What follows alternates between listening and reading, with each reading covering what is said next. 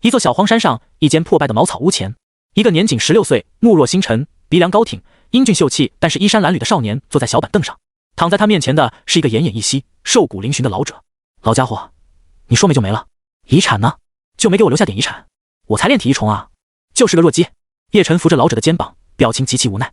他穿越到这方玄幻世界已经5年了，这几年到处流浪，后来被这老家伙带在身边，两人相依为命。这老家伙明明就是个乞丐，却总是吹嘘自己是一方大修士，结果还没几年这就嗝屁了。嗨嗨，老夫一把屎一把尿把你喂养长大，老夫都要死了，你就只惦记着遗产？小兔崽子！老家伙虚弱地教训道。此时他已经气若游丝，不把耳朵凑到他面前，几乎听不见他说话。叶晨大怒，别胡说啊，我可不是那些玩意儿。你不是说自己是大修士吗？大修士也会死。叶晨有些生气地吼道，但是眼眶却湿润了，埋怨这老家伙死得太早了。臭小子，咱们这个宗门就交给你了，你一定要将它发扬光大。老家伙气息更弱了。叶晨无奈道，那你好歹告诉我咱们这破宗门叫什么名字吧。他跟了老家伙之后，老家伙也就传了他一篇基础的炼体功法，嘴里还嚷嚷着建立宗门。看看这小山头，看看破茅草屋，这能叫宗门？老家伙猛然抬头，啊，我忘记给宗门取名了。说完他头一歪，彻底嗝屁。叶晨心里直叫卧槽，感情这几年你从头到尾都没给宗门取名，这你也敢喊着建立宗门？谁给你的勇气啊？带着悲痛的心情把老家伙给安葬了之后，叶晨掏出一篇基础炼体功法，欲哭无泪。在这方到处都是大佬的玄幻大世界，自己炼体一重的实力连菜鸡都不如。他早就了解到，这里名为荒仙大世界，为3000大世界之一，拥有无数修炼者。荒仙大世界又分为东胜大陆、西鹤大陆、南赡大陆、北俱大陆、中部神州。他所在的地方则是东胜大陆的苍天境。虽然只是东胜大陆的其中一境，但是据他所知，苍天境的面积比前世的蓝星都要大不知多少倍。而东胜大陆中类似于苍天境的地方总共有18个，所以整个荒仙大世界究竟多大，可想而知。走一步看一步吧。叶晨也很无奈，自己怎么就不是那种牛逼哄哄的体质呢？比如一修炼就疯狂突破的那种，真是愧对穿越者的身份啊！就在他准备继续修炼基础炼体功法的时候，脑海中突然响起一个机械声音：叮！检测到宿主继承宗主之名，诸天第一宗系统觉醒，并与宿主成功绑定。什么？我觉醒系统了？叶晨浑身一震，毛孔都舒张开了。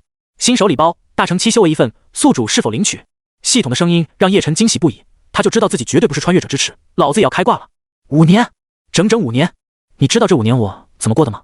但他很快就冷静下来了，并分析出系统的漏洞。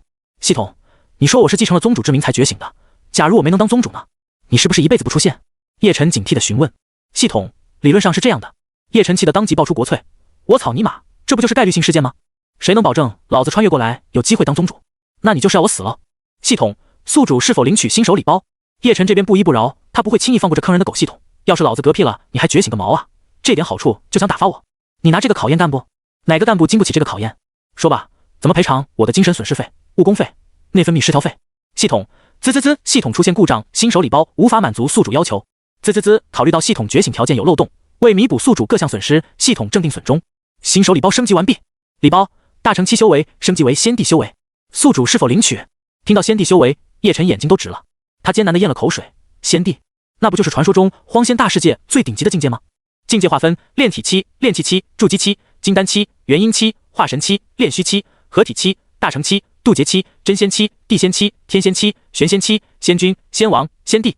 一旦拥有了仙帝修为，整个荒仙大世界他想去哪里不行？他甚至可以遨游虚空，游历3000大世界，抬手间毁灭一方小世界都轻而易举吧。从炼体期的菜鸡直接晋升为至高无上的仙帝，他想都不敢想啊。就在他沉浸于幻想中不能自拔的时候，系统见他还没有领取奖励，于是又默默地加注补偿。检测到宿主对升级礼包还是不够满意，系统追加补偿无始仙中1份，是否领取？咕嘟，叶晨又咽了一下口水，幸好自己没有马上答应，不然就错过追加奖励了。这系统真是鸡贼啊，非要骂一顿才行是吧？真下贱！他又故意等了几分钟，见系统没继续追加奖励之后，才大手一挥，发出冷哼：算你识相，本宿主勉为其难领取吧。叶晨选择领取之后，一股浩瀚无边的力量骤然降临到他的身上，这是一种无法形容的伟力，代表了荒仙大世界的极致境界。在那虚空之上，道道法则显化而出，无数异象也显化出来。苦海众金莲，仙王领9天，海上生明月，阴阳生死图，3000神魔齐跪拜，紫气东来9万里。无数的异象都布满了整个苍天境的上空，如此恐怖的一幕也被苍天境所有人看到了。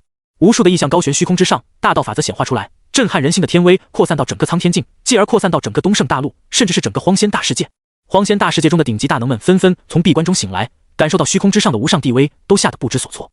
好恐怖的气息，该不会是有人成就仙帝之位了吧？究竟是谁？自从3000万年前异魔入侵荒仙大世界以来，此方大世界的仙帝要么死了，要么游历万界去了。今天竟然有新的仙帝出现了，究竟是哪位仙王做出了突破？各大顶级宗门家族的老祖们都纷纷醒来，被这先帝威势给震撼到了。尤其是那些已经达到了仙君、仙王境界的顶级大佬们，更是震撼不已，纷纷显化出真身来到虚空之上，想要找到叶晨所在的位置。但不知道为什么，天机被一股不知名的浩瀚力量给遮掩住了，他们死活都找不到准确的位置。此时的叶晨并不知道自己一次突破就引起了整个荒仙大世界的注目和轰动，他体内的气息节节攀升，从炼体境直接一路冲到了仙帝的境界，而且达到了仙帝的顶峰。前所未有的恐怖能量在体内翻涌，他感觉到自己一抬手就能打穿东胜大陆，天上的星辰也不再遥远，抬头便能轻而易举地摘下。至高无上的伟力在手中流转，整个身体仿佛蕴含了一整个小世界的天道法则。真不愧是仙帝，无敌的感觉太爽了！叶晨开心地咧开了嘴。对了，还有无始仙钟。他从系统空间中将这件仙器取了出来，一股莫名的强悍气息弥漫天地，缕缕地威更是散发出来。要不是有他把控的话，光是一缕地威就足以让整条山脉都化为平地了。无始仙钟造型古朴，上面雕刻了很多繁复无比的道纹。不仅是仙器而已，无始仙钟更是仙帝兵器，属于仙器中的最顶级，视为地器。叶晨招了招手，无始仙钟化为巴掌大小，悬浮在他的掌心，精致小巧，但是蕴含了恐怖的力量。好了，你介绍一下自己的作用吧，最好让我有点兴趣。叶晨对系统说道。本系统为诸天第一宗系统，旨在打造诸天万界最强第一宗门。宿主可以通过发展宗门来获得各种奖励，相辅相成，绝不会让宿主吃亏。称霸诸天万界，做大做强，创造辉煌，请宿主行动起来。听着系统的介绍，叶晨还算满意的，发展宗门罢了，对他这个先帝来说不算难事。宿主可以先从收徒开始，徒弟的资质越高，获得的奖励就越好。徒弟资质，这又是怎么算的？叶晨问道。徒弟的资质可分为几个等级：凡级、灵级、玄级、王级、圣级、仙级、地级。小事一桩。对了，我还没给宗门起名字呢，先想个名字。叶晨反应过来，自己现在连个名头都没有，收徒起码也要有个宗门的名字吧。那个老家伙到死都没给宗门起名字，我觉得就叫昆仑圣地吧。宿主给宗门起名成功，奖励山门牌匾一副。当他起了昆仑圣地的名字之后，立刻就触发了系统的奖励，系统空间里面也多出了一块微型山门。具现化，叶晨大手一挥，将山门设置在山脚下。轰隆一声巨响，高达上百丈的巨大山门出现了，豪华气派，上面的牌匾写着昆仑圣地4个大字。当这块牌匾出来之后，整个山脉的灵气都增加了不少，连同这座小山峰都变得神秘莫测起来。仅仅一块山门牌匾罢了，就附带了惊人的效果。收徒的话，我来看看。叶晨当即释放出了神识，以他如今的修为，神识覆盖整个苍天境那都是小事一桩。而且有系统的加持，他可以轻松地分辨出每个人的资质等级。很快，他就在附近找到了一个资质不错的人选。这么快就让我发现一个仙级资质的苗子，那我运气是真的不错。叶晨一步跨出，前方出现了一个虚空漩涡，他进入其中之后，虚空漩涡便合拢消失了。苍天境，通天谷，一道气息凌乱的身影正在被十几道气息强大的身影追杀。可恶，幽魂府的手段太诡异了，而且专门针对神魂，现在我一身本事都没办法施展出来。正在逃命的是一个名为慕言的青年，17、18岁左右。此时他气息凌乱，显然已经被逼到了绝境了。身后追杀他的就是幽魂阁的人，这是一个专门猎杀各种残魂的势力，在荒仙大世界臭名昭著。慕言的身上有一道很强大的残魂，因此被他们追杀。没用的小家伙，你所有力量都已经耗尽了，再逃下去也是浪费时间，不如让姐姐好好爱你吧。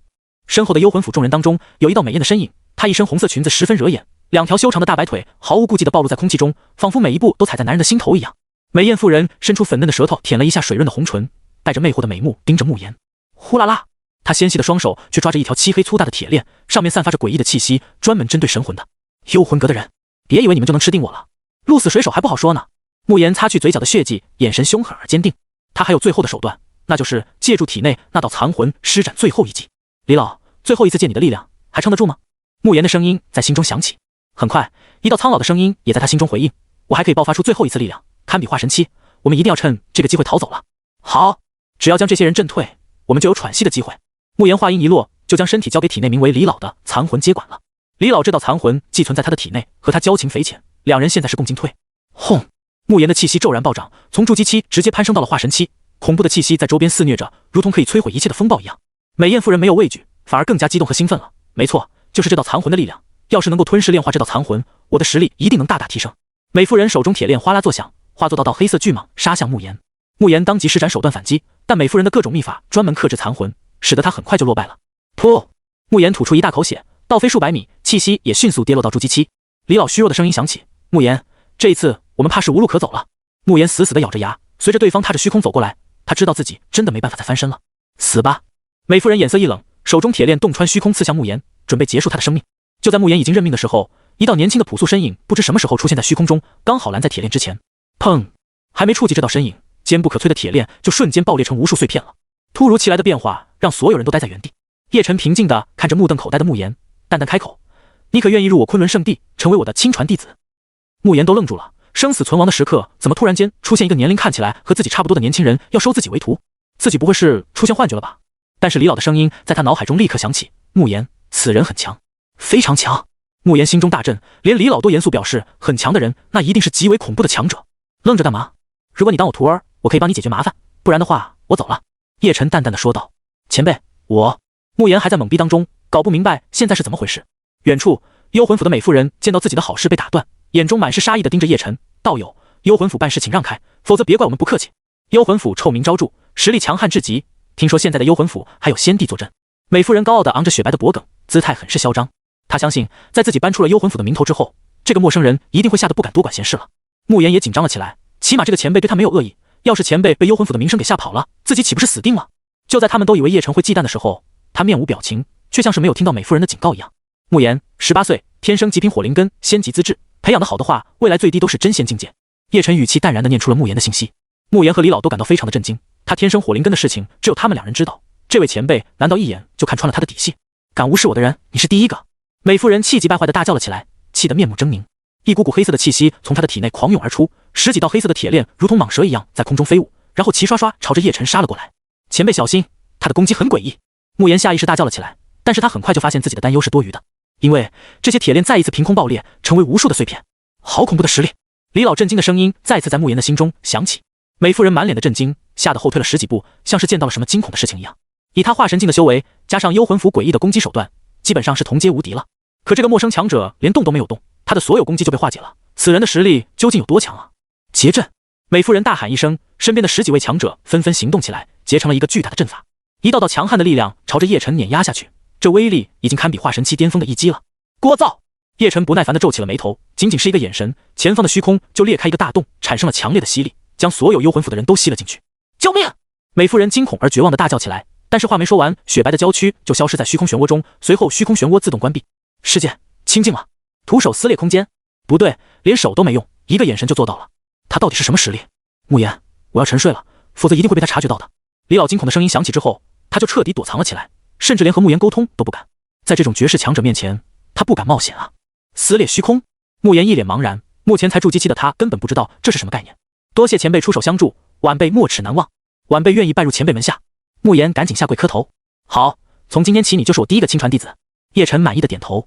系统马上给出了最新的提示：宿主收徒成功，奖励真仙召唤卡5张，奖励主殿1座，奖励万年悟道茶树1颗，奖励鸿蒙元出体，奖励地级功法炎神诀。才收了一个弟子，就有了这么多奖励了。叶晨喜出望外。走吧，我们回山门。他大手一挥，一股无形的力量笼罩在慕言的身上，带着他穿梭虚空。等慕言恢复意识的时候，他已经来到了山脚下了，一抬头就能看到高达上百丈的巨大山门，牌匾上写着昆仑圣地4个大字，金光闪闪，蕴含无穷的道韵，让人不由自主地深陷其中。好气派的山门啊！师尊，咱们是一个圣地啊！慕言非常激动，从这么气派的大门就能知道昆仑圣地很不一般了，绝对不是普通的小门派。而且在荒古大世界中，敢以圣地取名的都是传承了无尽岁月的超然势力，每一个圣地的背后都至少有一尊先帝的身影，也只有先帝开辟出来的势力才有资格称为圣地。难不成昆仑圣地就是先帝开辟出来的超然势力？只不过他怎么没听说过荒古大世界有一个昆仑圣地？走入大门，慕言感觉自己浑身上下被洗礼过了一样，所有的负面状态被一扫而空，体内的精力、灵力都恢复到了最巅峰，而且筑基期7重的瓶颈有所松动了，随时都有可能冲入筑基期8重。慕言心中无比的惊叹，一道大门就有这么神奇的效果了吗？整个圣地的资源该有多好啊！但是进入大门之后，映入眼帘的却是一座光秃秃的小山头，慕言当即傻眼了。这么小的荒山，哪里有半点宗门的样子？山下那么气派的大门是假的吧？师尊，咱们的宗门在哪里？慕言弱弱地问道。他不相信这个小荒山就是昆仑圣地。哦，差点忘了，咱们是隐世宗门，刚入世不久，所以基础设施还没跟上。不过你好好努力修炼吧，该有的都会有的。叶晨笑眯眯地吩咐道。慕言心中咯噔了一下，他总觉得师尊这眼神很像剥削员工的无良老板啊，连语气都像黑心小老板。主殿具现化。叶晨没管慕言怎么想，他将主殿从系统空间取了出来，布置在前方。忽然间，天地大动，无数的紫气从虚空中垂落，七彩祥云也跟着布满天空，天道规则都跟着显化，好似要开天辟地一般。在慕言目瞪口呆的表情中，一座占地面积超过了上千里的大殿轰然落地，整座山脉都被囊括进去了。大地在震颤，慕言狠狠地咽着口水，凭空变出一座大殿来，太不可思议了，这是什么手段啊？大成期、渡劫期，还是真仙？自己好像认了一个很了不得的师尊啊！都是小手段罢了，未来你成长了就知道了。叶晨拍拍他的肩膀，生怕他下巴脱臼了。慕言感到前所未有的振奋，在没有遇到师尊之前，他的目标就是达到大成期，甚至是渡劫期。但是叶晨的三言两语让他明白什么是人外有人，天外有天。至少他认为，就算是渡劫期的强者都没有师尊这种惊天伟力，弟子绝对不会让师尊失望的。慕言死死地捏紧了拳头，激动得满脸通红。叶晨率先走入大殿中，随我来，有些事情交代你。慕言屁颠屁颠紧随其后，进入主殿，里面像是容纳了一个小世界般，完全就是两个不同的空间。慕言震惊地看着四方，殿内宽阔巨大，柱子上雕龙画凤，抬头就是精致的异兽雕像伫立，仿佛这些雕刻在下一刻真的会全部复活过来一样。他虽然没有见识过真正的圣地，可他敢笃定，就算是那些名动荒仙大世界的圣地和昆仑圣地主殿相比，都要逊色很多。在这里，自己真是渺小如蝼蚁啊！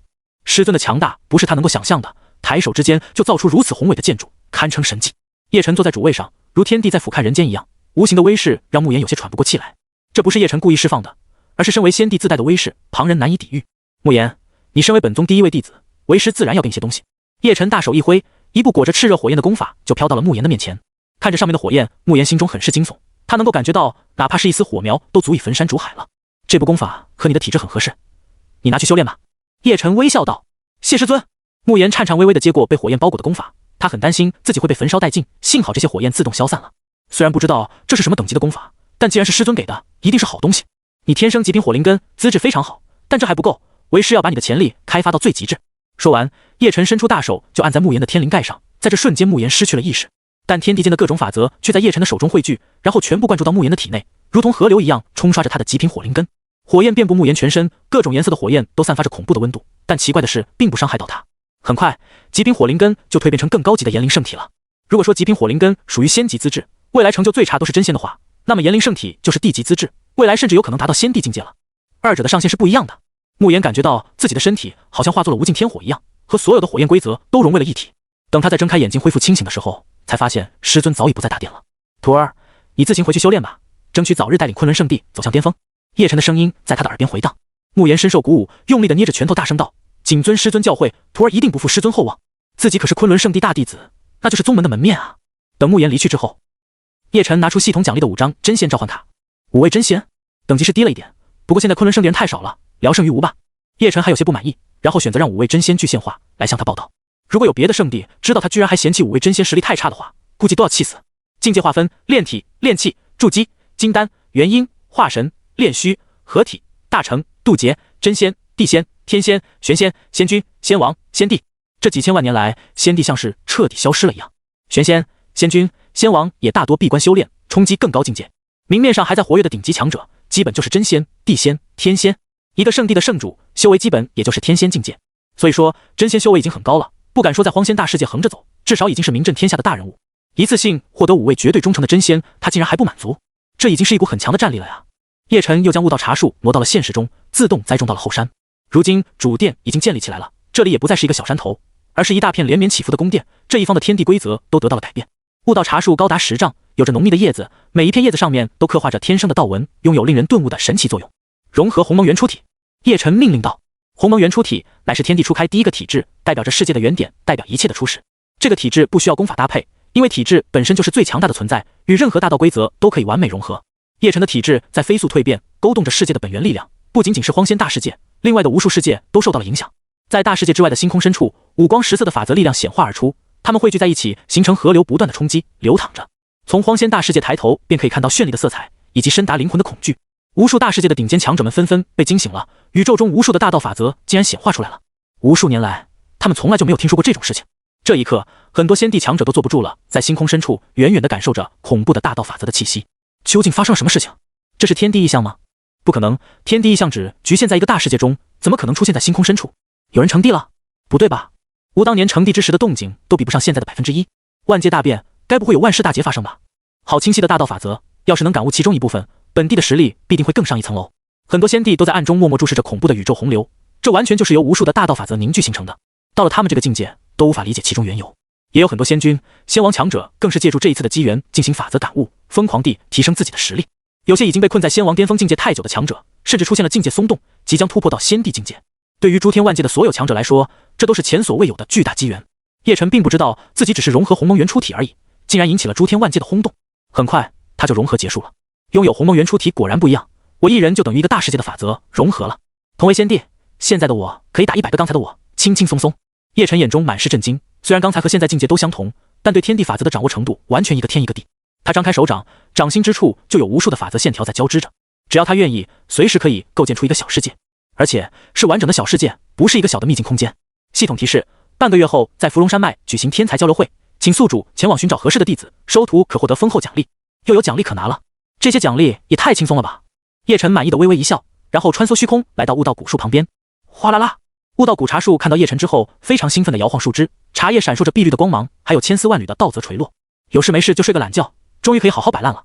叶晨舒服地躺在古树下，悠然自得地闭目养神。慕言这边离开了主殿之后，就前往弟子居住的区域了。师尊给了我一卷功法，也不知道是什么等级的功法，他已经迫不及待想要修炼新得到的功法了。这个时候，迎面走来了5个彪形大汉，他们身上散发着令人心悸的气息。慕言不由自主地停下了脚步。不用害怕，我们5人是宗门的长老，前去拜见宗主的。其中一个大汉对慕言露出了友好的微笑。听到他的解释之后，慕言这才没那么紧张。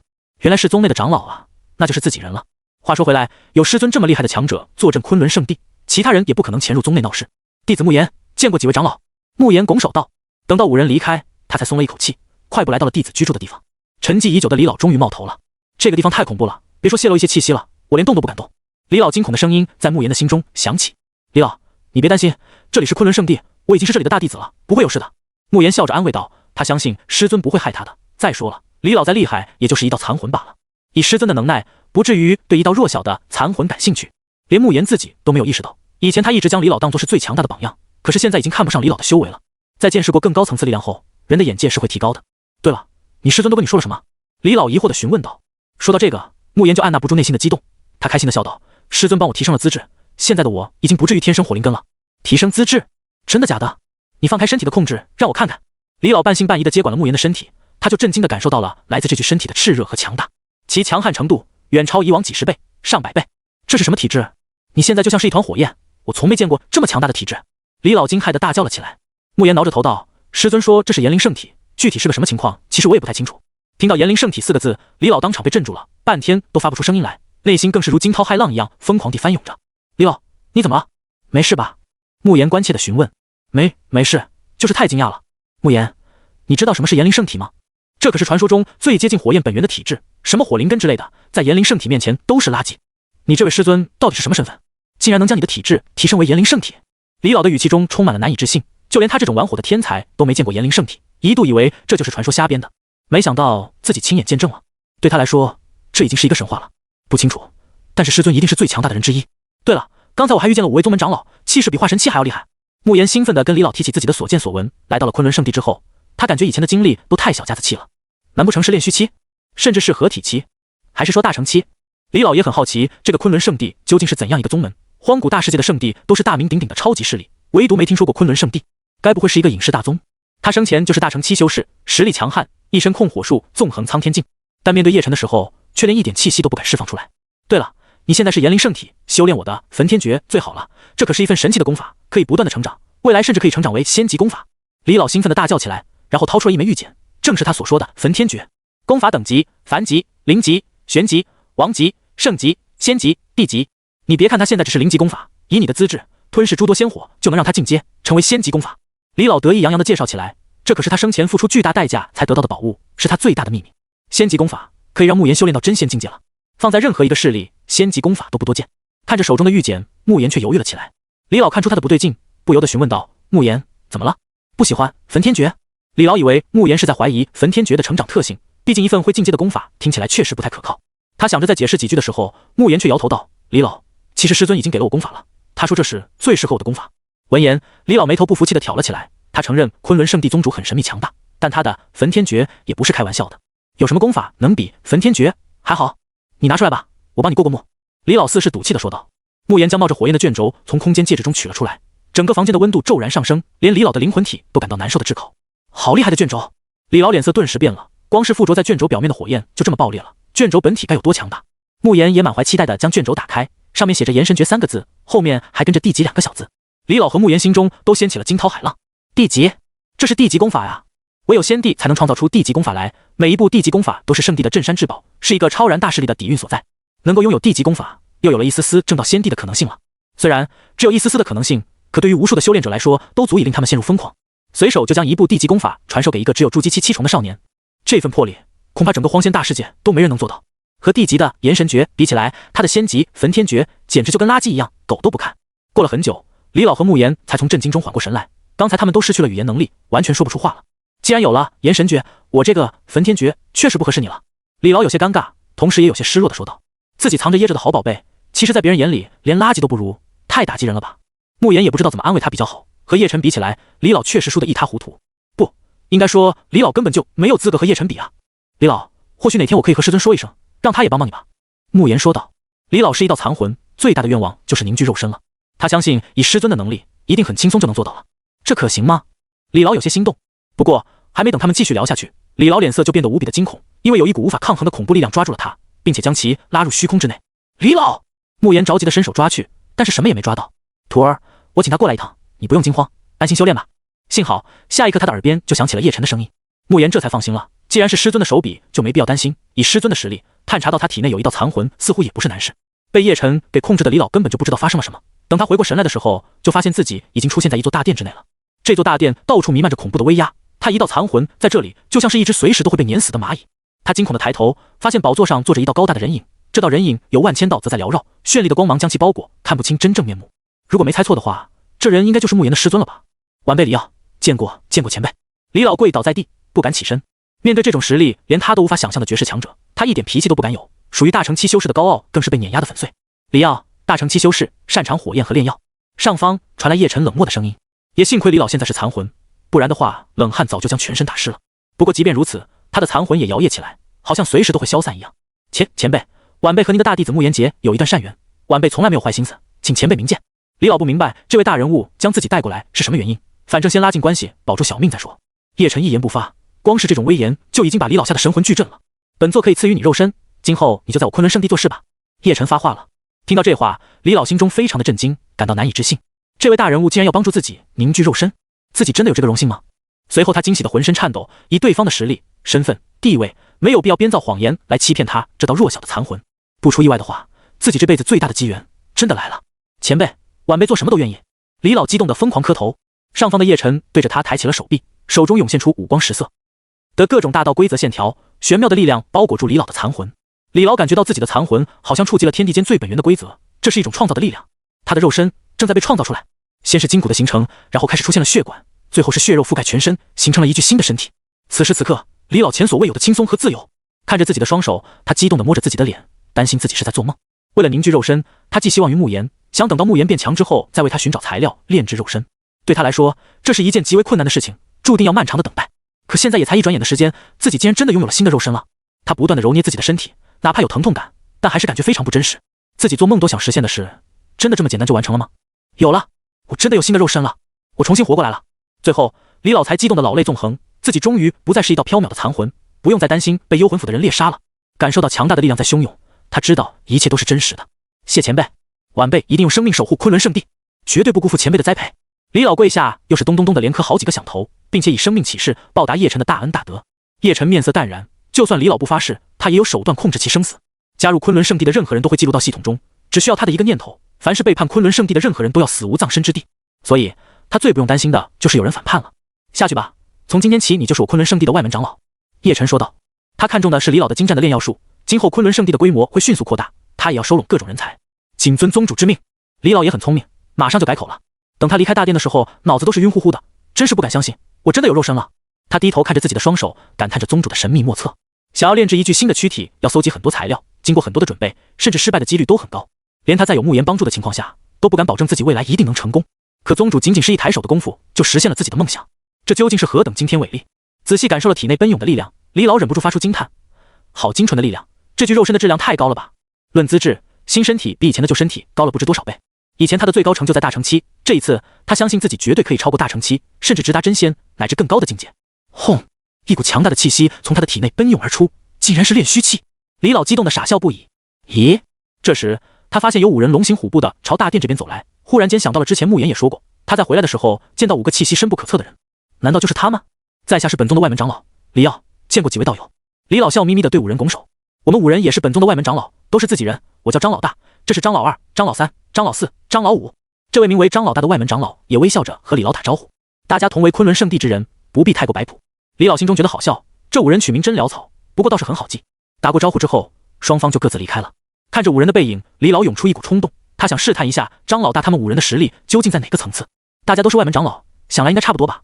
自己如今是炼虚期，也不算弱了。于是李老放出一缕神识，想要探测几人的虚实，结果还没触及到张老大他们5人，就被一股无比浩瀚的力量弹了回来。李老痛苦地发出了一声闷哼，脚步摇晃，差点一屁股跌倒在地。好强大的实力，深不见底，绝对超过炼虚期，不应该说绝对超过了大成期。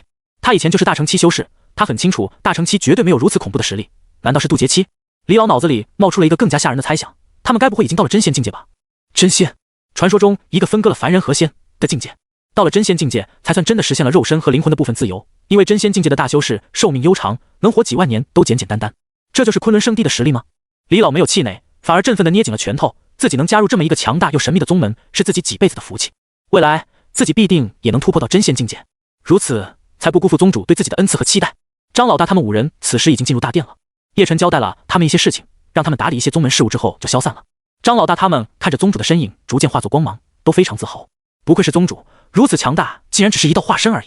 连化身都能将他们当作蝼蚁，那么真身该强到哪种地步？如今昆仑圣地刚成立，很多地方还没完善，不少设施都没有，所以张老大他们5人的工作也算轻松。时间很快就过去10天，10天内，大弟子慕言的实力也发生了翻天覆地的变化。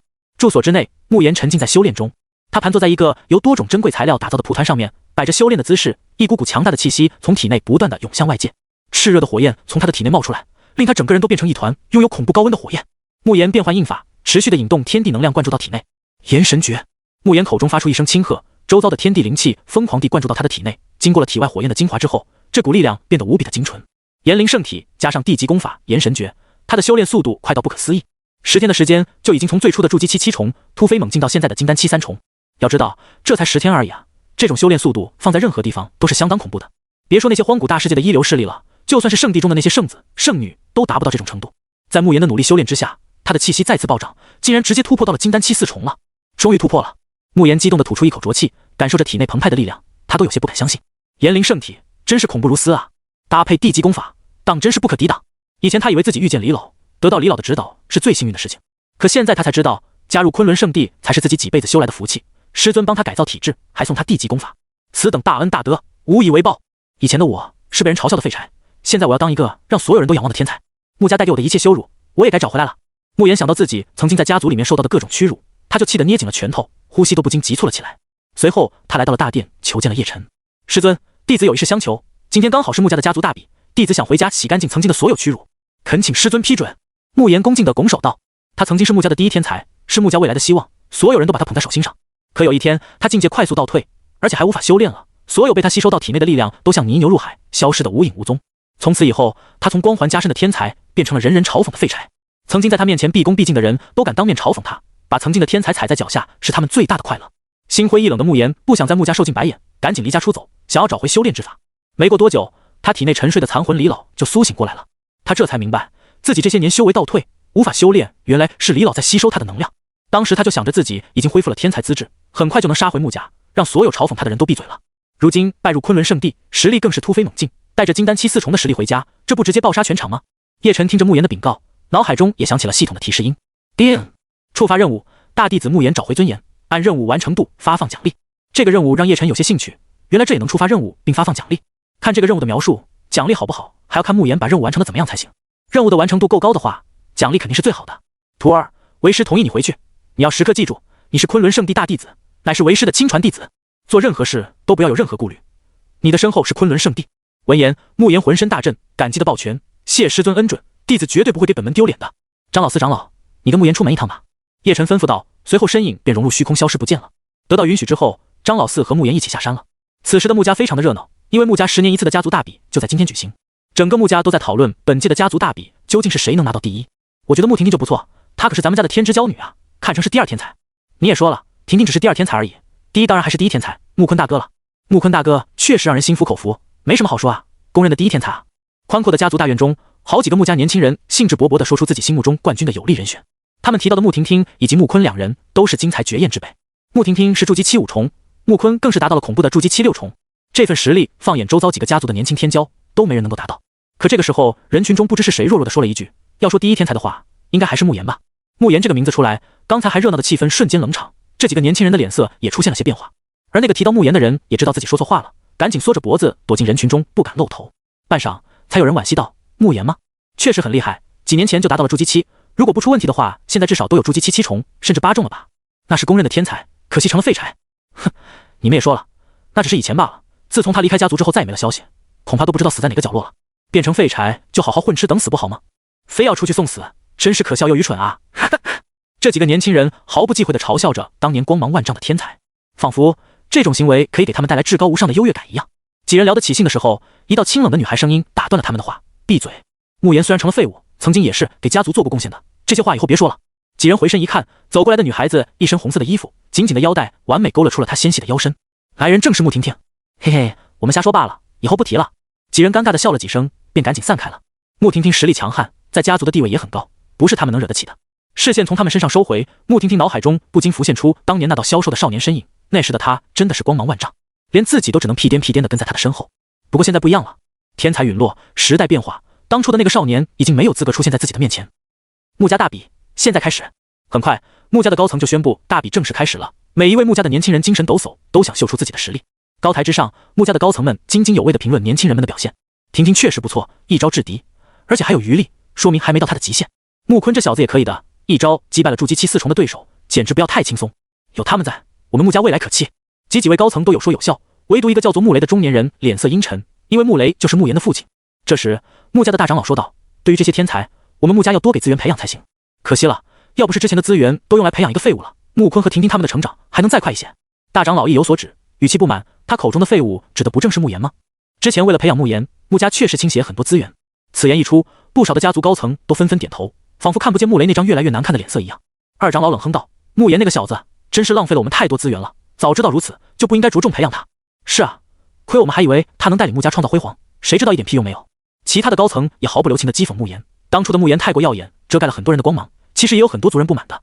还好他已经走了，不然的话，留在家族里面还要白吃白喝，岂不是更浪费家族资源了？嘿嘿，那小子也是有点骨气，嘴上说的好听，要出去历练，找回实力，可谁知道他现在还是不是活着？大长老、二长老他们几人都阴阳怪气地笑了起来。旁边的穆雷胸中一团怒火已经忍受到了极致，再也听不下去了。够了，都给老子闭嘴！一股金丹气的修为爆发出来，镇住了场子。穆雷眼珠布满血丝，极其愤怒地盯着众人，大声道：“我儿是天才的时候，也帮家族做了很多贡献，早就对得起花在他身上的资源了。你们现在说什么风凉话？我儿一定能够活着回来，并且继续大放异彩。”对于自己的儿子，穆雷从来就没有失去过信心。他坚信，等穆言归来之时，一定会让穆家所有人都仰望。看着愤怒到身体轻微颤抖的穆雷，大长老不满地训斥：“穆雷，今天是家族大比，你想在这种重要的场合丢脸吗？”大长老冷冷发话：“曾经是天才又如何？我只知道他现在已经是废物了，对于家族来说就是没用的垃圾，家族不养闲人。”二长老也不给面子地道：“那就等你儿子哪天回来了再说吧，到那个时候我们会考虑再次重用他的。”话虽如此，他们都不觉得穆言还能回来。一个无法修炼的废物离开家族，除了死亡还有别的结局吗？其他的几个高层也都劝说穆雷冷静下来。没法，穆雷只能警告他们不要再随意议论穆言，否则别怪他翻脸不认人。台上争吵的时候，大院里面的大比也来到了最精彩的阶段。最后留下的两人果然就是穆婷婷和穆坤，两人站在擂台上，吸引所有人的目光。婷妹，为兄是不会手下留情的。穆坤帅气的脸庞有着淡淡的微笑。穆婷婷不服气的挺起青涩但初具规模的胸脯，也高声道：“坤哥，小妹也会用尽全力，你接招吧。”话音一落，两人各自出招，战成一团。他们都是天之骄子，战斗起来确实很精彩，举手投足之间溢出强大的气息，连擂台上方的空间都显得有些扭曲了。穆家的高层对他们的表现也非常满意。几十个回合之后，穆婷婷逐渐落入下风，最后被穆坤一掌震下擂台。穆家大比终于圆满结束了。坤哥威武，坤哥无敌！我就说嘛，坤哥是穆家第一天才，有谁是他的对手？婷婷也不错，拿到了第2名。台下一片欢呼。大长老脸上洋溢着满意的笑容，身影一晃便出现在擂台之上，来到了穆坤的身边。本届的家族大比由穆坤胜出。大长老高声宣布，台下的欢呼声就更加热烈了。穆坤傲然地抬着头，接受属于自己的欢呼和尖叫。原来当家族第一的滋味这么爽啊！也不知道穆言回来看到曾经的小弟已经变成家族第一，他会有什么看法？穆坤忽然想到了这点，以他的实力，完全可以把穆言暴打一顿。两人无论是身份还是实力，都发生了翻天覆地的转变。他倒是很希望穆言能回来，如此一来，自己就可以踩在昔日的天才头上，尽情享受这种快感了。穆雷此时也远远地看着热闹的场面，心中充满不甘。如果言儿没出问题的话，现在站在台上的应该是他吧？就在这个时候，一道熟悉的声音从天空传来：“大家都在啊，我穆言回来的还不算晚。”这道声音落入所有人的耳中，让众人顿时惊奇的东张西望起来。这好像是穆言的声音。穆言？穆坤大惊失色，到处寻找声音的来源。他真的回来了？穆婷婷娇嫩的脸蛋上也浮现出一抹不可思议的神色。穆雷先是愣了一下，随后大喜过望，自己不是出幻觉，而是真的听到了儿子的声音。很快，穆家人就看到天空之上有2道身影急速坠落，等准备落地的时候，身子又忽然轻如落叶，轻飘飘地站稳了。站在前面的少年，除了穆言之外，还能有谁？看到这张熟悉而英俊的面孔，所有人才惊讶地确定，真的是穆言回来了。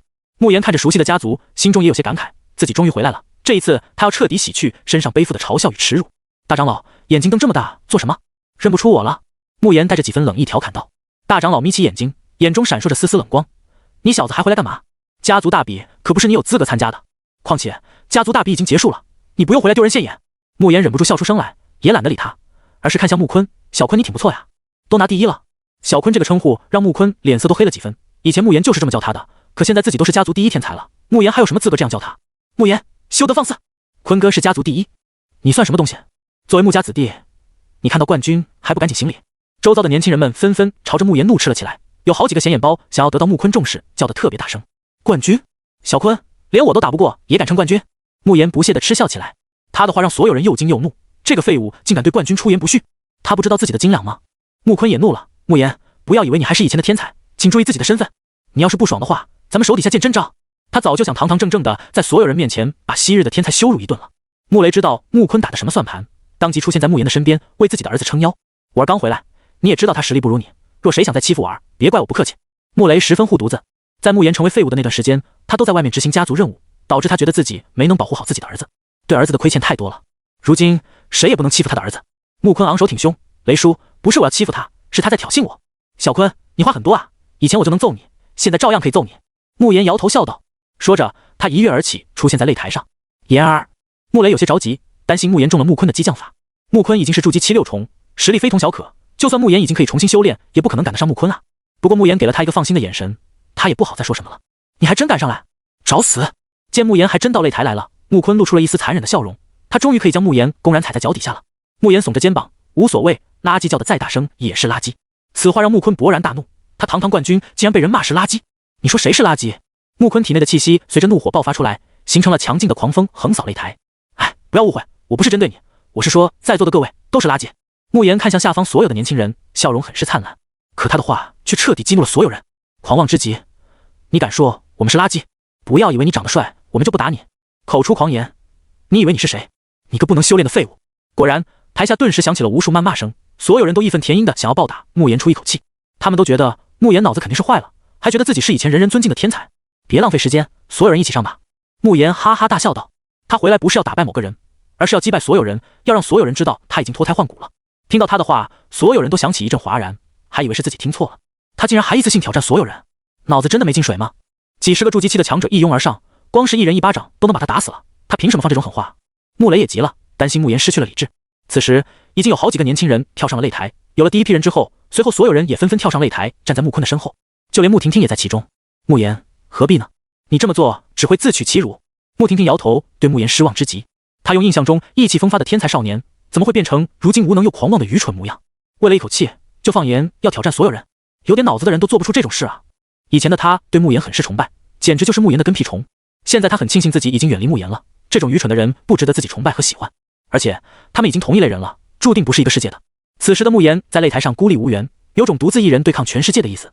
不过他身躯挺拔，嘴角始终带着淡淡的微笑，在外人看来他是找死，可他却充满了自信。穆坤成为所有人的领头人，脸上的表情就更加得意和傲慢了。看到了吗？如今的穆家是我说了算，你连个屁都算不上。现在跪下磕头认错，我还可以考虑放过你。穆坤哈哈大笑了起来。听到他的话，穆言只觉得极为幼稚和可笑。穆家又算什么？和昆仑圣的比起来，连根毛都不如。论身份和地位，他作为昆仑圣地大弟子，比穆家高了不知道多少倍。对他来说，小小的穆家早就不被他放在眼里了。我也给你们一次机会，直接联手吧，否则我怕你们输得太惨了。穆言依旧是风轻云淡的语气，根本不认为自己的处境很危险。他如此无所谓的态度，也让穆婷婷看不下去了。他站了出来，眼中满是失望。穆言，你想成为所有人的笑话是吗？可以，我先会会你，让你知道现实的冰冷。说罢，穆婷婷就要出手了，但又被穆言给拦了下来。穆言皱着眉头，我让你们一起上，是听不懂人话吗？大长老阴沉着脸，自从这个小子现身之后，就嚣张得很，一次次地口出狂言，真以为没人敢动手。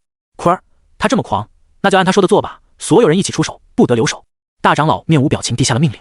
有了他的话，所有人都不再多想，连笑容都变得狰狞了许多。反正也是穆言自己找死，总不能怪到他们身上吧。无知之徒！穆坤不屑地发出冷哼，然后运转一身灵力，向穆言杀了过去。穆婷婷的眼神也充满冰冷，出手毫不留情，不知道的还以为和杀父仇人动手呢。剩下的人也带着狂热的姿态纷纷动手，各种招数频出，混乱的能量笼罩了整个穆家大院。几十个筑基期强者一起动手，场面是很恐怖的，哪怕是初入金丹期的强者都要退避三舍。可慕言却像是感受不到任何危险一样，还站在原地不动。台下的穆雷星都提到了嗓子眼，时刻准备营救自己的儿子。就在所有人都以为慕言将会被轰杀成渣渣的时候，一股更为恐怖的气息从他的体内爆发了出来。这股气息还带着炽热的高温，感应到这股气息的所有人都大吃一惊，如同见了鬼一般，齐刷刷的发出惊叫。金丹期，在场的所有人都像瞪大了眼睛，紧盯着慕言，内心的震撼如同惊涛骇浪一样翻滚不休。慕言什么时候成为金丹期的强者了？在穆家，金丹期的强者也才10几个罢了。难道他在外历练的途中真的遇到了什么奇遇吗？穆雷更是激动的恨不得仰天长啸，他的儿子不是废物，不是垃圾，而是金丹期强者呀！也就在这一眨眼的时间，慕言手中出现了一团火焰，周遭的空气温度骤然上升。他直接冲入人群当中，以无可匹敌的姿态横扫一大片穆家年轻人。炽热的火焰就好像化作了火龙一样，在擂台上来回冲击，释放出惊人的能量。遇到金丹期的强者，这些年轻人的骄傲自大变得不堪一击，仅仅一招就被烧得浑身漆黑，最后被打落擂台。穆婷婷只感觉到一股前所未有的炽热火焰扑面而来，她下意识的挥剑抵挡，但是璀璨的剑光显得不堪一击。她被一道火龙轰飞了出去，狠狠地摔落到地上，咳出一大口鲜血。她的实力是怎么回事？为什么变得这么强？穆婷婷心中充满了惊骇、疑惑和难以置信。对她来说，慕言已经不是那个有资格让自己崇拜、爱慕的天才了，两人根本不是同一阶层的。但是她仰望台上那道被绚丽火焰笼罩的高大身影，忽然感到非常后悔。难道说曾经的天才又重回宝座了吗？他要再次光芒万丈，镇压所有人了。如果真是这样的话，自己的选择变成了错误选择。穆坤也被一道火焰击中了胸口，恐怖的力量和温度都让他丢掉半条命，整个人都像破布麻袋一样倒飞出去，将远处一根巨大的柱子撞断，这才停下来。嗨嗨，他艰难地从废墟中爬出来，左手捂着凹陷的胸口，看向慕言时，眼中充满了惊恐和震惊。他的实力恢复了？不对，他比以前还强。穆坤感觉到自己在慕言面前完全就是蝼蚁般弱小，不堪一击。那恐怖的火焰像是可以焚烧万物，光是靠近一些就要焚烧他们体内的灵力了。曾经被慕言支配的恐惧再次涌上心头。擂台上那道火焰身影简直像是上古火神在世，浑身上下都透着极致的高温和无敌的气息。我说了，不知道是恐惧还是不甘心，又或者是疼痛让他浑身颤抖起来，又是一口鲜血喷出，当即晕死过去。什么？大长老和二长老他们一个个的都坐不住了，身下的椅子都被震成了粉末，浑身气息更是变得凌乱起来。他们震惊地盯着慕言，几乎不敢相信自己的眼睛。在他们的认知中，慕言依旧是个废物，而且还是个只知道口出狂言的废柴，对家族毫无作用。面对几十个筑基期强者的围攻，他只会死得很惨。可谁都没有想到，这才一个照面的功夫，所有穆家年轻人都被强势击败了，就连最强的穆婷婷和穆坤都输得一塌糊涂。局势转变得太快了，以至于他们都没有反应过来，擂台就被慕言一人清场了。余下年纪更小的穆家孩子们更是张大了嘴巴，半天说不出话来。这几年来，慕言废材的名声已经深入人心，10岁以下的孩子都看不起他，认为只有穆坤才是第一。可如今，孩子们心中最强的偶像在慕言面前却如此的不堪一击，他们心中的无敌形象瞬间被击得粉碎。5、6岁的孩子们更是心态崩溃，当场大哭。这对他们幼小的心灵来说，无异于是一场前所未有的冲击。只有穆雷开心的哈哈大笑，迫不及待的化作一道金光出现在慕言的身边，激动的老泪纵横。我就知道，老子的儿子绝对不是废柴。现在你们谁还敢说我儿慕言是废柴？穆雷骄傲无比的冲着四周发出了怒吼，势必要将积攒多年的愤怒和憋屈都给发泄出来。事实证明，他的儿子不仅不是废材，更是绝顶天才。如此年轻的金丹期，试问哪个家族有过？穆雷的目光充满了嘲讽和挑衅，他看向大长老，大声质问道：大长老，言儿一人就击败了所有人，你说冠军该怎么评？大长老和二长老等高层面面相觑，心情复杂，拿不定主意。慕言的重新崛起，相当于给了他们狠狠一巴掌，谁都不想承认这一点。但是他的战绩又是有目共睹的。考虑到慕言已经是金丹强者，确实有资格重新带领年轻一代，大长老也只好说道：慕言实力惊人，他是家族大比的冠军。说着，穆家的人就把冠军奖励给抬了出来。第一个盒子打开，里面躺着的是一枚青色的药丸，弥漫清香，正是珍贵的3品玄清丹。荒仙大世界的丹药品阶是1品最差，越往上就越珍贵，3品丹药对于初入金丹的强者来说都十分珍贵。第二个盒子则是一枚玉简，上面记录的是只有历代家主才能修炼的功法，属于玄级功法。玄级功法在大教派中或许不算什么，但是对于穆家这种小家族来说却异常珍贵，因为绝大多数穆家人都只能修炼更低一级的灵级功法。第三个盒子里面所盛放的宝物就是一把寒光凛凛的长剑，品阶已经达到了玄气级别，就如同玄级功法的珍贵一样，玄气在穆家也只有不到5件。一次性获得这么多的奖励，别说是筑基期的年轻人了，就连大长老这种老牌强者都会心动。穆雷看着3种宝物也是异常激动，有了这3样宝物的帮助，言儿的实力一定能更上一层楼。穆言，接受属于你的奖励吧，未来带领穆家走向更高的巅峰，铸造无上荣光。大长老面无表情地提醒道。他也想清楚了，自己的私心和喜好总不能凌驾在家族命运之上。穆言确实是最适合当未来家族领导人的那位。所有人的目光再一次聚集在穆言的身上，等待他接受荣誉。可穆言嘴角一歪，露出了一个讥讽和轻蔑的笑容，他声音清冷的开口：“冠军，我不稀罕，这些东西也入不得我的眼。他本就不是为了冠军回来的。再说了，他作为昆仑圣地的大弟子，修炼的功法，享受的资源，尤其是眼前这点破烂能比的？要是自己收了这些垃圾，反而丢了师尊的脸面。”他的决定让所有人大感意外，气氛再次冷了下来，周围更是寂静无声，每一道眼神都充满了自我怀疑。所有人简直不敢相信自己的耳朵，这么丰厚的奖励，慕言竟然不要？难道他不知道这些都是好东西吗？所有慕家的少年们都急了，此时此刻，他们恨不得自己能够代替慕言拿走这些奖励。要是有了这些好东西，他们的实力肯定可以很快进步。这么好的宝贝，慕言你竟然看都不看？家族的长辈们也大感意外，他们不知道慕言为什么会拒绝这些宝物。按理说他不应该是欣喜若狂才对吗？为何毫无感觉？甚至他还一副不屑的模样。大长老一脸不解，这些宝物对他来说都有一定的吸引力，更何况是作为晚辈的慕言呢？还是说慕言太贪心了，不甘心只得到这点奖励，所以就坐地起价要狮子大开口吗？想到的确有这个可能，大长老目光有了几分阴沉。但是碍于慕言的冠军身份以及慕家的未来，他还是说道：“慕言，你是嫌弃宝物不够多吗？这些已经是家族一部分的底蕴了，你别太贪心，见好就收吧。本长老可以额外再奖励你1000块灵石。”大长老先是隐晦的给了他一个警告，再给他加了一点奖励。众人听到之后都惊得倒吸了一口凉气，然后纷纷露出了羡慕的眼神。1000块灵石啊，这已经不是一个小数目了。像慕言以前还是慕家天才的时候，一年的灵石支配额度也只有500罢了。如今一次性获得1000灵石的奖励，换作是谁能激动到发疯啊？就连穆雷也期盼地看向了慕言，想要提醒慕言可以接受。毕竟能让大长老大出血一次可不简单，以后都不一定有这种机会了。岂料在慕言的眼里，所谓的加码不过是让这个冠军头衔和奖励变得更加可笑罢了。吾乃昆仑圣地弟子，就别拿这些垃圾在我面前丢人现眼了。冠军奖励，我慕言不稀罕。慕言哈哈大笑了起来，完全不给大长老任何面子。见他再一次拒绝，所有人都感到难以置信。这些奖励还差劲吗？究竟怎样的宝物才入得了他的眼？大长老他们更是恼羞成怒，觉得这个小子就是在戏耍他们。那你要怎样才满意？大长老气得胡子抖动。慕言高声大笑，随后道：“今日我回来，只求念头通达，现在已经达到我的目的了。该做的事已经做完了。”他彻底颠覆了所有人对他的看法。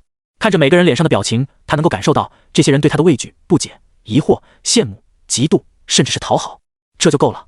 言儿，你要去哪？穆雷着急地叫住了他。慕言说道：“爹，孩儿已经拜入昆仑圣地了，自然是要回到昆仑圣地继续修炼。”昆仑圣地？穆雷疑惑地皱起了眉头，他怎么没有听说过这个势力？其他人听到他竟然拜入了一个圣地，都纷纷发出惊奇的声音来。圣地代表着荒仙大世界的最顶级力量，每一个能够被称为圣地的，都必须要有仙帝传承才行。想要加入圣地的话，必须是万中无一的天才，否则根本就没有那个资格。既然他加入了圣地，穆家是不是也可以跟着沾光，以后飞黄腾达？想到这里，刚才还对慕言冷脸和不耐烦的大长老他们立马换上另外一张脸，变得谄媚和讨好。穆家的少年们也对他充满了崇拜。穆坤虽然强，但绝对不可能加入圣地的。慕言就不一样了，他加入了圣地，注定是穆家最耀眼的人，甚至名扬苍天境，名扬东胜大陆，名扬整个荒仙大世界。圣地，言儿，你说你加入了圣地，这个昆仑圣地在哪里？穆雷虽然没有听说过昆仑圣地，但他觉得应该是自己太孤陋寡闻了，没见过世面也很正常。既然能够叫圣地的，还能差吗？大长老他们也热情洋溢的满脸堆笑，和刚才的严肃冷漠简直判若两人。慕言傲然抬头，昆仑圣地就在我们苍天境，虽然现在还是刚刚发展，但很快就会名震荒仙大世界了。听到他这么说，穆雷总觉得哪里不太对劲。苍天境哪来的圣地？刚刚发展，也就是说还没发展了。得知了真相之后的穆雷表情很是微妙，他总觉得自己这傻儿子是不是被哪个神棍给忽悠了？人家那些圣地都是先帝开辟的，从创建之初就名震荒仙大世界了，有哪个是从小宗门做起的？起个圣地的名头，怕不是在自欺欺人吧？大长老他们也弄明白了，搞了半天，这个所谓的昆仑圣地就是刚刚建立的宗门是吧？还以为真是什么高高在上的超然势力呢，真是可笑啊！怪不得我没听说过有一个昆仑圣地，原来还没发展啊！大长老带着讥讽笑了起来，想到自己刚才竟然想讨好慕言，他都觉得很讽刺。二长老也阴阳怪气地问道：“慕言，你们昆仑圣地这么厉害，规模肯定很大吧？如今有多少弟子了？”慕言自然知道他们想说什么，但是他不在乎。昆仑圣地有师尊在，就是最大的底气。目前本圣地只有我一个弟子，我也是昆仑圣地的大弟子。慕言傲然开口，结果大长老他们都忍不住放声大笑了起来，笑得前仰后合，眼泪都要出来了。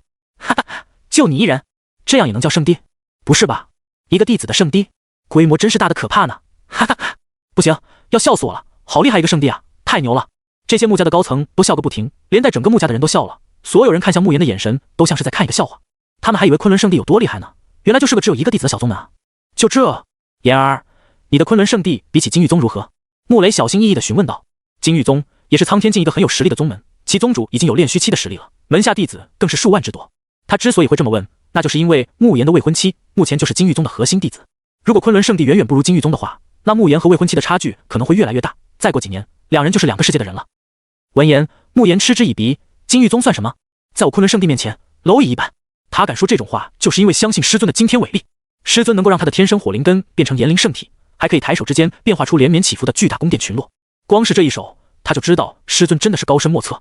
而且师尊随便丢出的功法就是地级，说明地级功法在师尊面前都不算什么。别说金玉宗了，就连那些存在百万、千万年的圣地，能做到这么大方吗？用一个小小的金玉宗和昆仑圣地比较，简直是对昆仑圣地的侮辱。哈哈，希望你说的是真的。据我收到的消息，你的未婚妻古璎珞已经是金玉宗的核心弟子，位高权重。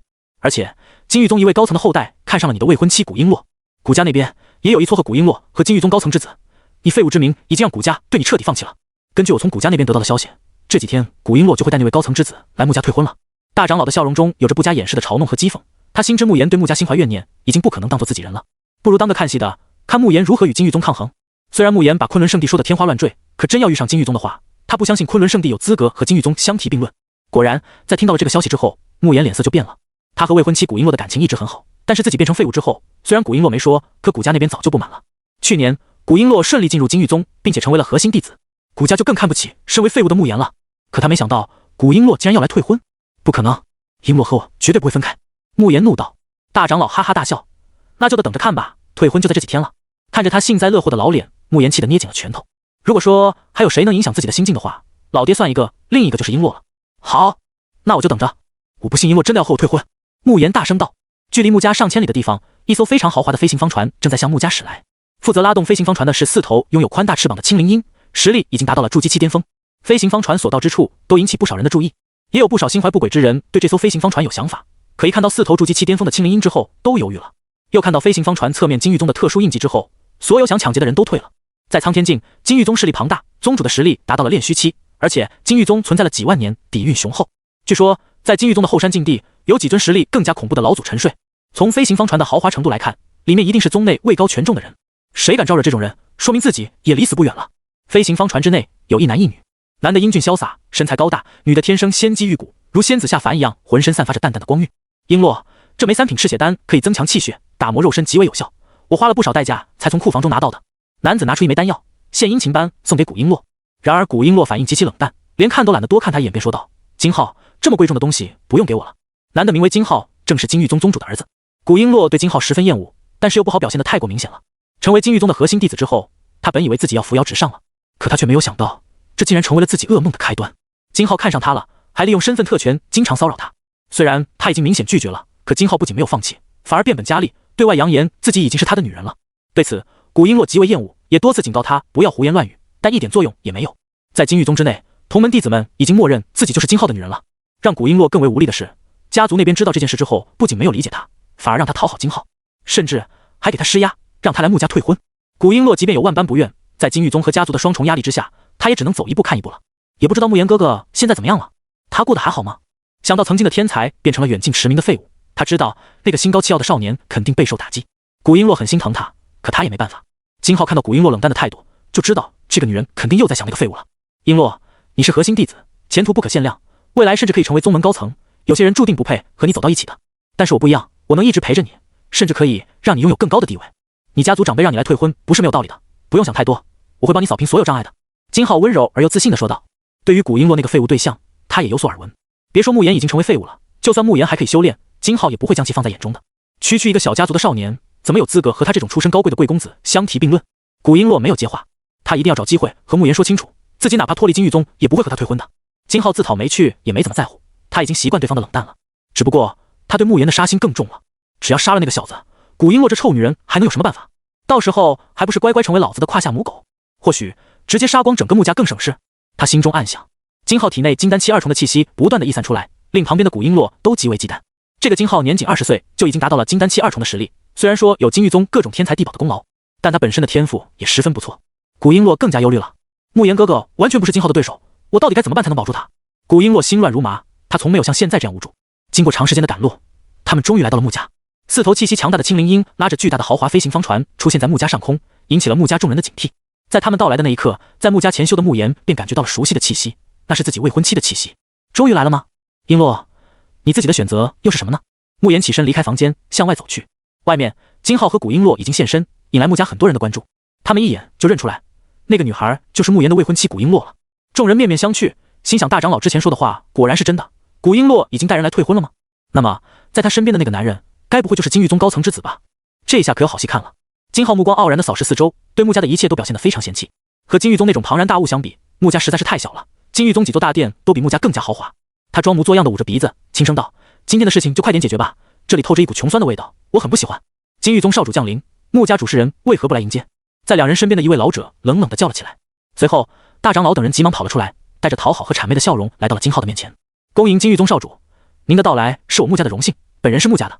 大长老点头哈腰，把卑躬屈膝这个词表现得淋漓尽致。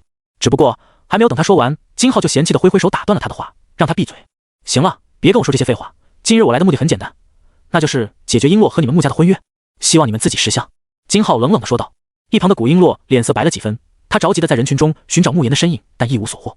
大长老这张丑陋的老脸上堆满了热情的笑容，那是自然，那是自然。璎珞这丫头能被阁下看中是她的福分，我们穆家哪有资格掺和此事？退婚的事情我们没意见。大长老，慕言哥哥呢？他在哪里？我要找他。古璎珞当即慌张地叫道，他要和慕言亲口表明心迹。哼哼，慕言。听到这个名字，大长老很是不爽。此时，一道带着火热的气息忽然出现在几人的前方，正是神情看似平静，实际上眼底藏着一抹痛苦的慕言。璎珞，你要来退婚？这是你的意思吗？慕言冷漠地质问。古璎珞看到自己的心上人出现，终于有了笑容，他赶紧解释道：“慕言哥哥，这不是璎珞的意思，璎珞从来都不同意退婚。”此言一出，慕言那悬着的心终于可以放下来了。既然璎珞的心一直没变，那么他就可以为了她对抗全世界。但金浩却怒了，他恶狠狠地盯着古璎珞，对他的话极为不满，尤其是看到他灿烂的笑容，心中对他的恨意以及对慕言的杀意就更重了。自己花了无数天才地宝、名贵丹药讨好他，结果连他一个笑容都换不来。一路上他也没给过他好脸色，结果才见到这个穆家的小子，他就心花怒放。这臭女人，等把他弄到手之后，一定要狠狠地蹂躏他，让他当胯下母狗，让他天天伸舌头翻白眼，这就是惹怒他金浩的下场。不过眼下还是要先解决穆家。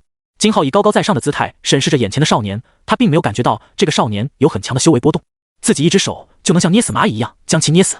你就是那个慕言，劝你识相点，别惹事，我们金玉宗的怒火不是你能承受的。金浩冷冷地警告道。听到这话，慕言不仅没有害怕，反而露出一丝感兴趣的笑容，反问道：“是吗？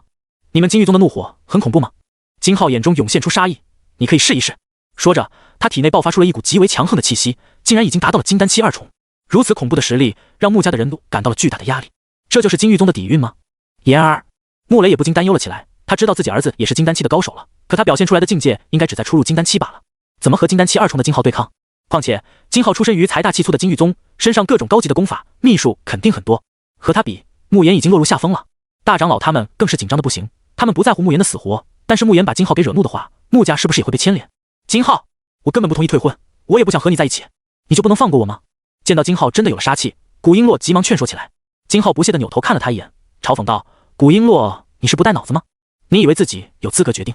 你们古家上下有谁不想借着你高攀我金玉宗？退婚，古家同意吗？而且你这么做就是和我作对，和整个金玉宗作对，你承担得起这个责任吗？”金浩的一番话让古璎珞吓得脸色煞白，他不是没有想过，可是被他如此直白地说出来，让他更为绝望和无力。难道说退婚的事没办法改变了吗？古家和金玉宗一起施压，自己根本就承担不起，到时候古家也会被金玉宗找上门，而且慕言哥哥也会被连累的吧？他茫然地看向慕言，此时已经没有任何办法了。见众人都不说话，金浩得意地露出了阴冷的笑容，在绝对的实力面前，所谓的骨气、真爱都是笑话。他傲慢地盯着慕言，就等着慕言服软的那一刻。可令他没有想到的是，慕言不仅没有任何退让和惧怕，他的眼神反而越发的犀利起来。不知道为什么，他对上这锋利的眼神，竟然都产生几分惧意了。金浩不由自主地后退了半步，当他意识到自己竟然被一个废物吓到的时候，更加恼羞成怒了。我已经给足你脸面了，现在是你自己找死，那就怪不得我了。金浩狂笑一声，双手猛地摊开，身上的气息更是如同暴风一样，向着四面八方席卷出去。恐怖的威势让穆家很多年轻人吓得两腿发软，差点就跪在地上了。金丹期2重，恐怖如斯，只有慕言迎着这股狂风，还可以岿然不动，如巍峨的山岳，镇定自若。只要你能在我手底下活下去，我就可以饶你一条狗命。一身狂暴气息的金浩发出了狰狞的笑声。面对他的狂傲和杀意，慕言没有任何的回应，只不过他的目光越来越冰冷了，像是要凝聚成无形的刀子一样。对他来说，金浩必须死。金丹期2重，年纪轻轻就已经达到了这么高的境界，虐杀慕言这个小子简直轻而易举。大长老和二长老表现得非常的期待和兴奋。反正慕言对家族已经没有归属感了，与其留着当敌人，不如借助金浩的手将其除掉。慕言再强，还能比金浩还强不成？可笑的是，这小子还觉得自己那什么昆仑圣地能和金玉宗抗衡，真是愚蠢至极。二长老也毫不掩饰自己对昆仑圣地的鄙夷。看到自己儿子面临着巨大的危险，穆雷也着急了，他准备有所动作保护自己的儿子。但还没等他出手，就被旁边一言不发的张老四给拦了下来。穆雷疑惑地看向张老四，他知道此人是跟着慕言到来的，应该是慕言的宗门长辈之类的人物，但张老四从来没有开口说话过，他也张老四也就没有交流了。现在此人将自己拦下是什么意思？等着看就好。张老四平淡地说道。穆雷不理解，言儿已经很危险了，为什么此人还要拦住自己呢？可是看他的模样也不像是开玩笑，难道此人打算亲自出手吗？想到这里，穆雷也只好先强忍着不安看下去再说。慕言哥哥，小心啊！他修炼的是金域宗最强功法紫阳宝诀，属于王级功法，非常霸道。古璎珞也急忙给出提醒。穆家的众人也都惊呆了，紫阳宝诀，王级功法。要知道，穆家最高级别的功法也才玄级功法呀，如此高阶的功法，其威力还用多说吗？同境界的修士，谁修炼的功法更加高级，实力就会更强。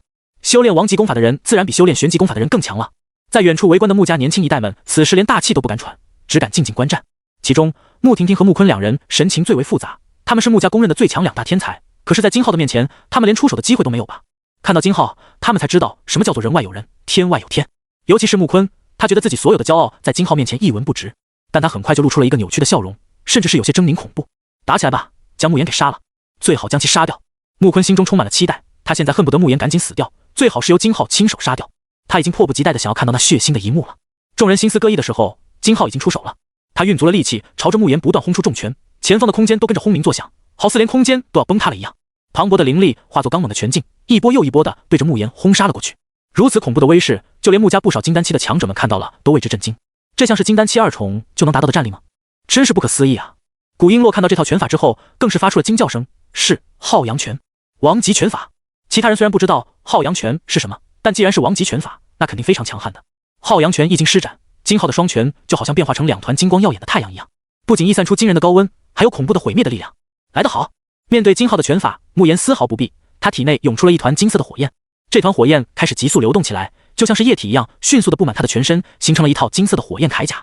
这是修炼了炎神诀之后诞生出来的火焰，名为天地神炎，是天地间最为暴烈恐怖的火焰之一。一丝一缕的天地神炎就可以焚山煮海，烧毁万物了。虽然说以他目前的实力，修炼出来的天地神炎还没有那么强大的毁灭性，可面对区区一个金浩，那就是绰绰有余啊！轰！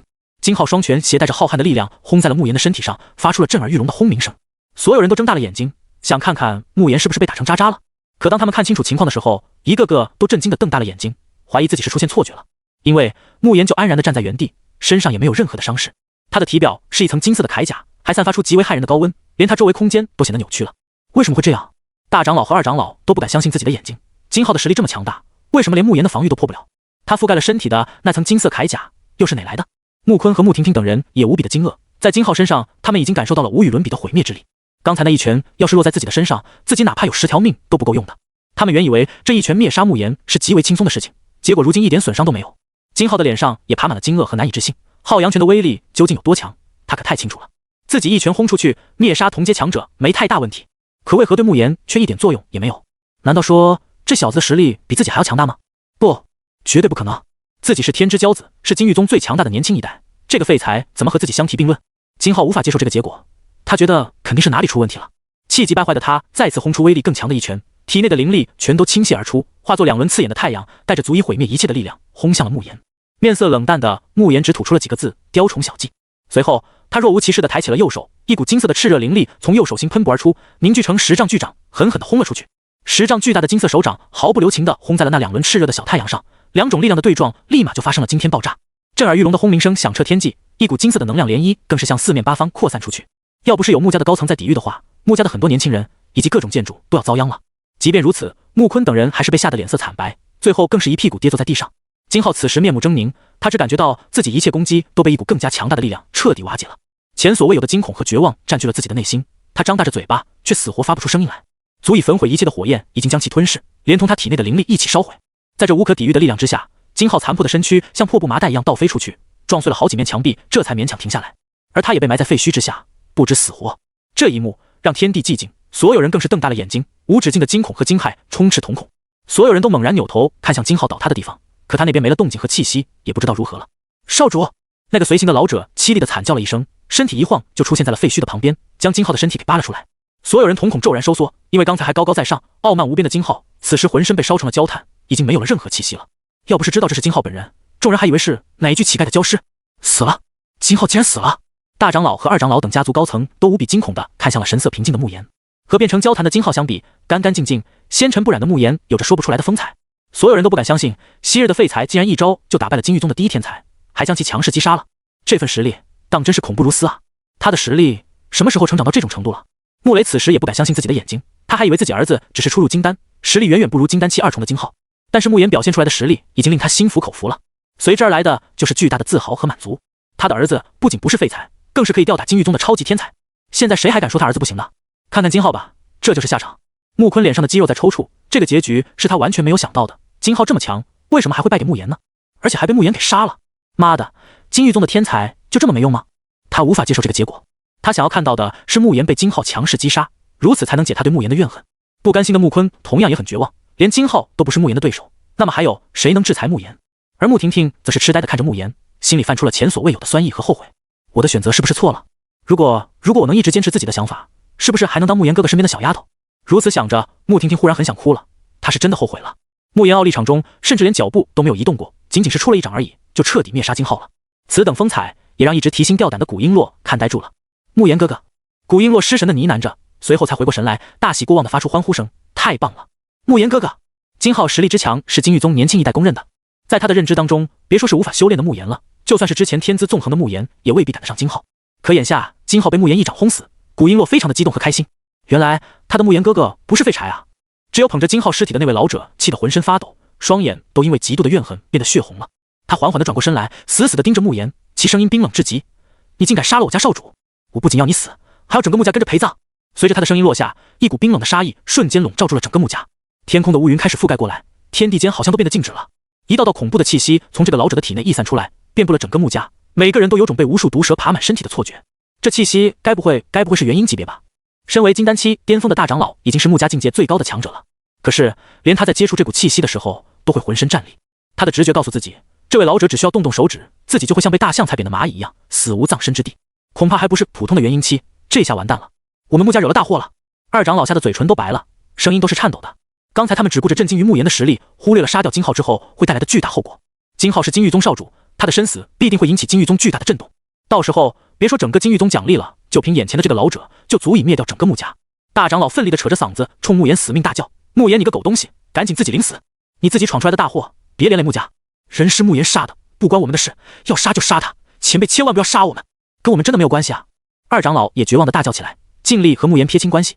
就连穆坤也在此时指着慕言，面目狰狞地发号施令：慕言，你赶紧自己赴死，别带上我们，不要当家族的千古罪人！这几人都巴不得见到慕言去死，现在更是不顾一切地和他斩断关系，或许也就只有这样才能保住自己的小命了。一时之间，很多人都疯狂地指责慕言，都说他不应该和金浩动手，更不应该杀了金浩。他被金浩杀的话没问题，可他杀了金浩，问题就大了。听着所有人对自己的指责和谩骂，慕言不为所动，甚至很想笑。他早就看清这所谓的家族了，看你有利用价值的时候就捧着你，看你没用了就巴不得弄死你。他们还真以为自己主动领死就能让穆家逃过一劫，太天真了。在他杀掉金浩的那一刻，整个穆家已经上了金域宗的必杀榜了。老者可不管那么多，他仰天悲呼，霎时间狂风大作，无数雷霆在乌云内来回游动。面对这种无法抵抗的绝对实力，每一个穆家人已经彻底绝望了。穆雷咬着牙，准备以自己的性命将这个老者拖住，然后让慕言有逃生的机会。这也是他唯一能想到的办法了。长老，接下来就交给你了。不过在这个时候，慕言却看向了一言不发的张老四，笑着说道。张老四点点头，然后他的身体忽然间在原地消失，等他再次出现的时候，已经是出现在老者的面前了。别鬼叫了好吗？张老四不耐烦地说道，然后随便抬手拍在老者的头顶。老者眼中充满怒火，刚想轰杀眼前突然间出现的人时，却惊愕地发现自己浑身上下所有力量都被禁锢得死死的，别说灵力了，就连眼皮都没有办法眨一下。老者的眼神也瞬间从刚才的暴怒转变成了就惊恐和前所未有的慌乱。能够瞬间让他动弹不得，连一丝一毫力量都没办法使用的人，绝对是超越了元婴的超级高手，而且至少也是化神期中的高手，甚至是化神期巅峰的境界。穆家这种垃圾小家族，什么时候出现这种绝世高手了？他没有任何机会求饶，张老四的手掌就拍在他的天灵盖上了。这个动作就像是拍打西瓜一样普通简单，可就是平平无奇的一掌，彻底断送了一位元婴期巅峰高手的性命。老者那软趴趴的身体就像是一滩烂泥一样倒在了地上，天地间所有的力量也随之消散了。每个人的眼中都充满了震惊和不可思议。元婴级别的强者在穆家绝对是大杀四方的存在，结果死得也太潦草了吧。他是金浩的贴身护卫，实力是元婴8重，属于元婴后期了。古璎珞更是震撼无比的捂住了自己的小嘴。身为金域宗的核心弟子，他太清楚这位老者的实力了。他是宗主钦点的守卫，平时可以当金浩的下人，危险的时候还可以当成金浩的护道者，可以说他的实力是很强的。结果在那个陌生人手里却连一招都走不过。古璎珞忍不住看向了慕言，他知道这个陌生人和慕言哥哥走得很近，该不会是他请回来的高手吧？就这样死了，大长老都感到非常的不可思议了。他自己作为穆家的最强者，在面对一位元婴期大佬的时候，就跟蝼蚁差不多。刚才对方爆发出来的气息，让他真的以为穆家今天要被血洗一遍了。万万没有想到，对方仅仅是被轻轻的拍了一下天灵盖，就成为一具尸体了。所有穆家的人都重新看向张老四，眼中不禁带上了浓浓的恐惧。原来这个一言不发的陌生人才是真正的高手，该不会已经达到了化神期吧？慕言从一个无法修炼的废物变成了现在的超级天才，拥有了秒杀金浩的强大实力，难道就是此人的杰作？大长老他们紧张的屏息凝神，自己刚才的话无疑是将慕言得罪的死死的，要是引起这位大佬的迁怒，穆家只会死得更惨。穆坤他们也吓得噤若寒蝉，恨不得挖个坑先把自己埋了再说。穆雷见危机顷刻间就被解除，终于是松了一口气。言儿，这位该不会是你在外面拜的师尊吧？穆雷笑呵呵地询问道。自己儿子认识这妖牛掰的大人物，他自己也脸上有光啊。还没等穆言解释张老四的身份，张老四自己就严肃地说道：不可胡言乱语，我身份低微，怎么能和宗主相提并论？与宗主相比，我就是大海里的一滴水而已。在他的心里面，宗主是至高无上不可侵犯的，实力更是深不可测。面对宗主的时候，就像是在面对一个完整的大世界一样，让人深深地感受到自己的无力和渺小。穆言也笑道：这位是我们宗门的外门长老，我师尊他老人家怎么会为了这点小事就亲自出动？听到他们两个的话之后，穆雷和古璎珞众人就更加意外了。张老四都这么厉害了，竟然还不是穆言的师尊吗？而且还只是昆仑圣地的一位外门长老而已。提起那位宗主，实力强大的张老四都要瑟瑟发抖，语气中充满了敬畏和崇拜。众人不由得疑惑，那位宗主的实力究竟到了哪个境界？难道是炼虚期，还是合体期，又或者是大成期？穆雷和古璎珞内心震撼，穆言在外面究竟获得了怎样的机缘，才能拜这么神秘强大的人为师？解决了此事之后，穆言牵着古璎珞的小手，坚定地对他说道：璎珞，现在的我已经脱胎换骨了，你也跟我回昆仑圣地吧，金玉宗不值得你留在那里。都听穆言哥哥的。古璎珞毫不犹豫地点头，欣喜地答应道。对他来说，只要能和穆言哥哥在一起，去哪里都一样。金玉宗那个地方也不适合他了，金浩死了，他回去也只会遭受各种折磨罢了，还不如趁此机会和穆言哥哥双宿双飞。穆言带着他来到老爹穆雷的面前，也说道：老爹，你也跟我回昆仑圣地吧，以我的身份把你安排进宗内肯定没问题。穆雷有些犹豫了，这里是他生活了几十年的家族，还是很有感情的，可一想到自己儿子都被家族排挤到恨不得要他死的地步，穆雷也果断答应。穆家也没什么能让我留恋了，你母亲10年前也是为了家族任务而死，我们一家不限家族分毫。穆雷叹息道。至于大长老和二长老，穆言看向他们的时候，两人瑟瑟发抖，差点被吓尿了。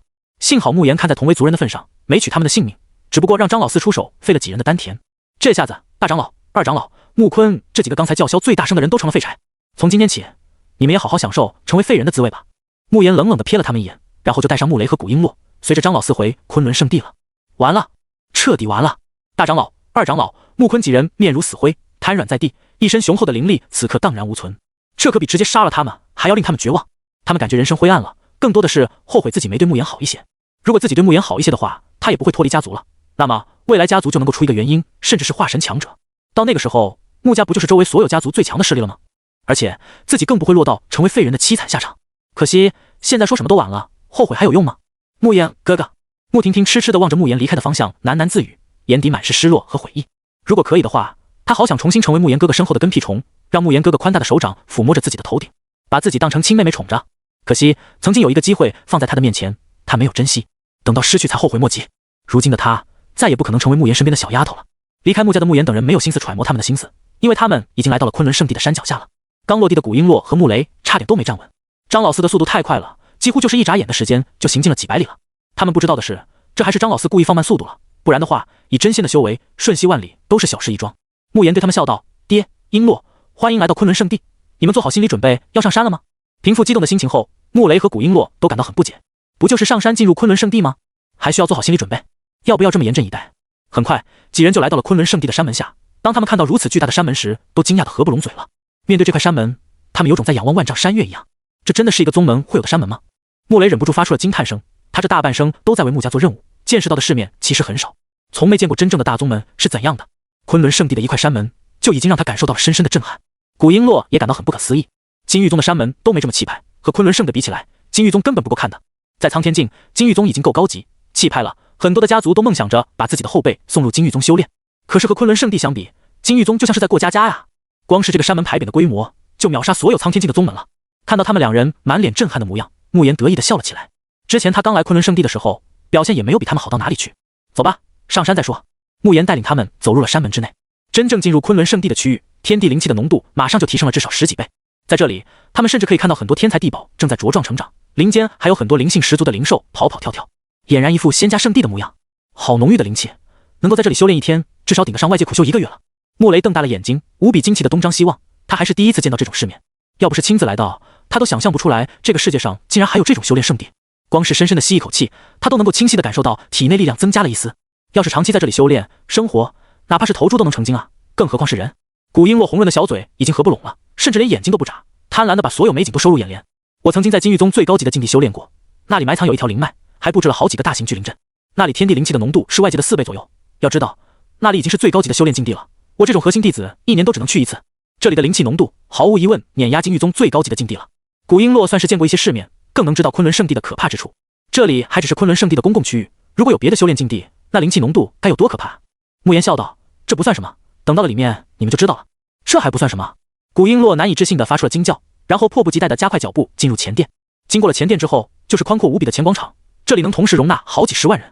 与此同时，更加浓郁的天地灵气扑面而来，还真的是太惊人了。古璎珞都快要说不出话来了，这里的宫殿群落规模实在是太大了，而且天地灵气的浓度高到可怕。别说是在这里当弟子了，哪怕当一个扫地的杂役弟子，都比在金域宗当宗主强100倍。我感觉空气中都是甜美的味道。穆雷夸张的吸空气，满脸的陶醉。看到老爹这疯狂的模样，慕言都无奈了。老爹你也太夸张了吧！言儿，我以后也能住在这里吗？穆雷目光灼灼地看向自己儿子，有这么一个争气的儿子，他觉得这辈子真的太值了。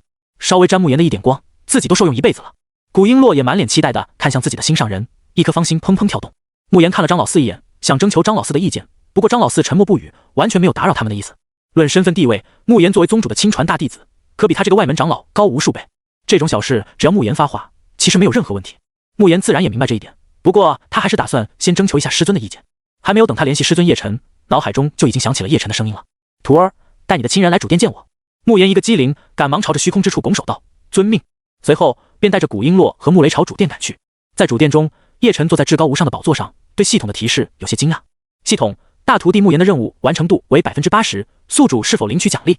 按理说，慕言这小子已经找回尊严了，还费了好几个人，任务应该圆满完成才对，怎么才 80%？ 对此，叶晨不太理解。穆家那边的事，他也看得清清楚楚，没觉得慕言做的哪里不好啊？还是说有别的隐情？才 80% 的完成度，他肯定是不满意的，到手的奖励肯定也很一般。先不领取。叶晨选择了拒绝。他想了一会儿，明白金域宗那边的麻烦还没解决，这才导致任务完成度不够的。假如说他仅仅是回去横扫穆家人，肯定没问题。可问题就在于金浩和古璎珞也出现了，慕言杀了金浩，就与金域宗结下了仇怨，相当于在原本的任务上有了延伸。系统，这怎么算？你这不是故意给本座的弟子增加难度吗？你有没有心？叶晨不满地训斥起这狗系统来，乖乖把最好的奖励拿出来不就好了？非要搞这些幺蛾子？系统，启禀宿主，本系统不是生灵，本来就没有心。你丫还敢顶嘴是吧？你忘了你的觉醒条件有多坑了吗？你就没有一点愧疚心？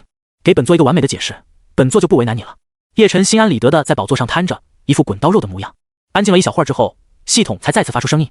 鉴于本系统细节考虑不到位，现补偿宿主1000丈灵池1份，附带灵泉10眼。看到果然有补偿，叶晨这才露出了满意的笑容。系统啊系统，算你小子识相，都给我布置出来吧。叶晨大手一挥，1000丈灵池就自动出现在后山，连带原本的后山空间都自动扩大了很多。有10眼灵泉正鼓鼓地往外冒泉水，别说是整个后山了，连带整个昆仑圣地的灵气浓度又增加了几分。如此规模的灵池和10眼灵泉，要是放在外界的话，绝对能让那些处于顶端的圣地争得头破血流。那任务难度怎么说？不给本座一个说法？叶晨漫不经心地继续给系统施压。对此，系统似乎早就有了准备。当前的 80% 进度等于之前的 100% 进度，领取到的奖励是一样的，多出来的 20% 进度奖励相当于是附赠，这还差不多。叶晨不再理会系统了。这时，慕言也带着穆雷和古璎珞他们进入主殿。弟子见过师尊。慕言朝着宝座上的叶晨恭敬拱手。穆雷和古璎珞好奇地抬头看去，第一眼便被震慑住了。在他们的眼中，坐在宝座上的人高大无比，可以比肩整个宇宙星空，在他的身后也不是大殿，而是一片遥远的星空。他的存在犹如一个大世界的诞生初始，这种深达灵魂的震撼和恐惧，是他们这辈子第一次感受到的。等再看第二眼的时候，刚才那些幻想就全都消失了，只看到一位年龄看起来比慕言还要小的少年。这少年容貌英俊，五官完美，气质出尘，一举一动都有道韵跟着流转。如果说世界上非要评比出一个最俊美的人，那绝对是这位少年莫属了。这就是言儿的师尊吗？当真是深不可测，绝对是某位隐世不出的高人。穆雷深深地垂下了头，不敢再看叶晨了。古璎珞也是如此，在他的心里面，最帅的人永远是慕言哥哥。可见到叶晨之后，才明白什么才是真的颜值顶峰。但是他不敢对上方那位产生任何爱慕之情，有的都是敬畏和恐惧。徒儿，家族之行，你做的不是很合为师心意啊。叶晨淡淡的开口，一句话就让慕言整个人像浇了一桶冰水一样，从头凉到尾。是弟子疏忽了，还请师尊责罚。虽然不知道师尊为何不满意，但先跪下请罪肯定没错。叶晨说道：你杀了金玉宗少宗主，以为金玉宗那边不会有所动作吗？听到师尊这么说，慕言疑惑地抬着头，不明白师尊是想表达什么意思。穆雷和古璎珞虽然不敢有任何表情，但是心里面已经惊呆了。慕言的师尊居然连发生在穆家的事情都一清二楚，他是怎么做到的？见慕言不是很了解，叶晨心中叹气，看来这个徒儿还是憨了点，不够机灵啊。于是他只好点名，与其等金玉宗杀上门来找你麻烦，你为何不抢先一步杀上金玉宗，把他们杀到怕了，谁还敢记恨你？慕言、穆雷、古璎珞当场就亚麻呆住了。杀上金玉宗？他一个金丹7、4重的小子，直接杀上金玉宗，这可能吗？慕言从来都没敢这么想，大不了等自己变得更强了再去收拾金玉宗。师尊的这番话让他呆愣住了。叶晨耐心教导：徒儿，坐以待毙从来都不是我们昆仑圣地的宗旨，你要记住，不管你做什么都不是你一个人的事情，行走在外，你代表的就是整个昆仑圣地，明白吗？叶晨的话让慕言醍醐灌顶，恍然大悟，他明白了，弟子懂了。之前是弟子太保守，若是再给弟子一次机会的话，弟子一定会杀上金玉宗。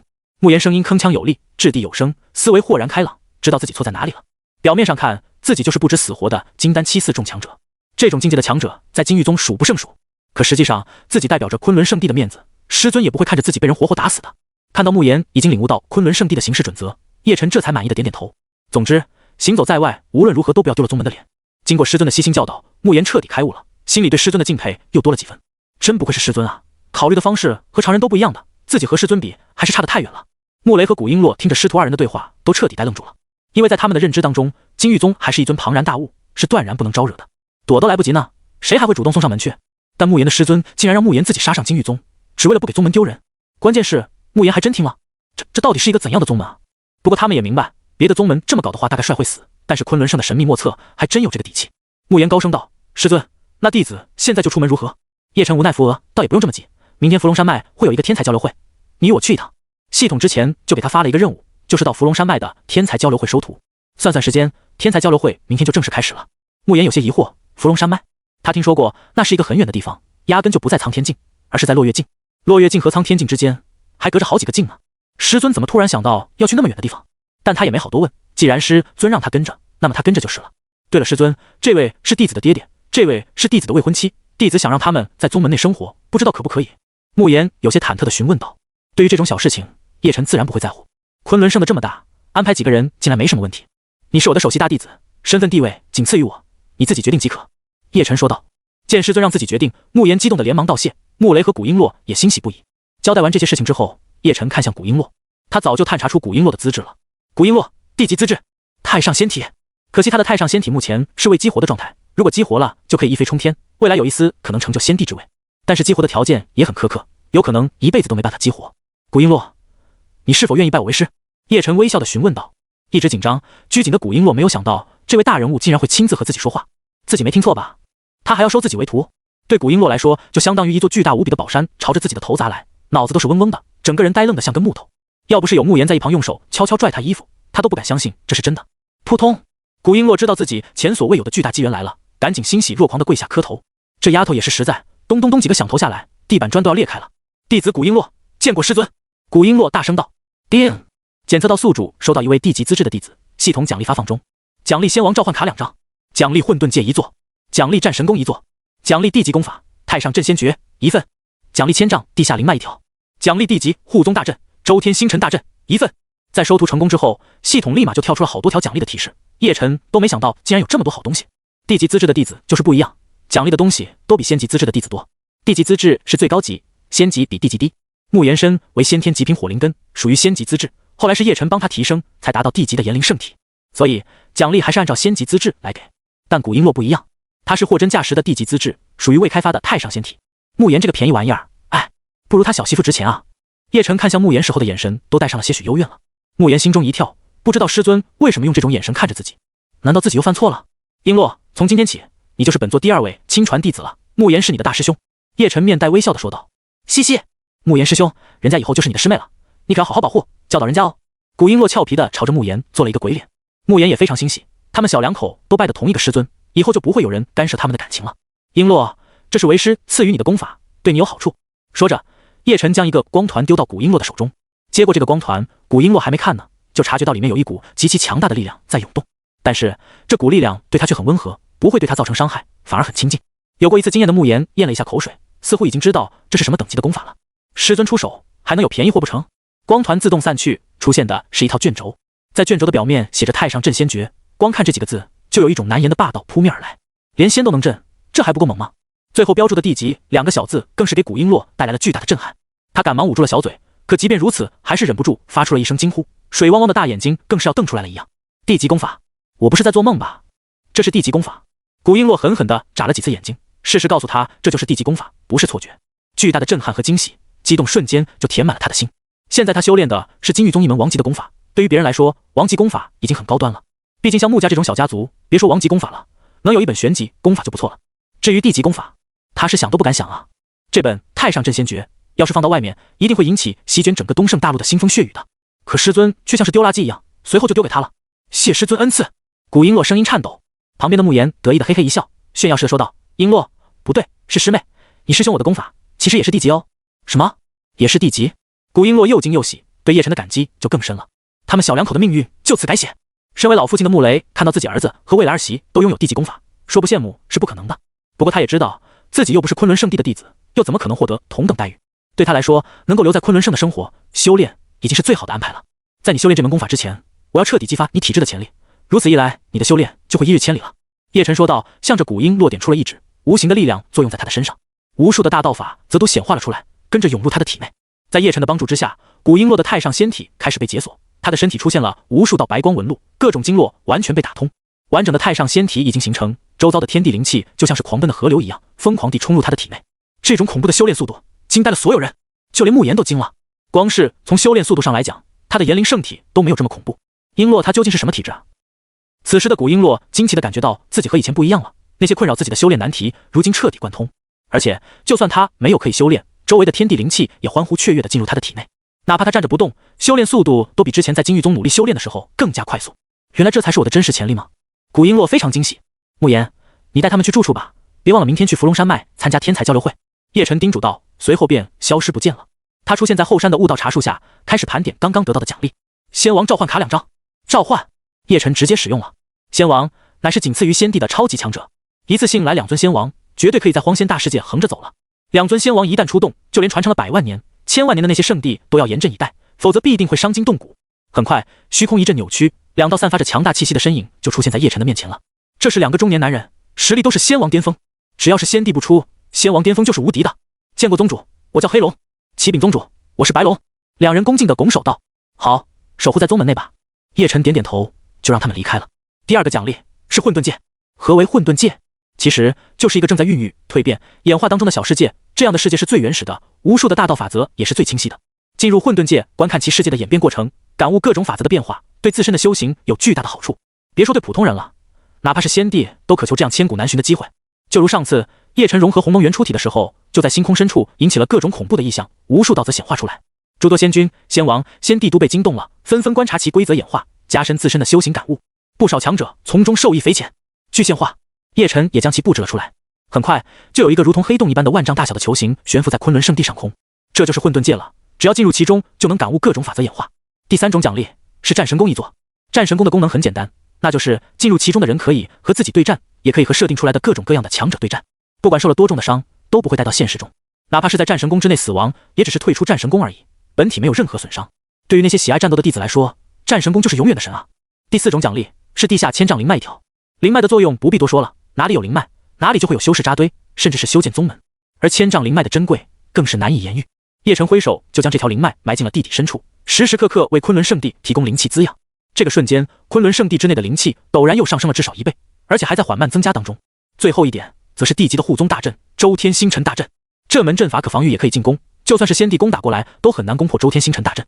布置，叶晨大手一挥就将这门阵法布置好，覆盖整个昆仑圣地。抬头看去，偶尔还能看到点点星光乍现。殊不知这是最坚固同时也是最危险的护宗大阵。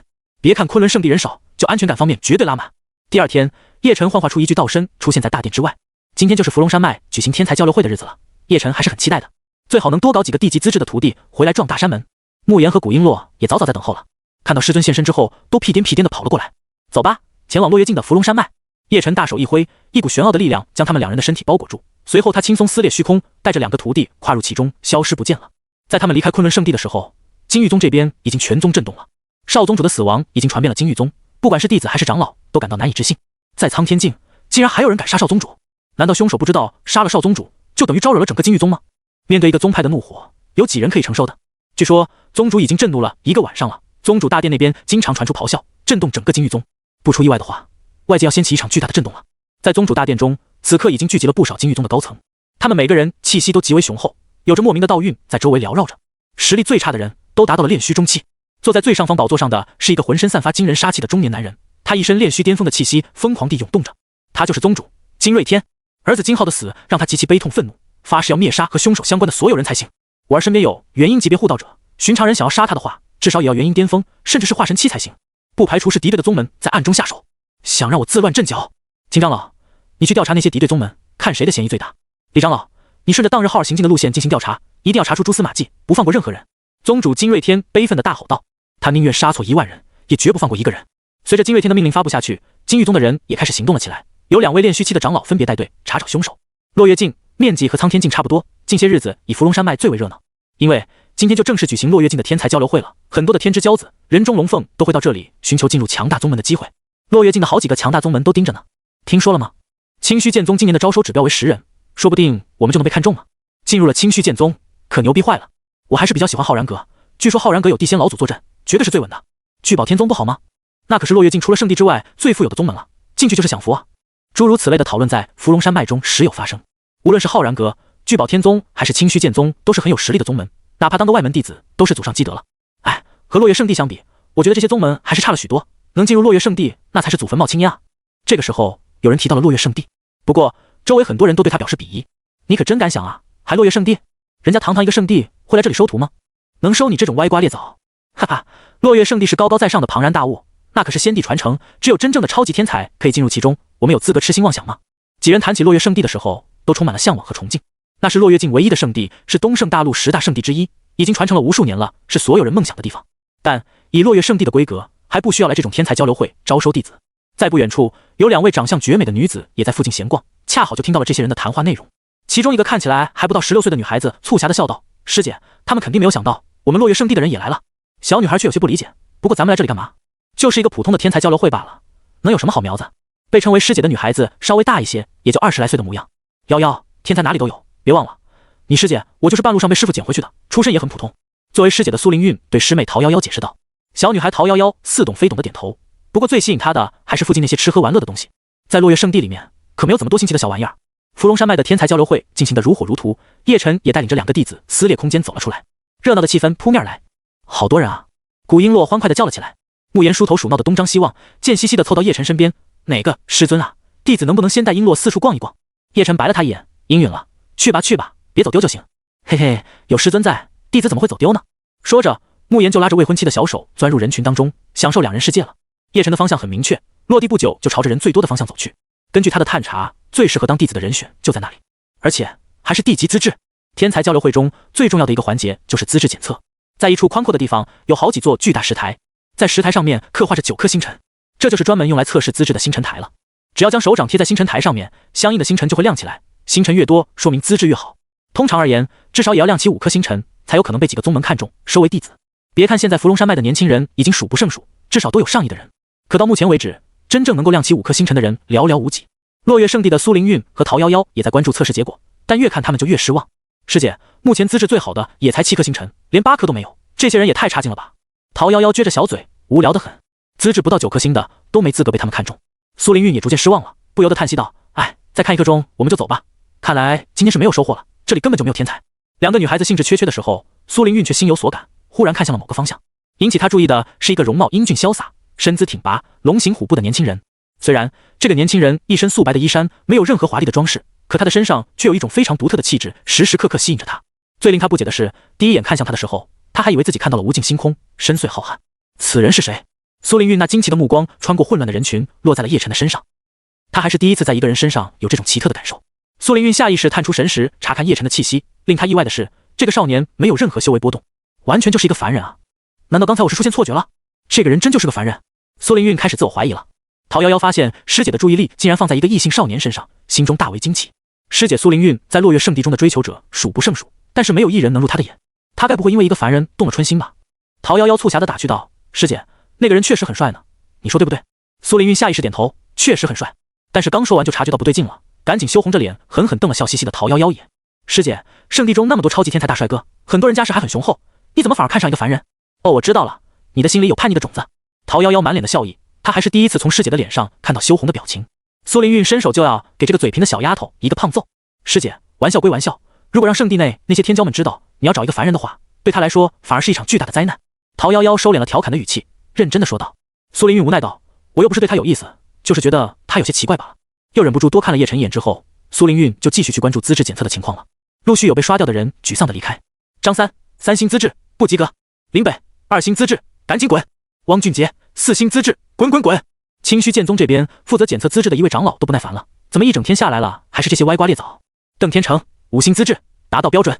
这个时候终于有一个达到5星资质的天才出现了，周遭的年轻人们纷纷投来羡慕嫉妒的眼神。名为邓天成的年轻人得意洋洋的抬着头，俨然一副人上人的模样。从今以后他就不是一般人了，周围的人连仰望他的资格都没有。苏剑，1星资质，垃圾中的垃圾，滚一边去。这时负责检测的长老又朝着一个不达标的年轻人怒骂了起来，恨不得一脚将这个只有1星资质的废柴踹下山去。周围的人冲着苏剑哈哈大笑，疯狂地嘲笑着。大家虽然都没被选上，但看到有人比自己还差劲，心情都好了很多。被四面八方的嘲笑声包裹的苏剑默默低头离开，仿佛有万千利剑刺向自己的胸膛一样。凭什么？凭什么我连5星资质都达不到？难道我天生不适合修炼吗？苏剑的内心极其痛苦，自己身上背负着血海深仇，本以为等修炼有成之后可以为父母报仇，结果自己连修炼的机会都没有。这时一个尖酸刻薄的声音在耳边响起，哎呦喂，怎么会有人才1星资质啊？哦，原来是苏剑啊。哈哈，不好意思，我邓天成居然是5星资质，决定拜入清虚剑宗了，以后我们就是2个世界的人了。对了，你跪下求我吧，等我学有所成，我或许会帮你报父母之仇。哈哈，刚刚被众人羡慕的邓天成流里流气的出现了，尖酸刻薄的话语让人极为不爽。他和苏剑都是同一个地方出来的，苏剑太过正直，邓天成整天霸凌别人，所以两人一直不对付。如今邓天成即将扶摇直上，苏剑却被判定为1星资质，这让邓天成爽到了极点。邓天成，你别嚣张，总有一天我会把你按在地上锤。苏剑朝着邓天成怒吼起来，这家伙故意用父母的死亡来刺激他，真是用心险恶。不过邓天成笑得更加灿烂了，哈哈，那我等你锤死我！可是就凭你这1星资质的废物，整个荒仙大世界都没有宗门愿意收留你，认命吧！邓天成字字诛心。苏剑有心反驳，但一想到自己垃圾到了极点的1星资质，他愣是一个字都说不出来。远处苏凌韵和陶夭夭也注意到了这场争吵，天资太差，才1星，哎。苏凌韵叹息道，这个世界是很现实的，你有实力就有话语权，没实力就乖乖闭嘴吧。他很同情苏剑的遭遇，但也不得不成为只有1星资质的苏剑这辈子都不可能翻身的，除非有奇迹出现。就在苏剑默默忍受来自邓天成的嘲讽的时候，一道高大的少年身影出现在他的面前，正是叶晨。苏剑，加入本座的宗门，拜本座为师，本座带你修行。叶晨平淡地说道。苏剑，天生至尊剑骨，未觉醒，地级资质。这就是苏剑的资质，地级。星辰台之所以检测不出来，是因为至尊剑骨还没觉醒，倘若觉醒的话，星辰台估计都要爆炸。我？苏剑一脸茫然，这个人说的是自己吗？他要带自己修行？没听错吧？自己明明就是1星资质，狗都不收的那种，竟然也有人主动来收徒吗？没错，说的就是你。叶晨点点头道。苏剑看着这个年龄似乎和自己差不多的年轻人，不知该不该相信了。对方也只是个少年而已，有什么资格收徒？但一想到自己的垃圾资质，苏剑终于还是不再犹豫，赶紧答应了。毕竟有个宗门愿意收留自己就不错了，只要能修行，他不在乎宗门大小。再者说了，自己废物一条，对方也没有必要骗自己。弟子苏剑拜见师尊。苏剑跪下磕头，有模有样。好，从今天起，你就是我的3弟子了。叶晨露出了满意的微笑，系统也马上给出了提示。叮，收徒成功，弟子苏剑，天生至尊剑骨，地级资质，收徒奖励已经发放，请宿主注意查收。不过周围的人们都看傻眼了，不知道叶晨和苏剑两人在演什么戏。刚才苏剑的资质是1星，在附近的所有人都听到了，这就是垃圾中的垃圾，居然还有人主动收他为徒。最令人不可思议的是，收徒的居然也只是一个年龄相仿的少年，他身上甚至连一点修为波动都没有啊！滑稽，太滑稽了！这一幕简直把附近所有人都给看呆了。一个毫无修为波动的少年，把一个1星资质的废柴收为徒弟，说书先生都不敢这么编故事啊！在短时间的呆愣之后，周围的人都忍不住爆发出了惊天的哄笑声。哈哈，老弟，你是哪个宗门的啊？修炼到什么境界了就出来收徒？我就没听说过有人愿意收一个1星废柴当徒弟的，这件事我能笑一整年。捡漏也不是这么捡的吧？你捡个1星废柴，谁不笑你？要捡也该捡4星资质的吧？别说了，这位老弟自己都没有修为波动，还学人收徒呢？我猜是江湖骗子。周遭的人都忍不住对叶晨和苏剑嘲笑了起来，在众人的眼中，他们2个就是小丑，专门出来供人笑话的。不远处的苏凌韵和陶夭夭也觉得非常滑稽，苏凌韵更是坚信自己之前就是看错人了，那个少年就是一个普通人罢了，除了长得英俊之外一无是处。师姐，你说那个人会不会是天纵奇才，而我们都看不出来？陶夭夭更是开着玩笑道。没有人觉得苏建真的是天纵奇才，完全就是陶夭夭的玩笑话罢了。苏凌云用手掩着笑意，教训道：夭夭，干嘛这么笑话人家？我们经过专业训练，一般情况下不会笑的。哦，陶夭夭嘟着嘴。苏建这边被这么多人嘲笑他，也能坦然面对了。叶晨则是先查看奖励的宝物，奖励原始剑弓一座，奖励仙王召唤卡2张，奖励诛仙剑阵，奖励功法万古剑道地级，奖励藏经阁一座，奖励真龙不死药100克。看到这些奖励，叶晨感到非常满意，真不愧是地级资质的奖励，东西就是好啊。其余的后面再查看就行，当下还是先将万古剑道传给苏建，帮助他觉醒至尊剑骨。在叶晨查看系统信息的时候，刚才叫得很是嚣张的邓天成此时笑的是最大声的。哈哈，我他妈的要笑死了！哈哈，苏建啊，你这垃圾总算有人收了，垃圾就该待在垃圾场里，而我就不同了，我即将成为清虚剑宗的弟子，你一辈子只能仰望我。邓天成笑得前仰后合，就差捶地板砖了。叶晨没有理会外界的动静，他一根手指点在苏建的眉心上，对他说道：现在我要激活你的体质，同时传授你功法。苏建还没有做好准备，刹那之间他感觉到自己的灵魂好像置身于另外一个世界，他的肉身在升华，无数的经络被疏通了，血液骨骼都在蜕变，尤其是后背的脊椎骨更是透出惊天的剑意，直接冲天起，化作一柄虚幻的万丈巨剑，冲破天穹。恐怖的剑意以他的身体为中心，朝着四面八方扩散出去，像是可以摧毁一切的飓风。万里范围之内的所有宝剑都在发出震颤，像是臣服，也像是激动。这番异象让很多人大惊失色，赶忙按住自己的宝剑，生怕自己的宝剑脱离自己的掌控了。而且这个动静太大了，已经把很多宗门的高层给惊动。在清虚剑宗之内，宗主在感受到这股惊人的剑意，又看到了刺破天穹的参天巨剑虚影之后，惊得下巴都快要掉到地上了。是传说中的至尊骨？一定会是的，就是至尊剑骨！清虚宗主失声大叫了起来。其余的宗门高层也纷纷现身，平日里的他们一个个严肃得很，可现在脸上都写满了震惊。没错，按照古籍记载，至尊剑骨出世的异象就是这样的。这可是传说中的至尊剑骨啊！我们清虚剑宗也只在3万年前出过一个罢了，今天这个我们一定要收了。发达了，咱们清虚剑宗要发达了，未来不会培养出一位剑道仙帝吧？这几个清虚剑宗的高层越说越激动，想到未来真的可能培养出一尊剑道仙帝来，他们都浑身颤抖了。别废话了，赶紧去伏龙山脉看看，必须第一时间把至尊剑骨带回宗门。清虚宗主大叫道，随后他道袍一挥，整个人化作肉眼都无法捕捉的流光，朝着伏龙山脉疾驰而去。其他的宗门高层也紧随其后，几乎可以说是全宗出动了。不仅是清虚剑宗有大动作，浩然阁、聚宝天宗、归元宗、隐月宗、天罡道宗，这些势力强大的宗派全部都出动了。一个至尊剑骨值得所有人重视。如果说9星资质的天才已经可以直接成为真传弟子，那么至尊剑骨的拥有者可以当继承人培养了。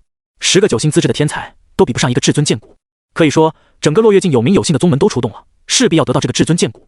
而此时的伏龙山脉中，觉醒了至尊剑骨的苏建发出了仰天长啸，一股恐怖的波动向着四面八方席卷出去。他的修为竟然直接冲到了筑基期。要知道，刚才他就是一个还在炼体境苦苦挣扎的渣渣而已，可一眨眼的时间，他从炼体境冲入炼气期，又冲入了筑基期，这个过程没有丝毫阻碍。终于，所有的异象都消失了，那参天巨剑也收回他脊骨当中。感受到体内澎湃力量的苏建，从没感受过如此强大，仿佛一抬手就能挥出几10道剑气。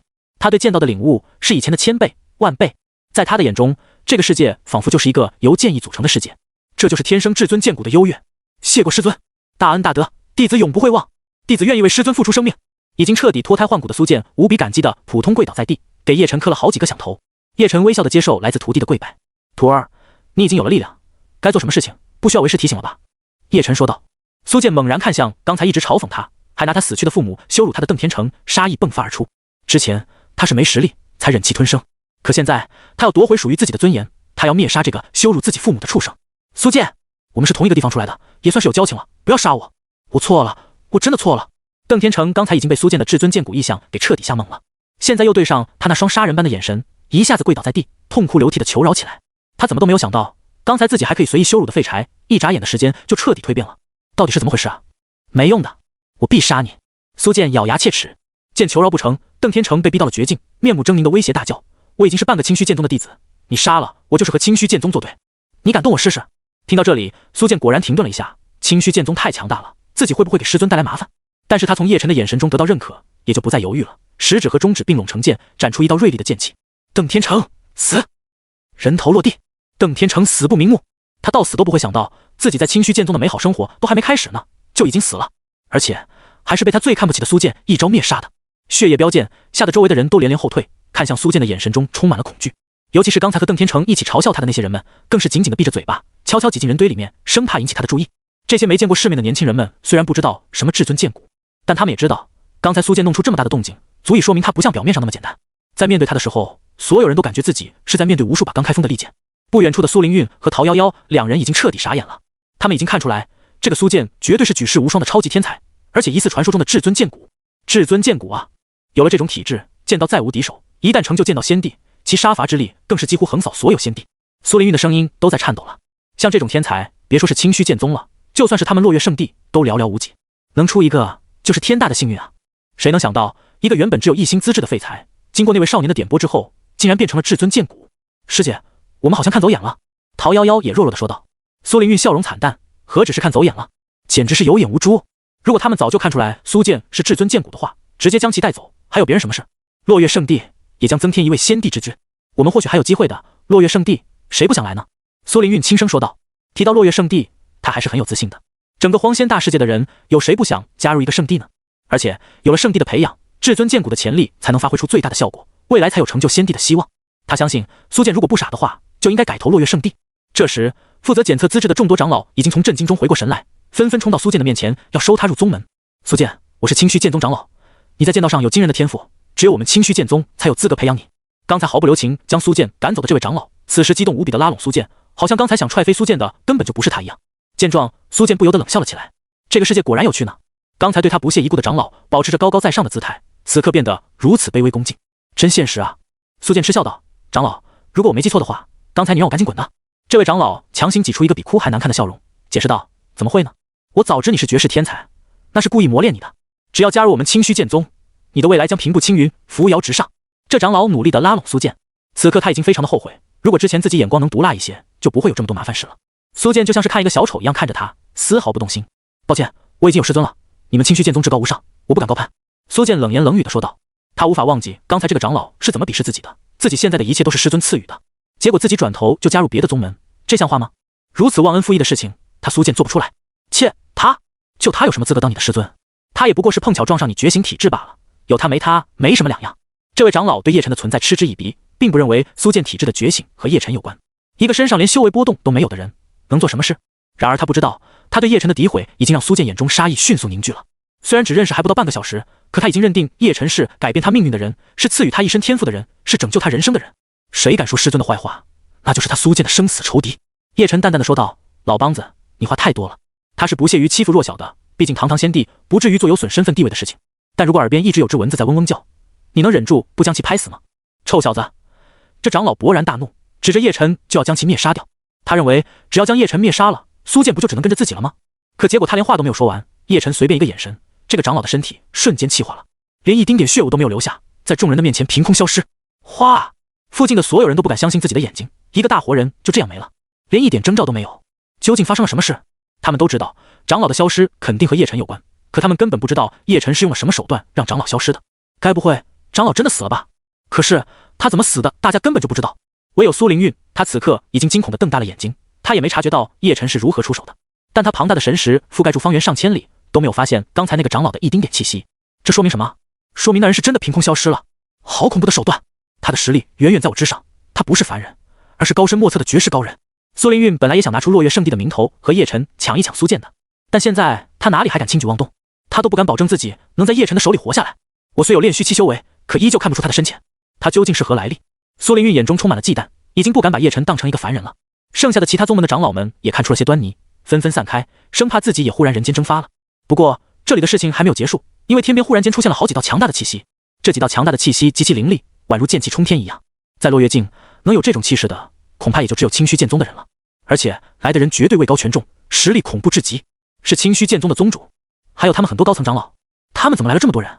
其他宗门的收徒长老看到清虚剑宗居然派出了这么强大的阵容，都怀疑自己是出现幻觉了，连宗主都亲自出马。他们为了争夺苏剑这位天生的至尊剑骨，到底有多拼？随着这几位清虚剑宗的大佬们出现，整个伏龙山脉的人都震惊了，简直不敢相信自己的眼睛。对他们来说，清虚剑宗的宗主和这些高层长老们都是世外高人，这辈子都没资格见到。如今他们却集体出现了，恐怖的修为波动从他们体内扩散出来，覆盖住了整个伏龙山脉。别说这里的年轻人了，就连出身于圣地的苏凌韵和陶夭夭两个人都感受到了巨大的压力。如果我没有猜错的话，清虚剑宗之主的实力至少已经到了合体期了。苏凌韵脸色充满了凝重，毕竟是一宗之主，实力怎么可能会弱呢？清虚剑宗又是落月境中比较强的宗门，宗主有合体期的修为再正常不过了。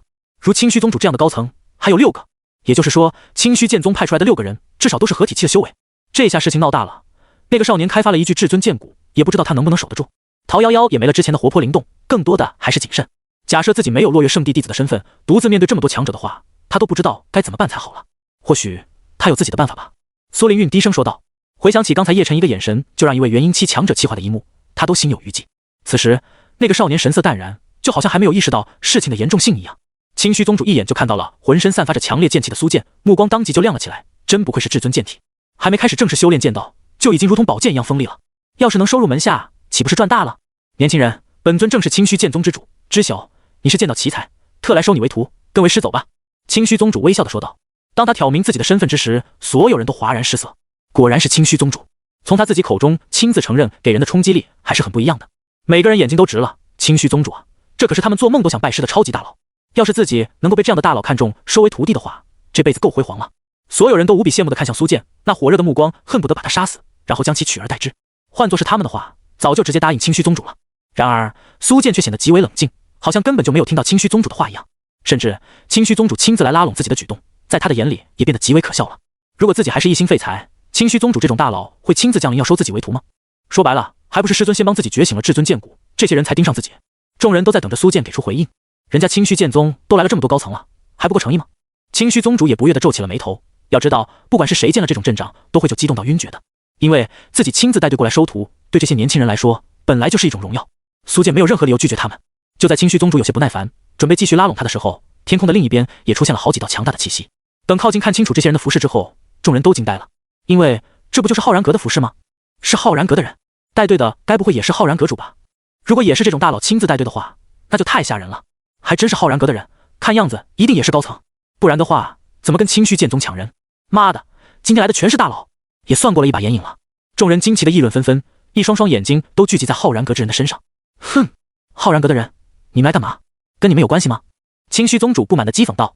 至尊剑骨，那当然是要属于专门修炼剑道的宗门才对，浩然阁又不是专修剑道的，他们来凑什么热闹？浩然阁主朗声笑道，没有谁能拒绝一位至尊剑骨，况且也不是只有你们清虚剑宗才能修炼剑道吧？那抢人就个凭本事吧。清虚宗主懒得和他废话了。不过浩然阁只是其中一个竞争对手罢了，随后来到的还有聚宝天宗、归元宗、隐月宗、天罡道宗这些宗派的大佬。几十道散发着强大气息的身影就悬浮在高空之上，整个伏龙山脉都被覆盖住了。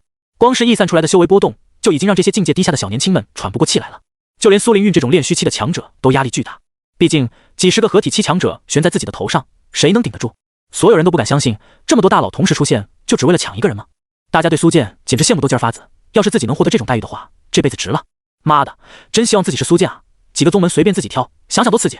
年轻人，我聚宝天宗一年给你5万灵石，各种天才地宝你也不用担心，来我们这里吧，你不会吃亏的。财大气粗的聚宝天宗宗主开口招揽了。对聚宝天宗来说，没有什么事情是一堆灵石解决不了的，如果有，那就超级加倍。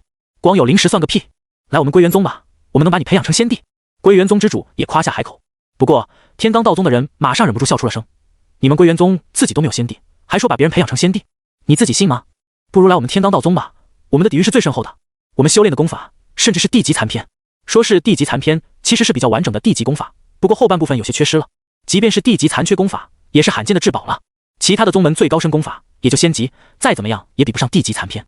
一时之间，这些宗门纷纷开出自己的价码，想要引起苏剑的心动。这些价码层层加码，已经达到了一个令人疯狂的程度了。别说这里没有见识的小年轻了，就连出身于落月圣地的苏灵韵都跟着心动了。不得不佩服，他们为了拉拢至尊剑骨，真的下了血本了。光是他们许诺的各种宝物，都足够培养一个圣地的圣子、圣女之类的天之骄子了。不过苏剑至始至终都没有说话，因为他都没机会说话。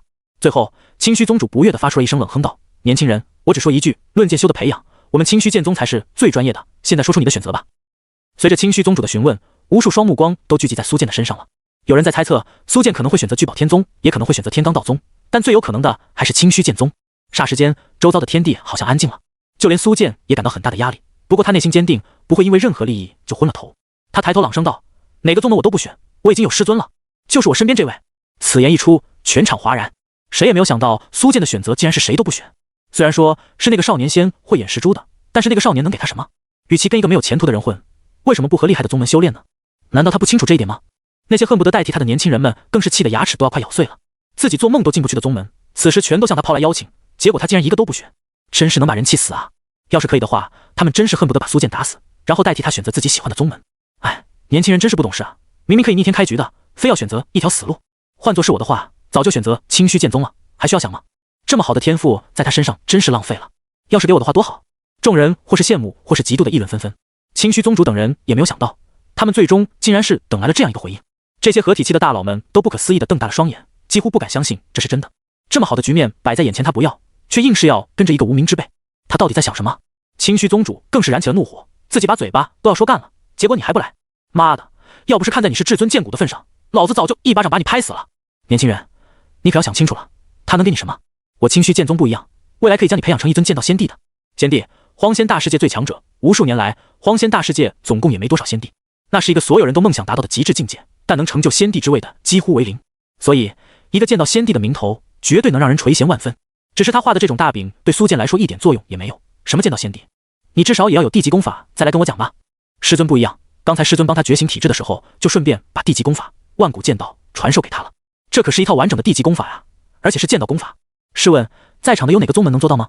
所以，不管从恩情还是从现实来说，自己都不可能背叛师尊的。想清楚了，我是绝对不会背叛师尊的。各位前辈请回吧。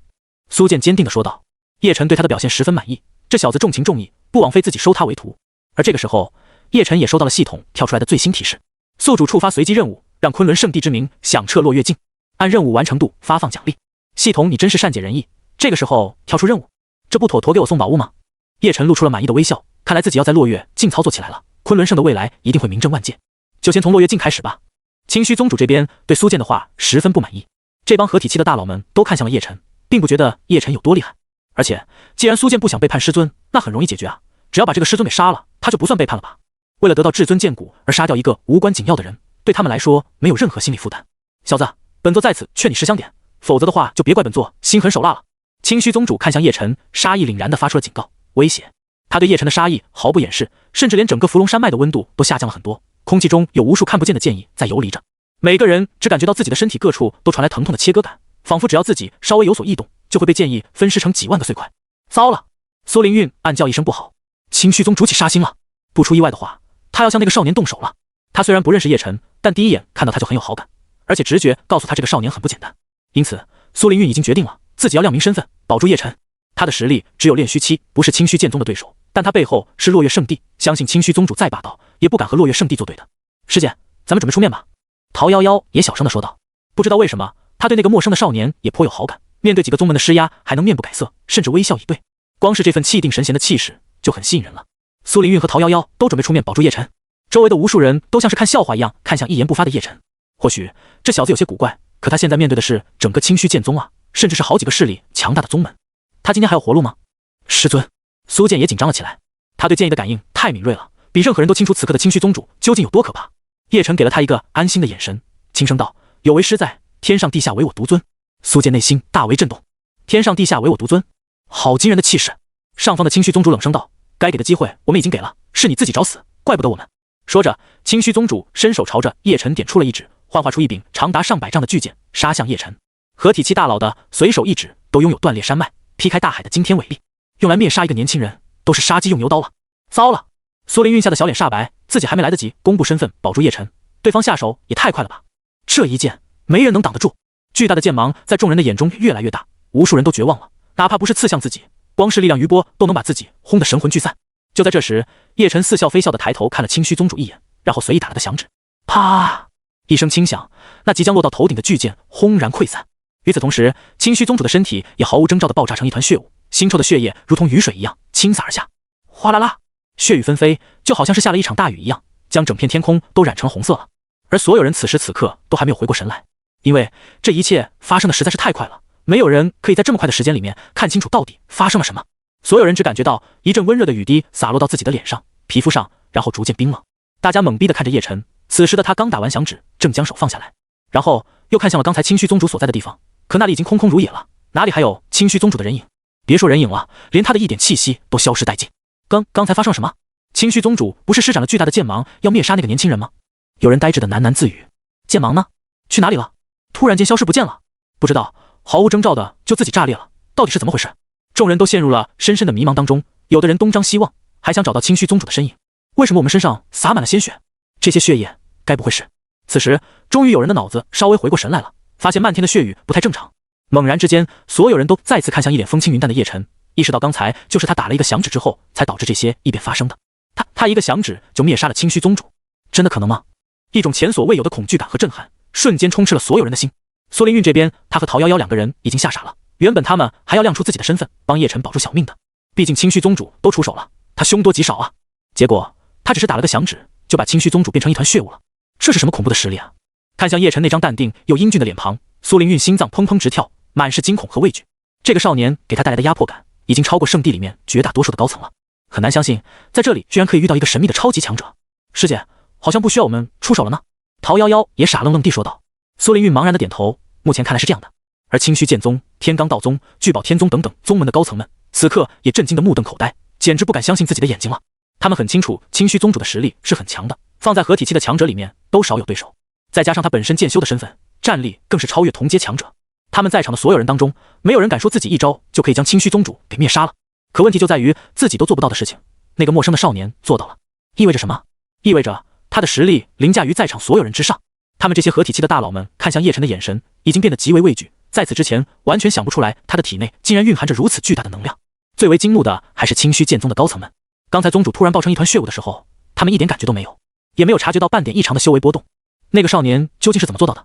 不管怎么样，他们此刻杀意疯狂地涌现出来，叶晨把他们的宗主杀了，他们要是连一点脾气都没有的话，世人会如何看待他们？大胆！你究竟是何人？为什么要杀害我们宗主？杀了我们宗主，就等于和我们清虚剑宗彻底宣战了。难道你不知道吗？凶徒！你这种凶徒，如果放着不管的话，一定会祸害整个落月境的。清虚剑宗剩下的5个长老都剑指叶晨，大声地讨伐他，就是不敢动手。其中一位长老气得胡子乱舞，手中长剑更是寒光逼人，然而半天不敢朝叶晨杀去。他们喊得越凶，看上去反而越怂。各位道友，此人一定是巨大的祸害，必须将其除掉才行。咱们合力一起解决他，为我宗主报仇。这位高层长老冲着其他宗门的强者喊道，想要把所有人都拉下水，和清虚剑宗站在同一阵线。可是别人也没有那么愚蠢，三言两语就帮你。聚宝天宗的宗主率先开口了，此事我聚宝天宗没法管，依我看今天就是个误会罢了。既然那位小友不肯入我宗门，我聚宝天宗理应尊重祝福。没什么事的话，我们先走了。说着，他就带着聚宝天宗的高层们赶紧溜了。他又不是傻子，那位少年可以秒杀清虚宗主，自然也可以秒杀自己了。聚宝天宗从不做亏本的买卖，更何况是有可能丢掉小命的买卖。我隐月宗也要走了。隐月宗这边也很识时务，明知道对方神秘又强大，何必还要强行招惹？这不是自己送人头吗？幸好死的是清虚剑宗的宗主，和自己没有关系。我浩然阁突然间想起来，今天炼制的丹药还没开炉呢，我们先回去看看。浩然阁这边随便找了个借口就带人溜了。清虚剑宗这边气得浑身发抖，一个两个的就这么溜了吗？各位道友先别走，只要帮我们宗主报仇，我们会给你们丰厚的报酬。清虚剑宗的长老冲着还没走的天罡道宗、归元宗之人大声喊道。听到有好处可以拿，天罡道宗和归元宗之人不由得对视了一眼，觉得可以出手。那个陌生少年是很厉害，但他再怎么厉害，也不可能同时对付17位合体境的高手吧。而且刚才他灭杀清虚宗主，估计是依靠手段的诡异偷袭罢了。只要他们有了防备，这陌生少年的手段必定会大打折扣，到时候17个合体期高手一拥而上，拿下他还不是简简单单。归元宗和天罡道宗的宗主都表示，等拿下叶晨之后，价码要由他们来开。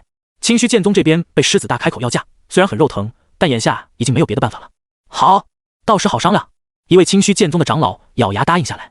霎时间，17位合体期的超级强者全都释放出自己恐怖的修为气息，化作无边汪洋，朝着叶晨一人碾压过来。整整17位合体期的高手，这是非常震撼的。一位合体期高手已经很厉害了，如今17位一起出手，而且只针对一人，这何其惊人啊！恐怖的威压直接降临，以叶晨为中心，方圆100丈之内的所有人纷纷被碾压的吐血。这还是最轻的，很多人当场七窍流血而死。实力最强的当属于炼虚期的苏凌韵和陶瑶瑶了。可即便是他们两人，都在这一瞬间有了肉身和神魂都一起崩裂的感觉。好在下一刻，一股无形的力量从叶晨的体内扩散出来，彻底化解了17位合体期高手的联合碾压。也幸亏如此，否则的话，方圆100丈之内的人全部死光。别人死不死他不在乎，自己的好徒弟苏剑他还是要护住的。所以苏凌韵等人也是沾了苏剑的光罢了。有点意思，不过你们的力量还是太弱了，没办法让我完全提起兴趣啊。叶晨意兴阑珊的笑着调侃道。所有人神情苦涩，不知道该说些什么了。大哥，你能不能别这么语出惊人？人家17个合体期的大佬都集合了，这个阵容完全可以把清虚剑宗给冲烂了。结果在他的眼中，反而还没能提起他的兴趣，他还嫌弃别人力量太弱了。到底什么级别的力量才能让他提起兴趣啊？但是没有人觉得叶晨是在口出狂言，毕竟一个可以秒杀合体期高手的人，有资格这么狂。苏凌韵和陶瑶瑶也觉得无言以对，这个陌生少年太狂傲了，简直比圣地内的很多绝世天才都要狂傲。不过那些绝世天骄在他的面前，确实都要黯然失色。清虚剑宗、归元宗、天罡道宗的人都被叶晨的话给激怒了。再怎么说，他们也是成名多年的老牌强者了，如今又结成强大的联盟，其力量是空前强大的。如何能忍受被人轻视、羞辱？结阵。清虚剑宗这边5个长老一起结成了一个巨大的剑阵，名为十方无极剑阵，可以让他们得力量翻倍爆发。就算是大成期的强者，面对这个剑阵，都只能退避三舍。十方无极剑阵是清虚剑宗最强剑阵，在很多圣级的秘法当中都属于极强的，甚至直逼仙级秘法。苏灵运显然对这些宗门的绝学秘法非常熟悉，一眼就认出这门剑阵的强大了。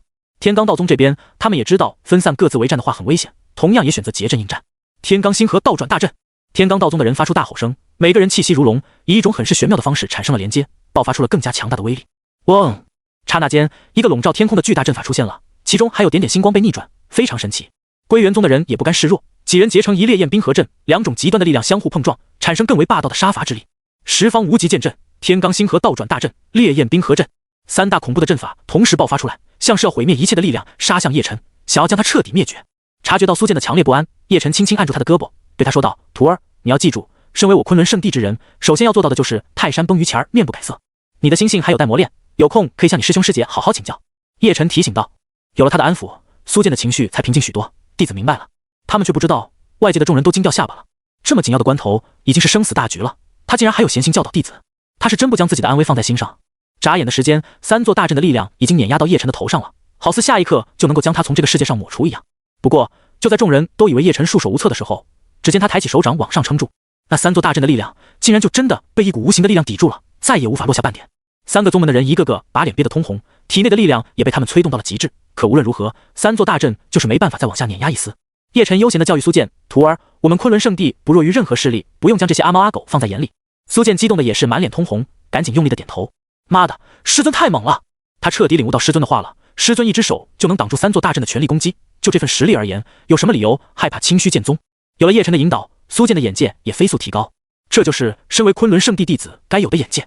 徒儿，看好了！叶晨五指收拢紧握，与此同时，这股无形的力量也紧紧地捏住了3大阵法之力。轰！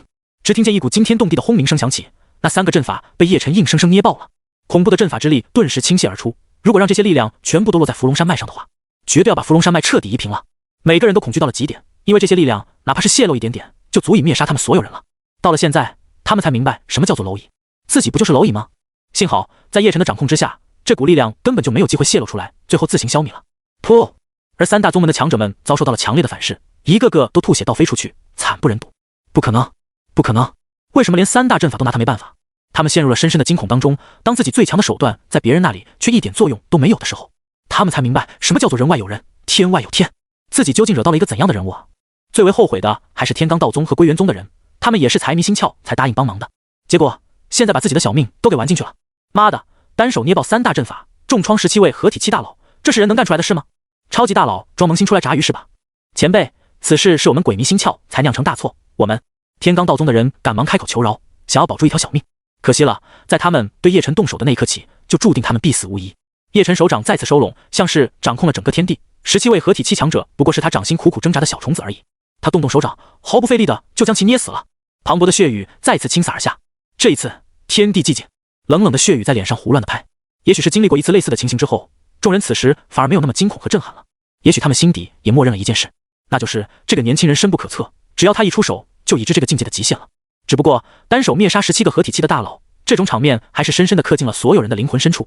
恐怕他们未来都没有机会再有类似的经历了。全场寂静无声，所有人默默地抹去脸上的血液，然后转头看向神情平淡的叶晨。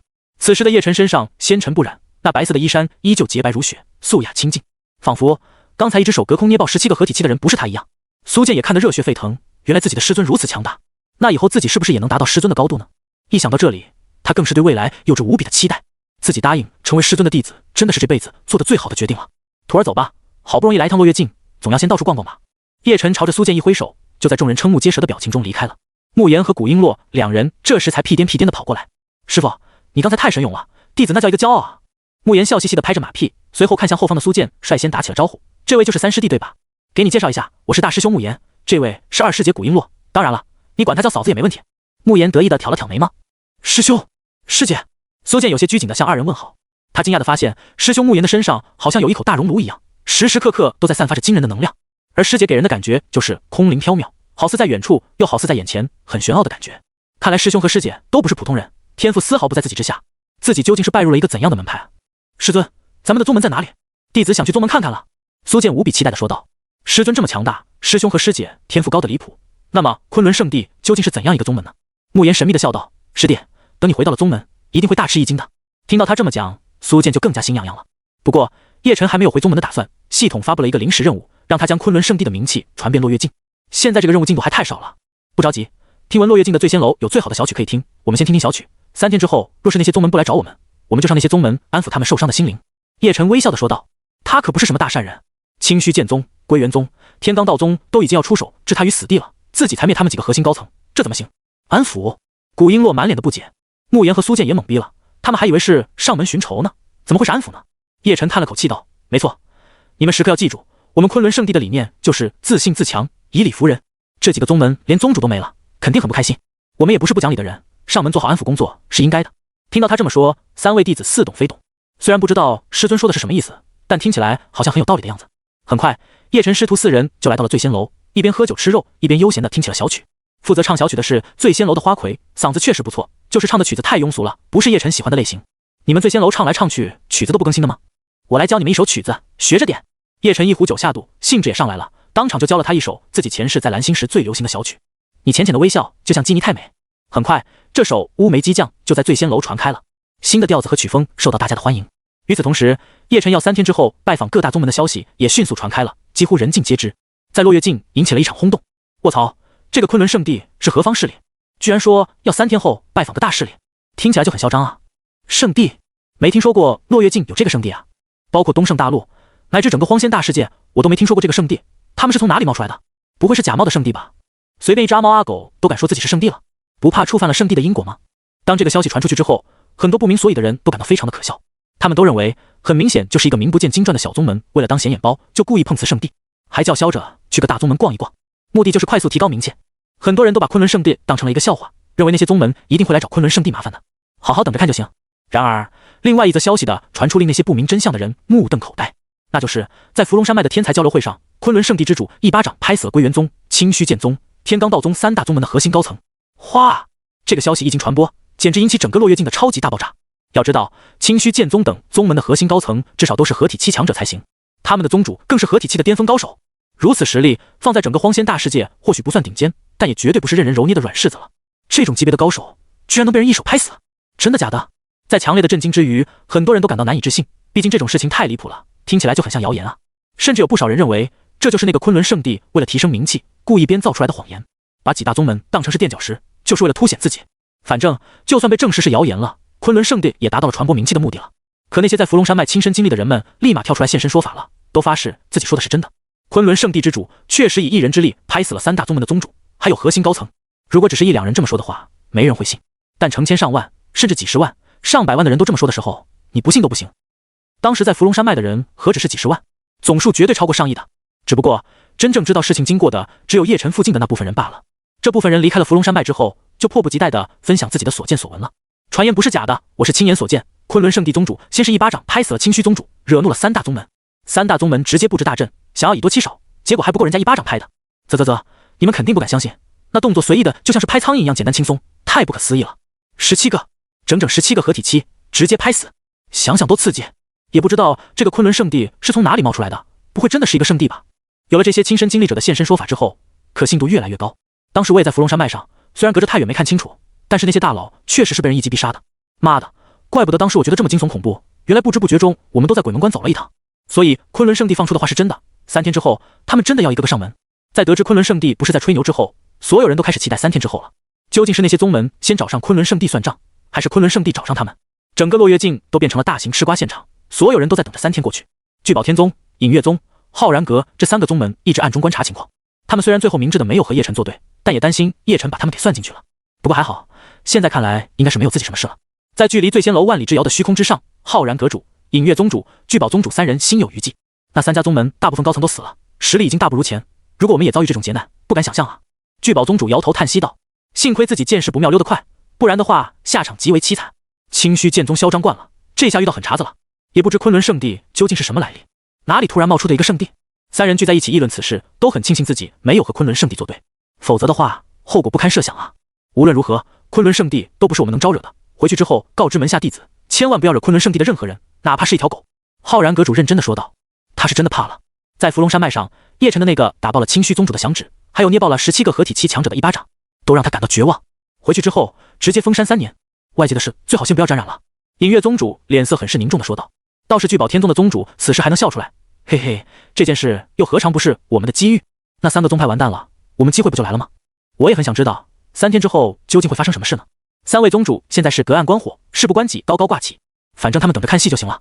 而清虚剑宗这边在得知宗主陨落的第一时间，整个宗门都大为震惊，尤其是连同5位合体期长老都死了，更是令整个清虚剑宗陷入了前所未有的恐慌当中。包括宗主在内，整整6个合体期高手啊，就这么没了。对于清虚剑宗来说，这就是巨大的灾难。一下子失去了这么多顶尖战力，清虚剑宗的整体实力已经被拦腰截断了。不出意外的话，未来的清虚剑宗都要收紧势力，不能再高调下去了。而且沉睡中的老祖们得到消息之后，也纷纷苏醒过来，主持大局，维护宗门的运转。在清虚剑宗的主殿当中，聚集了10几位强大的合体期高手。最引人注目的还是3位年迈的老者，他们就是清虚剑宗的老祖，实力已经达到了渡劫期，距离真仙境界也仅有一步之遥。他们原本是宗门内最强的底蕴，一心只为突破到真仙境，不到宗门毁灭之际，他们是不会醒来的。而这一次连宗主都没了，他们不醒来，整个宗门人心都会散掉。听完了情报之后，3位渡劫期的老祖都陷入了沉思当中。能够一巴掌轻松捏死17位合体期高手的人，至少达到了大成期的修为，而且是顶尖水平。又或者对方已经和自己一样都是渡劫期了，此事太过重大，对方实力不明，我们又损失惨重，不宜轻举妄动。一位老祖阴沉着声音说道。不是他们怂了，而是他们3位老祖最重要的任务是突破到真仙境界。只要到了真仙，清虚剑宗就能焕发生机，重回巅峰，甚至超越巅峰。在此之前，他们更愿意谨慎行事。不少的长老都不满这样的决定，但既然是老祖决定的，他们也没有办法反驳。于是他们的应对之策很简单，那就是3天的时间按兵不动。如果说昆仑圣地3天之后也没找上门来，就说明昆仑圣地就是在虚张声势，根本没底气攻上清虚剑宗。到那个时候，他们将会以雷霆之势灭杀昆仑圣地那几人，重振清虚剑宗的威风。3天的时间对于修行者们来说很短，眨眼就过去了，但是大家都过得很煎熬，从没觉得3天时间原来也可以这么漫长。在无数人的期盼当中，3天时间终于过去，来到了第4天。醉仙楼最豪华的阁楼中，叶晨正监督门下3位弟子修炼，整个醉仙楼都被他施展阵法笼罩了起来，并且布置了一个超级聚灵阵，将周围天地灵气聚拢。这种修炼环境和昆仑圣地虽然差了很远，但勉强也可以用了。可就是这种在叶晨看来很一般的修炼环境，却让醉仙楼内的成员们狠狠地沾光了。整个醉仙楼从小厮到侍女，从护卫到总管，包括所有的艺伎都沉醉其中，不少人纷纷突破。顶层豪华阁楼中，苏建由于境界最低，因此突破的比较频繁。3天前他还只是筑基期1重，可如今他已经是筑基期5重了。这种修炼速度真是令人啧舌。古璎珞在觉醒了太上仙体之后，实力已经突飞猛进，如今更是冲到了筑基期巅峰，随时都有可能达到金丹期。慕言实力最强，从原本的金丹期4重达到了金丹期5重。3人一起睁开了眼睛，感受体内磅礴如海的灵力，都十分满足。最激动的还是苏建，这种掌控力量的感觉太美妙了。3天时间已过，看来他们不主动来找我们了，咱们去安抚一下他们受伤的心灵吧。叶晨笑眯眯地说道，然后带着3名弟子起身离开。他昆仑圣地讲究以理服人，相信清虚剑宗会服气的。在醉仙楼之外，早就聚集了无数吃瓜群众了。看到师徒4人出现，全都打起了精神，隔着远远的跟着他们。令他们诧异的是，叶晨并没有直接去清虚剑宗，而是不知道从哪里弄来了一个巨大的牌匾，上面写着8个字：昆仑圣地，以理服人。苏建和慕言2人在两端扛着，所有人都一脸懵逼，这师徒4人是要干嘛？以理服人？你自己看看，自己信吗？一巴掌把所有人都拍死，然后说自己以理服人是吧？我信你个鬼！起初他们只敢在500里之外跟着，不敢再靠近，毕竟叶晨的生猛大家都见过。后来有人逐渐大胆，靠近到10里之内也安然无恙，更多的人有样学样，都乌泱泱的跟在叶晨4人身后。负责抗牌匾的慕言总觉得有些羞耻，不知道为什么。苏建则是一脸认真，他觉得师尊正亲自教导他昆仑圣地的宗旨。没错，昆仑圣地以理服人，他们还是讲道理的，不是杀人魔。叶晨不着急赶路，他要让昆仑圣地之名传播的再广一些。大半天的时间，终于来到了清虚剑宗的上方了。记住，我们是讲道理的，不会随随便便攻破别人山门，除非忍不住。叶晨还不忘回过头教导自己3位弟子，几人都认真的点头，觉得自己又从师尊身上学到了很多人生哲学。对于他们的到来，清虚剑宗已经提前察觉到了，成千上万的弟子聚集在山门前，如临大敌。10几道强大气息的身影则是飞到高空之上，和叶晨4人遥遥相对。老祖，他们真的来了，咱们该如何应对？刚选出来的代理宗主紧张地求助于身旁的3位渡劫期老祖。3位渡劫期的老祖并没有马上回应，而是仔仔细细地观察叶晨的气息，想要探清其虚实。庞大的神识覆盖过去，毫无阻碍地落到了叶晨的身上。咦？其中一位老祖感到奇怪，那个少年好似没有任何波动，却又好像达到了渡劫期，他应该是大成期巅峰。可另外一位老祖却又给出了另外一个不同的答案。不对吧？我探知到他应该是合体期巅峰，不是吗？第3位老祖也觉得一头雾水，为什么他们3人会从同一人的身上察觉到不同的波动？谁才是对的？此子果然有问题，他的修为绝对不是合体期，否则他如何一击灭杀那么多合体期高手？最大的可能就是大成期巅峰，甚至是渡劫期。至于我们会感知错误，应该是他的身上有某种掩盖气息的秘法或者宝物，误导了我们。第一位老祖认真的给出了一个最合理的分析，也得到了另外2位老祖的认同。只要对方不是真仙，那就好办了。有了老祖们的撑腰，代理宗主底气大增，飞到最前端和叶辰几人遥遥相对。大胆贼子，你杀了我宗这么多人，不逃跑也就算了，竟然还敢找上门来，我看你们是死到临头了。代理宗主声音洪亮，传遍整个天地，身上更是释放出丝丝剑意，气势逼人。叶辰微笑道：贵宗的前宗主为人霸道，太过嚣张，相信很多人都看他不顺眼，除掉他不仅顺应民意，还能防止他以后给贵宗带来更大的灾祸。这番话从他的口中说出来，所有人都以为自己是听错了，明明是他一巴掌把人拍死了，怎么有种变成他在替天行道的意思？清虚剑宗上下更是震怒，觉得被叶辰给羞辱了。人都被你杀了，你是怎么说出这么冠冕堂皇的话来的？代理宗主胸膛剧烈的上下起伏，夸张的像是一个拉风箱一样，眼中的怒火几乎要喷发出来。叶辰却像是看不到一样，自顾自的安抚道：所以你们可以放心，那颗老鼠屎不会坏了一锅汤的。我们不是不讲道理的人，虽然帮了你们这个大忙，我们也不会居功自傲的。一番话下来，把清虚剑宗的人气的差点把后槽牙都给咬碎了。代理宗主更是无法控制自己的气息，气得浑身发抖。今日你们就别想走了！代理宗主发出了惊天怒吼，一身狂暴的气息终于是像火山爆发一样冲了出来。如此恐怖的力量让跟在后方的吃瓜大部队脸色苍白，冷汗直流。只有叶辰依旧面带微笑，友好的说道：哈哈，贵宗还真是热情，要留我们做客吗？这就不用了，本座只是来收取一些费用而已，拿了费用还要去另外2家。叶辰的话让所有人都茫然了。收取费用？什么费用？他在说什么啊？我们帮你们清理门户，维护了清虚剑宗的良好名声，你们不该给些费用吗？你们还讲不讲道理？叶辰耐心的解释道。他不解释还好，话音刚落，代理宗主就2眼瞪得滚圆，被气得口吐鲜血，气息瞬间萎靡下去。你厚颜无耻之徒！代理宗主颤抖的指着叶辰，开始怀疑人生了。所有吃瓜群众的下巴都快要掉到地上了，他们简直不敢相信，他竟然还要收费，美其名曰清理门户，这尼玛哪里讲理了？离了大谱！整个清虚剑宗的弟子长老们更是怒发冲冠，纷纷拔出了宝剑，扬言要和叶辰拼死一战。其中一位老祖也忍不了了，当即现身在高空之上，脸色阴沉的难看。小二，你杀了我们清虚剑宗的人，现在还来羞辱我等，今日必定取你性命！这位老祖脾气暴躁，一身渡劫期的修为力量直接从体内爆发了出来，覆盖了整片天地。无数人都被这股威压按了下去，根本没有办法待在天上，甚至连躲在极远处的虚空中看戏的聚宝天宗宗主、浩然阁主、隐月宗主3人脸色都发白了，眼神充满恐惧。是玄剑老祖，他是玄剑老祖，我就知道他肯定还没死。好恐怖的力量，他该不会已经到达真仙之境了吧？这就是清虚剑宗的底蕴，这个昆仑圣地这次很难收场了。3位看戏的宗主在认出了那位老者竟然是万年之前就名动落月境的强大剑修之后，都控制不住叫出了声来。万年之前，玄剑老祖实力就很强了，经常到处挑战强者。这么多年来，他彻底消失不见。很多人都说他被某个强大的对手灭杀了，也有人说他去了别的大陆闯荡，也有人说他就在清虚剑宗闭关。如今，他终于出现了，而且一身实力更胜往昔，那一身的剑意令人畏惧。他们3人隔着这么远，都跟着瑟瑟发抖，其强大的程度还用多说吗？后方的大部队虽然不知道这是玄剑老祖，甚至都没有听说过玄剑老祖，但这老者的恐怖实力有目共睹。这下精彩了！清虚剑宗的弟子、长老们看到自家老祖终于出面之后，更是爆发出了震天响的欢呼声。在他们的心目中，老祖就是无敌的，只要有老祖在，就没有办不成的事，杀不了的人。这所谓的昆仑圣地，几人故意挑衅到这个份上，也该灭掉他们了。无数弟子看向玄剑老祖时，都充满了期盼、崇拜、尊敬，希望老祖现在就能一巴掌把叶辰拍死。只有如此，才能勉强保住清虚剑宗的名声。叶辰却好像根本感受不到对方铺天盖地的惊天剑意一样，脸上依旧带着友好的笑容。何必如此呢？我们是讲道理的宗门，不喜欢老是打打杀杀。叶辰叹息道：少说废话，今日不取你性命，我宁愿自杀。玄剑老祖性子也是非常刚烈，二话不说就甩出一把寒光凛冽的宝剑，其剑气横亘虚空，刺破天际，其杀伐之气直取叶辰心口。一剑出，天地惊。这就是他的实力，在剑道上面他已经研究得很深了，蕴含了他巅峰精气神的一剑，甚至有威胁到真仙境的可能。可就在所有人都以为叶辰会被灭杀的时候，他仅仅是伸出了一根手指点在剑尖之上，叮！一声钢铁撞击的声音响起，在无数人惊恐的眼神中，这把剑竟然寸寸崩裂了，所有的剑气都在一瞬间化为乌有。最为惊恐的还是玄剑老祖，他太清楚自己这一剑的威力了，可对方竟然只用了一根手指就把他的剑给毁了。还没有等他反应过来，一股更为巨大的力量已经落到他的身上。玄剑老祖绝望地张着大嘴，似乎要呼喊，可下一刻他的身体直接爆成了一团血雾。渡劫期巅峰老祖死！无数人的内心充满了难以言喻的震撼，在他们的心目中，老祖级别的人物已经是顶了天的，至少在落月境圣地不出的情况下，横着走没有问题。可人家只是用了一根手指而已，就将其灭杀了。再看叶辰这边，他表情轻松写意，没有任何压力，仿佛对他来说，灭杀一位渡劫期的老祖不过是灭杀一只苍蝇这么简单。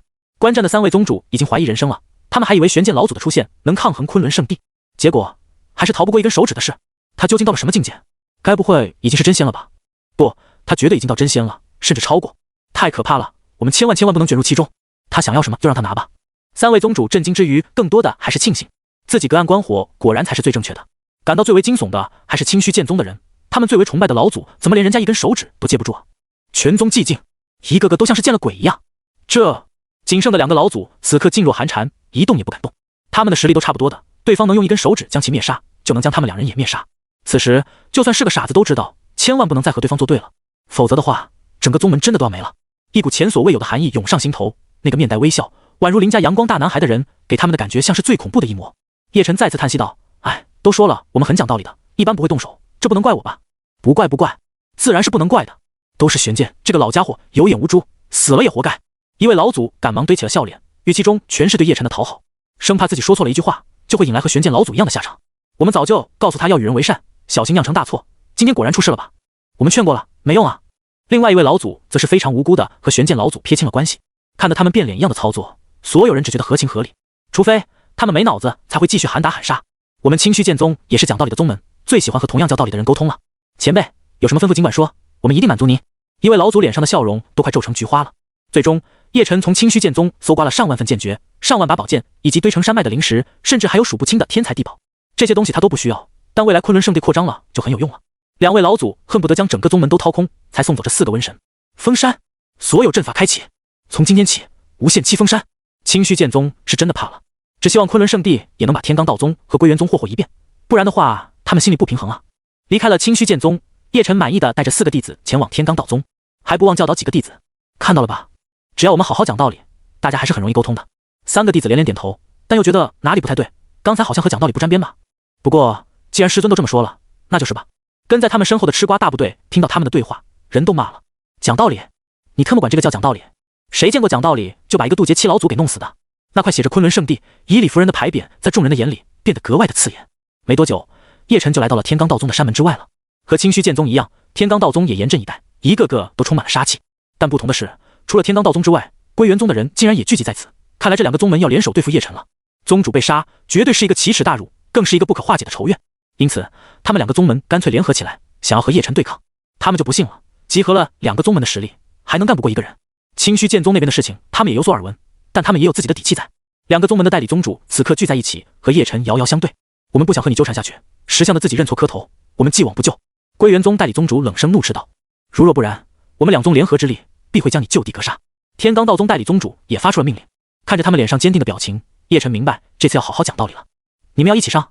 那也挺好的，我也省了一个个去找的时间了。叶晨有些慵懒的笑道，他的话落在2个宗门的人耳中，就显得极为狂妄了。他一个人再怎么厉害，也不可能和2个宗门抗衡吧。不过跟在叶晨身后的大部队都觉得未必，刚才叶晨可以一根手指就弄死一个渡劫七老祖的，还逼得2个渡劫七老祖付出巨大的代价才能息事宁人。归元宗和天罡道宗就算再强，最多就能拿出渡劫七老祖罢了，人多不一定有用啊，人家大不了多出2根手指嘛。除非他们能够请出真仙级别的老祖，否则的话抵抗真的没有一点意义。狂妄！不过我们可以先不追究你的罪过，再给你3天时间回去好好反省吧。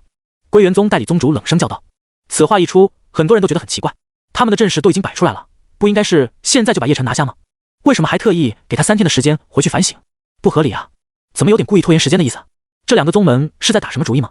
当叶晨和这2个宗门对峙的时候，在远处的一片虚空中又突兀地出现了2道人影，其中一人竟然是苏灵韵，而站在苏灵韵身边的人却不是之前的陶夭夭，是一个中年美妇。如烟长老，我们好像来迟了。看到眼前这个阵仗，苏灵韵不禁有些急了，她也不知道自己是在为什么而着急。如烟看向叶晨，便皱起了眉头，词子有些不对劲，我竟然看不透他的实力，该不会他的境界比我还高吧？不可能，我已经是真仙境界了，他应该是有某种遮掩的秘法。如烟长老身材娇媚，该大的地方很大，该细的地方很细，2团软球沉甸甸的随着他说话出现轻微晃动。同时她也是一个非常骄傲的女子，因为她是落月圣地的内门长老，目前已经有真仙境界。以她的身份和实力来说，她确实有傲视众人的资格。落月圣地那边多少也听说了关于昆仑圣地的事情，又了解到苏灵韵之前就来过伏龙山脉，所以如烟长老就与苏灵韵一起过来了。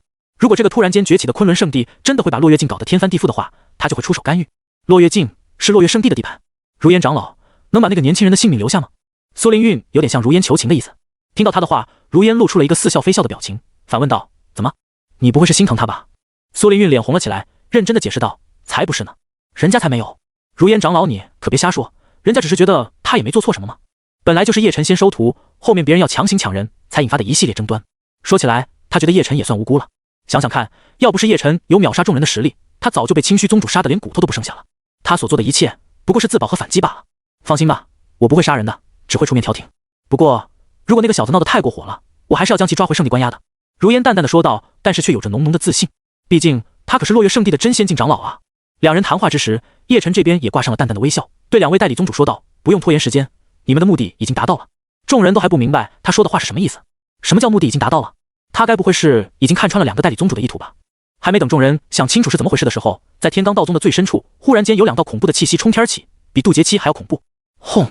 两道气息太过强悍了，看起来就像是要将天穹都给冲破一样，难以置信的威压覆盖整个天地，还出现了各种异象，天空之上更是雷电滚滚，一副要毁灭世界的模样。这股威压是真仙境，他们在拖延时间，就是想让他们的老祖突破到真仙境。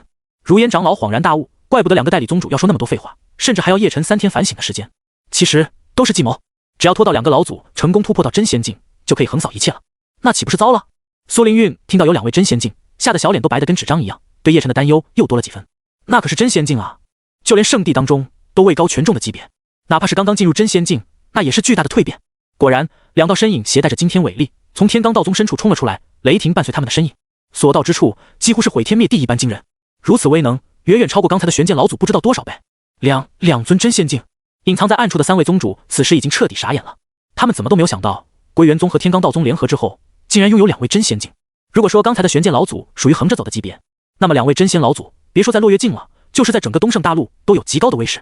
他们不相信昆仑圣地4人还能活着回去，不是他们觉得昆仑圣地弱，而是2个真仙老祖实在是太强了，强到足以让很多人绝望的那种。无知小儿，拿命来！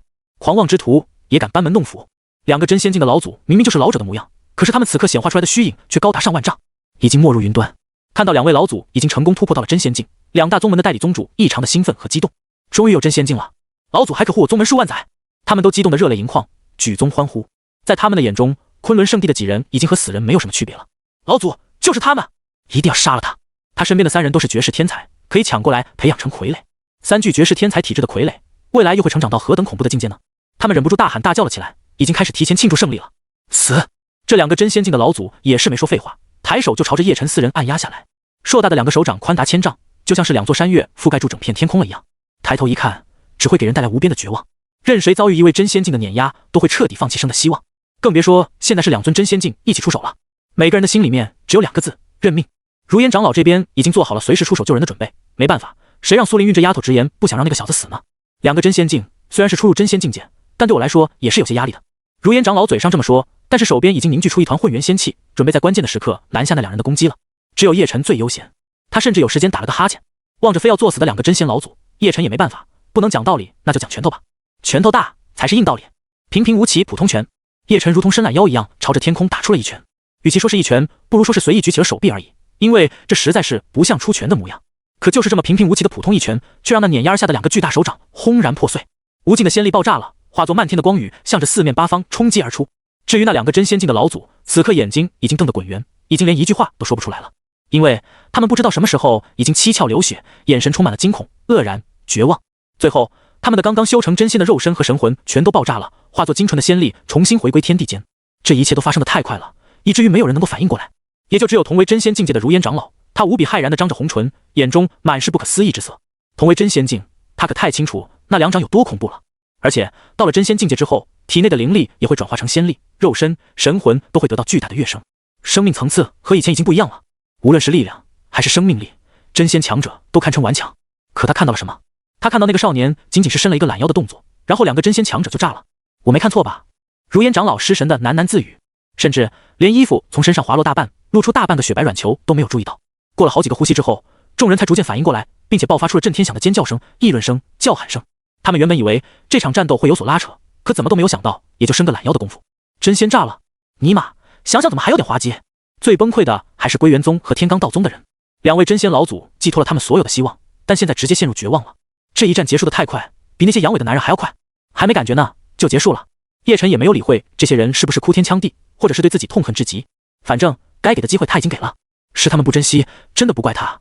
叶晨反手覆盖下来，天空好像塌陷了一样，一只无边无际的巨大手掌直接将整个天罡道宗都碾压平整。当他抬起手的时候，那里甚至还留了一个巨大的手掌印，所有的一切都化为飞灰。天地一片寂静，甚至连呼吸声都很难听到，因为所有人都屏息凝神地看着这超越想象的一幕，脑子已经跟不上了。这么大一个宗门，说没就没了，那可是天罡道宗啊，是落月境霸主啊，是很多人梦想修行的地方啊。结果就这么一巴掌的事，彻底消失了。不，还有归元宗也彻底没了。等所有人开始回过神来的时候，却发现叶晨几人已经消失不见，不知道去了哪里。他们虽然消失了，可他们留下的巨大震动才开始向落月境扩散。见证了这一切的修士们，好几天都合不拢嘴，要么还沉浸在无尽的震撼当中，要么就是和身边的人讲述当时的经过，哪怕口干舌燥也无所谓。妈的，太惊人了！杀玄剑老祖也就一根手指，你敢信吗？要不是亲眼所见的话，我都不敢信。把清虚剑宗吓得已经关闭山门了，也不知道哪年哪月才会重新开启。据我推测，没有几百上千年都不可能了。这件事给他们留下的心理阴影这么大，谁还敢随便打开山门？清虚剑宗被削弱这么多力量，肯定要休养生息的。这算什么？他们已经很幸运了，提前投降，花钱消灾。天罡道宗和归元宗可就惨了，别说人没了，连宗门都被碾压平了。提到当日匪夷所思的一战，落月境的人真是说几天几夜都不会累的，哪怕同一件事翻来覆去的说了无数遍，他们也不会觉得乏味。就比如叶晨一拳轰死2个真仙老祖，还有一掌压平整个天罡道宗，说的越多就越热血沸腾。短短几天的时间，叶晨的事迹就传遍了整个落月境，无人不知，无人不晓。昆仑圣地之名也在落月境彻底打响了。谁要是不知道昆仑圣地的话，只能说明这个人太落伍了，都没资格参与大众话题，是会被大家排挤的。最为后悔的当属在那个时间段刚好闭关的人了，他们错过了最精彩的事。而叶晨他们早就已经回到了昆仑圣地。临时任务，让昆仑圣地之名响彻落月境，超额完成。任务奖励如下，请宿主自行领取。奖励丹阳珠果1万株，奖励龙鳞果1万株，奖励魂因果1万株，奖励赤血仙土100万亩。完成任务之后，得到了这4种奖励，全是各种天材地宝。丹阳珠果服用后可以锤炼体内灵力，下至炼体境，上到渡劫期，服用了都有效。当然了，随着修为的提升，服用丹阳珠果的效果当然也变得没那么明显。龙鳞果服用之后可以锤炼肉身强度，适用范围和丹阳珠果一样。魂因果的作用在于使得神魂更加凝练，这就很少见了，因为能够壮大神魂的天材地宝本来就少，而且很难找。1万株魂因果更是奇迹中的奇迹。最后一种赤血仙土，其作用就是用来培育各种天材地宝。昆仑圣地内的灵气本来就很浓郁，天材地宝很容易生长，再加上100万亩的赤血仙土，还有什么是它种不活的？东西不错，弄一个灵之源，等圣地规模扩大的时候都会派上用场。对于这个奖励，叶晨还是比较满意的，给慕言他们使用也对他们有很大的帮助。还有收徒苏剑得到的奖励还没有布置出来，刚好一并弄好。原始剑弓现，随着他将原始剑弓从系统空间中取出来，在昆仑圣地的一处宽阔区域中，只见轰隆作响，一座巨大的宫殿就出现了。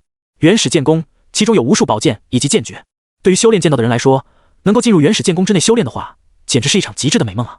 有缘人可以在里面获得一柄属于自己的宝剑，还可以获得适合自己的各种剑诀。清虚剑宗所谓的传承和一座原始剑弓比起来，简直就是垃圾。在布置好原始剑弓之后，叶晨又将藏经阁也布置出来了。藏经阁的性质和原始剑弓是差不多的，里面储藏有无数的功法、法诀、秘术，下到各种凡级法诀，上到地级法诀，应有尽有。光是这一座藏经阁，就比那些圣地的功法底蕴都要雄厚几百倍。那些圣地在无尽岁月中都出过好几个先帝，留有不少的地级功法、法诀，可是远远没有办法和藏经阁相提并论。藏经阁加上原始剑弓，让昆仑圣地在功法底蕴方面瞬间成为荒仙大世界第1名。还有真龙不死药100克，这东西也是无比的珍贵。叶晨一挥手就将100克真龙不死药种植到灵之源当中了。灵之源正是由100万亩赤血仙土构成，用来栽种真龙不死药也非常适合。真龙不死药形状很像真龙，但是体型非常小，只有手臂长短。这些真龙不死药已经有灵智了，来到灵之源之后便开心的蹦蹦跳跳，最后调皮的钻入赤血仙土中，也不知道躲到了什么地方。接下来就是诛仙剑阵了。提到诛仙剑阵，就连叶晨的眼神都不由得变得火热起来，因为这不仅仅是一个剑阵而已，还附带了4把宝剑，分别是诛仙剑、戮仙剑、现仙剑、绝仙剑。这4把剑的等级已经达到了地级。之前叶晨得到无始仙中就是1剑地气，在地气当中威力都是很恐怖的，但是现在他一次性就得到了4柄地剑，而且这4柄地剑还能结成威力巨大。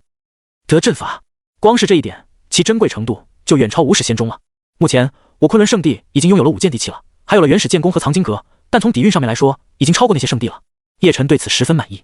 最后的奖励就是2张仙王召唤卡，他直接选择了召唤。很快，2个浑身散发着强大气息的人物便恭恭敬敬地来到了叶晨面前。令他惊讶的是，这一次召唤出来的2个仙王竟然都是女性。一个身穿红色长裙，雪白的肩膀暴露在空气中，那肌肤极为细腻，她没有穿鞋子，身体是离地1尺漂浮在空中的，因此可以看到她的脚十分娇小精致，雪白嫩滑，脚趾头更是如同一粒粒玉石般圆润晶莹。妾身红莲，见过宗主。她名为红莲，人如其名，一身红色长裙十分惹眼。红莲微微躬身行礼，上方那2团软白玉几乎从裙子中滑落出来，沟壑极深，仿佛空气都变得火热了许多。就连叶晨见了，目光都不由得凝了起来。妈的，还真是个尤物啊！不过，身为无敌仙帝，他的心性倒也不会因为看到这些美景就沉沦了。在红莲旁边，还有一位身穿白色长裙，浑身洁白无瑕，宛如通透晶石一般的绝美女子。她身材曼妙，腰间的束带刚好将完美的纤细腰身给勾勒出来，诠释了什么才是最好的盈盈一握。她的小脚也暴露在空气中，没有穿鞋，宛如艺术品。察觉到宗主的目光从上到下打量自己，最后停留在自己的玉足之上。她虽然害羞的微微脸红，但还是欣喜的故意将裙摆往上提起，将雪白柔嫩的小腿全都露了出来。既然宗主喜欢，那就让她多看一些。妾身雪莲见过宗主。名为雪莲的仙王娇滴滴的向叶晨行礼，一个动作差点也让自己的2团软白玉全部出现在叶晨的面前。不过红莲和雪莲都毫不在意，因为他们觉得能被宗主看到自己玉体横陈，那是自己的幸运。自己生来就是听从宗主差遣的，不管做什么都可以，任何姿势他们都能胜任。红莲和雪莲是吧？你们一人镇守原始剑宫，一人镇守藏经阁吧。叶晨命令道。妾身遵命。2人又是弯腰应答。这一次4团软白玉直接暴露在叶晨的眼中，美不胜收。带着惋惜和一丝丝的空虚感，红莲和雪莲只好先行退下了。姐姐，你说宗主是不是不喜欢我们啊？为什么不让我们侍寝？雪莲小声的疑惑问道。红莲露出一抹魅惑的笑容，我们既然是宗主的人，又拥有无尽的寿命，想要给宗主侍寝的机会多的是。妹妹，你也太心急了吧。她促狭的看向自己的妹妹雪莲。雪莲的小脸刷的一下又红了，小声辩解道，我也只是想帮宗主释放一下压力而已嘛。他身为一宗之主，平时火气肯定很大吧。2人边走边聊，却不知他们所有的谈话都被叶晨听得一清二楚。他原本火气不大的，结果现在还真有点火气了。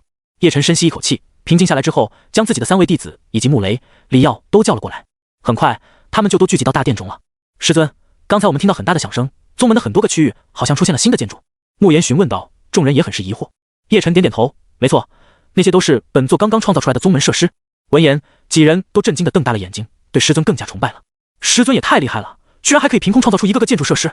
就在几人惊叹于师尊的神奇手段之时，一枚又一枚的果实凭空出现在他们的面前，然后落入一个个玉盘当中。这些都是刚从灵芝园那边摘来的新鲜果子，拥有很神奇的效果。每个人的盘子里面都有3枚果子，别人认不出，但李耀见多识广，本身又是厉害的炼药师，立马就认出这3枚果子。这是丹阳珠果，还有龙鳞果，甚至连魂因果都有。李耀发出了震惊的叫声，他下意识抱住了自己的脑袋，对这一切感到非常的不可思议。慕言好奇地问道，李老，这3种果子肯定很稀有吧？他知道李老就相当于一本各种灵药灵草的活字典，知道的东西是很多的，能让他这么一位昔日强大炼药师都几乎发狂的，价值肯定很珍贵吧。李耀深吸了一口气，令自己心情稍微平复了之后，极为凝重地说道，这3样宝物都很稀有，而且很珍贵，想要在外界找到其中一样都很困难，每次出现都会引起疯抢，因为它们不仅是数量稀少，其作用更是很大，哪怕到了渡劫期服用都能产生作用，这才是最吸引人的地方。李耀越说就越激动，乃至于身体都跟着微微颤抖起来了。就他自己所见的，曾经有一枚魂因果出现，就在拍卖场里面卖出了1000万灵石的价格。在离开了拍卖场之后，得主已经很谨慎了，可还是躲不过各方势力的抢夺，最后不仅没了1000万灵石，连魂因果都没了，简直亏到爆炸呀！最后甚至连一位渡劫期强者都忍不住出手抢夺了。没办法，魂因果对渡劫期强者来说也有很大的作用，自己的神魂强度提升哪怕一点点，未来突破到真仙的成功率都会变大。众人听完他的讲述之后，都感到难以置信，仅仅一枚魂因果就引发血流成河了。现在他们每个人面前各自都有一枚魂因果，而且还有丹阳珠果和龙鳞果，要是全部放在外界，恐怕能引发一场大混战，最后死伤无数的那种。他们都意识到放在自己面前的是巨大的机缘啊。宗主，我们真的可以吃吗？穆雷小心翼翼地询问道。这里就他的身份最低了，顶多就是个家属，他也不敢相信自己竟然也能享用这么珍贵的灵果。叶晨点头道，给你们的，你们就吃吧。见他都这么说了，几人也不再客气，捧起果子开始细细品尝。吃下龙鳞果，古璎珞感觉自己的身体在着火，筋骨、肌肉甚至是血液都在发烫，躯体强度肉眼可见的提升。光是肉身的力量，他现在至少可以媲美金丹期2重、3重的强者了。要知道现在他也就筑基期巅峰罢了。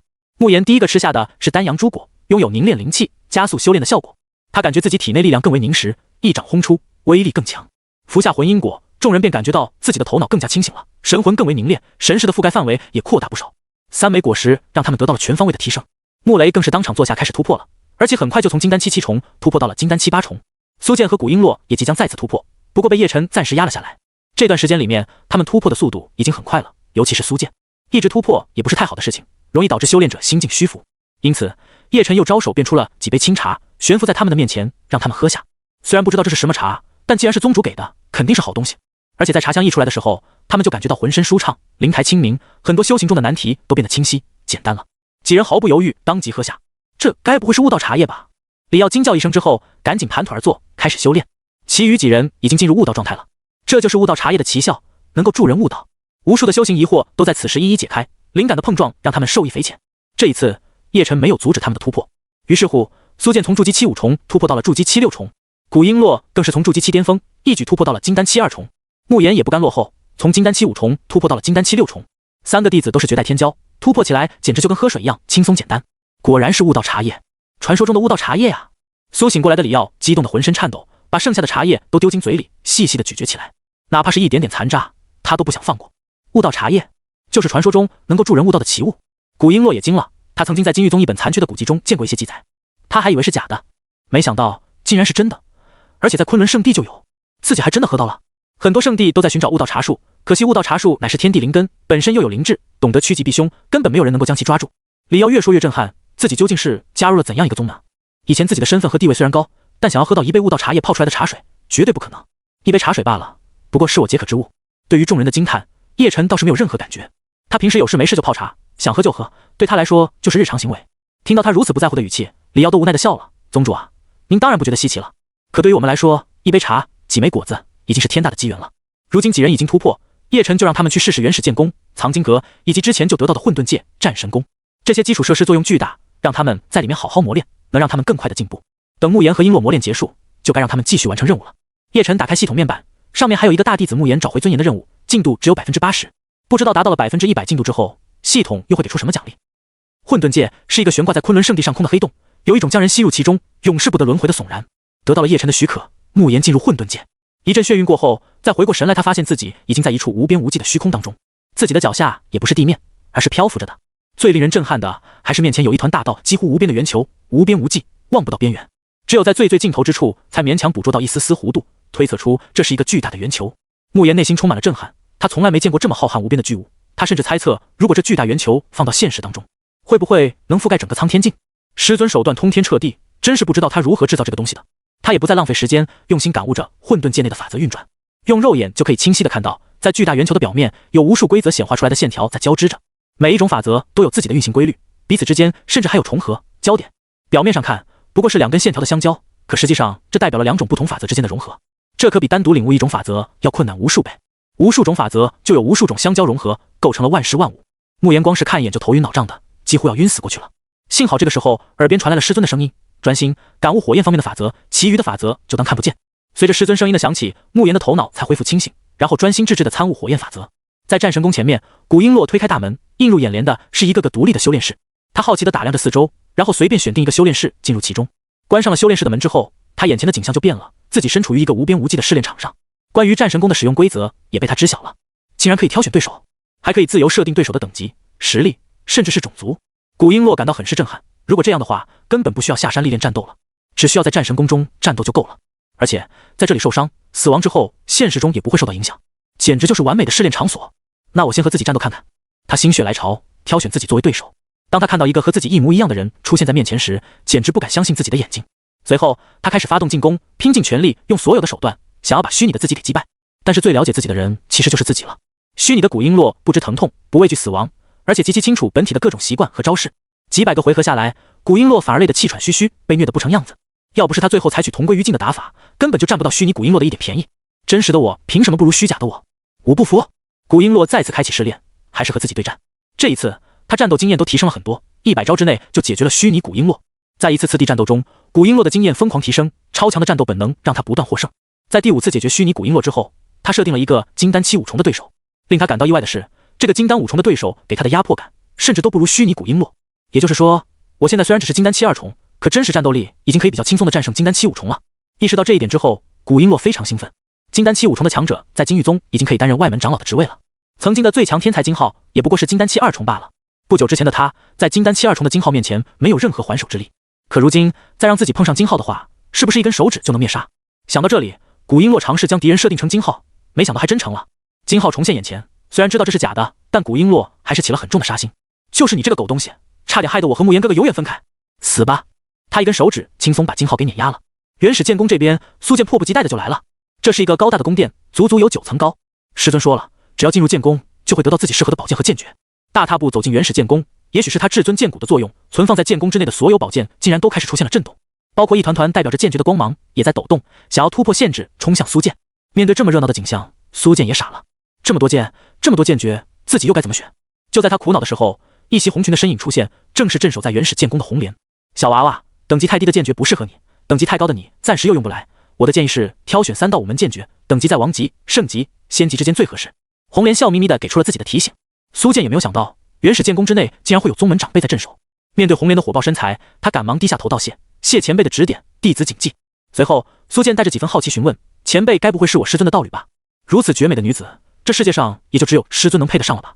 红莲怔住了，他没想到这小子嘴巴这么甜，他对道侣2字那是相当受用。嘻嘻，你也可以这么认为哦，说不定哪天我真成你师娘了呢。说完，红莲决定再多帮他一次。他对剑宫深处招了招手，就有一道璀璨的寒光爆射而出，落入他的手中。这把剑3尺有余，剑锋锐利，像是一团光芒炸裂，绝对是难得一见的宝剑。这柄剑名为青光神剑，是一柄圣器。你还弱小，不适合拿仙器，甚至是地器，就用这把青光剑吧。红莲将青光剑交给了苏剑。好剑，谢前辈指点。苏剑欣喜地打量青光剑，这把剑让他非常的满意，他也能感受到这把剑喜悦的情绪。得到了青光剑之后，苏剑又找了4门剑诀，从王级到圣级、仙级都有，贪多嚼不烂。等他把这几门剑诀都悟透了，再修炼更加强大的剑诀也不迟。1天后，3位弟子都各自离开了修炼的场所，在主殿之外碰面了。师弟，璎珞，1年过去了，你们都修炼到什么境界了？慕言一看到苏剑和古璎珞，就欣喜地问道。他不断上扬的眉头有着隐藏不住的得意，似乎有好消息告诉大家。古璎珞听到他说1年不见，则是一脸猛地纠正道：慕言哥哥，你记错了吧？怎么是过了1年？明明是半年吧？苏剑师弟，你说是不是半年？古璎珞看向苏剑，让他证实。最为懵逼的还是苏剑，他记得很清楚，自己在原始剑宫挑选剑诀也才1天的时间，怎么师兄说1年，师姐说半年？苏剑无奈地笑道：师兄师姐，你们怕不是修炼昏头了吧？明明就过了1天啊！这话一出，慕言和古璎珞就更加茫然了。为什么他们3人的时间都对不上？他们之中是谁记错了？就在他们还想争论的时候，叶晨让他们来一趟主殿。进入主殿，慕言先忍不住向叶晨询问：师尊，弟子明明在混沌界中修炼1年时间，怎么和师弟师妹的时间对不上？是啊，师尊，弟子在战神宫待了半年时间才对啊。古璎珞也觉得不太理解，只有苏剑张了张嘴，似乎想要说些什么，最后还是无奈地摊了摊手，选择闭嘴。叶晨解释道：原始剑宫的时间流速是正常的，所以就是1天的时间。混沌界的时间流速不一样，你在里面修炼1年，其实外界只过去1天，包括战神宫也同样如此。你以为自己修炼了半年，其实外界就过去了1天。听完了叶晨的解释之后，3人都恍然大悟，再次惊叹师尊的手段，竟然连时间流速都可以操控，简直闻所未闻啊！如此一来，他们就可以在混沌界或者战神宫中疯狂修炼了，反正现实最多过去几天而已。有了这2个修炼圣地，还怕实力比别人弱吗？那我就说嘛。苏剑得意的笑嘻嘻。慕言、璎珞，你们下山办件事和金玉宗有关。叶晨对他们2人说道。一听到是金玉宗，2人眉宇间都浮现出了一抹煞气。对于这个宗门，他们没有任何好感，他们的人生也差点被这个宗门给毁了。在落月镜和师尊一起有过碾压3大宗门的经历后，他们对小小的金玉宗已经不放在眼里了。金玉宗的宗主也就炼虚期修为，弟子会贯彻昆仑圣地理念的，好好和金玉宗讲道理。慕言歪嘴笑道：你们先去古家，毕竟是璎珞的家族，为师也无法视而不见。还有，这一次下山，光凭你们的修为是不够的，为师给你们一些护身手段，该用就用。说话之间，叶晨交给他们1人50颗小石头。2人看着手中的石头，并没有因为这只是石头就觉得师尊在敷衍自己。对他们来说，师尊给的一切，说的任何一句话都是有理由的。他说一枚石子能够保护他们，就一定可以。去吧。叶晨抬手就制造出了一个虚空通道，让慕言和古璎珞走了进去。看着虚空通道又自行缓缓关闭，苏剑很是艳羡。师尊，这又是什么法诀啊？我能不能学会？叶晨看了他一眼，轻声笑道：这不是法诀，而是境界到了自动会的小手段，等你到了真仙境就能掌握了。咕嘟。苏剑狠狠地咽了一下口水。真仙境？那也太遥远了吧。他现在就是筑基期的渣渣而已啊。其实他不知道叶晨还有一句话没有告诉他，那就是想要达到这种水平，至少也要仙君境界。送走慕言和古璎珞之后，叶晨忽然间心有所感，察觉到竟然有人在推算自己。哼，竟然敢推算我的来历，也不怕自己会承担天大的因果吗？叶晨不屑的冷笑，并没有管这点小事。推算他身份的人，正是远在落月境的落月圣地。当叶晨横扫3大宗门，甚至镇压归元宗和天罡道宗之后，落月境就时时刻刻都在讨论昆仑圣地。落月圣地的人自然也要查明叶晨的来历。在落月圣地一处大殿之内，几位真仙境界的内门长老聚集在一起，正在利用一面巨大的镜子推算叶晨的身份。对方能一巴掌拍死2位真仙境，我们真的能推算出他的身份吗？不如上报圣主，让圣主出手吧。如烟长老想到当日叶晨出手时候的恐怖，他还心有余悸。一位真仙境长老却信心十足地说道：我们几位真仙境在这里，再加上昊天境，怎么可能推算不出？旁边几位同为真仙境的内门长老都非常认可，他们对自己的实力很自信，而且昊天境属于仙级武器，更是圣地某一件地器的仿制品。如果这样都没办法推算出对方的真实来历，那他们可以去死了。别说了，赶紧开始吧。几位真仙境长老齐齐出手，将仙力灌注到昊天境当中。磅礴的仙力令昊天境亮了起来，镜面就好像是水波一样泛起波澜，并且有一道很模糊的身影逐渐显现而出。见此举果然有用，如烟也感到士气大振，加大仙力的灌注。随着镜子里面的那道身影越来越清晰，甚至都即将看到背影的时候，一声冷哼从镜子内转了出来。哼！随着这声冷哼的发出，仙气昊天镜竟然咔嚓一声直接碎裂了。如烟长老等几人更是遭到了强烈的反噬，每个人都吐血倒飞了出去，气息变得萎靡不堪。嗨嗨！如烟长老艰难地用手撑起自己的身体，内心充满惊恐。那道声音很像那个人的。他咳出一大口血之后，满脸骇然地说道：“那道冷哼，不就是那个一掌碾平整个天罡道宗的人发出的吗？隔着仙气昊天镜，他竟然都可以重创这么多位真仙境强者，而且连同昊天镜都被毁了，可怕，太可怕了！”一位满脸鲜血的内门长老也后悔了，他们真是不自量力。上报圣主，让圣主亲自决断吧。随后，众人一边调息恢复，一边做出了决定。此事已经不是他们能管的。当落月圣主知道这件事之后，都很意外，究竟是什么人竟然可以隔着昊天镜伤到这么多位真仙强者？而且，昊天镜是落月圣地中很重要的一件仙器，如今被震成了碎片，他也要找回点场子才行。落月圣主乃是一位女性，身穿华服，雍容华贵，气息更是浩瀚如海，不可捉摸。据你们所说，那个人的实力至少也在天仙境。区区一位天仙境就敢和我们落月圣地作对？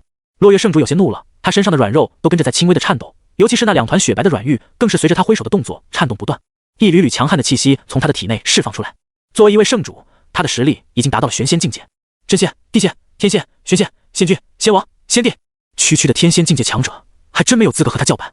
落月圣主玉手在虚空中轻轻一划，就出现了一面好似湖水一样的镜面，随着镜面波澜起伏，又逐渐回归平静，那道刚才的身影也重新浮现了。如烟长老他们既紧张又期待，刚才他们亲身体会到了那个人的可怕，但这次有圣主亲自出手，应该没事了吧？落月圣主自信满满，不断的施展法诀，让镜面中的人影变得更加清晰。可就在他以为自己可以随意拿捏叶辰的时候，镜面中那道模糊的身影忽然间伸出了手，这只手竟然跨越了时空的阻隔，从镜面中伸了出来。啊！突如其来的变化让落月圣主发出了惊悚的叫声，对方竟然知道自己在探查他的来历，甚至还可以通过自己施展的秘法将手伸过来。这只手在如烟长老他们惊恐的眼神中，直接抓住了落月圣主的脖子，然后将其拖入镜面当中。整个过程，身为玄仙强者的落月圣主没有任何反抗之力。等如烟长老他们回过神来的时候，落月圣主已经在原地消失，连气息都没了。此事惊动了落月圣地所有高层，一位圣主被人掳走了，这可是惊天大事啊，搞不好会对落月圣地形成巨大的冲击。于是乎，众多高手纷纷来了，想要查出一些蛛丝马迹，把圣主给救回来。但不管他们施展什么手段进行查探，都没有办法捕捉到任何一点因果，没有任何踪迹。圣主就像是凭空消失了一样。到底发生了什么？圣主那可是玄仙巅峰的超级高手啊，怎么可能被人抓走呢？而且还是在圣地内被人抓走的，这是对我们落月圣地的重大挑衅，必须把人找出来。当务之急是先找到圣主之所在。圣地之内的大人物们都无比的震怒，但又无可奈何。他们已经动用了所有的办法，也没有找到落月圣主的方位。要不要请出司命仙君？这个时候有人提出了建议，所有人都安静了下来，没敢轻易接话，因为仙君大多在潜修，司命仙君更是潜修了上万年还没出关，谁愿意将其唤醒呢？不过如果说要推演的话，整个落月圣地之内确实只有司命仙君最擅长了。有司命仙君在的话，肯定可以找到圣主的位置。就在众多真仙、地仙、天仙、玄仙都在犹豫的时候，一道清朗的声音从上方传了下来。本仙君已经知晓前因后果了，圣主被未知强者带走，对我们圣地来说是奇耻大辱。说话的人一身青色长衫，面容洁白英俊，气质出尘，身材修长，看上去也就30来岁的年纪。其实他已经活了无尽岁月了，年龄对他来说早就失去了概念。是司命仙君，司命仙君出关了！太好了，有司命仙君在，一定可以推算出圣主的身份。到时候我们要让敌人知道什么叫做绝望。众多顶尖高手看到司命仙君之后，都非常的激动和高兴。在众人期盼的眼神中，司命仙君拿出了自己的随身法宝，是一个手掌大小的罗盘。小小的罗盘开始变大，最后变成10丈大小之后才停止。司命仙君将自己的仙力灌注其中，使得这个罗盘不管的散发光芒，很多奇形怪状的符文也从罗盘中飞了出来，似乎在天地间寻找某种因果。时间一点一点的过去，不知不觉中，众人都等得有点不耐烦了。司命仙君此时更是紧皱眉头，因为他在天地间找不到任何痕迹，没有丝毫的因果，就好像落月圣主从来就没有存在过一样。不可能啊！司命仙君下意识的摇头，就算是一个人死掉，他的因果也是存在的，天地间都会留有各种痕迹。然而他找不到任何关于落月圣主的痕迹，也找不到任何关于那只手臂的线索。推算了大半天，司命仙君都着急了，没有了刚现身时候的淡然和冷静，周围看的人就更加焦急了。所有人都透着浓浓的无力感，连司命仙君都推算不到，那还怎么找啊？随后司命仙君又从苏建、昆仑圣地这些线索进行推算，可依旧一无所获。很明显，有绝世高手将所有的因果线给抹除了。想到这里，司命仙君赶紧收起自己的罗盘，脸色更是变得煞白了。那人切断了所有的因果线，不想被我们找到。要知道，我都没有办法如此完美的切断因果，或者是隐藏因果，那人的实力已经通天彻地，我无能为力了。司命仙君很是颓然，他引以为傲的手段竟然全部失效了，对他来说也是巨大的打击。众人心头震惊，连司命仙君都这么说，那对方的实力究竟有多恐怖？该不会是至高无上的先帝吧？如果真是先帝的话，他们就一点办法也没有了，因为只有先帝才能对抗先帝。他们落月圣地的那几位先帝，在千万年前就已经离开了荒仙大世界，不知道去哪里游历去了，根本没办法让他们出手啊！一时之间，众人都束手无策。如烟长老壮着胆子提议道：“各位前辈，晚辈觉得可以用最愚蠢的方式寻找。他们既然大张旗鼓地打出了昆仑圣地的旗号，说明在荒仙大世界的某一处肯定是存在这个宗门的。我们发动各种人脉，总有一天能够找到昆仑圣地真实的地址。”如烟的建议很简单，效率也不算高。落月圣地的高层们听了之后，都觉得是一个很好的办法。目前也只有这个办法最好了。于是乎，落月圣地开始发动弟子、人脉，大范围的寻找昆仑圣地之所在。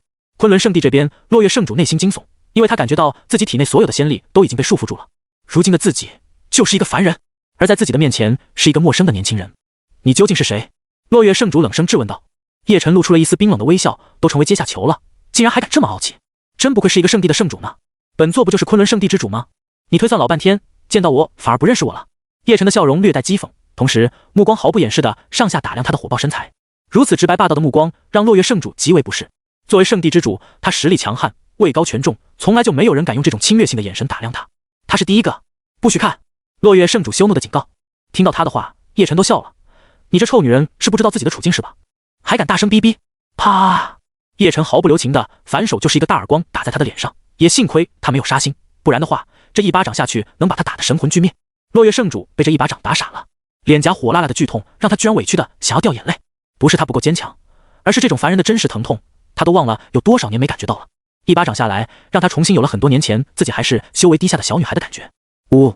落月圣主捂着高高肿起来的粉嫩脸蛋，委屈的想哭。本座这里缺一个端茶倒水的侍女，你就伺候我本座，等哪天本座开心了，会让你恢复修为的。叶晨淡淡的微笑道。没办法，自己落入他的手中，连一点翻身的机会也没有。堂堂圣主竟然只能帮人端茶倒水，传出去岂不是让人笑掉大牙？等哪天他恢复实力并且恢复自由了，一定要率领落月圣地攻打过来，让这个邪恶的男人知道后悔。另一边，苍天境古家，最近古家的情况不容乐观。自从金玉宗的金浩死了之后，金玉宗就经常过来调查，因为古璎珞也失踪了，金浩被杀的事说不定和古璎珞有关。而今天，金玉宗已经懒得再调查了，派出了金玄要米灭其满门，为金浩报仇。金玄乃是金玉宗内除了金浩之外最有天赋的弟子了，他也是金丹期二重，论实力的话不在金浩之下。只不过金浩是宗主的儿子，所以地位一直压在他的头上。如今金浩死了，所有的光环终于轮到金玄享受了。死得好啊，我还要好好感谢那个凶手呢，帮我干掉了最大的竞争对手，不然我都没有办法出头了。金玄心中暗爽，不过表面上还是不能显露出来的。要是让别人看出他很开心的话，一定会惹怒宗主金瑞天的。这段时间，宗主金瑞天就像是一头发狂的猛兽，谁都不敢轻易靠近，他也不敢。收起自己的这些小心思，金玄看向下方被阵法重重保护起来的古家，有些不耐烦了。陈家主、莫家主，你们是没吃饭吗？还不赶紧将护族大阵攻破！金玄冷冷地对身边的两个中年人呵斥起来。陈家、莫家都是和古家差不多的家族，两位家主的实力也已经达到了元婴期了。可是，在只有金丹境二重的金玄面前，却乖得像孩子一样，金玄说什么，他们就要做什么。他们是不怕金玄，可金玄背后代表着金玉宗的旨意，他们也只能乖乖的配合。同样的，他们也有自己的私心，那就是等古家没了之后，就可以吞并古家的所有资源了。奈何古家的护族大阵太过坚固，他们已经攻打2天了，还没有将其攻破。放心吧，金玄公子，今天肯定可以将其攻破的。莫家主嘿嘿的冷笑起来，下令让莫家的人继续攻击古家。在莫家和陈家的联手之下，古家的护宗大阵就算再牢固，此时终于也要顶不住了，开始变得摇摇欲坠。古家之中，古家主看到阵法已经支撑不了多久，神情变得决绝。古家饶慢，这一次我们遭遇大劫，看来是躲不过去了，唯有杀敌。古家主也知道今日家族肯定要遭遇大难的，在莫家和陈家的联手下，他们只能咬牙坚持。奈何还有一个金玄，这才是让古家族绝望的源头。小小的古家怎么可能和庞大的金玉宗相提并论呢？人家随便施展一点手段就能让古家消失了，可惜了，璎珞是死是活我都不知道，希望她没事吧。在生命的最后一刻，他想到了自己的宝贝女儿。这个时候，头顶上轰隆一声巨响，坚固的护宗大阵终于彻底崩溃了。莫家和陈家的高手杀了进来，杀！古家主脸上瞬间爬满了杀气，举起手中的长刀就朝着两家人杀了过去。老古，你的对手是我们。陈家主和莫家主自然不会任由他砍杀自家族人，当即发出一声大笑之后，就和古家主对上了。突然间爆发的战斗极为残忍，很多人在死去，古家这边爆发出了难以置信的杀意，凭借不要命的打法，竟然顶住了两家人的疯狂进攻。就在双方殊死搏斗的时候，高空之上有一个虚空通道打开，一对年轻男女从里面走了出来，正是慕言和古璎珞。看到自己的家族竟然遭此大难，古璎珞着急的大叫了起来：“爹！”这突如其来的呼喊让正在死斗的双方都注意到了。金玄扭头一看，开心的笑了，这不就是他曾经的梦中女神古璎珞吗？她竟然真的出现了！嘿嘿嘿，古璎珞在金玉宗很有名气，因为她天赋极高也就算了，人也长得非常好看，很多师兄弟甚至是长老都对她有想法，其中就包括金玄。金玄在看到古璎珞的第一眼就疯狂地想要得到她，可惜的是还没有等他出手，金浩这个狗东西就捷足先登了。如此一来，他只能把自己的占有欲埋藏在心底，根本就不敢表露出来，否则就会遭到金浩的打击。现在可好，连古璎珞都是他的了。停手！金玄高声命令道。陈家和墨家的人马上分开，停止交战。璎珞师妹，宗主找你可找得好苦啊！原来你在这里，跟我回去吧，我可以保证你没事。金玄一双贪婪的目光在古璎珞那凹凸有致的身材上扫视着，察觉到对方那恶心的眼神，古璎珞杀气十足地发出了警告：金玄，再看我就将你眼睛挖出来！哈哈，璎珞师妹真爱说笑，我可是金丹金二重啊，你要是能挖的话，随便你挖。金玄却像是听到了好笑的笑话一样，哈哈大笑了起来。他很清楚古璎珞的实力就是筑基期而已，和金丹期差得太远了，所以他的威胁对他来说不仅没有任何作用，反而显得如此的天真可爱。璎珞师妹，我还是那句话，跟我走，我会想办法帮你证明清白，以后你就乖乖陪着我，偶尔帮我降个火就好了。金玄猥琐至极的笑道。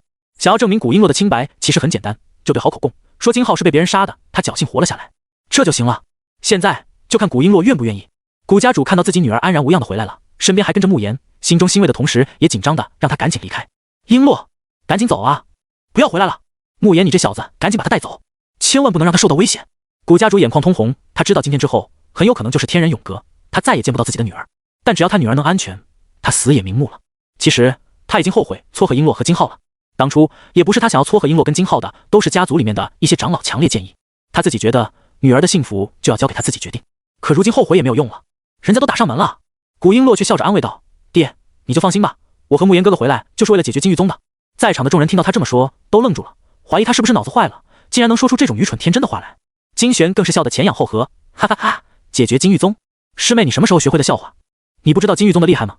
就凭你一张嘴就想解决金玉宗？师妹，你真是天真的可爱啊！金玄毫不掩饰自己的嘲讽，一个筑基期的小女孩说出这么夸张的话，除了能是一个笑话之外，还能是什么？陈家和墨家的人也跟着笑了，笑声震天响。哈哈，小女娃也太不知道天高地厚了，竟然能说出这种好笑的话。解决金玉宗，还是被金玉宗解决呀？先把话说清楚好不好？他应该是太绝望导致昏了头，不然的话怎么可能说出这种胡话？周围的人都毫不留情的大声嘲讽，只有古璎珞和慕言两人神情平淡。璎珞，那个恶心人的东西就交给我吧，我忍不了了。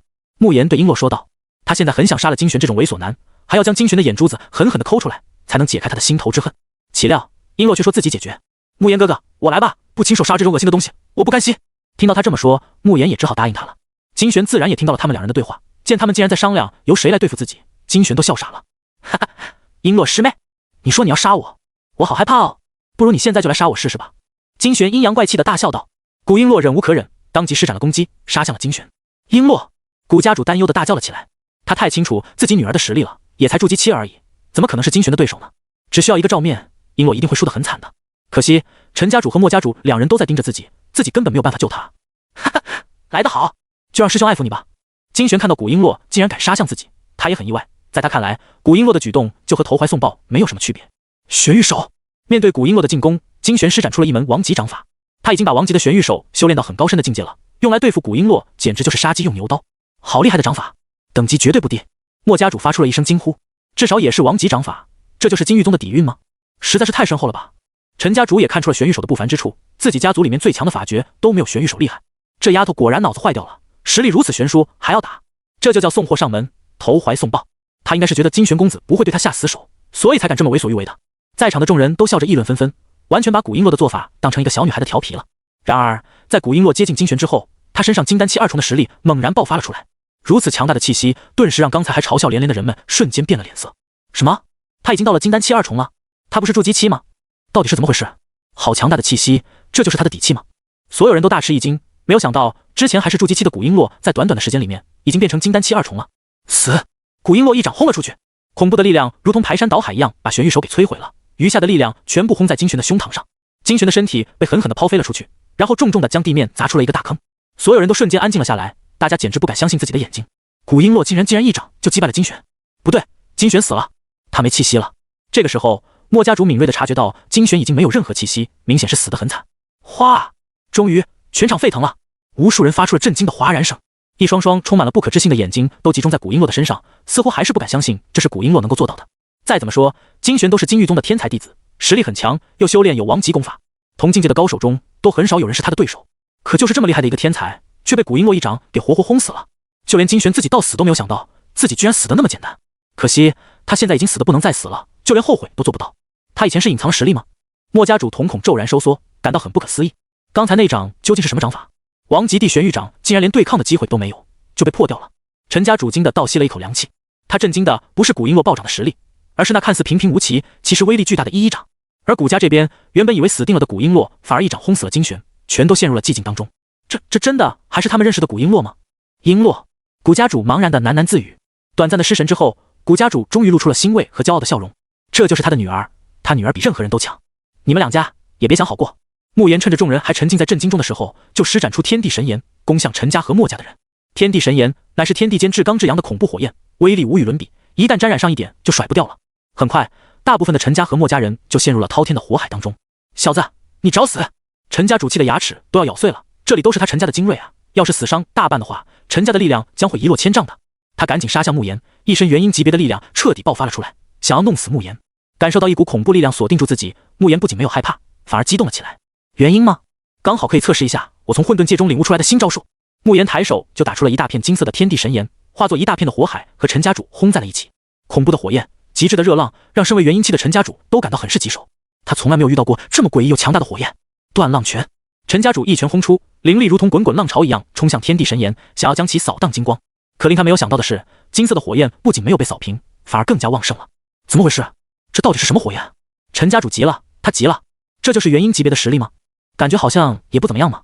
慕言撇撇嘴，然后开始用独特的手法凝练天地神炎，不断的压缩之后，火焰变成了一朵精致好看的金色莲花。果然可以。感受着金色莲花当中恐怖的毁灭力量，慕言开心的笑了起来。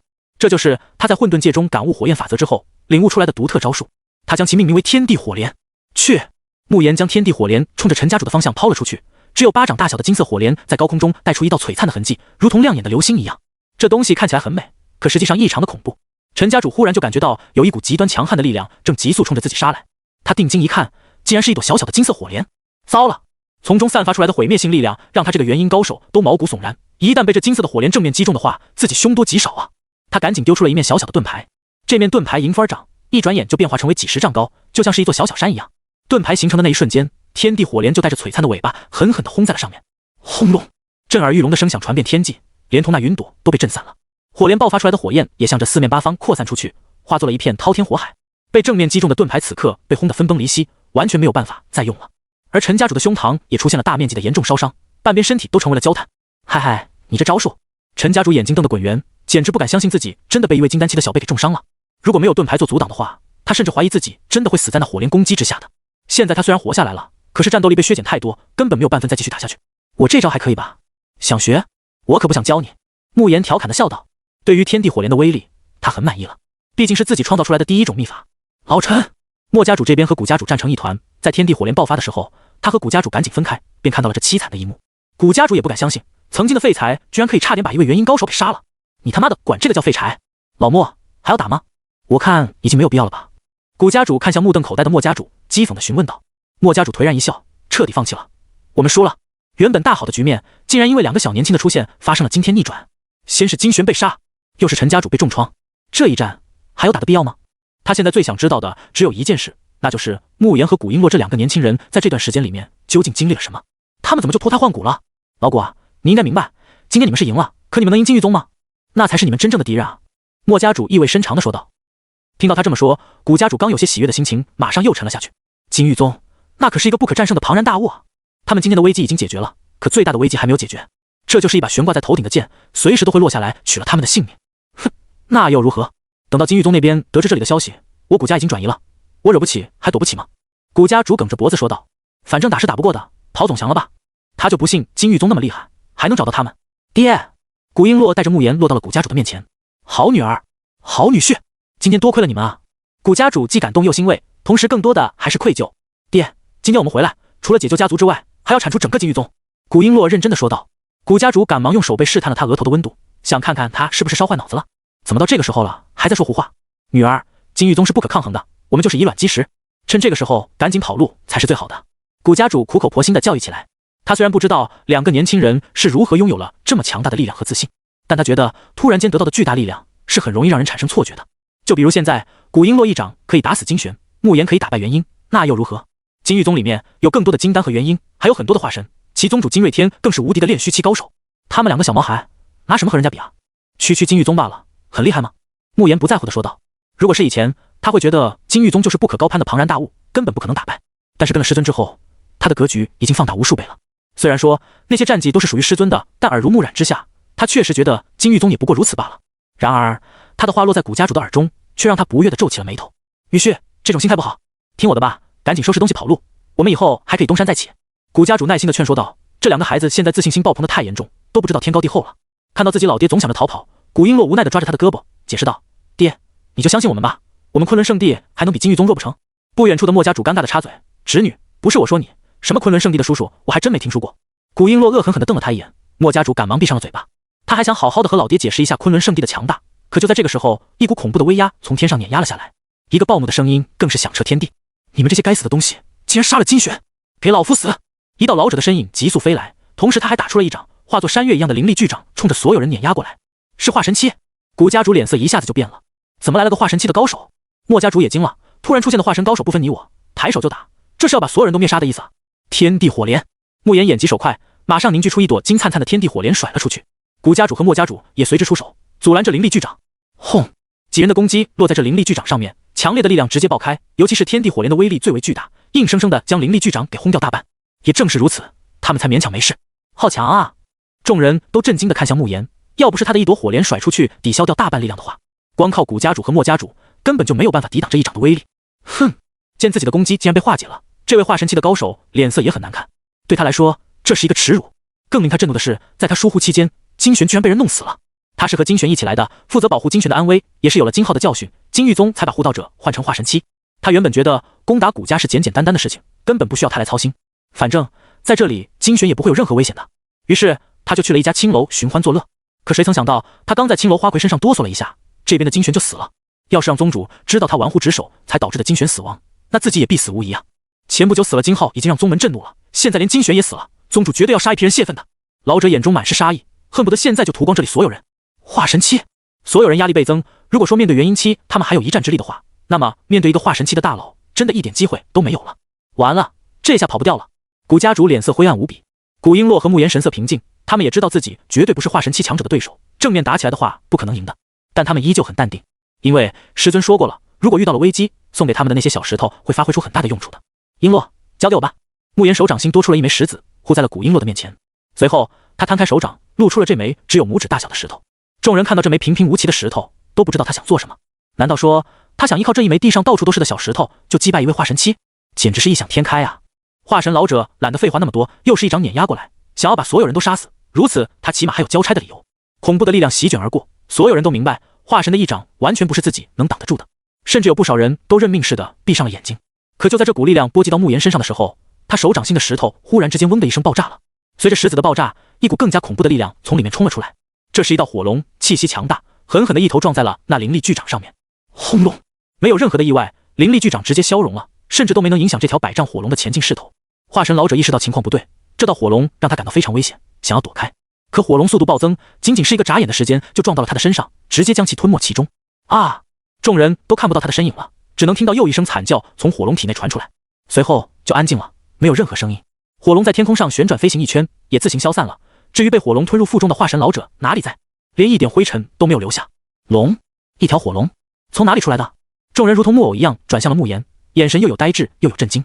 他们都以为是慕言施展了火龙秘法，将化神强者一击灭杀了。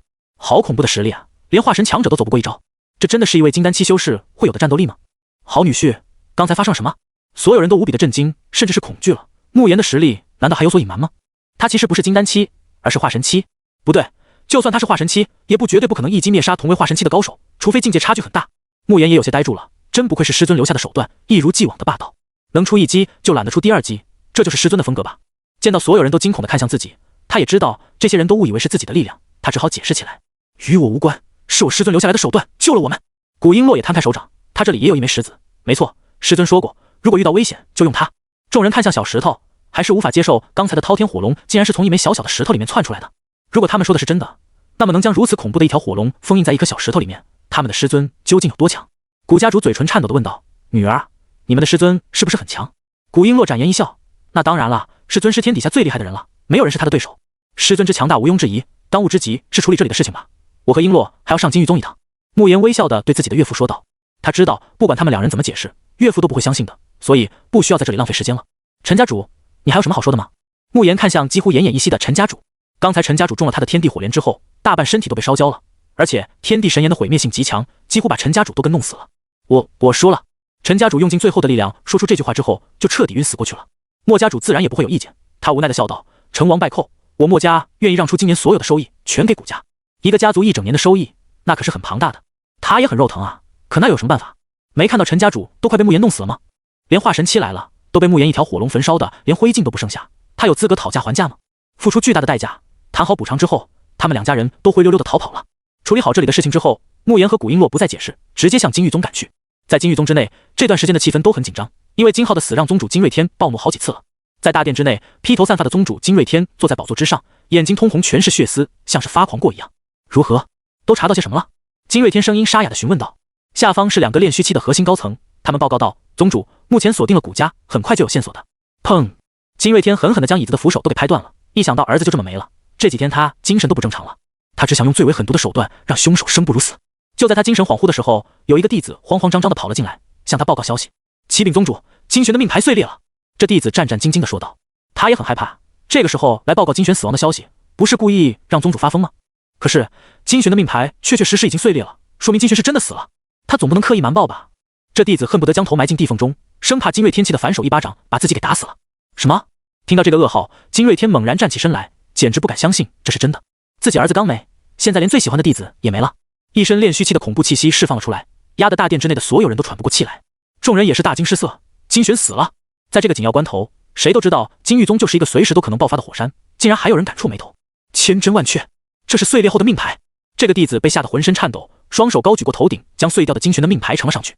金瑞天彻底暴怒了，恐怖的气息扩散开，这个弟子被活活震死。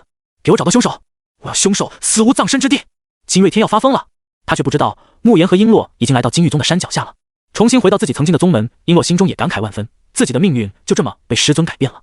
如果没有师尊的话，他现在可能已经被迫和金浩在一起，成为他的玩物了。慕言抬头看着高耸入云的金玉宗山峰，不禁露出了一丝冷笑。曾几何时，在我的眼里，这就是不可高攀的地方，可现在我却来灭其满门了。慕言语气中充满了杀气，他可不是什么善良的人，金玉宗差点把他的人生给毁了，他会饶了金玉宗吗？要不是有师尊，他早就死了。古璎珞埋怨地瞪了他一眼，纠正道：什么灭满门？太难听了吧？师尊说了，我们要讲道理。慕言恍然大悟，惭愧地笑道：你瞧我这脑子，差点忘了师尊的教诲了，咱们的宗旨是以理服人啊，走吧，上去和他们讲道理。两人徒步走上高高的阶梯，就像是来游玩的一样。等来到了大门之后，负责守门的两个弟子将他们给拦住。这里是金玉宗，闲人免进，违者杀无赦。这两个弟子只有筑基期1重的实力，不过姿态倒是高傲得很。听到他们的话，古璎珞笑容灿烂地问道：我算是闲人吗？这两个弟子被他绝美的容颜晃了眼睛，定睛一看之后，惊讶地发现这不就是宗门一直在找的古璎珞吗？据说他和少宗主的死有关。来人啊，古璎珞在这里，快点来人，抓住古璎珞！这两个弟子大叫了起来，准备找帮手抓住璎珞。璎珞摇着头，冰冷道：本想着可以放过你们的，可你们非要寻死。说着，他随意出手，就将两人的生命彻底终结。进入金玉宗之后，他们引来了很多弟子的注意，在得知古璎珞竟然带着外人杀害同门弟子，这些金玉宗的弟子忍不了了。不管是为了抓到古璎珞让宗主消气，还是打着立功的目的，他们都毫不犹豫地向两人出手。古璎珞，我劝你束手就擒吧，你这是在自寻死路。你们两人就敢闯入金玉宗，是不知道死字怎么写是吗？拿下他们，他们一定就是凶手，帮少宗主报仇。上百个筑基期的弟子朝着两人杀了过来。见到这个场面，古璎珞本来还有些于心不忍的，毕竟曾经同门一场，有一些人他也挺眼熟的，不想全部赶尽杀绝。但是他们眼里满是杀意，这让他怎么心软？不过古璎珞还是大声道：我不是不讲理的人，现在给你们一个活命的机会，赶紧离开金玉宗，否则别怪我无情了。这是他给这些低级弟子的最后一次机会了。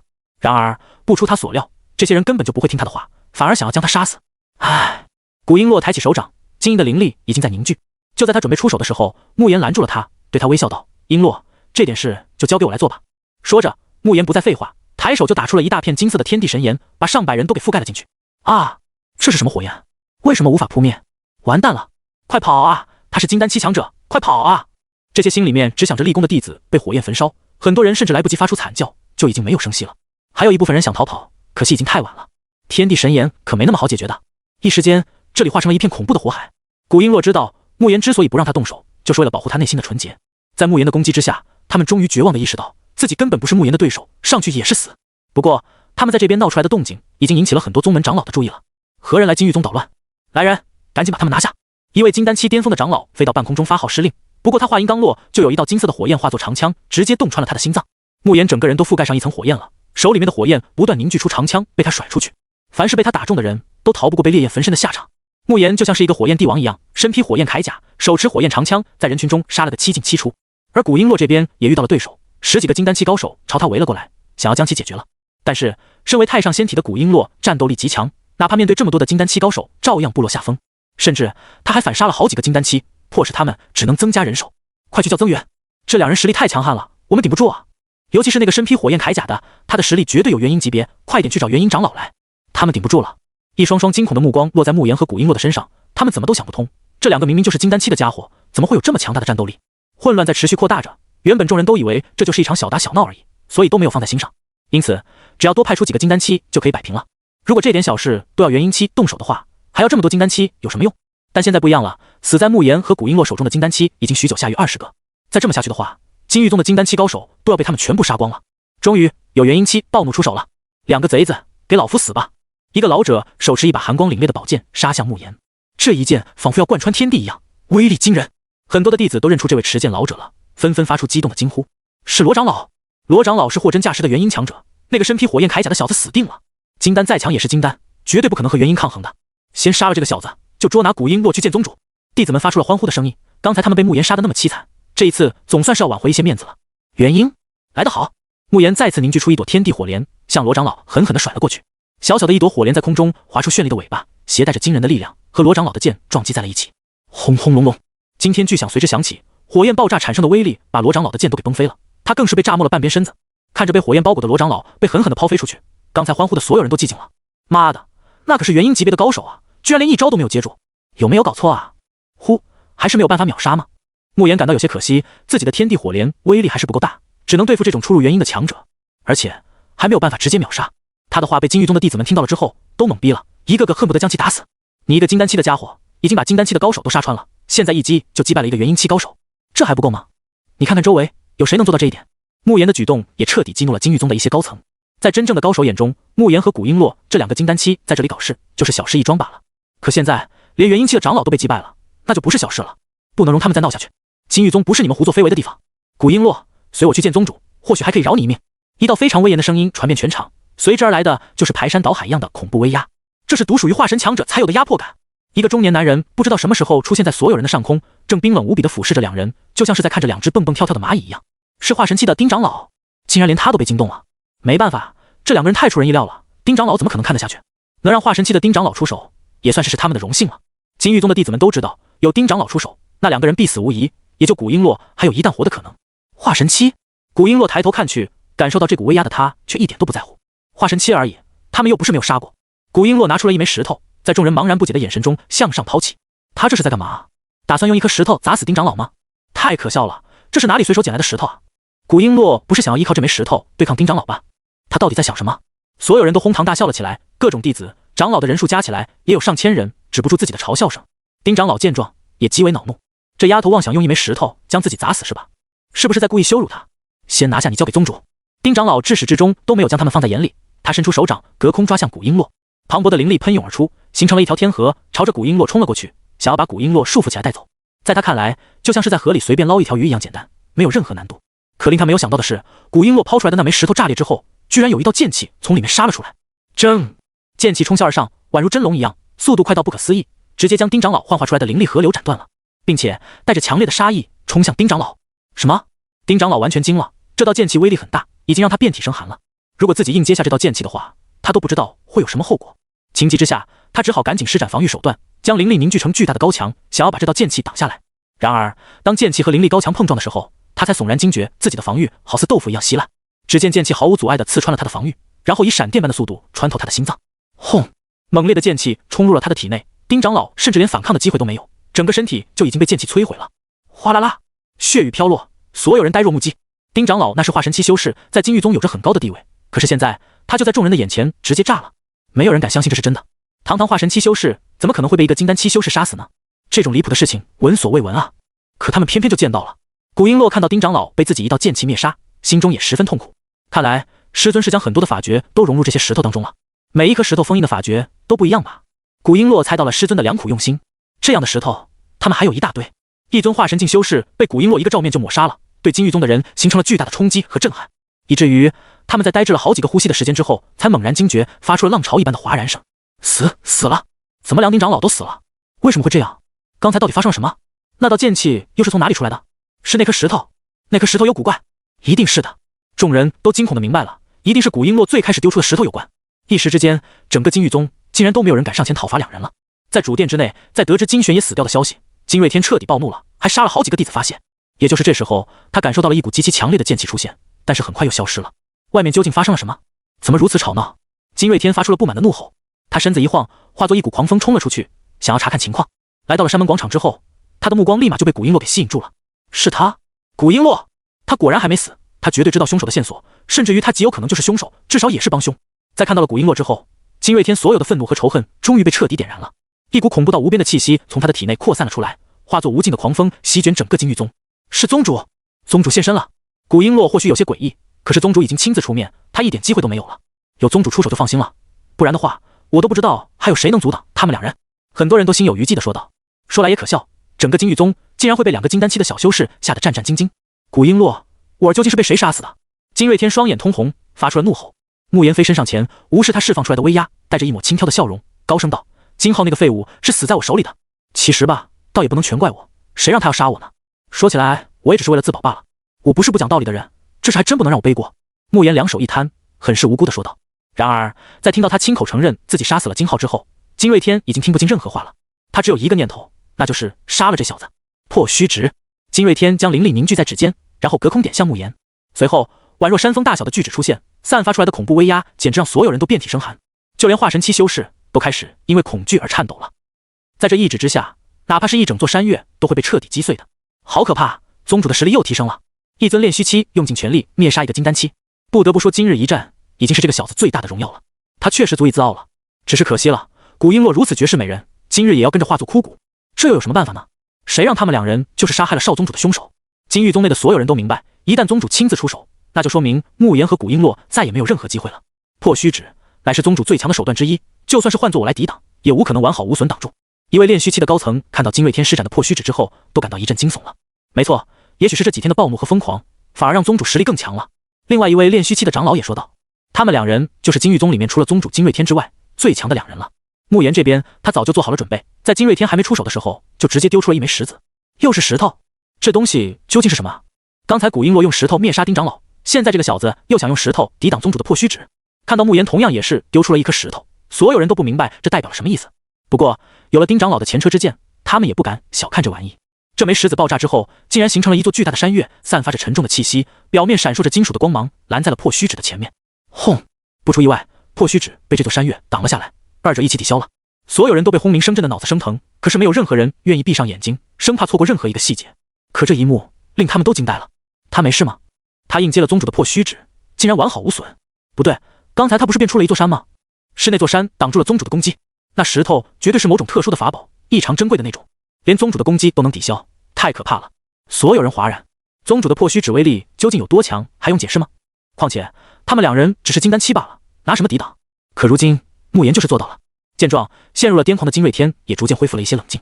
他猜测，不出意外的话，这两个人必定是得到了某个超级高手的传承，才拥有了这么多奇奇怪怪的手段。怪不得他们都敢打上金玉宗了，底气就是这些旁门左道吧？都是好东西啊！要是我得到了，就有资格出征其他宗门，将其剿灭了。而且，只要我得到了你们身上的传承，我的实力必定能够突破到合体期。金瑞天无比狰狞地笑了起来。他此时已经恢复了不少的理智，慕言和古璎珞身上的传承让他心生贪婪。开启护宗大阵。这个时候，金瑞天也不着急向他们两个人出手了，而是命令余下的长老先开启护宗大阵。其目的很简单，就是为了将慕言和古璎珞都锁死在金玉宗之内，不允许他们有机会逃出去。很快，护宗大阵被开启，一个半透明的阵法倒扣在整个金玉宗上空。假如有强敌进攻的话，护宗大阵就能起到保护的作用。同样的，内部的人也会被护宗大阵阻挡，没有办法出去。金瑞天笑容狰狞，交出你们所拥有的一切，我可以饶你们不死。现在他觉得自己弄清楚了慕言和古璎珞的底细之后，反而不着急杀他们了，先想办法从他们的口中得到完整的传承，然后再用最残酷的方法虐杀他们，才是最合适的。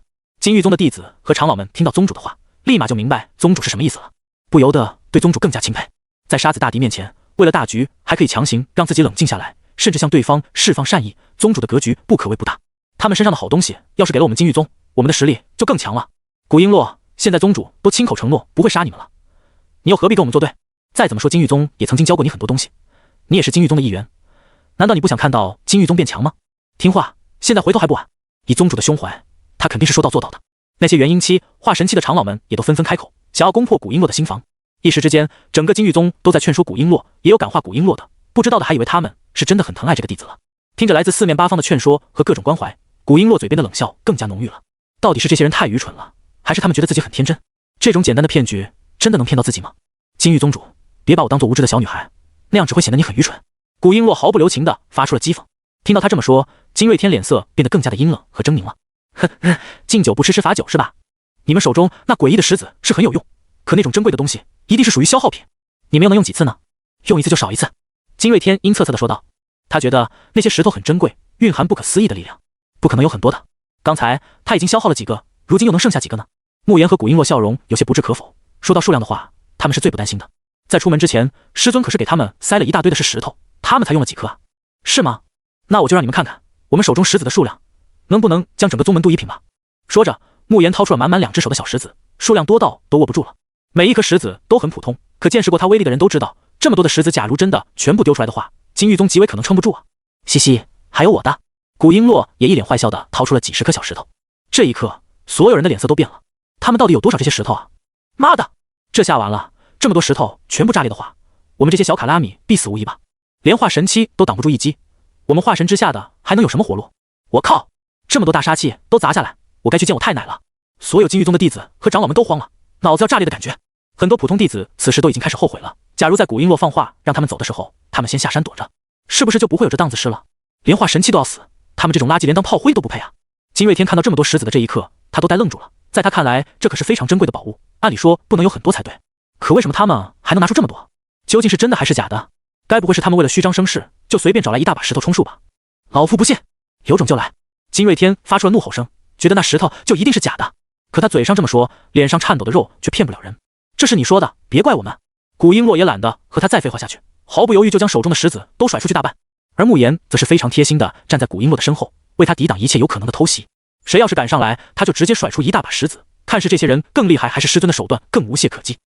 这些石子之内都封印着叶晨为他们准备的各种法诀，只需要将其扔出就可以触发了，而且威力巨大，就连炼虚期的高手对上了都无能为力。现在古璎珞不管那么多了，直接将一大把石子都给扔了出去。啪啪啪，石子当空炸开，一连串的爆鸣也随之响起，被封印在里面的力量跟着爆发了出来。每一颗石子的力量还不一样，有的是强烈的剑意，有的是霸道的掌法，有的是一道无坚不摧的灵力，有的是坚不可摧的盾牌。总之，各种法诀应有尽有，而且威力巨大。轰！一道剑气爆射而出，对准下方的金玉宗弟子、长老们斩去，对他们造成了很大的伤亡，就连地面都被展开几十丈的大口子。呼！一枚石子中吹出了一股寒冷彻骨的风，略带黑色的寒风吹到正在落荒而逃的众人身上，刹那间就将这些人冻成了黑色的人形冰雕。哗啦！一股滔天的海浪凭空出现，几十丈高的巨浪拍在众人的身上，把很多人拍得吐血身亡。诸如此类不胜枚举。遭受了这么多的猛烈攻击，而且是毫无规则的攻击，整个金玉宗陷入了前所未有的大动乱当中。别说低境界的弟子们了，就算是金丹期、元婴期、化神期的修士们，遇到了这些袭击都没有生还的可能，因为这是叶晨专门为自己2个弟子准备的手段。如果这些人还有办法应对叶晨准备的手段的话，那叶晨可以找个场子打螺丝了。死亡的恐惧让他们四处奔逃，一个个哭爹喊娘的，彻底乱套。救命啊！长老，救我！救我！妈的，老子化神期都无法自保，老子怎么救你？快跑啊！留在这里绝对没活路的。疯了，他们都疯了！2个金丹期为什么能覆灭整个金玉宗？究竟是谁给他们准备的手段？每个人都在疯狂地叫喊，还想让其他同门帮自己一把。但是在混乱当中，自己没有被别人当成垫脚石就已经不错了，还指望别人救你，想什么呢？况且那些长老们都是泥菩萨过江，自身难保。有化神期修士冲天起，想要第一时间离开宗门，逃离这个是非之地，可他们都被一层坚固的阵法给阻挡住了。妈的，是护宗大阵！是护宗大阵！哪个龟毛儿子把护宗大阵启动的？现在反而把我们都给关在里面了。是宗主要打开的，我日哦，快去把大阵取消掉啊！完了，来不及了，所有人都被护宗大阵给挡住了，根本没有办法往外面逃跑。他们现在就像是瓮中之鳖，只能留在这个空间里面任人宰割。看到整个金玉宗都陷入了大乱，在古璎珞的攻击之下死伤无数，金瑞天怒火中烧，从来没有人敢来他们这里如此嚣张。令他更想吐血的是，他下令开启护宗大阵的目的是想困住慕言和古璎珞，方便抢夺他们身上的传承，结果反而把自己人给困死在里面了。将这2人拿下！金瑞天指着慕言和古璎珞，愤怒地大吼起来。金玉宗的强者们也知道自己是很难跑得掉了，与其乱成一锅粥，到处乱撞，还不如把提出问题的人解决掉。于是乎，所有金玉宗还存活的弟子、长老都杀气冲天的朝天空的两人扑杀过去，势必要将两人灭杀。那两位炼虚期的高层也毫不犹豫地冲向慕言和古璎珞，他们都觉得这两人的手段是很夸张，但他们胜在人多呀，就不信这两人能一次性解决所有人。不过他们还是小看了慕言和古璎珞了。古璎珞再次拿出一大把石子，全都丢了出去，简直像不要钱的豆子一样。哗啦，一大把的石子在空中直接炸开，一种又一种的法诀被释放出来，将这些人杀得片甲不留。太狂妄了！其中一位炼虚期强者依靠极快的速度杀到了慕言的身边，一拳轰了过来。恐怖的拳劲彻底爆发，化作龙形气劲搅动风云。这一拳的威力足以击退一位同阶强者了。不过慕言早就有所准备，他露出了灿烂的笑容，然后毫不犹豫的就丢出一大把石子。当这些石子全部炸开的时候，剑气、指法、掌印、拳法、刀芒，几十种法诀同一时间将这个炼虚期强者包裹，然后没有任何意外的将其绞杀。另外一位炼虚期高手本来也想以迅雷之势灭杀慕言，可这一幕把他吓得直哆嗦。他可不认为自己的下场就能比同伴好上多少了，赶紧关闭护宗大阵，然后逃出这个地方才是上之策。他趁大家都不注意的时候，躲进了人群当中，寻找生还的机会。自己一个当长老的，一个月几万灵石，卖什么命啊？金瑞天此刻已经被气疯了，一头长发无风乱舞，恐怖的气息从体内爆发出来，堪比火山爆发的威势。拿命来！他暴怒大吼一声，整个人化作大鹏一般，带着排山倒海的气势冲向慕言和古璎珞。与此同时，他还不忘隔空抓起上百个宗门成员挡在自己的面前。有了这层人盾之后，他就更加安全了。尼玛，老东西，你不要闭脸！糟老头子，你还能再坏一点吗？跟你这样的掌门，活该我吃屎！这些成员们都急得破口大骂起来，没想到这个老东西这么不要脸，拿他们来当挡箭牌。你了不起，你清高，你为了自己的宗门拼命，可有没有想过我们啊？慕言可不会因为金瑞天的这个举动就变成圣母了，他照样毫不犹豫地丢出一大把石子，石子炸裂，无尽汪洋，焚天之炎、霸道剑气等等法诀都被一股脑释放了出来，将这些人全都绞杀殆尽。金瑞天被轰得口吐鲜血，毫无还手之力。自己引以为傲的一身实力，本以为可以轻松碾压两个金丹期的小子，却没想到连反抗的机会都没有。当他瞥见慕言手中又多出了一把石子的时候，就绝望的明白，今天这一战他输得一塌糊涂。求求你们饶了我吧，我知道错了，是我鬼迷心窍，不该害你们，我是咎由自取。还剩下一口气的金瑞天跪在地上，一边卡血一边求饶。他是真的被打怕了。慕言目光冰冷，居高临下的注视着他，说道：师尊说过，坐以待毙不是我们的风格。既然我选择打上山门，就抱着斩草除根的打算。不斩草除根的话，回去也不好和师尊做交代啊。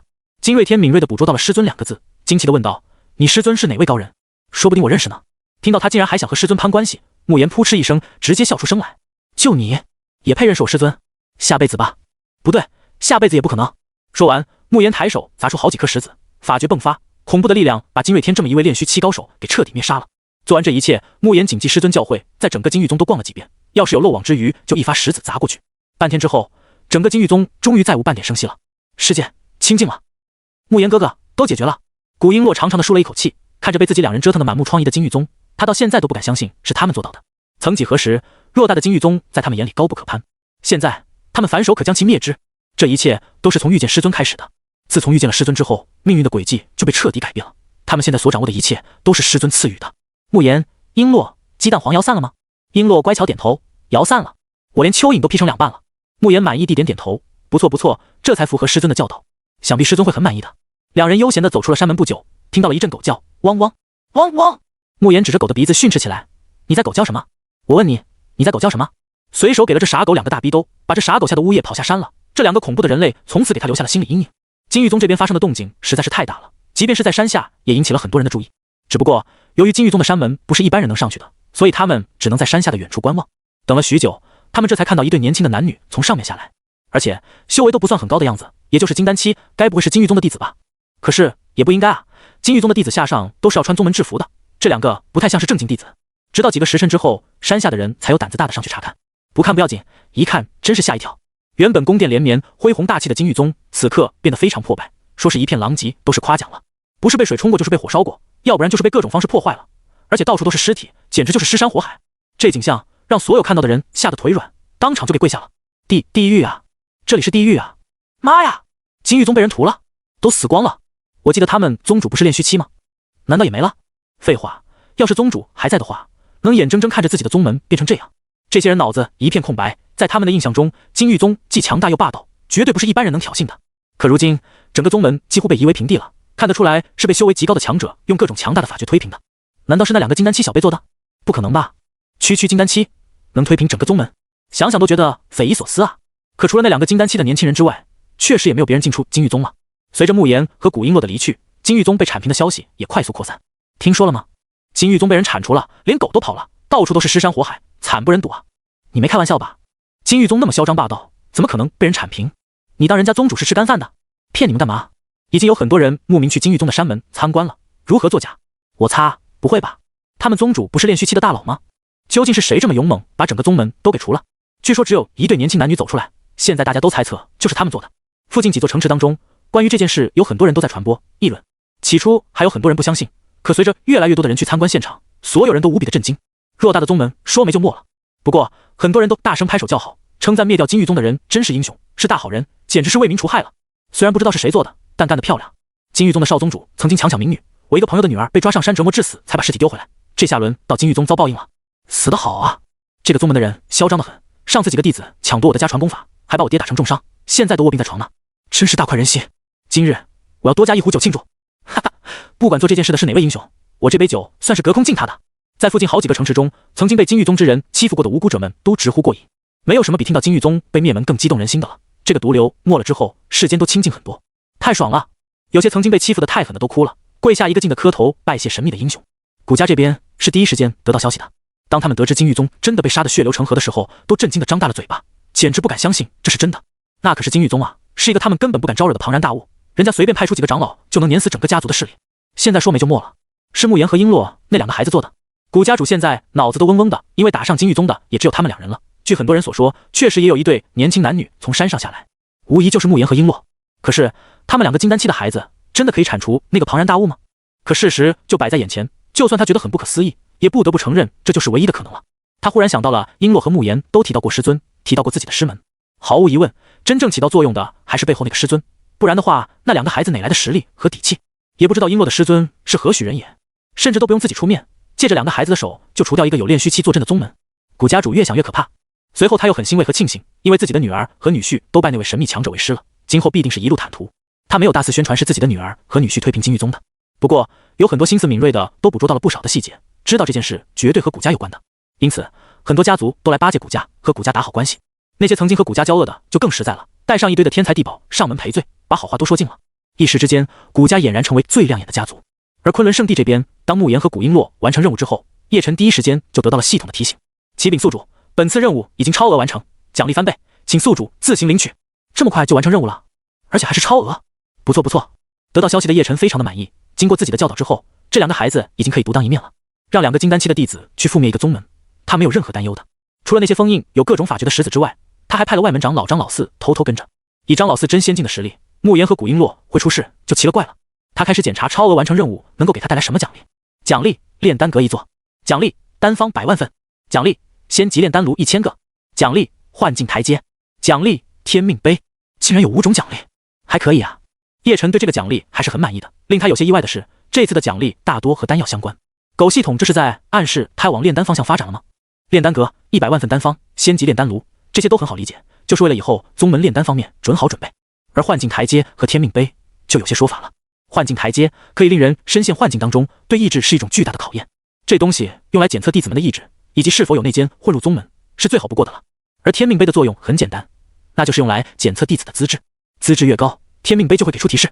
这两种东西合起来，很适用于将来面向普罗大众招收弟子。光是幻境台阶这一关，就足以刷掉很多不适合修行的人了。叶晨对这2样东西也很是满意。别看现在昆仑圣的就可怜兮兮的几个人，未来他是要将昆仑圣的发展到遍布诸天万界第1大势力的。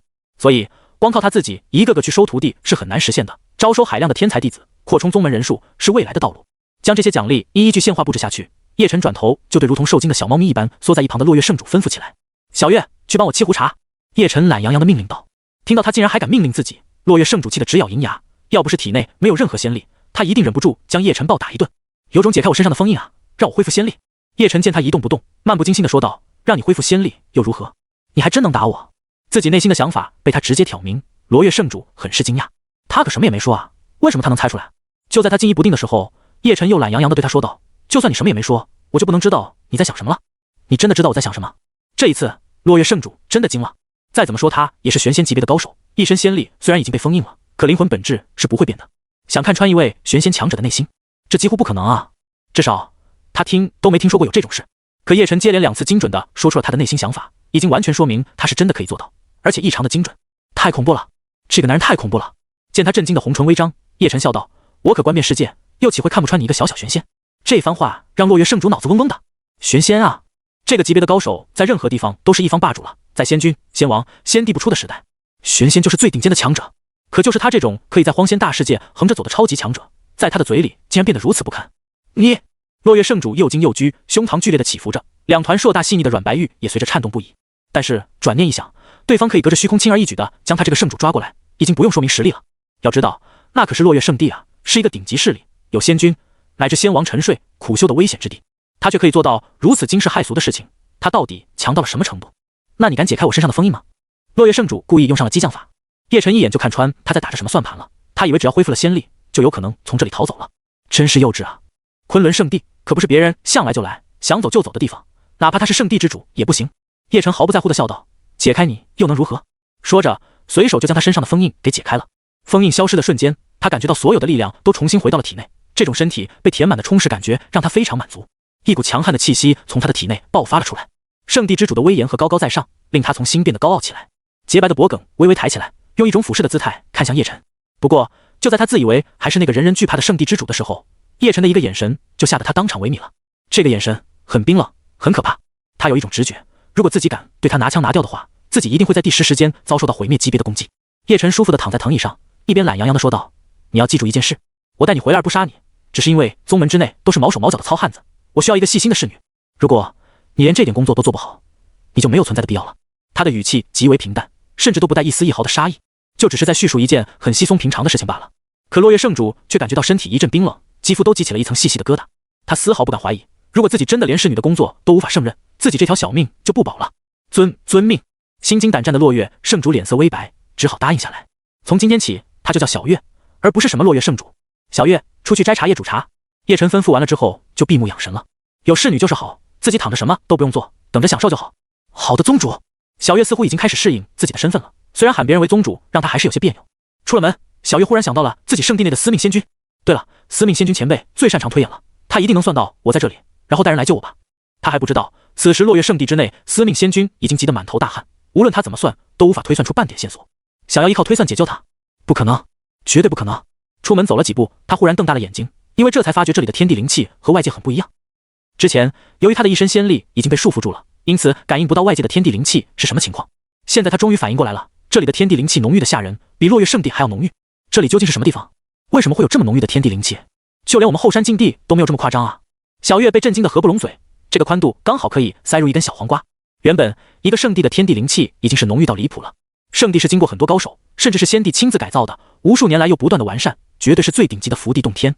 说句不夸张的，没有任何天赋的普通人进入圣地外围区域生活，都能在有生之年进入炼气期，甚至是筑基期。因为天地灵气太过浓郁了，不懂修炼之法，没有修炼天赋的普通人，时时刻刻被这么浓郁的天地灵气冲刷身体，能不强吗？可令他极为震惊的是，这里的天地灵气怎么比落月圣地内最好的修炼之地的浓度还高？难道说这里已经不是荒仙大世界了，而是别的更加强盛的大世界？想到这里，小月内心就充满了震撼。不可能吧？他不可能隔着一个大世界，还能凭空将我捉到这里。这种实力，就连仙帝都不可能做到啊！小月的世界观要崩溃了。他觉得自己作为一个圣地之主，在荒仙大世界绝对是最位高权重的那批人，绝对是最见多识广的人之一。但是现在他迷茫了，因为他完全搞不明白究竟发生了什么，这里究竟是哪里？就在他内心大受冲击，几乎要失去思考能力的时候，一个男人的身影出现在他的面前。小月，奉宗主之命，我带你去采茶。来人正是仙王之一的白龙。自从被叶晨召唤出来之后，白龙就默默地守候昆仑圣地。刚才他得到宗主的吩咐，让他带小月去采茶。小月看着忽然出现的男子，思绪很快就从刚才的胡思乱想中拉回来了。眼前之人绝对不简单，能悄无声息地出现在他的面前，说明实力在他之上。小月心里面多少有点被打击到了，怎么自己来了这里之后，随便一个人都是比自己强的，搞得自己这个玄仙级别的强者很不入流一样。刚才宗主比他强也就算了，眼前的这个男人又是谁？我叫白龙，你叫我白龙长老就好了。白龙语气冷淡地说道。白龙长老，请问这里是哪里？小月小心翼翼地询问道。白龙似乎是有些不悦地皱起了眉头，但还是回答了他的问题。此处是昆仑圣地。昆仑圣地？小月摇了摇头，说解释道，我的意思是，这里还是荒仙大世界吗？听到他这个愚蠢的问题，白龙的厌蠢症都要发作了，但想到她是宗主的侍女，自己也不好训斥她什么，他只好说道，这里不就是荒仙大世界吗？不然还能是哪里？在得知这里还是荒仙大世界之后，小月才暗自松了口气。还好，起码没有他幻想中的那么离谱。不过昆仑圣地究竟是什么势力？看起来比落月圣地还要宏伟大气，能量惊人啊！难道说某一个隐世的圣地今年才入世展现力量？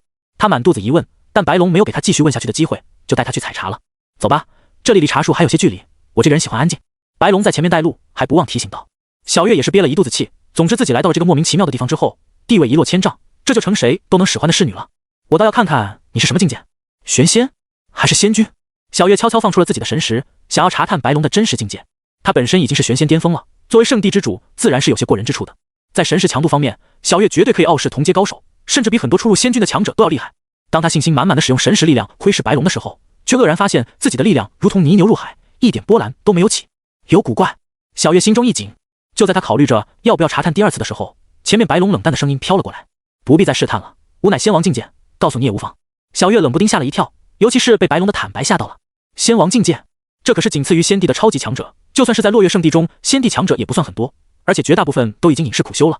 到了这个境界，最重要的事情就是感悟天地，感悟规则，寻找一丝成为仙帝的契机。没想到昆仑圣地竟然也有仙王，这个势力到底是什么底细？为何能拥有比落月圣地还深厚的底蕴？带着浓浓的疑问和忌惮，小月跟着白龙来到了后山。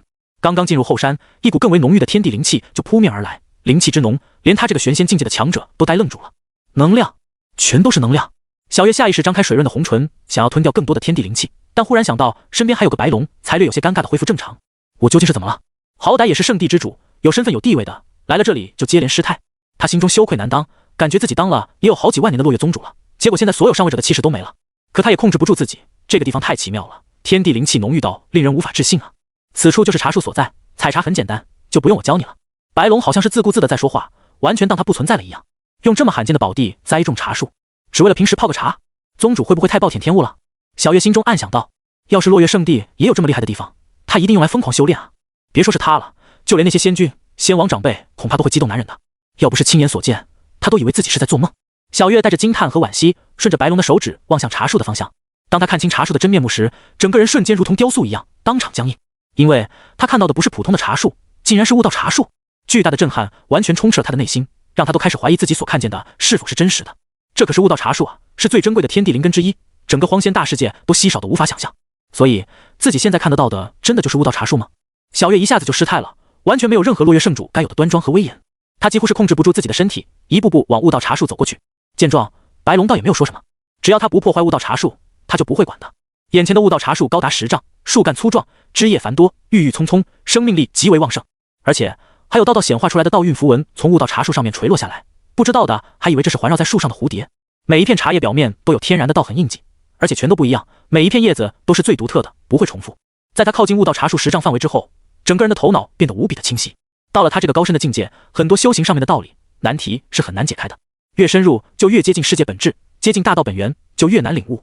可在这一刻，他脑子前所未有的清晰，所有的修行灵感发生碰撞，又重新迸发出更多的灵感。那些困扰他多年的困惑也在这时一一解开，令他恍然大悟。原来如此，困住我，令我无法晋升到仙君境界的原因在这里啊！我在功法上面的理解竟然有一些偏差，怪不得这几千年来都很难再有所寸进。小月越来越激动，感觉有一条更加光明的大道已经摆在自己面前了，只要自己能够一直参悟下去，就可以成功晋升到仙君境界。他开始变得癫狂，有时在笑，有时在流眼泪，也不知道是太激动了还是怎样。白龙看到他完全陷入了自己的世界当中，不满地将他点醒。宗主是让你来采茶的，不是让你又哭又笑的，还不赶紧干活。从顿悟的状态中清醒过来，小月虽然也有些不满，但是他完全不敢表达出来。他觉得如果自己能够沉浸在那种顿悟的状态10年时间的话，绝对可以晋升到仙君境界。也就是说，哪怕每天只有短短的顿悟的时间，积少成多也可以有很大的效果。马上摘，我马上干活。小月不再有任何怨言，能够留在这里当侍女，好像也不错嘛。在白龙的指导下，他小心翼翼地摘了足够量的茶叶，才往回走。看着篮子里面静静躺着的悟道茶叶，小月的脑子此刻还是嗡嗡的，没能回过神来。昆仑圣地里面为什么会有如此巨大的一棵悟道茶树啊？他忍不住向白龙询问：“白龙长老，这不是悟道茶树吗？为何会出现在昆仑圣地？”白龙像是看傻子一样看着他：“悟道茶树为什么不能出现在昆仑圣地？我的意思是，据我所知，整个荒仙大世界都只有一棵悟道茶树，绝对不可能有第二棵。那棵悟道茶树远在中部神州，而且生长在一处绝地之中，就算是圣地之主都无法进去采摘。”小月越说就越激动，要不是考虑到白龙是恐怖的仙王境界强者，他可能就要揪着他的衣领说了。他曾经就去中部神州参加过一个盛宴，在那个盛宴上，有其他圣地的圣主自告奋勇到生命禁区中采摘悟道茶叶，结果最后拼尽了全力，甚至还遭受了某种不祥生命的袭击，才艰难带出3片悟道茶叶。光是采摘茶叶都这么困难，想要移植整棵悟道茶树就更加不可能了。所以他在看到一整棵悟道茶树的时候才会这么震惊。白龙见他莫名其妙的又激动起来了，只好无奈的叹了口气，区区一棵悟道茶树罢了，谁规定天地间只允许存在一棵？况且以宗主的手段，什么东西弄不来？他从来就没关注过这种无聊的小事。宗主乃是天地间最无敌的大能，昆仑圣地又是最强宗门，所以有这些好东西很奇怪吗？白龙的回应差点没有把小月给噎死。什么叫做区区悟道茶树？你听听，这是人话吗？人家可以为了小小一片悟道茶叶而大打出手，甚至闹得血流成河，你却直接搞了一整棵树种在宗门当中，这难道不夸张吗？如果让外界知道这里有一整棵悟道茶树，别说一般宗门了，恐怕就连圣地都会忍不住打进来的。不过关于白龙对宗主的推崇，他倒是没有异议。那个家伙表面上看就是少年模样，可实际上强的没边了，估计都活了无尽岁月了吧？不然怎么可能会有这么强大的实力？小月把几乎要说出口的很多话都咽了回去，弱弱的说道：“从那棵树的体型来讲，确实不像中部神州的那棵树。中部神州的那棵，他曾经远远的见过，大概只有5丈高。而昆仑圣地这棵悟道茶树已经有10丈高了，更加的枝繁叶茂，更加强壮。所以只能说宗主手段通天，才把第2棵悟道茶树给弄出来了。”在经过灵芝园的时候，小月不经意间往灵芝园内看了一眼。他原本只是好奇的随意看而已，可这一看却让他发有了惊人的重大发现。因为灵芝园的泥土都是红色的，就好像是被鲜血浸泡过一样，但没有任何一丝血腥味。以他的经验来看，这应该是赤血仙土。他小碎步跑过去，用手捻起一小撮赤血仙土，仔细打量了一下，发现果然是这种罕见的珍贵仙土，居然真的是赤血仙土。在落月圣地中也有这种土，总共10亩左右。栽种在赤血仙土当中的各种灵植都长得非常快，长得非常好，只有最顶级的天才地宝才有资格栽种到赤血仙土当中。昆仑圣地竟然也有赤血仙土！他站起身，震惊的眺望，光是靠肉眼去看的话，根本无法看到边界，这该有多少的赤血仙土啊！100万亩！白龙看到他被震撼的一个字都说不出来，却又想说些什么的样子，就知道想问一些无聊的问题了。所以还没等他自己问，白龙就率先一步回答了他内心的疑问。听到这个惊人的数字，小月猛地转头，极为惊恐地看着他，就好像他脸上有什么很可怕的东西一样。100万亩！小月简直不敢相信自己的耳朵，在落月圣地只有10亩，已经被当成宝了。100万亩，他是想都没敢想，也从来不觉得有哪个宗门真的有这么辽阔的赤血仙土。可现在他眼前就真的出现了100万亩的赤血仙土啊！说出去真的会让人发疯的，那不是想种什么就能种吗？走吧，别让宗主久等了。白龙忍不住催促道。过了好一会儿之后，小月这才回过神来，然后一脸茫然地回到了主殿。此时的他状态和之前明显不一样了。之前他虽然屈服于叶晨的淫威，可内心至少还是不甘心的，也时常想着从这里逃出去。但是白龙带他逛了一圈之后，他就再也没有这个想法了。一个灵气浓度超高的宗门，还有一整棵悟道茶树，还有100万亩赤血仙土，还有仙王坐镇，这么好的地方让他走都不想走啊！留在这里，要是运气好能偶尔喝到一些茶水的话，他就已经赚大了，未来必定可以突破到仙君境界的。他对自己的资质很有自信，毕竟当年的他也是一个天才啊。他小心翼翼地沏好茶，溢出的一缕缕茶香都让他感到沁人心脾。趁叶晨不注意的时候，偷偷闻了好几口，啊，真香！他双目紧紧地盯着眼叶晨手中的那杯茶，心中不由得幻想，要是宗主大发慈悲，也赏他一口茶水的话，那就爽翻了。不过叶晨并没有赏给他一杯茶，一个侍女也有资格和主人一起喝茶。想什么呢？就在他内心很是失落的时候，叶晨忽然开口询问道：“荒仙大世界中哪个宗门是专门炼丹的？”启禀宗主，是神丹圣地，当年由神丹仙帝创办的一个宗门，他们只招收有炼丹天赋的弟子，每个人都以丹入道。提起神丹圣地，小月语气中都带上了不少的凝重。在荒仙大世界很多圣地当中，要说整体战斗力较弱的圣地，那肯定是神丹圣地了，因为他们最多的还是研究如何炼丹，如何以丹入道，而不是各种威力强大的功法秘术。但这并不是说神丹圣地就是人人都可以欺负的弱鸡了。炼丹师向来都是很受人尊敬的职业，不少复杂、稀有、特殊的丹药，只有炼丹师才能炼制出来。很多强者为了得到一枚丹药，都很愿意欠炼丹师一个人情，这也就注定炼丹师的人脉是非常广的。曾经有人惹到了一个化神级别的炼丹师，结果人家转头就叫来不少炼虚期的大佬。这就是一个炼丹师的恐怖之处，一人就是一支强悍的队伍，更别说是神丹圣地那种庞然大物了。很多的强大宗门、圣地乃至仙君、仙王强者都曾经欠过他们不少的人情。就拿落月圣地来说，也因为丹药的事情欠了神丹圣地很多人情。所以说神丹圣地人脉遍布整个荒仙大世界都没有任何问题。宗主忽然这么问，是什么意思？小月心里面有点不好的预感。叶晨摸着下巴，似乎在思索着什么。过了一会儿之后，他才说道：“他们炼丹师肯定很多，分几个给我应该没问题。”小月开始怀疑自己的耳朵了。什么？你让神丹圣地分几个炼药师给你？不是开玩笑吧？神丹圣地每一个炼丹师都是他们大力培养出来的，每一位都是很宝贵的，怎么可能分几个给你呢？他赶紧说道：“宗主，神丹圣地是不会把自己的炼丹师拱手送人的，除非是背叛宗门被追杀的那种。如果宗主您想让人帮忙炼制丹药的话，可以去一趟神丹圣地委托他们帮忙，也可以将他们请过来。但是请人上门的价格就很高了。”作为落月圣地之主，小月显然很清楚这些规矩，但是叶晨一句都没有听进去。他是要请人上门吗？自然不是啊！现在昆仑圣地已经有了很完善的炼丹设备，然而炼丹师只有李耀一个人，显然是不够的。考虑到未来昆仑圣地发展的巨大规模，还是先把炼丹师的人数扩充上去再说。他没管小月在说什么，而是直接撕裂虚空走了进去。等虚空裂缝自动愈合之后，小月的脑子都是有些懵的。他不明白叶晨去了哪里，该不会是去神丹圣地了吧？希望他不要闹出什么事来。神丹圣地牵扯的因果太多了，一不小心就会和整个荒仙大世界为敌。小月有些担忧，从叶晨在落月境那边做的事情就可以知道，他肯定不是一个安分的人。随后他的目光就落到了刚才叶晨喝过的茶水上，一小壶悟道茶，叶晨自己喝完了，还剩下一点在杯子里没喝完的。小月有些做贼心虚般打量四周，确认了这里确实只有自己一个人，不会有人看到自己偷喝宗主剩下的悟道茶的。反正是宗主喝剩下的，本来就是要清理掉的垃圾，直接倒掉的话岂不可惜？再者说了，我现在是宗主的侍女，也算是宗主的人了，喝一点他不要的悟道茶应该没问题。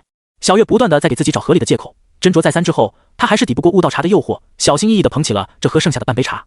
茶水清澈中带些碧绿，茶香四溢，甚至隐隐有某种大道符文在浮现。小月双手捧着小小的茶杯，先是细细的嗅过茶香，然后才颤抖着红唇轻轻抿了一下口。轰！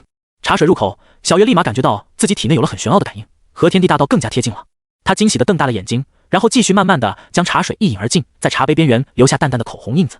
一小杯的茶水显然不够她一口喝的，不过她也知道这东西太珍贵了，能有半口就不错了。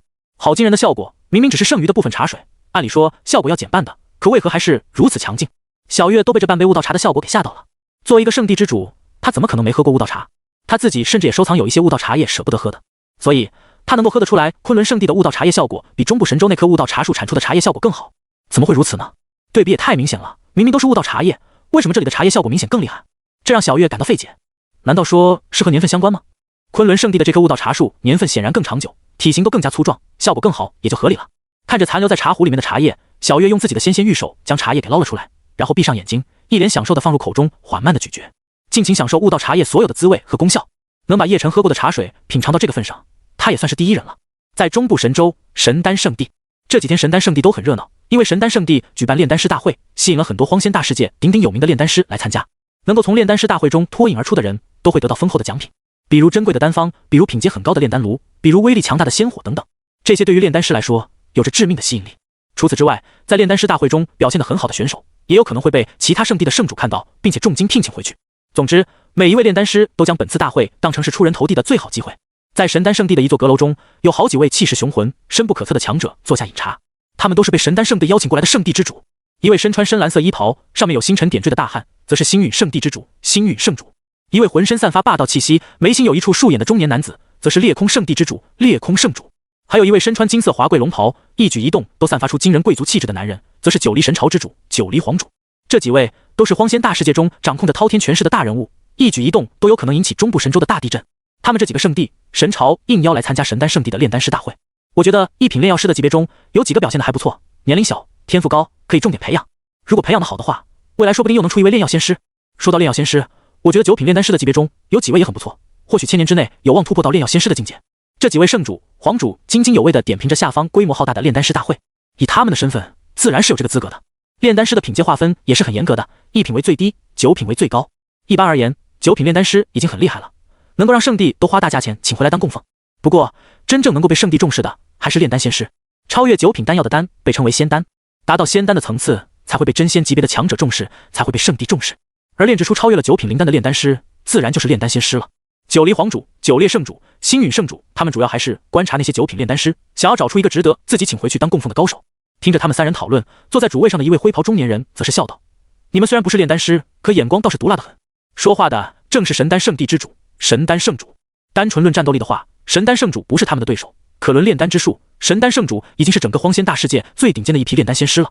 在炼丹仙师整个级别中，又分有1品到9品，1品炼丹仙师最低，9品最高。神丹圣主的炼丹造诣已经达到了惊人的7品炼丹仙师的级别。到了这个境界，哪怕他抛开神丹圣主的身份，去到任何地方都能成为座上宾，被任何一个势力供奉起来。九黎皇主哈哈大笑道：“没办法，我们也很眼馋炼丹仙师，要是能出一位像你这样的7品炼丹仙师，我就心满意足了。”是啊，谁不知道神丹圣主你在炼丹之道上钻研极深，你的天赋之高简直无人能及。若是给你机会的话，未来想要达到9品炼丹仙师的境界，应该不成问题吧？星陨圣主也跟着笑道，虽然知道有商业互吹的成分，但是听到自己的炼丹术被抬得这么高，神丹圣主还是满意的哈哈大笑起来。不过神丹圣主还是很清醒的，7品炼丹仙师在神丹圣地当中就有好几个了，他也不是唯一一个，甚至连8品炼丹仙师的老前辈都有不少。至于9品炼丹仙师，那就只有极少的几位仙帝级别的强者达到了。可惜神丹圣地那几位仙帝都已经离开荒仙大世界，去往星空深处游历去了。据说是想要寻找更多的感悟，探寻九品仙丹之上是不是还有更高的道路。所以目前神丹圣地内级别最高的炼丹仙师就是8品，再往下就是7品。这几个位高权重的大佬们在阁楼中推杯换盏，谈笑风生，有的时候他们随便的一句话都有可能改变某些势力的格局。没有人知道的是，当炼丹师大会进行得如火如荼的时候，一个身穿白色素衣、披着乌黑长发、面容英俊潇洒的年轻人已经出现在神丹圣地之中。整个圣地是有强大的大阵防护的，一般来说，没有受到邀请的人强闯的话，就会被大阵疯狂攻击。而他的出现根本没有引起护宗法阵任何动静，就连神丹圣地之内的那些超级强者们都没有任何察觉。低头看着气氛非常火热的场面，叶晨有些惊奇，真不愧是炼丹师大会，人就是多。他没有细数，但从1品炼丹师到9品，总人数至少在1个亿以上。叶晨刚好听到了九黎皇主他们几人的对话，便好奇地出声询问：“你们神丹圣地最厉害的炼丹师是谁？”这声音出现的太过自然了，再加上叶晨的到来，本来就没有人能够感知到，所以愉快的闲聊的神丹圣主几人都没有发觉到不对。神丹圣主甚至还端着酒杯笑道：“那些老前辈都在后山禁地当中闭关修炼，寻找突破到9品炼丹师的契机。可是等他说完之后，才发现很不对劲。他手里的酒杯停顿在半空，一脸茫然地看向九黎皇主、裂空圣主、星陨圣主3人。刚才那个声音分明不属于他们任何一人的，而他们3人也很是懵逼。刚才是谁问的？没人问吧？到底是谁在说话？4个人意识到古怪，这才猛然抬头看向声音的来源。只见在高空之上，有一个一身白衣、黑发乱舞的年轻人，正笑眯眯地低头看着自己4人。显然，刚才那句话就是出自他之口。瞧见这位陌生的年轻人，4个人浑身猛然发紧，体内的仙力也毫不顾忌地释放了出来。轰！4道恐怖的气息直冲天际，然如4道巨大的天柱一样，搅动天际风云，影响天象变化，改变天地灵气原本的运行规则。这可是4道玄仙级别的强者爆发出来的气息。他们4人的反应不可谓不激烈，堂堂4位玄仙级别的圣地之主，竟然都察觉不到有外人近身。令他们冒冷汗的是，身处于神丹圣地之内，有外人硬闯的话，护宗大阵等等防御阵法、攻击阵法不应该是第一时间被激活才对吗？为何一点反应都没有？4位圣主的大动作引发的动静是巨大的，下方正在进行的如火如荼的炼丹师大会都受到了影响。很多正在专心炼丹的炼丹师们都炸炉了，一炉子的珍贵材料全都烧成了灰烬，有的甚至受到了严重的反噬，一口鲜血全都喷在炼丹炉上了。发生了什么事啊？有强敌入侵了吗？这里可是神丹圣地啊，怎么可能有强敌入侵？哪个不长眼的东西有这么大的胆子？众多炼丹师纷纷抛下手头上炼丹的工作，都抬头看去。天空之上，4道散发着恐怖气息的人影，使得空间都变扭曲了。在他们的对面，还有一个白衣年轻人。看起来4位圣主级别的高手如临大敌。一些低级的修士或许不清楚，但是很多高阶的修士多少都听说过，收到邀请来出席炼丹师大会的有3位圣主，分别是裂空圣主、九黎皇主、星陨圣主。也就是说，现在是4位圣主面对一个对手。那人是什么身份？为什么会出现在神丹圣地？看得出来4位圣主对他充满了敌意，来者不善啊！能让4位圣主都严阵以待，他到底是谁？所有人都对那道白色的身影产生了好奇和疑惑，甚至是震惊。对他们而言，4位圣主已经是天地间最为强大的人之一了，他们就代表了天地的顶峰。还有谁能令他们如此紧张的？神丹圣主此时脸色难看而冰冷，作为这里的主人，自己家的阵法竟然都拦不住别人。最关键的是，几位老友都在这里，全让他们看笑话了。以后他的脸还往哪里放？你究竟是何人？如何潜入我神丹圣地的？神丹圣主大声地发出了质问，其声音之中充满了威严和压迫感，就好像整个天地都随之碾压过来一样。这就是身为圣地之主的巨大威势。底下无数的炼丹师们在听到这声音的这一刻，心底都忍不住涌出一股敬畏，总想着下跪磕头。化神期以下的强者们更是根本支撑不住，已经纷纷趴在地上瑟瑟发抖了。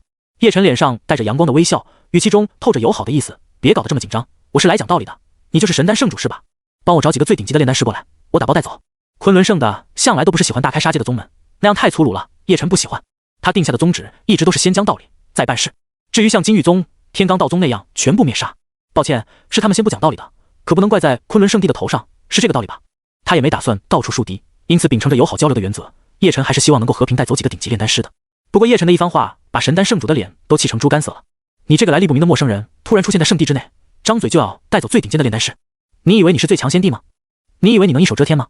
道友，吾乃神丹圣主，我只警告一次，道友最好不要乱来，一旦挑起我神丹圣地的怒火，道友你是吃不了兜着走。在所有的圣地之内，没有谁能比神丹圣地更有资格说这句话了。一旦他们宣布和叶晨为敌，那么别说是中部神州了，整个荒仙大世界都会视他为眼中钉的。没有谁希望自己成为整个荒仙大世界的公敌。与此同时，裂空圣主、九黎皇主、星陨圣主3人也在打量着这个陌生人的底细。令他们吃惊的是，这个人身上竟然没有任何的修为波动，他们根本没有办法看穿此人的底细，这就很不可思议了。要知道，他们可是圣主啊，是玄仙巅峰的超级强者，每个人都可以号称同阶无敌的猛人。到了他们这种高深莫测的境界，基本没有几个人是连他们都看不透的了。难不成这个年轻人是活了无数年的老妖怪？他已经是仙君境界了，甚至是更高的仙王境界。至于仙帝，他们想都不敢想，因为别说是外面的仙帝了，就连自家圣地的仙帝前辈他们都很久很久没见过了。那些先帝前辈究竟还待在荒仙大世界，还是已经去到别的大世界游历了？他们也不知道。所以，眼前的人绝对不可能是先帝。唯一可以肯定的是，此人来者不善，而且实力强大。我知道你很急，但是你先别急。看到神丹圣主眼中爆射而出的杀机，叶晨轻松地笑了起来，一脸人畜无害的模样。不知道的还真以为他是哪里来的阳光开朗大男孩。本座说了，今日只带走几个厉害的炼丹师，不会祸害你们神丹圣地的，你们不用害怕。叶晨依旧是笑容可掬，看上去没有丝毫的恶意。可是他所说的话却让所有人都为之惊讶。此人究竟在说什么？他还想带走神丹圣地的炼丹师？难道他不知道炼丹师就是神丹圣地的根基吗？我看他就是故意来挑衅的，跑到人家的大本营要人，这不是摆明了要和整个圣地作对吗？呵呵，是谁的部将？怎么会这么勇猛？只不过他再勇猛也没有用的，4位圣主在这里，随便一只手都能将其镇压了。下方的这些炼丹师们都对叶晨的话感到惊讶和意外。这里是神丹圣地的地盘，高手众多，谁敢来这里找麻烦，就是自寻死路啊！不可否认，他确实很有勇气，可勇气能保住性命吗？4位圣主都在这里了，这也就意味着他不仅要面对一个神丹圣地，还要面对裂空圣地、九黎皇朝、星陨圣地，一次性面对4大圣地，就问谁敢这么大胆？很多人都将这个白衣少年当成一个笑话来看待，他实力应该是不错的，可结局一定是最悲惨的。神丹圣主听到叶晨语气如此强势，姿态毫不相让，甚至有种不想欺负神丹圣地的意思，他脸色顿时更加阴沉了。他们圣地都传承了无数年了，什么时候轮到别人来欺负他们？真是不自量力，自以为是。若是不愿退走，那就彻底留下吧。神丹圣主的耐心已经被耗尽了，当着那么多炼丹师的面，他必须将这个闯入圣地之人就地正法才行，否则以后外人是不是笑话他们圣地的防护形同虚设？神丹圣主摊开手掌，一团紫色的火焰砰的一声就冒了出来，天地间的高温瞬间上升。下方所有炼丹炉的火焰就像是遇到了王者一样，全部纷纷朝着这团紫色火焰的方向弯曲朝拜。这一幕惊呆了所有的炼丹师，他们立刻就激动地意识到，神丹圣主所施展出来的紫色火焰，一定就是传说中他拥有的那种仙火——麒麟紫金炎。据说麒麟紫金炎是神丹圣地一位先帝从另外一个大世界带回来的，是从神兽麒麟身上取得的火种，经过神丹圣地的培养和融合之后，形成了最终的麒麟紫金炎。这种威力强大的仙火杀伐之力极强，一点火焰就能焚烧万物，而且在炼丹上面的妙用更是无穷无尽。对于一位炼丹师来说，麒麟紫金炎简直就是梦中情火。所有人也都瞪大了眼睛，他们都没有想到自己有生之年竟然能够看到传说中的麒麟紫金炎。是麒麟紫金炎？神丹圣主这下是认真了。我也很想看看这团仙火的威力究竟有多强。3位圣主看到麒麟紫金炎出现，都非常的惊讶和感兴趣。说话之间，麒麟紫金火忽然大涨，在半空中呼呼作响，然后幻化成为一头体型上百丈的紫金麒麟。恐怖的高温充斥整个天地，刹那之间，所有人都感觉到自己的身体要被焚烧殆尽了。在神丹圣主的催动之下，紫金火焰麒麟发出了震天动地的怒吼声，脚踩虚空，朝着叶晨冲了过来。他每一次的奔跑都会在虚空上留下一团紫色火焰脚印。下方众人明知道紫金火焰麒麟攻击的不是自己，可光是力量的波及就已经令他们受不了了。很强，这一招就算是我出手，也不可能完好无损的挡下来。九黎皇主眼神中充满了欣赏和跃跃欲试。虽然说神丹圣地的人相比于别的圣地来说没那么擅长战斗，但不代表他们真就是任人宰割的弱鸡了。其余2位圣主都纷纷点头承认，麒麟紫金炎的威力没有任何人可以小看，整片天地都被这股火焰染成了紫色，而叶晨更是在原地一动不动。在众人的眼中，他看起来就好像是被吓傻了，已经不知道反击了一样。可就在所有人都以为他已经被吓得束手就擒的时候，叶晨这才慢悠悠地抬起了自己的手掌，抓向高大凶悍的紫金火焰麒麟。他的动作看起来很是普通，也没有任何惊天动地的异象发生。可就在他伸手的一刻，麒麟目露惊恐，居然想要急停下来，好似前方是什么极度恐怖的东西一样。可他的反应在叶晨手中没有任何作用，紫金火焰麒麟被一股力量压缩变小，最后被叶晨轻松射入手中，变成了只有拳头大小的可爱家伙。嗷嗷！小麒麟显得慌乱又惊恐，不断地发出无济于事的哀嚎。神丹圣主这边，他的本命火焰被强制剥离，遭受了眼中的反噬，开始大口地吐着鲜血。噗！嗨嗨，我的麒麟紫金炎！你竟然！他又惊又怒。麒麟紫金炎是神丹圣主的身份象征，只有每一任圣地之主才可以继承。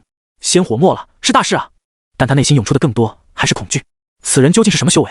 仅仅是一抬手的功夫，就可以轻松剥离他的本命火焰。别说是玄仙了，就算是仙君也不可能做到吧？实力大减，导致神丹圣主气息萎靡落入楼阁中，显然是没有再战之力了。火焰没了，怎么会被他抢夺了？那可是麒麟紫金炎啊，是威力极其强大的仙火，碰一下自己都会被烧得灰飞烟灭的奇珍异宝，他是如何抢到手中的？疯了吧！他一抬手就收了这团仙火，刚才究竟发生了什么？是神丹圣主亲自将火焰送到他的手中吗？不可能啊，神丹圣主又不是智障。下方看到这一幕的所有人都震惊了，或是抱着脑袋大口呼吸，或是瞪大了眼睛发出惊叫。在他们的认知当中，神丹圣主已经是最强者了。传说中可以毁天灭地的麒麟紫金炎，更是所有人心目中梦寐以求的仙火。可一转眼的时间，仙火就被他收入手中了，连神丹圣主都被一招击溃了。所有人心中都涌出了浓浓的震撼和惊悚，看向叶晨的目光已经彻底变了。此人很强，极强，一招就把神丹圣主给打到失去战斗力，连仙火麒麟紫金岩都给收了，这境界绝对是高的离谱。对方是有备而来啊！三位圣主也被叶晨惊人的战斗力给吓到了，换作是他们三人上去的话，估计也讨不到什么好处。仙军中的强者，甚至有可能是仙军巅峰级别。九黎皇主此刻满脸的凝重和认真，他们的实力并没有比神丹圣主强太多，也就略有胜之罢了。可从叶晨刚才那一手来看，他收服麒麟紫金岩实在是太简单了，简直就是有手就行啊！你究竟是什么人？为什么来这里闹事？虽然知道自己不是对手，但是九黎皇主还是向前踏出一步，身上的龙气涌了出来，在头上聚集，形成了隐隐的真龙。裂空圣主也横眉冷对，阁下不是弱者，相信也明白被我们4个圣队追杀的后果，何必再说废话？我就不信他一个人真的能在这里泛起浪花。星陨圣主手中有一片星空在浮沉，同时也是杀伐之气极重的人。像他们这种圣地之主，从很小的时候就是天之骄子，几乎堪称同代无敌，如今已经成为了位高权重的大人物，又如何能够忍得了别人在自己面前嚣张？本座奉劝一句，垃圾就不要叫那么大声了，最后丢脸的是自己啊！叶晨打了个哈欠，漫不经心地说道。听到居然有人嘲讽自己是垃圾，星陨圣主怒发冲冠，怒吼道：你说什么？你竟敢说我是垃圾？听到他误会了自己的话，叶晨摆手解释道：我不是针对你，我是说在座的各位都是垃圾。他不说还好，这话一说出口，所有人都不敢相信自己的耳朵了。他竟然说3位圣主是垃圾，这3位圣主彻底忍不了了，从小到大就没有人敢对他们这么说，谁要是敢嘲讽他们是垃圾，那就等死吧。裂空九击，神伤，灭形。化道，裂空圣主一出手就是裂空圣地最强的攻伐秘术，3道裂空九击当中的秘术一打出去，天地变色，轰鸣不断。九黎龙皇气，九黎皇主也打出了自己的杀招，一条真龙气息在半空中盘旋一圈，便带着强烈的杀气扑向叶晨。星陨烁灭，星陨圣主抬手之间，一大片星空骤然凭空浮现而出，并且无数的星辰闪烁不定，已经将叶晨给笼罩住了。3位圣主同时出手，其威势可以说是毁天灭地的，哪怕神丹圣地中有很强大的防护阵法，都抵挡不住这3股力量的不断轰击。轰隆隆，整个圣地之内轰鸣不断，地动山摇，好像天地都要倒转了一样，非常可怕。很多人都大为吃惊，那个白衣少年能够逼得3位圣主同时向他出手，他也足以自傲了吧？而且3位圣主的手段可远远比1位圣主厉害得多，就他们3人的合力来看，就算是那些仙君近4、5层的强者都要退避三舍。这个白衣少年再厉害，他又如何能够应对3位圣主的合力一击呢？就在众人都以为叶晨这一次没有办法再保持轻松的风度，甚至会被击败的时候，只见他像是赶苍蝇一样冲着前方挥了挥手，也没看到他这一挥手有什么恐怖的先例。可3位圣主的脸色瞬间就变得惊恐起来，因为裂空九击被一股无形的力量直接击碎了，九黎龙皇气还没展示效果，就彻底消散了。那一片不断形成又炸裂的星空，这一次是真的彻底炸裂了，最终消失的无影无踪。3人的手段就这样被叶晨轻而易举的破掉，对于他们3人而言，太过震撼了。而且一股更加庞大的力量以排山倒海的气势毫不客气的直接轰在了他们的身上。砰！3声闷响响起，3个人齐刷刷的被击打的倒飞出去，直到把好几座浮空岛屿给击沉了，这才勉强停下来。3人一招落败，让地面上的人看得目瞪口呆，不可思议。要知道，这可是3个圣主啊，是荒仙大世界中最为顶尖的强者，掌控力量和权势的超级大人物。平时他们随便一人出手，就已经够震撼人心、毁天灭地了。可如今，先是神丹圣主被白衣少年掠夺仙火，然后3位圣主合力攻击之下，竟然还被对方随便挥挥手就击退了，这是真的吗？4位圣主一败涂地，所有人都口干舌燥的看着天上那道白衣少年的身影，无法想象他的实力已经强大到什么程度了。今日他真的不会把神丹圣地搞得天翻地覆吧？看着胸口染血躺在废墟中的4人，叶晨也是无奈的摇头道：本座都说了，今日是来讲道理的，可你们还想动手的话，本座也不介意收了你们的小命。没有人敢怀疑他的话，从4个重伤的圣主就可以看得出来了，他原本可以将他们全都杀了的，最后还是留了一手。这里的动静已经惊动到了神丹圣地最深处的那些强者们了。面对一个强大的敌人，神丹圣地的隐士仙君们都坐不住了，纷纷苏醒过来，然后横跨空间出现在叶晨的周围。这一次神丹圣地出动的仙君强者数量就高达12个，不愧是圣地，底蕴就是深厚。他们所处的位置正好对叶晨形成了几乎完美的合围之势，只要叶晨稍微有一点异动，他们12个仙君强者就会在同一时间出手，将他强势击杀。被这么多人包围在内的叶晨却好像没意识到自己处境的危险，他反而饶有兴趣地打量着这些仙君强者，想知道他们当中谁的炼丹术最强。12位仙君和叶晨一人对峙，天地间充满了肃杀之气，好像随时都有一场惊天动地的大战要爆发。不过就在神丹圣地的人准备动手的时候，一道苍老的声音却从圣地最深处传了出来：所有人都给我住手，这件事不用你们处理，全都给老夫退下。这道声音好似来自9天之上一般，蕴含着极强的威严和道韵，凡是听到这声音的人无不心生敬畏和退缩。就连在场的整整12位仙君境界强者们在听到了这个声音之后都惊讶了，纷纷露出敬畏的眼神。难道是他出现了？稍微缓过劲来的神丹圣主此时感到非常的意外，因为他完全就没有想过那位已经沉睡了几万年的前辈竟然在此时苏醒了。难道说连那位前辈都觉得眼前的这个白衣少年很棘手，必须亲自出手才行吗？余下的3位圣主不知道发出声音的是谁，但看到神丹圣地那么多人的反应，以及声音中蕴含的天地大道意蕴，就知道绝对是老一辈的强者了。在所有人或是疑惑或是敬畏的眼神中，一道苍老的身躯从圣地深处缓缓飞了出来。这头老者一身灰色麻衣，看上去就和一般街头巷尾的普通老人没有什么区别，在他的身上也感受不到任何修为波动，仿佛他就真的只是一个寻常的老者罢了。可在场的任何人中，除了叶晨之外，没有人敢轻视他，甚至看向他的眼神带着强烈的敬畏。有很多人不认识这个老者，但是从刚才一句话就喝止了那么多神丹圣的强者来看，就知道他绝对是大人物。而神丹圣地中很多的高层在认出这个老者的身份之后都惊呆了。如果我没看错的话，这位前辈极有可能就是无痕老祖。什么？无痕老祖？相传无痕老祖不是在曾经的一魔大战中受了重伤，然后陨落了吗？你也说了，但是相传之言一定是真的吗？如果真是无痕老祖的话，那这个白衣小子死定了啊！很多知道圣地秘辛的高层长老们都猜测出了这位老者的身份。身穿麻布衣，在整个神丹圣地中，也只有那位传说中的无痕老祖才符合了。没错，是无痕老祖苏醒了。看到麻布衣老者之后，神丹圣主也激动了起来。这位可是圣地的老前辈了，不知活了多少岁月，实力通天彻地。在很久以前，无痕老祖就已经是仙王境界，据说有望突破到仙帝境界。不过，在一场异魔入侵荒仙大世界的灭世大战当中，无痕老祖一人独占好几尊强大的异魔，虽然最终将那些异魔给成功斩杀，可自身也遭受了严重的伤势。自从那场大战之后，无痕老祖就销声匿迹，很多人都以为他重伤陨落了。也有人说，无痕老祖也想办法离开了荒仙大世界，找寻突破到仙帝的契机。也有人说，他其实就在神丹圣地中沉睡，治疗伤势。关于事实的真相，只有历代的大长老、圣主才知道。因此，当无痕老祖真的现身之后，他都大吃了一惊。没有遇到几乎危及整个圣地的大事件，无痕老祖怎么会现身呢？除非他认定了这个白衣少年已经能给神丹圣地带来巨大的危害。无论如何，稳了，这把稳了。神丹圣主知道，既然连无痕老祖都已经现身了，这个白衣少年就没有办法再翻江倒海。所有人的目光几乎都聚集在了无痕老祖的身上。这个看起来有些慈祥的老者朝着12位仙君强者点头，示意他们离开。对于他的命令，众人还是很听从的。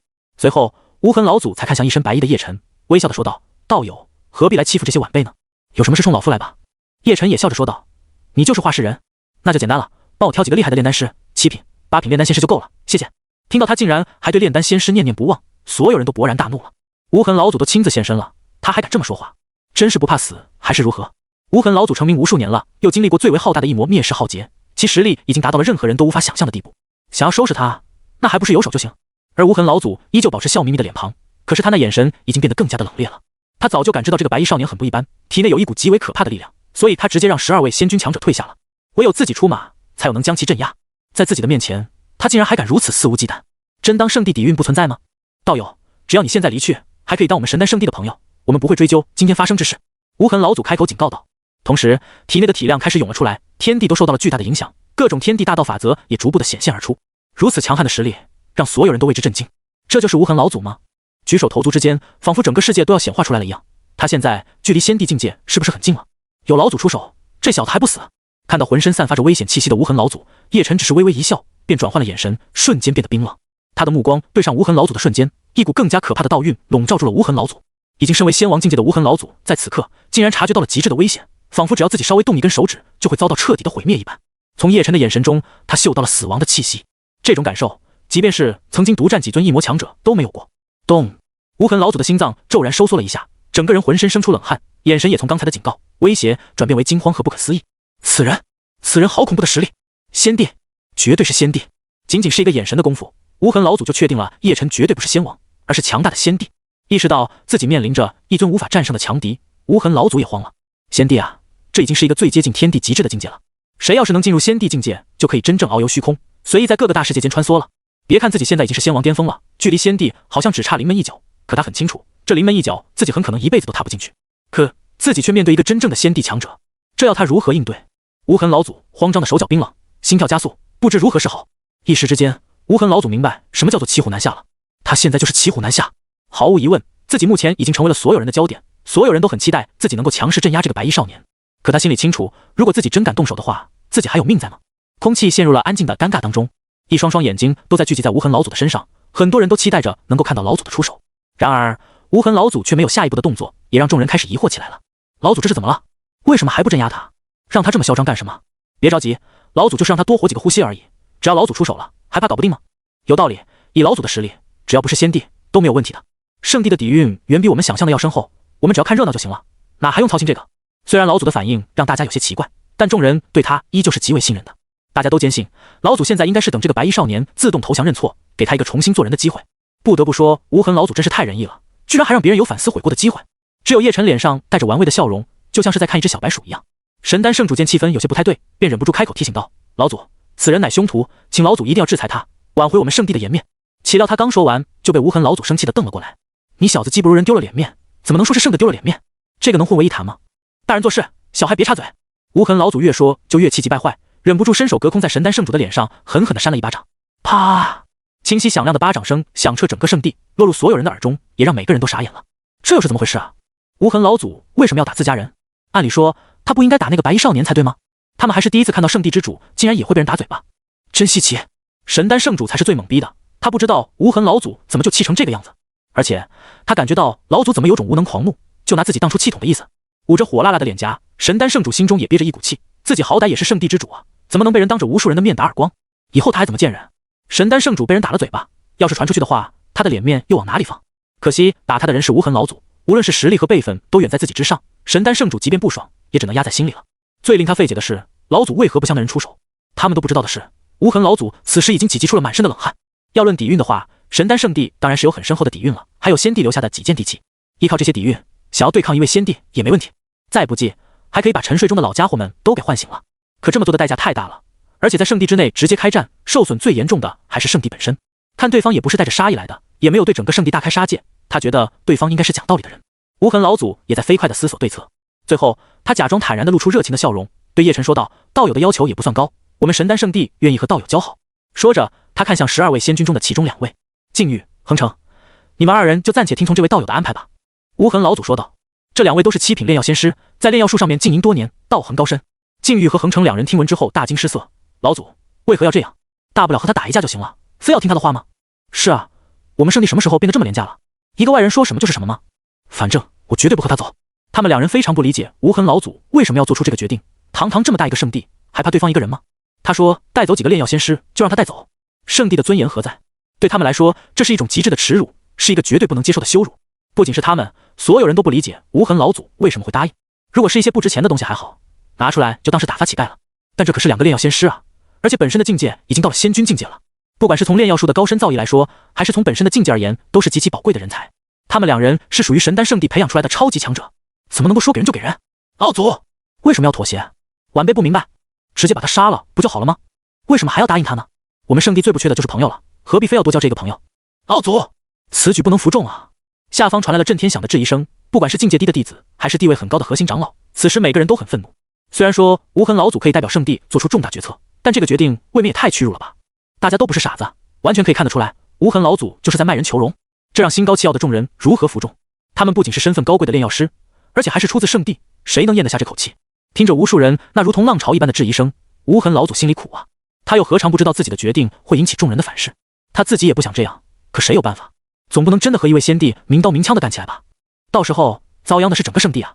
无痕老祖脸一沉，挥着衣袖严肃地说道：“此事老夫已经决定好了，谁都不要再说半个字，否则别怪老夫不客气。”他话音一落，一股绝强的气息从他的体内爆发出来，铺天盖地的向着四面八方碾压过去。一尊仙王强者的气势，又有谁能够安然无恙的面对？在这股霸道的气息镇压之下，所有人的脸色都憋得通红，恐惧的心脏砰砰直跳，连半个字都说不出来。无痕老祖也是怒了，明明自己都是为了圣地考虑，结果这些晚辈们不理解他的良苦用心也就算了，还集体质疑他，不给这些晚辈一些颜色看看，都不知道他无痕老祖曾经的威名是吧？当仙王气息遍布整个圣地的时候，所有人都喘不过气来。此时或许他们才意识到，当一位仙王发怒的时候是何等的恐怖。几位圣主，12位仙君强者都感受到了莫大的压迫感。等到无痕老祖将自身的气息收敛之后，众人才可以大口的呼吸。经过此事之后，众人心里面虽然还有不服气的，但也不敢再多说什么了。尤其是那2位被点名的仙君强者恒成和禁欲，他们2人都死死地咬着牙，却不敢说半个不字。道友，你觉得如何？在看向叶晨的时候，无痕老祖已经换上了另一种略带讨好的表情，和刚才发怒时的状态判若两人。不知道的还以为刚才仙王一怒是自己的错觉了。叶晨满意的点头道：“可以，做得不错，我欣赏你。不过做人不能太小气了，只给我2人怎么够？让隔壁圣地看见了，还以为你们给不起呢，再多给几个。”说着，叶晨也不顾众人是什么心情，又张开大手，将2个炼药技术更强的炼药仙师射了过来。“你给我住手！本仙君绝对不会听从你任何使唤。”这2位实力强大的仙君强者感觉自己的身体被一股无形的力量束缚，紧张的大叫了起来。他们体内的仙力不断的震荡着，想要挣开这个束缚。可他们震惊的发现，这股束缚自己的力量竟然恐怖如斯，他们甚至连挣扎都做不到。此人的实力究竟有多强？他们自己的境界也是仙君级别中的佼佼者了，未来还有很大的可能突破到仙王境界的，为何在他的面前却连反抗的机会都没有？一边骂骂咧咧，身体一边不受控制的被绑到了叶晨的身边。他们忽然有些理解无痕老祖的做法了，老祖一定也是感知到此人的高深莫测，才做出如此屈辱的抉择吧。2个8品炼药仙师，2个7品炼药仙师，这个战利品叶晨很是满足。仔细一想，自己还真是个好人啊！明明神丹圣地还有很多厉害的炼药仙师，但是自己只带走了4人。这么通情达理、温润如玉的人，上哪里找去？我也不是蛮横无理的人，这团火焰送给你们，就当是我的谢礼了。说着，叶晨将手中的麒麟紫金炎抛了出去，小小的紫金麒麟火焰忙不迭跑回神丹圣主的身边，被神丹圣主急忙收入体内。不过对于叶晨的话，他可谓是气得咬牙切齿了。什么叫谢礼？麒麟紫金炎本来就是属于他的，如今还给自己应该叫做物归原主，而不是什么谢礼。抢了他们的人和火焰，还搞得自己多伟大无私？呸！此人的脸皮究竟是什么做的？众人也都不敢相信自己的耳朵和眼睛了。哇，这人连这种话都能说得出来。叶晨见神丹圣主好像不是很开心的样子，便善解人意的将麒麟紫金炎从他的体内再次剥离出来。噗！你！神丹圣主也不知道是被气的还是被反噬的，总之满脸通红的喷出了一大口的鲜血，气息再度萎靡了下去。他心里面积攒了无数的脏话，明明已经将火焰还给他了，为何还要再次强行夺走？你耍我是吧？所有人也都呆愣住了，这尼玛是什么套路？耍猴是吧？叶晨善解人意的笑着解释道：抱歉啊，我看你脸色不太好，觉得你应该不太想收回这团火焰，便帮你解决了这个烦恼，不用谢我，我这个人向来很好的。噗！这一次神丹圣主是真的绷不住了，喷出一大口鲜血之后，身体僵直倒下，不省人事。你看你怎么还激动坏了？叶晨笑了笑，在场的无数人都不知道该说些什么好了。你听听，你说的是人话吗？神丹圣主看起来像是开心激动到晕厥的模样吗？有没有一种可能，他是被你活活气晕的？无痕老祖死死地捏着自己的拳头，在内心告诫自己，一定要忍住，一定要忍住。神丹圣地的人内心已经充满了屈辱，可无痕老祖依旧没有任何反应。他们这些实力更弱的也不好再多说什么了。谢了，你们也是好人，我昆仑圣地记住这份情谊了。叶晨笑着说道。他看向下方，又从诸多来参加炼药师大会的人当中挑选了3000名强大的炼药师，从最低级的1品到9品都有。这些人将会成为昆仑圣地未来重要的组成部分。做完这一切之后，叶晨这才带着所有人离开了神丹圣地。不过他也没有立刻回东胜大陆的昆仑圣地，而是另有要事。就在刚才，他又接收到了系统的收徒提示，检测到在中部神州原初神山有2位仙级资质天才，请宿主前往收徒。在得到了这个提示之后，叶晨就带着众人先去一趟原初神山。在叶晨离开了之后，神丹圣地之内，众人才有一种如梦初醒的感觉。方才所发生的一切都显得太不切实际了，堂堂的一个圣地，竟然会被一个人上门威胁勒索，要是传出去的话，都没有人会相信的。可事实就发生在大家的面前，不相信都没有办法。按理说，针对这种狂徒，圣地为了维护自己的威严和地位，一定是在第一时间强势镇压，甚至是灭杀。无痕老祖也现身了，然而事情的最后发展却令人大跌眼镜。无痕老祖竟然任由对方带走了4位炼药仙师和3000位炼药师，这还是大家认识的圣地吗？无痕老祖此时在高空上也是阴沉着一张脸，他知道大家肯定对他的决策有所质疑。所有高层集中到主殿，老夫有话要说。他环视了众人一眼，冷冷地命令道。在场的核心高层们面面相觑，都憋了一肚子气，也有很多问题要当面询问老祖，纷纷往主殿聚集过去。主殿之内，众人脸色都极为不好，像吃了屎一样难受。今天他们的脸面全都被丢光了。老祖，那人究竟是什么来历？连您都要敬他3分吗？有人忍不住问道。这就是所有人都想知道的答案，那个人一定是来头很大的，否则的话，老祖也不会如此。虽然说大家对老祖都有不小的怨气，可他们也明白，老祖不会真的对圣地不管不顾的。无痕老祖言简意赅，他是先帝。此言一出，就像是大海上掀起了惊涛骇浪一样，所有人都露出了不可思议的表情。什么？他是先帝？真的还有先帝吗？该不会是装出来的吧？他居然是先帝！老祖，您不会判断错了吧？他怎么会是先帝呢？没听说过哪个先帝会做这么不要脸的事啊！此人实力确实极强，可他真的有先帝实力吗？一时之间，整个主殿里面的高层们都议论纷纷，对叶晨的身份感到十分惊讶和意外。一尊先帝竟然如此轻易的就出现在大家的面前，想想还真是很不可思议啊！别看他们都已经修炼到这么高的境界了，又是圣地的核心高层，但他们当中很多人都没有见过先帝，在他们的心目中，先帝已经是一种传说了。没想到今天竟然能看见真的。整个主殿都吵吵闹闹的，直到无痕老祖抬起手臂又往下压，众人才逐渐恢复安静。我知道你们不一定相信，但他确实是先帝。他的眼神给我的感觉就是充满了掌控和毁灭性。当时如果我敢多靠近一点，就会爆炸。不然的话，你们以为我为何动手？无痕老祖无奈的叹气道：“不是他不想战斗，而是实力不允许啊。老祖，咱们又不是没有对付先帝的底蕴，先帝又如何？我们动用诸多底蕴手段，还镇压不了他。”有人不服气的叫了起来，众人也都纷纷点头称是。先帝虽然很强，可对于圣地来说，并不是不可战胜的。圣地之所以是圣地，就因为他们由先帝强者创立，传承了无数年，又出过好几尊先帝，以及无数的仙王、仙君强者，留下的手段数不胜数，这是其他小宗们不具备的。当这些底蕴都出来的时候，就算是一尊先帝，他们都有信心将其镇压。听到他们这么说，无痕老祖又何尝不明白呢？他只好解释道：“此人不一样，他给我的感觉竟然比洛渊前辈还要强。无痕老祖明白，自己这句话其实已经是大不敬了。洛渊先帝是神丹圣地的其中一位先帝，目前已经不在荒仙大世界了。他的存在就是神丹神帝的骄傲，是所有人的底气。可他竟然说那个白衣少年比洛渊先帝还要厉害，在场的所有人内心无比的震撼，甚至不敢相信无痕老祖竟然会给出这种评价。在他们的心里面，洛渊先帝那可是无敌的，是最强先帝之一。他这么说不算是长他人志气，灭自己威风吗？很多人都不服气了。一个从没听说过的人，怎么就比洛渊先帝厉害了？你们还别不服气，他给我的压迫感比洛渊前辈的还要强，这就是我不敢轻举妄动的原因。无痕老祖冷冷地说道。总之，以后遇到了昆仑圣地的人，多长几个心眼准没错。他记得那人在离开之前说过自己是昆仑圣地之人。至于昆仑圣地是什么势力，他反正是从来没有听说过，可能是某个隐世的超级大派吧。能拥有一位先帝强者坐镇的，还不够恐怖吗？中部神州，原初神山。荒仙大世界中有很多的生命禁区，从字面意义上就可以看得出来，每一个生命禁区必定是恐怖绝地，凡是有外界生灵靠近的，都有可能死无葬身之地。原初神山就是其中一个生命禁区。这个地方存在太多年了，以至于已经没有人记得它究竟存在了多久。甚至有人说，原初神山在荒仙大世界形成之处就已经出现了。无数年以来，死在原初神山之内的超级强者数不胜数，不愧生命禁区之名。在原初神山的上空，叶晨带着大部队停了下来，向下俯视，就可以看到一大片连绵起伏的山脉，越往山脉的深处就越黑暗，有一种诡异的力量隔绝外部的窥视。这就是原初神山，看起来也没什么特殊嘛。叶晨嘴里念叨着，在他身边的众人听到他这么说，实在不知道该做出什么表情了。每一个生命禁区都是由无数的死亡堆砌出来的，哪怕是圣地之主级别的大人物都不敢轻易深入其中。曾经就有一个圣地之主想要深入原初深山探险寻宝，找寻不死圣药，结果还不到1个月，那位圣地之主就从原初神山中冲了出来。可他那时变得骨瘦如柴，几乎就是一具干尸，而且出来没几天就彻底咽气了。在临死之前，他只留下一句话：原初神山存在不祥之物，靠近必死。叶晨却说这里没什么特殊，他是不知道死字怎么写吧。此时叶晨已经发现了自己要收的2个徒儿了，他们一人是圣光体，一人是仙灵体，都是很强大的体质。不过他们的处境很危险，自己再不出手的话，他们小命危矣。你们再次不要走动，我去救回。回头叮嘱众人几句，叶晨就从高空之上下去了。在高空的云朵之上，几位炼药仙师们面面相觑，跃跃欲试，都想着要不要直接离开。现在他不在了，不就是逃离的最好机会吗？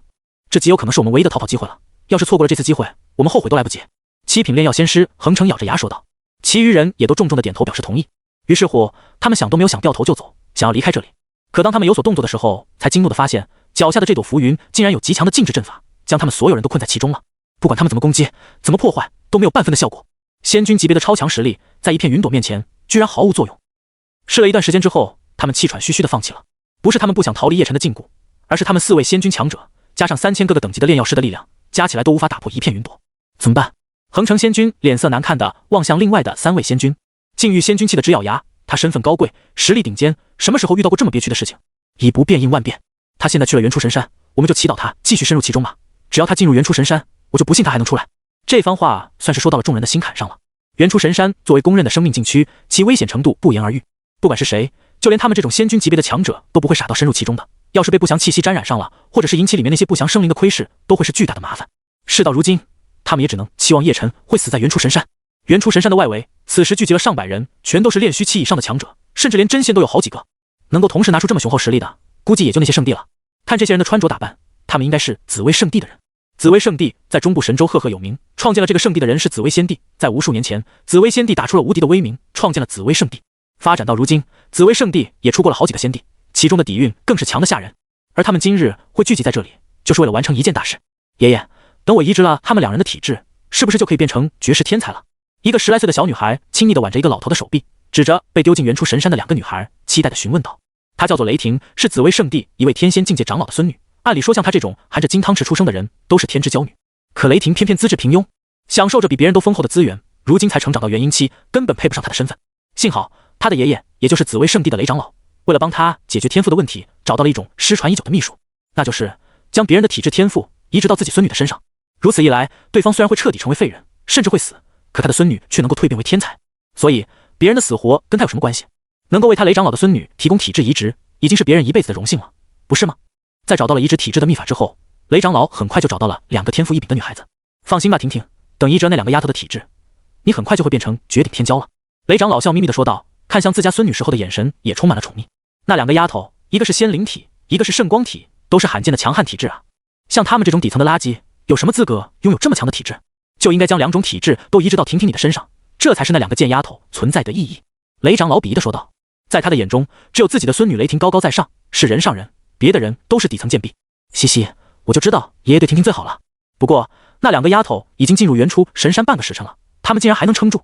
雷霆笑嘻嘻地说道，随后他又无比嫉妒地望向原初神山的方向，在那里有2个小小的身影正遭受恐怖的不祥气息折磨，濒临死亡。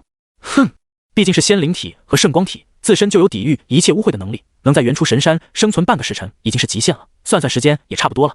雷长老看向原初神山里面那2个可怜的小小身影，却一点都没有心疼的意思。秘法中就有记载，要用生命禁区的不祥气息对特殊体质进行压制，等特殊体质的力量几乎被耗尽的时候，再将他们抓出来，这个时候移植是成功率最高的。此时在原初神山外围，这2个小小的女孩身影已经奄奄一息，生命精气就像是风中残烛，随时都会沉底消失。她们长得很像，几乎一个模子印出来了，不难猜测她们是双胞胎。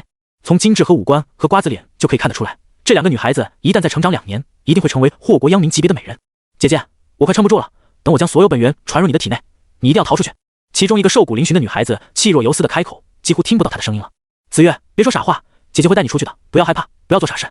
身为姐姐的子欣出言安慰道，用尽身体的最后一点力量，拖着自己的妹妹子月往原初神山的深处龟速爬行。他们还太小了，才13岁，根本没听说过原初神山，更不知道前面的路不是生路，而是彻彻底底的死路。但子欣和子月已经管不了那么多了，他们只想远离外界那群恶魔。雷长老和雷霆，他们2人为了达到自己自私的目的，将他们姐妹俩丢入这恐怖的绝地中。在子欣和子月的眼里，那群人比原初神山还要邪恶，他们甚至宁愿死在没人看见的山涧中，也不愿意成为雷长老的棋子，被人随意屠宰。2具小小的身体就这样一寸一寸地挪动自己的身体，往自己以为的安全之地前进。外界，雷长老他们都冷漠地看着这一切，犹如一群秃鹫正在看着将死的猎物。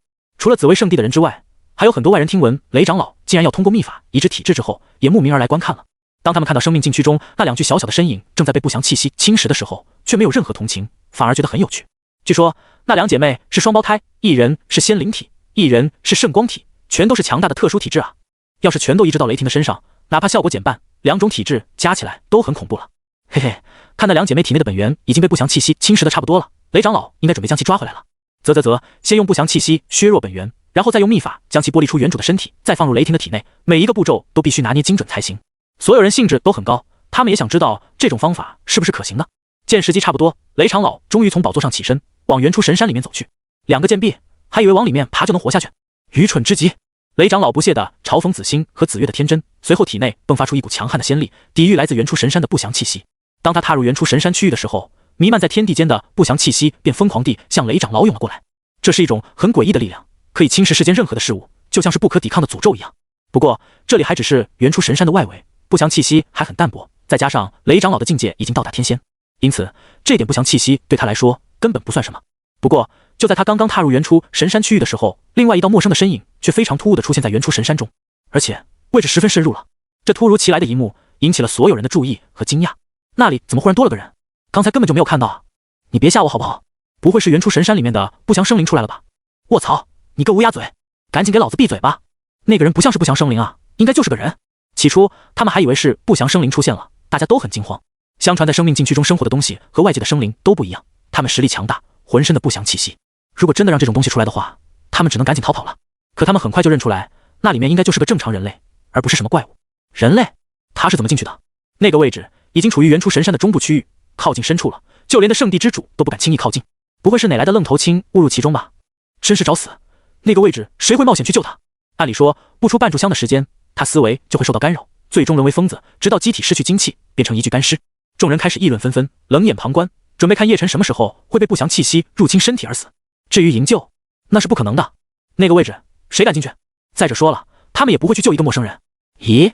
雷长老也停住了脚步，疑惑地看向远方的叶晨，他不知道那里为什么会突然出现一个人，该不会是某个痴心妄想的探险者，想要到深处探险吧？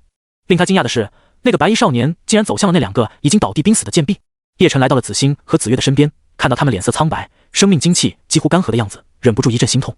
他觉得自己不算是什么好人，但是为了满足一丝私欲，就将没有任何仇怨的2个小丫头丢入原初神山之内，这还是人吗？他将手按在2人的眉心之处，缓缓输送自己的仙力。姓名：子欣，双胞胎姐姐。境界：筑基期5重。体质：仙灵体。资质：仙级。名为子欣的姐姐体内开始散发出一阵阵的仙光，原本已经枯竭的体质本源再次变得充盈。妹妹子月这边也是同样的情况，她的体质本源也正在壮大。姓名：子月，双胞胎妹妹。境界：筑基期4重。体质：圣光体。资质：仙级。2姐妹恢复体力之后，终于缓缓地苏醒了。她们眼神迷离，还不知道究竟发生了什么，只知道自己好像已经死了吧。不过眼前这张帅气的脸庞是怎么回事？是死之前的幻觉吗？姐姐子欣用手揉着眼睛，好像是刚睡醒一样，看着苏醒的两个丫头，叶晨笑道：“你们不是在做梦，也不是幻觉，是我救了你们。”愣了半晌之后，两个丫头这才真正的回过神来，知道自己真的没有死，甚至体内还充满了力量。谢前辈救命之恩！前辈，此处很危险，我们不能长时间停留，赶紧离开吧。啊，不对，外面的人还守着我们呢，这可怎么办？子欣和子月两姐妹开始惊慌起来，这里的凶险她们已经亲身体验过了，不想再体验第二次。可令他们更加不安的还是守在外面的雷长老他们。叶晨微微一笑，并没有将他们的担忧放在心上。这里的不祥气息他也察觉到了，这应该是一种天地规则的异变，所谓的不祥气息只是天地规则的一种外在显化罢了。实力低微的人进来，长时间受到这种异变规则的影响，就会有生命危险。不过对他来说，所谓的规则异变，所谓的不祥气息都是小儿科，他出现在哪里，哪里就是规则本源。就比如现在，不祥气息根本没有办法靠近他，在别人眼中不可抗衡的不祥气息，在他面前屁都不如。你们说的都是小事而已，我只问你们一个问题，可愿意拜我为师？叶晨笑眯眯地看着他们，柔声询问道。子欣和子月两个丫头听到他这么说，都愣住了，完全没有预料到他竟然是来收他们为徒的。在呆住了几个呼吸之后，他们终于反应过来了，激动地跪在地上，给叶晨磕了好几个响头。师尊在上，请受徒儿一拜。他们异口同声，一举一动都是一个模子印出来的，就连叶晨看了都啧啧称奇，这就是双胞胎姐妹吗？好像很有默契的样子。好，今日起你们就是我的徒儿了。叶晨满意的笑了起来，自己收了2个徒弟，系统的奖励也到账了，等回到昆仑圣的再查看是什么好东西。在外界，雷长老他们在看到叶晨好像不受不祥气息的影响之后，都大为震撼。他为什么一点事情都没有？那个位置已经比较深入了，按理说不祥气息已经很浓郁才对啊，难道他没有受到影响吗？令众人更加吃惊的是，2个已经濒临死亡的小丫头被他这么一触碰之后，怎么又活过来了？不可能，绝对不可能！他们的身体明明已经被不祥气息彻底侵蚀了，谁来都救不了，必死无疑的。他用了什么手段？我就看到他碰了2人，他们就醒来了，还变得生龙活虎。神迹啊，这绝对是神迹！外界的人已经看得目瞪口呆了，不少人还乱成一团，都被叶晨的举动吓到了。活了这么多年，他们还是第一次看到如此离谱的事情。哪有人进入元初神山还能活蹦乱跳的？生命禁区之所以会被称为生命禁区，那就是里面的不朽气息对外界生灵的侵蚀太严重了。就算是雷长老这种天仙境界的高手进入其中，也必须调动所有仙力进行抵御，而且时间不能太久，否则他也会有危险。可禁区之内的那个白衣少年究竟是怎么回事？看他风轻云淡的模样，丝毫不像是会受到不祥气息侵蚀的感觉啊！而且他是通过什么手段将那2个女孩救下的？荒仙大世界公认的一件事情，那就是无论是谁，一旦被不祥气息侵蚀太过严重了，那就回天乏术了，谁来都救不了。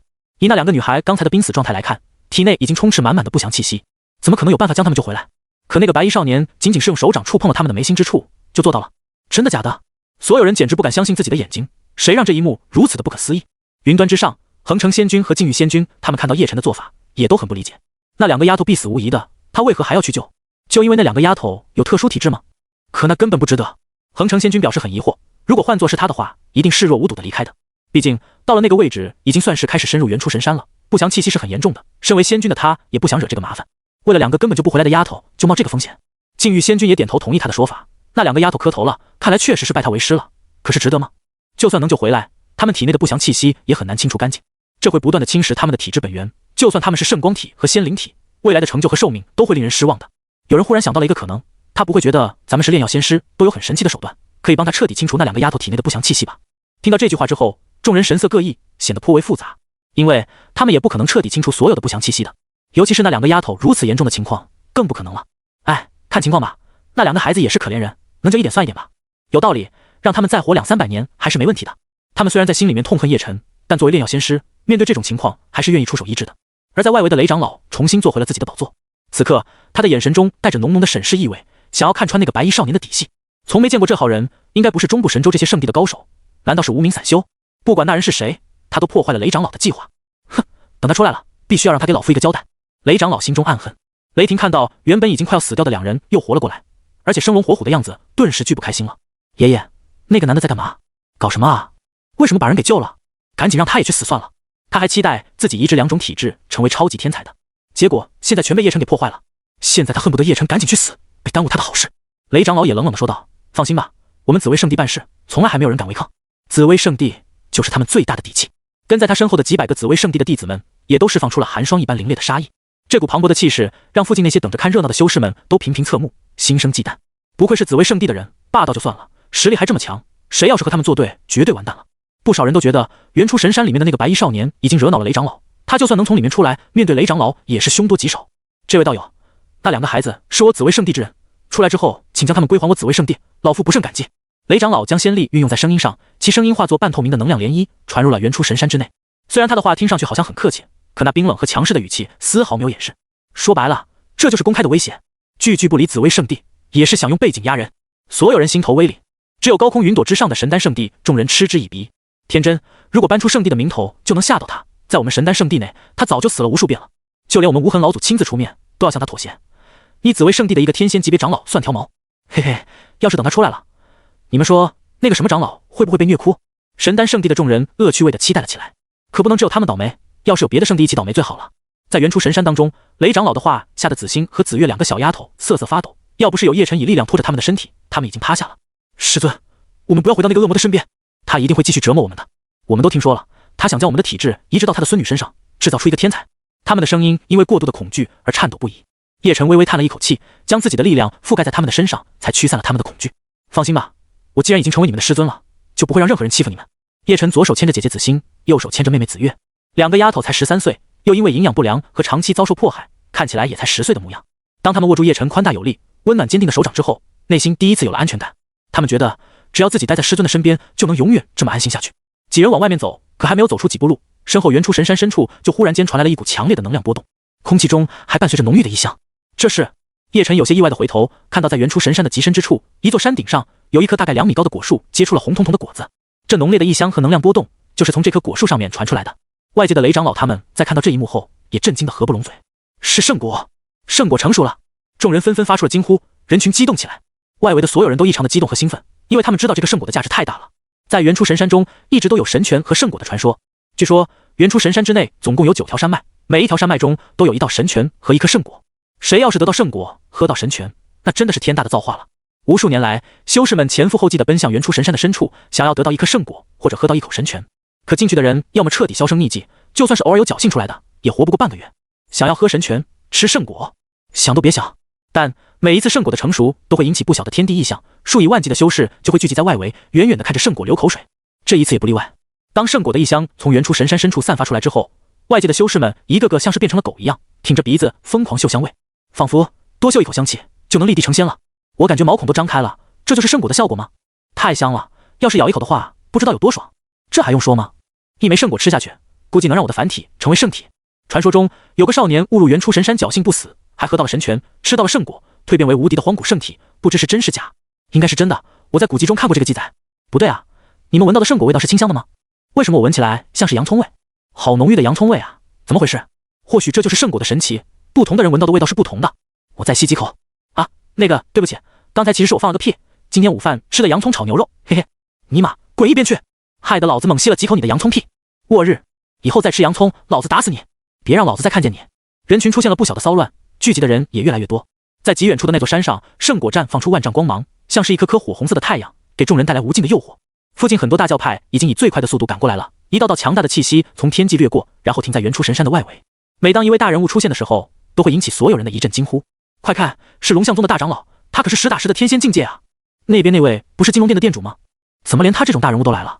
据说他都到了玄仙级别了吧？还有刚来那位，不就是长河宗的宗主吗？他的实力也很恐怖。随着一位位大佬的出现，这里变得异常的热闹。大家都明白自己是没有资格争夺圣果的，但是能够看到这些大佬各显神通去采摘圣果的话，也是一场视觉盛宴啊！雷长老多少有些坐不住了。他虽然是紫薇圣地的人，论地位的话，当然是自己的地位最高了。可不管是龙象宗大长老，还是金龙殿殿主，还是长河宗的宗主，实力都不在自己之下。这下子竞争压力太大了。雷长老，老夫可不会看在你是紫薇圣地长老的份上，就故意让你争夺圣果，各凭本事，这点相信所有人都认可吧。金龙殿殿主看向雷长老，笑眯眯地说道。他这招很聪明，为了防止雷长老先用圣地之名镇压他们，他干脆把所有人都拉上，给雷长老施压。哈哈，没错，圣果乃是有缘者得之，谁也不能坏了规矩。长河宗宗主也哈哈大笑了起来。另一边的龙象宗大长老也随之点头。他们虽然不是圣地，但自身实力也很强悍，又当着大庭广众之下，他们自然不用忌惮雷长老了。见这三人阴阳怪气的，雷长老阴沉着脸，默不作声。不过他已经将一把黑色的大伞拿了出来。哗啦，黑色大伞打开，一道道黑色的气息从伞的边缘垂落，将雷长老笼罩了进去。有了黑色大伞的保护，他毫不犹豫地踏入其中，准备抢先摘取圣果。至于叶晨和紫星、紫月两个丫头，现在反而不是最重要的了，等拿到了圣果，再处理他们也不迟。咦，是仙级武器通幽伞，这雷老头要下血本了，我也不能藏着掖着。金龙殿殿主看到雷长老已经动用了最强武器，他也释放出了一道100丈金龙气息，将自己笼罩了进去。长河宗主这边，他也放出了1万把宝剑，以犀利的剑气作为护身符，抵御不祥气息。龙象宗大长老放出一件特殊的防御武器，化作一条真龙和一头巨象虚影，包裹住自身。他们各施手段，谨慎地往深处走去。至于别人，只能在外面眼巴巴地看着了。当外界之人已经开始行动的时候，叶晨也露出了笑容。他附身问子欣和子月2个小丫头，口渴吗？想不想吃水果？他指向远处山峰之上绽放出滔天红色光芒的圣果。2个小丫头早就被圣果一香馋哭了，被他这么一问，连忙咽着口水，用力的点头。师尊，我吃1个就好了，剩下的师尊吃。姐姐子欣乖巧的说道。妹妹子月也跟着点头，他们都知道那些果子是好东西，那么就应该留给师尊才行。不过他们并不知道采摘圣果等于找死，是极其危险的事，否则的话，他们绝对不会让师尊去冒险的。见他们2人都如此乖巧懂事，叶晨露出了满意的笑容。这2个小徒弟不白收啊！走吧，就当游山玩水了。叶晨牵着他们2个的小手，带着他们往最深处走去。而他们的举动立刻就引起了外界所有人的惊呼。他们在干嘛？还不出来？怎么还往里面走？真想死是吧？我明白了，他们也是逼不得已，外面有雷长老堵着，他们根本出不来，只能冒险往里走了。我看他们的样子更像是去采摘圣果，胆子真大，不把自己的小命放在眼里了。呵，第一次见如此愚蠢之人，要是往外冲的话，雷长老现在急于争夺圣果，还真没心思搭理他们，只可惜他们非要找死。在看到叶晨带着2个女孩往深处走的时候，外界的所有人都像是在看几具冰冷的尸体，他们都认为叶晨就是觉得走投无路了，不如往深处走，或许还能跳过雷长老的拦截。可原出神山越是深处，就越危险，这个道理难道他们不知道吗？雷长老自然也看到了叶晨的举动了，但是他不屑一顾，用这种方式躲开我，真是太天真了，到时候自己怎么死的都不知道。只可惜了那2个双胞胎的体质了，到了深处连我都没办法将他们带出来。他知道子欣和子月死在原出神山深处的话，自己又要分心争夺圣果，又怎么可能将他们带出来？不过圣果的重要性更高，有了圣果，他也可以重新塑造孙女雷霆的体质，效果估计比直接移植他人体质还要厉害。传说中有人吃了圣果喝了神泉，觉醒了荒古圣体。想到这里，他头上的黑色通幽伞释放出来的力量就更加磅礴了，他前进的速度明显快了很多。来自4面8方的不祥气息也开始疯狂地涌来，像是一个人被扔进深海一样，开始感到窒息。体内的仙力运转也变得更加迟缓，这股力量不是单纯的仙力就可以抵抗的，这是诡异的世界规则。越往里面前进，他们的速度就越慢，已经没有刚才的轻松了。不管是雷长老还是其他人，此刻连迈动双腿都异常的艰难，好像深深地陷进了厚厚的泥潭中一样。落在最后面的龙象宗大长老满头大汗，浑身冒着诡异又恐怖的黑色气息，不祥气息已经侵入他的体内了，如果再不离开的话，他的5脏6腑、4肢百骸都会遭到侵蚀，到那个时候谁来了都救不了他。砰！负责帮他护体的真龙虚影和巨象虚影终于在颤抖了一下之后轰然溃散，没有了防御手段，来自4面8方的不祥气息像是疯了一样涌向他。龙象宗大长老痛苦的仰天大叫，声音凄厉，让人听了都不寒而栗。幸好他还没有完全沉沦失去理智，知道自己已经到了极限，他赶紧用最快的速度退了出去，直到出了原出神山的范围，他才长长的舒了一口气。其他人前进的路程比他深远，但也没什么用处，因为长河宗宗主用于护体的上万把宝剑此刻也溃散了，吓得他赶紧退出来。只有金龙殿殿主和雷长老最为深入，距离圣果大概只有5里地的距离。如果是在外界的话，5里地对他们这种强者来说根本就不算什么，可在这里，他们想要多迈出一步都异常的艰辛。最后金龙殿殿主也放弃了，如今只剩下雷长老还在坚持，可众人都看到他的通幽伞已经破损的不成样子，也不知道他还能走多远，哪怕能走到山脚下也不错了。然而众人还是太高估他了，雷长老也只是比金龙殿殿主多出10来米的距离就彻底萎了。至此4位强者全部宣告失败。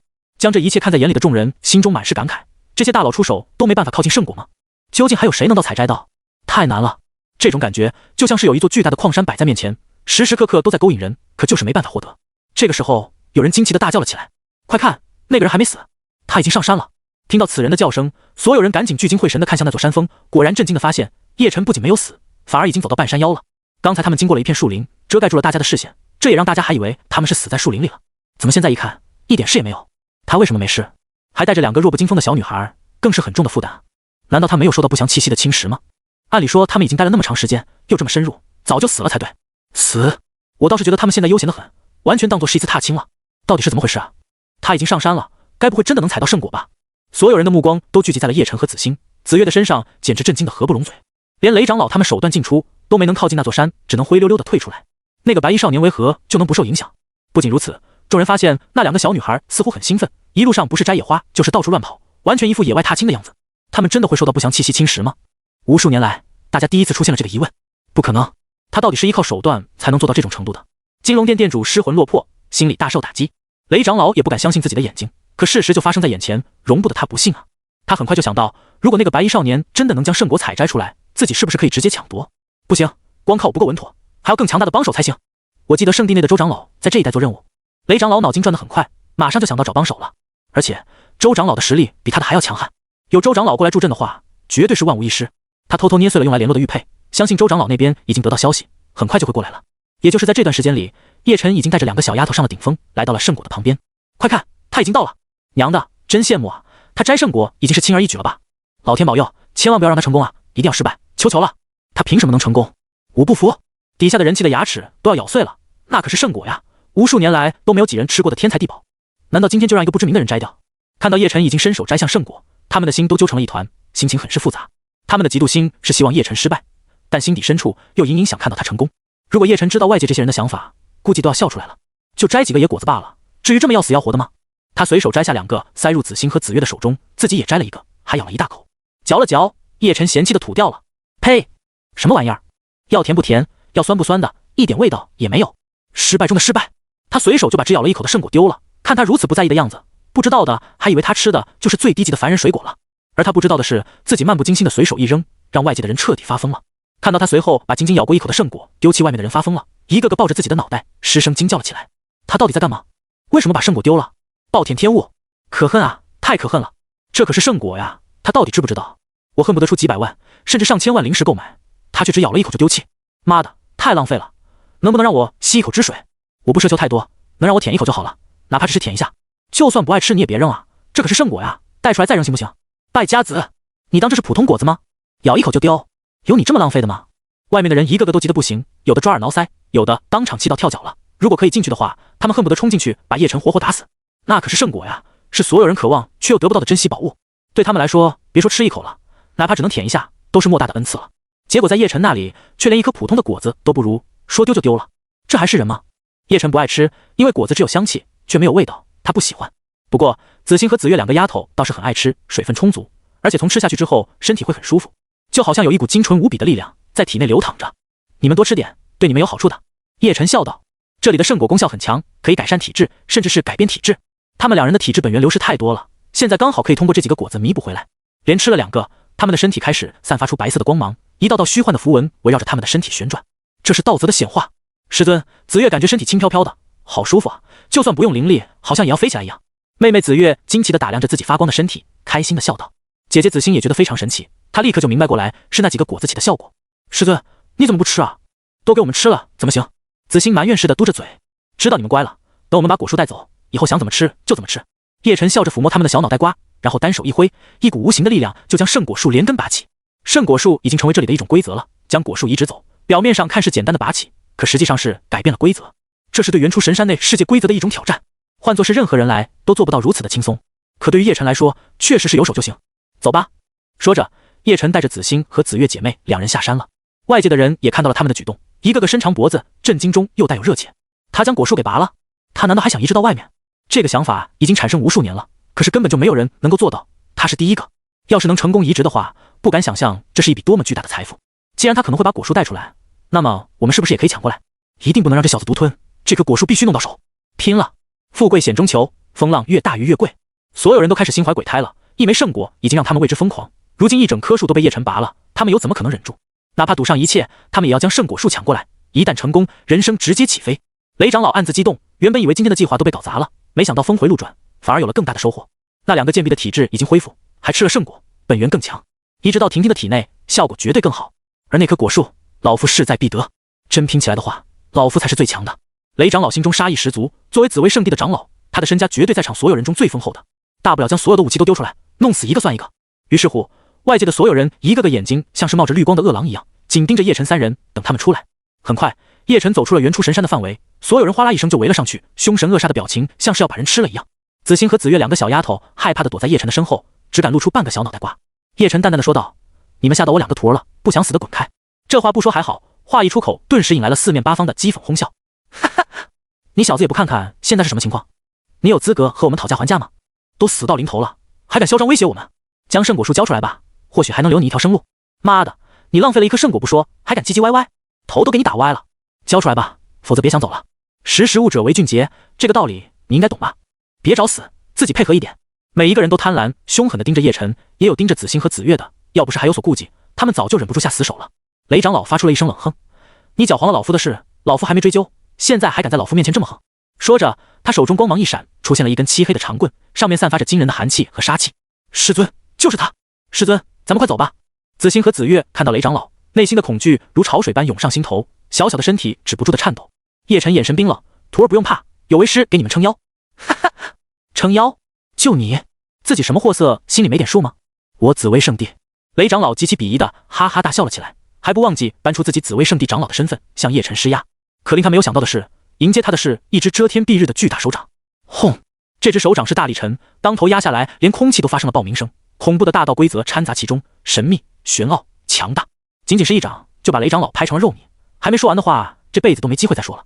这一掌来得太过突然了，雷长老一眨眼的时间就没了，任谁都反应不过来。刹那间，天地寂静，每个人的脸上还带着对叶晨的鄙夷和轻视，甚至是杀意。可当雷长老被他一巴掌拍死之后，所有人的表情变得扭曲复杂，从最开始的不屑到下一刻的震撼、惊恐、难以置信，中间的转变是极其突然的。没有人敢相信自己眼睛所看到的画面。高高在上的雷长老就这样被他一巴掌给拍死了吗？每个人的脑子里面就像是被硬生生的塞满了石头一样，都没办法运转了。哐当！也不知道是谁手中的武器掉到了地上，发出了清脆的响声，众人才被惊醒了。他把雷长老杀了。雷长老不是天仙境界的强者吗？到了这个境界，想死都难，怎么会那么容易被人杀死？我不会是出现了幻觉吧？这不是真的，绝对不是真的！疯了吧？这个人已经疯了，他竟然连雷长老都敢杀！人家是紫薇圣地的长老，位高权重，他要把紫薇圣地的罪死了。周围的众人在回过神来之后，终于爆发出了震天响的惊叹声，或是恐惧，或是震惊，或是崩溃。对于他们来说，圣地的一位长老就已经是高不可攀的超级强者了。雷长老作为天仙级别的高手，在紫薇圣地里面属于内门长老，他们做梦都想拥有一个巴结雷长老的机会啊！就这样一个可望而不可及的超级大人物，居然当着他们的面被人一巴掌给拍死了，简直不敢相信这是真的。和他们的震撼不同，长河宗主、金龙殿主、龙象宗大长老他们眼中满是恐惧，他们的实力都和雷长老差不多，战斗起来的话，短时间是很难分出胜负的。可眼前的年轻人却可以一巴掌就轻松的拍死雷长老，这说明了什么？是不是说明对方也可以用同样的方式将自己几人也一并拍死？一想到这里，他们内心就无比的恐惧，哪怕在脑子里面模拟无数次，用无数种手段去应对，也绝对不可能挡下刚才那一巴掌。我感受到了规则的降临。长河宗主脸色被吓得惨白，即使叶晨针对的不是他，即使隔着这么远，可他还是心惊肉跳的。如果换做我来抵挡，我必死无疑。龙象宗大长老感到非常的惊恐，那股力量太过浩瀚霸道了，看似轻而易举，实际上全部爆发出来的话，绝对是毁天灭地。此人极强，深不可测，我不是他的对手。金龙殿主表现得稍微好一些，显得更为镇定，但是苍白的脸色和悄悄退后的步伐彻底暴露了他的内心。他们就和所有人一样，觊觎叶晨身上的圣果树，只要时机合适，他们就会加入争夺的混战中。可这一巴掌让他们彻底清醒了，想要得到宝物，也要看看自己几斤几两才行啊！一巴掌就被人拍死了，那还抢个毛？子欣和紫月两个丫头也彻底看呆了，水汪汪的大眼睛满是震撼和惊喜。他们在雷长老手中受到的折磨、虐待太多了，以至于在他们的心里面，雷长老是不可战胜的。然而，师尊随手打出的一掌，就彻底将雷长老给灭杀了。巨大的惊喜和震撼充斥他们小小的心灵。死了，他竟然死了！这个恶魔终于死了，他好了！子欣激动地挥舞着小粉拳，简直比过年还要开心。紫月泪流满面，他的师尊给他报仇了，这个恶魔终于彻底消失了。姐姐，咱们的仇报了！紫月拉着子欣的手，心中大为畅快。多亏了师尊，咱们师尊实在是太强了。姐姐子欣抹去眼泪，抬头看向师尊高大的背影，心里满是安全感。他们太庆幸自己拜了一个强大的好师尊，不仅将他们的小命从鬼门关拉出来，还帮他们报仇了。关键是师尊实力竟然如此强大，不可思议啊，不可思议！雷霆此刻已经彻底傻了，他亲眼看到自己的爷爷死在自己眼前，内心受到了巨大的冲击。以往他不管闯下了多大的灾祸，爷爷都会为他摆平。他想要某一种天才地宝，爷爷也会为他带回来，哪怕杀人夺宝都在所不惜。曾经有一次，他只是看中了别人手中的一把宝剑，就让爷爷去强行索要。对方拒绝之后，爷爷毫不在乎将对方灭杀了，然后溺爱的将宝剑送到他的手上。在他的心里，爷爷就是无敌的，是无所不能的。他根本不敢相信，这么无敌的一个人竟然会死了，而且是在他的面前被别人一巴掌拍死的。雷霆眼神极其怨毒地盯着叶晨，指着他疯狂地咆哮了起来：“你个低贱货，竟然杀我爷爷！我一定要你死，你不得好死！”他如此癫狂，吓得身边紫薇圣地的同门弟子、长老们都下意识变了脸色，然后远离他。这个蠢女人真是被雷长老惯坏了，人家既然能轻松杀了雷长老，就能杀他。如果对方忌惮紫薇圣地的话，又怎么可能弄死雷长老？这一刻，紫薇圣地的其他弟子们都在心中咒骂雷霆，这蠢猪真的会连累所有人的。叶晨本想用一个眼神直接将这傻卵灭杀，但转念一想，不如让子欣和紫月练练手。他低头温柔地对两个丫头道：“子欣、紫月，他在咒骂师尊，你们可愿意将他杀了，为师尊争口气？两个丫头听到雷霆咒骂师尊的时候就很气愤，不过他们显然没有想到师尊会让他们两人出马。他们不过才筑基期，雷霆已经是元婴期了，能打得过雷霆吗？但他们只是愣了一个呼吸的时间，就无比坚定的用力点头，异口同声保证弟子誓死捍卫师尊。他们已经算是死过一次了，这条命是师尊给的，哪怕会死在雷霆的手里，他们也绝对不会后悔的。好，这才是为师的好徒儿。去吧。叶晨满意的哈哈大笑了起来，他还担心两个小丫头胆子不够大，现在看来反而是自己多虑了。敢辱我家师尊，看我们不撕烂你个臭嘴！两个丫头齐刷刷的迈出一步，依旧是极有默契的异口同声，声音冷冽无比。圣光体和仙灵体的气息第一次彻底爆发，两股霸道的气息从他们的体内爆发了出来。姐姐子欣的仙灵体释放出白色的仙光，通体玲珑剔透，无垢无瑕，几乎净仙。按理说，这种仙意至少也要到真仙境界才会有。她一个筑基5重的丫头是绝对不可能仙气朦胧的。可仙灵体就是有这种优越感，天生净仙，未来成就真仙境界真的是有手就行。当然了，叶晨对自己弟子的要求自然不是仅仅真仙境界而已。对他而言，真仙境界在昆仑圣地最多混个外门长老的职位，自己的真传弟子今后必须各个仙帝才行。妹妹紫月的圣光体同样也是爆发出璀璨的金色圣光，和紫星的朦胧柔和仙光不同，她的圣光更加霸道炽烈，极具侵略性，真是好苗子啊！这种资质放在任何一个圣地都是核心弟子的待遇，甚至先藏起来偷偷培养。雷老头打的好主意，如果这两种体质真的移植到雷霆的身上，绝对能人为制造出一位绝世天才。众人都被紫星和紫月超高的天赋惊到了，小小的筑基期却已经展露出超乎寻常的天赋。雷霆看到他们两人威风凛凛，扬言要撕烂自己的嘴，心里更为怨毒和嫉恨了。在他的眼里，这两种体质原本已经是属于他的，所以现在反而算是紫星和紫月偷了他的天赋体质。小小筑基期，看我不弄死你们！我得不到的东西，你们也休想得到！雷霆已经气红了眼睛，只想把紫星和紫月给杀了，不允许自己的体质被他们两人拥有。轰！元婴期的恐怖修为气息从他的体内爆发了出来。雷霆虽然天赋很差，可至少境界凌驾在两个丫头之上。第一次的交手，紫星和紫月立刻落入了下风，但他们心有灵犀，短暂过了几招之后就适应了战斗的节奏，开始巧妙默契的配合。依靠圣光体和仙灵体的奇异之处，他们在100招之后将雷霆给重伤了。看着吐血倒地的雷霆，叶晨没有半点怜悯，语气冰冷，吩咐两个丫头杀了他。在这种残酷的世界里，很多时候杀人是一种最好的自保手段，不能因为他们才13岁就过度的保护他们，不让他们见血，这样培养出来的弟子只会变得胆小、懦弱，甚至是圣母。所以该做的事情就必须做。紫星为难的咬了咬嘴唇，她第一次杀人多少有点下不去手，但是一想到自己姐妹两个差点被雷霆害死，她就控制不住的露出杀意。再一想到这个臭女人还骂师尊，那就更不能忍了，必杀之。作为圣光体的妹妹紫月反而更加果决和霸道，叶晨刚吩咐，她就一剑刺穿了雷霆的胸膛。紫星紧随其后，最后一剑结束了雷霆的性命。在场没有人敢说半个不字。干得不错，回去为师会好好奖励你们。叶晨满意的揉搓他们的脑袋瓜，他紧接着看向在场的众人，高声问道：你们还有谁要拦我的吗？这是最后机会了。听到他的话，所有人惊恐的面面相觑，随后又极为无奈。现在谁还敢对他动手？找死不成？金龙店主、长河宗主、龙象宗大长老他们三人的头摇得像是拨浪鼓一样。前辈说笑了，咱们这些垃圾哪敢拦您啊？对啊对啊，今天能看到前辈大显神通，已经是我们的荣幸了。前辈一路走好，有空的话也可以来我长河宗做客，晚辈一定会以最高的规则招待前辈您的。这3位也是老前辈了，平时在自己宗门里面都是趾高气昂或者一脸的高冷，可是在叶晨的面前，他们卑躬屈膝，谄媚讨好，不知道的还以为他们成为太监了。叶晨都懒得多看他们一眼，而是扫向了紫薇圣地众人。被他这么一扫视，紫薇圣地众人吓得浑身冰冷，生怕这位大佬一巴掌把所有人都给拍死了。所谓的紫薇圣地的背景，不仅没办法给他们带来安全感，反而随时都会让他们死无葬身之地。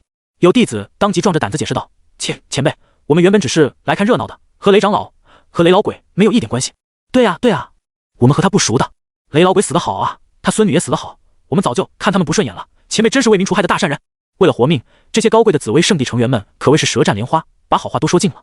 叶晨也懒得和他们掰扯，反正徒弟已经收到了，炼药师们也绑走，不对，是请到了，该回宗门了。就在他准备动身离开的时候，一道散发着惊人气息的身影从天际冲了过来，速度快到都无法用神识去锁定了。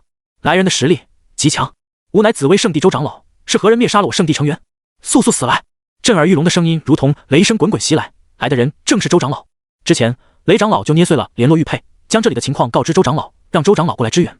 可周长老还没到，他就察觉到雷长老的气息彻底消失了，这也意味着雷长老凶多吉少。方才他正好又看到紫星和紫月一剑杀了雷霆，更是大为恼怒，当即提高速度冲杀过来算账。在中部神州还敢大摇大摆的杀他紫薇圣地之人，活得不耐烦了是吧？周长老的声音响彻天际，震得众人脑壳嗡嗡作响。大家惊诧万分的扭头看去，就发现周长老已经来到高空之上了。很多人都知道周长老的实力比雷长老还要厉害，难道他能够扭转乾坤，为雷长老报仇？就在众人心思各异的时候，一只能量巨掌再次出现，如同拍苍蝇一样，将周长老拍死了。聒噪，麻烦！叶晨嫌弃的喃喃自语，打了弱的就来强的是吧？非要一个个过来送人头，那他只能一巴掌让世界恢复清静了。随手解决聒噪扰民的周长老，叶晨带着紫星和紫月在原地消失，就好像从来没出现过一样，只留下懵逼的众人。看着一片狼藉的现场，以及在地面上留下的2个巨大的掌印，所有人都不知道该说些什么了。紫薇圣地的2位长老就这么没了，一点存在感都没有，就被人轻而易举的拍死了。雷长老还好一些，起码还露了脸，可周长老算怎么回事？刚说了一句话就凉了，恐怕他到死都不知道自己是怎么死的吧。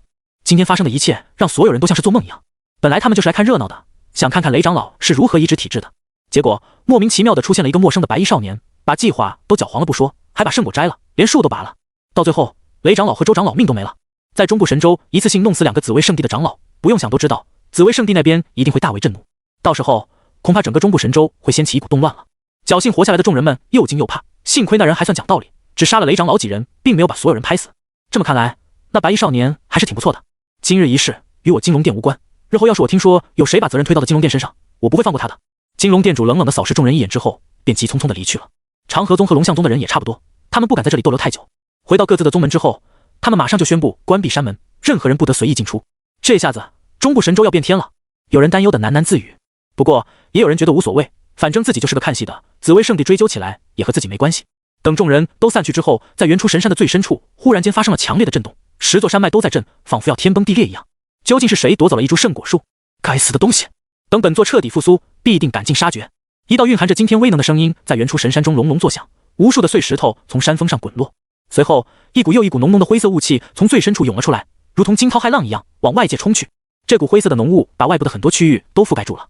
原本经常在原初神山外围历练游荡的修士们，被这股浓雾覆盖之后，都惊恐地发现，这浓雾居然是不祥气息。如此浓郁的不祥气息，堪比深处的级别了。为什么会涌出来，连外围都覆盖了？很多修士想要逃离这个范围，但浓雾的威力太大了，无数低级的修士纷纷丧命。有实力勉强逃出去的，至少都是炼虚期以上的修士了。高耸入云的原初神山被浓雾掩盖，已经看不到。也是从今日起，原初神山的范围被扩大了至少3倍，凡是浓雾笼罩的地方，所有生灵都不得进入。没有人知道，这一切的源头其实就是叶晨带走了圣果树，逼得沉睡在神山深处的不明生物只能用灰雾笼罩的方式，禁止外界生灵进入其中。叶晨在回到高空的云朵上，便带着4位仙君级别的炼药仙师以及3000名各级别的炼药师返程。这就是腾云驾雾吗？好奇妙啊，像是踩在棉花糖上一样。紫星惊奇地低头打量脚下的云朵，还蹦跶了几下。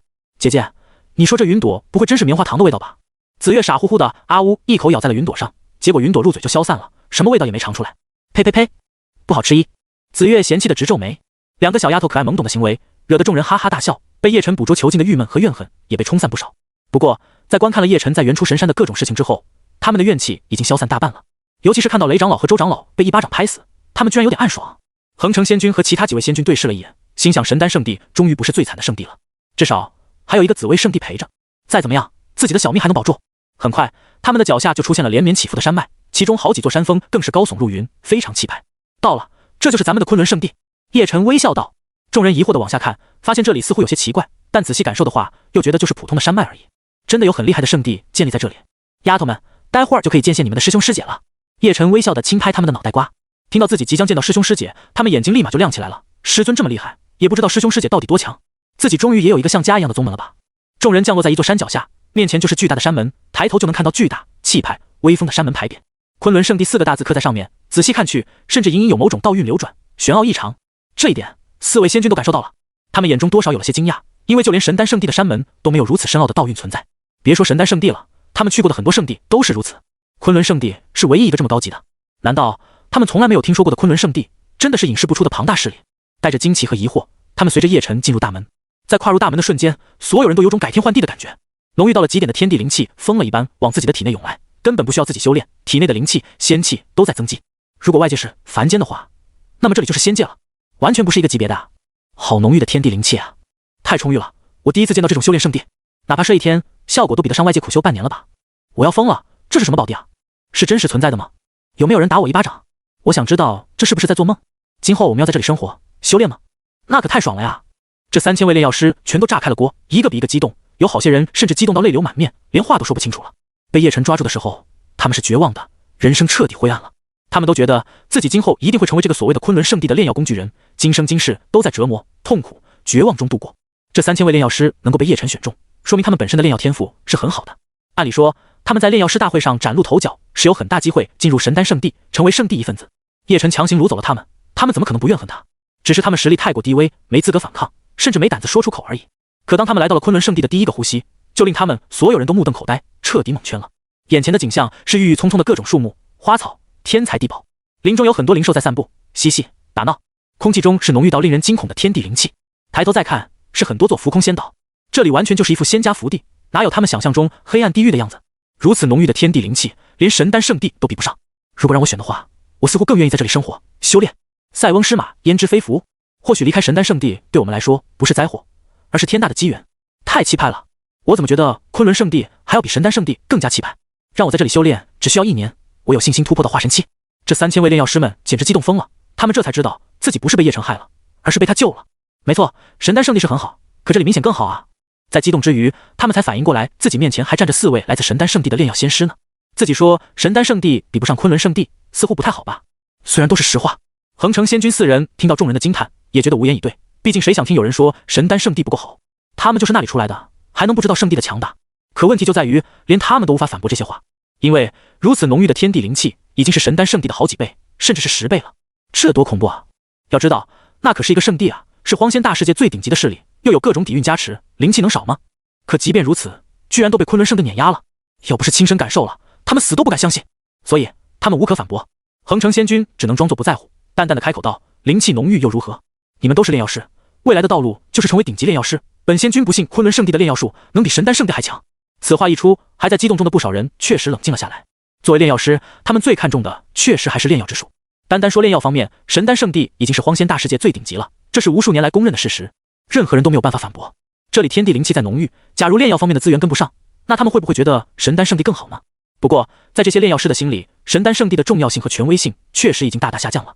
昆仑圣地的天地灵气如此浓郁，还担心培育不出最精品的天材地宝吗？众人随着阶梯一路往上，终于来到了宗门广场了。宽阔的广场上，只有小月一人在扫地。虽然叶晨离开宗门也没多长时间，但她作为婢女，也不能偷懒，该做的事情还是要做的。白龙仙王就差遣她扫广场，如此一来，等宗主回来，她也能第一时间上前伺候。对于小月这种高贵的圣地之主来说，她从小到大都没扫过地，在落月圣地，这都是杂役弟子才干的苦力活，那她岂不是也变成杂役弟子了？要是在之前，她绝对抗议的。但是在见识过悟道茶术，甚至亲口品尝过叶晨喝剩下的茶水之后，她已经开始适应自己的侍女身份了。扫广场就扫广场吧，反正也没人看见，不会丢脸的。就在她一边扫地一边如此自我安慰的时候，叶晨就带着几千号人出现在她面前了。小月手里还拿着扫把，茫然抬头，一瞬间，所有人的视线都落到自己的身上了。小月下意识的就想躲起来，要是被人知道堂堂落月圣地的圣主在这里扫广场，她这张脸往哪里放？宗主，小月心虚的向叶晨行礼。叶晨冲她点头，然后介绍道：“这2个女孩是我新收的弟子，子星、子月，这位是我的侍女，她叫小月。”子星和子月看向小月，眼神不禁亮了起来。好漂亮的大姐姐啊！小月姐姐你好，你好漂亮啊！子星发自内心的称赞道。子月也用力的点头，我还是第一次看到小月姐姐这么好看的女生。被2个小丫头吹了一阵彩虹屁，小月也开心的笑了。虽然宗主不干人事，但他的弟子还是很懂事的嘛。左一个漂亮，右一个姐姐，把小月哄得心花怒放。后面的3000炼药师在看到小月的容颜之后，也惊为天人。好美丽的女子，虽然只是侍女，但她的容颜和身材绝对是最顶级的，很多所谓的仙子、圣女都未必比得过她。而且小月身上还有种天然的高贵，只有在面对宗主的时候才会变成普通侍女的感觉。如此绝美的女子，竟然只是宗主的侍女而已吗？昆仑圣地真奢侈。只有来自神丹圣地的4位仙君在看到了小月之后，都惊疑不定的面面相觑，有点怀疑自己是不是认错人了。这位侍女怎么和落月圣地的圣主这么像？容貌、身材、气质，甚至是修为境界都一模一样啊！这他妈的不就是落月圣主本人吗？可他们也不好意思证实，万一不是呢？堂堂圣地之主，怎么可能在这里给人扫地？最后还是恒城仙君忍不住了，开口询问：“小月，你不是落月圣地之主吗？怎么会在这里扫地？”原本已经暗自松一口气的小月，听到有人突然间喊出自己真实身份之后，柔美的娇躯顿时僵硬住了。她无比惊慌，糟了，被人认出来了。小月此刻是惊慌失措的，自己虽然开始习惯侍女的角色，但不代表她想被人认出来啊。当她听到有人喊出自己身份的时候，小月下意识的就想否认，甚至还想把对方臭骂一顿。就你长了张嘴会说话是吧？不说话，没人把你当哑巴。在她心乱如麻，不知道该怎么回应的时候，叶晨淡淡的笑道：“你说的已经是过去的事情了，现在小月是我的侍女。”叶晨的话完全证实了这件事。恒城仙君几人惊讶的面面相觑，居然是真的。只不过落月圣地的圣主怎么会来这里当侍女？他们本能的感觉到其中的过程或许和自己被拐来是有共通之处的。他们绝对不会相信一位圣地之主在最开始的时候是自己主动愿意当侍女的。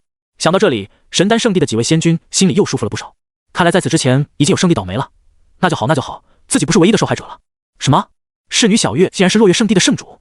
怪不得这么好看，小月的出身也太不凡了吧？这可是一尊圣主啊，居然也来当侍女了，不可思议，真是不可思议！咱们宗主就是厉害，连圣地之主都能弄来当侍女。好多人都惊奇地开始窃窃私语起来，他们都没有来过东胜大陆，也没有去过落月圣地，可是他们知道一位圣主的分量究竟有多重。这种级别的人物来了昆仑圣地都只能当侍女吗？大家的心里顿时也平衡了不少，还有不少人已经自动带入昆仑圣地成员的身份了。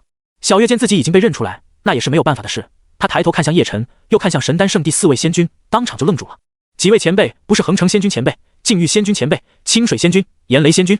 小月也认出了眼前的这几位仙君前辈，作为落月圣地的圣主，平时也少不了和别的圣地交流联系，而神丹圣地又是人气最旺、关系网最广的地方，落月圣地自然是经常和神丹圣地往来了。因此，小月曾经见过这些前辈们，他知道这几位前辈的实力都很强，已经到了仙君级别了。更重要的是，他们的炼药术也是一绝，都是7品、8品炼药仙师弟超强水平。不管去到哪里，他们当中的任何一人都可以得到最高的礼遇，得到最崇高的尊敬。这就是一位炼药仙师的重要性。只不过，如此重要的大人物怎么会出现在这里呢？小月满脸的愕然，他怎么也想不通其中的缘由。几位前辈，你们是特意来昆仑圣地交流的吗？小月还天真的问道。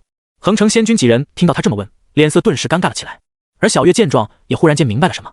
看来大家都是同病相怜啊，肯定是被宗主强行绑过来的吧？这个不干人事的宗主，居然连仙君级别的大人物都绑，怪不得之前他特意问自己荒仙大世界哪里炼药术最强，原来打的就是抢人的主意。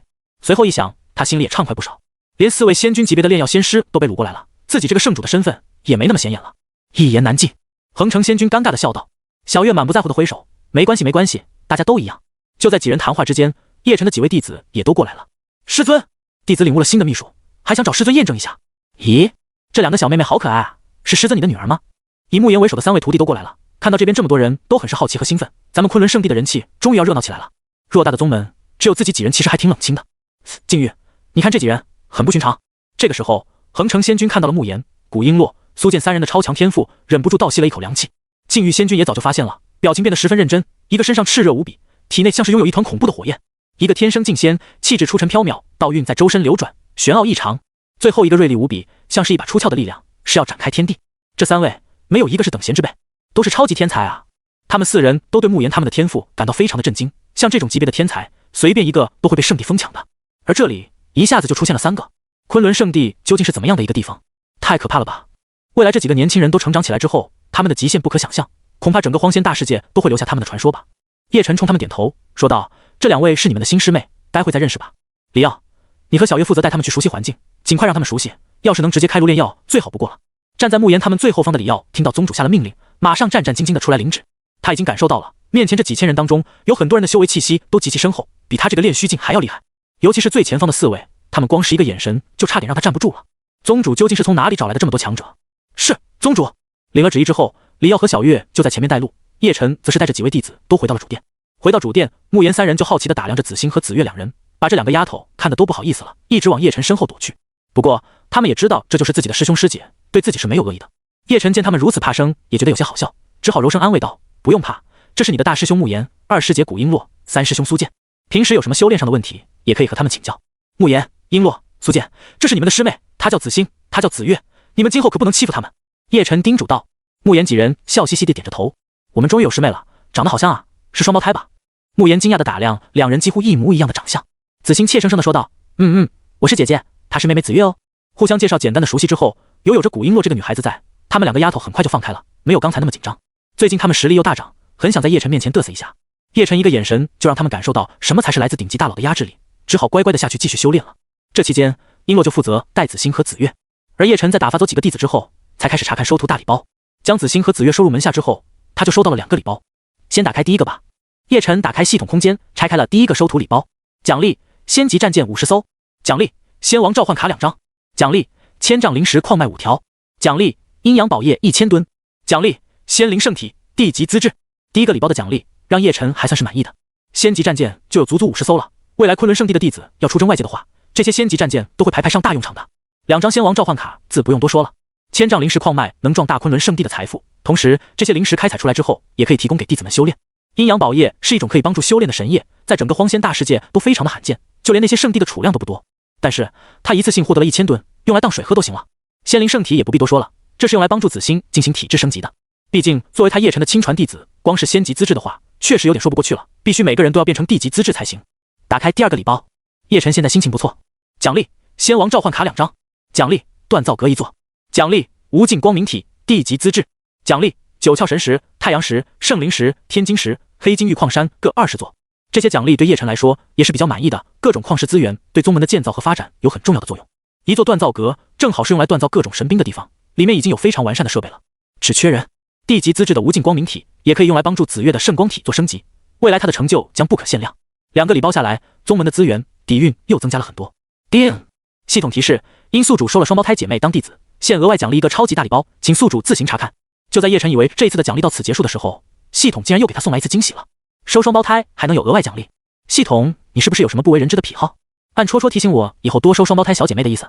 叶晨都有些无言以对了，这种奖励的理由多少有点无厘头，不过他喜欢。系统还是很懂事的嘛。他忽然间想到了什么，有些恶趣味的问道：以后我要是收到了母女2人当弟子，是不是也有额外的特殊奖励？系统，宿主仅可以大胆尝试。得到这个答复，叶晨都乐了，自己就瞎说而已，该不会是真的吧？收母女2人当弟子的话，真的会有特殊奖励？行，我记住你这句话了，要是以后没有额外的奖励，你可完蛋了。叶晨半开玩笑半威胁的说道。打开双胞胎额外超级大礼包。系统，礼包正在打开中。奖励：大地召唤卡1张。这个特殊礼包里面就只有这么一个奖励而已，但是却让叶晨诧异了，竟然是大地召唤卡。目前为止，他拿到地最高级别的召唤卡就是仙王召唤卡而已。几位仙王级别的强者分别是黑龙、白龙、红莲、雪莲4人，剩下的就是真仙召唤卡了。但是真仙级别的强者在昆仑圣地也就当外门长老而已，还没有资格当内门长老。一张仙帝召唤卡已经是很惊喜了。目前我还有4张仙王召唤卡，还有1张仙帝召唤卡。从顶尖战力上来说，就算不把我算进去，能不能算最强圣地？如果再加上我的话，那就太欺负人了。叶晨想到这里，忍不住摇头笑了起来。没有想到自己建立的昆仑圣地，不知不觉之间就已经成长到如此恐怖的程度了。目前就差大量有天分的弟子了。不过此事我不着急，等昆仑圣地名气再大一些，再开山收徒。叶晨心里面早就想好计划了，等到时机合适了，他就开山广收弟子，扩大宗门规模，让昆仑圣地真正成为全方面最强的宗门。而且他的目标很明确，昆仑圣地的眼光从来都不局限于荒仙大世界。对于别人来说，荒仙大世界已经辽阔无比，一辈子都不可能走遍大部分的地方，更别提如同那些顶尖强者一样冲破世界壁垒，自由自在地遨游万千大世界了。而昆仑圣地就是要名震所有大世界，镇压一切不服，成为诸天万界绝无仅有、独一无二的超级大势力。想到这里，叶晨就觉得未来很充实。就在他准备召唤4位仙王以及1位仙帝的时候，系统又冷不丁地跳出了提示：系统提醒宿主，鉴于宿主通过和平的方式召集了诸多炼药师，壮大了宗门的炼药分部，因此获得系统的额外奖励。叶晨眼睛不由得亮了起来，居然还有一个额外奖励！今天拿到的额外奖励怎么那么多啊？这狗系统不会是喝了嘎子假酒才疯狂送宝物的吧？其实吧，我用爱感化这些炼药师，就是单纯的想要扩充人数，先壮大宗门后勤部队罢了。没想到还有额外奖励，你也不早说。叶晨笑了2声，然后打开了这个额外礼包。奖励：雪玉莲1万株。奖励：凤凰草1万株。奖励：黄金参1万株。奖励：雷霆花1万株。奖励：佛心果1万株。奖励：寒灵幽魂草1万株。这个奖励宝箱里面全部都是各种各样的天材地宝，足足有100种，而且每一种的数量都是1万株。要知道，系统奖励的每一种天材地宝都是外界比较罕见的那种，就算是圣地都未必有太多存货的。然而叶晨一次性获得了如此海量的天材地宝，相信那些神丹圣地的人见到了都会激动到哭出来的。作为炼药师，他们最爱的除了各种强大的火焰，不就是这些珍稀异常的天材地宝了吗？当然了，那帮神丹圣地的人既然已经来了昆仑圣地，就已经成为昆仑圣地的形状了。想背叛？抱歉，别说他们能不能活过叶晨的一根手指头了，就说在系统这边已经载入了他们的身份。一旦他们怀有2心，想要背叛昆仑圣地，那就是死路一条，谁都救不了的那种。事都做完了，该继续摆烂一阵了。叶晨舒服地伸了个懒腰，准备去后山躺在悟道茶树下睡觉。不过在此之前，他还要将4张仙王召唤卡以及1张仙帝召唤卡用了再说。使用召唤卡，他将所有的卡片都给使用了，很快就有4位气息强大的强者走入主殿中，跪在叶晨的面前。属下见过宗主。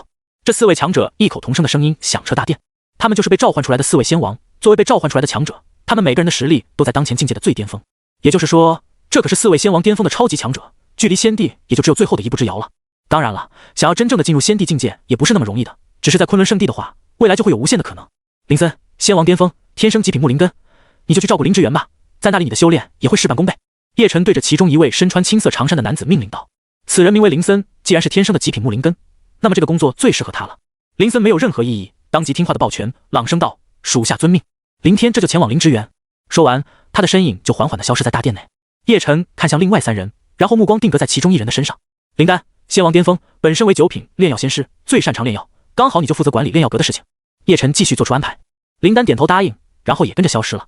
他又看向其中一人，命令道：凌空，擅长管教，那你今后负责管理宗内事务，就当副宗主。被封为副宗主的凌空也抱拳道谢，然后在大殿之内消失，去查看宗内事务了。至于你，凌雪，你最擅长阵法、禁制、符箓之道，但宗内之内暂时还没设立这个分部，你就当内门长老吧，平时也管理宗门事务。叶晨对最后一位仙王说道。这是一位女仙王，实力顶尖的同时，容貌也是绝美无比，身姿摇曳，锁骨下方的一对软白玉颤颤巍巍的。凌雪最擅长阵法、符箓一道，今后等成立了相关的分部，再具体安排她的工作。听到这里，凌雪也乖巧地领了旨意，不过在离去之前，眼神依依不舍地在叶晨身上留恋，也不知道他是在想些什么。安排好之后，叶晨就静等最后一位先帝的到来了。没有过多久，天地间的气氛忽然间就不一样了，一股别样的仙帝威严降临，一道倩影飘忽不定地出现了。叶晨的目光先是定格在一双悬空的玉足之上，这双玉足白到发光，是真的在散发着淡淡的光芒，甚至连每一颗脚趾头都如同玉石打磨过的艺术品一样精致小巧。再往上是细细的脚踝，右边的脚踝之上还系着一根红绳，上面挂有2个铃铛，只要脚踝稍微晃动，铃铛也会发出清脆悦耳的声音来。他身穿一身的紫黑相间的衣裙，腰间是一条红色系带，将纤细完美的腰身线条给勒了出来，将那浑圆饱满的娇臀呈现得极好。再往上就是那一对会随着轻微动作而发生摇晃的软白玉了。虽然他穿的长裙并不暴露，可依旧能看出那2团软白玉惊人的规模，绝对超过了一手之握。他轻轻拿下笼罩在脸上狰狞恐怖的厉鬼面具，露出一张绝美到极点的脸蛋。可是和她美丽的长相不同的是，她眉宇之间是极致的冷漠，好像没有感情的东西一样。只有在面对叶晨的时候，眼神才会出现神采和波动。鬼面女帝，仙帝巅峰，堪称是最强仙帝。叶晨十分满意的看向了鬼面女帝，妾身见过宗主。略带冷漠但是又很轻柔的声音从鬼面女帝的口中发出，她吐气如兰，如银铃一般悦耳。你的名号就叫鬼面女帝，虽然很霸气，可没个正经名字也不行，不如你就跟我姓，从今天起你就叫叶栓吧。他对别人的时候冷若冰霜，只有对自己的时候才会展现柔情，那么名字中带个霜字最合适不过了。得到叶晨赐名，鬼面女帝出现了片刻的茫然，但是最后眼底涌出了些许的惊喜。谢宗主赐名，妾身从此就叫叶栓。鬼面女帝叶栓，你先下去吧，有什么事我会叫你的。叶晨挥挥手。叶栓虽然有万分不舍，但是宗主既然这么说了，他也只好戴上诡异恐怖的厉鬼面具，将那惊世容颜遮掩住，便退下去了。行，宗门又壮大了，我又可以摆烂了。叶晨满意的伸了个懒腰。这个时候系统跳出了提示，宿主3个月后，东胜大陆2仪境将有秘境试炼，请宿主带领弟子前往试炼，开阔弟子眼界。又接到了任务，叶晨打了个哈欠，含糊不清的回应：3个月，时间还久着呢，我先睡一觉再说吧。随后他也离开了大殿，回到悟道茶树下悠闲小憩了。宗门事务方面有副宗主凌空安排，不需要他操心。李耀和小月这边，他们2人都带领着神丹圣地的炼药师前往炼药阁、灵之园等地方熟悉环境。当然了，他们现在已经是属于昆仑圣地的人了，被系统打上烙印的，跑都跑不掉。他也是刚刚得知新来的侍女竟然是落月圣地之主，这件事让他吓得抖3抖。以前的他顶了天就是一个大成期修士，连渡劫都还没到呢，距离真仙境界更是无比遥远。对他来说，一位圣地之主那可是超级大人物啊！以他曾经的大成期实力以及出色的炼药技术，也混不进落月圣地，更别说亲眼见到圣主了。可是如今他不仅见到了，还见证了圣主给自家宗主当侍女。李耀光是想一想都惊吓得大汗淋漓。宗主啊宗主，你可真是逆天，如此绝美的圣主都能被你搞到手了。这一路上李耀都不敢大声说话。不过小月也融入了侍女的身份，除了有些高傲和娇贵之外，并没有故意看不起李耀。小月还是对恒城仙君几人的到来很好奇，宗主究竟是用了什么手段弄来这么多人呢？恒城仙君前辈，宗主把你们请过来，肯定花费了很大的代价吧？听到小月这么问，恒城仙君在内的所有人脸色顿时变得复杂了起来。花了多少代价？代价倒是没花，不过他把神丹圣地的麒麟紫金岩都给抢了，是真的。这些羞耻的事情，他们自然不可能明说的。恒城仙君干笑了2声，摆摆手说道：“也没什么，就是先这样，然后再那样而已。”小月若有所思地点点头，心里更加明确，恒城仙君一行人绝对是宗主强行掳回来的。哎，舒服了，心里舒服了。一旁的李耀听得瑟瑟发抖。恒城仙君，他知道这一行人来历绝对不简单，都是很厉害的人物，不然的话也不值得宗主亲自走一趟了。可他万万没有想到，他们当中竟然有人是仙君。我靠，仙君啊，这什么概念？荒仙大世界横着走的超级大佬，在圣地当中都是绝对的高层核心，是中流砥柱的战力，是深厚的底蕴。放在以前的话，他根本不可能接触到这种级别的大人物，自己也只能在低端局炸炸鱼了。宗主真是牛逼，一下子搞了好几个仙君回来，而且都是炼药师。我想想，我好像在哪里听说过恒城仙君的名号。李耀忽然觉得这个名号极为熟悉，自己一定在哪里听过的。很快他就记起来了，自己曾经练习过一个叫做玉华丹的丹方，据说这个丹方就是恒城仙君自创的。清楚这一点之后，李耀猛地回头看向恒城仙君，失声惊叫：“我知道了，你就是创造了玉华丹的那位传奇前辈。据说玉华丹就是神丹圣地之内的一位前辈的杰作。”这个方子是晚辈在早期炼丹时最为崇拜的丹方了。李耀就像是见到了偶像一样，看向恒城仙君的时候，眼里都带着闪烁的星星。恒城仙君也愣了一下，没想到自己的身份还能以这种方式被人认出来。放在平时，他铁定对李耀这种低级的小迷弟不加理会，但这里是昆仑圣地，李耀又是叶辰的人，他也不好直接无视。而且看到昆仑圣地的人对自己的身份如此震惊，还如此崇拜自己，憋屈了很久的恒城仙君总算找回一些优越感了。哼，昆仑圣地底蕴深厚又如何？你们的人还不是视我为偶像？恒城仙君略有些得意的微笑点头道：玉华丹确实为我所创，那不过是我早年间一次粗浅的尝试罢了，不值一提。听到他这么说，身边的禁欲仙君他们虽然没有多说什么，但露出了一脸的鄙夷。吹什么牛呢？还粗浅的尝试不值一提？当年费尽心思创造出玉华丹的时候，你小子可是激动的就差在圣地裸奔了。李耀自然是不知道这些的，对恒城仙君的敬畏和崇拜又多了几分。这位是禁欲仙君七命玄门丹，9元养窍丹知道吧？就是他创的。恒城仙君很大方，知道装逼不能光是自己装，还要给伙伴一些机会才行。闻言，李耀眼睛震惊的都要凸出来了，死死的盯着禁欲仙君，满脸的难以置信。什么？连传说中的禁欲仙君也在？久闻大名啊！您所创的几款丹药都极难炼制，晚辈至今也没能参悟透彻。李耀声音都在颤抖着。宗主啊宗主，你究竟是如何找到这些大佬回来的？全都是传说中的人物，是很多炼药师的祖师爷级别的大佬了。禁欲仙君微微挺胸抬头，略微颔首，就算是和李耀打过招呼了。虽然嘴上不说，可看到李耀如此崇拜自己，他心里爽得很。嗨嗨！见两人成功装逼，另外一直很安静的清水仙君以及炎雷仙君两人也悄悄咳嗽了2声，给恒城仙君提醒。知晓伙伴的心思，恒城仙君随即介绍道：这位是清水仙君，这位是炎雷仙君。别看他们话少，可实际上他们的炼药术比我和禁欲还强，他们全都是8品炼药仙师。轰！简单的一句介绍就让李耀吓得差点当场晕倒了。清水仙君、炎雷仙君他并没有听说过，可能是他的级别太低了，已经没资格了解太多的隐秘。可是8品炼药仙师这几个字就像是一座大山，将他轰然砸死了。我靠啊！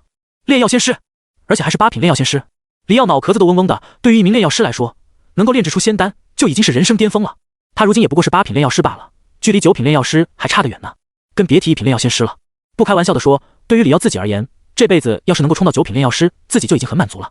至于1品炼药仙师，他是想都不敢想啊。可眼下一次性就出现了4位炼药仙师，而且还是级别超高的那种，强烈的震撼让他眼前发黑，有种晕过去的冲动。一群人看着李耀晕晕乎乎的，也只是面带微笑而已，并没有任何的嘲笑。因为任何一个炼药师见到好几位传说中的炼药仙师出现在自己面前，都会这么激动的。好不容易缓过来之后，李耀差点就哭出来了。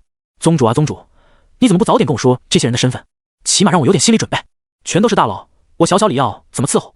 在对这4位仙君激动崇拜之余，李耀最崇拜的还是宗主叶辰。能够将这些人请回来，说明宗主的分量比他们还重，否则的话，高傲无比的炼药仙师们怎么可能人人差遣？激动的李耀带着众人率先来到了炼药阁。诸位前辈，这就是我们昆仑圣地的炼药阁，还算入得眼吧？他羞涩腼腆地向众人介绍起眼前高大恢宏的建筑来。当恒城仙君几人抬头看到这座比神丹圣地的炼丹阁还要气派的建筑时，刚才还略有得意的笑脸顿时僵住了。眼前的这座建筑高耸入云，恢宏大气，还没靠近就已经给人一种强大的压迫感了。要知道，如果是一般人会感受到压迫感的话，那是因为他们的修为太低了，这是很正常的事情。可他们都已经是仙君级别了，居然还会有这种感受。这座炼药阁究竟有什么大秘密隐藏其中？恒城仙君4人忍不住对视了一眼，都看见了对方眼中的一抹惊讶。自从进入了昆仑圣地之后，他们就发现这里的所有东西都会让自己大开眼界。堂堂圣地出身的仙君强者，居然像乡巴佬进城一样，他们都感到羞愧了。但不得不承认，昆仑圣地的环境真的很容易令人受到震撼。而李耀还处于见到偶像的激动，因此没有捕捉到他们4人之间的小眼神，还以为他们看不上昆仑圣地的炼药阁。嘿嘿，或许我们的炼药阁比不上神丹圣地这么厉害，但是在所有的圣地里，晚辈觉得肯定也不差了。前辈请进。李耀笑嘻嘻地说道，然后将灵力灌注到大门之上，大门表面所铭刻的道纹被激活，逐一亮了起来。隆隆隆，伴随着低沉的声音，大门被推开了，一股热浪扑面而来，还有浓郁的药香。在场的炼药师们闻到这些熟悉的味道，不由得来精神了，就像是回到了家一样。几人进入其中之后，开始好奇地打量四周。这里很是宽阔，整整齐齐地排列着1000个炼丹炉，在靠近墙壁的地方还有用来盛放各种灵药的木架子。这里的环境让4位炼药仙师都十分满意。不错，虽然炼丹炉的数量少了一点，存放的药材也少了一些，但后期都可以改进。禁欲仙帝打量着四周，心里总算有些安慰了，因为神丹圣地的炼丹炉数量不计其数，比这里多太多了。而且神丹圣地存放的各种灵药也是海量的，可以供成员们平时炼药修行使用。这一点是昆仑圣地比不上的吧？李耀心中微凛，觉得神丹圣地也太强大神秘了，真的比昆仑圣地的设施好那么多吗？他有些羞涩地道，确实，我们炼药分部还没开始发展呢，目前只有1000个仙级的炼丹炉。不过药材方面的话，我们昆仑圣地到处都有，灵芝园里面还有更加珍贵的，这一点几位仙师不必担忧。李耀有些不好意思地解释道。禁欲仙君平静地点点头，可忽然间他捕捉到了一个关键词：仙级炼丹炉。他定睛一看，惊讶地发现眼前的炼丹炉竟然全部都是仙级炼丹炉，整整1000座。他身后的低阶炼药师们也察觉到这一点，他们惊喜地来到一座座炼丹炉面前，眼神迷醉地抚摸起这些炼丹炉来。荒仙大世界的物品等级从低到高，通常是如此划分的：凡级、灵级、玄级、王级、圣级、仙级、地级。真的是仙级炼丹炉啊！我目前用的只是玄级炼丹炉而已，我还是第一次见到仙级炼丹炉。我操，这是真的吗？仙级炼丹炉啊！我曾经花了巨大的代价才换来一个王级的炼丹炉，从来没有想过居然有机会亲眼见到仙级的炼丹炉。在拍卖场里，我倒是见过一尊残破的仙级炼丹炉，那可是拍出了天价，一群人争得头破血流。这里足足有1000座完好的仙级炼丹炉，其珍贵程度不敢想象。好复杂的道纹，上面凝聚了很玄奥的力量和道韵，绝对是仙级的。我以前所在的宗门只有一座圣级炼丹炉，而且还是掌门和大长老才有资格使用的。发达了，我愿意一辈子都在昆仑圣地里面炼药，让我炼到死都没有关系。我也是，这种条件也太好了吧！不敢相信，我有朝一日也能享受仙级炼丹炉。妈妈，你儿子我出息了，以后会在昆仑圣地好好努力的。顺便说一句，豆腐脑必须是甜的。这些炼药师们虽然天资横溢，有不少还是有名的人物，可面对整整1000个仙级的炼丹炉，他们还是无法控制自己激动的情绪了。毕竟，对于一个炼药师来说，炼丹炉、火焰真是异常的重要。好的炼丹炉和火焰可以增加一定的承担几率。几位仙师，神丹圣地的配置应该更好一些吧？李耀见禁欲仙君他们没有什么反应，以为是他们不满意。啊，哦，还可以，和我们神丹圣地的差不多。禁欲仙君下意识摸了一下鼻子，干笑了2声。其他3人则是默默不说话。没错，他们神丹圣地的炼丹炉是真的很多，但都是灵级、玄级、王级的最多，是专门提供给弟子们使用的。等级更高的圣级炼丹炉那就比较稀有了，要付出一定的代价才可以让弟子们使用。至于仙级炼丹炉的话，也就有500多尊而已。毕竟到了这个级别的炼丹炉也不好找了，每增添1尊都要花费不少代价。而且有资格使用仙级炼丹炉的人也不多，再加上有些强者都有自己的专属炼丹炉，因此500个仙级炼丹炉平时都还有剩下的。他们是万万没有想到，昆仑圣地连个炼药仙师都没有，却有1000个仙级的炼丹炉。尼玛，开玩笑是吧？这东西是大白菜吗？恒城仙君他们没好意思在这个话题上继续深入，内心的震惊也不好再过多地表露出来。小月则是奇怪地看了他们一眼，总觉得他们有些心虚呢。是自己的错觉吗？很多年前他就去过神丹圣地的炼丹阁参观，他记得里面的仙级炼丹炉大概就500左右，数量和昆仑圣地差得远了。难道说这些年神丹圣地增添了配置？大概是如此了。话说此地真是不错，在这里炼丹的话，心神宁静，不容易暴躁，能增加承担几率。禁欲仙君不断地发出赞许，整个炼药阁必定是铭刻了很多高深的道纹，阵法有静心凝神的效果，保证炼药师能冷静地处理一切问题。神丹圣地也是如此，但是没有昆仑圣地这么高级，就是灵药少了些。恒城仙帝说道。这时一个陌生的声音从他们身后突兀地响起，灵药方面，你们可以去灵芝园看看，不会让你们失望的。这声音极为突然，在场的人都没有心理准备，好像是凭空出现的一样，所有人都被吓了一跳，纷纷诧异地转身回望。出现在门口的是一个身材高大的中年男人，他身穿灰色长袍，看起来平平无奇，就连4位仙君强者都无比的凝重，因为以他们的修为境界，如果有人靠近，他们一定能够察觉到。可刚才他们居然一点预兆都没有，到底是怎么回事？难道说？4人面露震惊地看着出现在面前的这个陌生男人，心里有了一个可怕的猜测。小月和李耀看着陌生的中年男人，也很疑惑对方的身份，尤其是李耀，他进入昆仑圣地以来就没有见过这号人。请问阁下是？李耀试探地询问。林丹冷淡地说道：无名林丹，乃是宗主亲自任命的炼药阁之主，今后炼药阁的一切都由我来负责。听到这里，李耀恍然大悟，既然是宗主亲自任命的，那就没事了。起初他还担心宗主会让他负责呢，就他这种小人物，哪里管得住这帮大佬？现在有专门的炼药阁之主出现，最好不过。林丹又看向4位仙君，稍微打量了一下之后，满意地点点头道：尔等4人虽然多年毫无寸进，但炼药实力尚可，未来有资格成为我的左膀右臂。听到他这瞧不起人的口气，恒城仙君他们顿时被气笑了。作为2个7品炼药仙师，2个8品炼药仙师，他们这级别去到哪里不是横着走？这个林丹的修为境界或许比他们高，可炼药技术又能如何？有什么资格对他们4人说出这种话？实力最强的炎雷仙君当即脸色阴沉，目光不善地盯着林丹，冷声道：阁下在我们面前说这些大话，未免太早了吧？就算你是宗主亲自任命的炼药阁主，但真想镇住我们，还要拿出真本事说话。说着，炎雷仙君一身恐怖的仙君气息从体内释放了出来。虽然说他并没有太过夸张，可堂堂仙君的威压足以令所有人几乎被碾压到地上了。这就是有资格凌驾在荒仙大世界诸多生灵之上的超强实力。但面对这么恐怖的气息冲击，林丹依旧是面不改色。他向前迈出了一步，体内的仙王巅峰的气息稍微释放出了一缕缕，其威压就相当于整片天空都压了下来一般。轰！仅仅是泄露出来的一缕气息，就将炎雷仙君给震得连连后退了。这还是在林丹没用全力的情况下造成的。好强的实力，仙王，绝对是仙王！炎雷仙君瞬间就变了脸色，自己的实力有多强，他是很清楚的。仅仅一缕气息就将自己狼狈逼退，这说明什么？对方绝对是仙王强者，而且是相当强大的仙王。恒城仙君3人也很是吃惊，论境界，他们都不如炎雷仙君。那么，这个林丹的实力究竟有多强才行？剩下的3000人们更是看得目瞪口呆了，光是一个照面就让炎雷仙君落败了，此人必定是修为通天彻地的大能。昆仑圣地底蕴也太深厚了，表面上看似乎很是普通，没想到里面卧虎藏龙，强者辈出，怪不得他们宗主敢大闹圣地。哦不对，现在应该说我们宗主了，他们已经属于昆仑圣地的一份子。见几人又惊又怒的样子，林丹就知道他们肯定还不服气。为了以后方便帮助叶晨管理炼药阁，他知道自己必须再露一手才行了。自己看好了，我只表演一次。林丹说着，忽然间伸出右手掌，一团火焰凭空生成，浓郁的天地灵气开始往手心里聚集。随着火焰和天地灵气的增加，一枚浑圆的丹药开始形成，药香也冒了出来。这神奇的炼丹方式震惊了在场的所有人。虚空炼丹，没有材料，就凭借火焰和天地灵气，竟然真的可以成丹。我以为这是传说而已，这种炼丹技术真的存在吗？他根本就没有用到任何材料啊！以天地为丹炉，以灵气为材料，引导天地规则，用以辅助，凭空成丹，不可思议！所有人都被这不可思议的一幕给震惊到了。在大家的常识中，炼药必须要有足够的材料才行，否则的你的火焰再好，炼丹炉再高级也没有用。巧妇难为无米之炊。但是也有一种传说，那就是当炼药师到达了一个超高的境界之后，就能虚空炼丹。这就是一种很玄奥的东西了，无法用言语去讲解的。由于太过匪夷所思，很多人都觉得这就是一个传说，或者一种未经证实的发展方向而已。可眼下他们却真的看见了传说中的虚空成丹，太不可思议了！世间竟然真的有人能做到这一点。这些炼药师看向林丹时，眼神中充斥着浓浓的震惊和敬畏，就像是看着一座这辈子都无法逾越的大山一样。禁欲仙君4人此刻内心更是莫名的震撼，竟然是虚空成丹！神丹圣地有几位9品炼药仙师，他们也都曾经尝试过，但根本不成功啊！难道他的级别已经超越了9品炼药仙师，达到了一个前所未有的超然境界？他究竟是谁？林丹？以前从未听说过这号人啊！他们几人震惊的无以言表，整个人都快要裂开了。只有到了他们这个境界，才更能明白灵丹的恐怖。此时，灵丹已经炼制出一枚浑圆的丹药，交给众人检查。拿到丹药的人小心翼翼地捏住丹药，翻来覆去的检查，像是要找到什么天地之理一样。至此，禁欲仙君4人心服口服。属下见过灵丹阁主，属下见过灵丹阁主。随着他们4人向灵丹鞠躬，众人也齐齐鞠躬，声音震耳欲聋。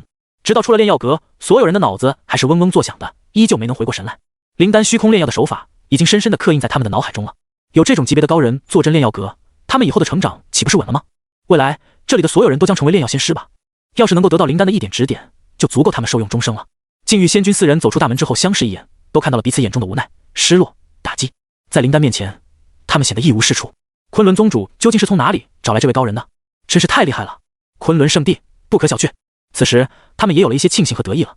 幸好啊，之前叶晨抓了他们4人，如果抓的是别人，自己一辈子都不可能看到有人真的可以虚空炼丹了吧？待在昆仑圣地似乎真的比待在神丹圣地好不少呢。总之绝对不是坏事。几位前辈，看完了炼药阁，接下来去灵芝园那边看看吧。目前种植的各种灵药种类还不算多，但质量绝对上乘。李耀继续充当自己引导者的角色，将几人带往灵芝园的方向。听到灵芝园，众人也十分感兴趣。炼药阁都这么高级了，灵芝园那边肯定不会差到哪里去的。跟在最后面的3000炼药师们也在交头接耳的窃窃私语，沉浸在兴奋的情绪中不能自拔。我一定要在昆仑圣地好好表现，就算炼丹炼到吐血都在所不惜。只要能够得到灵丹阁主一些指点，我就赚大发了。妈的，1000个仙级炼丹炉啊，我应该能分配到一个吧？嘿嘿嘿，这昆仑圣地我们真是来对了，还好宗主将我们带回来了，不然的话上哪里找这么好的地方？那可不，我觉得比神丹圣地还吸引人。他们都非常的亢奋，昆仑圣地的一切都已经颠覆了他们的认知，让他们知道在炼丹一道其实是昆仑最强。走在最前面的4位仙君们自然能够听到众人的窃窃私语，听到大家已经不拿神丹圣地当回事了，他们4人内心有些苦涩，但也不得不承认他们说的是真的。不说别人了，就说他们4人此刻也已经享受其中了，甚至期待在昆仑圣地的新生活了。很快几人就来到了灵芝园了。刚来到这里，众人就被灵芝园惊人的灵气给惊到了。昆仑圣地之内的天地灵气本来就已经够浓郁的了，灵芝园的浓郁程度更是其他地方的好几倍。有这么好的环境，各种灵药灵草长得不好就有鬼了。还不等李耀开始介绍，禁欲仙君就率先看到了灵芝园中那赤红色的土地。他惊讶地蹲下来，用手指捻起一小撮泥土，立刻就从中感受到了澎湃的生命力以及精纯的能量。果然是赤血仙土，这可是上好的灵土啊，用来种植各种灵药灵草最好不过了。禁欲仙君发出了惊叹声，其他人也纷纷围了过来，好奇地伸长了脖子，不少人也学着他的模样检查起这些泥土来。作为一名炼药师，对于灵植培育方面自然也是有所了解的。他们都听说过赤血仙土，可从来就没有见过这种珍贵的材料。现在放眼望去，整个宽阔无边的灵芝园全是赤血仙土。这次轮不到李耀介绍，小月就抢过了解说员的角色，眉粉色舞的介绍起来。正如诸位所见，整个灵芝园用的都是赤血仙土，整整有100万亩。说完之后，看着众人露出的震惊表情，小月感到非常满意。上一次自己已经被震撼过了，现在终于轮到自己看别人震惊了吧？100万亩，这要花多少代价才能弄到啊？这可不是光代价就能弄到的，有钱都买不到这么多啊！100万亩的赤血仙土，我都怀疑宗主是不是搜刮了整个荒仙大世界才收集到的，也是有这种可能。毕竟咱们宗主公参造化，整个荒仙大世界都是他的后花园，想弄什么不行？太爽了！100万亩的赤血仙土，想种什么就种什么。再加上咱们昆仑圣地浓郁到极点的天地灵气，灵植的质量远超外界啊！众人都激动得很。宗主给他们带来的奇迹实在是太多了，哪怕他们是新来的，对宗主的崇拜和敬畏已然到了顶点。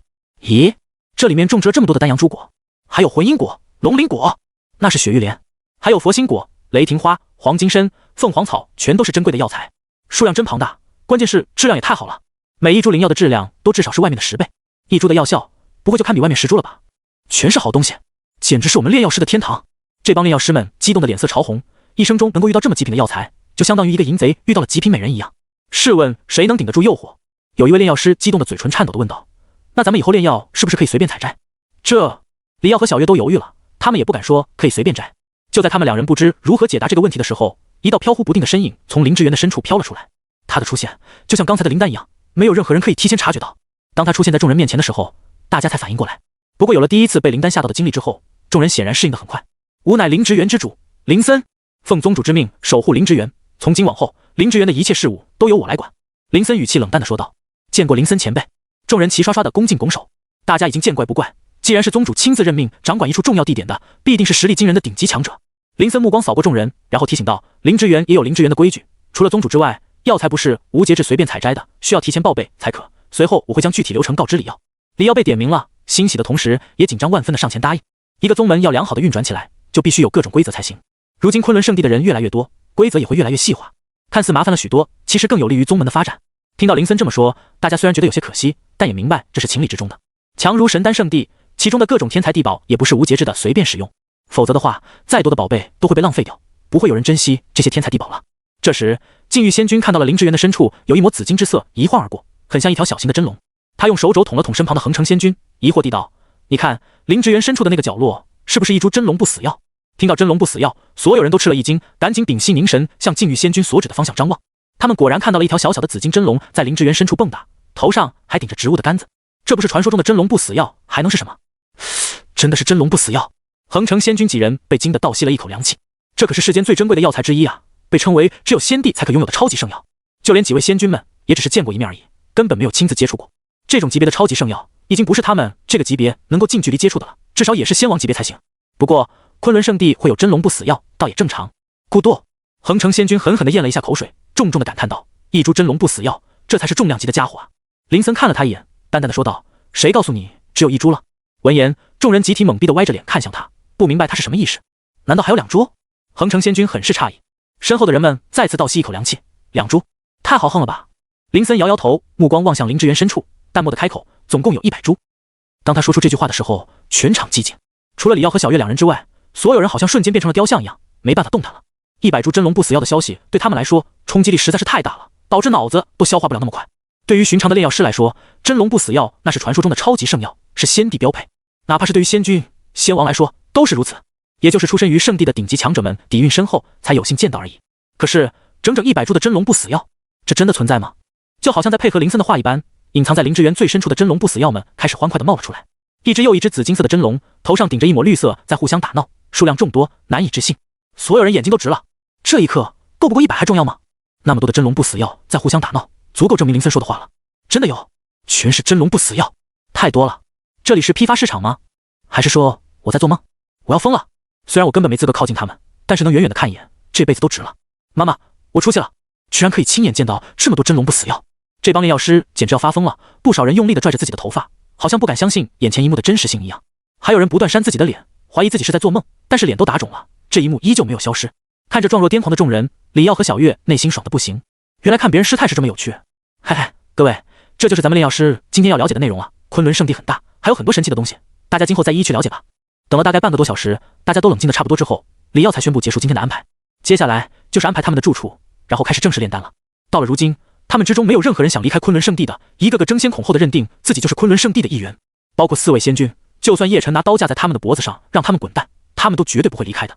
一晃眼的时间，好几天就过去了。在战神宫之内，苏剑赤裸着上身，手持一把清风长剑和一位强敌对战。值得一提的是，此时的苏剑的境界已经来到了筑基期巅峰了，距离金丹期也只有一步之遥。在这么短的时间之内，他能有这么迅猛的进步，除了自身资质非常好之外，就是功法的适配，还有宗门的各种资源加持。当然，战神宫和混沌界这2个地方都可以减缓时间流速，让他有更多的时间去感悟，战斗。表面上看，他只是修炼了一段时间，可实际上他苦修了2、3年了。其实他还可以突破得更快，要是不压制境界的话，他现在至少也是金丹期4重、5重左右了。但他知道欲速则不达，有的时候一味的突破境界也未必是好事，因此他要等待一个境界的极致。等精气神全都压缩到一个极点之后，再一举突破到金丹期，他的战斗力肯定更加恐怖。而此时他在战神宫之内的对手是一位金丹期4重的强者。双方酣战许久之后，筑基巅峰的苏剑终于一剑将对方的头颅斩下，赢得这场战斗。呼，苏剑长长的呼出了一口气，感觉自己的对剑道的感悟又增加了几分。师尊赐予的万古剑道真不愧是地级功法，越修炼下去，反而越能感受到这门功法的深奥。不过万古剑道功法和我的至尊剑骨天生契合。苏剑感叹道，要不是有师尊相助，自己现在还不知道在哪里玩泥巴呢。就在这个时候，苏剑感觉到自己压制许久的境界终于不受控制的松动了。压制不住了吗？那就一举冲到金丹期吧。苏剑离开了战神宫之后，就在战神宫之外盘腿而坐，开始运转万古剑道功法进行突破。呼呼呼，霎时间天地间的能量都被吸了过来，以他的身体为中心，化作一个漩涡，不断地灌注到他的天灵盖中。同时一道又一道锋利无比的剑气从他的体内冲了出来，此地仿佛彻底变成了一个剑域。经过长时间的蜕变，他体内凝聚出了一枚剑形的金丹，释放出极为锐利的气息，而他整个人更像是一把绝世神剑，尤其是身后的脊椎骨更是散发出阵阵璀璨的剑光，撕裂天地。这就是至尊剑骨的霸道之处。感受到体内澎湃的力量，苏剑欣喜无比，自己终于也进入到金丹期了。相比于筑基期，他此时觉得自己的力量是无穷无尽的。掌控力量，苏剑第一时间想到的就是向师尊报喜，让师尊知道自己没有给他丢脸。就在他起身准备去往主殿的时候，叶晨的声音在他脑海中响起：徒儿，你做得不错，为师没有看错你，为师也知道你想做的事情，去吧，完成你的执念，切记，你的身后站的是整个昆仑圣地。当叶晨的声音结束之后，一把金色的小剑凭空出现，就悬浮在苏剑的面前。苏剑激动的一把抓过，他知道这是师尊赐予自己的宝物，他激动的捏紧了拳头。真不愧是师尊，在第一时间就知道自己的情况了。更神奇的是，师尊竟然知道他的另一个想法。苏剑也没有扭捏，而是向虚空处拱手鞠躬行礼，高声道：谢师尊栽培，没有师尊就没有苏剑的今天。苏剑今日下山，等事情办完，立马回宗门继续修炼，争取早日替宗门分忧。说完，苏剑就大步流星的下山了。这次下山，他要做一件大事，一件可以了结执念的事情。虚空之处，一道半透明的身影紧随其后，正是外门长老之一的张老四，奉宗主之命在暗中保护苏剑。当然了，有叶晨送给苏剑的那把小剑护体，苏剑也不会真正遇到生命危险的。叶晨知道苏剑心里一直放不下父母被杀的仇恨，在他收苏剑为徒的时候，苏剑就已经是一个孤儿了。那时他没有直接带苏剑灭杀所有的仇人，就是等他自己学有所成之后亲手杀人。当苏剑成就了金丹境界之时，他必定会忍不住下山的。果然不出他所料，同时系统也跳出了提示：叮，触发随机任务，弟子苏剑下山报仇，视任务完成度发放奖励。看到系统的提醒，叶晨没有任何的担忧，因为他知道苏剑一定会把任务完成的非常好的，自己只要等着拿奖励就行了。昆仑圣地的一切都在有条不紊的运作，炼药阁已经开始正式炼药，每天都有很多高质量灵药出炉。几位亲传弟子这边，他们的修行进度也很神速。慕言对战斗的兴趣不算很大，因此整天没日没夜的待在混沌界中，感悟着火焰法则。他也没有刻意的修炼，但是体内的境界却像是水到渠成一般，不断的自行突破。如今他早就已经从原来的金丹期6重来到了金丹期巅峰了。他眉心之处凝聚出了一抹火焰的标记，有规则的力量在溢散出来。慕言缓缓睁开眼睛，感受到自己对火焰规则的领悟已经到了一个极限了，就像是一个瓶子，如果不将瓶子扩大的话，很难再往里面装水。该是突破的时候了。他心念一动，整个人便在原地消失，离开了混沌界。来到外界，昆仑圣地极其浓郁的天地灵气顿时疯了一样，朝着他的身体涌了过来。他甚至都不需要自己运转功法，这些力量就非常懂事的进入他的体内，不断的壮大着他的灵力。这就是昆仑圣地的好处了，到处都是浓郁的天地灵气，想要突破的话，随便找个地方修炼就行了，根本不需要大费周章去做很多的布置和准备。只见慕言的身体冒出了炽热的火焰，瞬间将他自己包裹在其中，化作了巨大的火球。他直接运转地级功法炎神诀，更多的天地灵气被他吸收，化作恐怖的力量，一举冲破境界壁障。轰！低沉的轰鸣声从他的体内传出，随着境界的突破，一股更强的气息也冲天而起。元婴1重，元婴2重，元婴3重，元婴4重，恐怖的气息节节攀升，就像是火山爆发一样，一旦冲破了某个限制，就控制不住了。无尽的火焰在释放，几乎要将这片区域化作火海。如此恐怖的火焰一旦被毫无节制的蔓延开，势必会造成巨大的破坏。不过在火海看似越来越大的时候，已经飘飞到半空的慕言深深地吸了一口气，四面八方的火焰都如同潮水一样重新回归他的体内。最终只有眉心处的火焰标志闪烁着金色光芒，隐隐散发着惊人的波动。感受着体内澎湃的力量，慕言却有些不太满意，这种程度貌似只有元婴期第4重啊，我还以为能一举突破到第5重的，可惜了。慕言叹息道，他对火焰规则的领悟已经太深了，随时都可以突破的。厚积薄发之下，只要吸收足够的天地灵气，就可以立马晋级了。如果被外界的人听到了他的话，估计要气到恨不得弄死他才行。对于别人来说，金丹期和元婴期之间存在巨大的壁障，有的人甚至困死在这个境界，一辈子都无法突破的。有的人花了天大的代价，才好不容易晋级到元婴期。他自己倒好，轻而易举地冲到了元婴期不说，还一路冲到了元婴4重。这个逆天的表现，放在任何一个宗门都会引起震动的。他自己居然还不满意，太打击人了。也不知道璎珞那个丫头如何了。想到璎珞，慕言嘴角流露出宠溺的笑意。就和慕言一样，古璎珞也经常在混沌界一待就是大半年，感悟着天地规则。他本就是太上仙体，地级资质，天生仙气飘渺，对于大道规则的感悟是十分敏感的。此时的他在混沌界内，整个人笼罩在一团朦胧的仙光当中，非常的玄妙深奥，好似他本身已经是仙了一样。他能够感觉到自己的感悟已经很深，再将时间耗费在混沌界中，只会适得其反。一念及此，他也离开了混沌界。就和慕言一样，刚刚离开混沌界，无穷无尽的天地灵气就迫不及待地冲入他的体内，化作他力量的一部分。仙光朦胧，道则显化。古璎珞脚下步步生莲，在身体周围也出现了很多种天地异象，比如生灵朝拜、仙音飘渺、光雨洒落。而他的气息也从原本的金丹期2重境界一路冲到了金丹期巅峰，距离元婴期也只差一丝丝的距离而已。只要他想，随时都可以进入元婴期。不过古璎珞不是急于求成的人，也不会被接连突破的惊喜冲昏了头脑。相反，他十分清醒，便没有冲到元婴期。他要等到一个最佳的时期，才会冲击那个境界。远处的慕言见到璎珞已经成功晋级，也开心的不断鼓掌。璎珞，你也不错呀，都到了金丹期巅峰了。听到他的声音，古璎珞惊喜的看了过来，还想着跟他好好炫耀一番，结果感受到他体内更加恐怖的威压之后，顿时赌气的撅起了嘴巴。你都元婴了，我还没呢。古璎珞耍着小脾气，双手抱胸，等着慕言来安慰自己。慕言纠正道，错，不是元婴，准确来说是元婴4重才对哦。你，古璎珞气呼呼的瞪了他一眼，转身就走了。啊，璎珞你怎么了？慕言一脸茫然，自己说的是实话，他怎么忽然就不开心了？没办法，他只好追了上去。而在昆仑圣地的某一处灵气浓郁之地，双胞胎小丫头紫星和紫月也正在安静的修炼。紫星天生的仙灵体，不过如今已经被叶晨提升到了地级的仙灵圣体。仙灵圣体就和古璎珞的太上仙体类似，天生净仙，天生净道，日后成就不可限量。小家伙也不负众望，经过这段时间的修炼，已经将境界从筑基5重提升到了8重。妹妹紫月天生的圣光体，被叶晨提升成为了地级的无尽光明体。此刻的她就像是世界上唯一的光源一样，无尽的圣光从她的体内透射而出，极其耀眼夺目。她的境界也从之前的筑基期4重变成了7重，这种进步速度可谓是飞快。如果紫薇圣地知道此事，不知道会不会后悔到极致呢？这可是2个圣地传人级别的好苗子啊！结果被雷长老发现之后，不是想着好好培养，而是剥离体质移植到别人身上。要是移植成功也就算了，关键是还失败了。就当昆仑圣地的一切都在变得更好的时候，中部神州这边，紫薇圣地早就怒火中烧，闹出了很大的动静。其实就在叶晨灭杀了雷长老和周长老当天，紫薇圣地就得知了消息，并全宗震怒了。2位都是实力很强的长老，在圣地中拥有很高的地位，代表着紫薇圣地的脸面。结果凶手在中部神州杀了他们，不就是在挑衅整个紫薇圣地吗？为了找到凶手，紫薇圣地当即发动所有关系网，在中部神州进行搜索。一旦发现凶手，格杀勿论。可惜几天时间过去了，他们把很多地方都翻了底朝天，都没有叶晨的任何线索。与此同时，有别的消息也逐渐的流向外界。目前让中部神州的人们最为惊讶的不亚于3件事。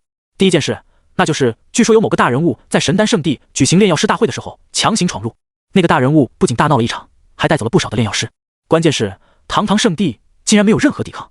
当这件事传出去的时候，立刻就在外界引起了轩然大波了，所有人都感到不可思议，甚至觉得这是谣言。那可是神丹圣地啊，怎么可能被人欺负到这种程度？消息准确吗？真的假的？这么大个圣地会被人打上门，还有人被绑架了，谁这么大胆子啊？消息绝对保真。我小姨子的丈夫的情妇就是去参加炼药师大会的，他亲眼所见，回来之后又告诉了他的情妇。那你是怎么知道的？我就是他的情妇啊。诸如此类的讨论层出不穷，刚开始众人还觉得是假消息，可随着越来越多参加炼药师大会的炼药师们离开神丹圣地之后，都说着同一件事，而且每个人都一样，这就做不得假了。因为没人敢说神丹圣地的坏话，而且不可能这么大规模的串通口供。因此一股风暴席卷了中部神州，关于有强者闯入圣地之事传得沸沸扬扬，更多的细节也流传了出来。当时我就在炼药，结果那个白衣少年凭空出现，还把几个来做客的圣主打伤了。说出来你们都不敢信，圣主级别的强者在那个白衣少年面前连一招都走不过，这算什么？连麒麟子金岩都被他夺走了。更逆天的是，此事惊动了神丹圣地的某位老祖，我们还以为那位老祖现身之后能力挽狂澜，没想到还没动手就服软了，真的很恐怖。很多的炼药师都被强行绑架了，还好我没被绑架，不然的话现在肯定活得暗无天日。可怜那些被绑架的炼药师了，现在估计没几个活着吧。这些参加了炼药师大会的强者们纷纷现身说法，披露了很多不为人知的细节。每一个细节流传出来，都能引起一阵震撼和热议。每个人都在谈论那个神秘强者究竟是谁，为什么这么嚣张，连圣地老祖都奈何不了他。这绝对是神丹圣地成立这么多年来第一次受到欺负。除了神丹圣地的散乱之外，还有紫薇圣地这边死了2个长老的事情也被众人热议。在中部神州，那两个长老的身份和实力绝对可以横着走了。除了同为圣地的强者们之外，没有人敢招惹他们，因为他们就代表着紫薇圣地。可偏偏他们都被一个神秘强者灭杀了。不少亲身经历过那件事的修士们提起当天发生的事情，依旧心有余悸，仿佛那恐怖的大手印就悬挂在自己头顶上一样。那个神秘强者是凭空出现在原初神山里面的，而且他还不会受到不祥气息的影响。神秘强者救了两个小女孩，还把圣果树连根拔起，强如雷长老和周长老，在他的面前也是一巴掌的事情。我怀疑他甚至可以一巴掌就弄死我们，只是不屑于这么做而已。当时所有人都盯上了他身上的圣果树，准备抢劫的。我也有这个想法，幸亏没真的动手，否则我也没了。敢招惹紫薇圣地的强者，又是白衣少年的形象，你们说两件事会不会是同一人所为？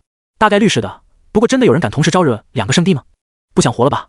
事情不断的发酵着，很多人都认定在神丹圣地绑架的以及灭杀紫薇圣地长老的都是同一人所为，以一己之力搅动了整个中部神州的风云。关键是都这么久过去了，两大圣地连一点应对之策都没有。不得不说，那位神秘强者很神通广大，把两大圣地都耍得团团转。不过也有人觉得那位白衣少年也就嚣张一段时间而已，可能再过一段时间就会落网了。两大圣地绝对不会放过他。在外界闹得沸沸扬扬的时候，神丹圣地的大殿之内，很多大人物齐聚一堂，气氛尴尬中又带些凝重。在主位上坐的自然是神丹圣地的无痕老祖了。无痕老祖的两边站着神丹圣主以及诸多高层长老，下方的左边坐着一整排来自紫薇圣地的大人物们，其中以紫薇圣主为首，而右边坐着来自落月圣地的一人，正是最擅长推演的司命仙君。司命仙君这段时间一直都在推演，只是没有任何进展。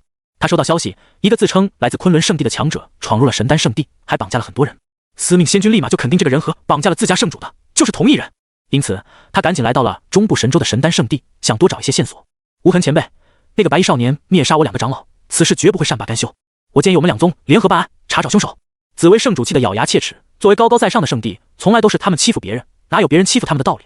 两个圣地联手，就不信弄不死他。无痕老祖略微皱眉，并没有直接答应下来，而是说道：“此事还需再议。”说完，他疑惑地看向司命仙君，询问道：“司命仙君，你远道而来，所为何事？”落月圣地远在东胜大陆，和中部神州相隔不知多远。虽然说作为仙君强者可以随意撕裂虚空赶路，但从东胜大陆到中部神州，也要花费一位仙君很长时间的。要知道，荒仙大世界宽阔无比，别说仙君了，就算是仙帝都不敢说自己能逛遍整个大世界。于是乎，大殿内的所有目光都转移到司命仙君的身上，对他的到来很是好奇。被众人注视着，司命仙君饶是活了那么久的仙君，也觉得有些尴尬了。落月圣主被掳走的事情，目前只有落月圣地之内的少部分人知道，很多的长老弟子都不晓得发生了这档事。这么丢脸的事情，终究还对着众人说出来了吗？酝酿了一会儿之后，司命仙君冷静地说道：“就在不久之前，我们圣主被一个神秘人掳走了，就是昆仑圣地的人。我怀疑和最近闹得沸沸扬扬的白衣少年属同一人。”听到他的话，在场的众人都很是诧异，落月圣主竟然被人掳走了，这又是怎么做到的？再怎么说他也是堂堂圣主啊。对于一个圣地而言，圣主被别人抢了，确实是很大的羞辱了。哦，这又是怎么回事啊？详细说说。无痕老祖来了兴趣，去圣地绑架吗？这行为怎么那么熟悉？于是乎，司命仙君把前因后果说了一遍。在场的人听完之后，不由得面面相觑起来。从这种悍匪一般的行事作风来看，绝对是同一个人。这个昆仑圣地究竟是什么势力？以前从未听说过荒仙大世界还有这么一个圣地啊！神丹圣主阴沉着一张脸，提起那个白衣少年，就气得咬牙切齿。他被叶晨当众打成重伤不说，连象征着圣主身份的麒麟子金岩都被抢了，真是奇耻大辱。不过听到落月圣主被人掳走之后，神丹圣主才稍微得到安慰，起码自己目前还安然无恙的。或许是某个隐世不出的势力吧。昆仑圣地的背后必定有极其深厚的传承，我的推演之法彻底失效，一点线索都找不到。司命仙君原本平淡的语气中也带上了一丝愤怒和无奈。众人讶然，他们都知道司命仙君最擅长推演天机了，居然连他都说毫无头绪，对方究竟是何方神圣？无痕老祖默默点头，对此没有感到任何意外，毕竟那一位是连他都感到恐惧的人物啊。你想算到一位先帝头上，想太多了吧？所以我们三家最好联合起来，暗中找到对方。紫薇圣主冷声道。现在受害者达到了3家圣地之多，以前哪有这么离谱的事？惹到一家圣地已经是自取灭亡了，还惹了3家，整个荒仙大世界都将容不下你。随着紫薇圣主话音一落，众人的目光又聚集在无痕老祖的身上。此地就无痕老祖辈分最高，实力最强，最主要的是神丹圣地的损失是最大的。4位炼药仙师加上3000天才炼药师都被绑架了，神丹圣地真的可以心平气和吗？众人都以为有了落月圣地和紫薇圣地的联手之后，神丹圣地就会有大动作了。岂料无痕老祖竟然沉默了，煤矿有第一时间给之后众人回应，显然是在忌惮着什么。无痕前辈，此事还需要考虑吗？司命仙君很不理解，事情都到这个程度了，这不干死昆仑圣地？众人开始焦躁不安起来，不明白无痕老祖为何会畏首畏尾的。难道3家圣地联手还不够分量吗？弄他一个昆仑圣地，不是绰绰有余？就在众人都有些躁动的时候，无痕老祖眼中冷光闪烁，无形的威压扩散开，整个大殿充斥着肃杀之意，众人瞬间就安静了下来。无痕老祖将实情说了出来，那个白衣少年是先帝。此话一出，刚才还闹着要报仇的众人立马就更加安静了，而且是全场寂静，真落可闻。先帝，一个分量最重的词汇，这两个字代表了这个世界的最巅峰，代表了一种极致，代表了不可战胜的无敌。明面上来看，荒仙大世界内已经很多年没有先帝露面了，曾经的那些先帝们，到底还有多少人是留在荒仙大世界的？这一点没有人知道。如果那个白衣少年真的是先帝的话，那么他就是第一个真实露面的先帝。圣地虽然强，底蕴虽然丰厚，各种仙气什么的都有，连地气都有极简，但那又如何？终究不能代替真正的先帝啊！要是和一位先帝结为死仇，就算是一座圣地，也会遭遇到非常恐怖的镇压，甚至到时候连很多的底蕴都会消亡。紫薇圣主他们此时已经冷静了下来，完全没有了刚才的义愤填膺和咋咋呼呼。面对一位真正的先帝，他们也不敢太嚣张了。司命仙君表情了然，既然是先帝的话，那他推算不出任何因果，那就正常了。众人此时都乖巧了很多。诸位知晓老夫的意思了吧？我们没有办法和一位先帝彻底结仇。关于昆仑圣地，我们也是必须弄清楚虚实的，能交好就尽量交好。老夫看那位前辈不像是喜爱杀戮和毫不讲理之人，这才是无痕老祖想做的。昆仑圣的既然绑架了那么多炼药师，说明这个名声不显的圣地总有一天一定会降临人间的。再加上他明确有一位先帝坐镇，那么昆仑圣地的实力还需要多说吗？于是乎，三家的商议从一开始的复仇变成了如何与昆仑圣的交好了。紫薇圣地在外界的悬赏追杀令也被撤销，不像前几天那么喊打喊杀了。这个举动让外界很多人为之诧异。死了2个长老，紫薇圣地下追杀令是很正常的，可他为何才过了几天就取消了？难道他们不打算继续追究此事了吗？所有人都觉得不可能的，因为没有人在惹到了圣地之后还能被圣地宽容的放过。这是第一例，当中究竟发生了什么事情，才导致紫薇圣地做出这种改变？这个疑问让很多人有了各种猜测。我听说杀人的其实是紫薇圣主的老相好，所以自己人不打自己人。你这也太离谱了吧！我听说的是凶手已经伏法，愿意在紫薇圣地当扫地杂役赎罪，不对吧？我一个朋友告诉我，紫薇圣地的一个美女长老看上了那个白衣少年，让那个白衣少年帮暖床才撤销的追杀令。各种各样的传言越来越多，而且一个比一个离谱，甚至连白衣少年是紫薇圣主私生子的谣言都出来了。当中部神州为了这点八卦闹得沸沸扬扬的时候，在东胜大陆的落月境，苏建已经通过各种传送方式、赶路方式出现在这里了。重回落月境，苏建心中颇为感慨，前后也没有隔着太长的时间，但是他的命运已经发生了翻天覆地的变化了。曾经的他是资质一星的废物，被人嘲讽、羞辱；现在的他是昆仑圣地的亲传弟子，地位崇高，是超级天才，未来一片光明。在城内逛了一会儿，苏建来到了一家客栈，这里就是他仇人名下的一处资产，血腥的复仇就从此处开始吧。城中的一家客栈内，苏建大步流星走入其中，挑选了一个最好的位置。已经成为了金丹期强者的他，此时可以听到很多来自四面八方的窃窃私语。听说了吗？于家公子又强抢民女了，还把那个女孩活活弄死。女孩的父母跪在于府哭了半天，就被活活打死了。这不是于家的正常操作吗？他们打死人太正常了，谁让于家有实力呢？城里很多产业都是他们家的。嘘，别说了，你们不知道这家客栈就是他们于家的产业吗？你们想死别带上老子好不好？得知这家客栈也是于家的产业之后，刚才那些说于家坏话的人通通惊恐地闭上了嘴巴，心中后悔不已。真的不应该逞一时嘴快的，希望客栈的人没有注意到他们吧。可惜了，客栈内有隐藏的高手负责安保，同时也负责监控一些对于家不利的言论。在暗自祈祷之时，一股强悍的修为气息忽然间笼罩住了整个客栈。与此同时，一道凶神恶煞一般的声音响起：在我于家的客栈风言风语，像你们这般大胆的人，我于浩很久没见过了。自称为于浩的男人出现在2楼走廊，怒目凶光地盯着刚才那几个悄悄议论的客人。见到此人满脸横肉，环抱出了于浩的名头，所有人都惊呆了。那几个说于家坏话的人更是惊慌失措，后悔不迭。于浩乃是于家的高手之一，为人心狠手辣，一身修为已经达到了金丹期5重了。他在于家的地位也很高，曾经为了帮助家族打江山，以一己之力屠杀其他家族的好几位高手，一举打下赫赫凶名。他出现在哪里，就意味着血腥味将会飘到哪里。是于浩，糟了！于浩大人，都是误会啊！听我们解释，解释个毛！赶紧撤啊！你是想死吗？那几个说于家坏话的人吓得连话都说不利索了，情急之下赶紧跳出外面，想要逃离这里。于浩眼神冷漠，大跨步地冲天而起，化作一道红光追了出去。不出10来个呼吸的时间，就见到他带着一身血腥味回来了。所有人无比忌惮地看着他经过，就像是看着一尊杀神一般。苏建脸色冷漠，于浩此人他当然是听说过的，帮于家做过太多坏事了，可谓是劣迹斑斑。但笑贫不笑娼，你够凶够狠够坏，就能吃香的喝辣的。你老实听话乖巧，只会死得很惨，就如同苏建的父母。想到自己父母的死亡，苏建脸色虽然冷漠至极，可心却痛到了极致，像是被一只大手狠狠揪住一般。他的父母为了多赚点钱，一起进入于家打零工，然而没到半个月，他的父母就死在于家，据说是扫地的时候不小心将一片落叶扫到了于家大少的心血上。于家大少震怒，一掌将2人拍死，当天就将尸体丢到城头角落，置之不理。等苏建赶到的时候，尸体都僵了。要不是有好心的路人帮忙找地方安葬，他一个10来岁的少年根本不知道该怎么办。脑海里浮现出当日的情形，苏建心中顿生杀意。于家这个毒瘤，他必须灭掉。不仅是为了自己的父母报仇，同样也是为了那些被于家欺压、杀害的无辜者们报仇。苏建深深地吸了一口气，强行令自己平复下来。他会一点点地将于家连根铲除的。这家客栈就是第一站。这位客人想吃点什么呢？一位店小二拿着菜谱过来，点头哈腰地询问。苏建随意地拿过菜谱，看都没看就丢在一边，随口问道：“小鸡炖蘑菇有吗？”一听这菜如此普通，小二便略有些不屑地笑道：“客人，那都是农家小菜，我们这里是高档客栈。”言下之意，他们不卖这种垃圾低端菜。苏建撇撇嘴，这都没有，那就先来个豆腐脑，记得是甜的。小二摇头道：“客人，这个我们也没有，豆腐脑不都是小摊小贩才卖的低端货吗？”低端货？那行啊，你给我来高端的，我要银羽白燕的燕窝，北海雷蛮的鱼腩，中部神州的桃花酒，还有极海明龙的红烧爪子。苏建面带冷笑地报出了自己的菜名。小二一听这几位食材，脸顿时都绿了。银羽白燕，那可是在万丈悬崖之上筑巢的一种燕子，且不说它的巢穴很难找了，就算知道银羽白燕的巢穴在哪里，也要有那个实力拿到才行啊。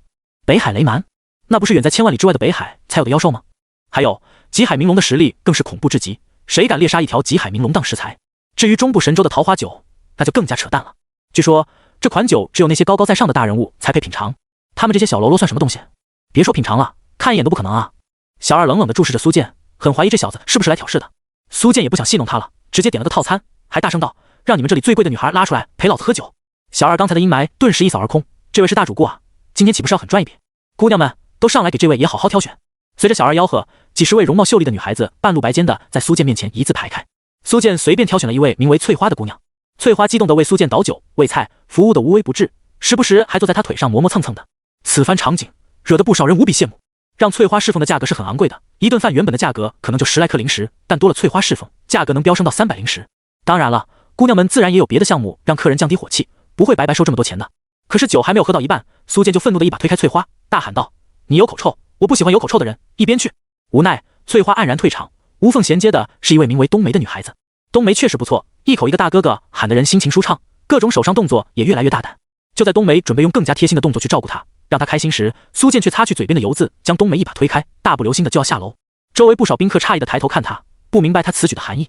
哎，这位客人，你好像还没有给钱吧？店小二快步将苏建拦住，不让他下楼。苏建打了个饱嗝，满脸疑惑的反问：“给钱？给什么钱？”小二只当他是喝醉了，笑嘻嘻的提醒：“自然是给冬梅侍奉的钱了。酒菜钱只有20零食，但加上冬梅陪酒，那就是300零食了。”就在众人都以为苏建会乖乖掏钱的时候，他却梗着脖子，理直气壮地叫了起来：“冬梅是我用翠花换的，给什么钱？冬梅是我用翠花换的，给什么钱？”苏建的一句话让整个客栈里面的人都蒙圈了。小二本准备发火的，可是听到这句话之后，他脑子也不利索了。不过他还是觉得哪里有问题，反问道：“可是翠花你也没给钱啊？”苏建被气笑了：“翠花我还没完呢，给什么钱？”啊！小二如遭暴击，整个人都愣在了原地，一时之间不知该如何是好。客栈内的客人们也不由自主地放下了手中的筷子和酒杯，甚至是推开了坐在腿上的陪酒女，开始思索起这个问题来。对啊，翠花还没完呢，给什么钱？冬梅是用翠花换的，确实不用给钱，总觉得哪里不太对。可冬梅确实是伺候他了呀。这个问题把整个客栈的客人都给难住了，众人都在心里面暗自计算，可算来算去也没弄清楚过程。小二也懵了，冬梅是翠花换的，翠花他也没上，可是其中哪里有瑕疵呢？钱该找谁要？小二摸不着头脑。如果这人是来吃霸王餐，那还好办，直接打死就行了。可现在人家也没有给钱的理由啊，怎么回事？都堵在这里干什么？还做不做生意了？这个时候，掌管的听见动静过来训斥道。小二像找到了救星一样，赶紧拉着掌柜把过程说了一遍。听完之后，掌管也摸着脑袋，觉得自己迷迷糊糊的。你们自己慢慢算，我先走了。苏建笑道：“爱等会儿，有瑕疵，确实不该管你要钱，可你不能走。”掌柜的也从来没有遇过这种事，可他知道问题一定是出自苏建的身上，没解决之前谁都不能离开这里。凭什么不能走？你还能拦我？苏建不屑地冷笑了起来。察觉到苏建的不善，掌柜的态度也变得更加强硬了。客官，你要是这么玩的话，让我们很难办啊。难办？难办就别办了。苏建单手抓住桌子边缘，发力将整个桌子都给掀翻了，各种酒水菜肴洒了一地，整个客栈顿时就乱了起来。那些负责维护秩序的高手也纷纷跳了出来，将苏建给团团围住。我算明白了，你就是来搞事的对吧？那就不用废话了，把命留在这里吧。随着掌柜的一声令下，所有人凶神恶煞地扑了上来，准备将苏建就地格杀。没有人能在于家的地盘玩心眼，太弱了吧？对于这些冲过来的人，苏建连看都不看，手中光华一闪而过，一把长剑就凭空出现，被他握在手中。铮！随着一声清脆的剑鸣声响起，一道犀利的剑气笼罩四周，凡是剑气所至，人头落地。噗！一道道血柱从这些人的体内狂喷而出，血腥味顿时弥漫四周。啊！突如其来的杀戮让客栈内的人们吓了一大跳，有些胆小的慌不择路地逃跑了。不少人都很是惊奇，这年轻人居然敢在于家的客栈内杀人。真是胆大包天啊！他完蛋了，敢找于家的麻烦，他必死无疑。大概是从外地来的吧，否则本地的不可能不知道于家在这里的实力。我看他好像有点本事，估计是年轻气盛，以为自己无敌了，就到处出风头吧。很多的客人们都作弊上官，不打算出手帮忙。在他们看来，苏建已经是犯下死罪了，得罪于家的人是绝对没有办法走出这里的。所以现在就看他怎么死了。敢杀我于家的人，你没活路可走了。掌柜的见到苏建竟然还敢还手，气得咬牙切齿。在城里，于家凶名极盛，谁听到了不瑟瑟发抖下跪道歉？哪里有人敢反抗？可是他刚刚说完，苏建抬手就是一剑，将其头颅小削了下来。硕大的头颅像球一样在地上来回滚动，掌柜的眼睛还瞪得很大，仿佛捣死的时候都不敢相信苏建敢向自己出剑。哗！这一幕把更多的人吓得连连后退，赶紧躲进一些角落里，免得被人误会他们和苏建认识。太狠了，他是毫不讲理啊！我怎么觉得他就是冲着于家来的？连掌柜都死了，这些于家真的要震怒了。不少人想到即将发狂的于家，脸色都变得发白了。不出意外的话，这个少年将会在城内掀起一阵风波。当然了，结局毫无疑问就是以这个少年的惨死落幕。一剑灭杀了客栈内好几十个人之后，苏建也不着急着走，而是站在原地静静地等待着什么。果然，在几个呼吸的时间之后，一道最为恐怖的杀气冲天起，直接杀到了客栈的2楼。正是于浩。于浩看着满地的尸体，简直不敢相信，竟然有人敢在这里杀人。他什么话也没有说，手中的战刀已经出鞘了，狠狠地斩出一道璀璨如同弯月的刀芒，杀向苏建。于浩的强大，众人有目共睹。一旦他出面了，大家都认为苏建必死无疑。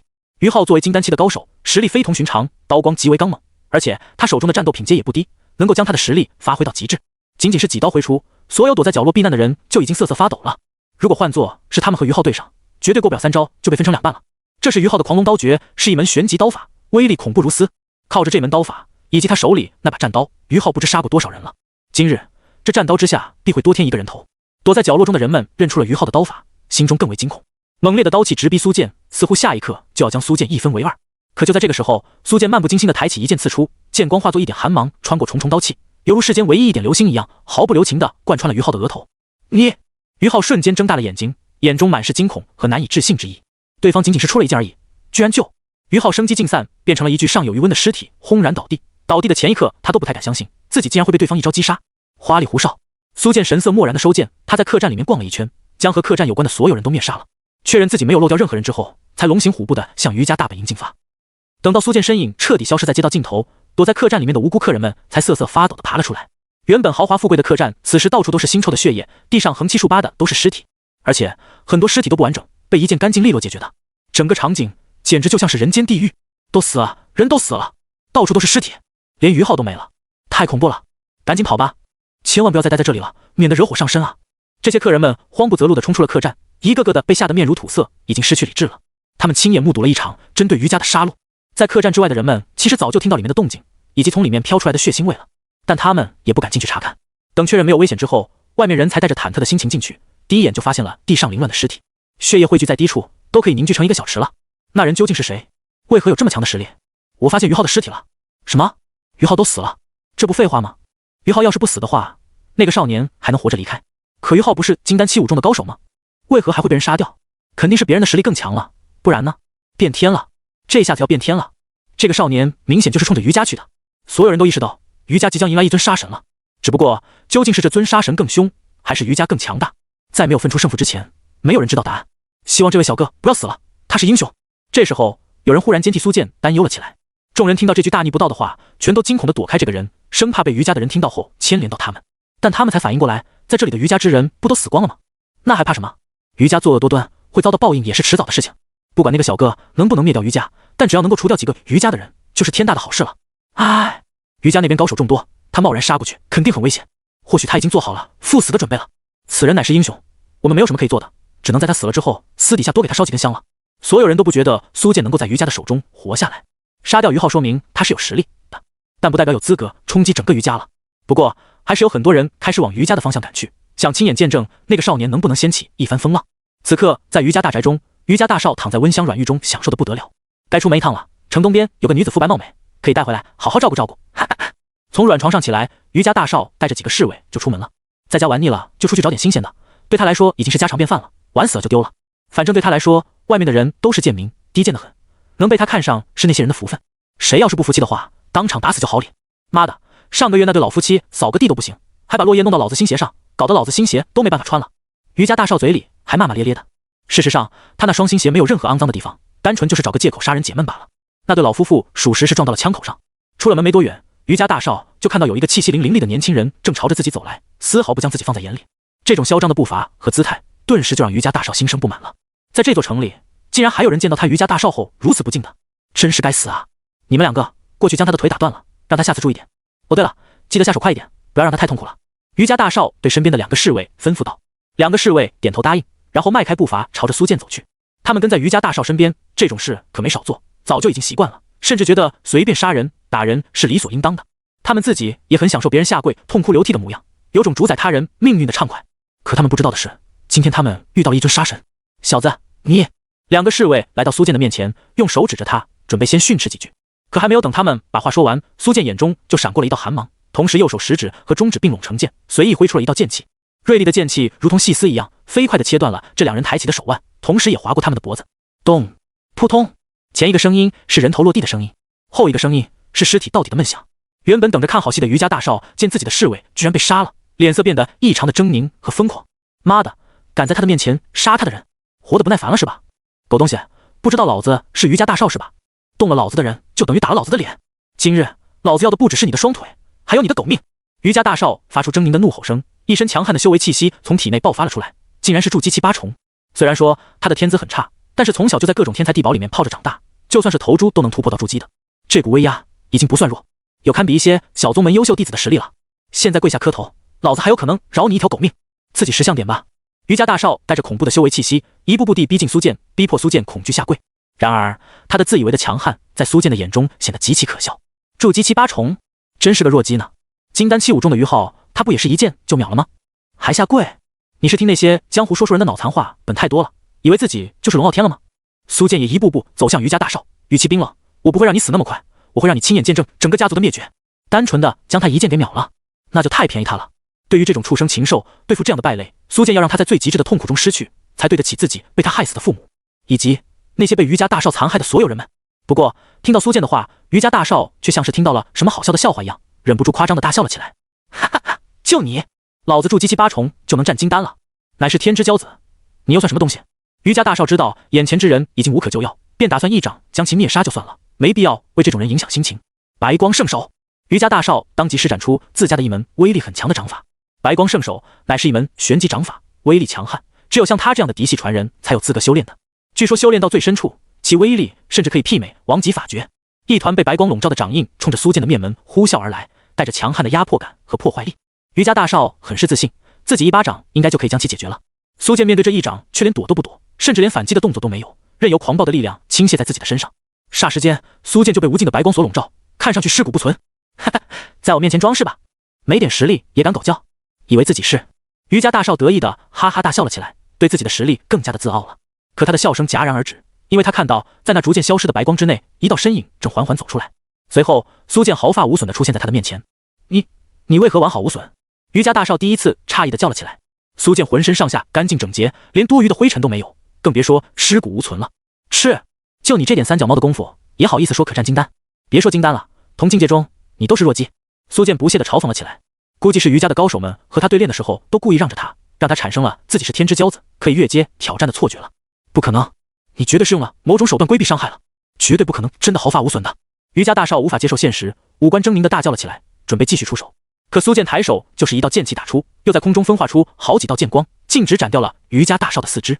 扑通，彻底失去行动能力的于家大少摔倒在地上，躺在血泊中凄厉无比的惨叫起来。你居然！于家大少惊恐又震怒，不断的发出狂叫。他无论如何都没有想过，含着金汤匙出生的自己居然有一天会被人斩去四肢，这已经不是巨大的落差了，而是人生都绝望了。苏建嫌弃他叫声太过难听了，随后打出一簇光团，将其身体封印起来，连同声音也隔绝了。控制封印于家大少身体的光团飞到面前，苏建露出了令人胆寒的笑容。他笑道：接下来你就好好看看我是如何灭你苏家的。说完，将于家大少抛上高空，让他以最好的视角看完整场杀戮大戏。那好像是于家大少，他怎么连四肢都没了？随后赶来看热闹的人们见到悬浮在高空的光团，都目瞪口呆。于家大少嚣张跋扈，欺压弱小，大家都是敢怒不敢言，从没想过他也有被人虐杀的一天。这才多久啊？于家大少就没了？太快了吧！那位少侠真是英雄啊，不管于家会不会被他撼动，至少于家大少是彻底废了，太爽了！为民除害的大英雄。后方已经聚集了上千人，全都是闻讯而来的，他们心中激动不已，看到于家大少这么惨，恨不得鼓掌大笑，对苏建也越发的钦佩了。这时，有人指着苏建的方向大叫了起来：“快看，他要冲入于家了！”所有人纷纷望过去，便看见苏建手中持着长剑，周围全都是恐怖的剑气，所到之处是嗡嗡的剑鸣，靠近就死。来人啊！有人强闯于家，哪来的愣头青，竟然敢在这里杀人！叫人！此子很凶，我们不是对手，他至少是金丹期。于家的侍卫们被杀得七零八落，到处都是残肢败体。苏建就像是杀神一般，走过的地方必定会留下一地鲜血。原本凶神恶煞的侍卫们此时吓得屁滚尿流，没有人敢上前阻拦，否则必死无疑。整个于家是很大的，苏建在前院杀了至少上百人了，后方的很多人才听到动静。于家的高手们纷纷现身，看到前院已经变成断壁残垣，不由得怒火中烧。多少年了都没有人敢直接冲入于家大开杀戒，他们还是第一次见。黄毛小儿，你是哪个家族派来的？交代出你背后的势力，可饶你不死！一个中年男人怒目圆瞪，发出震天响的命令。与此同时，还有好几位金丹期的高手将苏建团团围住了，一道道强悍的气息从他们的体内冲出，形成了一个无形的牢笼，把苏建禁锢在内。我的背景，你还没资格知道我的背景。苏建却好像不知道自己大难临头了一样，还可以风轻云淡的笑着说话。他来自昆仑圣地，又岂是小小的于家可以知晓的？于家配吗？呸！放肆！这是你能反抗的吗？既然你不肯说，那就先废你四肢，再废你丹田，直接搜魂就行了。这个于家的金丹期高手暴怒大喝，随后命令其他的金丹期高手直接解阵。此子有些古怪，不要与他单打独斗，结阵吧。在这位于家金丹期高手的带领下，他们几人纷纷打出浩瀚的灵力，互相纠缠在一起，构筑成一个巨大的阵法。苏建就在阵法当中，好像是砧板上的鱼肉，已经无计可施了。此乃七星八卦剑阵，威力无穷，变化多端，一旦被困在其中，就只能等死了。见苏建没有任何反抗，就被七星八卦剑阵给困住，于家的几位高手都肆无忌惮地嘲笑了起来。本以为是个高手，没想到就是个有点实力的愣头青罢了，连自己被阵法困住了都不知道，就这点实力和经验也敢来于家找麻烦。杀！随着这名于家金丹高手的一声令下，几位金丹高手一起催动阵法，七星八卦阵被激活，无数的剑气从四面八方浮现而出，全都杀向苏建。在这个剑阵当中，别说是初入金丹期的高手了，就算是于浩那种金丹期五重的高手都要饮恨而终。一时间，整个七星八卦剑阵的内部到处充斥着犀利的剑气，还伴随着神秘的星光闪烁。杀伐气息如此浓重的阵法，让躲在极远处的那些城中居民们都看得心惊肉跳的。糟了，是七星八卦剑阵，据传这是于家上一任家主在一处古墓中得到的，威力巨大，由金丹期强者结成的阵法，威力能翻好几倍。那位少年危险了，那可未必，他可以杀掉于浩，说明他的实力绝对是没有问题的，或许还有奇迹发生呢。奇迹？世界上哪来那么多奇迹？我看他是凶多吉少了。躲在城中各个角落的人们都替苏建感到担忧，被困在剑阵当中，就算他能不死，也要重伤。然而他们不知道的是，剑阵之中的苏建在密集的剑气绞杀之下，不仅没有任何伤势，甚至还很轻松。不错的阵法，可以我一眼就能看出剑阵的弱点所在。苏建乃是天生的至尊剑骨，对剑类法诀秘术太敏感了。他看准某个角落打出一道剑气，当即就把整个剑阵给破掉了。轰！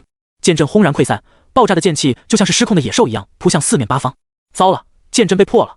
其中一位金丹期震惊的大叫了起来。这可是有好几位金丹期一起结成的剑阵，为何会被对方轻而易举的破掉？这小子身上绝对有异宝，否则的话不可能破阵的。另一位金丹期强者挡下四处激荡的剑气之后，无比贪婪的大叫了起来：杀！不能让他有反应逃跑的时间。几个金丹期的高手意识到苏建很不一般，于是一起动手，打算速战速决，免得夜长梦多。断脉神掌、四合一、破浪腰斩，好几道强大的攻击都朝着苏建杀了过去，空气中都是肃杀的味道，看得人心惊胆战的。面对众人的围攻，仅仅金丹期一重的苏建却异常冷静。在他还只是筑基期巅峰的时候，就已经可以斩杀金丹期五重高手了。如今他实力大进，同时对付5个金丹期，对他来说没有压力。天罡绝影剑，苏建毫不犹豫地出剑，刹那之间，天地间出现了无数剑光虚影，重重叠叠，数不胜数。霸道的剑光当即摧毁了几个金丹期的攻击，并且反向攻击他们的要害。起初，他们还可以抵挡几招，但渐渐的，他们发现剑光来自四面八方，根本没办法完全防御下来，身上也多出了好几道深深的血口。9天10地，灭绝一剑。苏建的剑法发生了变化。从刚才的眼花缭乱骤然收敛，最后凝聚成一招极致的剑法，一点剑光穿透了虚空。在场的人面对这一剑都没有任何的防备，有2个金丹期强者眉心被穿透而过，一剑出，2人死，骄人的战绩令人胆寒。死了，剩下的几个金丹期高手看到2个同伴连防备都没有就死了，都吓得连连后退，看向苏建的目光也充满了恐惧和忌惮。此人究竟是从哪里来的高手？明明就是金丹期1重左右的境界，为何实力如此强悍？而且他的剑法太恐怖了，一出剑基本上就会见血，甚至人头落地。在他的身上弥漫着惊人的剑意，不出意外的话，他绝对是出自那些名门大派，得到了很好的培养，否则怎么可能年纪轻轻就练有一身本事？如果继续打下去的话，自己这几人说不定也要交代在这里。希望家主他们能够快些回来，否则我们真的顶不住了。此时他们只能想办法先拖延时间了，只要等家主他们回来了，一切就好转了。这个小子就算再强悍，也绝对不是家主的对手，毕竟家主已经是元婴期的强者了，杀一个金丹期的小子，那不是手到擒来。住手！有什么事可以好商量的？其中一个金丹期强者忐忑地叫道。然而回应他的是一道璀璨又冰冷的剑光，横亘天地，异常的霸道。是，剑光犀利，像是穿越了时空一样，上一秒还在远处，可下一秒就已经出现在面前了，令他避无可避，甚至连抬手抵挡的动作都来不及。噗！这个金丹期的修士额头多出了一道血痕，他双眼瞪得滚圆，带着难以置信的表情从高空狠狠地摔了下去。他简直不敢相信自己修炼了几十年了，到头来还比不过一个少年的一剑。还有你们！苏剑没有任何的怜悯和留情，对这些人的怜悯就是对其他受害者的无情。手中的长剑仿佛变成了勾魂的锁链，在他的剑下，这些高手们一一摔入下方的血泊中。他脚踩虚空，手里的长剑斜指地面，衣服被风吹得猎猎作响，黑色长发随风而动。那些躲在远处观战的人都看呆了，他们有一个算一个，都不敢相信自己的眼睛。七星八卦剑阵的厉害，他们早就听说过了，据说曾经就围杀过一位金丹期巅峰的强者。瑜伽也靠这门剑阵赢下不少的地盘和资源，可如此强悍的剑阵，竟然都困不住那个少年吗？这也就罢了，他的剑术几乎通神，每一剑都凝聚了天地之理，带着某种说不清道不明的道韵。有的时候看似很普通的一剑，可别人无论如何就是躲不过去。也就小半天的时间，整个瑜伽到处血流成河，好多的金丹期修士都死在了血泊中。瑜伽大宅内的血腥为之浓郁，哪怕是隔着好几条街道都能闻得到。他们简直不敢想象，此时的瑜伽之内是何等的人间炼狱。可是他们没有人觉得这是残忍的，相反，他们都开心的想要仰天长啸了。有的人甚至激动落泪，不为别的，就因为他们曾经都遭受过瑜伽的欺负和压迫。他们早就想拼了一条烂命和瑜伽同归于尽了，可他们却很清楚，就算自己以命换命，也不可能让瑜伽有任何损失的。但现在不一样了，苏剑的出现让他们看到了瑜伽被灭的希望，让他们感受到了报仇的快感。死吧，都死吧，全死光了最好。瑜伽的人真是死有余辜，一点都不可怜。哈哈，大快人心！我只能说大快人心。一般来说，我是不会放声大笑的，除非忍不住。哈哈，各种各样的声音从城中各处响了起来，有的人忍不住发出了欢呼的声音，有的人激动的热泪盈眶。同样的激动和喜悦在心中激荡不休。过年都没今天这么开心。在城中的角落里面，一对衣衫褴褛的老夫妇抱在一起痛哭，嘴里还不住地念叨着：“女儿，有人替你报仇了。你在天之灵看到了吗？有一位少年英雄帮你报仇了。”相似的情况在很多地方上演。瑜伽造下的孽实在是太多了，很多无辜者被欺压得厉害，但是碍于瑜伽势大，他们都是敢怒不敢言，只能在心里面默默地祈祷，瑜伽有一天能遭到报应。不过他们也知道，想让瑜伽遭到报应几乎是不可能的，因为好人不长命，祸害1000年。你越坏，越凶恶，越残忍，反而能比其他人过得都富裕舒服。坏人通过作恶积累的财富和势力只会越来越大。看着瑜伽蒸蒸日上，所有人都不敢真正奢望这一天的到来。但幸运的是，真的有一位神秘的少年英雄出现了，并且将瑜伽上下涂了个干净，里里外外全是血液和残肢断臂。爽，太爽了！恶人终于遭到报应了。凡是见证了这一幕的人，内心无不充斥着喜悦。不过激动之余，他们也担心起那个少年英雄来。他虽然将瑜伽上下给屠了，那些金丹期高手都死了，但瑜伽最核心的那几位高层最近出了远门办事，并不在家里。一旦那几个核心高层回来了，看到瑜伽被杀得鸡犬不留，一定会彻底震怒，想尽一切办法诛杀这位少年英雄的。那几个核心高层里有金丹期巅峰的，甚至还有元婴期的，这么多高手齐聚，这个少年必死无疑啊！此时很多人都在犹豫，自己要不要上前提醒他，让他赶紧走呢？反正瑜伽也杀得差不多了，剩下几个顶尖高手也没用，瑜伽今后必定会没落的。但是绝大部分人还是不敢露面，瘦死的骆驼也比马大，瑜伽的人日后找他们麻烦怎么样？出于这个考虑，还是有部分人不敢出面的。那对躲在角落里面的老夫妇颤颤巍巍的相互搀扶着走了出来，对着漂浮在高空的苏剑提醒道：“小英雄，你赶紧逃命吧！你杀了这么多人，瑜伽的家主肯定已经早有感应了，等他们回来了，你就再也逃不掉了。”老夫妇着急地提醒道，他们不想看到苏剑被杀，冒着生命危险也要出来给他提醒。苏剑低头向下看，笑道：“放心吧，他们最好赶紧回来，我可没那么多时间等他们。你们找个安全的地方，看我如何杀尽瑜伽之人吧。”说完之后，苏剑收起了长剑，就在虚空中盘腿而坐，一边修炼一边等待瑜伽高层的回归。他的举动让城中所有暗中观战的人都纷纷大惊失色。如果是没人提醒的情况下，他来不及逃跑也就算了，可是在有人提醒的前提下，他竟然还一副无所畏惧的模样，甚至直言等待的就是瑜伽核心高层，还要将其杀光。他就这么有自信吗？好强大的自信！他莫非还隐藏了实力，有信心将瑜伽所有人一网打尽？那太好了，我们就等着看表演就好了。可我还是觉得不妙啊，好几个金丹期巅峰，再加上一个元婴期，真的不是他一人能够应付的。城中的居民都很期待看到苏剑继续大开杀戒，但理智告诉他们，这个少年典型的年轻气盛，有点实力就目中无人的狂傲，遇到那些高手，他真的有一战之力吗？这个时候，一道强大的气息从远处急速掠过，最后停留在极远处的一座高耸阁楼之上。他是个中年人，浑身散发着浑厚的气息，笼罩一片天地。凡是看到他的人都露出了惊讶的表情，因为此人正是城中3大家族之一欧家的家主。是欧家主？他怎么也来了？这边闹出的动静那么大，欧家作为3大家族之一，又怎么可能不知道呢？难道他是过来上演黄雀在后的戏码的？不会对那个少年有什么危险吧？咱也不敢问啊。欧家主也是元婴级别的强者了，他要是有什么坏心思，没人能阻止。看到欧家主出现，众人都感到惊讶的同时，也觉得十分合理。于家都快被人灭门了，他又怎么可能不现身看好戏呢？于家死得越惨，对欧家就越有好处。就在众人发出惊叹之声的时候，另外一道散发着强大气息的身影从另一个方向急速闪掠，最后也停留在最高处的阁楼之上。是唐家，唐家家主果然也现身了。两大家主齐聚，他们到底想干什么？不会真的想灭掉那个少年吧？我觉得不可能，他们巴不得看到那位少年灭掉于家，好坐收渔翁之利的。就算是出手，也是等到最后一刻才出来收割。看到唐家主也现身，城中所有明里暗里的人都按捺不住躁动的心了。局面越来越复杂，这两大家族究竟会采取什么动作？没有人知道，但众人却明白，那位少年的处境已经很危险了。不管是于家的人，还是虎视眈眈的唐家和欧家的人，对他来说都是巨大的威胁。希望他能挺过这一关吧。苏剑自然也感受到有两道强大的气息靠近了，但是他古井无波，盘坐在虚空中，如同老僧入定。趁着这个时间，他还可以调整气息，准备下一场大战。不用想也知道，接下来的这场战斗才是真正的硬仗。在苏剑的头上还悬浮着一个光团，于家大少的身体就被包裹在光团中，他亲眼见证了自己家族的血战，看到了一个又一个族人倒在血泊中。于家大少无比的怨恨，眼睛通红，全部都是红色的血丝。他恨的不是苏剑杀了族人，而是怨恨苏剑的这个举动会害得他今后都没有办法再享受高高在上的地位和高贵了。你该死，千刀万剐都不为过，你真的该死！等我爹和其他长老回来，你就死定了！于家大少在光团内癫狂的大吼大叫起来，发出最恶毒的诅咒，他要亲眼看到苏剑惨死在自己的眼前。不过由于有封印在，他的声音根本没办法传出来，所以不管他自己叫喊的如何凄厉，外界的人都听不到任何动静。所有人都只看到苏剑平静的在虚空中盘坐调息，对于他的自信是所有人都佩服的。很明显，他就是等着于家所有人都回来，然后一网打尽。如果换作是别人的话，杀了人第一时间肯定是赶紧跑路，免得被仇家追上。可他就是不走，这份自信和勇气足以打败所有人了。在众人眼里，他的身影很高大，同时也有着英雄的落寞。只是他们不知道，苏剑从来就没有打算赌上自己的命，他想的就是灭了整个于家，再潇洒离去，仅此而已。在极远处的阁楼之中，欧家主和唐家主两人已经沏好了一壶茶，一边喝茶一边欣赏于家那边的盛况。整个于家都被屠戮干净了，那小子下手真是狠啊！他故意留下于家大少一条命，就是让他亲眼目睹于家灭亡的吧？唐家主一眼就看穿了苏剑的打算，这个年轻人的行事作风还是很对他胃口的，杀伐果断，下手狠辣，但又不缺乏对弱者的怜悯。假以时日，此子必定是名震苍天境的超级强者。欧家主抿了一口清香的茶水，微笑的点头道：“他很不错，可惜实力差了点。等于家主他们回来，此子必死无疑。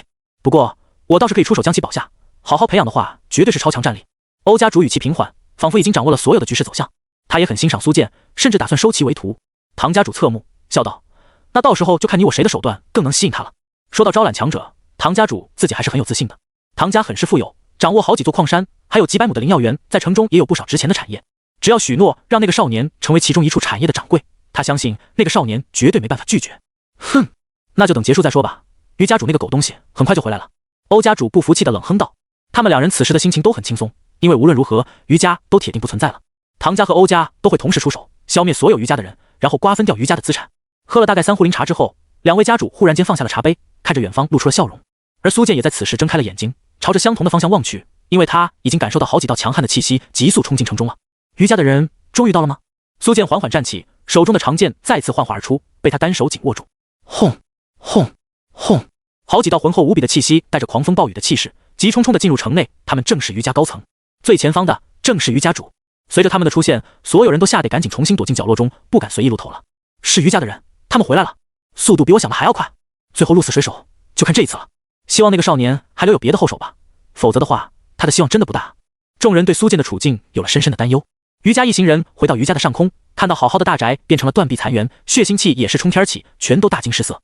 他们不过是出去一趟，结果家没了。所有人眼珠子布满了血色，又急又怒，心中的恨意如同海浪一般翻滚不休。都死了，除了他们之外的所有人都死了。我儿呢？我儿在哪里？于家主着急的四处张望，最后目光定格在苏剑上方的那个光团上。光团之内正是他那可怜兮兮、涕泗横流、不成人样的好儿子。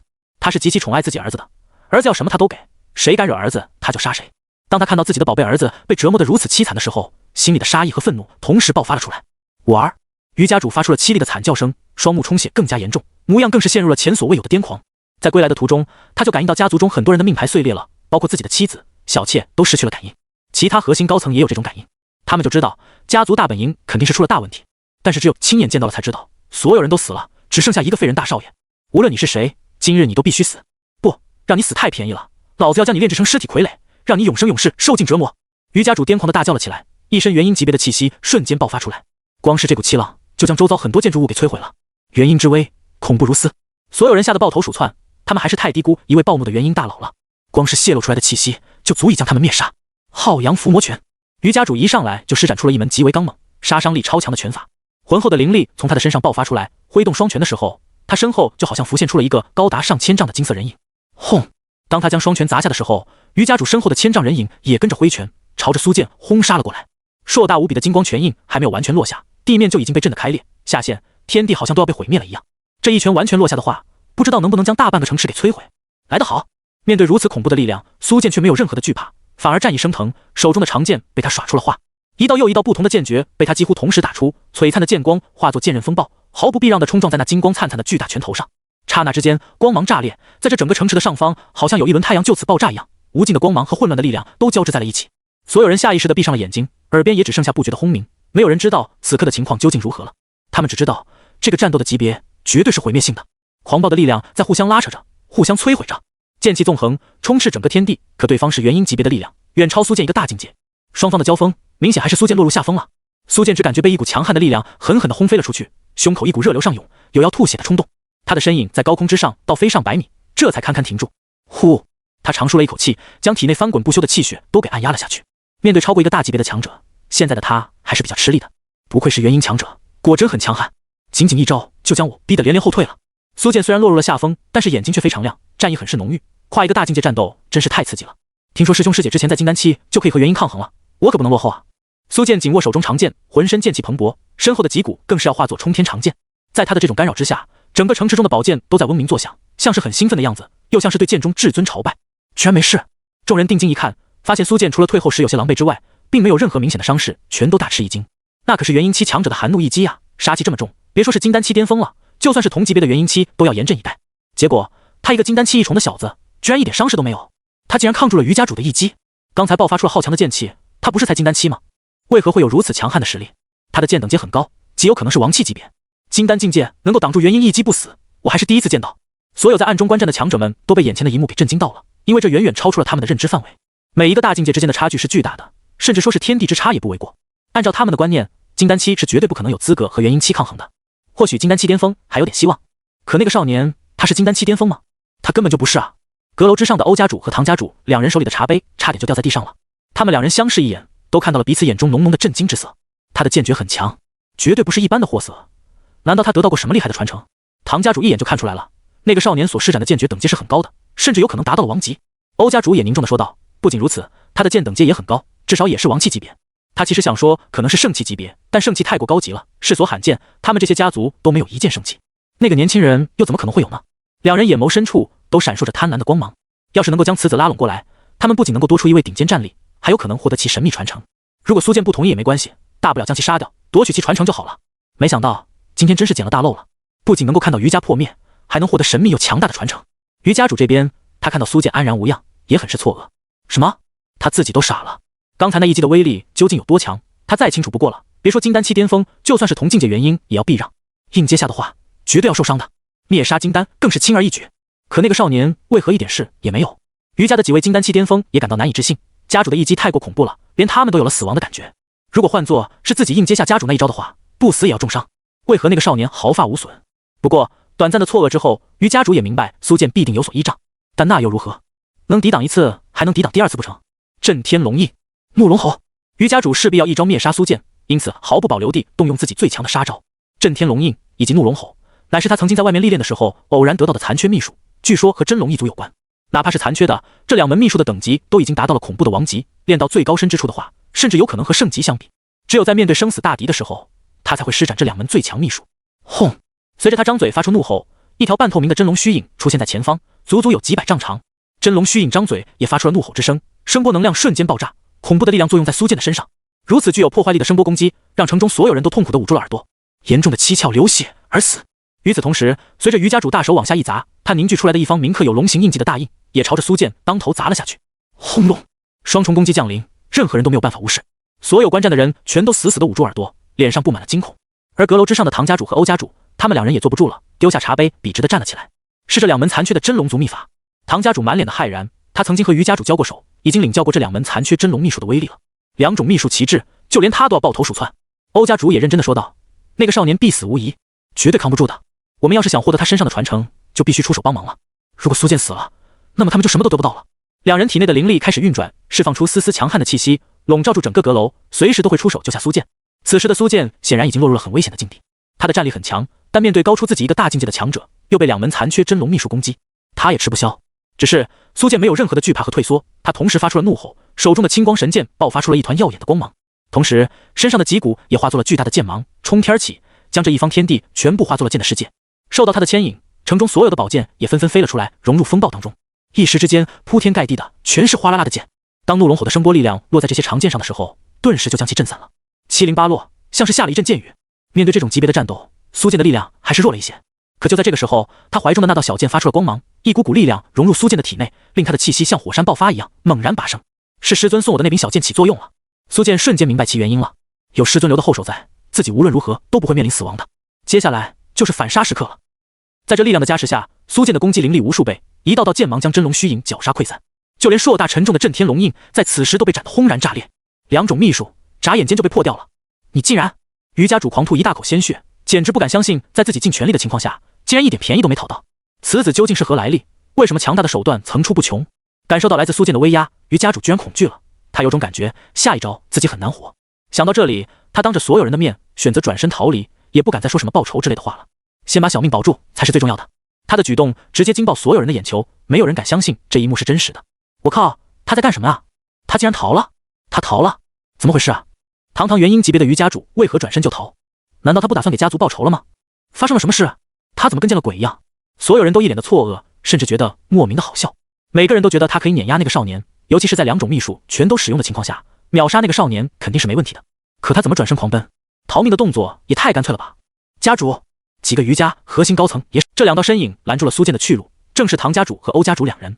苏建平静地看着他们，似乎对他们的出现并不感到意外。事实上，他之前就已经知道有两个高手在附近了，只不过他懒得理会罢了。有什么事吗？苏建语气冷淡地问道。唐家主和欧家主彼此对视了一眼，他们都有些无奈。按照原本的计划，他们是想着在苏建即将被余家主灭杀之时出来将其救下，两人合力击毙余家所有人之后，再从苏建这里获得神秘传承。可最后苏建的无敌表现彻底打乱了他们的阵脚。就以刚才苏建斩杀余家主的表现来说，就算换作是他们两人一起出手，也未必能活下来。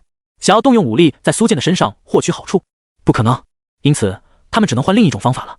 我是唐家的家主，刚才见阁下实力超群，心里很是敬仰，所以希望和阁下交个朋友。唐家主笑眯眯地说道，将自己的地位放得很低。欧家主也笑道，余家被灭是活该，阁下刚好为民除害了，我们两人对阁下都很钦佩。对于他们两人的示好，苏建无动于衷。让开！苏建语气依旧是十分的冷淡，他没有兴趣和这两人说废话。被人用如此无礼的态度回应，他们两人心中都极为不爽。自己好歹也是元婴级别的强者，在这城中也有滔天威势，什么时候被人这样无视？要不是忌惮他有杀元婴的实力，他们早就动手了。我们想大摆筵席宴请阁下，就当是感谢阁下为城中居民做出的诸多贡献。唐家主笑容可掬地说道。要是能够和有神秘传承的天才交好的话，对他们来说也是有很大好处的。苏建想都没有想，就摆手拒绝了，不必了。说着，他身体一晃，化作一道剑光准备离去。可这两人却不想让他这么轻而易举的就离开，依旧将其拦下。苏建眼神暗含杀气，发出警告，再不让开，死！唐家主连忙解释，我们不是来找麻烦的，真的就是想和阁下交个朋友，还请阁下赏脸。同时他们也在仔细地观察着苏建气息的变化。一个金丹期的强者突然之间就拥有了可以轻易斩杀元婴期强者的实力，正常来说肯定是用了某种强行提升实力的秘法，这样的秘法对身体的负担伤害都是很大的。假如苏建突然间变得虚弱，他们就会毫不犹豫出手将其擒下。不出他们所料，苏建身上的气息很快就降低到正常金丹期的水平了，完全没有了刚才那种强势无敌的感觉。两人眼睛顿时亮了起来，他们知道机会来了。他们一改刚才友好的面孔，连笑容都变得更加冷冽了。元婴级别的气息从他们的体内缓缓释放出来，将苏建给笼罩进去。小友，有些事情可不是你想拒绝就能拒绝的，你有办法承担后果吗？唐家主阴险地笑道。强行提升实力的秘法短时间内是无法再次动用了，也就是说现在的苏建彻底成为他们手中的玩物了。欧家主手心更是凝聚出了一团强大的灵气，威胁着苏建。看着忽然变脸的两人，苏建依旧是古井无波，甚至是有点想笑。他们不会以为这样就能拿捏自己了吧？有师尊留下的手段在，区区两个元婴强者罢了，他还真的不需要放在眼里。苏建饶有兴趣地反问道，我也不是不讲道理的人，我师尊时常告诉我们要以德服人，所以我可以给你们一个反悔的机会。现在从我面前滚开，我可以饶你们一命。苏建语气平静，根本就没有任何的畏惧。不过他如此镇定的样子，在唐家主他们两人的眼中更像是强装镇定。他们早已经断定苏建没办法第二次使用秘法了，认为他现在就是在硬撑着，都是装出来的。我们也很讲道理的，只要你将身上所有的传承都拿出来，我们就一定会放过你。欧家主阴险地笑道。话虽如此，他们两人已经释放出强悍的威压，将苏建死死锁定住了。这可是元婴级别的威压，而且是两人同时出手，比刚才于家主的压迫感还要强好几倍。轰！苏建只感觉到无形的力量狠狠地砸在自己的身上，好像有无数座大山从四面八方碾压自己一样。一个金丹期面对2个元婴期，这还怎么打？看似必死的绝境中，苏建却不慌不忙地调动了怀中小剑的力量，一股股强悍的能量传入他的体内，使得他的气息再次拔高，瞬间就冲破了2个元婴强者的封锁。他还能施展这门秘术？欧家主大惊失色地看着长发狂舞的苏建，心想怎么和自己所想的不一样？拖延时间就好了，这种秘术不可能没有任何后遗症，而且时间一到就会失效了。唐家主连忙发出低喝，他不打算和苏建硬碰硬，于家主惨死的模样，他可历历在目。只要拖延到苏建秘法结束，他们就赢了。然而他们不知道的是，苏建可没有拖延时间的打算。可惜啊，你们不讲道理，我也只能不讲道理了。苏建提起清风神剑，身影在刹那之间就分化成千万个，遍布这方天地，全是他的影子。恐怖的剑诀爆发了。这一刻，唐家主和欧家主才意识到自己判断失误了。面对这种攻击，他们能撑住几个呼吸就不错了。等一下，我们之间可能有误会。唐家主脸色大变，惊恐地叫了起来，赶紧向苏建求饶。可回应他们的是万千剑芒的落下，如同疾风骤雨一样，全部往他们的身上斩去。强如2位元婴期，在如此毁天灭地的剑诀面前，也脆弱得像2块豆腐。先是肉身被毁，然后连元婴都被灭得一干二净。城中3大元婴高手全部死在了苏建的手中。轻松灭杀2人，苏建收好怀中小剑，暗叹自己还是不够强，杀个元婴居然还要借用师尊的力量。这次回去之后，一定要好好苦修，争取依靠自己的实力也能斩杀元婴。高空之上的战斗发生得快，结束的也很快。当城内还在为于家的灭亡而激动欢呼的时候，他们也被这股突如其来的巨大动静吓坏了。等他们抬头看上去，只看到欧家主和唐家主2人在漫天璀璨的剑芒当中被活生生的灭杀。在经历了一系列的事情，居民们的心理承受能力已经很强大，可亲眼见证这一幕，还是令所有人十分震撼。我没看错吧？刚才是唐家主和欧家主？肯定是的。之前他们不也来观战了吗？我是看到他们去找那位少年英雄了，估计他们对少年英雄有不好的想法吧，结果惹来了杀身之祸。哈哈，那不就是活该吗？剩下的2大家族也没有干净到哪里去。杀得好啊！那个少年只是个孩子，他能有什么错呢？太狠了，3大家族的族长就这样没了，死了个精光啊！城内的居民们已经震撼到无法用言语来形容了。这一天注定是要记入历史中的。一位少年英雄出现，铲除了于家这个巨大的毒瘤不说，还顺带灭了2大家族的族长。就问这份功绩，谁能超越？对于那位少年的身份，也有了很多种不同的猜测。有人说他是某个圣地派来历练的顶级天才，路见不平就出手捍卫正义了，也就只有圣地的超级天才才有这种实力啊。也有人觉得那个少年就是某个老怪物，对于修为高深的强者来说，容貌其实不是什么大事。很多的老怪物都喜欢保持年轻的模样，所以苏建看上去是少年，说不定已经活了上千年了。也有人说苏建是天道的化身，看到了人间疾苦之后，专门显化人形灭掉毒瘤的。总之，各种说法不一而足。整个城池被喜悦和激动笼罩着。也不知道过了多久，在城池的上空，忽然有2个身穿黑袍的神秘人显化而出。这2个黑袍人气息雄浑，境界高深莫测。其中一个黑袍人丢出了一个小葫芦，一股吸力从葫芦嘴中产生，甚至在周围引起了一阵风暴。很快的，之前被杀掉的修士们的魂魄都被吸了回来，包括于家大少等人，全都被吸入葫芦中。盖上盖子之后，一个黑袍人对这个收获显然非常不满，怎么全是金丹期和筑基期的垃圾？我记得不是有元婴期的吗？魂魄都去哪了？另一黑袍人淡淡道，或许被人打得灰飞烟灭，神魂溃散了吧。算了，蚊子再小也是肉，我们幽魂府要脚踏实地，才能收集到更多的魂魄呀。说起来都怪柳晶那个臭女人，之前捉拿李耀的残魂是个肥差啊，做好了就是立大功了，结果他反而销声匿迹了。谈起李耀的残魂这个任务，他们2人都愤愤不平。据他们掌握的消息，李耀生前是大成期修士，距离渡劫期都很接近了，他的残魂真是诱人的很啊。而且李耀的残魂就寄存在一个仅仅筑基期的小子身上，这个任务不就是送分题吗？有手就行啊。结果负责这个任务的柳静彻底失踪了，毛都找不到一根。至于李耀的残魂和那个筑基期的小子，目前也没了线索。负责此事的店主目前很是震怒，正增派人手调查此事，重点调查苍天境那边。大成期修士的残魂那可是大补啊，有了李耀的残魂，距离血灵老祖的苏醒就不远了。要是血灵老祖能早点苏醒，咱们就不用这么辛苦工作了，还搞什么狼性文化？我去他们的，要加班自己加班。2个幽魂府的修士收集完魂魄，对最近店主推行的狼性文化骂骂咧咧几句之后，就回去交差了。他们相信很快就能找到柳静失踪的真相，把李耀残魂抓回来，让血灵老祖提前复苏。昆仑圣地这边，在苏建灭掉于家之后，叶晨就已经得到了系统的提示了。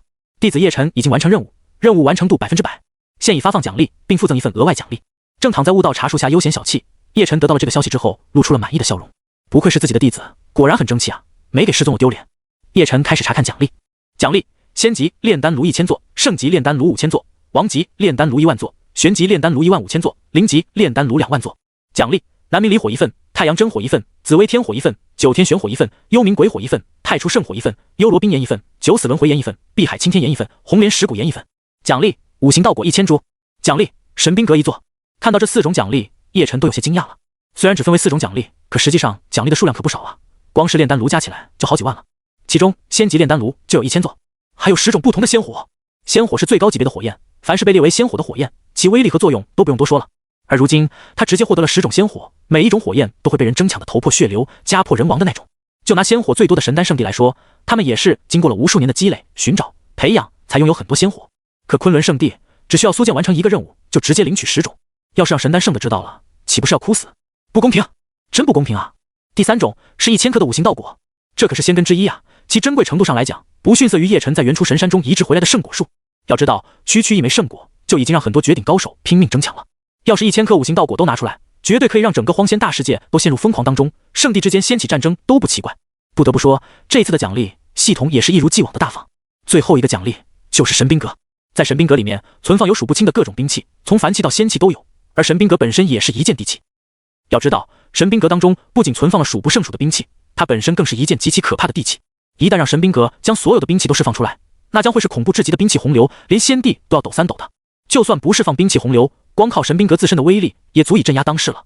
好东西啊，又是底蕴级别的宝物。叶辰满意的笑了起来。目前他拥有的帝器有最开始奖励的无始仙钟、诛仙剑阵以及神兵阁。试问有那个圣地有这么强的底蕴？将来征战诸天万界，这些都是大杀器啊。之前获得的原始剑弓里面只有各式神剑，对纯剑修来说最有用。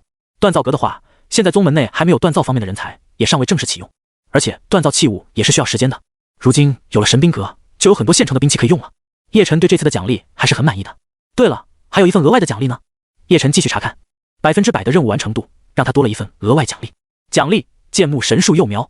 剑木神树，叶辰将剑木神树的幼苗从系统空间中取了出来。幼苗的高度只有半米左右，有很多细小的枝丫，还有一些宽大的树叶。整棵树就像是碧玉雕刻而成的一样，绿得晶莹剔透，不仔细看的话还以为是某种艺术品。剑木神树的幼苗刚出来，周围方圆上千米之内的天地就出现了一股异样的威压，高贵神秘。就连叶辰在面对剑木神树幼苗的时候，居然也有一种高不可攀的感觉。好神奇的树苗，它自带世界规则，而且隐隐凌驾于这一方天地的规则之上。这还只是幼苗而已，如果等它长大了，不知道会如何，会不会真正的捅破天，延伸到世界之外？叶辰好奇地查看起剑木神树的介绍来。剑木神树不受天地规则限制的神木，也称为世界树。成熟的剑木神树可沟通万界。看到这个介绍，叶辰颇为吃惊。剑木神树可以沟通万界，这又是什么意思啊？可惜系统内也没有太过具体的描述，只是提到了可沟通万界几个字罢了。看来还要等剑木神树长大之后才能知道了。叶辰大手一挥，就把剑木神树种植在悟道茶树的不远处。令他意外的是，当剑木神树扎根的那一刻，悟道茶树居然就像是碰到了什么极度恐惧的东西一样，赶紧自动连根拔起。悟道茶树也不顾叶辰正在树下乘凉了，硕大的根系从土中抽出，然后像章鱼一样飞快地往远处逃离。什么玩意？叶辰都懵了。悟道茶树，你是脑子有病是吧？直到跑出了1000米之外，悟道茶树才重新扎根，但也还是瑟瑟发抖，显然是惊魂未定。速！悟道茶树把叶子都抖下来了。叶辰看了看悟道茶树，又看了看剑木神树，大概是明白了其中缘由。剑木神树的等级太高了，其携带的规则远远凌驾在悟道茶树之上。二者都是植物，悟道茶树在荒仙大世界等级最高，独一无二。在此之前，荒仙大世界甚至只有1棵悟道茶树，其珍贵程度可想而知了。但是剑木神树不同，它的规则已经不受荒仙大世界限制了，成长后的它甚至可以沟通万界。剑木神树玩悟道茶树啊，这就相当于一个地方藩王遇到了真正的帝王，又怎么可能不害怕？原来如此啊，你个胆小鬼，有什么可害怕的？大家都是一家树，以后相亲相爱才对。叶辰只好过来安慰受惊的悟道茶树。在他的安抚之下，悟道茶树终于镇定了许多，伸出好几根枝条搭在他的身上，求抱抱。此时也只有叶辰可以给他安全感了。剑木神树那边见到悟道茶树居然求抱抱，自然也不安分了，开始摇晃枝丫向叶辰撒娇。无奈的叶辰只好也过去将剑木神树安抚一番，才把这小孩子脾气摆平。以后你稍微收敛一下气息吧，不然随着你长大，别说我昆仑圣地了，恐怕整个荒仙大世界的植物都要怕你。叶辰柔声提醒道。剑木神树摇晃枝丫表示答应了。不过现在的他还是太小了，才有半米高，很多东西要慢慢学才行。在叶辰的指导下，剑木神树才初步掌握了控制气息的方式，把他开心的摇头晃脑。搞定剑木神树这个小麻烦，叶辰将1000颗五行道果种植在附近的灵芝园内，让林森好好照顾，然后又将神兵阁具现化安置在宗门之内。灵丹，来一趟。叶辰通知灵丹。不一会儿，灵丹就出现在他面前了。宗主有何吩咐？灵丹恭敬地拱手询问。叶辰说道：你现在负责炼药阁的事务，这些东西就交给你处理吧。说着，他就把10种仙火以及所有的炼丹炉都交给了灵丹，让他来分配。接过这些宝物，灵丹没有任何的惊讶和意外，因为对他来说，不管宗主做了什么事，都是理所应当的。以宗主之能耐，能拿出这点东西，不是很正常的吗？属下明白了，属下会安排好的。说完之后，灵丹的身影就逐渐消失了。等他再出现的时候，已经是出现在炼药阁中。这几天的时间中，这帮炼药师们已经融入了炼药阁的工作氛围内。不管是低级的炼药师还是高级的炼药师，平日里要么潜心炼药，要么一起讨论各种炼药的专业知识。每个人在最短的时间内都获得了最大的提升，就连等级最高的4大仙君都受益匪浅。在这里有最好的炼丹炉，有品质最高的各种天材地宝，还有数不胜数的各种丹方。对于他们这些炼药师来说，昆仑圣地真的是最棒的圣地。说句不夸张的话，让他们死在炼药阁，他们都不会有任何怨言。我最近写了一篇文章，叫做《论500年份血玉草对血玉丹的功效影响》，哪位同僚有空可以帮忙看看。我突破了，从6品炼药师成功突破到了7品。原来炼制阴阳万寿丹需要这么多的注意事项，怪不得我总是失败。炼药阁中众多炼药师们学术氛围很是浓厚，直到灵丹的出现，看到灵丹现身，很多还在探讨的炼药师们都纷纷低头作揖表示恭敬。灵丹不仅是自身实力强大而已，令他们更加崇拜。幸福的是，他那神乎其神的炼药术，在这帮炼药师的心里面，灵丹的地位仅次于宗主。见过灵丹阁主，见过阁主。众人陆续向他问好。灵丹点了点头之后，便高声道：“诸位将手中的动作都停一停，我有很重要的事情要宣布。”听到他这么说，不管是还在探讨炼丹术的人，还是正在炼药的人，都纷纷看了过来。等众人将注意力都集中到自己身上之后，灵丹大手一挥，好几万的炼丹炉都从袖子里面飞了出来。每一尊炼丹炉都散发着光辉，灵级的炼丹炉光芒最为暗淡，其次就是玄级、王级、圣级的炼丹炉，最令人瞩目的还是那1000座仙级的炼丹炉。每一座仙级的炼丹炉都散发着强大的力量波动，被一团白色的仙光给笼罩着，像是举世无双的瑰宝一样。炼丹炉，全是炼丹炉，这数量也太多了吧？哪来的这么多炼丹炉？我记得咱们宗门的锻造阁不是还没正式启用吗？仙级，那1000座炼丹炉是仙级的。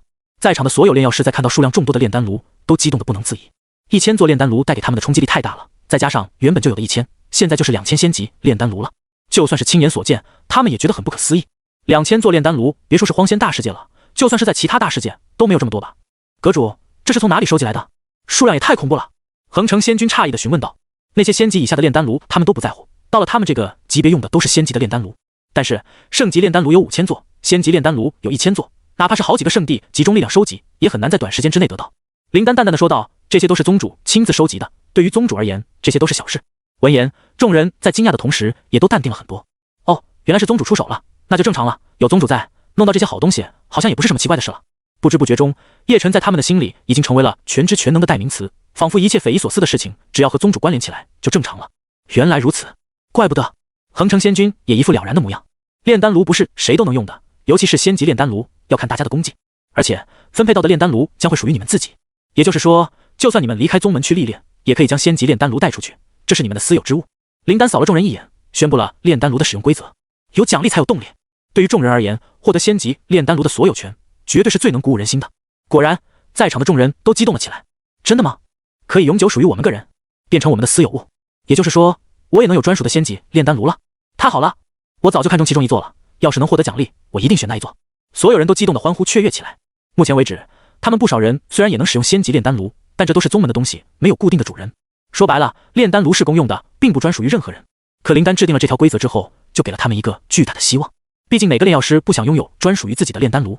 灵丹也不担心他们拿到仙级炼丹炉之后就背叛宗门，因为不管是谁背叛宗门，一定死无葬身之地。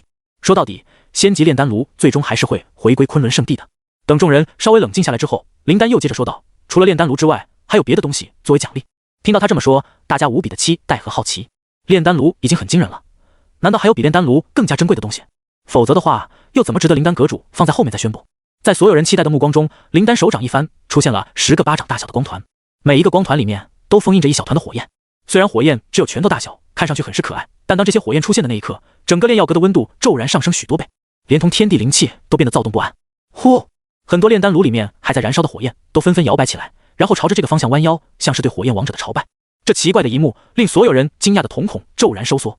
这10团火焰有古怪，仙火，全都是仙火！禁欲仙君下亦是失声惊叫，所有人也纷纷跟着叫出了声。什么？这些都是仙火吗？10种不一样的仙火，怪不得我体内的火焰瑟瑟发抖，原来是10团仙火。每一种仙火都拥有毁天灭地的恐怖力量，这10团仙火要是全都释放出来，那毁灭性不可想象。我好像认出来了，那一团带点淡蓝色的，好像是传说中的南冥离火，最炽热、最纯粹，如同小太阳一样的火焰，是不是太阳真火？像海洋一样在流动的青色火焰，一定就是碧海青天岩了吧？那是幽罗冰岩吗？好似炽热到极点，又好似寒冷刺骨，太诡异了，完全抓不住它的火焰特性啊！所有人眼神前所未有的火热，都围在这10团火焰面前，努力辨认着他们的身份。没有人辨认出其中一种火焰，都会在人群中引起一阵此起彼伏的惊叹声和欢呼声。紫薇天火、九死轮回炎等等一系列的火焰被大家一一认出之后，众人的身体激动到颤抖不已，不少人甚至泪流满面，一点都不夸张。只有炼药师才知道这些仙火对他们来说究竟意味着什么。就算不能亲自拥有，能看一眼此生也无憾了。对他们来说，一种好的火焰几乎等同于半条命了。至于仙火，他们真是想都不敢想啊。因为仙火的产生，要么是自然诞生的天地之火，比如灵丹拿出来的火焰就是天地自然诞生的类型；要么就是通过特殊功法、秘术、体质修炼产生的火焰，比如慕言的天地神炎。按照质量来讲的话，慕言的天地神炎比这10团仙火还要强悍。因为天地神炎的产生是炎灵圣体和地级功法炎神诀互相成就的结果，是天地间最为爆裂、炽热的火焰之一。在这10团火焰中，特性和天地神炎相近的就是太阳真火了。但太阳真火不如天地神炎，通过特殊体质、秘术产生的仙火，他们是想都不敢想了。因为这是有大气运的超级天才才有可能拥有的，一般人不可能遇到。而自然产生的仙火，每一种都极为独特，数量稀少，想遇见一种都很难。就算遇见了，以他们的实力，想要收取威力毁天灭地的仙火，那就是自寻死路啊！所以他们基本和仙火没有任何缘分。可现在林丹一下子就拿出了10份仙火，在众人面前展示，给他们带来太过巨大的冲击了。阁主，这10份仙火代表着什么呢？不会也是要给我们的吧？有一位8品炼药师又期待又紧张地询问道。所有人的心都被提到了嗓子眼了。他们知道灵丹阁主会将仙火展示出来，一定有他的理由，大概率是和之前的仙级炼丹炉一样的奖励制度。咕嘟，有人狠狠地咽了一下口水，眼睛瞪得滚圆的，眼珠子都要掉出来了一样。察觉到无数双目光都满是火热，期待的聚集在自己的脸上，灵丹这次露出了一丝微笑。他点头承认了，没错，这些仙火都是用来奖励的，谁做出了巨大的贡献，就有资格兑换一份仙火。虽然心里面早就有所准备了，可当他们亲耳听到灵丹这么宣布的时候，还是忍不住爆发出了强烈的欢呼声来。卧槽，卧槽，卧槽啊！真的是奖励，整整10份仙火都拿来做奖励，如此大的手笔，唯我昆仑圣地。别说10份了，哪怕只是1份，放在外界都能让人争得头破血流。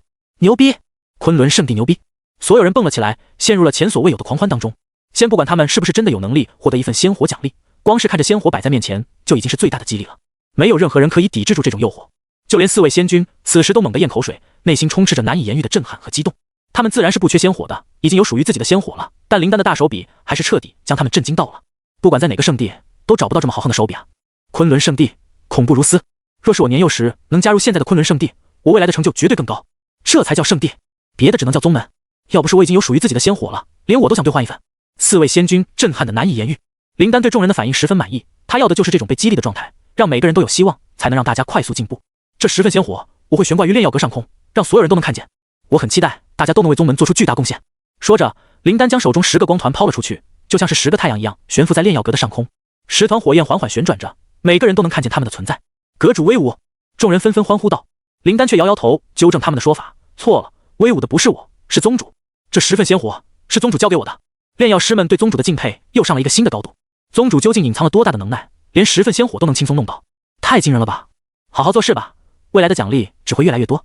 留下这么一句话之后，灵丹的身形便在原地缓缓消失，只留下满心激动的众人。一时之间，炼药阁开始更加内卷了。有的炼药师努力研究各种天材地宝的药性变化，有的则是努力提高自己的炼药水平。低级的炼药师们纷纷做出突破，有从1品炼药师提升到2品的，也有8品炼药师提升到9品的，甚至从9品炼药师突破到1品炼药仙师的都有好几个。如此盛况，也只有在昆仑圣地这里可以看到了。在悟道茶树之下小憩的叶晨打了个响指，懒洋洋地道：“小月现身。”他话音一落，就像是言出法随一样，小月就突然之间在他身边冒了出来。对他来说，昆仑圣地之内的一切都尽在自己的掌控当中。想要把小月召唤过来，那可太简单了，就是一个响指的事情罢了。但如此突兀的事情，却让小月懵逼了。因为此刻的他清洁溜溜，身上还有很多香香的泡泡，而他还搓着头发，正忙着洗头。上一秒，他在浴室里自我清洁，这一秒，他怎么就突然出现在了叶晨的面前？小月呆愣了足足好几秒钟，脑子完全空白，失去了思考的能力。他就这样保持着双手抓头，两腿岔开的姿态站在叶晨的面前。啊！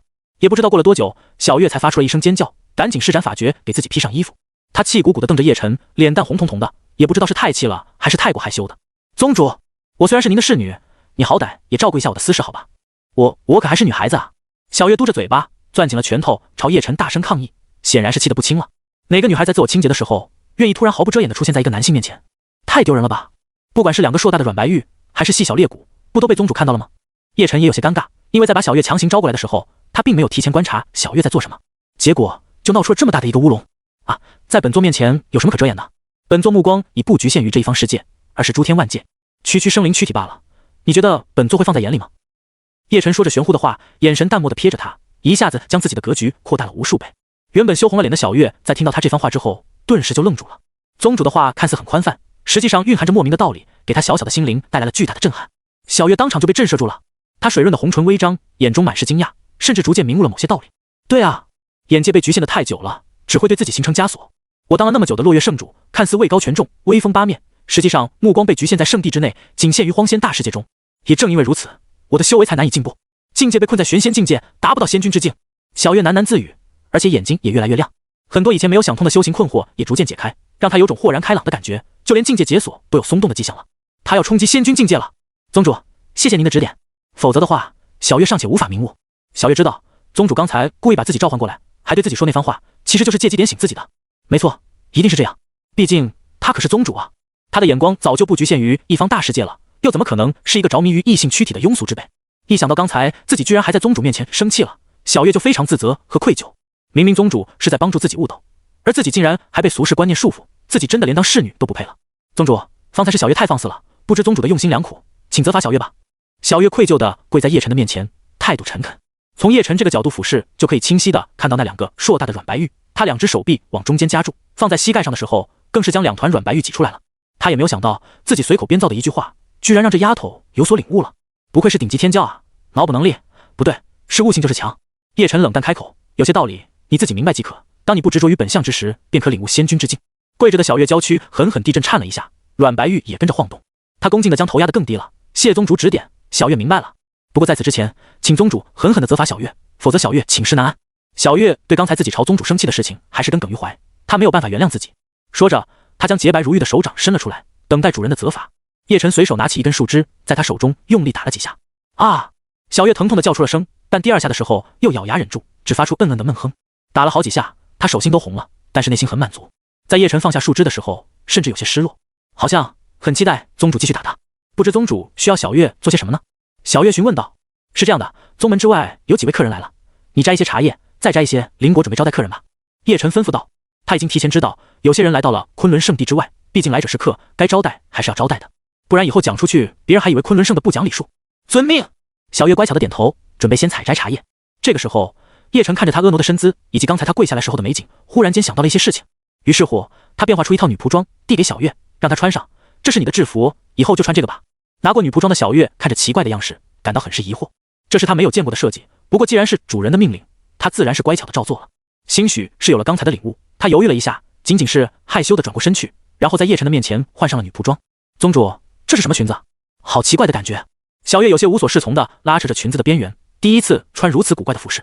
双腿套上了薄薄的一层白色丝袜，刚好落在大腿的位置，将丰腴的大腿肉勒得稍微陷了进去。整套女仆装是白色和粉色相间的，粉色的蓬蓬裙很短，到大腿的部分，腰间是用白色的丝带束起来的，将它完美的线条勾勒了出来。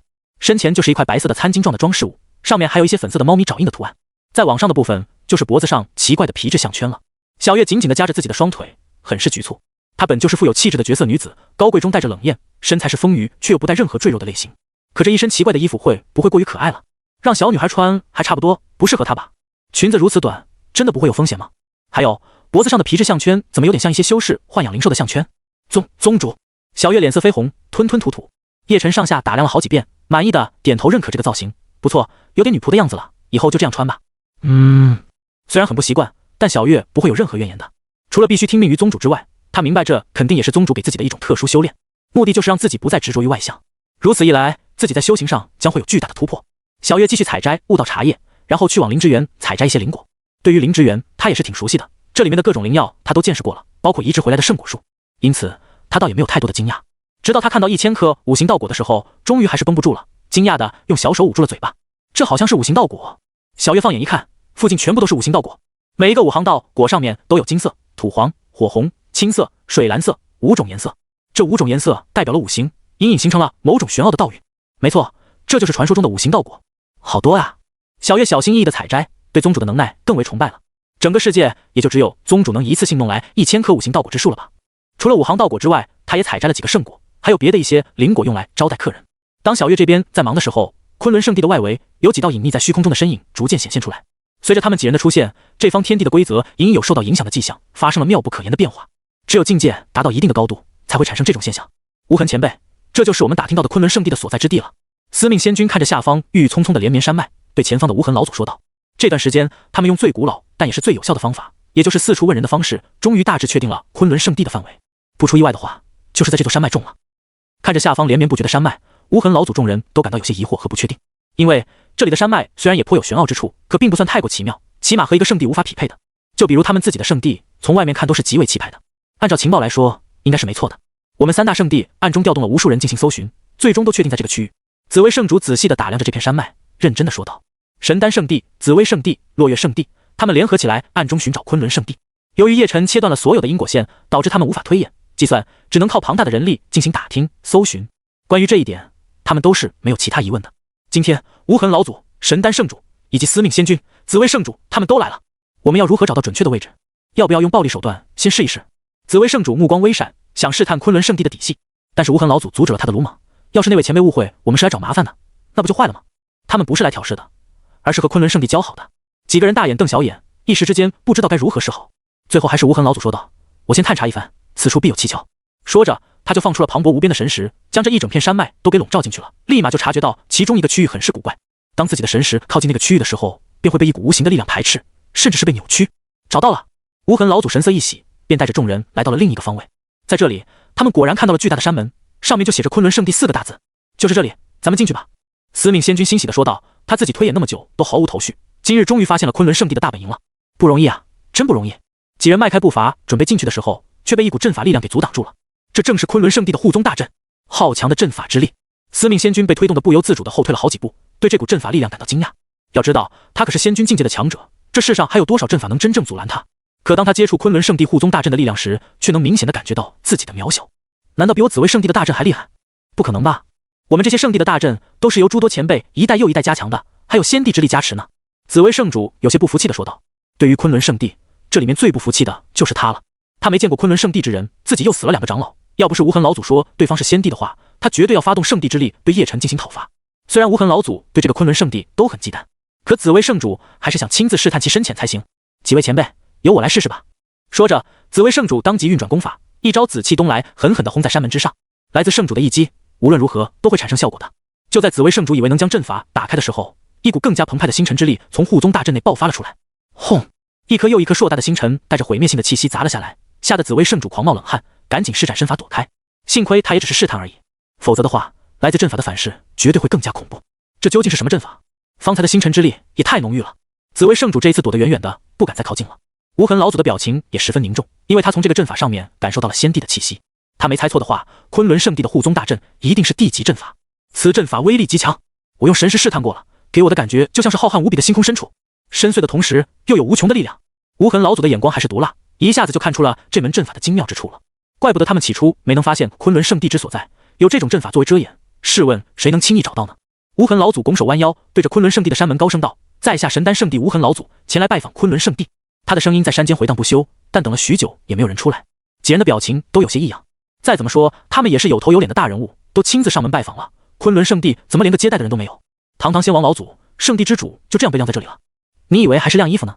偏偏他们又不敢发飙，只能安慰自己，这里也没外人看到，倒也不算丢脸了。在下无痕，求见前辈。无痕老祖再次开口，接连喊了10声都没有人理会，又等了1个小时，几人已经在犹豫要不要继续等下去了。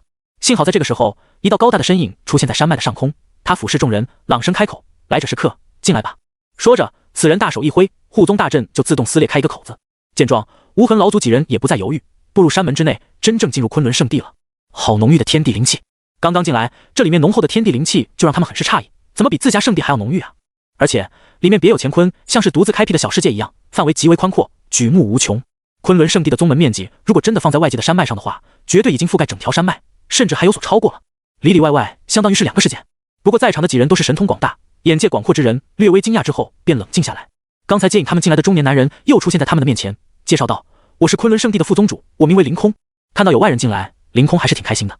被宗主赐予了副宗主的职位之后，他其实也没什么事可做。无痕老祖是第一批外人，凌空道友。无痕老祖也向凌空拱手。对于昆仑圣地副宗主的境界，无痕老祖很是好奇，于是他自己悄悄地放出一缕神识，想要探查凌空的底细。但他刚有点小动作，就被凌空发现了。凌空转头似笑非笑地对他说道：“无痕道友，若是想一较高下的话，我们可以找个时间切磋一下，偷偷摸摸的事情就不必做了吧。”闻言，无痕老祖尴尬的老脸微红，但令他震惊的是，凌空的感知居然如此敏锐。他堂堂仙王巅峰的超级强者，号称先帝之下无敌的境界，做一点小动作会被凌空发现，除非凌空也是这个级别的超级高手。昆仑圣地真是深不可测呀！无痕老祖心中感叹，这究竟是怎样一个圣地？今日他必定要好好见识一番。跟在后面的司命仙君、紫薇圣主、神丹圣主几人就更加不敢大声说话了。他们也看出来了，这位副宗主凌空已经相当于圣地老祖级别的超级高手了，自己还真没资格在他面前说话。一路往里走，无痕老祖见偌大的圣地却连个人影都没有，感到很是疑惑。凌空道友，贵宗怎么没有弟子？无痕老祖忍不住询问道。凌空说道，本宗门尚未正式开山收徒，所以没人。听到这里，无痕老祖和神丹圣主忽然明白了，叶晨绑架了那么多人，就是让他们来昆仑圣地打工的是吧？感情你们昆仑圣地全靠抢啊！越往里走，他们就越惊讶。昆仑圣地的规模巨大也就算了，很多的设施哪怕是隔着老远都能看出极为不凡。就比如说那高悬在天空的巨大黑洞，那到底是什么东西？隐隐给人一种惊悚感。还有，在路过一个叫做原始剑宫的地方时，他们都感受到了强烈的剑意在不断的吞吐，仿佛整个原始剑宫都要活过来了一样。这究竟有什么作用？令他们同样在意的是，有一位身穿红色长裙、身材火辣的女子，就翘着二郎腿坐在原始剑宫牌匾之上，笑脸盈盈地注视着这边。无痕老祖内心很是警惕，因为他从那位红裙女子身上感受到了不弱于自己的境界波动。妈的，又是一尊仙王巅峰！无痕老祖简直要骂出声来了。他怎么感觉仙王巅峰像大白菜一样，昆仑圣地之内随处可见？凌空注意到几人的目光，便随口介绍道，那位是红莲长老，平时镇守原始剑宫的。几人很快就路过了藏经阁，在藏经阁的大门口，有一位身穿雪白长裙的女子正悠闲恬静地翻阅古籍。这位女子身上没有任何波动，可她就像是世上最纯净的雪莲花一样，仿佛和天地都融入一起了。雪莲察觉到有外人靠近，有些不喜地蹙眉，然后凭空消失不见了。刚才那位是我们的雪莲长老，平时镇藏经阁。凌空又随口介绍道。无痕老祖在一旁面带微笑的点头，看似很平静，可内心早就已经泛起了惊涛骇浪了，因为他看出来了，那位名为雪莲的长老又是一位仙王巅峰的超级高手。妈的，到底是怎么回事？刚进入昆仑圣地就已经看到3位仙王巅峰了，底蕴这么深厚的势力，为什么这么低调？司命仙君几人安静如鸡，一个比一个乖巧。他们看不出红莲和雪莲的大致境界，只知道那2位气质不同的绝色女子深不可测，绝对是凌驾于生灵之上的盖世强者。昆仑圣地着实可怕。紫薇圣主在心里庆幸着，幸亏自己不是纯纯莽夫，没有对昆仑圣地掀起战争，否则的话，紫薇圣地绝对要遭受巨大的危机。就目前昆仑圣地展现出来的力量而言，一个仙帝加上3个仙王巅峰，足以给紫薇圣地带来毁灭式的打击了。当然了，依靠各种底蕴，紫薇圣地大概率还能苟延残喘，可那样的紫薇圣地和一般小宗门也没什么两样了吧？幸好啊，幸好！紫薇圣主紧张兮兮，凌空把他们带到了主殿之内。叶晨就高坐在宝座上，身穿粉白色女仆装的小月就在一旁贴心的伺候，又是倒茶又是喂水果的。晚辈见过前辈。无痕老祖带领众人朝着叶晨恭敬行礼。坐吧，来者是客，我这也没什么好酒好菜，只有一些普通茶水招待。叶晨挥手说道。小月上前给几人倒茶，送上果盘，前辈请慢用。多谢。司命仙君点头致谢的时候，忽然发现这女子怎么如此眼熟，定睛一看，卧槽，这不就是我们圣主吗？圣主？怎么是你？你怎么穿成这个样子？司命仙君忍不住叫了起来，整个人都无比的茫然，现在的圣主完全就是一副侍女的样子啊，哪里还有之前高高在上、贵气难言的圣主模样？而且他穿的什么乱七八糟的？小月有些难为情的抿了抿红唇，然后说道：“司命前辈，小月现在已经不是落月圣主了，小月只是宗主的侍女而已。”此言一出，别说是司命仙君了，就连无痕老祖等人脑子都轰的一声嗡嗡作响，所有人都难以置信的盯着小月，简直不敢相信他为什么能说出这些话。作为圣地之主，一定是高贵而傲慢的，高高在上的姿态，仿佛可以主宰任何生灵才对啊！他怎么变化这么大？他还说愿意当宗主的侍女，到底是怎么回事啊？司命仙君无法接受这一点，他们整个圣地都在寻找圣主，就是想把他解救出来，回来主持大局。可谁能想到，高贵的落月圣主早就变成他人的侍女。圣主，不可戏言，你的身份关乎整个圣地。司命仙君严肃地说道。如果是之前，小月一定会同意他的话，但现在小月只想全心全意地待在主人的身边。司命前辈，谁能当圣主？小月不在了，也不会影响圣地运转的。请司命前辈回去之后，尽快选出新的圣主吧。说完，小月就回到了叶晨的身边，双手交叠放在大腿间，显得无比乖巧。司命仙君彻底傻眼了，他根本就没有想到事情会变成这个样子。他们落月圣地的人都以为圣主一定在某个地方遭受折磨，时时刻刻都想回落月圣地，但小月哪里还有半点要回去的样子？人家连圣主都不当了，反而愿意当侍女。落月圣主，你的话是认真的吗？神丹圣主忍不住询问道。同为圣主，他就更加不能理解落月圣主的选择了，除非他的意识被人操控，已经不是原本的他。小月认真的点头说道，千真万确。小月现在只想侍奉宗主。所有人都沉默了。司命仙君如坐针毡，简直哭笑不得。完了完了，圣主变侍女了。要不是场合不对的话，他说什么都要抓住小月好好盘问一番。叶晨也微笑的开口，她现在是我的女仆，谁要强行带走她的话，最好先问问我。这句话是他微笑的说出来的，可落在众人耳中的时候，却势如雷霆，震耳欲聋，极具威慑。这声音如同9天之上的灭世雷霆，在众人的耳中隆隆作响，震慑着所有人。好强的实力，这就是先帝之威吗？明明一点修为波动都没有展现，光靠一句话就差点将我的神魂震散了。紫薇圣主恐惧的把头垂得更低了。按理说，作为圣地之主，他去到哪里都可以保持足够的地位和身份，不需要向任何人低头。就算是面对无痕老祖这样的老资格强者的时候，紫薇圣主也只是保持恭敬而已，根本不需要有太多畏惧，因为他代表了整个紫薇圣地，他说的话就相当于整个紫薇圣地说的话。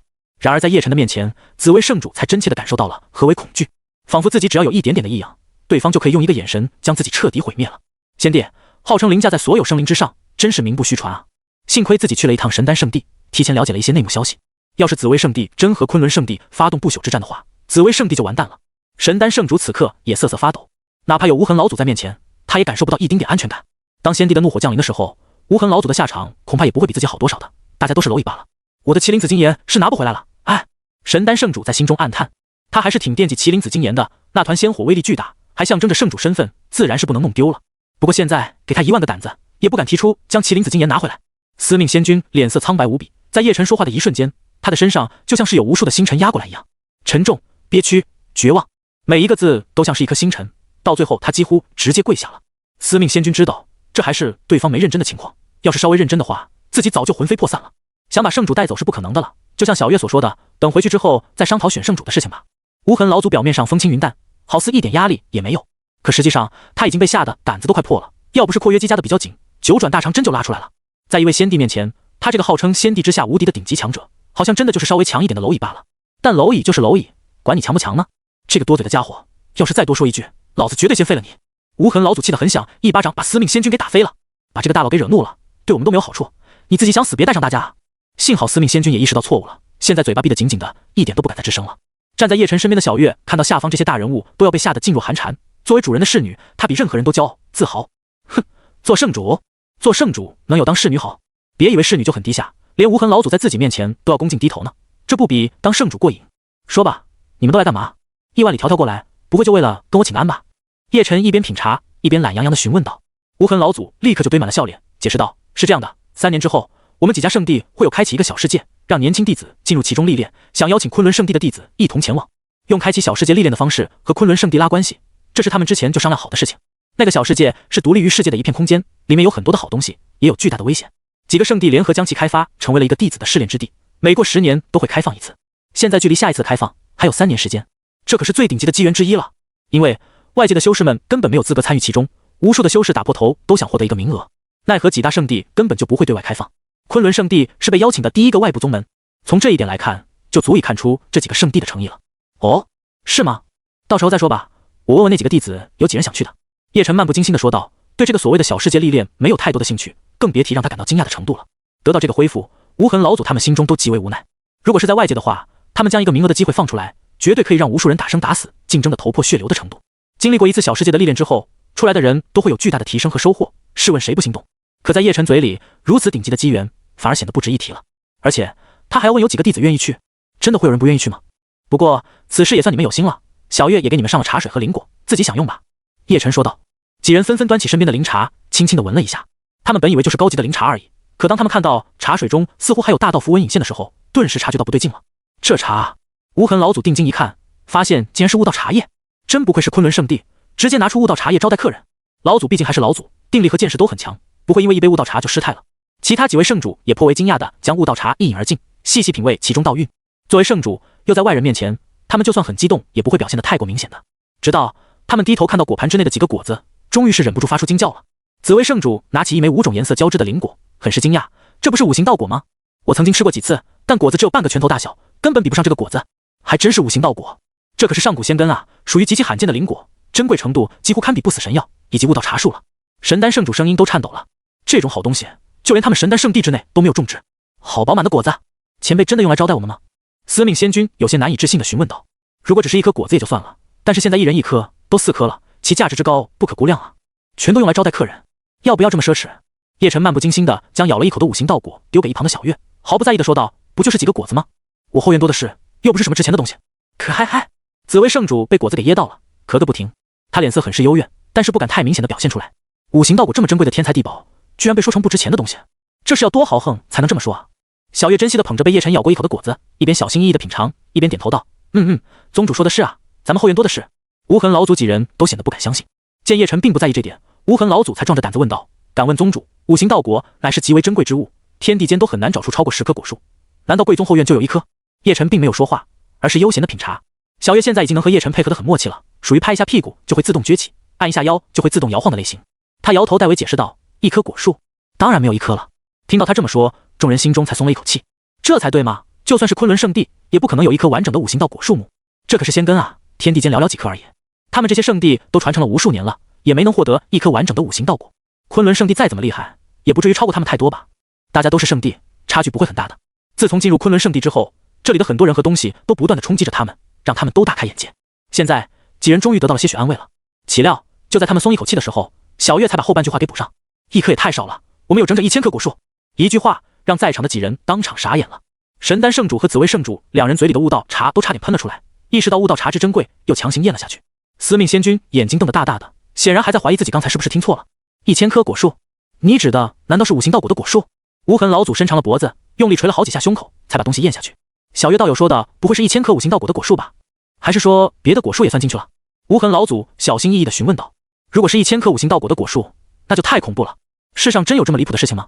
小月知道这些事情都是宗主默许可以说出去的，因此他也没什么担心，便说道：“那当然是1000棵五行道果的果树了。如果要加别的果树，那就不止1000了。”小月很是骄傲地抬着头，现在他是昆仑圣地的一份子，说起昆仑圣地的各种底蕴，他也引以为傲。也就只有昆仑圣地能拥有如此惊人的好东西了。死！无痕老祖惊得倒吸了一口凉气，心中已经掀起了惊涛骇浪，无数的卧槽就堵在嘴边说不出来。司命仙君默默地将悟道茶喝光，还不忘记把茶叶嚼碎了咽下去。他算是看明白了，小月留在这里绝对是自愿的，而不是被操控的。换作是自己的话，也想留下来了。紫薇圣主和神丹圣主两人也完全说不出话了，他们怀疑自己是不是在做梦啊？如果不是做梦的话，现实中又怎么可能有1000棵五行道果的果树呢？就当是做梦好了。吃完了五行道果之后，他们又默默开始品尝圣果。这是出自原初神山的圣果，他们是知道的。叶晨从原初神山那里把圣果树给弄回来，这不是什么秘密。但是和这些五行道果放在一起，圣果也不算什么了。除了这些之外，还有别的灵果，虽然比不过五行道果和圣果，但放在外界也很珍贵了。东西吃完，茶也喝完了，无痕老祖再次说明本次的来意，就是邀请昆仑圣地的弟子在3年之后参加小世界试炼。他们也带来不少的礼物，比如一些天材地宝和等级很高的兵器之类的。不过叶晨看都没有看，就让小月收走了。几人内心苦涩，这些都是他们精心挑选了好久的宝物，本以为能让叶晨夸几句，结果人家一眼都没看。放在昆仑圣地内，这些宝物确实也不算什么了。宗主，我们几人可否去看望曾经的同宗？无痕老祖询问道。被叶晨绑架的那4位仙君以及3000位炼药师入境出境究竟如何？他们都很想知道。现在昆仑圣地还属于人丁凋零的阶段，那些炼药师肯定被当成牛马一样使用吧？想想就觉得可怜。在神丹圣地，他们是身份尊贵的炼药师，来了昆仑圣地就只能当牛马干活了。现在过去见见他们，以后天人永隔。提出这个请求之后，叶晨也同意了，让小月带他们过去。众人刚刚离开大殿，叶晨就得到了系统的提示：启禀宿主，检测到一位地级资质的弟子，请前往收徒。哦，又有奖励包了，那挺不错啊。还是地级资质。叶晨将黑龙召唤过来，参见宗主。是否有事让黑龙去办？黑龙恭敬地询问道。黑龙作为仙王巅峰的强者，自从被召唤出来之后，就和白龙一起镇守昆仑圣地，平日里也会去混沌界那边感悟修炼。像他们这种级别的顶尖强者，通常不遇到大事的话是不需要出手的。叶晨吩咐道：“你去帮我带个人回来，咱们宗门又要多一个弟子了。”属下遵命。得到了信息之后，黑龙便离开了昆仑圣地，前往那位地级资质弟子出现的地方。而无痕老祖他们此时正向炼药阁那边走去。去炼药阁的路上，司命仙君还是不习惯往日的圣主变成了侍女。小月，从神丹圣地来的那几位道友，他们都还好吧？司命仙君叹了口气，询问道。小月理所应当的回答：“哦，他们每天都在炼丹，根本停不下来。”无痕老祖和神丹圣主两人心情立马沉重了几分。果然如此，就和他们预想的一样，恒成仙君他们现在肯定过得很艰难，很痛苦，很辛苦。哎，炼药师来了这里，肯定比不上在神丹圣地的待遇啊。等接近炼药阁的时候，他们忽然间停下了脚步，满脸诧异的看着前方那座高大的建筑，因为他们已经闻到了从这座建筑中飘过来的阵阵药香了。好香的药味，他们果然是在炼药吗？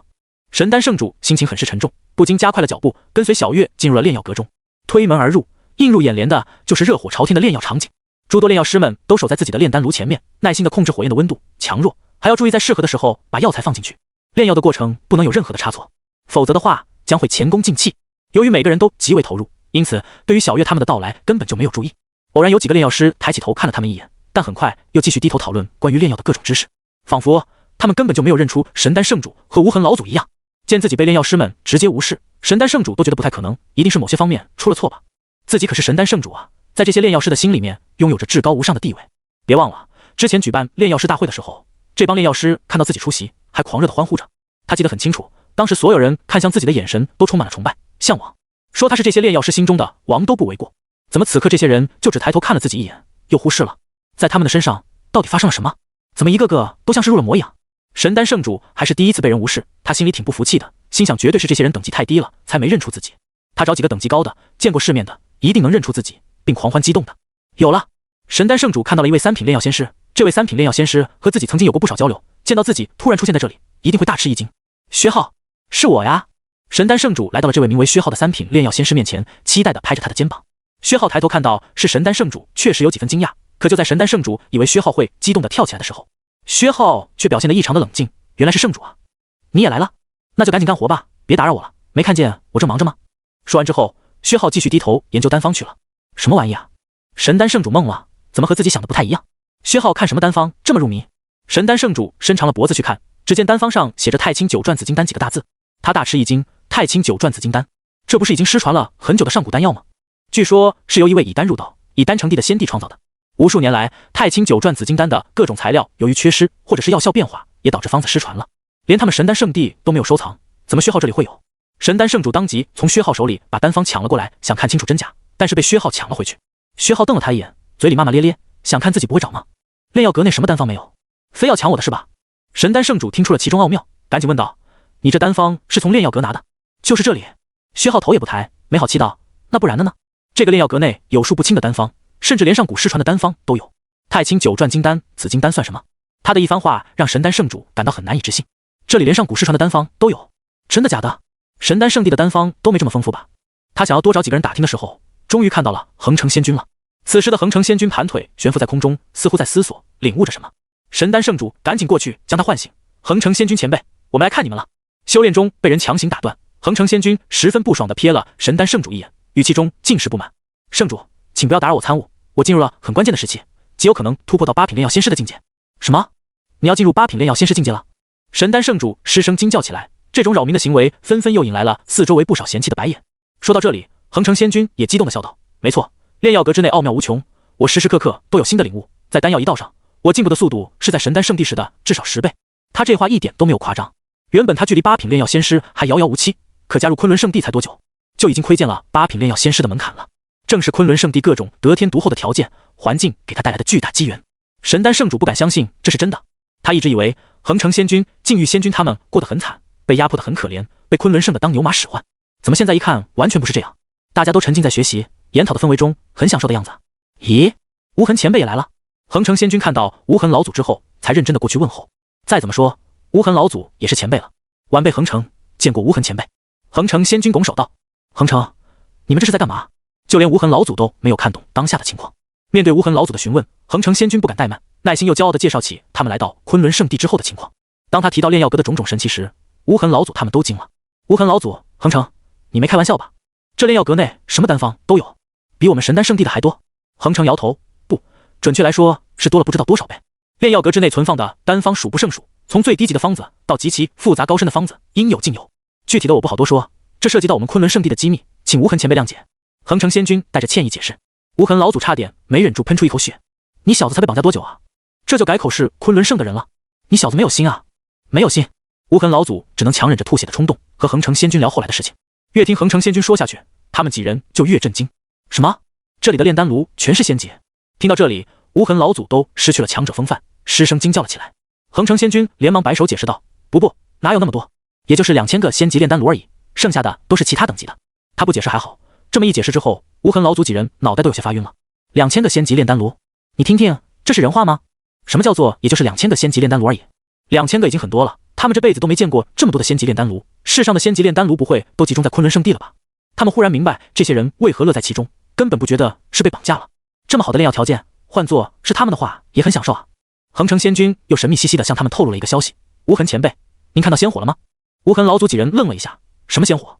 恒城仙君着急地说道：“当然是10大仙火了，那可是宗主亲自找来奖励我们这些炼药师的，谁获得了巨大的功绩，就有可能兑换1团仙火，而且任选。”见他们还是没听明白，恒城仙君只好带他们来到外面，指着环绕在炼药阁最顶端的10团仙火，看，那就是最大的奖励，所有人都为了仙火而奋斗。恒城仙君眼神满是火热，虽然说他早就已经有了属于自己的仙火，对这10团火焰需求不大，但试问有哪个圣地有这么大的魄力，直接拿出10团仙火当做奖励，就这么高高的挂在上面，就怕你看不见。想拥有，可以努力创造自己的价值吧。无痕老祖和神丹圣主眼睛都直了，这10团仙火给他们带来了巨大的冲击。那是太阳真火，南冥离火，竟然真的全都是仙火！大手笔，大手笔啊！神丹圣主简直不敢相信自己的眼睛，就连他们都拿不出这么多仙火当做奖励，如此庞大的气魄，你能不服？无痕老祖对叶晨产生深深的佩服和崇敬，那位前辈的能耐和格局，真的不是我们能比的。他们这2个来自神丹圣地的人苦兮兮的对视了一眼，都十分苦涩。怪不得恒城仙君他们都不想离开了，这么好的条件，谁想走啊？老祖，我也想。神丹圣主弱弱的开口，还没等他说完，就被无痕老祖无情打断了。不，你不想。他知道神丹圣主想说什么，一定也想被绑架留在这里了。几人在这里转了一圈之后，根本就没人在乎他们，实在找不到存在感的他们，只好灰溜溜的离开了。今日之行也不是没有任何收获，起码他们和昆仑圣地这个极其神秘又强大的势力结交了好的关系。在他们离开之后不久，被叶晨派出去执行任务的黑龙已经出现在一处高空之上。这里是东胜大陆青云境，根据宗主给的信息，那位未来的弟子就是青云境之人。黑龙直接施展开自己庞大无比的神识，将整个青云境都笼罩了进去，以这种霸道又直接的方式开始地毯式寻找。一个青云境的面积是极其辽阔的，很多修士一辈子都未必能走完区区一个青云境。可是在黑龙面前，只需要探出神识，一切便了然于心。如此磅礴、霸道、直接、强大的神识之力，也彻底惊动了青云境之内很多沉睡的高手们。不少沉睡中或者潜修中的强者纷纷被惊醒，他们每个人都露出了惊恐、慌张的神色，因为在那道神识之下，自己里里外外都被扫描了个遍，所有的隐秘都无所躲藏。甚至于那道神识如果有一丁点想要灭杀他们的想法的话，他们所有人都必死无疑。好恐怖！是哪位强者降临青云境了吗？这实力是哪个境界？我一个天境界的老祖都心慌了，难道对方是玄仙、仙君还是仙王？我们这偏僻小的怎么会出现这种神秘强者？希望只是路过而已。无数被惊醒的强者们都心慌慌的，背后全是冷汗，想着赶紧找一个更加隐秘的地方沉睡，或者是加强所有的防护阵法。可他们都明白，在那道神识之下，所有的安排都是自我安慰罢了，毫无用处。修为很低的修士们没有这么敏感，他们只知道刚才出现了短暂的心悸，还以为是自己快要猝死了。在青云境的某一处深山之内，有一位浑身是血的少年正在和一群人厮杀。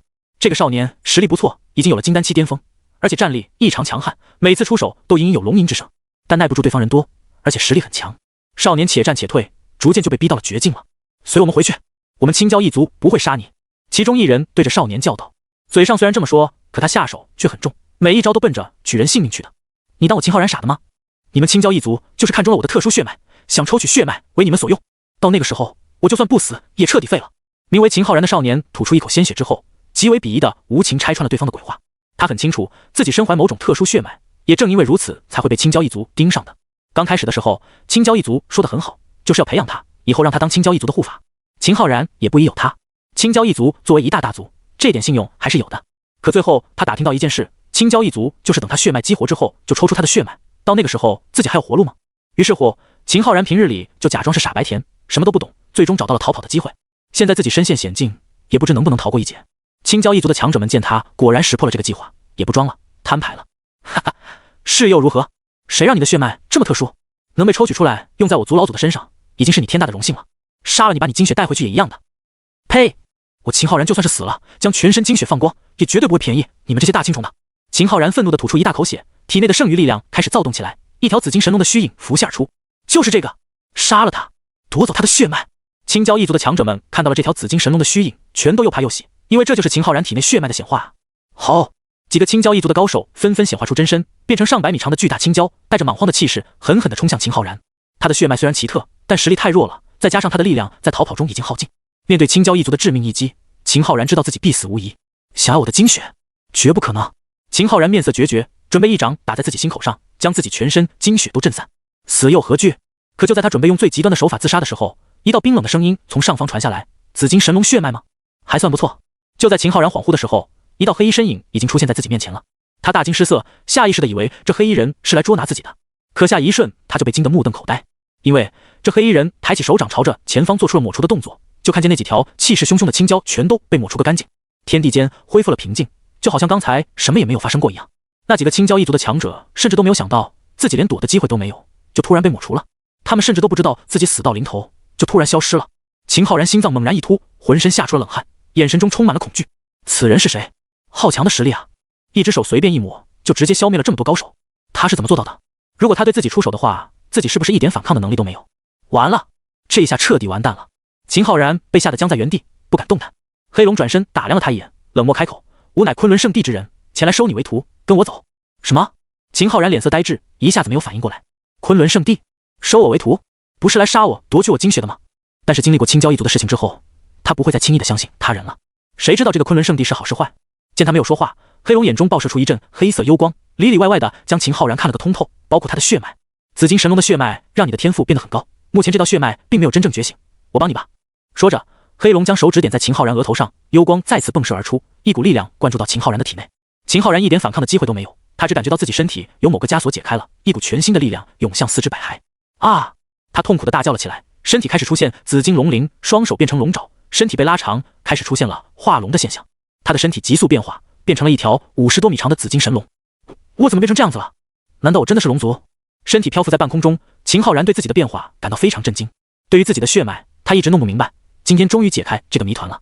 没错，你是紫金神龙一族，在龙族中都是最顶层的种族。黑龙淡淡的说道。不过他还是很疑惑，因为他能够感觉到秦浩然的体内还有另外一种力量存在。以他仙王巅峰的实力，居然没能完全看透，看来只有宗主才能知道了。感谢前辈指点。所以前辈要收晚辈为徒吗？弟子拜见师。秦浩然激动的变回人形，迫不及待的要拜师，但是被黑龙给拦了下来。黑龙罕见的紧张了，千万别拜我，我没资格当你师尊，是我们宗主要收你为徒。宗主？秦浩然忽然好奇起来，这位黑衣前辈都这么厉害了，那位宗主又该强到何种地步？前辈现在是要回昆仑圣的吗？可是晚辈有些担心青蛟一族会不会给宗门带来麻烦。秦浩然紧张地问道，他不想自己的到来给昆仑圣地带来麻烦。青蛟一族的势力太大了，据说那族的族长都是真仙境界的，老祖更是地仙，甚至有可能是天仙。要是被他们知道自己进入了昆仑圣地，麻烦就大了。幸好前辈瞬间灭掉了这几个青蛟一族的强者，消息应该不会泄露出去的。哼，区青蛟一族算什么东西？若他敢说半个不字，灭了就行。黑龙没有将青蛟一族放在眼里，如此霸道的语气让秦浩然震撼不已。那可是底蕴深厚的青蛟一族啊，昆仑圣地都不放在眼里吗？自己到底拜入了怎样强大的宗门？走吧，去一趟青蛟一族，就看他们识不识相了。说着，黑龙提起大惊失色的秦浩然，撕裂空间就消失在原地了。青蛟一族的祖地之内，他们的老祖已经进入最后的衰败了。秦浩然的精血还没拿回来吗？一群废物！青蛟老祖无比震怒，他目前是天仙境界，5000年前冲击玄仙境界失败，还被敌人偷袭重创。从那之后，他机体衰败，寿命削减，如果再不成功突破的话，他必死无疑。秦浩然体内紫金神龙血脉就是他唯一的希望。原本想等到秦浩然紫金神龙的血脉咀嚼醒之后就抽取出来，却没想到那小子很聪明，找机会逃了。6翼金鹏那边的情况如何？他们这几千年来一直蠢蠢欲动，就等着我死了。青蛟老祖阴恻恻地询问道。他们和6翼金鹏一族一直都是敌人，5000年前他就是被6翼金鹏的老祖偷袭，才导致重伤不愈的。所以6翼金鹏那边随时都会按捺不住杀过来的。如果自己没突破，6翼金鹏又发起战争的话，青蛟一族就真的危险了。就在他担心这件事的时候，一个紧急信报就传了进来。报告老祖，报告族长，6翼金鹏举全族之力杀过来了，他们杀过来了。这个消息像是滔天巨浪一样，彻底引爆了整个青蛟一族。什么？6翼金鹏杀过来了？妈的，一群狗东西！青蛟老祖勃然大怒，真是怕什么来什么，自己实力跌到谷底了，6翼金鹏一族果然就杀过来了。可是到如今不打也不行了，先将6翼金鹏击退，再全力寻找秦浩然，只要能融合他的血脉，那么青蛟老祖就还有希望。干了！迎战！青蛟老祖愤怒的一巴掌将宝座给拍烂了，然后下令让族人做好准备，拼了命也要挡住6翼金鹏的进攻。最近青云境很不安稳，因为6翼金鹏一族和青蛟一族暗流涌动。今天6翼金鹏一族终于发起灭族之战了，吸引了整个青云境的目光，无数的修士都聚拢过来了，都想看一看两族大战究竟能有多激烈。听说了吗？6翼金鹏一族全出动了，这架势明显就是要灭掉青蛟一族啊！这下精彩了，灭族之战啊！不知道是哪个族群更强。据说6翼金鹏一族的老祖已经突破到玄仙了，所以才发动灭族之战的。那青蛟老祖还不是玄仙？他是个屁的玄仙！5000年前他突破失败，还受了重伤，没有掉下天仙境界就不错了。青蛟一族要危险了，哪怕是拼上族中的底蕴，也未必能赢了。两族交战引发了整个青云境的关注，在得知6翼金鹏一族的老祖已经突破到玄仙境界的时候，所有人都明白青蛟一族凶多吉少，除非有奇迹发生。6翼金鹏的军队铺天盖地，黑压压的一大片朝着青蛟一族的住的压了过来，一望无际的队伍让人看一眼都觉得呼吸困难，压迫感实在是太重了。为首的自然是身披黑金铠甲的6翼金鹏老祖，身后是诸多强者，光是天仙境界的就有3个了，剩下的地仙境界的强者有5、6个，真仙有10来个，再往下的渡劫期几十个，大成期就更多了，足足有上百个，余下的强者更是不计其数。这就是一个强大族群的底蕴。虽然说和圣地相比还是差了很大一截，毕竟他们的顶尖战力也只有玄仙而已，但这股势力放在整个荒仙大世界中都能叫得出名号了。青蛟老祖，滚出来！当队伍停下之后，6翼金鹏老祖发出了如同天雷滚滚一般的吼声，传遍了整片天地。那些在遥远天边观战的修士们都感觉到躯体和神魂跟着震颤，好似随时都要下跪一样。这就是强者的威压。青椒老祖脸色铁青地带领族中强者飞上高空，眼神怨毒，仇恨地盯着6翼金鹏老祖，恨不得活剐了对方。老东西，5000年前的仇恨我还没报呢，你就自己送上门来了，这么急着找死吗？青椒老祖语气怨毒地讥讽起来。如果没被偷袭的话，自己也不至于到今天还有严重的暗伤。闻言，6翼金鹏老祖得意地哈哈大笑了起来，光明正大地摊牌了。你还记得呢？我当年隐藏这么好，你都知道是我偷袭的，看来你对我是真爱啊！一句话又把青椒老祖差点气得吐血了。我真爱你妈逼！新仇旧恨，今日见分晓吧！说着，青椒老祖将自己的兵器给掏了出来，这是一柄长戟兵器，通体青金之色，异常的沉重，稍微用点力都能横扫一整座山脉。吃我一戟吧！青椒老祖调动了体内所有力量，灌注到手中战戟内，猛然打出惊世骇俗的一击。青色长戟贯穿了虚空，带着沉重的气势朝着6翼金鹏老祖砸了过去。虽然他境界跌落到了天仙境8重，可战力还是非常可怕的，举手投足之间有毁天灭地之势。望着如此惊人的一击，6翼金鹏老祖依旧笑脸盈盈，根本就没当回事，以卵击石罢了，不值一提。6翼金鹏老祖风轻云淡的笑道，随手打出了一道仙光，巨大的力量将战戟打得节节败退。强大的反震实力把青椒老祖震得差点当场吐血。你果然已经突破到玄仙境界了。青椒老祖不可思议地瞪着对方，他非常不甘心，自己境界跌落也就算了，死对头还成功突破了，难不成今日青椒一族真的要被灭族了吗？请主气！被逼到了绝境，青椒老祖咬破手指，甩出一滴精血飞入祖地当中，让那个沉睡中的祖气苏醒。轰隆隆，随着一阵惊天动地的轰鸣声响起，浩瀚的力量也从祖地中爆发出来，一道光芒冲出，青椒老祖飞身而上，一把将这道光芒给握住。等到光芒散去之后，众人才看到这竟然是一杆青色的巨斧，上面还有青色的龙鳞点缀，这就是青椒一族的祖器青椒神斧。据说这把青椒神斧是远古时期一位青椒一族的强者在死前用自己的肉身炼制的，还融入了自己的部分神魂，属于强大的仙器。青椒一族花了很长时间祭炼青椒神斧，妄想将其祭炼成准地器，可是准地器怎么可能如此轻易成功？哪怕不到准地器，在一众仙器中，青椒神斧也很厉害了。这把青椒神斧的出现，顿时引起了所有观战修士的惊叹和议论。神斧的来头不小，威能巨大，有成为准地器的资质。哦，青椒神斧吗？早就听说过此神斧的厉害了，今日刚好可以领教一番。6翼金鹏老祖眼睛亮了起来，忽然发出了狂妄的大笑，随后身形暴涨，显化出了真身。这是一头几百丈大小的金色鹏鸟，和其他鹏鸟不一样的是，它身后有3对金色翅膀，每一次扇动翅膀都会刮起一股狂风，将底下的高山都吹得分崩离析。请祖气，流光金翼！6翼金鹏老祖口中发出一声暴喝，只见他身后居然又出现了一对新的翅膀，但是这对翅膀更加的宽大，足足有上千丈。而且当他出现的时候，整片虚空都变得金色迷蒙，好似被一股玄奥的力量扭曲了一样，成为了独特的领域。流光金翼，6翼金鹏一族的祖器，据说是集合了好几位强者尸体得羽翼炼制而成的，有诸多不可思议的能力。有一位见多识广的观战者发出了惊叹，这可是接近准地器的仙器，威能强大。流光金翼加上6翼金鹏老祖玄仙境界的实力，绝对可以暴杀青椒一族。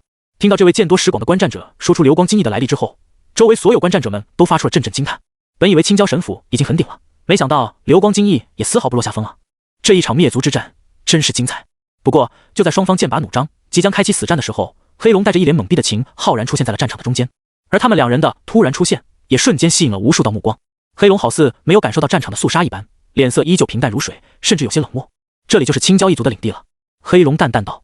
秦浩然直接傻眼了，自己好不容易从青椒一族的祖地逃出去，结果黑龙前辈反而把他带回来了。黑龙前辈，你不会是在演我吧？秦浩然整个人是麻的，青椒一族的祖地是他的噩梦啊！为了从这里逃出去，他花了无数的心思。黑龙前辈怎么会带他回来？再一看周围，他直接失去思考的能力了。这是两族大战吗？无数的强者释放出恐怖的修为波动，那一层层的威压让他这个小修士差点死掉。要不是有黑龙在身边的话，他出现的第一秒钟已经被碾压得粉身碎骨了。无数双目光瞬间聚集在他们两人的身上，所有观战的人都茫然，不知道这是怎么回事，怎么忽然间出现了两个陌生的家伙？他们在干嘛呢？两族大战即将展开，他们出现在中间，不怕死是吧？勇士，真正的勇士就是这样的。你们猜这两个愣头青能活几个呼吸？真不会看局势吗？想出风头也不是这么玩的吧？拿命在玩啊！傻鸟两个，到时候尸体都要被撕成碎片的。所有的观战者都疑惑了，究竟是谁那么不长眼睛，在这个时候出现在战场中间？人家随便一个战斗的余波都能把你们弄死了吧？更别说双方老祖都已经请出了祖器了。对于黑龙和秦浩然两人，没有人觉得他们能活下来。青椒一族看到失踪的秦浩然又突然回来，都激动了起来。青椒老祖更是激动的浑身颤抖，像是见到了救星一样。是你这小子，虽然很迟，但不算很晚。只要抽取你的血脉，我还是有希望回归巅峰并突破的。柳暗花明又一村啊！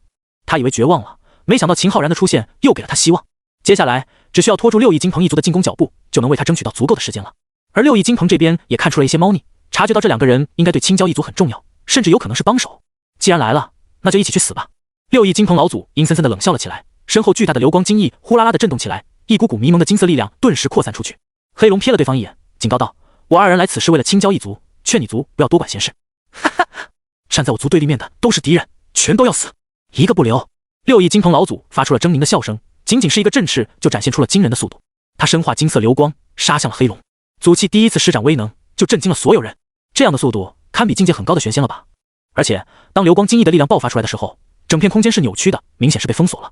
敌人会陷入泥潭当中，只能任人宰割。那2人死定了！所有人都面带冷笑，并不认为黑龙和秦浩然能活下来。糟了，秦浩然不能死！青椒老祖慌了，要是秦浩然死了，自己就没有办法抽取他的精血了。可是6翼金鹏老祖有流光金翼的加持，速度太恐怖了，他根本就反应不过来，就算等他出手，也就不回秦浩然了。前辈，秦浩然吓得浑身僵硬，在这种场合，他的实力太弱了，只能寄希望于黑龙的保护。黑龙不屑地冷哼了一声，不自量力。该说的他都说了，可对方还是冥顽不灵，那就别怪他下手狠了。6翼金鹏老祖的强力一击，同境界的高手都要退避三舍，可在黑龙的眼里还是太弱了。所谓的急速，黑龙也觉得慢吞吞的。黑龙慢悠悠地抬起手掌，朝着虚空轻轻一握，只见一声惨叫忽然间响起，刚才凶悍十足的6翼金鹏老祖凭空爆炸成了一团血雾。一瞬间，全场安静如鸡，一个个目瞪口呆，简直不敢相信自己的眼睛。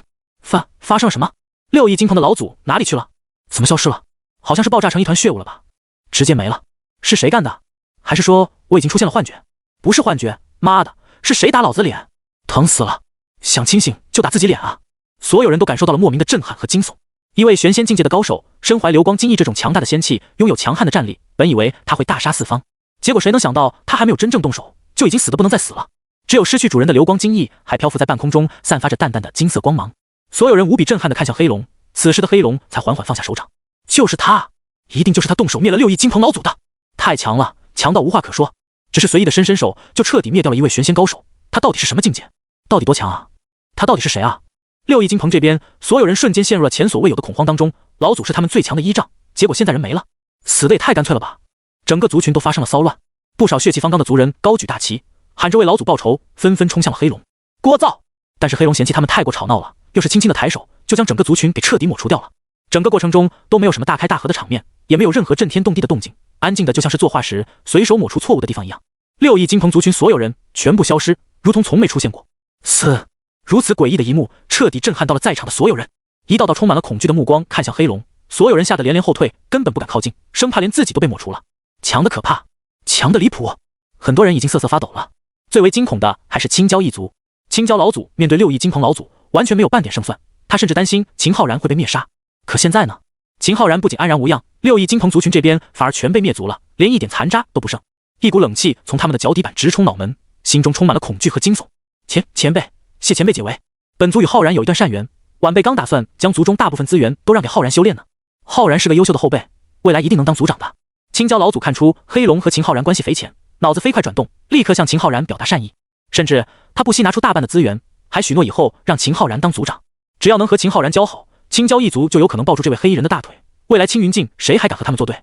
青椒老祖直接就跪了下来。哗，这一跪让所有人都陷入了震惊中。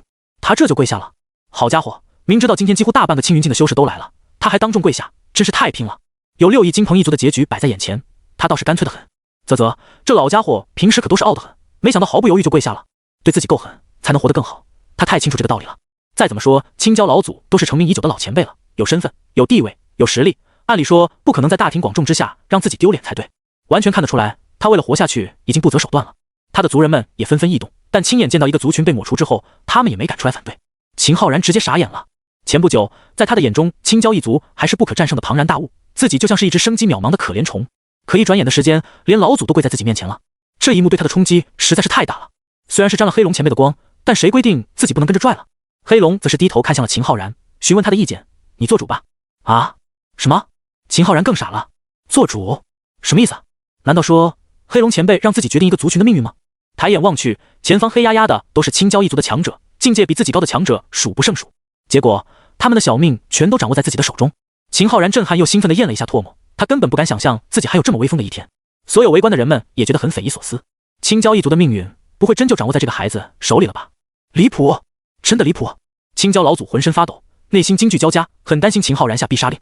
整个族群都陷入了前所未有的慌乱当中，有的人很害怕，有的人觉得很荒唐，也有人愤愤不平。这小子凭什么决定他们的命运？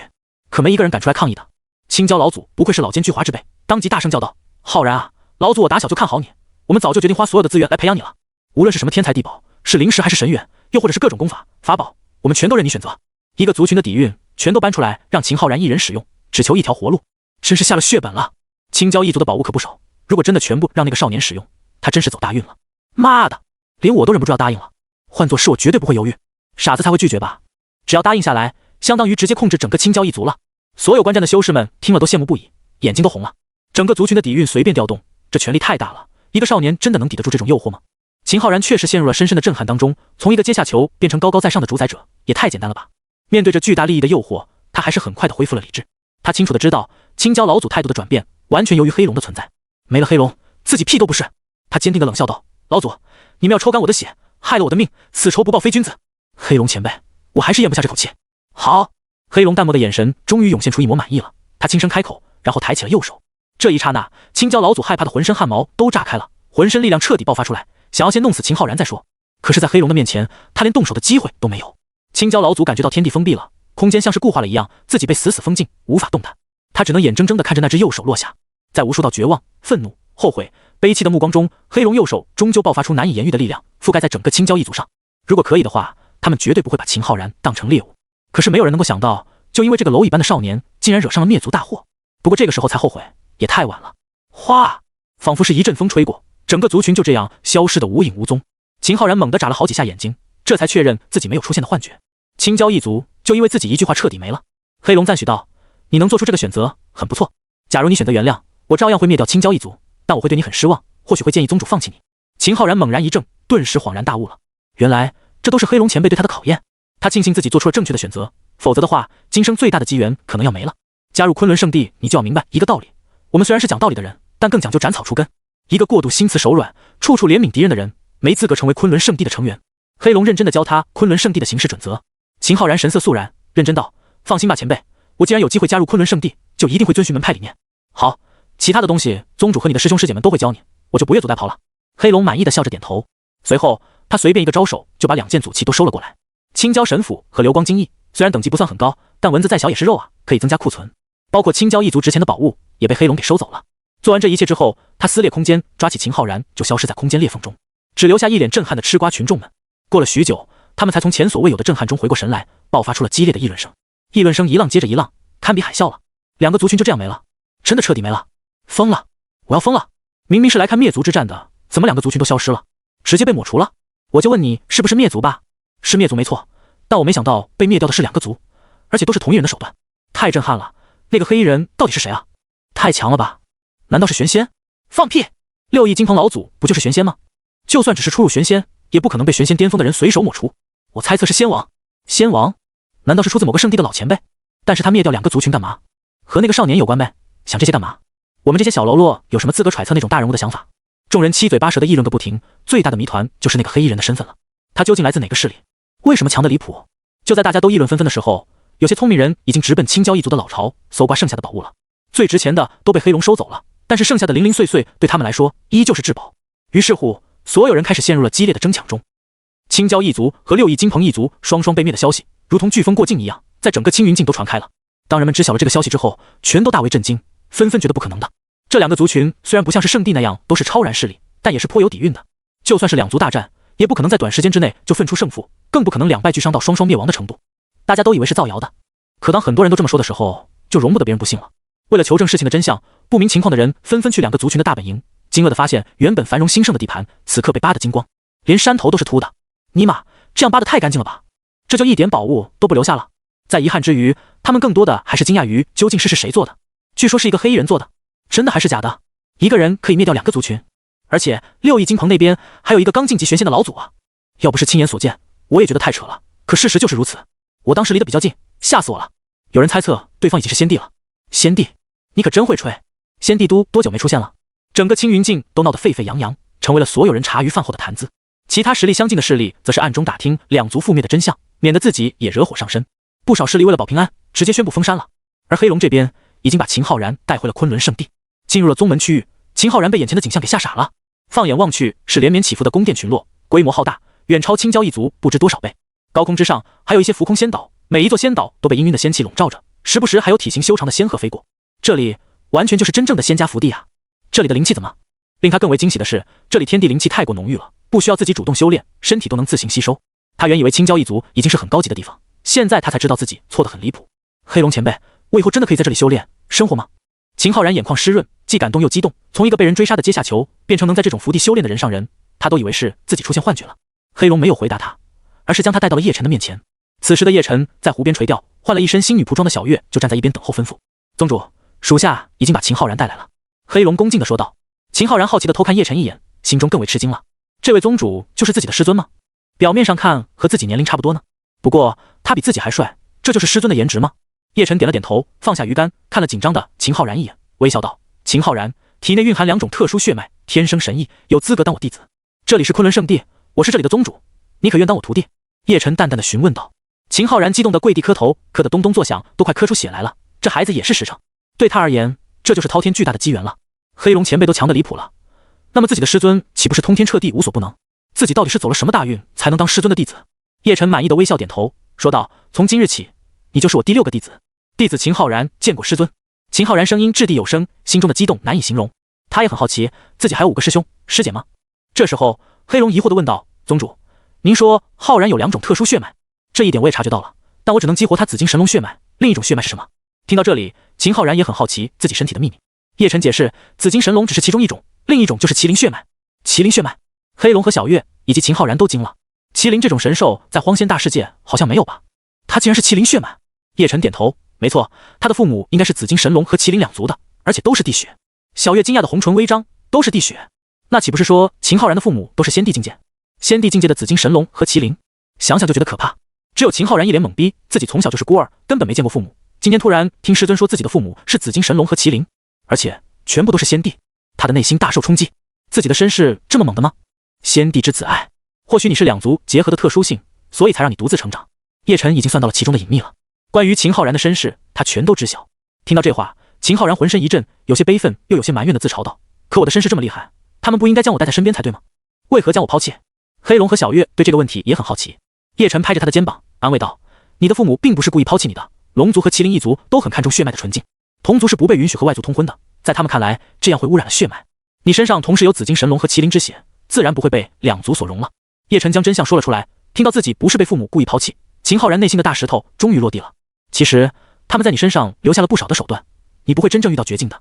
叶晨的眼神好似可以洞察世间的一切隐秘，一眼就看出秦浩然体内所有隐藏的奥秘。2个仙帝的手段又如何？在叶晨的面前照样形同虚设。什么？秦浩然身体一震，陷入了回忆中。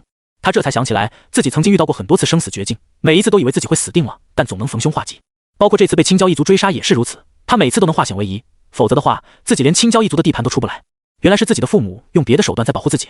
秦浩然忽然没那么怨恨他们了，或许他们也有自己的苦衷吧。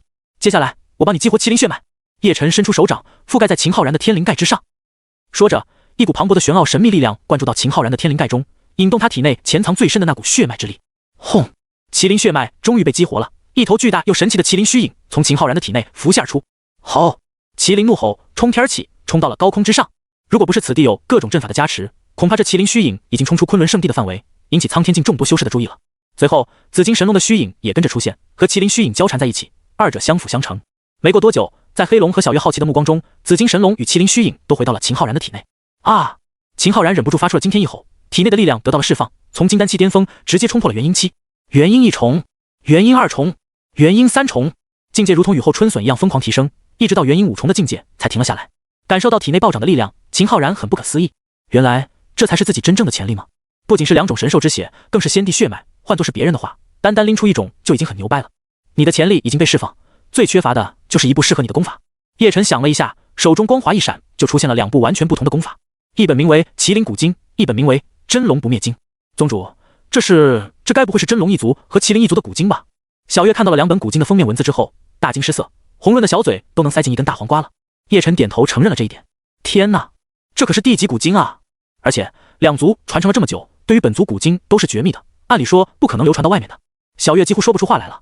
真龙一族和麒麟一族在荒仙大世界其实都没有，他们是分别来自不同的大世界的。想要获得这2个族的古晶，完全不可能啊！首先要分别去到2族居住的大世界，然后再想办法弄到古晶。无论是哪个步骤，难度都巨大无比，就算是先帝都几乎不可能做到才对。秦浩然心情异常激动，如此珍贵的古晶，难道师尊就这样交给自己了吗？这2本古晶都适合你，但也不是全适合你。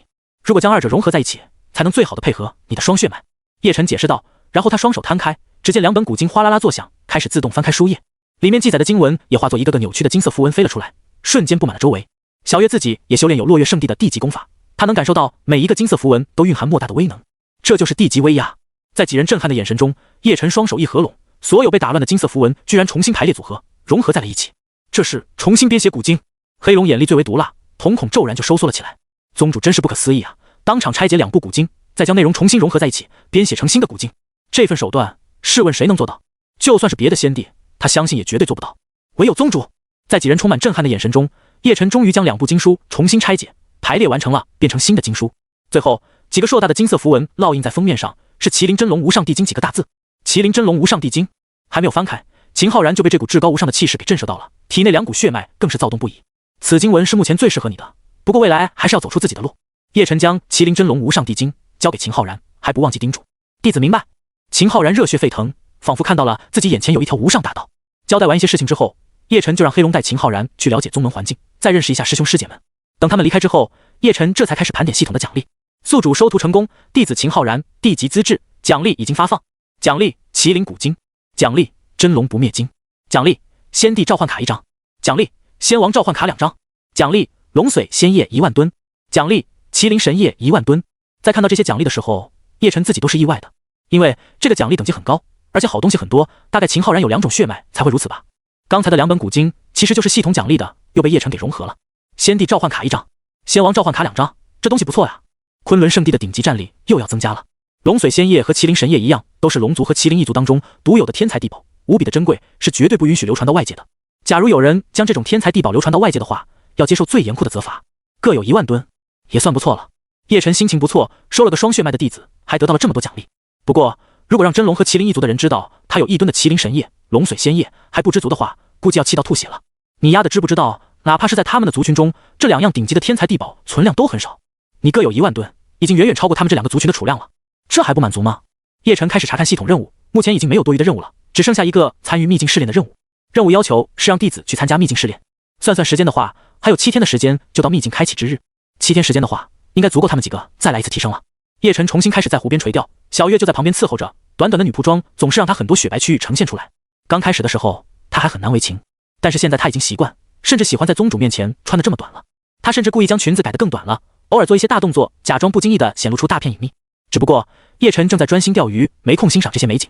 使用先帝召唤卡和仙王召唤卡，不一会儿，2位仙风道骨的男子就来到了叶晨的身边，并深深地对叶晨鞠了一躬。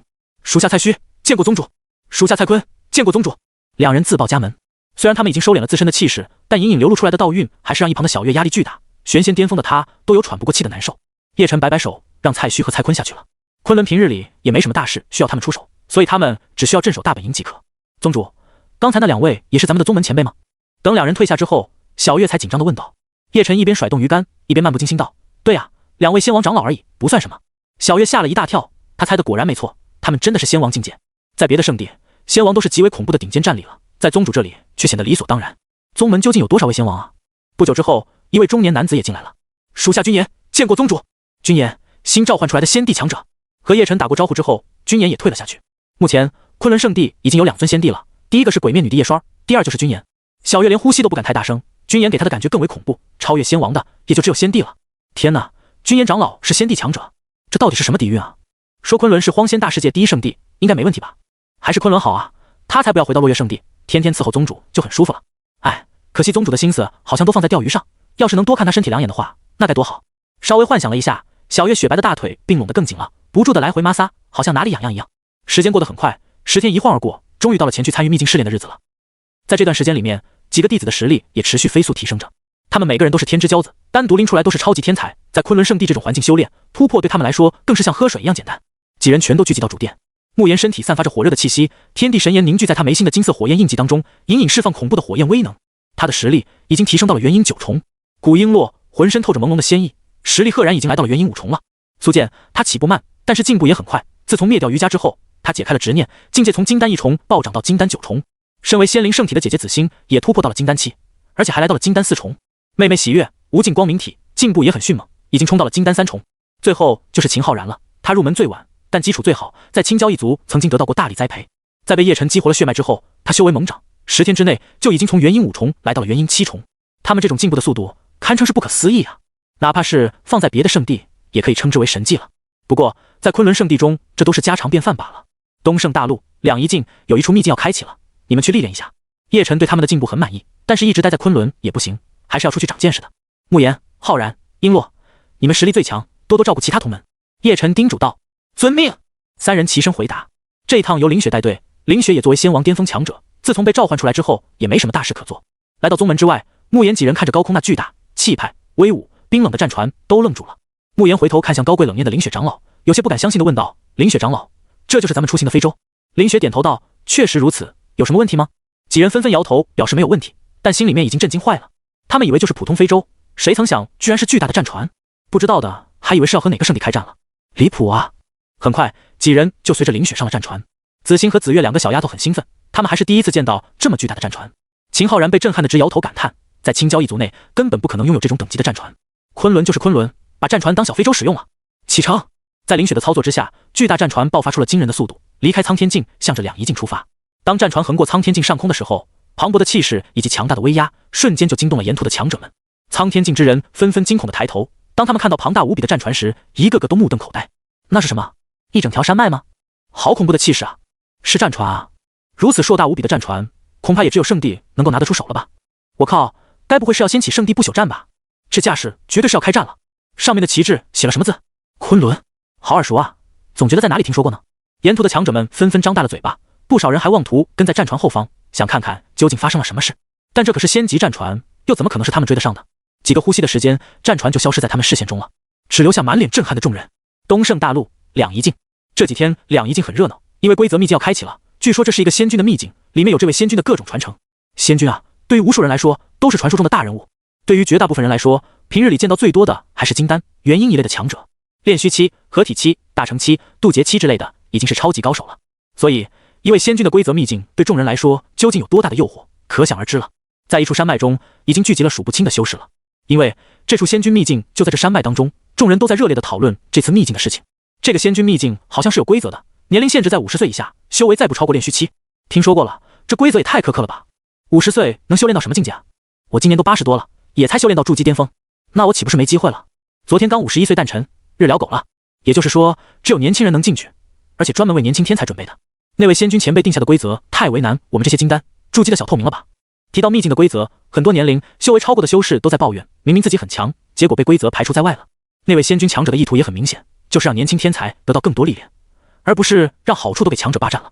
就在众人议论纷纷的时候，一艘巨大华丽的飞行方船从天边驶来，引起了所有人的关注。很快就有人认出这艘飞行方船的来历了，是风灵宗的人来了，还真是风灵宗的。他们这次会派出几位天才出来，他们那几位真传弟子全部都有化神期的修为，据说有几人甚至逼近了炼虚期，在这规则秘境中岂不是乱杀？说起风灵宗的那些真传弟子们，众人都啧啧称奇，因为那些都是难得一见的超级天才啊！5位英俊的男子和5位漂亮的女子从飞行方船上下来了，他们正是风灵宗10大真传弟子。他们的出现也引起了一阵又一阵的惊叹声。这10位修为全部达到了化神期的真传弟子，对这种场面已经习以为常，别人的惊叹声对他们来说是理所应当的。按照规则，他们都在40来岁左右，所以可以进入秘境中。没过多久，一辆巨大的青铜战车被几头异兽拉着，碾压过虚空，发出轰隆隆的声响，也过来了。那是九阳宗的人，竞争太大了吧？连九阳宗的人都来了，这让别人还怎么玩啊？九阳宗也是两仪境内的顶级宗派，底蕴雄厚，培养出来的天才弟子数不胜数。因此，风灵宗和九阳宗的真传弟子们逐一露面之后，立刻就成为了全场的焦点。这些人不愧是天之骄子，男的英俊潇洒，女的如同仙子下凡，每个人气质高贵，傲气十足，完全不将其他人放在眼里。又过了一段时间，天边一股霸道的强烈剑气冲天起，众人纷纷扭头看了过去。一把上百米的巨剑疾驰而来，上面还有好多的青年才俊，很快就来到了山脉之中。是九霄剑派的人，好厉害的剑气，他们全都是强大的剑修。带队的该不会是九霄剑派的大师兄吧？据说他的实力已经到了化神6重了，真的假的？他才40几岁啊！九霄剑派的出现也引来了一阵阵惊叹声，包括九阳宗和风灵宗的人都脸色认真的看了过来。谁都知道纯剑修战力极强，而九霄剑派就是这样一个宗门。从九霄剑派中走出的任何一人都能一剑破万法。在3大宗门齐聚不久，第4个宗门的人也出现了。天边飞来一顶巨大的轿子，这轿子极为豪华，而且是粉色的，时不时就传出莺莺燕燕寻欢作乐的声音。所有人听到之后，脸色都变得很古怪。有些事情不是晚上才做吗？大庭广众之下，白天也要做。飞羽宗就是飞羽宗，从来不在乎世俗的眼光，想干就干，干得响亮。说的难听点，就是一群靠色欲之道修炼的瘾君子。他们还掳走了很多花季少女，供自己修炼，早就臭名远扬了。妈的，飞羽宗真是恶心，毫无廉耻是吧？实不相瞒，飞羽宗虽然名气又烂又臭，但也是我最向往的宗门。当飞羽宗出现之后，人群中便流露出了厌恶、反感的情绪，只因为飞羽宗是一个荒淫无度的宗门，无论是男修还是女修，都靠阴阳调剂来修炼，而且他们的阴阳调剂不分场合、时间，他们经常绑架诸多年轻男女，供自己享乐、修炼。厌恶归厌恶，但他们的实力之强是毋庸置疑的，尤其是那几位真传弟子，境界应该有化神5重左右了。风灵宗、九阳宗、九霄剑派、飞羽宗4大宗门齐聚，真传弟子齐齐出动，给所有人都带来了巨大的压力。有这些天之骄子在，其他人真的还能捞到别的好处吗？随着时间的推移，秘境还没有开启，人聚集的越来越多。就在不少人都等得不耐烦的时候，天边忽然间传来了一阵低沉的轰鸣声，好像地震一样。所有人诧异地望向那边，心想现在也没有地震啊，怎么会有如此巨大的声响？很快，在众人惊讶和疑惑的目光中，一艘硕大无比的战船出现了。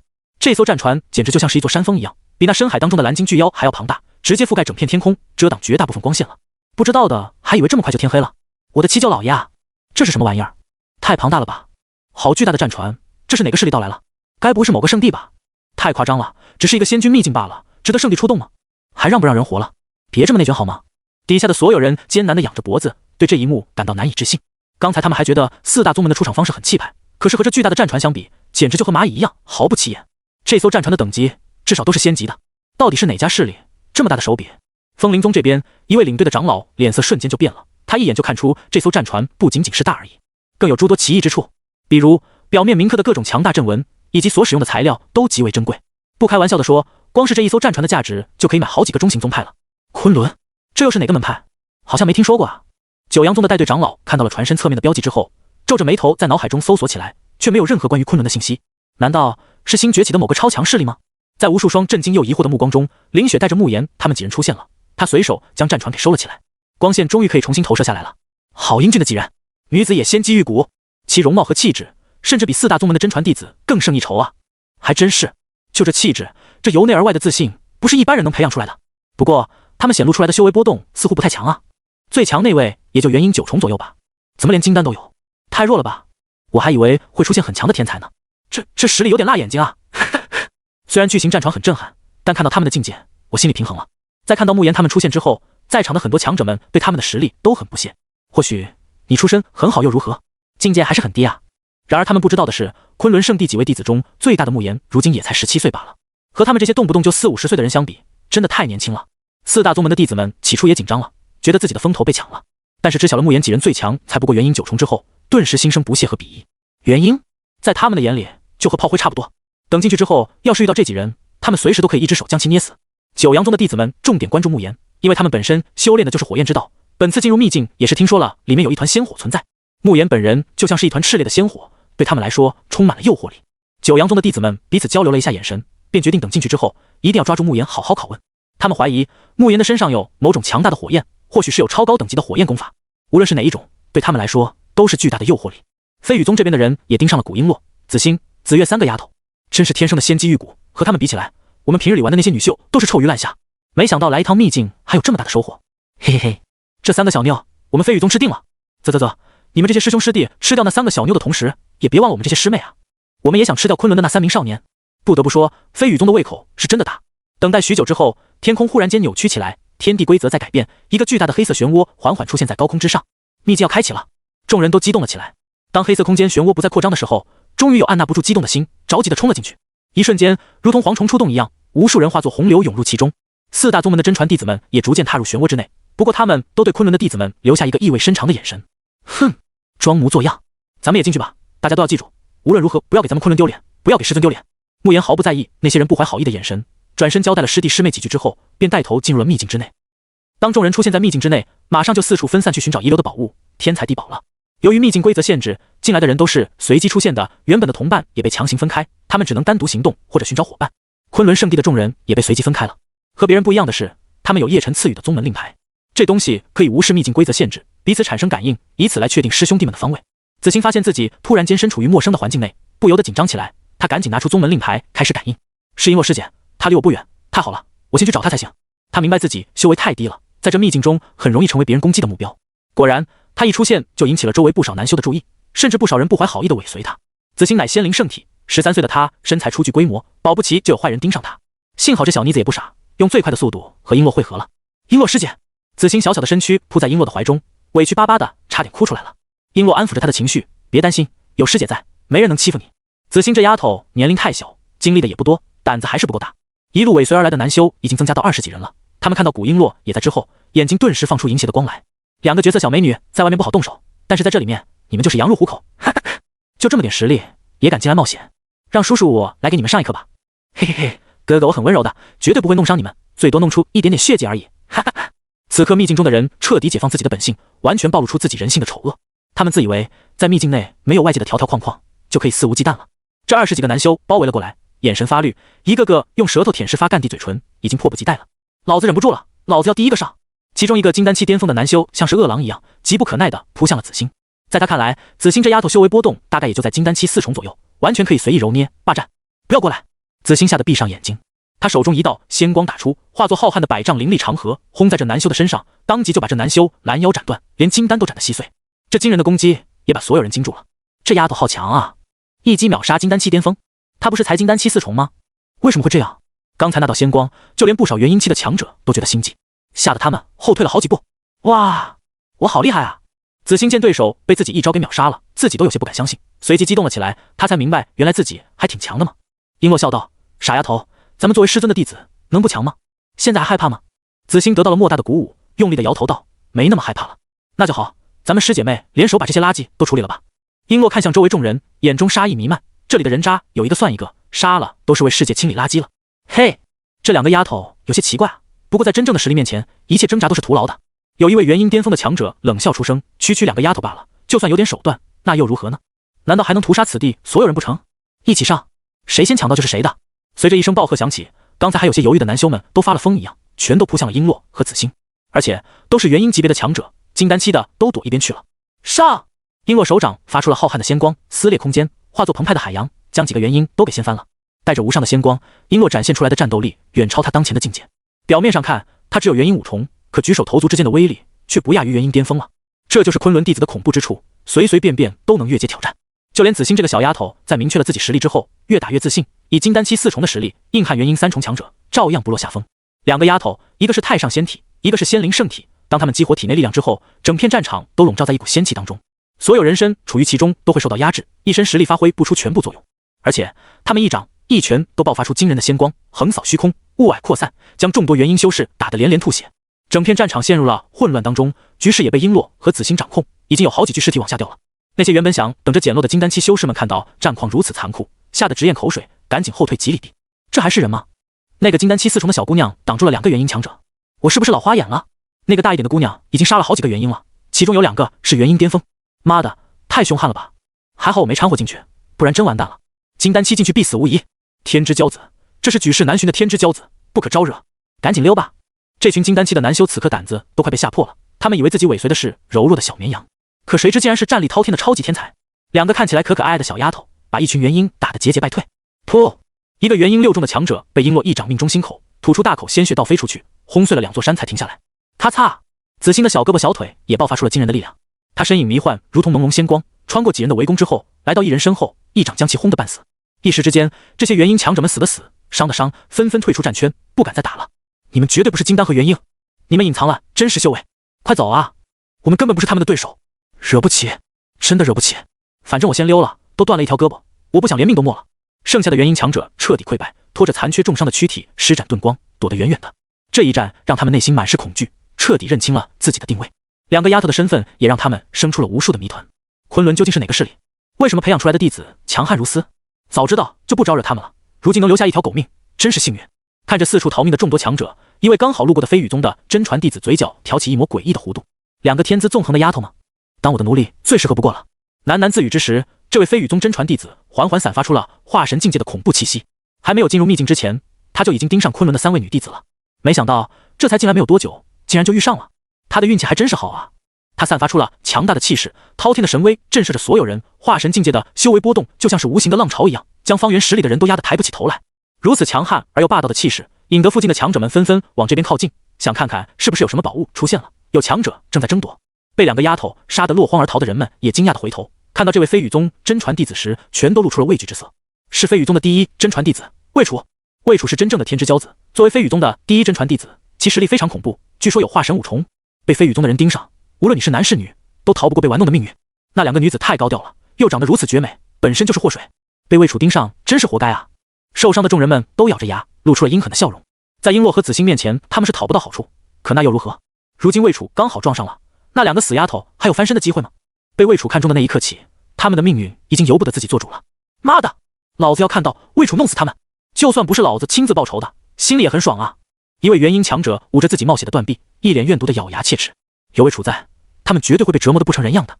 咱们还是再离远一些吧。魏楚表面上看起来斯斯文文，真正动起手来却癫狂得很。这些手下败将将报仇的希望都寄托在魏楚的身上了。当其他强者都聚集过来，看到魏楚也在之后，全都吓得停住了身形。尼玛，魏楚怎么在这里？早知道我就不过来了。都听说飞羽宗男女通杀，像我这么帅的男子，一定会被他抓起来捅皮燕子吧？一个秃头的男修摸着不长毛的头顶，内心一阵后怕。咦，那不是昆仑的2个女弟子吗？他们这么快就和魏楚遇上了？哎，那可惜了，落入魏楚手里还能好吗？这么水灵的2个丫头，让我喝他们的洗脚水都行啊！啊，好想喝他们的洗脚水。行了，老哥，洗脚水给你喝，他们的漱口水留给我，好吧？你们真敢想啊！我都只敢想和他们拉手，想有个屁用！他们已经成魏楚的猎物了，咱们是没戏了。哎，这些新来的强者们都觉得十分可惜，这么好看的女孩子，这么水灵、仙肌玉骨的小姑娘，这辈子都要毁在魏楚手里了。魏楚身影高悬于天空，像是一尊神魔。他傲然俯视璎珞和子欣，歪嘴笑道：“你们2人从今日起就当我的女奴吧，会有你们舒服的时候。”师姐，子欣这个小丫头又习惯性的躲在璎珞的身后，但她随后又壮着胆子直视魏楚的目光。璎珞对她命令式的语气极为厌恶，还有她那淫邪而又自以为是的眼神，让人很想戳瞎她双眼。嘴角笑得这么歪，你想干什么？你算什么东西？璎珞冷笑道。如此不留情面的质问，让所有人大吃一惊。他居然说魏楚算什么东西？他是故意的还是不小心的？飞羽宗第一真传弟子，实力滔天，他都敢当面这么说。这2个小妮子胆子真大，我猜他们是觉得自己有机会成为魏楚的女奴，所以就放肆了，以为自己有身份有地位了。也只有这种可能了，否则我想不出他们这么嚣张的原因了。当着魏楚的面质问他算什么东西，换做任何人谁敢这么做？除非闲活得太长了。就连魏楚都愣了一下，因为从来没有人敢在他面前如此放肆。但他很快就流露出了感兴趣的笑容，会咬人的猫咪驯服起来才有意思。过来吧，我可以饶恕你对我的无礼。脑子有病就去治。璎珞却丝毫不给他面子。什么飞羽宗的第一真传弟子，那又如何？他还是昆仑圣的第2真传弟子呢，他骄傲了吗？被一个女子接连无视和嘲讽，魏楚的表情当场就阴沉了下来。他绝对不允许自己的猎物凌驾在自己之上。如果有人非要和他作对，那就等着接受他的制裁吧。猫咪再凶也只能成为宠物，你们也不例外。真是给脸不要脸。魏楚放出了浑身气势，化神5重的实力冲天而起，恍若天柱一样，非常惊人。面对他的惊天气息，周围所有人连连变色，一退再退，直到又退出好几百里才稍微好受。唯有璎珞和紫欣身处于气息风暴中，依旧岿然不动。师姐，紫欣会帮你的，把这个猥琐的臭东西砸扁。紫欣小声道，但语气充满了坚定。璎珞摸了摸他的脑袋瓜，笑道：“好，待会儿你帮师姐略阵，看师姐怎么打爆这个猥琐男。”话音一落，璎珞浑身一震，无尽的仙气顿时弥漫了整个天地，而他就好像融入自然中一样，身体都变得飘渺起来了。化神又如何？我昆仑弟子照样揍你！璎珞一身修为气息也爆发了出来，化作凌厉风暴，向着四面八方扩散出去。她长发随风舞动，一身月白色长裙显得仙气十足，身影朦胧，好似不在人间的仙女。虽然只有元婴5重的境界，可是她此时给人的压迫感丝毫不亚于初入化神的强者。刚才的手下败将们看到之后，都吓得喉咙发干。感情刚才那个丫头还没动用全力，如果动用全力的话，他们估计已经彻底没了吧。不过没关系，他们相信魏楚可以将那个狂妄的丫头制服的。魏楚眼中闪过一丝诧异，除了他们4大宗门的真传弟子之外，竟然还有天赋如此强悍的人。飞花指，魏楚单手出指，繁花纷飞，指锋凛冽，天地间有狂风呼啸而过，杀机四伏，凝练的指锋瞬间就杀到了璎珞的面前。面对如此来势汹汹的一击，璎珞面色不变，不断的打出各种强大的秘术，和魏楚战再成一团。最开始的时候，所有观战的人都以为璎珞会在几个回合之内被魏楚击败，可随着战斗的持续，众人不由得露出了惊讶的神色来。两人交手了不下上百招了吧？不仅没有分出胜负，甚至平分秋色，璎珞丝毫都没有落入下风。他好强的实力啊，在元婴期就能和化神对抗。他修炼的功法和各种法诀等级非常高，这是什么妖孽？跨越了一整个大境界战斗，当真是匪夷所思啊！远处观战的修士们此刻像是在看一场奇迹一样，全都感到非常的难以置信。人家越阶挑战都是跨越1、2个小境界的，即便如此也很惊人了，可以称之为天才。至于跨越一整个大境界，他们想都不敢想啊！刚才的手下败将们更是看得心惊肉跳，如果刚才璎珞用出这种实力和他们战斗的话，他们哪里还有活路啊？魏楚心中更是惊讶，自己刚开始确实打算用一根手指碾压对方，在他的眼里，区区元婴期连他的一根毛都比不上。可战斗持续到现在，他已经动用了80%力量了，对方居然还可以与他平分秋色，这究竟是何等恐怖的战力啊！魏楚眼眸中透射出了些许的阴冷之意，他早已收起了轻视之心，将璎珞当成是同级对手看待了。如此精彩绝艳的女子，如果她的境界和我一样都是化神五重的话，岂不是能一只手就镇压我？魏楚内心惊悚，他自称天才，享受所有人的崇敬和羡慕，可遇到璎珞之后，他才知道自己这个天才似乎一文不值啊！这让他更加惊恐，绝对不能让这个女孩子超越自己，绝对不行！唯一的办法就是现在将其击败，然后收为女奴，让她一辈子都为自己服务。想到这里，魏楚彻底爆发出了全部的力量，化神五重的气息如同狂风暴雨，向着四面八方扩散出去。极乐飞升，羽化苍天。魏楚已经动用飞羽宗最强的法诀了，天地间全是恐怖的能量在溢散着，最终化作一道极致的白光，杀向璎珞。这一道白光像是瞬间刺出的长枪，又像是凝练到极致的闪电，更像是划破天际的流星，带着毁灭性的力量，将璎珞死死的锁定了。糟了，是飞羽宗最强秘法，这可是仙级法诀啊，威力巨大。没想到他已经将飞羽宗的最强秘法修炼到如此高深的境界了，这个姑娘完蛋了。可惜啊，这么好的姑娘就这样没了。在远处观战的强者们看出了魏楚动用的手段之后，全都发出了惊讶的叫声。他们明白魏楚已经被璎珞逼急了，不得不动用全力。另一边，那些手下败将们此刻的心也已经提到了嗓子眼了。他们是很想看到魏楚将璎珞打爆的，可眼下的战况怎么和预想的不太一样？魏楚居然都被逼到这种程度了。不过此时的魏楚已经被逼到全力出手，那肯定是稳了。死吧，你这臭女人！这些失败者一个个眼神怨毒，咬牙切齿，恨不得现在就看到魏楚血虐璎珞和子欣。感受到来自前方的恐怖压力，璎珞神情凝重，但更多的还是兴奋和热血。战化神五重，又不是什么无法实现的困难。太上化仙，上清寂灭仙光，地印诀。璎珞抬手就打出了好几道强横至极的法诀，恐怖的仙光透射向四面八方，然后和魏楚的攻击狠狠地撞击在了一起。强横至极的力量对碰，必定是惊天动地的。轰隆！只听见一阵震耳欲聋的轰隆响起，天空好像都裂开了，无尽的力量直接炸裂。战斗形成的能量冲击波将所有观战的修士都给掀翻了，没有人能够在这狂暴的力量中立足。每个人的脑子嗡嗡作响，耳朵里还是久久无法消失的嗡鸣声。所有人都处于心悸的状态，好似自己随时都会被波及而死去一样。也不知道过了多久，好像是一瞬间，又好像是几个时辰。等他们稍微回过神来的时候，第一时间看向战场，究竟是谁胜谁负？当他们看到刚才战场的位置时，所有人都瞪大了眼睛，露出难以置信的惊容。因为大地已经完全下陷并且开裂了，整片地狱被彻底磨灭，连同远处的山脉都已经被打掉一半，空气中残留着躁动不安的能量。咕咚，有人咽着口水，内心充满了惊恐。刚才的战斗究竟有多激烈，才能打成这个样子？对了，人呢？谁输了？应该是那个女孩吧？她手段再强，也绝对不可能赢过魏楚的。众人纷纷四处寻找璎珞和魏楚的身影，但是看了一圈之后都没有找到他们。难道说他们两人全都没了？就在他们疑惑不解的时候，远处大地的一处深坑中传来了一些声响，迅速将众人的注意力拉了过去。随后一道身影从那深坑中飘了起来，她一身月白色长裙，显得仙气十足。除了璎珞之外还有谁？是她？她没事。众人身体齐齐一震。令他们更加震撼莫名的是，璎珞单手掐着魏楚的脖子，将魏楚给提了起来。此时的魏楚就像是一只奄奄一息的老鼠，已经没有太多的生命力了。什么？是魏楚输了？化神输给元婴？太夸张了！魏楚是飞羽宗的第一真传弟子，实力恐怖的很，他已经输得那么惨。疯了！一定是我疯了！这不是真的吧？凡是见到这一幕的人，全都死死地按住自己的脑袋，眼睛都瞪得滚圆，根本不敢相信自己所看到的景象。名动两仪境的天才，飞羽宗的第一真传弟子，此时像一堆垃圾一样被人拎在手里。还有什么事比现在更令人震惊的？嗨嗨咳！浑身淌血的魏楚喉咙被死死地捏住，只能往外卡血，没有办法说话。但是他眼睛充满了怨毒以及后悔，他怎么都没有想到自己竟然会栽在一个元婴境界的女孩子手里。想到刚才对方打出的几道法诀，他还心有余悸，每一道法诀的力量都堪称毁天灭地，反复冲刷着他的身体，哪怕他有化神境界的实力，都没有办法完全抵挡下来。等他意识到对方的恐怖时，已经晚了。璎珞眼神一片冰冷，手里的力量加重了许多。人渣，去死吧！他没有丝毫顾虑和犹豫，直接将魏楚脖子给捏断了，令其生机彻底断绝。同时，为了不让魏楚的神魂复苏，他再次打出一道蕴含着恐怖能量的仙光，令他彻底的生死道消了。扑通！他放开手，尸体掉落到地上，发出轻微的闷响声。可此时这声音却显得十分空旷，明显，因为来自四面八方的所有观战的强者都屏住了呼吸，一丁点声音都不敢发出来。每一道目光中都充满了难以置信的神色，没有人敢相信，在两仪境大名鼎鼎的天才，竟然死在了一个元婴修士手中。身为天才，魏楚本身就可以越阶挑战了，可为何还会死在一个元婴手中？若不是亲眼所见的话，谁又敢相信呢？璎珞解决了魏楚之后，用宗门令牌查看了一下其他弟子的位置，发现离秦浩然最近，便打算带着子欣先去和秦浩然会合。他们两人身影一动，那些手下败将们还以为他们要对所有人大杀四方，吓得这帮手下败将屁滚尿流的投降，将身上值钱的东西都交了出来。两位姑娘，之前是我有眼不识泰山，这把圣级的宝剑天命剑已经是我最值钱的东西了，还有我的三宝玉如意，也是圣级法宝，都给你了。这是我储存的灵石，还有法宝，都交给两位姑娘了，千万不要杀我，千万不要啊！一大帮子人呼啦啦的就交出了不少值钱的宝物和天材地宝，灵石都堆成小山了。璎珞本就懒得和他们一般见识，收走了所有的宝物之后，便和子欣头也不回的离开了。直到他们两人的身影消失在视线中，连气息都感应不到了，他们才赶紧掉头逃跑，一刻也不敢停留。剩下的强者们则是沉浸在那股震撼当中，久久无法从这情绪中抽离出来。不可思议啊！那个女孩子究竟是师承何处？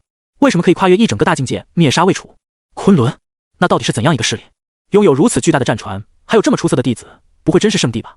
我倒是觉得，就算是圣地，也培养不出这么逆天的弟子。这已经脱离天才的范畴，而是超级妖孽了吧？看着躺在大坑中的魏楚尸体，所有人都对那个名为昆仑的势力感到前所未有的好奇。从那覆盖整个天空的巨大战船，以及两个女孩的超强表现来看，名为昆仑的势力绝对非同小可，至少碾压外面的4大宗门没有任何问题。不少人心思活络了起来，要是自己可以进入昆仑的话，会不会也能一飞冲天？不求自己能成为璎珞那样的超级妖孽，只要成为一般的天骄即可。在众人思索之时，有的人已经把魏楚的尸体里里外外翻了个遍，抢走了一些珍贵的东西，逃之夭夭了。不久之后，又有别的强者经过这里，看到大地都被夷平了，满脸的不可思议。这里发生过什么事情？是上古时候就遗留下来的战斗痕迹吗？不太像，天地间还溢散躁动不安的能量，应该是刚发生过一场大战。死，也就是说，这里有化神级别的强者发生过激烈战斗。不用猜测了，一定是的，而且是飞羽宗的真传弟子在此处战斗。你怎么知道？你们看那个大坑里面躺着的那具残破的尸体，不就是魏楚吗？听到有人这么说，其他人都看向那个大坑，果然发现了魏楚的尸体。这个发现让所有人头皮发麻，一股寒气从脚底板直接冲到天灵盖。这真的是魏楚啊！是他，就是他！怎么连衣服都被扒了？是谁干的？竟然杀了飞羽宗第一真传弟子！要是传到外界，绝对会让飞羽宗大为震怒的。一定是那些老家伙干的。那些人胆子太大了吧？连魏楚都杀，真以为飞羽宗没办法查出来吗？快走，与我们无关，别被牵连进去。路过的众人吓得纷纷离开这里，免得被人当成凶手了。虽然他们也知道自己根本没有资格成为凶手，他们都推测一定是那些刚好卡在规则极限的人干的，比如年龄接近50、境界又很高的那批人。只是那种人在秘境中也寥寥无几，掰着手指都能数出来。随着越来越多的人路过这里，魏楚被杀的消息也快速散播了出去。最后飞羽宗的弟子们也来了，看到魏楚的尸体之后，他们简直不敢相信这是真的。在宗门之内，一人之下万人之上的大师兄，被寄予厚望的第一真传，刚入秘境就死了。到底发生过什么事情？我来查看。一个强大的弟子拿出了一个小碗，将其催动之后，小碗开始变成脸盆大小，里面也突兀的涌出了一股泉水。几人都围在脸盆边上看着，这件法宝可以显化出凶手的模样。很快，水面泛起了一阵涟漪，先是出现了一大一小模糊的身影，并且逐渐变得清晰。可就在他们以为很快就能看清楚凶手样貌的时候，水面忽然剧烈震颤起来，像是遇见了什么恐怖的东西一样。还没等他们弄清楚这是怎么回事，只听见咔嚓一声，连整个法宝都裂开了，彻底失去了作用。所有人心底冒出了一股寒气，这究竟是怎么一回事？法宝自己就废了？那一大一小两道身影无法被探查到吗？众人久久无法平静下来，最后还是一位弟子对几个低境界的弟子吩咐，让他们离开秘境，将此事报告给长老知道。有长老出手，一定可以查到凶手的。在外界，4大宗门的长老们都很悠闲地聚在一起喝茶聊天。我觉得啊，这次获得机缘最大的一定是我九阳宗的弟子。胡扯，我们九霄剑派是吃干饭的吗？嘿嘿，我觉得都不如我们风灵宗。放屁，我们飞羽宗弟子才最有希望。尤其是魏楚，他天资纵横，谁敢说1对1的情况下能稳赢他？几个长老都在吹嘘自家的天才弟子们。就在此时，2个飞羽宗的弟子急匆匆地从秘境中飞了出来。飞羽宗带队长老见状，气得破口大骂：“你们搞什么？才进去就出来了？知不知道秘境有规则限制，只能进去一次？你们白白浪费机会了。”2个弟子气喘吁吁地将秘境中发生的事情上报给他。听闻魏楚竟然死了的消息，几个长老都怀疑是自己听错了。你们再说一遍。飞羽宗长老面色如凝聚寒冰，杀气腾腾，发出质问。魏楚是第一天才，如果魏楚死了，对飞羽宗都是一个很大的打击。2个弟子战战兢兢，但还是将情况描述了一遍。长老还是不敢相信魏楚就这样死了，他赶紧从储物袋中拿出了诸位弟子的灵石命牌。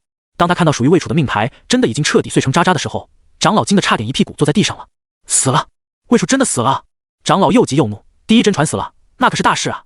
其余3宗的长老也纷纷变了脸色。秘境这才开启多久啊？最有竞争力的魏楚就死了，连他们都不敢相信这是真的。但是命牌骗不了人，该死的东西，老子一定要查出来是谁！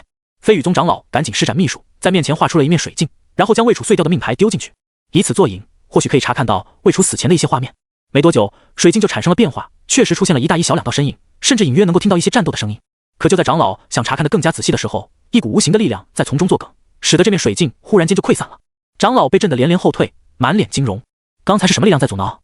居然连我的秘术都查不出来，有某种力量隔绝了我的查探。长老心生忌惮，觉得事情没有那么简单。他作为一个大成期的修士，境界高深，实力雄厚，想要查出凶手很难吗？秘境之内全都是炼虚期以下的修士，按理说没有人可以隔绝他查探的力量才对。那么刚才那股力量究竟是怎么回事？他惊出了一身冷汗。难道说秘境内杀死魏楚的不是化神期和炼虚期的，而是超越了大成期的高手？见状，另外3宗的长老也纷纷助阵，我们也来帮你。这3宗长老听到魏楚的死讯，都按捺住心中的窃喜，装作一副很悲痛的模样。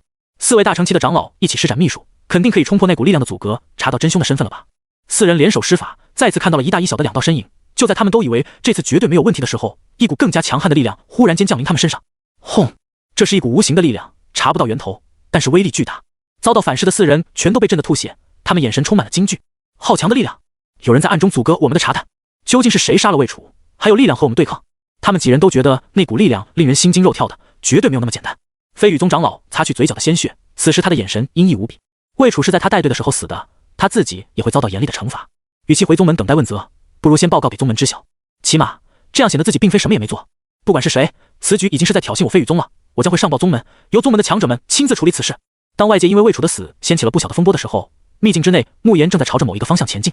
我体内的天地神炎有所异动，在那个方向应该会有些好东西。慕言天生贴近火焰之道，对火焰有着极其敏感的触觉，所以他知道秘境当中一定有关于火焰的天才地宝或者是厉害传承。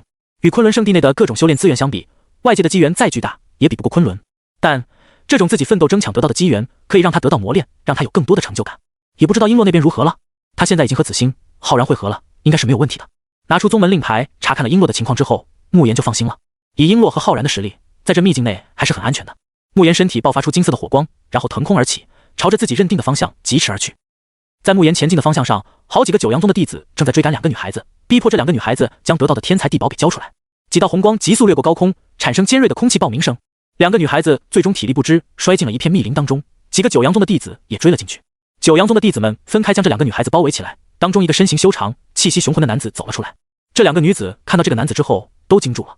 欧阳宇是九阳宗的第2真传弟子。欧阳宇，我们2姐妹做错了什么，让欧阳公子一路追击我们？2个女孩子吓得浑身发抖，在九阳宗第2真传弟子面前，她们一点反抗的资格都没有。欧阳宇冷冷地注视着她们，语气不带丝毫感情：别跟我装了，把东西交出来吧，留你们一条全尸。2个女孩子模样楚楚可怜，眼眶中闪烁着泪花，被他质问之后更是无辜和茫然。欧阳公子，我们真的不知道你在说什么啊？对啊，我们姐妹2刚进来没多久，又运气好遇见了，就被你们追赶了。她们哭得梨花带雨，令人看了都不由得怜惜，只想将她们拥入怀中，好好的安抚一顿。欧阳宇却丝毫不受影响，只是目光更冷了，警告道：我知道你们拿到了玄阳宝果，这宝物对我而言很重要，别逼我动粗，否则你们死后连全尸体都留不住。他话音一落，周围的几个九阳宗弟子便露出了猥琐淫邪的表情，再一次围了上来。不出意外的话，他们要出意外了。可就在这个时候，一道强悍的气息由远及近，迅速朝这个方向飞过来，其力量之强横，就连欧阳宇都忍不住发出了一声惊讶的声音。众人抬头看上去，就看到一道浑身都沐浴在金色神焰中的身影，此时正高悬天空俯视众人。他就像是一轮金色的太阳，时时刻刻都释放着惊人的神威，让人难以直视。阁下是谁？我九阳宗办事，还请别多管闲事。欧阳宇冷冷的高声发出警告。天上的人影让他有种恐惧的冲动，尤其是金色的神焰在燃烧的时候，那炽烈的波动更是令每一个九阳宗弟子畏惧。这有点像是天生的压制。可是对方的境界明明就只有元婴左右，反正绝对没到化神境，为什么自己还会心生畏惧？这时高空上的那道人影将金色神焰给收敛了，露出了原本的样貌，正是偶然经过的慕言。是你？欧阳宇瞳孔骤然收缩，他立刻就认出来了，这人不就是那个什么昆仑的弟子吗？当时他们察觉到这个昆仑弟子身上有着炽热的火焰气息，断定他有某种强大的火焰或者是功法，只要有机会，他们就会将慕言杀害，夺取他身上的宝物。没有想到现在居然以这种方式碰见了。哼，那刚好，你的宝物就由我全部独吞了。欧阳宇原本忌惮的神色逐渐被贪婪狰狞而取代。你们2个先把他拦住，等我解决了这2个臭女人就弄死他。欧阳宇吩咐道。2个弟子立马听话的飞上高空，一前一后的拦住慕言，不让他轻易离开。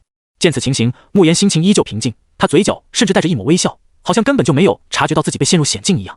2个女孩子起初以为慕言是九阳宗弟子，心都凉了大半，没想到欧阳宇也要针对他，那可太好了，敌人的敌人就是朋友啊！那位小哥哥，救救我们吧！我们成功脱身之后，可以用任何方式偿还，是任何姿势。妹妹我常年在怡红院进修，什么多人运动，什么仙子坐莲，还有阿维18式之类的，妹妹我都很擅长的。为了争取到慕言这个帮手，他们不惜用自己的娇躯作为筹码，甚至于他们还褪下部分衣衫，露出大片的白皙，深深的沟壑仿佛可以将任何男人的目光都吸进去一样。只是他们并没有看到，慕言甚至都没理他们，对他们也更加厌恶了。你们就拿这个考验干部是吧？哪个干部经不起这样的考验？此事与我无关，你们玩你们的，我有事要忙。慕言语气冷漠，他对英雄救美什么的一点兴趣都没有，他心里只有璎珞一人。况且在宗门内的时候，师尊就不止一次的和所有弟子说过，千万不要当圣母。谁要是当圣母，就把小丁丁切掉，然后丢出宗门当个废人。什么叫做圣母？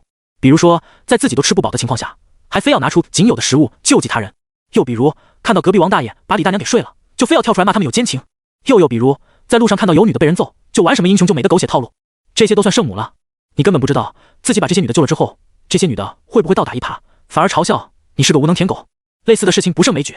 叶晨刚开始和他们说这些事的时候，弟子们都还不太理解，觉得师尊会不会太小题大做了。路上顺手救个人，不也挺好的吗？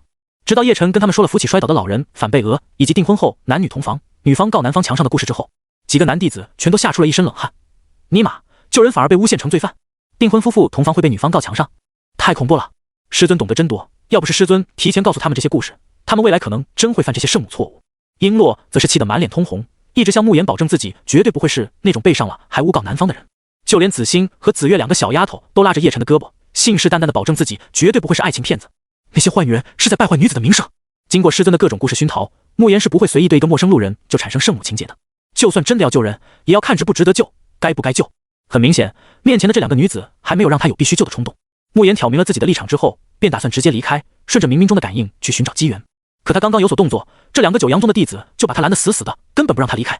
见状，慕言眼中闪过一丝冷意，嘴角歪笑，有点意思。下方的两个女孩看到这副场景，心中更是一喜。反正那个少年已经被盯上了，除了帮他们之外，还有别的办法吗？小哥哥，帮我们就是帮你自己，除了可以随意享用我们姐妹俩的身体之外，这些玄阳宝果全都给你。趁欧阳宇等人不注意的时候，他们将玄阳宝果从储物袋中拿出来，丢给慕言。慕言将其抓住，发现这玄阳宝果通体火红，像是由岩浆打造的一样，蕴含至刚至阳的力量。对他这种修炼火焰功法的人来说，玄阳宝果确实很有用，怪不得他们会被追杀了。匹夫无罪，怀璧其罪。玄阳宝果的出现让欧阳宇的杀机飙升到巅峰，他怒吼道：别管这两个死女人了，先杀那个家伙。得到命令的几个九阳宗弟子早就摩拳擦掌了，他们带着雄浑的气势以及强悍的攻击杀到了慕言的面前。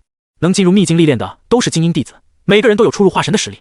要是放在那些中小型宗门内的话，他们每个人也都是最顶尖的那种天才弟子了。他们每一击都夹带着炽热的火焰，有的击出了一朵绚丽的火焰莲花，光华四射，耀眼夺目；有的手中的刀剑每挥出一次，都形成巨大的火焰刀芒，剑芒撕裂虚空，蒸干空气中的水分。这就是九阳宗弟子的实力，他们修炼的所有功法都是至刚至阳的，因此玄阳宝果这种天才地宝才能令他们穷追不舍。不过这些玩火的手段在慕言的面前多少有点不够看了。神炎圣蟒，慕言抬手就打出一道金色的天地神炎，在虚空中迅速凝聚成一条上百丈的巨蟒，一口就吞下好几道剑芒和刀芒。金色的火焰巨蟒一个甩尾，狠狠地将几个躲闪不及的弟子抽飞了出去。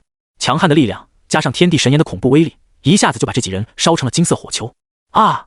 我烧起来了！灭火！赶紧灭火呀！不行啊，这是什么火焰？为何我拿它没有任何办法？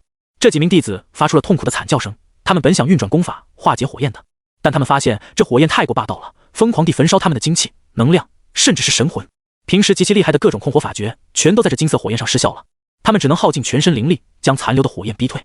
可即便如此，他们浑身几乎被烧成了焦炭，奄奄一息的衰落高空。就算能够活下来，这辈子都废了。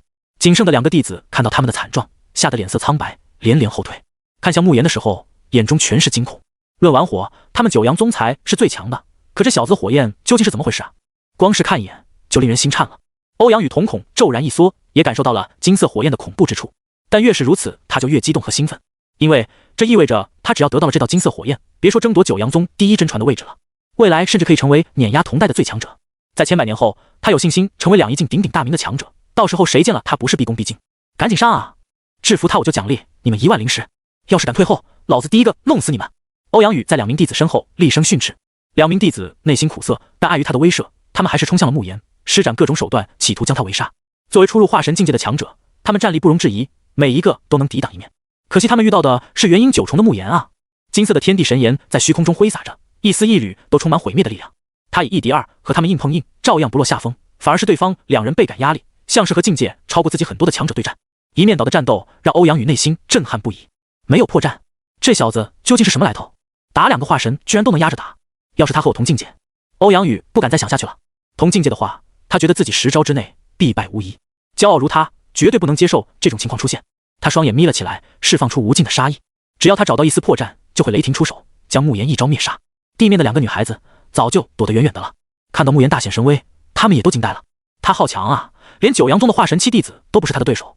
咱们先看着吧，如果他赢了，咱们就继续向他示好。这秘境中太危险了，他刚好当咱们的免费保镖。他们很是狡猾，已经给自己想好了退路。高空之上，火焰横飞，恐怖的高温早就让大地干裂了。方圆数10里之内，一切花草树木全都枯萎，山岳石头纷纷崩裂。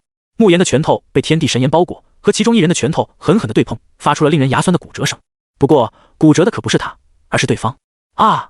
对方手臂彻底扭曲，天地神炎迅速覆盖他的全身，令他成为了金色的火球。咻！就在这时，另外一人找到了偷袭的机会，用手中的长剑对准慕言的后心刺了下来。这一剑来势汹汹，速度极快，剑光闪烁。如果真刺中了，说不定真能洞穿他人身体。但慕言轻而易举地反手将其抓住，恐怖的高温让这柄宝剑化作铁水。什么？这弟子惊恐的目瞪口呆，完全不敢相信这是真的。他的剑是一柄王级宝剑，是王器啊！这可是经过高人锻造的宝物，内部有各种道纹加持，本身又是珍贵的材料，怎么可能被人炼化成铁水？就在他因过度震惊而发愣的时候，慕言一拳轰在他胸膛之上，砰！拳头直接将其身躯贯穿，金色火焰从他后心冲出100丈远，犹如火焰怒龙，顺便把后方的一整座山峰都烧成白色的灰烬。这弟子在死前眼中尽是痛苦和后悔，他宁愿违抗欧阳宇的命令，也不想和慕言战斗。起码违抗命令只是被责罚而已，和这个恐怖的家伙战斗是真的会死的。可惜他现在才知道后悔又有什么用呢？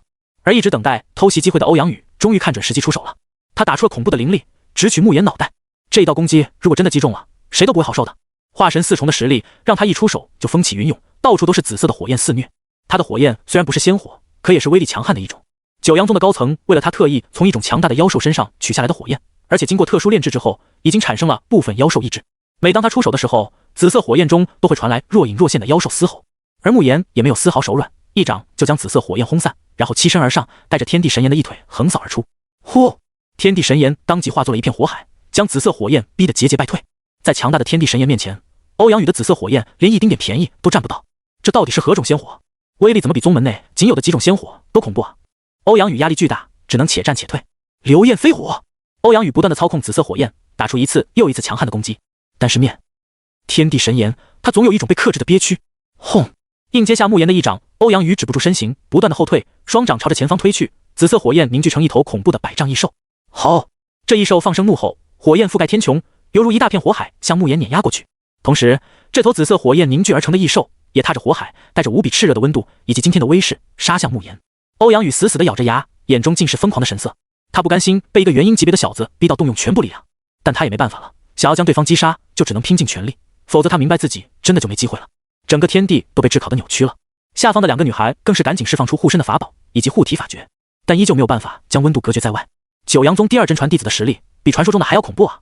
刚才他们抓我们的时候都是在猫抓老鼠般戏弄，如果他认真了，我们早就死了。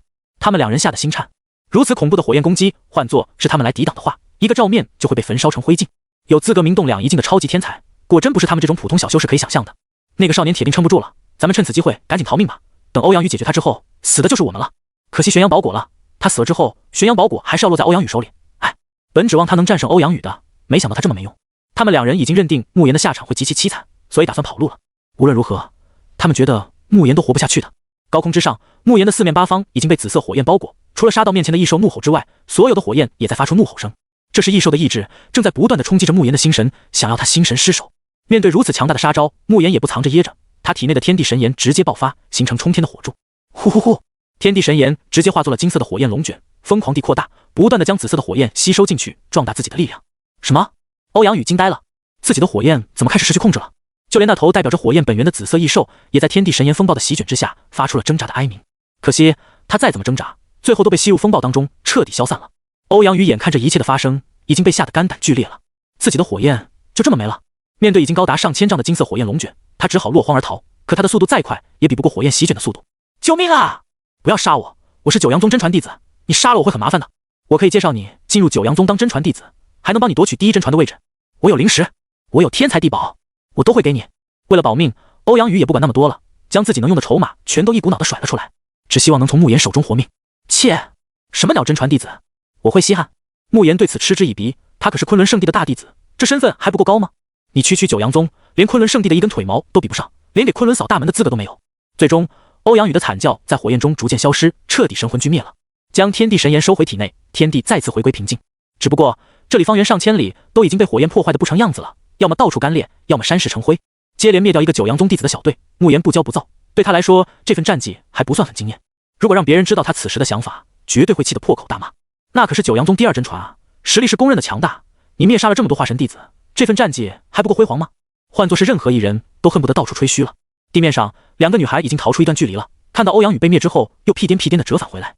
他们来到慕言的面前，极尽讨好之意，笑容都堆成菊花了。小哥哥，我们就知道你一定能行的，你可真的好猛啊！奴家相信小哥哥在别的方面一定更猛的。此地不宜久留，我们找一个宝地，好好探讨一下生命的深度吧。就用仙子坐莲的姿势来探讨，或者小哥哥你喜欢仙子吹箫？他们用身体在慕言身上乱蹭，释放自己的魅力去诱惑他，可换来的只有慕言的冷漠和厌恶。死吧！慕言随意挥手，火焰化作刀刃，收割了他们的生命。临死之前，他们眼中好似还充满了疑惑，似乎不明白慕言为何会毫不犹豫杀了他们。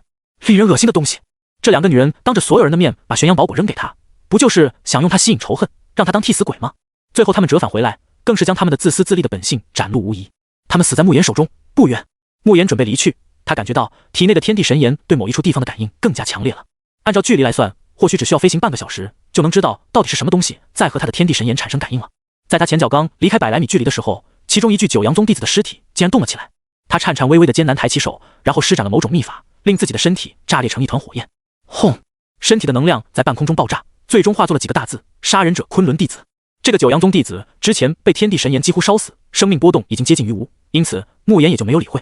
没想到居然在最后时刻回光返照，发出了死亡通告。慕言回身看到自己身份暴露，却没有任何的紧张害怕，反而隐隐涌出了激动和兴奋。也好，把消息都传出去吧，也该好好的杀一场了。不屑的冷哼了一声之后，慕言化作一道金色的火光疾驰而去，也不遮掩自己的身形。强悍的实力在一路上也引起了不少人的惊讶。身为昆仑圣地的弟子，就应该有绝对的自信和骄傲。杀人者就是他昆仑大弟子慕言，你们所有人都知道了，那又如何？他不惧任何挑战，哪怕退缩一点，都是在给师尊丢脸。要来报仇，那就来吧，就看谁杀谁了。这份心气，也就昆仑圣地的弟子能拥有了。要换做了别人杀了4大宗门的人，一定是想尽办法毁尸灭迹。但昆仑弟子毫无畏惧，就是这么狂，就是这么自信。飞行了半个小时之后，慕言就来到了一片辽阔的火海前。滚烫的热浪袭来，让空气都变得扭曲了。附近也有一些修士觉得火海中应该有珍贵的宝物，想要冒险进去查探一番，但刚进去没多久就被热浪逼出来了。这片火海太宽阔了，而且出现在这里很不正常，一定有异宝在内。可惜了，这火焰太恐怖，根本进不去啊！里面好像有好几层火焰，我才进入到第2层就已经顶不住了。再往里面的话，我会被烧成灰烬的。或许只有九阳宗的弟子才有办法了。在外围来回观察的修士们都舍不得放弃这里，但火焰太过恐怖了，他们又没办法进去。每个人都很纠结痛苦。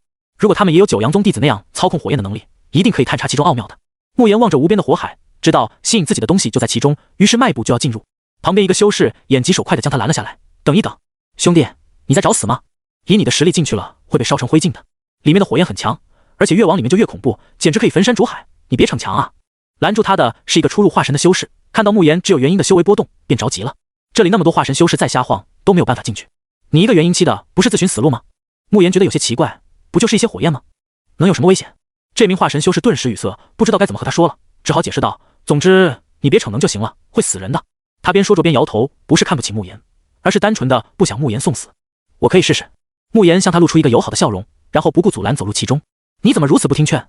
这位化神修士还想劝他，但是被别的修士给阻止了。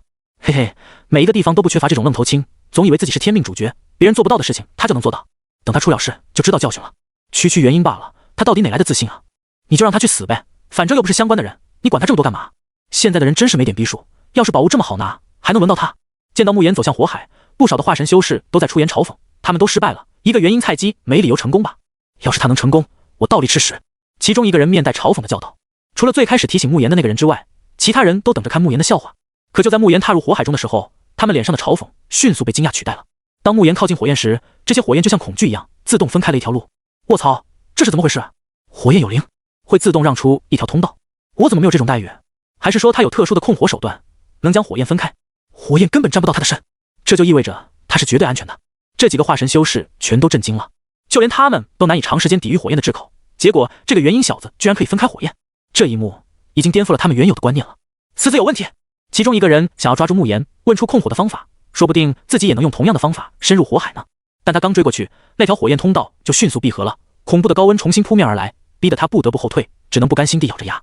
难道他是九阳宗的弟子？不对啊，我记得九阳宗弟子进入秘境的都是化神的，哪有元婴？绝对不是九阳宗的，我已经记起来了，他是昆仑的。你们还记得吗？昆仑坐着巨大的战船出现的，我也记起来了，居然是昆仑的。话说昆仑又是什么势力？从来没听说过啊，怎么会有如此逆天的弟子？众人都在外面大眼瞪小眼，一脸的懵逼。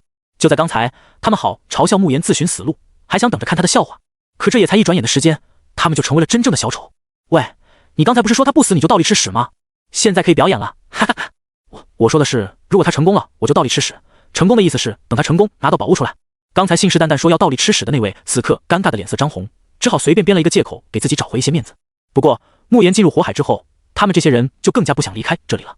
假如说他真的能从里面出来，那么一定可以从他身上得到好东西，守株待兔才是最轻松的发财之道。而欧阳宇的尸体这边，此时已经聚集了好几个九阳宗弟子了，其中有好几个还是真传弟子。死了这么多人，回去我们怎么交代？说话的是九阳宗第一真传弟子，他双目冰冷，在看到死亡信号之后，他就朝这个方向赶过来了。其他的弟子们也纷纷朝这边聚拢。他们原本以为死的就一个弟子而已，却没有想到死了这么多人，连欧阳宇都没了。这明显是要和九阳宗作对了。杀人者，昆仑弟子，找人！凡是昆仑弟子者，杀无赦。当第一真传的命令下达的之后，就意味着他们将会全面追捕昆仑弟子。秘境中不只有九阳宗弟子而已，还有很多附属宗门的弟子都可以听命于他们。很快，秘境中就有很多人到处搜寻昆仑弟子，只要找到，不管是活抓还是杀死，都能找九阳宗领取一大笔奖励。此时的昆仑弟子们并不知道自己已经被人通缉了，不过就算他们知道也不在乎。昆仑弟子同一条心，不管是谁做的事，大家都会一起承担责任。有人来追杀，那就直接反杀好了，这很难吗？慕言已经进入火海，璎珞和子欣已经和秦浩然、紫月会合，剩下的苏剑目前因和众人距离较远，暂时没有启程和大家会合，而是独自寻宝。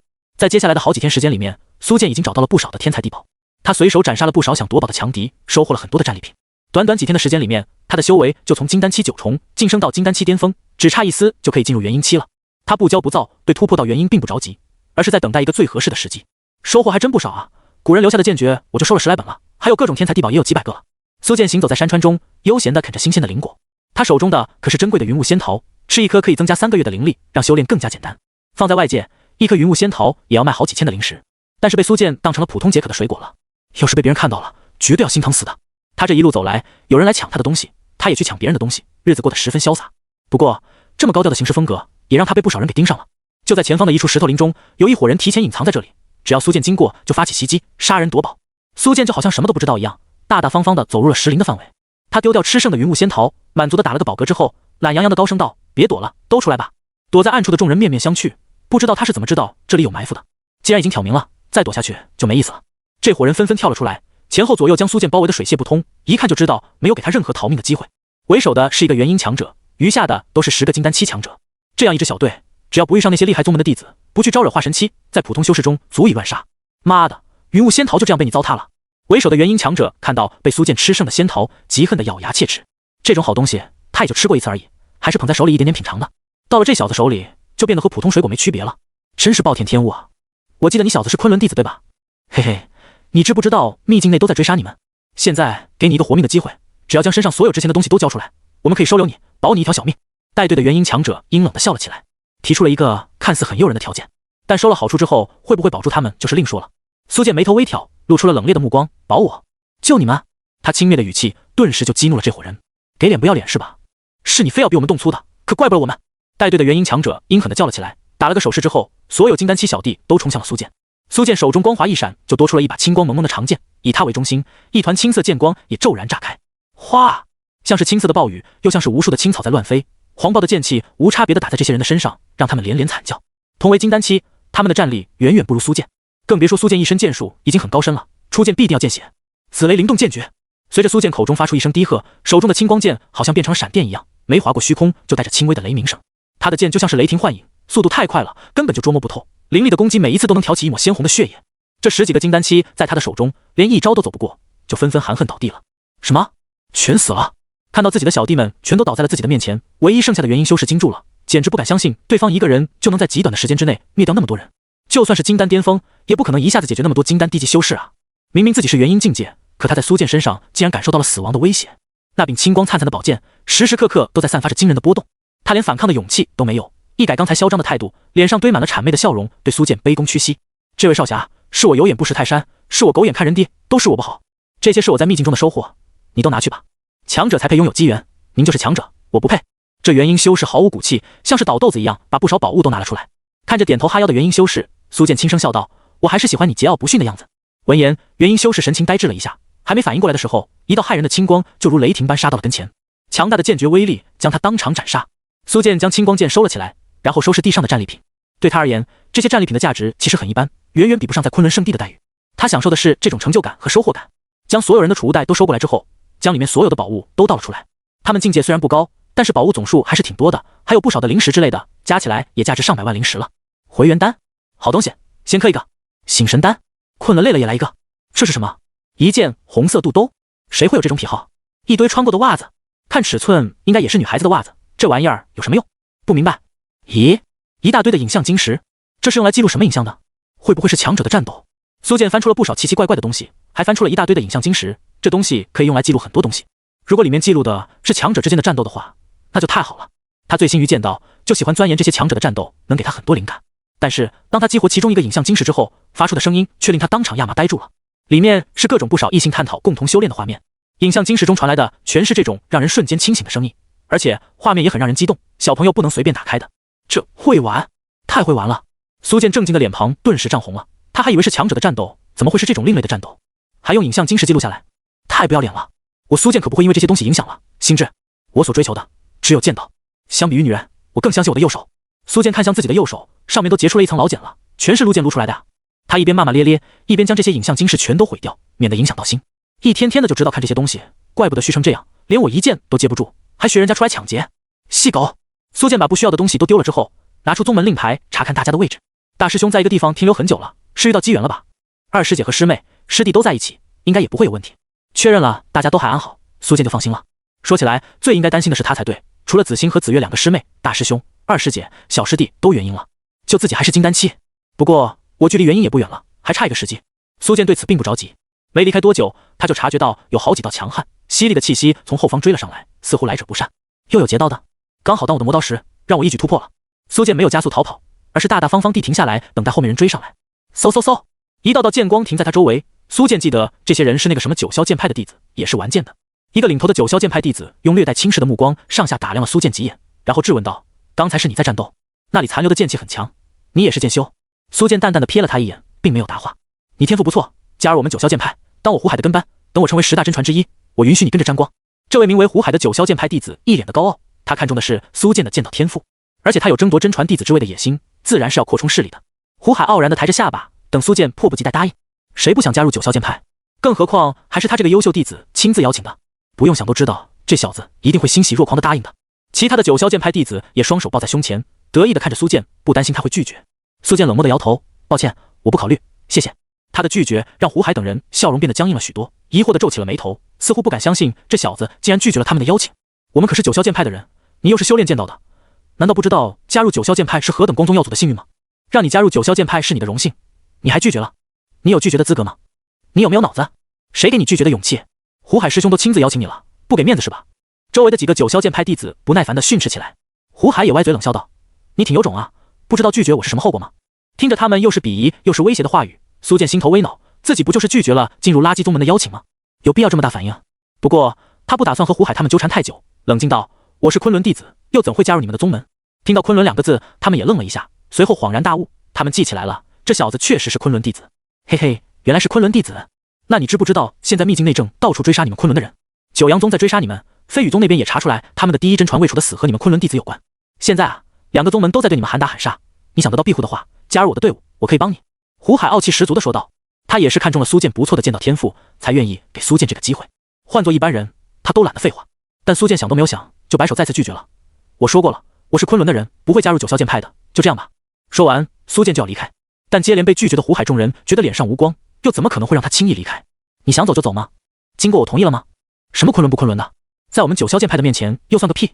我们捏死你就跟捏死一只蚂蚁一样！胡海释放出了强悍的气息，无形的力量如同潮水涌动般朝着苏建碾压了过去。他有资格冲击真传弟子行列，自然是很有实力的，其境界已经达到了化神4重，一身浑厚的气息展开，那可是相当恐怖的。但是当他诋毁、嘲讽昆仑圣地的时候，原本不想和他计较这么多的苏建，眼神瞬间锐利如剑。哪怕是面对化神4重高手的气息冲击，他都像一柄绝世宝剑一样岿然不动。苏建缓缓抬头，声音之冷，好像万年寒冰。你刚才说昆仑算个屁，有种再说一次试试。其冰冷的语气，好似寒冬腊月的冷风，让人的皮肤都感到一丝刺痛。苏建所散发出来的气息，让在场所有人在一刹那竟然产生了恐惧的情绪，好似站在自己面前的不是一个金丹期巅峰的少年，而是一把刚刚锻造而成的绝世宝剑。不过他他们毕竟是化神期修士，很快就回过神来了。这几人彼此对视了一眼，似乎对苏剑的强硬很诧异。胡海更是直接笑出声来：“吃，你这是在干嘛？在我们面前耍横吗？你有这个资格吗？还是说，你觉得昆仑有这个资格？我们九霄剑派人丁兴旺，有资格进入秘境的至少都是化神期，而你们昆仑呢？就这么几个人，最强的才元婴。臭小子，你自己还只是金丹期而已，能不能有点逼数？别逼我弄死你！”胡海放肆地嘲笑了起来。他来到苏剑的面前，伸出手指想要戳苏剑的额头，好好羞辱他一番。反正一个昆仑弟子罢了，有什么反抗的能耐？他们这里可全都是化神期呢，随随便便一根手指就能把他当蚂蚁捏死了。可就在他手指即将戳到苏剑额头上的时候，一道青色剑光像闪电一样骤然照亮了所有人的眼。咔嚓，剑光划过，胡海的手指被切成两截。苏剑的动作没有任何犹豫，提剑挥出了上百道剑光。他知道自己境界太低，一次性打这么多强者绝对吃大亏，只有一开始就爆发出全部实力，才能震慑住他们。果然，剑光的犀利让这些九霄剑派的弟子们都吃了一惊，吓得让出一条路来。苏剑见缝插针，赶紧冲了出去。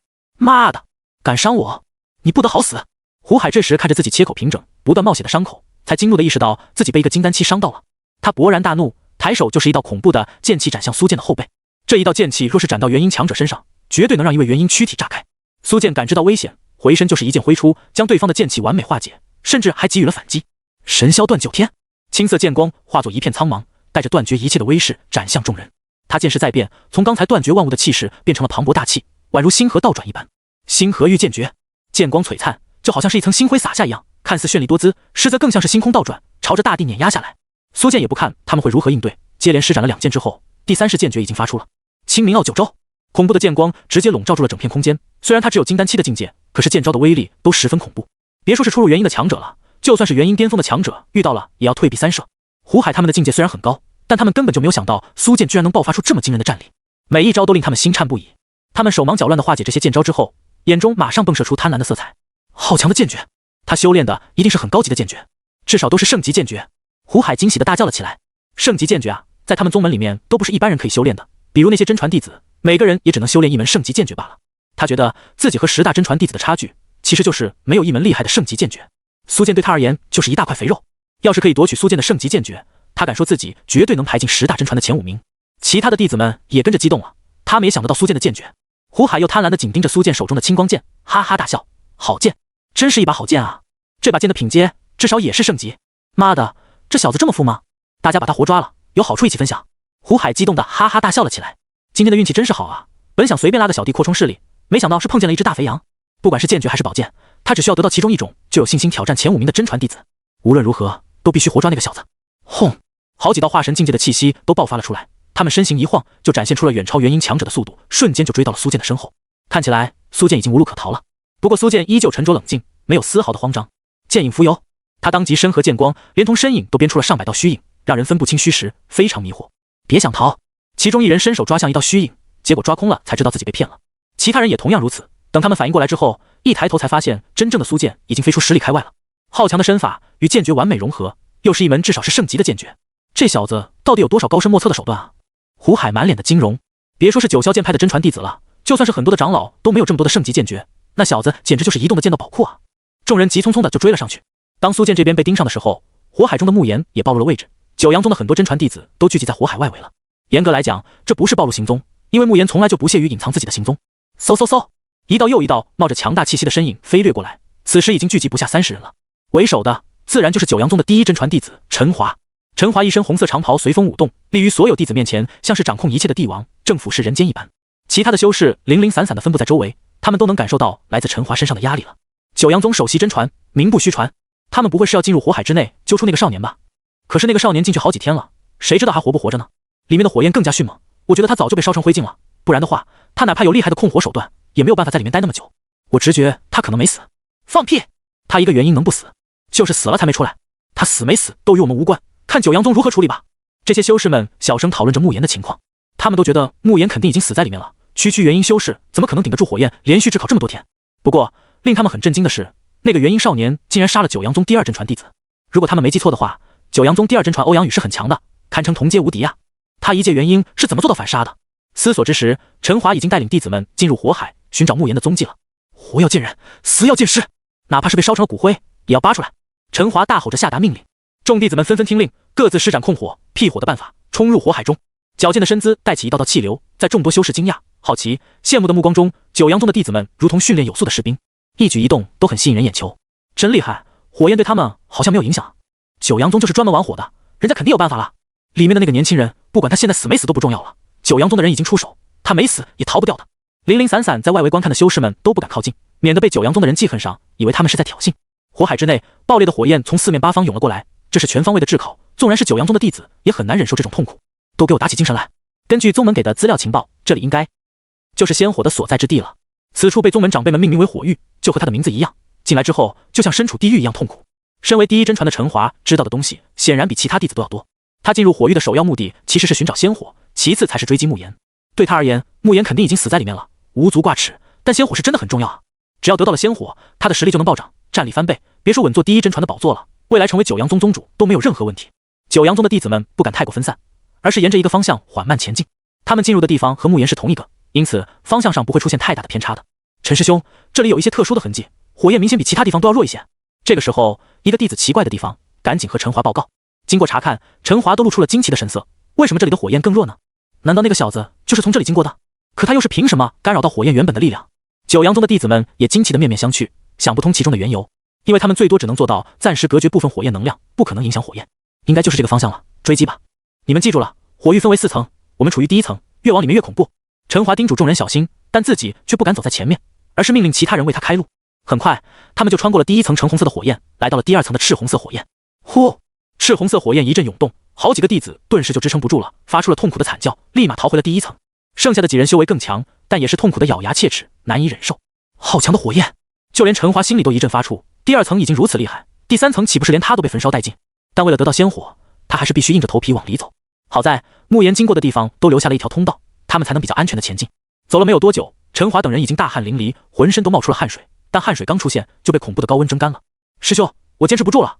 此时，一个弟子被烤制的双眼迷离，浑身通红，终于还是被火焰吞噬，彻底没了声息。师兄，我也。另一个弟子的力量已经耗尽，无法再催动法宝护体。当力量消失时，不等他把话说完，火焰就把他焚烧成灰烬。师兄，我们也撑不住了。剩下的几个弟子实力稍微强一些，但也快要死了，他们很想放弃。但是都走到这里了，陈华又怎么可能允许他们离开？陈华怒斥道：“都给老子闭嘴！谁再提撤退，老子第一个毙了他！”为了杀鸡儆猴，他愤怒地将身边的一个弟子推入了火海中，吓得其他人瑟瑟发抖，只能硬着头皮继续往前。幸好他们很快就看到了黄色、红色、白色3种火焰混合的一层火墙。不必多说，穿过这道火墙之后，就进入第3层火域了。但是3色火焰的威力比第2层的火焰还要恐怖很多倍，他们都不敢靠近3色火墙。几个弟子不约而同地回头看向陈华，等待陈华做决定。陈华脸色很难看，他是没有实力进入第3层火焰的，一旦触及那面3色火墙，他绝对会灰飞烟灭。内心清楚这一点，他更加不敢轻举妄动了。找找看，那个小子会不会还在附近留下经过的痕迹？陈华面目狰狞地命令道。他们怎么都没想到，在火焰方面，自己居然还要依仗别人留下的方法才能通过。果然，他们很快就在附近看到了3色火墙的一部分更加薄弱，甚至可以通过这层火墙隐约看到第3层的景象。有人在那里！一个弟子隔着火墙指向里面的方向。他们第一个念头就是怎么可能？但当他们定睛看去的时候，真的发现有个少年正盘坐在3色火焰中，似乎是在修炼。他们都震惊了，怎么可能啊？真的有人？哦，对了，就是那个小子吧？他既然通过了3色火墙，自然会出现在里面。可他现在做什么？他在修炼，光是想想都难以置信啊！他是如何做到在3色火焰中修炼的？别说修炼了，他们觉得自己只要再往里面踏入一步，都会被烧成灰烬了。师兄，怎么办？他们只能求助于陈华了，反正他们是绝对不会再以身犯险了。陈华也很难堪，明明自己才是九阳宗第一真传，拥有最强的战力，结果还比不上别人，说出去岂不是要被人笑掉大牙？我就不信他能坚持下去，就在这里等着。陈华恼羞成怒地叫道。其他人一脸失望，但也不敢违抗他的命令。第3层火焰之内，慕言已经感应到他们的来临，但是他毫不在乎。他已经知道这火域之内有什么东西正在和他的天地神炎产生共鸣了，那就是一种仙火，名为圣灵真火。火域中心就是圣灵真火的所在之地。慕言眉心处的火焰印记持续地闪烁着金色的光芒，体内的天地神炎薄薄地覆盖在身体表面，有这层火焰作为隔绝，外界的3色火焰根本就不敢靠近，这是等阶上的压制。在至高无上的天地神炎面前，这点3色火焰多少显得不入流了，已经将体内的力量锤炼到元婴巅峰，是时候突破了。慕言不再犹豫，将体内的力量彻底放开了，气息骤然暴涨，将周围的3色火焰都掀了起来。天地神炎更是不断地吸收3色火焰，用来壮大自己。第2层边缘的陈华他们见到3色火焰化作浪潮涌了过来，吓得全都后退了。他到底想干嘛？在火域内还搞风搞雨，一不小心就会化为灰烬的呀！陈华震惊的目瞪口呆，他完全想象不出慕言是凭什么做到如此惊人的程度。退出去，快点退！否则我们都要死。当危及自己生命的时候，陈华不再有任何的犹豫，第一个往外逃。等他们从火域内灰头土脸的钻出来的时候，才知道此时的火域到底出现了多大的变化。从外面看，无尽火焰发生了暴动，就像是浪潮一样起伏翻滚，恐怖的能量一波又一波的扩散出来，热浪滔天，逼得原本还想靠近的人都躲得远远的。师兄，里面发生了什么事？火域怎么暴动了？守在外面的一些九阳宗弟子们看到陈华出来，赶忙上前关切的询问。陈华心有余悸，也没多解释，只是说放出信号，通知更多的九阳宗弟子都往这边聚集。他也有自己的小算盘，他看出来了，慕言才是最有可能拿到仙火的，那就等慕言出来之后，他们再一拥而上抢夺就行了，何必冒险钻进火域？随着九阳宗的弟子们陆续的往天上释放集结信号，越来越多的人聚集了，而且全是化神境界，超过40人了。他们忌惮的盯着火域的暴动，随时等待陈华下达命令。火域内，慕言的身体悬浮在高空上，肆无忌惮的吸收3色火焰，然后他包裹在金色天地神炎中，尽情的炼化所有火焰，将其化作自身力量，同时加深对火焰之道的感悟。凭借这股力量，他顺畅的冲到了化神境界，其突破的速度不减，一路往上。化神1重，化神2重，化神3重。慕言的气息一下子就冲到了化神3重，还没被吸收的3色火焰就像彩带一样跟在他的身后。第4重，圣灵真火。慕言看向最中心处，然后毫不犹豫地冲了进去。在他的身后，有如同长长的彩带一样的火焰跟随着，场面绚丽又壮观。在火域的中心处，只有一团人头大小的火焰，那就是淡淡金色的火，里里外外都透着尊贵神圣。这就是圣灵真火。察觉到有人靠近，圣灵真火开始剧烈的抖动起来，释放出恐怖的能量，想要将慕言焚烧殆尽。身为一团无主的仙火，圣灵真火一旦彻底失控爆发，是极其恐怖的。慕言丝毫不惧，抬头一挥，一大片金色的天地神炎挥洒而下，展现出更加强势的压制力。轰！刚刚要大显神威的圣灵真火就被按在地上了。慕言大手一扣，就霸气十足的将圣灵真火捏在了手里。在别人眼中是毁灭代名词的仙火，此刻在慕言面前多少有点憋屈了。虽然都是仙火，可天地神炎的等阶明显更高，就像是一个国家的君王，总有大国君王和小国君王的区别，小国君王再厉害，也远远不如大国君王。不错的东西，刚好变成我的养分。慕言轻笑一声，眉心的火焰印记爆发出了强大的吸力，将圣灵真火给吸了进去。轰隆！他体内力量再次暴涨，直接冲到了化神4重。呼，舒服了。慕言露出了满意的笑容，他感觉到体内全是滚烫的力量，仿佛只要一抬手就能释放出毁天灭地的火海，将第3层的3色火焰都收走，慕言就没有留在这里的必要了。他化身金色火焰流星，径直朝外面飞了出去。火域外面目前已经聚集了不下40个九阳宗的弟子，放眼望去，男弟子英俊潇洒，女弟子美丽高贵，真不愧是出身名门，容易让人心生自卑。其中的真传弟子中，除了早早被慕言灭掉的那位之外，都来齐了。如此阵容，绝对可以横扫整个秘境了。火域的变化让他们疑惑又震惊。从刚开始的暴动到中间逐渐平息，最后火域急速收缩变小，很像是枯萎的花朵，奄奄一息。里面究竟发生了什么？绝对和那个小子有关。不知道仙火怎么样了？不会被他炼化了吧？九阳宗的弟子们都有了各种猜测，但是他们只能等了。没过多久，天空上忽然出现了一道人形的金色亮光，璀璨耀眼，天地间的温度也骤然上升，水分瞬间被烤干。所有人被刺激得睁不开眼睛，只能侧过头用手挡着。等金色光芒逐渐收敛之后，被包裹其中的人影也开始变得清晰。那是一个面目英俊、清秀，眉心有一道金色火焰印记的少年，傲立虚空，如同火焰君王。他高悬于虚空，身边有金色的火焰在缭绕，金色的眸子俯视着众人，像是帝王俯瞰人间。当众人看清楚他的样貌的时候，全都大吃一惊，都不敢相信，居然是他！他还没死？这个少年不是已经进去好几天了吗？我还以为他没了呢。他的身上好像出现了某种变化，好强大的压迫感。他好像已经进阶到化神7了。我记得他前几天才元婴巅峰吧？几天不见就化神了。我就说嘛，这片火海里面肯定有了不得的一宝，他就是拿到了一宝才突破的。外围的那些修士们脸上写满了震撼和意外，他们从来就没觉得慕言可以活下来，连陈华进去没多久都逃出来了，更何况是他呢？可眼前的一幕狠狠地冲击着他们的眼睛，他真活下来了，真是不可思议啊！起初那位劝说慕言不要进去送死的修士也呆呆的喃喃自语，震惊之余，很多人也心思各异，对慕言动了歪心思，计划着从他那里将一宝抢过来。不过主要还是看九阳宗的行动，如果九阳宗没能捕捉他，那他们才能有机会。真希望这小子能够逃出九阳宗的追捕，如此一来，我便有机会当一回得力的渔翁了。但九阳宗几十人都来了，全是化神期，这年轻人就算实力大进，也绝对不是他们的对手啊！妈的，九阳宗都已经这么强大了，还要抢别人的机缘，臭不要脸！这位小哥，你一定要逃出去，然后让我杀一杀，求你了，争气点吧！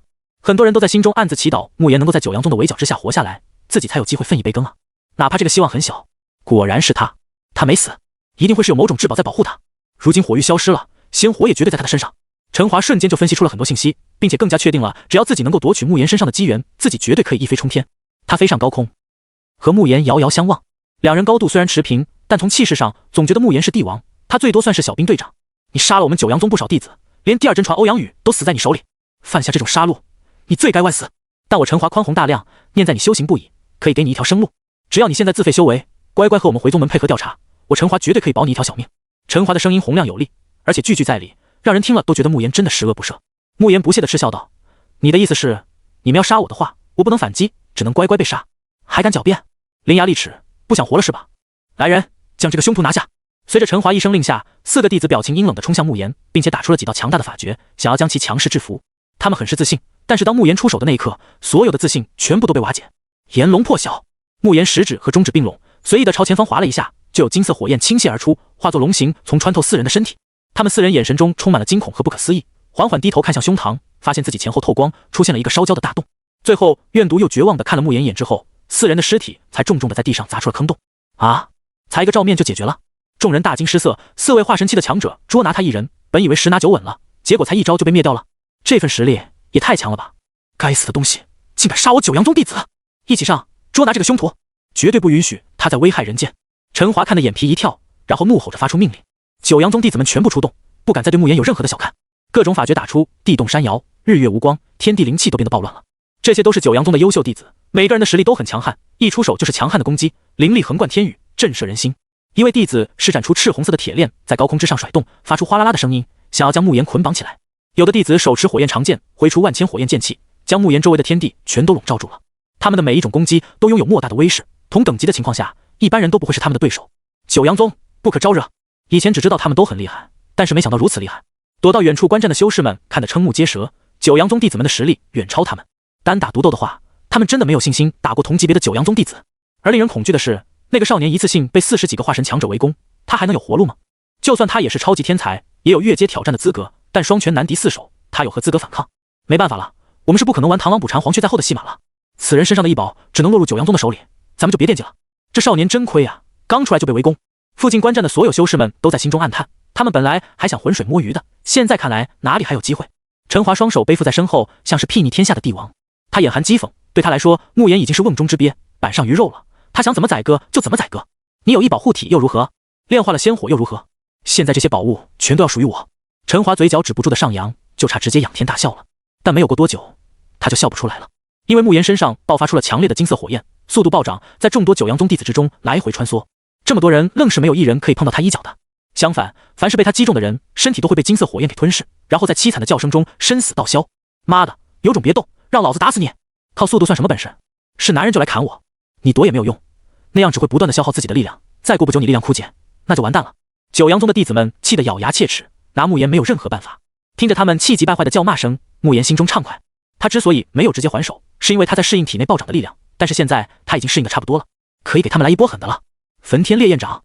慕言口中发出一声轻喝，身上的天地神炎开始暴动了起来，无尽的火焰在天空上铺开，连绵起伏。在众人诧异的目光中，这无尽火焰迅速凝聚成一只上千丈大小的金色巨掌，笼罩整个天空，然后狠狠地盖了下来。恐怖的气息在天地间弥漫着，极致的高温让人心慌不已。从这金色的巨掌上面，所有人都感受到了毁灭的气息，一旦被镇压了，自己真就凶多吉少了。快走啊！这到底是什么怪物啊？为什么施展的法诀如此恐怖？这真的是化神级别的力量吗？我怎么觉得已经可以毁灭炼虚7强者了？还在外围观战的修士们察觉到这金色火焰大手印的恐怖波动之后，全都吓得四处逃窜。他们哪里还敢在1000丈范围之内待着？光是这样还不够，他们又继续远离了很远的距离，这才大汗淋漓的觉得安全了许多。而九阳宗的弟子们运气就没有这么好了，他们此刻慌张无比的抬着头，瞳孔中倒映着巨大的金色手印，恐怖的波动令他们手忙脚乱。不灭炎铠、赤阳铠甲、极光盾、3000爆裂剑、乾坤无极。九阳宗的弟子们纷纷使出各种手段进行防御或者是反击，想要将慕言的法诀给化解了。但是在慕言的碾压之下，他们的防御手段全都爆开，一丁点效果都没有。所有的反击也都全部被打爆了，甚至都没办法阻止金色火焰大手印的镇压。轰！在他们绝望、惊恐、无助的眼神中，恐怖的力量终于轰在他们的身上。面对这股力量，他们仅仅是坚持了几个呼吸的时间，就再也顶不住了，身体被碾压粉碎，连同神魂都被焚烧殆尽。大地开裂，方圆几千丈都惨不忍睹，深深的手掌轮廓就印在地上，残留的金色火焰还没完全熄灭。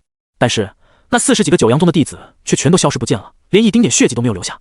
已经躲在远方观战的修士们满脸的不可思议，眼神中全是震惊之色。刚才那一击，如果换作是他们去抵挡的话，同样也只能认命了。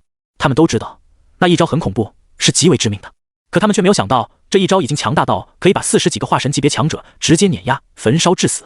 整整40几个化神强者，哪怕他们的境界都不是化神高级的那种，可毕竟是九阳宗的优秀弟子啊，都有资格号称同阶无敌的，甚至有资格跨越一个小境界战斗的。如此强者就这么被一掌拍死了。隔着那么远，他们依旧心惊肉跳，恐惧还在心底蔓延，久久无法平息下来。死了，全都死了！九阳宗的精英弟子们死了，至少就90%了。他该不会是炼虚期吧？或者是化神巅峰？反正绝对不是表面上看这么简单。我看走眼了，刚才还以为他会被陈华他们灭杀，看来我还是太年轻了。他是昆仑弟子，昆仑究竟是个怎样的势力？仅仅是一个化神弟子而已，就一招灭杀了这么多强者。对，我记得他就是昆仑弟子，我从来没听说过这个势力啊，怎么出来的弟子这么厉害？等出去之后，我一定要查一下昆仑在哪里。要是我也加入昆仑，是不是也能变得这么强？慕言一出手，就在他们的心中留下了无敌的印象。惊叹于慕言恐怖的实力之余，他们对昆仑更加的好奇，能培养出这么厉害弟子的宗门到底怎么样？如果能加入昆仑，他们会不会也跟着起飞啊？他们不敢再觊觎慕言身上的异宝，反而更想加入昆仑。陈华这边，他浑身僵硬，要不是空气太过炽热干燥的话，他此时应该已经大汗淋漓了。怎么可能？怎么可能？他满脸惊恐的喃喃自语着，亲眼看到9成同门死在自己面前，对他造成了巨大的冲击。那惊天动地的一掌，宛如可以毁灭一切，真是恐怖啊！幸好他并没有被包括在内，否则他也不敢肯定自己一定能活下来。和他一起侥幸躲过一劫的，还有另外5个真传弟子，他们也吓得浑身颤抖，再也没有了任何战斗的念头。必须走，我根本就不是对手，必须离开秘境，将这里的情况告知外面的带队长老。一个真传弟子知道自己不敌慕言，想都没有想就逃命了。剩下的几个真传弟子反应很快，各自施展身法，朝着不同的方向冲出去。一帮废物，就知道逃跑是吧？连阻拦都不敢吗？陈华暗骂了一声，也选择了逃命。他们都很聪明，选择的都是不同的方向。如此一来，就算慕言真的要杀他们，最多也只能杀一人。谁都觉得自己是幸运儿，死的一定是别人，不会是自己。慕言静静地看着他们，不是放弃追击，而是不着急。火焰分身，慕言身上的天地神炎分出了一部分，然后凝聚出几个人形，分别化作一道金色光芒，去追击那几人去了。每一个火焰分身都有他10成力量，能够维持20个呼吸左右，看似时间很短，但是解决那几人足够了。而他则是展现出了更加恐怖的速度，在天空中留下一道金色小尾巴，就追上了死命奔逃的陈华。好快！陈华感受到身后炽热而又强大的气息急速逼近，他就知道坏了，一定是慕言追上来了。他已经施展了最快的身法，甚至不惜消耗精血、消耗寿命使用秘法来提高速度，可依旧被慕言毫不费劲地追了上来。太慢了，慕言嫌弃地说道，然后抬手就是一道火焰打出，化作巨龙冲向陈华。慌乱之中，陈华将所有的防御手段、攻击手段都用了出来，企图抵挡这强大的一击。可在这条火龙面前，他一切花里胡哨的手段都显得极其可笑。好！火龙咆哮，张开大嘴将他给吞了下去。天地神炎毁灭性的力量让陈华连挣扎都做不到，就被彻底焚烧，别说惨叫了，就连一点骨灰都没有留下。与此同时，慕言感应到几具火焰分身那边也把其他人解决了。至此，所有来围杀他的九阳宗弟子团灭。嗖！这个时候，急速追上来想要看热闹的修士们已经错过了最精彩的一幕，只看到了火龙被慕言收回。至于陈华，估计是没了。见慕言看向这边，他们吓得连忙解释：“少侠，我们只是过来看热闹的，和我们没关系啊，我们现在就走。”对，我们其实早就看不惯九阳宗那帮逼了，他们死了最好。我说啊，他们就是活该，平时嚣张惯了，以为别人都好欺负，结果踢到铁板了吧？哈哈，这就叫恶人自有恶人。我的意思是，恶人自有报应。哈哈，这些修士们此时根本就不敢招惹慕言，生怕他喜怒无常，将他们也一巴掌拍死了。慕言并没有和他们计较，用宗门令牌查看了一下其他人的位置。苏剑怎么一直在移动？不会是被人追杀吧？那我就放心了。璎珞和其他人都汇合了，安全是安全，但不方便到处搞事吧？这丫头不上进，找个时间好好说她。慕言辨认了一下方向之后，就先去找璎珞他们了。直到他的身影彻底消失在视线中，这里的修士们才长舒一口气，悬在嗓子眼的心也放下了。压迫感太强了，在他的面前，我甚至都不敢大声说话。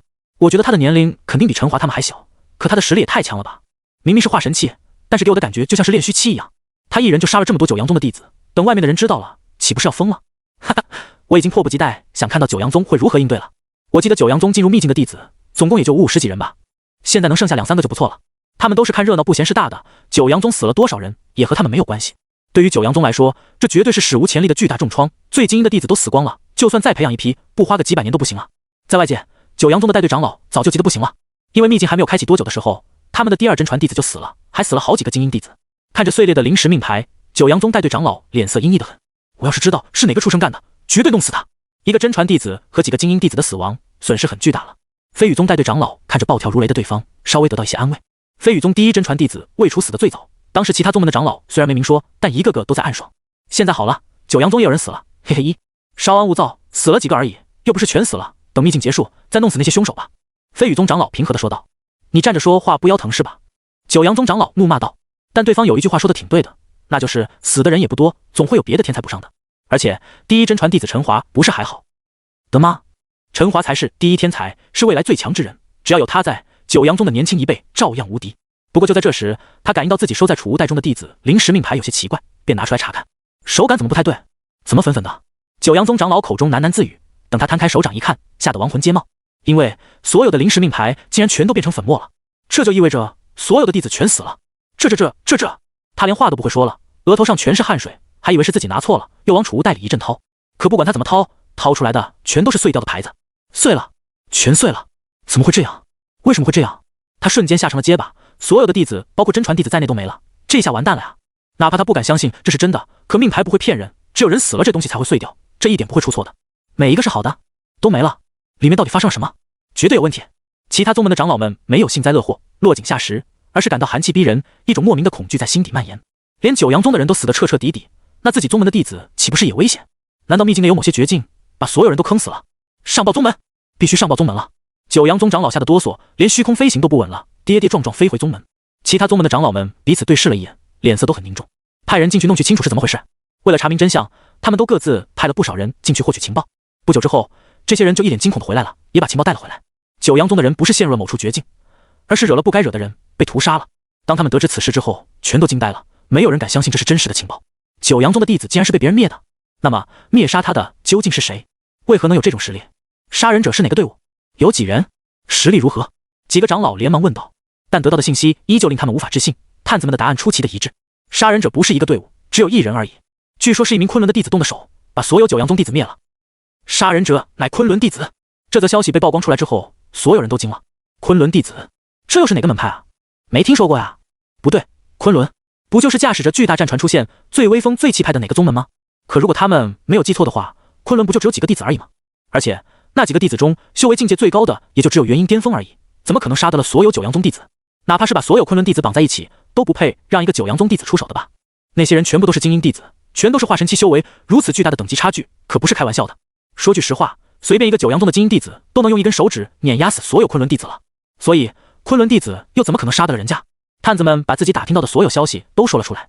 杀人的只有一个昆仑弟子，他一掌就弄死所有人，最后把陈华给轻松弄死。那个昆仑弟子已经提升到化神境界，实力非同小可，那一掌的威力毁天灭地，没有人可以抵挡。随着这些情报的出现，所有人都目瞪口呆，总觉得很不真实。因为就算昆仑弟子突破到了化神又如何？一个初入化神的菜鸟就有资格弄死所有九阳宗弟子了？假的吧？可九阳宗的人确实已经死光了，这是不可否认的。他们并没有直接相信这些情报，还是有很大的怀疑的，于是又派出一批新的探子进去。前前后后总共派了20队探子，可所有的探子得出的情报都是一致的，杀人者就是昆仑弟子，而且只有一人。当所有的情报都堆在面前的时候，哪怕出奇的离谱，也只能选择相信了。他们几个大人物都觉得极其荒谬，他们也是活了上千年的老东西了，可如此离奇的事情还是第一次遇到。昆仑一出场就是如此巨大的战船，有没有一种可能，所有昆仑弟子身上都有异常强大的宝物？否则他们哪来的实力？绝对是的，光靠自己的能力弱得很，就是靠各种法宝之类的，能秒杀所有九阳宗弟子，说明他们的宝物强大到了极点，说不定还是圣器，甚至是仙器。几个长老越想越觉得有可能，眼神中开始涌出了贪婪。要是能够得到昆仑弟子身上的所有宝贝，对他们这些大能来说都非常珍贵。哼，现在就等这几条大肥羊出现了，只要一出现，格杀勿论。嘿嘿嘿，九阳宗弟子死得其所呀，帮我们换来这么重要的情报。无所谓，我们风灵宗目前稳得很。弄清楚状况之后，他们都开始幸灾乐祸起来。九阳宗的人全死光了，未来年轻一代彻底没有话语权，至少未来上百年内，九阳宗都会没落。九阳宗这边在收到了所有真传弟子和精英弟子都死光的消息之后，整个宗门都震动了。宗主暴怒，宗门的老怪物们全都气得掀开棺材板。尤其是在得知了昆仑弟子是凶手之后，他们直接派出了50位炼虚期高手以及10位合体期高手蹲守在秘境之外，只要昆仑的人一出来，必死无疑。不久之后，在秘境入口处就聚集了众多气息极其强横的高手，每一个人杀气很重。九阳宗来真的了，50位炼虚期加10位合体期，这阵容灭掉100个小宗门都绰绰有余啊！啧，他们所有弟子都死了，这是不可化解的大仇。那些昆仑弟子真是牛，秘境还没开启几天就搞出这么大的事。昆仑要是能撑过这一劫难，我就送我儿子去哪里修炼。在秘境入口处，别的修炼者们远远地看着杀气十足的九阳宗众多高手，更惊讶于昆仑的神秘了。一个从来没有听过的宗门，其弟子最强也只有元婴期而已，居然也能搞出这么大的事情，真是前所未有啊！秘境之内，此时的苏剑正在驾驭着剑光飞速逃遁当中，他的速度极快，宛若流星划过天空，在身后带出细长的小尾巴，稍纵即逝。在他10里开外的身后，则是好几名气喘吁吁的敌人正在追击他，他们正是九霄剑派的人，以胡海为首。之前想灭杀苏剑失败，被苏剑找到突破口冲出去之后，胡海就带领着师弟们追了上去。他们原本想着，好几位化神期的高手追一个金丹期的小子，那不是有手就行吗？可结果就是，这么多天下来，他们不仅没有追上苏剑，还折损了一人。对他们来说，这简直是奇耻大辱了！这么多人被一个金丹期耍得团团转，说出去能被外人笑话死。妈的，这小子到底有多少种手段啊？光是身法类的，他至少就换过不下5种了。胡海气得直骂娘。每一次在他们即将拦住苏剑的时候，苏剑总能爆发出更强的力量和更快的速度甩开他们，把他们给气得半死。胡师兄，咱们这太久了，力量都快耗尽了，要不要先休息一下？此时有弟子脸色苍白地询问道。胡海本想劈头盖脸骂他一顿的，但他自己也很疲累，只好说道：不行，先追着吧，那小子一定比我们先撑不住的。几个弟子们嘴巴发苦，只好硬着头皮继续追击下去。他们不知道的是，苏剑一边飞行一边往嘴里灌灵泉，迅速恢复体力。这些灵泉在外界都是极为珍贵的宝物，可是在他这里就和普通的水没什么两样。别问为什么，反正家底够厚就是了。一口灵泉下去，所有疲劳全都一扫而空。苏剑神采奕奕，貌似要凝聚出剑心了，离突破不远了。感应到自身出现了变化，苏剑心中微喜，果然还是在生死争斗中更容易进步。他找了个位置隐藏身影，然后又灌了一大口灵泉之后，开始修炼起来。不多时，胡海他们几人从上空呼啸而过，根本没有发现苏剑就在下方。剑心凝聚，我在剑道上又前进一大步。苏剑盘腿而坐，身体周围弥漫着恐怖的剑意，空气中有着无形的剑气在游离，花草树木在悄无声息之间就被切割成粉碎。心脏位置传来咚咚咚跳动的声音，强劲有力，但又很像利剑出鞘时候的铮铮剑鸣。他的气息也在急速爬升，从金丹期巅峰一举冲到了元婴期。体内那一枚极其特殊的剑形金丹也转化成为剑形的元婴。外观上看似乎没有太大的变化，但是本质上已经蜕变了，威力增加了不止10倍。这还没结束，苏剑的境界还在攀升当中，从元婴1重直接冲到了元婴3重，才有了减缓的势头。呼呼呼，方圆几百里之内的天地灵气都朝他这边涌来，被他贪婪的吸收，化为自己的力量。如此海量的天地灵气，足够几个元婴期一起修炼了。可对于苏剑而言还不够，他往嘴里塞了一把丹药，喝了一口灵泉，就一起咽了下去。这些丹药都是宗门炼药阁出品，绝对属于精品。精纯又猛烈的药性在体内炸开，恐怖的力量涌向四肢百骸，使得他浑身上下的毛孔都张开了。在药力的推动之下，苏剑的境界提升到了元婴4重，一直冲到元婴5重才勉强停下。这还是他可以控制了。呼，吐出一口浊气，苏剑睁开眼睛，其目光化作2道锐利的剑气爆射而出，让前方一棵参天大树当场炸开。突破太快未必是好事，我还需要再打磨一下基础，加深剑道感悟，才可继续提升。等回去之后，他就进入混沌界进行感悟，再去战神宫大量战斗，以此来验证自己的实力。元婴5重虽然比不上师姐师兄们，但应对目前的情况也足够了。苏剑起身，抬头看向胡海他们的方向，咧嘴露出一个略显狰狞的笑容。你妈的，追了老子好几天了，这回该轮到我了吧？强大的剑气和修为波动突然爆发，自然是引起了胡海他们的注意。他们几人当即调转方向，往苏剑这边赶回来。一回头就看到苏剑浑身气息强大，正悬浮在前方，满脸笑容地盯着自己。不知道为何，被这双眼睛盯着，他们都有种没来由的畏惧，仿佛同一时间被千万道利剑穿心而过。我看你还怎么跑！今天你必须给老子死一死了！胡海气急败坏地大叫道：上！他一声令下，身旁的几个师弟们都咬牙切齿地杀向苏剑。被折磨了这么多天，他们此时恨不得将苏剑千刀万剐，将他折磨致死，如此才能消除他们的心头之恨啊！来得好！苏剑这一次没有跑，而是期待地哈哈大笑起来，手中圣级青光剑光芒大作，骤然变成了一团青色太阳。清明照九州！他口中发出暴喝，剑光猛然炸裂，化为无数剑雨，将胡海他们几人都包裹了进去。强悍犀利的剑诀顿时让那个胡海他们吓出了冷汗。这又是什么剑法？糟糕！快挡住！他的实力为什么突然变得这么恐怖？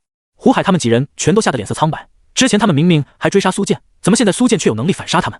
恐怖的剑气纵横无敌，胡海他们也施展精妙的剑法抵抗。可惜面对实力暴涨的苏剑，他们已经不够看了。噗噗噗噗！几个弟子被无数青色剑光穿过身体，直接打成筛子，其肉身稀烂，连同神魂都跟着溃散。化神已经不是苏剑的对手了。胡海实力稍强，有化神4重实力，因此只是受了重伤，还没完全死掉。可嗨！他艰难的单手提剑，左手捂着不断冒血的胸口，眼神充满了恐惧和不解。为何？你的实力为何？他不明白，也不甘心。苏剑居高临下，眼神淡漠地看着他。别问，我只是个平平无奇的天才。说着，他提剑就要下死手。为了保住小命，胡海赶紧求饶：等一下，不要杀我，我有重要的情报交换。哦，说来听听。苏剑果然放下了剑。在这秘境当中有一处剑谷，那里有很多剑道传承，我们原本就是往那边赶的。以你的剑道悟性，去了那里一定有巨大收获。胡海将自己最重要的情报都说出来了。不仅如此，他还分享了剑谷大致的方位。你可以放过我了吧？我已经重伤，根本没办法对你产生威胁了。胡海可怜兮兮地望着他，他也有自己的打算。只要能活下来了，那今后一定要对苏剑进行更疯狂的报复。在剑谷那边，所有真传都在，只要这小子过去了，就会被群起而攻之。我师尊说过，做人要讲理，更要讲礼貌。很感谢你的情报，对我很有用。苏剑微笑的点头，人畜无害的模样。胡海松了一口气，自己应该能活下来了吧？可回应他的还有致命一剑，狠狠刺入他心脏，猛烈的剑气在最短的时间之内剿灭他所有生机。你！胡海眼睛瞪得滚圆，脖子青筋暴起，他简直不敢相信自己还是要死。说好的讲道理呢？说好的讲礼貌呢？你他妈不讲武德啊！苏剑剑光一抖，青光剑再次变得光亮如新，我都说谢谢了，应该算有礼貌了吧。在搜刮了几人的储物袋之后，苏剑就朝着剑谷的方向飞去。按照情报，剑谷之中有强大的剑道传承，大概飞行3个小时就能达到。不过以苏剑的速度，正常速度飞行1个小时就够了。当他来到剑谷的时候，这里已经挤满了人，一眼望过去，黑压压的全是人头攒动。小兄弟，你也想分一杯羹啊？在谷口位置，一个元婴巅峰的修士看到苏剑是新来的，便百无聊赖的聊起了天。苏剑点头，听说这里有剑道传承，自然是要来看看的。嘿嘿，是这样没错，但传承不是谁都能获得的，这里至少有上万人，但目前只有100来人获得了传承。这人知道的挺多，看来已经在剑谷待了很久，见证了不少事情。老哥如何称呼？苏剑拱手询问。我姓龚，可以叫我老公。这位老哥很是热情地拍着苏剑的肩膀，还不忘捏一捏他坚实的肌肉。哇，小兄弟你身体不错呀，肩膀真结实，胸肌也不错，让我看看。这老哥眼睛大亮，伸手就要好好摸索一番，吓得苏剑赶忙后退，避开他的咸猪手。公兄，此地是什么情况？苏剑冷静询问，但眼中全是警惕。这位公兄有点不对劲，不会是根搅屎棍，想走我后门吧？哦哈哈！就在不久之前，剑谷爆发出了强烈的波动，把很多人都吸引过来了。所有人都觉得自己是天命主角，一定能获得传承。可到目前为止，这里要么是看热闹的，要么是失败者。成功获得传承的就只有九霄剑派的几位真传弟子。该说不说，九霄剑派的真传弟子在剑道悟性上面是真的很强，一般人根本比不过他们。提起这些剑道天才，公兄都满脸的钦佩。上万人的场合，天才寥寥无几，全是九霄剑派的。天才吗？也就还好吧。苏剑有些不以为意，但是他这句话却惹来了周围不少饱含愤怒和恶意的目光。公兄也吓得连忙阻止他，不让他再乱说了。会出现在这里的人基本上都是剑修，他们都很崇拜九霄剑派的。要是苏剑继续说九霄剑派不好的话，一定会被群起而攻之。小兄弟，可不能乱说。九霄剑派的都是超级天才，这是公认的啊。公兄赶忙说道。你说是就是吧。苏剑耸耸肩膀，表示无所谓。就在公兄还想再说些什么的时候，在剑谷深处传来了一阵惊呼声。这惊呼声就像是浪潮一样，没多久就感染了所有人，全都惊呼不已，像是见到了什么了不起的事情一样。太强了，那是九霄剑派的第3真传弟子，激活了5道剑芒。这个成绩太厉害了，前面的人最多也就4道剑芒罢了。整个剑谷之内的修士们都看向中间的一个人，惊奇不已。怎么才5道剑芒？哎，我还是很不满意啊。这个九霄剑派的第3真传弟子摇头叹息道，似乎很遗憾，但是他上扬的嘴角是掩盖不住那一抹得意的。想要获得剑谷之内的剑道传承很简单，只要将手贴在山谷中间巨剑石碑上就好了。巨剑石碑可以检测出对方的剑道天赋，天赋越强的人可以激活更多的剑芒，成绩越好，获得的奖励自然是越好的。前面有人激活了4道剑芒，获得了10把王级宝剑，把众人看得羡慕不已。如今有人激活了5道剑芒，又能得到什么奖励呢？所有人都伸长了脖子，紧紧地盯着巨剑石碑看。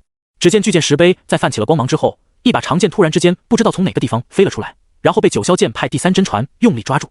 嗡！此剑有灵，不断地震颤，释放出强大的剑气波动，隔着老远，众人都感受到皮肤有刺痛感。是圣级宝剑！第3真传就激动地笑了出来。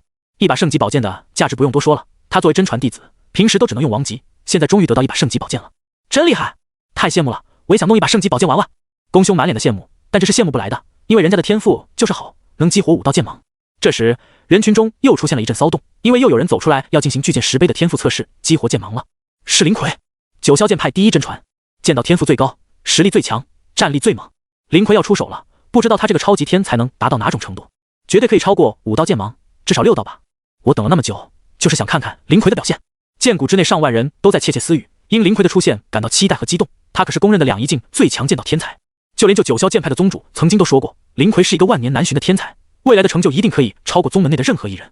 被上万道目光注视着，林奎气定神闲地来到了巨剑石碑前，然后将手掌贴在冰冷的表面，也没见他有别的动作，巨剑石碑自己就开始爆发出阵阵金光，一道道剑气开始出现了。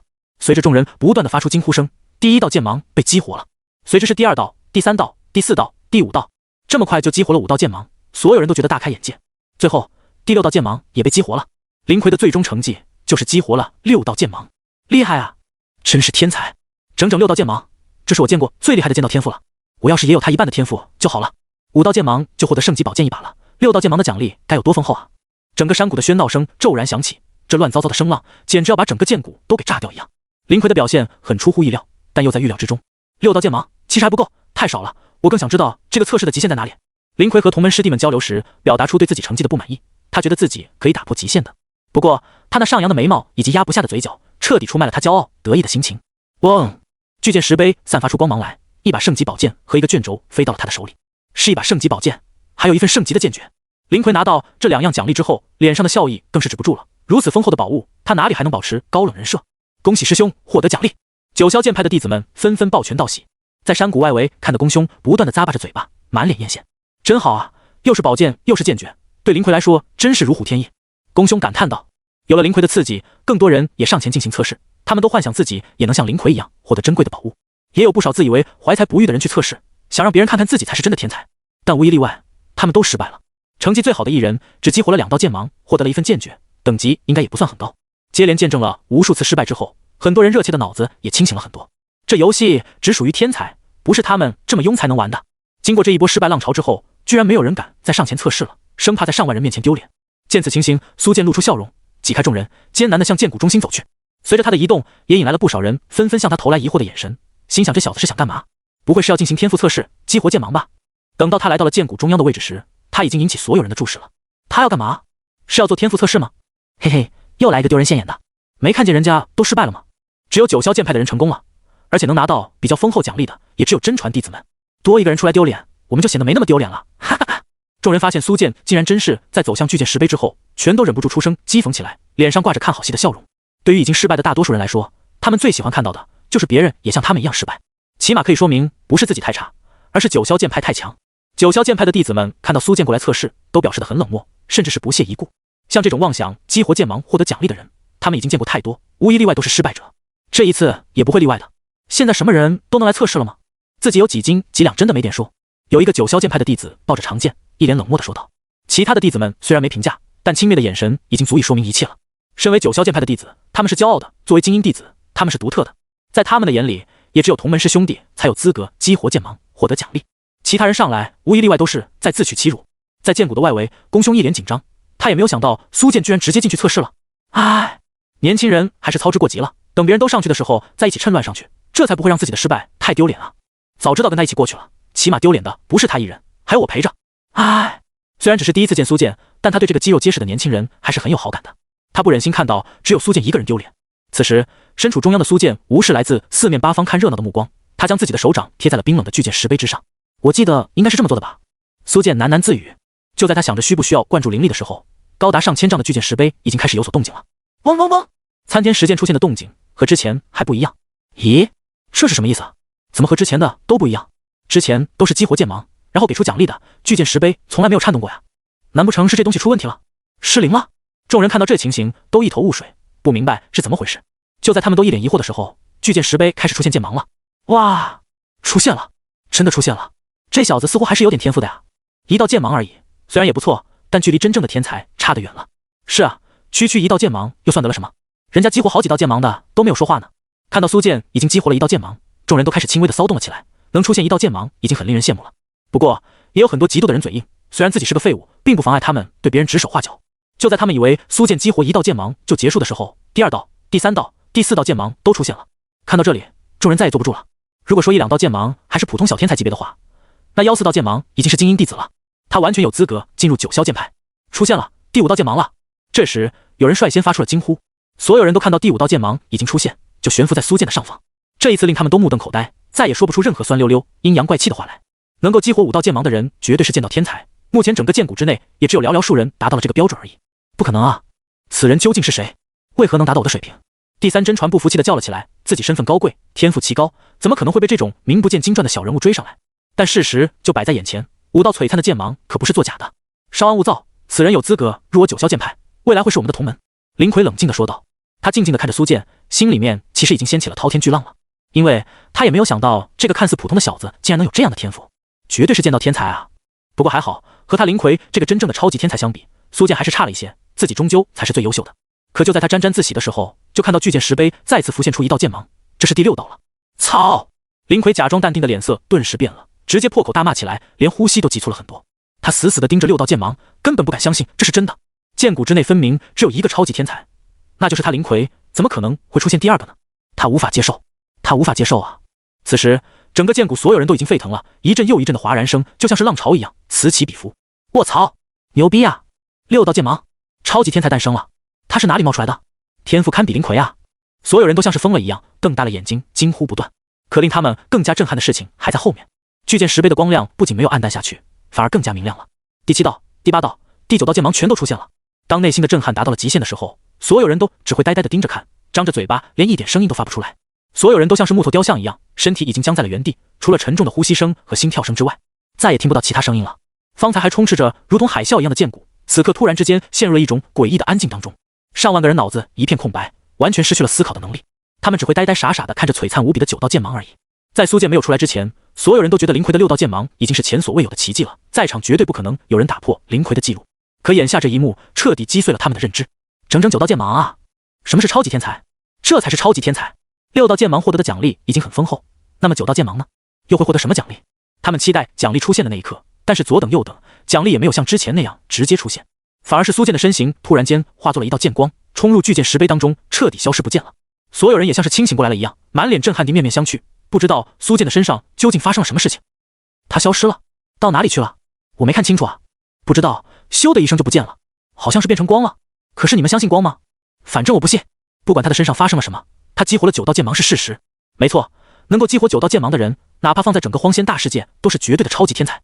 等苏剑在他们面前直接消失之后，他们才忽然醒了过来，脑子也开始恢复思考能力了。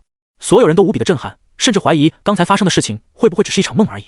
9道剑芒，真的有人能够达到如此惊世骇俗的程度吗？但如果真是做梦的话，整个剑谷之内上万人都同时做一个一模一样的梦，这同样不可能。所以苏剑激活了9道剑芒的事情，绝对是真实发生的。很多人都纷纷看向了9霄剑派的弟子们，想看看他们是什么反应。有人碾压了9霄剑派所有弟子，夺取了他们的风头，他们真的还可以保持高傲和淡定吗？就和他们料想的一样，9霄剑派的人早就无法淡定了。一个完全超越了他们的剑道天才出现了，那他们又算得了什么？他们大部分都只是激活了3道、4道剑芒的精英弟子罢了，和人家的9道剑芒相比，那不是自取其辱吗？就算是最厉害的林奎大师兄，在9道剑芒面前都是不入流的渣渣。林奎此时脸色极其难看，再怎么装逼都不可能保持高冷了。9道剑芒，9道，这是真实发生的吗？为什么会这样？我才是最强的剑道天才，不是吗？林奎捏紧了拳头，非常不服气，不甘心。从小到大，他都是被所有人捧在手心上的天才，前途一片光明，没有人有资格挡在自己面前。就算是其他宗门的第一真传们，林奎其实都不放在眼里。作为一个剑修，他就是这么傲。可苏剑的出现彻底打碎了他所有的骄傲和自信，他第一次如此无力。他最引以为傲的东西，在别人面前不值一提，不堪一击，这让他的得意、傲慢看起来像个小丑。众师弟看着林奎额头上青筋扭动的样子，也不敢找他搭话，免得被大师兄一巴掌打过来。许久之后，林奎深吸一口气，似乎冷静了不少。他抬头看向依旧冒着白色光芒的巨剑石碑，下达了命令：所有人都听好了，在这里守住，等那个小子出现。此等剑道天才，我们一定要吸纳入宗门，不能埋没了他的天赋。林奎大声吩咐道。众师弟们纷纷应答。不过他们守在这里究竟是为了招揽苏剑，还是为了拦截他获得宝物，就不知道了。此时的苏剑已经进入了巨剑石碑的内部，这里面是另一个天地，或者说是独立的空间。这又是哪里？苏剑冷静地打量着四周，他身处于一片石林中，每一根石山都像是冲天的利剑，散发出惊人的气息。就在他思考前因后果的时候，一道深沉浑厚的声音从高空之上传了下来。这是本仙君的剑之世界，只有触发了8道剑芒的剑道天才才有资格来到此处。苏剑抬头，天上并没有任何一个人影。不用找了，我在这里。随着这道声音的再次响起，一团扭曲的光线从虚空中浮现而出，光线很凌乱，不断的交织着，最后终于凝聚成一个完整的人影了。这道人影一出现，整座石林都在剧烈的颤动着，甚至铮铮作响，好似要化作无数利剑冲天起了一样。安静。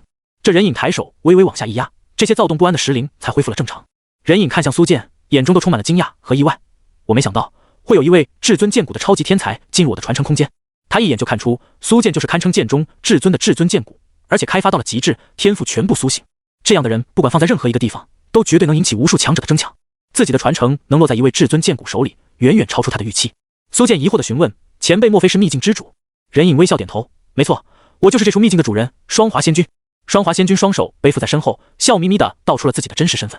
他生前作为一位仙君，修为高深莫测，身份至高无上，被千万人敬仰。而眼前的小家伙不过是化神期罢了，听到了自己的名号之后，一定会激动地跪下吧。苏剑很是冷静：晚辈苏剑见过前辈。双华仙君笑容微滞，眉头也不由得皱了起来，看着过于冷静的苏剑，心想是不是哪里出问题了？自己不都说了自己是仙君，是秘境之主吗？这小子为何一点都不激动？还是说他不知道仙君是什么层次的大人物？嘿嘿，小家伙，我双华仙君曾经是个大圣地的座上宾，很多圣地之主见到我都要尊称我一声前辈。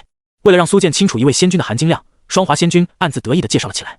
这下总能让这小子瑟瑟发抖了吧？苏剑只是疑惑地眨了眨眼睛，不知道双华仙君这些话是什么意思。而双华仙君看到苏剑还是呆头呆脑的，气就不打一处来。你小子真是油盐不进是吧？这么大一个仙君站在你面前，你都没反应的吗？小友，你可明白，一位仙君在整个荒仙大世界都极为稀少，在你成长起来之前，能见到一位仙君已经是奇迹了。双华仙君的声音充满了厚重和威严。苏剑本来想摇头否认的，因为宗门之内就有很多厉害的前辈啊。光是从神丹圣地那里请回来的仙君前辈就有4位了，更别说红莲前辈等宗门长老了。红莲前辈、雪莲前辈、黑龙前辈、白龙前辈，这些都是仙王啊！仙王不比仙君牛吗？所以看到一个已经死去的仙君罢了，苏建真的没觉得有什么可激动的。昆仑圣的那大佬多的是。至于圣地之主，他没记错的话，师尊身边的侍女不就是落月圣地的元圣主吗？不过顾及到双华仙君的面子，苏建还是假装配合点了点头，表示很认同双华仙君的话。你明白就好。双华仙君终于舒服了。接下来我和你聊一聊传承之事。我双华仙君以剑道著称，我的剑道犀利致命，最讲究一剑出万剑惊。可惜啊，我已经陨落了。你现在看到的不过是我留下的一缕残魂罢了。不过你放心，以你的资质，完全有资格得到我所有的剑道传承。双华仙君对苏建很是满意，他相信自己的剑道在这位年轻的至尊剑骨这里得到发扬光大的，甚至于超越自己生前的成就。听到这里，苏建有些好奇地询问道：“前辈，晚辈可否问一件事？”你问。双华仙君浑身冒着白色光芒，仙气飘飘，一表人才，英俊潇洒。苏建，晚辈听说仙君已经可以与天同寿，寿命无穷无尽，不出意外的话，应该是不会死的，不是吗？听到这问题，双华仙君气得差点被噎到了。这小子问的什么乱七八糟的东西？他还以为苏建会问关于传承的事情，毕竟这可是一位仙君的传承啊，有谁可以保持冷静呢？可偏偏这小子问的是别的问题。既然他问到了，双华仙君也没打算隐瞒，而是如实的告知。理论上是如此，仙君寿命无穷无尽，不出意外的话不会死亡，可出了意外就难说了。当年一魔大举进攻荒仙大世界，整个荒仙大世界危在旦夕，每个人都会贡献自己的一份力去阻拦一魔，这是一场艰难的战争。当时我作为人族仙君，自然是义不容辞的。我提着一把剑，从成华大道砍到二仙桥，来回砍了3天3夜，血流成河，我是连眼睛都没眨过呀。说起曾经的无限风光，双华仙君2只眼睛眯了起来，陷入了回忆中。虽然很惨烈，但那是他一生中最精彩、最值得、最璀璨的一段经历。他相信自己的这些光辉事迹一定也会在小辈的心里面留下深深的印记，让小辈们知道曾经的他们为了保护荒仙大世界付出了生命。双华仙君此刻仿佛又回到了那个血战一魔的时代，气势磅礴，英姿勃发，气吞万里如虎。苏建关切地询问道：“前辈，那你的眼睛干不干？”你一句话把双华仙君给弄破防了。他气呼呼地盯着苏建，恨不得把这些小子一剑弄死。在我最威风、最帅气、最牛逼的时候，你问我眼睛干不干？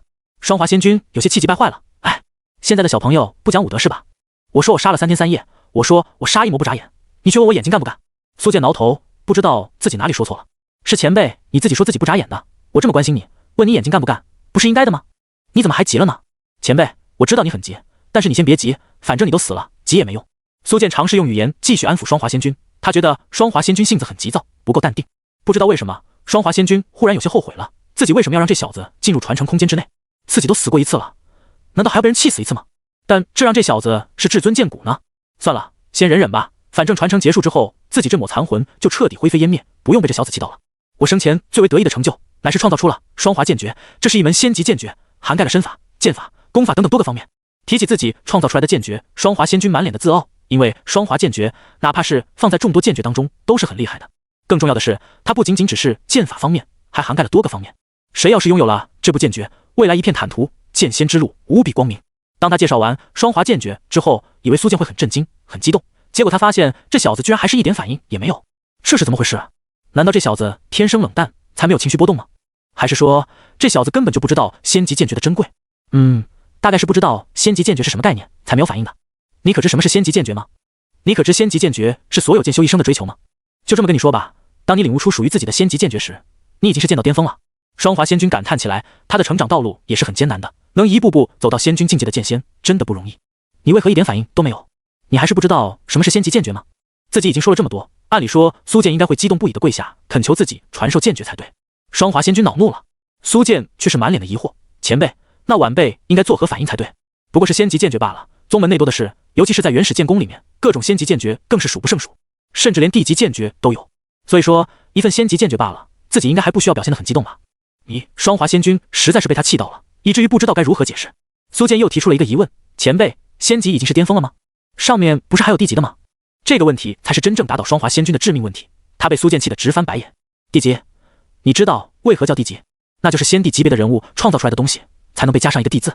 虽然荒仙大世界存在无尽岁月，可所有的仙帝加起来都寥寥无几，尤其是和荒仙大世界无数人口比较，1万人都出不了一位仙帝。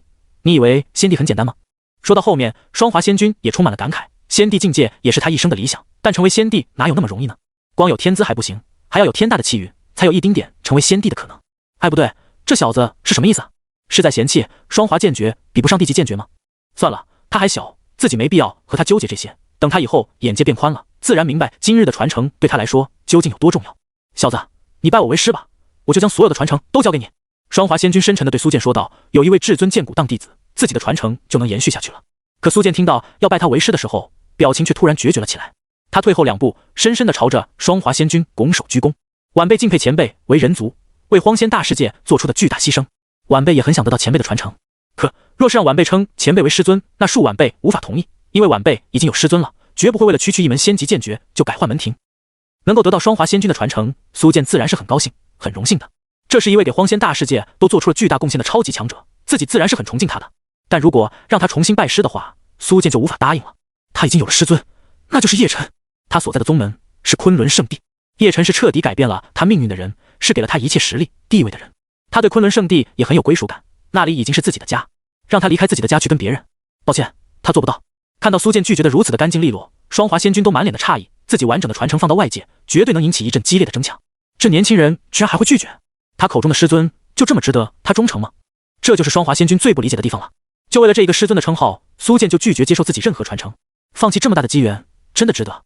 看着苏剑坚毅的脸庞，双华仙君不甘心地追问道：“年轻人，你现在放弃的是一位仙君剑仙的完整传承，一旦错过了，就再也没有机会了。你最好考虑清楚。”他本以为苏剑至少会犹豫一会儿，可苏剑立马脱口而出：“晚辈拒绝。你怎么就那么犟呢？让你拜我为师罢了，又不是让你只认我一个师傅。等你出去之后，照样可以和平常一样管别人叫师傅啊。”双华仙君被他气得不行，他觉得苏剑年纪轻轻的，怎么会如此迂腐呢？稍微变通一下不行吗？可苏剑却异常的认真，他抬起头，直视双华仙君的目光，几乎是一字一句的说道：“在晚辈心里，这不仅仅是一个称谓，更是一份责任。晚辈只能有一个师尊，不会再认别的师尊。”双华仙君从他的冷峻的语气中听出了他的态度。如果这小子喊自己一声师尊的话，估计是没戏了。难道自己就这样失去一个身为至尊剑骨的传人吗？他也很不甘心啊。哼，那我就要看看，能让你如此死心塌地的那位师尊究竟有何神奇之处。双华仙君发出了一声冷哼，还没等苏剑反应过来，他就化作一道光芒，直接冲入了苏剑的脑子里面。他要翻看苏剑的记忆。轰！以他仙君的实力，自然是轻而易举就能读取到苏剑的记忆了。从苏剑小时候开始，所有的记忆片段就像是幻灯片一样，一段又一段的在双华仙君的面前展现出来。当他看到身为至尊剑骨的苏剑因为体质没觉醒就被人当作是废材的时候，气得他破口大骂。这些有眼无珠的东西根本不知道他们自己错过了怎样的天才。不过这个时期的苏剑还没遇到他口中那位师尊。双华仙君继续往后翻看苏剑的记忆，可就在这个时候，一个至高无上、浩瀚如海、威严无尽的声音突然间出现了。差不多就行了，如此肆无忌惮翻看本座弟子的记忆，真当本座管不到是吧？这个声音听起来比较年轻，但其中蕴含的威能、气息全都无比的恐怖，就连他这道仙君残魂都感觉自己在这声音的威能之下弱小如蚂蚁。是哪位前辈在说话？双华仙君被吓到了，从话语中可以听出来，对方就是这年轻人的师尊了。可为何实力会如此恐怖？难道他的师尊是某位至高无上的大人物吗？甚至凌驾于仙君之上？是仙王级别的高手吗？本座的弟子不容任何人欺负，更何况你区区一道残魂。这声音透着无上的威严，哪怕听得出来语气有些慵懒，可落在双华仙君的耳中，依旧如同惊雷一样，恐怖至极。双华吓出了一身的冷汗，他感觉到了这道声音的主人只要略施手段，自己这个仙君残魂就真的会魂飞魄散了。现在他大概懂了苏剑为什么在听到仙级剑诀之后都没有任何反应了。苏剑的师尊本就是至高无上的大人物，其眼界肯定比自己预想的还要宽广，说不定苏剑早就见识过厉害的仙级剑诀了，哪里还会对自己的双华剑诀动心？想通这一切之后，双华仙君不由得自嘲地笑了起来，看来是自己太自以为是了，殊不知在别人看来就是个小丑。请前辈恕罪，晚辈事先并不知情，若晚辈知情的话，绝对不敢如此肆无忌惮地翻看他的记忆。双华仙君向这道声音认错求饶，一旦惹怒了这道声音的主人，自己这道残魂就真的彻底完蛋了。幸好这道声音的主人只是在警告他而已，并没有太多的恶意和敌意。又等了好一会儿，这道声音没有再出现，双华仙君知道自己安全了，这才赶紧离开了苏剑的记忆世界。前辈，刚才发生了什么事？苏剑清醒了过来，脸上全是茫然的神情。双华仙君态度有了巨大的转变，满脸堆笑的对苏剑道：“年轻人，我理解你的想法，不会强迫你的。这就是我所有的传承，现在都给你了。”说着，双华仙君把一个巴掌大小的行宫拿了出来，很像是一个模型，但这是他生前的真正的行宫，里面不仅存放有仙级剑诀，还有他收藏的各种仙剑，都是很珍贵的。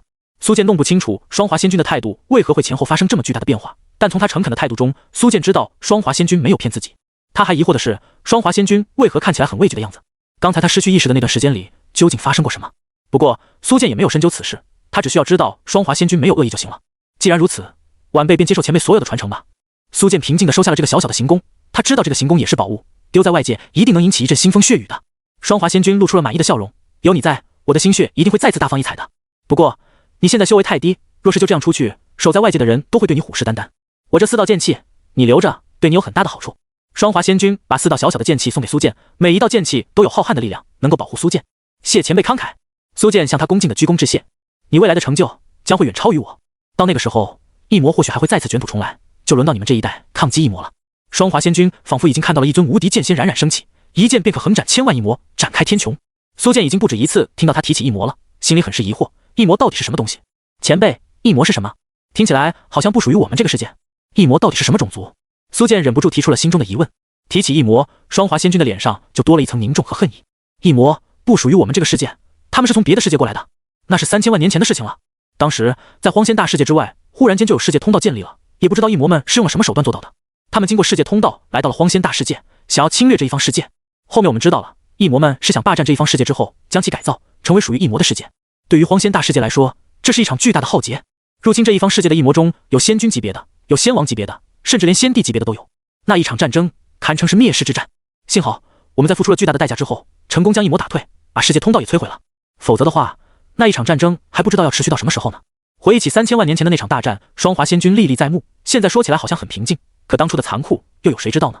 连仙君、仙王都会死，甚至连仙帝据说都有重伤，甚至是陨落的。听着双华仙君平淡地讲述起那段历史，苏剑心情沉重，对这些前辈越发的敬佩了。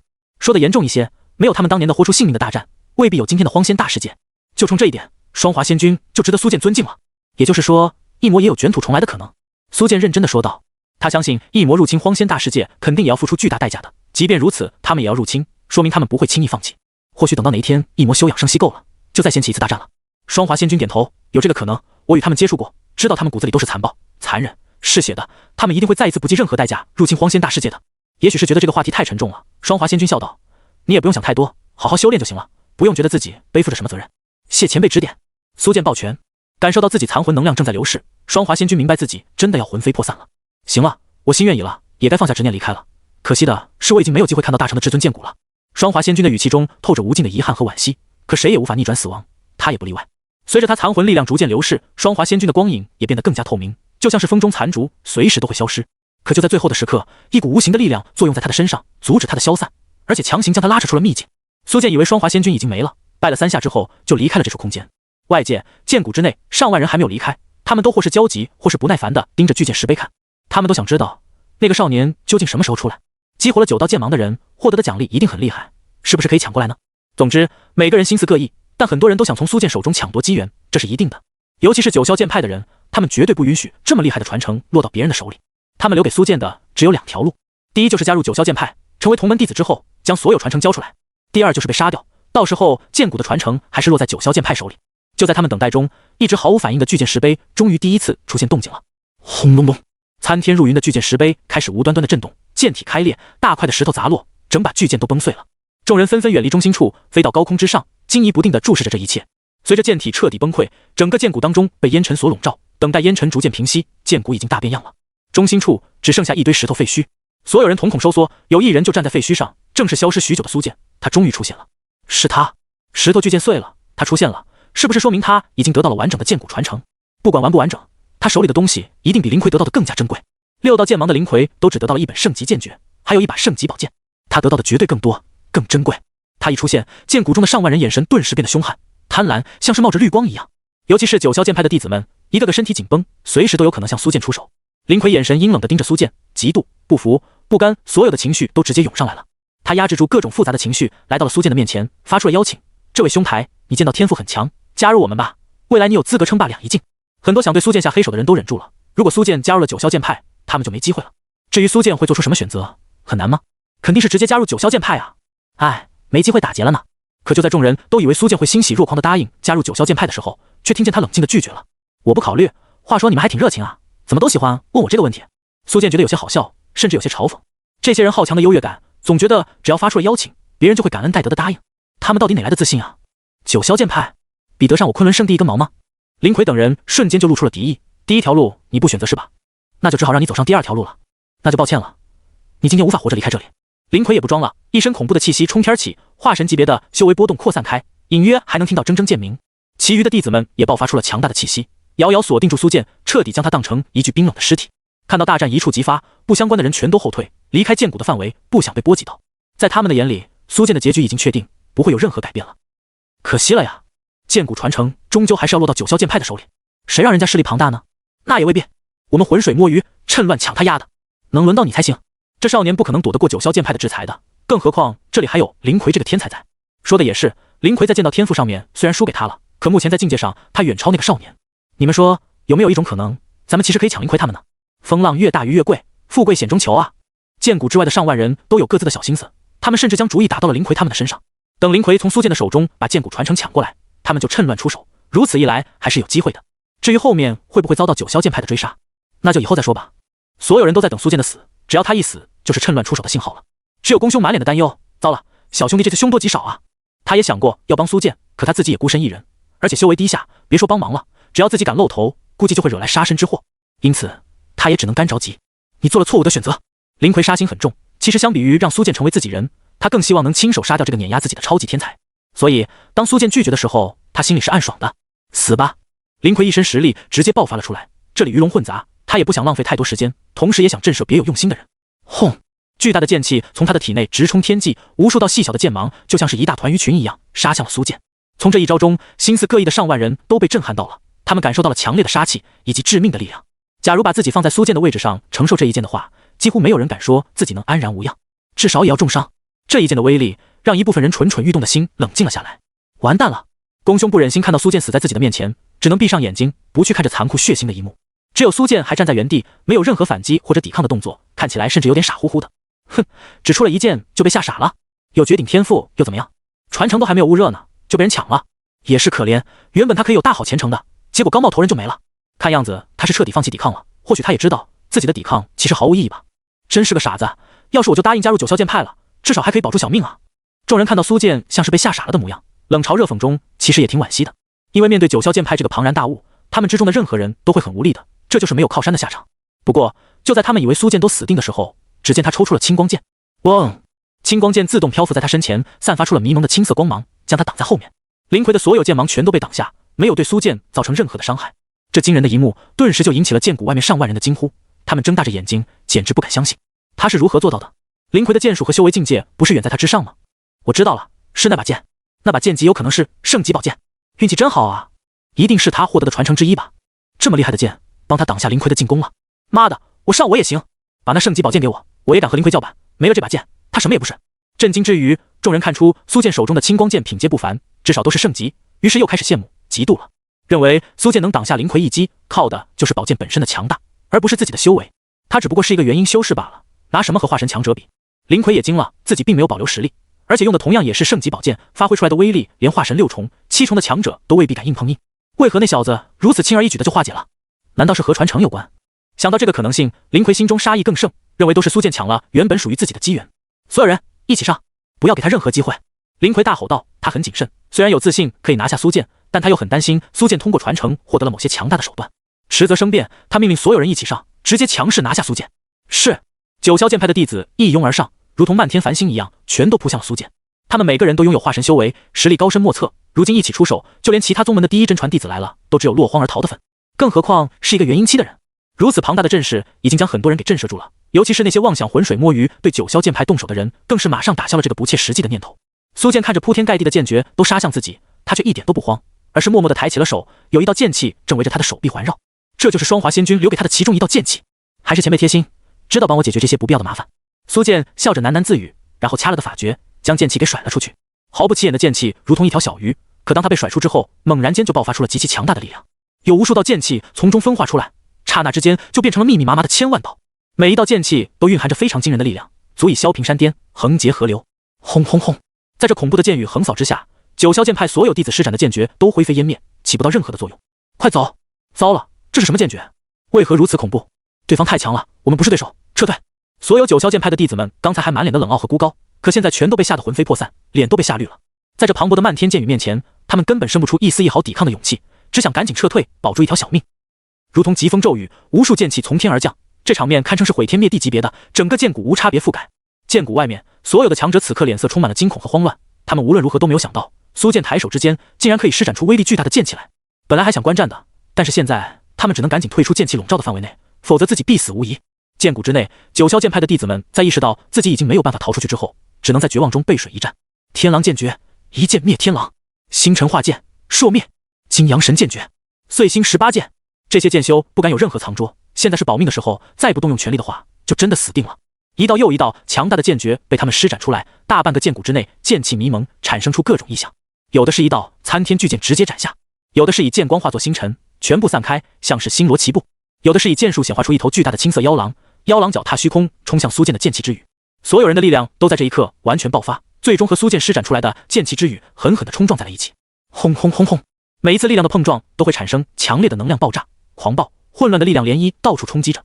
他们平时引以为傲的力量，在苏剑的剑气面前脆弱如纸张，没有一丁点可比性。在毫无差别的剑气绞杀之下，他们的身体纷纷炸开，连同神魂都没有办法逃脱，全被这狂暴的剑气戳了个透心凉，心飞扬。林奎此时自顾不暇，那些死掉的师弟们他就更顾不上了。乾坤剑法，皓月剑法，他赶紧使用各种剑法进行格挡，连刚刚获得的圣级宝剑也拿出来用。他坚信只要自己挡住这一波攻势，就有机会逃命了。无论如何，先逃出去再说。林奎手被震得生疼，宝剑好几次都要被掀飞出去了。每挡下一道剑气，他都会遭受重伤，不断的吐血。望着几乎无穷无尽的剑气，他已经绝望了。难道今日真的要被赶尽杀绝吗？这一刻，他的内心已经充满了后悔。如果早知道自己要死，当初就不应该急于苏剑的传承，结果把自己搞成这个样子。正悔恨的时候，一道惊天剑气已经击碎他手中的圣级宝剑，然后狠狠地将他的身体前后穿透了。噗！林奎满脸的难以置信，他缓缓低头看着自己胸前的大洞，感受着自己生命的流逝，他才真切地明白什么叫做死亡。还没等他发出惨叫声，又是一道剑气袭来，将他的整个身体都给打爆了。在这种无差别的攻击面前，没有人能够躲过一劫。很快，九霄剑派的弟子们已经被全部打爆，没有一个活口，就连整个剑谷都已经面目全非。原本的山谷，此刻更像是被打成一片平原，哪里还有之前的模样？随着剑气消失，轰鸣声平息下来，尘埃落定，那些逃向四面八方的修士们此刻安静了下来，全都一脸惊恐地望着那里。全死了，一个活口都不留，连林奎都死了。他好歹也是最强的，怎么连一点抵挡的能力都没有？太惨烈了，死了太多人了。九霄剑派所有的精英弟子都死了，可想而知整个九霄剑派会何等的震怒。每个人的内心之震撼，像是巨浪滔天一样奔腾不休。在他们的心里面，九霄剑派的地位一直都很高，那些精英弟子随便拎出一个，都比绝大多数人要强。谁要是能够进入九霄剑派修炼，那都是祖上积德了。可今时今日，所有九霄剑派的精英弟子、真传弟子全都死在了一人之手，这如何能令他们不震撼呢？最令人感到匪夷所思的，还是动手灭掉林奎所有人的，不是什么超级强者，而是一位元婴修士。没错，一位连化神都没有到的元婴修士，只用了一招就灭掉了所有人。不管他用的是什么手段，是不是自己的力量，这都不重要了，重要的是只有他能做到。当他们看到苏剑从废墟中缓缓飞出的时候，所有人都下意识后退了一段距离，就好像是见到了什么恐怖的人一样。上万个人愣是没有任何人敢上前抢夺传承。明明之前他们都很多小心思的，还想着浑水摸鱼的，现在全都成为软脚虾了。苏剑平静地扫视众人一圈，微笑地询问道：“还有谁不服的吗？都可以一起上，没关系的。”他的笑容和煦，很是温和，就像是邻居的天真少年，看上去人畜无害，没有任何危险。可亲眼目睹他屠杀了林奎所有人之后，还有人觉得苏剑好欺负的话，那就太愚蠢了。甚至于他温和的笑容落在大家的眼中，都让他们产生了森森寒气。见到所有人噤若寒蝉，没有任何动手的打算，苏剑惋惜地叹了口气，低声喃喃自语：“怎么连一个找死的都没有？真无聊啊！”离得近的小部分人隐约听到了他这句话，吓得身体颤抖了一下，离苏剑就更远了。苏剑拿出宗门令牌查看其他人的位置，发现慕言师兄正在赶往璎珞师姐那边，他明白大家也该聚集在一起了。认准了方向之后，苏剑化作一道剑光离开了这里，最终消失在所有人又惊又怕的目光中。他离开不久之后，原本安静如鸡的所有人都轰然爆发出了热烈的议论声，内心积攒的所有震惊、所有感叹都在此刻涌了出来。妈的，我死都没有想到，我这辈子居然会怕一个修为比我低的人。他的气势太强了，气场镇压全场，我连一个字都不敢说。别提了，我连大气都不敢喘。他杀死的那些九霄剑派弟子里面，有一个就是我的表哥，我敢说话吗？他到底是用了什么能力呢？直接秒杀了所有人，就算是化神期巅峰的强者来了，都不可能做到啊！所有人都在疯狂地讨论着，他们无法理解苏剑为什么能够做到这一切，只能归为传承的力量了。有的人其实也在猜测，这种力量会不会只能使用一次？但是没有人敢真的赌，一旦赌输了，付出的就是自己的小命了。在所有叽叽喳喳讨论的人当中，还有一个满心震撼，但默默替苏剑高兴的人，那就是宫兄。他以为苏剑必死无疑，在林奎动手的时候，他都闭上了眼睛，不忍心去看。但后面发生的事情大大的超出了他的预料，苏剑居然成功反杀了，而且还是一招就把所有人团灭。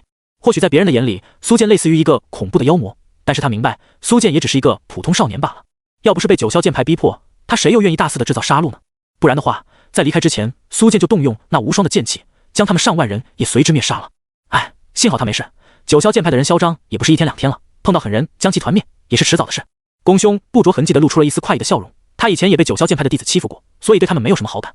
没过多久，这里的人们意识到林奎他们身上的东西都很值钱，于是开始疯狂搜刮那些遗留下来的宝物。是圣级宝剑，哈哈，我有生之年竟然也能获得一把圣级宝剑！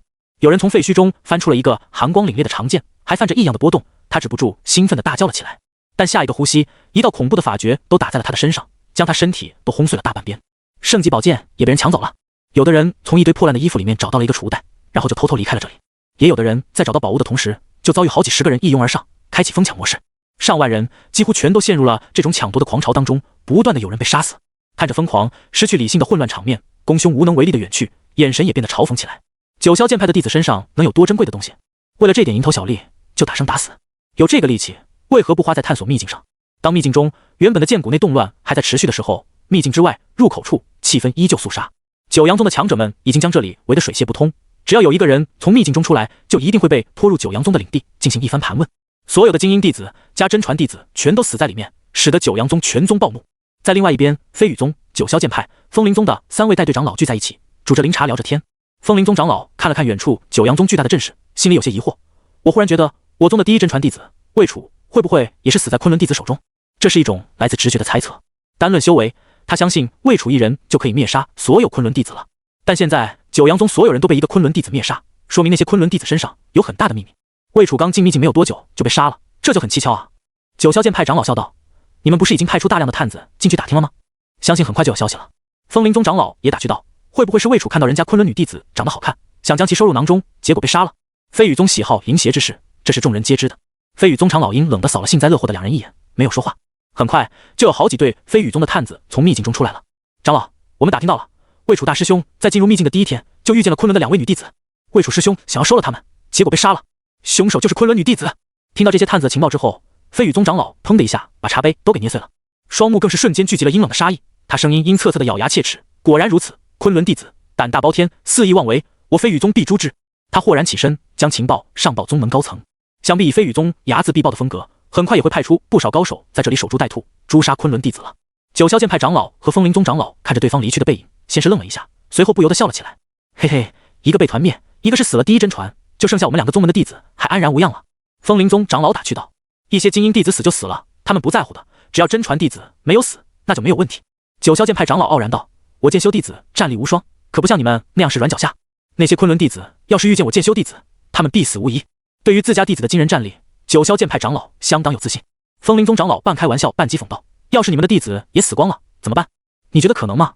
别的不说，单论林奎那小子的剑术就出神入化了。”九霄剑派长老不爽地反驳道：“他从来都不认为自家弟子会比别人弱，其余2宗弟子那么惨，究其原因还是太垃圾了。要是换成九霄剑派弟子和昆仑弟子遇上，哼哼，绝对弄死他们。”2人悠闲煮茶的时候，九霄剑派长老忽然间心有所感，脸色骤变，身子都马上坐直了。“你怎么了？”风灵宗长老疑惑地问道。九霄剑派长老没有回答，可是脸色已经难看到了极点，他手颤抖着伸入储物袋中，难以置信地摸出了一堆粉末，而这正是弟子们碎裂后的灵石命牌啊！他冷汗瞬间就下来了，一屁股从椅子上摔了下去，浑身都打颤，甚至连瞳孔都有了涣散的迹象。碎了，全都碎了！九霄剑派长老心脏都咚咚直跳，脑子眩晕，他们的弟子也死了，所有的精英弟子加上真传弟子一个不留，林奎的那块命牌碎得不成样子。怎会如此？怎会如此？他疯了一样喃喃自语，拿着这堆粉末冲天而起，在所有人疑惑的目光中消失在了天际。唯有风灵宗长老姜在当场，同样也是满脸的不可思议。怎么会这样呢？连九霄剑派的人也死光了，里面究竟发生了什么？难不成又是昆仑弟子干的？他心里只有深深的恐惧和不安。目前还没出事的就只剩下他风灵宗的弟子了，那帮小家伙可千万别招惹昆仑弟子啊，哪怕1人都不行，否则的话搞不好真会被团灭的。昆仑，那到底是个什么地方？区几个弟子为何能造成这么巨大的影响？他吓得冷汗直冒，只能祈求风灵宗的弟子们不要和昆仑弟子碰面。为了保险起见，他还考虑要不要多派几个队伍进去给他们带话。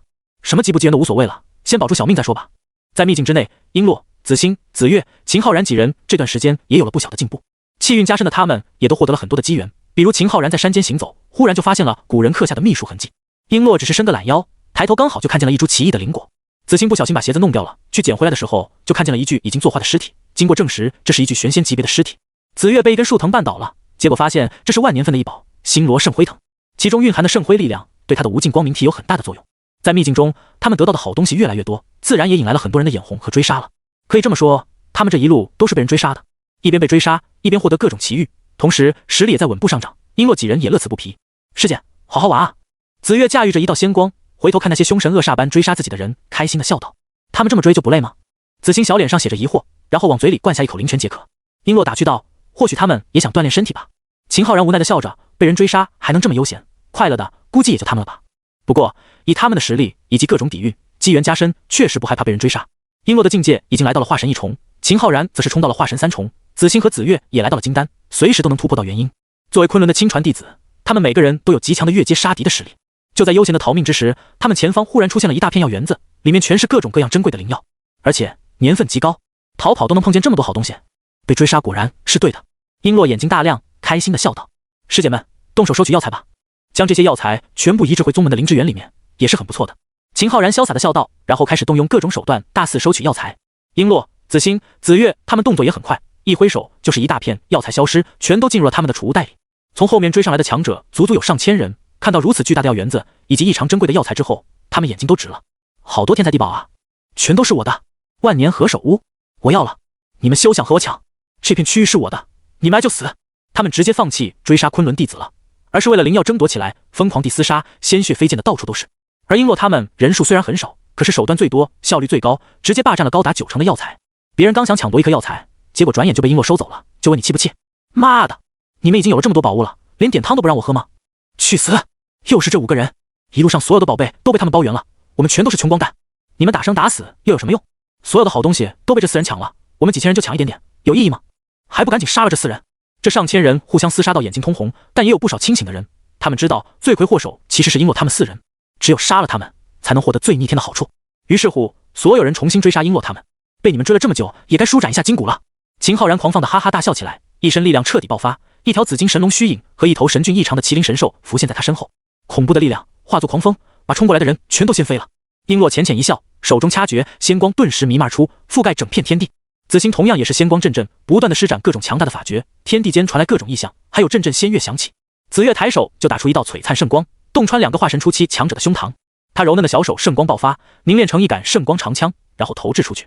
圣光长枪刺破空气，发出尖锐的爆鸣声，当即贯穿了3位化神初期强者的身体，最后把他们穿成一串，钉死在一座山峰上。别看他们境界好像不高，人数也很少，可当他们真的爆发出全部实力的时候，那战力将会极其惊人。几千人的追杀队伍本来就是一盘散沙，如今更是被他们的神威震慑住，谁都不想当出头鸟领死。就在他们几千人居然拿4个人没办法的时候，天际的左边出现了万箭齐鸣，无数利剑化作风暴朝这里杀来，右边的天际则是被烧得通红，无边无际的金色火焰化作火海，飞快地往这个方向推进。看到这里，璎珞他们非常开心，他们知道是苏剑和慕言来了，昆仑弟子终于全部会合。那是什么？是哪位剑修来了？看这架势，不会是九霄剑派的人全都来了吧？还有那边火焰滔天，可能是九阳宗的人出现了。不会吧？我听说九阳宗的人全死光了，难道诈尸了？别管是谁了，眼下最重要的是杀了这4人，把他们身上所有的好东西都抢过来。你行你上啊，你先上，我殿后。你怎么不先上？我在后面掩护你。这几千人被两边的动静给吸引住了，知道如果自己不赶紧动手的话，所有的机缘都会彻底无缘。但没有任何人愿意当出头鸟，明明他们只要一拥而上，就有很大的机会杀掉璎珞他们4人的。这就是人性。也就是这么一个犹豫的时间，那无边的金色火海已经冲到了他们的跟前，炽热的火焰刚刚靠近，就将一些境界比较低的修士烧成火球。那些境界高的察觉到生命危险，立马躲得远远的。这是什么火焰？难道是传说中的仙火不成？只有仙火才有可能造成这样毁灭性的效果。九阳宗的弟子吗？不可能啊，九阳宗的人也不可能这么强的。火焰卷起滔天巨浪，以雷霆万钧之势冲着他们的头顶狠狠地盖了下来。天地神炎至刚至阳，而且毁灭力极强，很多人都施展了浑身解数进行抵抗，但是天地神炎无孔不入，连同神魂都能焚毁。仅仅是一波火焰浪潮扑下来，就死了几十个化神初期的强者了。剩下的人运气好，逃得比较快，因此没有被波及。第二波火焰浪潮扑下来的时候，即便他们已经有了十足的准备，可依旧逃不过火焰侵蚀的速度。又是数十位化神强者被烧成火团，其中光是化神2重和化神3重的人就占了10个了。快走，这火焰很不对劲，沾上就死。我和九阳宗有关系，我家是九阳宗的附属宗门，别打我。我家也是九阳宗的附属势力，咱们都是一起的，兄弟放过我吧。2把火就把他们烧得屁滚尿流了。没有傻子愿意接触这奇怪的火焰，在他们的认知当中，能有这么强的火焰的一定是九阳宗的人。因此和九阳宗有关系的那些人纷纷搬出了自己的关系，不断的求饶套近乎。他们不提还好，一提这个慕言就更不会放过他们了。和九阳宗有关是吧？老子杀的就是九阳宗的人，包括附属势力。慕言狂放的大笑了起来，金色火焰再次掀起滔天巨浪，凝聚成一个身披火焰铠甲的金色巨人。金色巨人朝着众人一拳轰了下去，咚！一拳金色的能量涟漪从拳头处猛然扩散了出去，凡是接触到这层金色涟漪的人，全都被天地神炎焚毁了。上千人脸上写满了惊恐和畏惧，在这金甲火焰巨人的身上，他们感受到了致命的气息。而另一边，铮铮剑鸣也杀到了，无数的剑气爆射而来，将这几千人逼得连连后退。苏剑就身处于剑气风暴当中，像是剑中帝王，至高无上，尊贵又强大。虽然在境界上他比不上慕言，自己施展的剑气风暴威力也不如慕言，但他们被慕言杀怕了，也不敢和苏剑正面对上。两人的到来，硬生生的就把所有人都给逼退了。慕言师兄，苏剑师兄，璎珞他们激动的笑了起来。慕言和苏剑的实力都有了很大的进步，你的火焰好像更强了。璎珞好奇的问道。慕言点头，我吞噬了一种仙火，获得了那部分仙火的特性，还增加了天地神炎的威力。不愧是师兄，太酷了。小丫头紫月兴奋地捏紧了小粉拳，有了慕言师兄和苏剑师兄，他们昆仑弟子的力量就更强了，看谁还敢追杀他们。哼，紫月你也不错呀，刚进来的时候你才金丹3重吧，现在都金丹7巅峰了。慕言揉了揉紫月的小脑袋瓜，满意的夸奖道。还有我哦。作为姐姐的紫星邀功似的着急的举起手来，她也提升到了金丹7巅峰，杀一杀元婴还是轻轻松松的。苏剑师兄，你的剑道更强了。秦浩然认真的看着苏剑，就连他在接近苏剑的时候都能感受到利刃划过皮肤的刺痛感。苏剑灿烂一笑，是有些收获，不过和浩然师弟相比，我这个做师兄的还是赶不上你啊。身为师兄，他才元婴5重，作为小师弟的秦浩然已经提升到化神3重了，实在令人汗颜啊。他们许久没有凑在一起，现在终于遇到了，自然要好好聊一聊的。结果就是上千人只能呆呆的看着他们叙旧，真是看得一肚子气，真就无视所有人，只顾着自己叙旧是吧？要不要这么嚣张？这种被无视的感觉真的很不爽啊。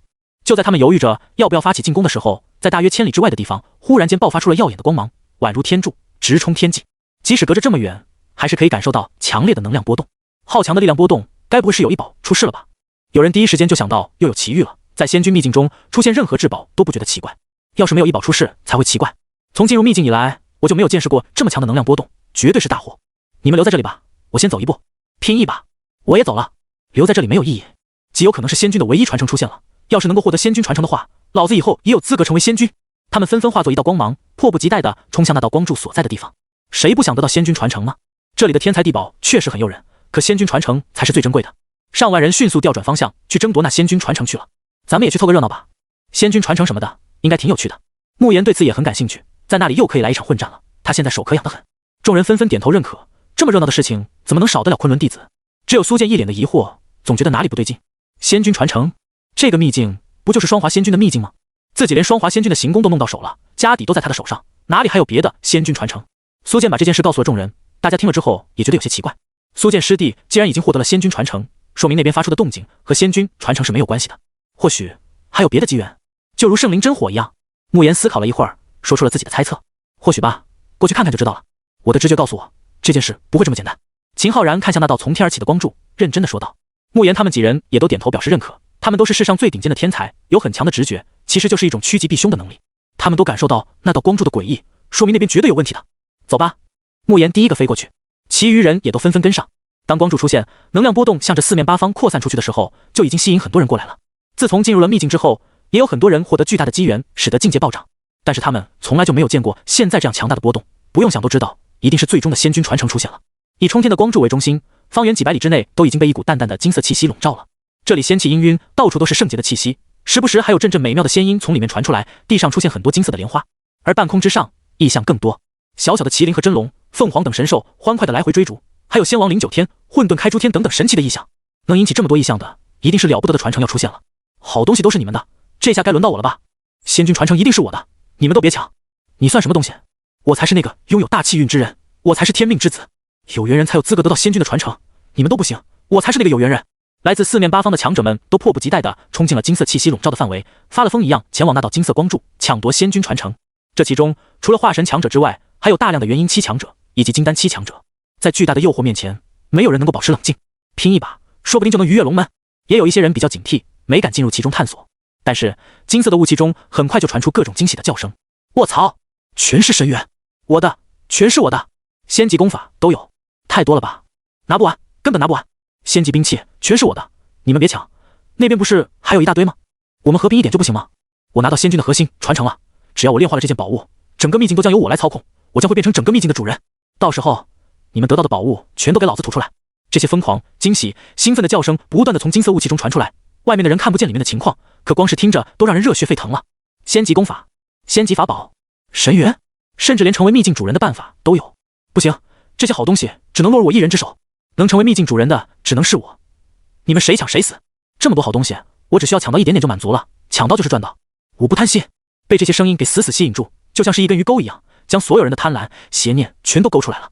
他们再也忍不住了，直接冲入雾气当中，争抢那些所谓的机缘。嗖嗖嗖，一道一道强大气息的身影都来了。他们原本也想观望，但是听到里面传出来的各种争抢声、惊喜声之后，哪里还能冷静？全都迫不及待地冲进去了。没有过多久，慕言他们一行人也来到了这里，同样也听到了那些可以蛊惑人心的声音。只不过他们一听就知道不对劲，还秘境主人，最大的传承都被苏剑师弟拿了。如果真有成为秘境主人的办法，那位双华仙君怎么可能不留给苏剑师弟？璎珞一脸的警惕，马上发出了质疑。在来的路上，他们从苏剑这里了解到了全部经过。这里面传出来的声音很是诡异，有一种蛊惑人心的力量，触发人心深处的阴暗面。子欣和子月这两个小丫头都知道这是陷阱了。苏剑眼中有两道剑芒一般的光华闪过，他嘿嘿冷笑，我反而很想知道这里面到底是什么妖魔鬼怪在作祟。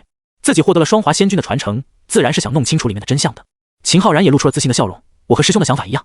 慕言看了众人一眼，也笑道，谁又不是呢？一起上吧。子欣，你跟着我，子月，你跟着浩然师弟，走吧。安排好之后，慕言体内涌出了金色的天地神炎，迅速包裹全身，让他看起来俨然就是火焰之主。他一马当先，化作金色火焰流星，毫不犹豫地冲了进去。璎珞浑身散发仙光，也紧随其后。苏剑单手一挥，一阵强烈的剑气爆发出来，周身上下全是无形的剑意，形成了完美的防御领域。他化作一柄长剑虚影，也冲了进去。师姐，我们也走吧。秦浩然带着紫月，身上冒出了紫金神龙和麒麟虚影环绕，也杀了进去。在金色的雾气之内，眼睛很难看到周围的景象，就连神识都被限制了，只能听到四面八方都是各种疯狂的叫喊，有的是获得宝物的狂笑，有的是厮杀的惨叫。当慕言他们进入其中之后，就感受到金色雾气内有一股无形的诡异力量，疯狂地要入侵他们的身体和思想。哼！慕言浑身火焰一阵，所有诡异力量都被隔绝在外。璎珞身体也有仙光保护，纯洁无瑕，犹如无瑕无垢的仙子。苏剑浑身都是凌厉的剑意，可阻挡一切诡异力量的入侵。子欣修为虽然不高，但是仙灵圣体的本源力量爆发出来，可隔绝诡异力量。紫月同样如此，无尽光明体的本源之力使得他成为一轮耀眼的圣光，净化一切靠近的诡异之力。秦浩然体外有神兽虚影在环绕，神圣高贵，不可侵犯。和周围其他陷入癫狂中的人相比，他们几人真的很特殊。果然有古怪，这哪里是有一宝，根本就是杀戮之地。秦浩然目光冰冷，金色雾气可以蛊惑人心，以贪欲令人迷失，引导众人陷入混乱屠杀中。你身上有一宝，是我的，交出来。有一个化神期。二重的高手眼睛透着诡异的红色光芒，发着狂冲向秦浩然。秦浩然随手打出一道灵力，就将其击杀了。血液从对方伤口中流出，又变成了血雾融入这金色的雾气内，使得金色雾气也慢慢变成红色了。这到底是怎么回事啊？璎珞手中甩出一道仙光，也将好几人的身体打爆。他也发现了金色的雾气正在变红。我明白了，幕后黑手故意让所有人互相残杀，这里将会变成血腥之地，这些精血都会被幕后黑手所利用。慕言将好几个化神强者焚烧之后，大致明白了其中的道理。苏剑脑子急速思考，忽然脱口出：我明白了，是异魔。双华仙君曾说过，他是因镇压异魔而死的，此地很有可能就是异魔弄出来蛊惑人心的。异魔，我在古籍中看过部分记载。听到这个词，璎珞吃了一惊，那是3000万年前的一场大战了。难道现在这个天地之间还存在着异魔吗？几人思索之时，所有的金色雾气已经被血气浸染，变成血雾，然后像是有生命一样，全都往同一个方向移动。在慕言他们诧异和疑惑的目光中，血雾涌入了一个空间裂口中。哈哈，新鲜血液的味道就是好啊！我已经忘记有多久没有尝到这么新鲜的血液了。这时，一个震耳欲聋的声音从那空间裂口中出现了，声音中的能量甚至带起了一股浩瀚的风暴，从空间裂口中冲了出来。一只巨大的黑色爪子抓住空间裂口的边缘，用力撕开，将裂口扩大。那是什么东西？是妖兽吗？我刚才是怎么了？像是迷失了一样。失去了金色雾气的迷惑之后，所有人都恢复了理智，第一眼就看到一只巨大的黑色怪物从空间裂缝中爬出来。都去死吧！黑色爪子已经伸了出来，一巴掌就拍死了一大片化神期修士，爆炸出来的血液被这只黑色爪子全部吸收了。咚！另一只爪子也撕开空间裂缝，巨大的身躯从裂缝中钻了出来。这是一个浑身黑色鳞片的怪物，高达上百丈，浑身上下都缭绕着黑色的诡异气息，让人极其不安。恐怖的力量在他的体内凝聚，然后一巴掌打了出去，又把上百个化神期修士打成了血雾。看到这一幕，所有人吓得屁滚尿流。在他们眼中，如此强悍的化神期修士，在这黑色怪物的手中，居然脆弱的像是蚊子一样。快跑啊！到底是什么怪物啊？快跑！这头妖兽的实力绝对超过了化神期，这里不是仙君秘境吗？为什么还会出现这种东西？所有人赶紧落荒而逃。可是，在黑色怪物面前，他们一切逃跑都是徒劳的。嘿嘿嘿，还想跑？愚蠢的人族生灵，全都成为我的血食吧！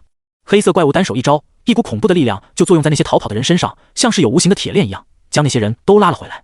他就像是吃零食一样，把这些人丢入口中嚼了起来，嘎嘣脆。苏剑，这就是异魔吧？璎珞来到苏剑的身边，脸色极为凝重。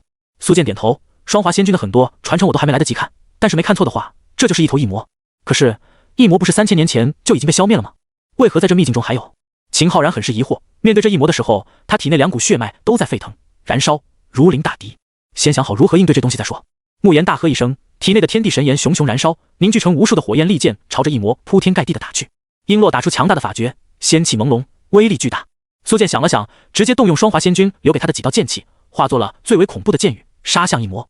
子欣和子月2个丫头境界最低，但动起手来毫不含糊，仙芒和圣光不断打出，削减那些诡异气息。秦昊然一动手就是龙吟兽吼，他整个人都布满了紫金色的龙鳞，真龙和麒麟的力量彻底爆发。咦，居然有这么多极品血石，哈哈，太好了，吃下一个，走足以令我恢复1%的力量了。这头异魔看向慕言等人，激动的哈哈大笑了起来。他们体内的本源和血脉都太精纯，太高阶了，整个荒仙大世界都找不出几个，没想到一下子就遇到了6个。几人的攻击落到他的身上，连给他挠痒痒都不够，实力相差太大了，没办法，也就双华仙君的剑气产生了肉眼可见的效果，将异魔掀翻，但异魔很快又爬起来了。浓郁的黑色异魔气息全都涌了过来，凡是被异魔气息沾染覆盖的全都变成了异魔的血石。慕言几人只好施展手段远离这里，可异魔气息速度极快，转眼间就追了上来。糟了，这已经超出了我们的能力范围，干就干了，咱们可是昆仑弟子啊，就算是死也不能给师尊和宗门丢脸。他们几人知晓逃不掉之后，干脆咬牙背水一战，哪怕是死了也要死得辉煌。就在他们准备赴死的时候，秘境世界忽然裂开一个大洞，一道倩影就悬浮在那里。那是凌雪长老。秦昊然大吃一惊地叫了起来。众人纷纷看向那边，只见凌雪一身白衣胜雪，浑身上下都散发着强大的气息，连秘境空间都扭曲了起来，仿佛整个空间都无法承载他一身雄浑的力量一样。真是凌雪长老，好耶！长老来了，一定能弄死那个丑陋的东西。子欣和子月2人都欢快地叫了起来。自家的长老肯定是无敌的，这还用说吗？异魔本想对慕言他们下手，但身后忽然就传来一股前所未有的危机感，让他立马回头。你是何人？想阻挡我吞噬血石？找死！仗着自己强大的再生能力，异魔爆发出了更加强大的力量，浑身缠绕着黑气向凌雪杀去。就算无法杀死凌雪也没事，异魔气拥有极强的污染特性，只要沾染了一点，凌雪就会逐渐失去神智了。面对狂暴的异魔，凌雪清冷的美丽脸庞没有任何情感波动，她并指成剑，随手划出了一道剑芒。吃！这道剑芒的威势并不明显，没有任何惊天动地的波动产生。可是当他划过虚空的时候，留下了黑色的痕迹，那是虚空被切割开的迹象。等异魔察觉到不对的时候，已经太晚了。剑芒从他的额头切入，就像是切豆腐一样轻松，将他的身体切成2半，黑色的血液倾洒而下，染黑了整片大地。异魔强悍的躯体，在这一剑下竟然连一丁点阻碍的作用都没有，这也太强了吧！不愧是凌雪长老，消灭异魔也就一根手指的事情。我们何时才能成长为凌雪长老那样的境界？这一招深深的惊艳到了所有人，慕言他们更是无比的向往和自豪，这就是昆仑圣地的实力。收拾一下，秘境之行已经结束。凌雪看了他们一眼之后，身影就逐渐消失了。咱们也走吧，该离开了。不知道师尊对我们这次历练满不满意？师尊的要求一向很高的，我觉得能合格就不错了。咱们不能和师尊比，他老人家深不可测，我们还只是蝼蚁罢了。几人一边闲聊一边离开秘境。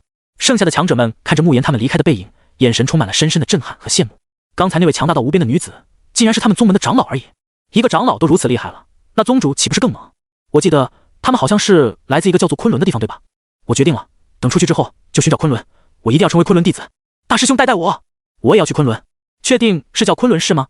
好，我记住了，我一定会成为昆仑弟子的。刚才凌雪的那一剑深深地震撼了他们，他们意识到这个从未听说过的宗门或许没那么简单。秘境中已经没有什么可寻找的了，加上苏剑已经收走了双华仙君的行宫，那里面有双华仙君所有传承，而且被苏醒的异魔折腾过之后，秘境世界濒临崩溃。凌雪的出现以及那一剑的威力加剧了秘境崩溃的程度，如果他们不离开的话，最终只能随着秘境陪葬。存活的强者们如同苍蝇一样赶紧从出口离开，而在秘境的出口处，九阳宗、飞羽宗、九霄剑派的人足足有上千强者，已经将这里重重围住。他们的队伍非常的庞大，每一个人散发出来的气息也极为强大。从秘境中出来的每一个人在看到这么惊人的阵仗之后，都被吓得噤若寒蝉，随后就被这3个宗门的人拉去盘问了。确认这些人和昆仑弟子都没有任何关系之后，3大宗门的人才会放他们离开。这是怎么回事啊？为什么3大宗门的人要查我们？不会是想抢我们得到的宝物吧？当然不是了，如果是抢的话，刚才就动手了，还会放你离开？有道理，他们问我们关于昆仑弟子的问题又是什么意思？我从来都不认识什么昆仑弟子啊，你还没听说吗？昆仑弟子在秘境中犯下了天大的罪孽，他们把九阳宗和九霄剑派的弟子都屠了。卧槽，真的假的？那些都是精英弟子和真传弟子，怎么可能会被人屠杀了呢？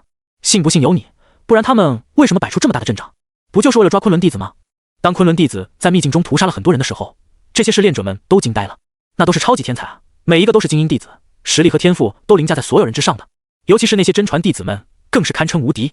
他们怎么会被昆仑弟子给灭掉的？太不可思议了吧！昆仑弟子究竟是如何做到的？不过，不管昆仑弟子拥有何种手段，都改变不了他们死期将近的事实。被这么多高手堵着，谁来都要死。从秘境中出来的试炼者们也没有离开，而是聚集在很远的地方看着，看昆仑弟子们是怎么死的。过了一阵子，慕言他们就一起出现了。就是他们，他们就是昆仑的人。等了你们这么久，你们终于出现了。想躲在秘境里面呢，我们走是吧？太天真了，出来受死吧！九阳宗、九霄剑派、飞羽宗的人杀气腾腾，强悍的气息一起爆发，整片天空风云变色，像是有10万大山压在大家的身上一样。好强！50位炼虚期，10位合体期，5位大成期，带队的是渡劫期。这阵容太恐怖了！这还只是九阳宗派出的人，九霄剑派这边也一样的。飞羽宗不也是吗？附近所有围观的吃瓜群众大惊失色，这种阵容可以灭掉好多中小型的宗门了吧？杀害我宗全体精英弟子和真传弟子，尔等当诛！九阳宗这边一位强者出来说话了，九霄剑派的人也站了出来，高声道：“跟我回去！如果你们是被冤枉的，我九霄剑派可以还你们一个清白。跟我飞羽宗回去！”此时，就连飞羽宗的长老也出来喊话了。慕言几人面对这么大的阵仗，一点都不担心和着急，反而露出了讥讽的笑容。帮弟子们报仇是假，想抢夺他们身上的各种机缘才是真的。慕言身上有圣灵真火，这可是货真价实的仙火呀！苏剑身上更是连双华仙君的行宫都带着，简直就是移动的宝库。秦昊然他们则是有各种天才地宝，光是那个药园子收走的灵药，都足以令3大宗门发疯了。不然的话，想杀他们直接出手就行了，还需要把他们带走吗？九霄剑派长老瞪着眼睛，怒吼道：“我们的弟子全死光了，我让他们跟我们回去调查，你们有意见吗？”九阳宗的长老不服气的反驳，说的好像谁家弟子没死光一样。而且我们是最早死的，此事必须由我们来调查清楚。我飞羽宗的真传弟子魏楚才是第一个死的，要调查也是我们先来，要是没问题的话，再将这几个小崽子交给你们处理。飞羽宗的长老也跳出来争抢，他们如同菜市场大妈一样的行为，把所有围观的人都看呆了，还以为要杀人呢，怎么改抢人了？一些心思活络的人立刻明白了，这几个宗门是看上了昆仑弟子身上的各种宝物，想要据为己有，给弟子们报仇，那不过是个借口罢了。妈的，这些人心机真深啊！吃瓜群众对昆仑弟子们更为怜悯和可怜了，如果只是报仇的话，死了也就死了，没什么痛苦。但3大宗门摆明了是为了利益，肯定会对他们进行最惨无人道的折磨，直到他们交出所有宝物为止。争吵了一会儿之后，九阳宗长老不讲武德，率先出手，想要拿下慕言他们。巨大的手掌覆盖天穹，浩瀚的力量碾压下来，面对这种超越自己太多的力量，慕言他们都没有办法。不过在此时，一道清冷好听的女子声音从天地间的四面八方传来：“如我昆仑者，杀无赦。”随之，林雪那高冷曼妙的身姿出现在高空之上，她一人的气势就堪比千军万马，一介女流之辈算什么东西？昆仑不可辱！我九阳宗今日就辱你们了，怎么样？九阳宗长老不屑地发出一声暴喝，恐怖的灵力从体内冲出来，凝聚成一方大印，携带着惊天威势砸向林雪。林雪却连看都懒得看他一眼，仅仅是抬了一下手指，九阳宗长老的身体就爆成了一团灿烂的血雾。这一幕惊得所有人都目瞪口呆。九阳宗的长老是怎么死的？为什么刚出手就自动爆成了一团血雾？到底是发生了什么事情？那可是一位货真价实的渡劫期强者，只差1线就成为真仙了，其力量之强悍还需要多说吗？结果连一个照面都没有，就无端端死了。所有人一脸懵逼的同时，内心充满了震撼。对他们而言，渡劫期已经是至高无上的强者了，是无敌的代名词。可他也死得太草率了吧？是他，那个女人有问题。在场的高手们一脸惊恐地看向了林雪，虽然没有看到她出手，但一定和她有关。一起上，千万不要给她有任何反应的机会，她一定是依靠某种异宝才如此强大的。九阳宗的人看到自家长老死了之后，无比愤怒地冲向林雪，想要将其诛杀。可他们不知道的是，在林雪的眼里，他们全都是蝼蚁罢了。他只是轻轻抬了一下手掌，一股无形的力量如同排山倒海一样呼啸而来，瞬间就把所有九阳宗的人灭杀了个干净。所有人脑子都没有反应过来，因为他们死得太快了，连尸体都没有留下。足足过了10几秒钟，众人才爆发出了震天响的惊呼，全都满脸的难以置信。九阳宗这么强大的阵容，怎么说死就死？而且一巴掌的功夫，就像拍死一只蚊子一样，就给拍死了。这到底是什么怪物啊？昆仑的人怎么一个比一个猛？九霄剑派这边吓得噤若寒蝉，再也没有了刚才的嚣张跋扈，更别提要捉拿昆仑弟子了。这位前辈，此事一定是九霄剑派的带队长老想说这是误会，大家就别互相追究的时候，林雪又是反手一掌覆盖下来，恐怖的威压如同天地倒转一样，全部倾泻在他们身上，让他们也瞬间被打成了鲜艳的血花。震撼的情绪就像是几百米高的巨浪一样，在所有人的心里面来回冲击，连脑子都失去了思考的能力。又死了？咦，我为什么说又呢？他到底做了什么？为什么还没动手，人就全没了？太惊人了！渡劫期、大成期、炼虚期，还有那么多其他境界的高手，连个屁都来不及放，就全死光了。没有人敢相信眼前所看到的一切是真的，因为太不可思议。最为惊恐的还是飞羽宗的人，眼看2个宗门都被灭了个一干二净，他们哪里还敢轻举妄动？大家实力都差不多，最终肯定也是被一巴掌拍死的后果。死得好，哈哈，前辈好身手啊！其实我早就看他们不顺眼了，那2个宗门就喜欢仗势欺人，不像我们飞羽宗民风淳朴。飞羽宗的长老急中生智，开怀大笑的鼓掌起来，和那2个宗门进行分割，免得被波及了。秘境之中实力为王，这是公认的规则，自家弟子死了，只能说是技不如人，他们居然还有脸来杀人，真恶心啊！其实我们是想保住这几位年轻俊杰的，现在前辈您来了，我也就放心了。飞羽宗长老十分欣慰的点头，然后下令撤退，颇有些功成身退的意思。这一番操作把所有吃瓜群众看得一愣一愣的。你们摆明了就是来抢人的，一转眼你们就变得这么清白了。乍一听甚至还立了大功，这还是他们认识的飞羽宗吗？为了活命，连这种不要脸的话也能说出来，只能说佩服，真的很佩服。其实飞羽宗的人后背全湿了，他们宁愿丢脸，宁愿成为笑柄，也不要被打成血雾。能不能安全离开，就看这一次了。然而林雪又怎么可能是这么好糊弄的？他什么也没说，又是动动手指的功夫，飞羽宗全员炸裂。至此，三大宗门派来的人全都没了，连一点渣渣都没有剩下。等着看热闹的人已经不知道说什么好了。三大宗门的人浩浩荡荡而来，以为能搞出什么大事，结果就这。很多人甚至将目光投向了剩下的风灵宗那边。四大宗门内，那三大宗门都被昆仑弟子给霍霍干净，就剩风灵宗了。长老，咱们要不要出来表个态？风灵宗的弟子在带队长老身边悄悄询问。目睹这一切之后，他们已经吓得快要尿裤子了，生怕风灵宗被那三大宗门牵连上。不用了吧，本来也和我们没有关系。那位前辈看起来也不像是不讲道理的样子。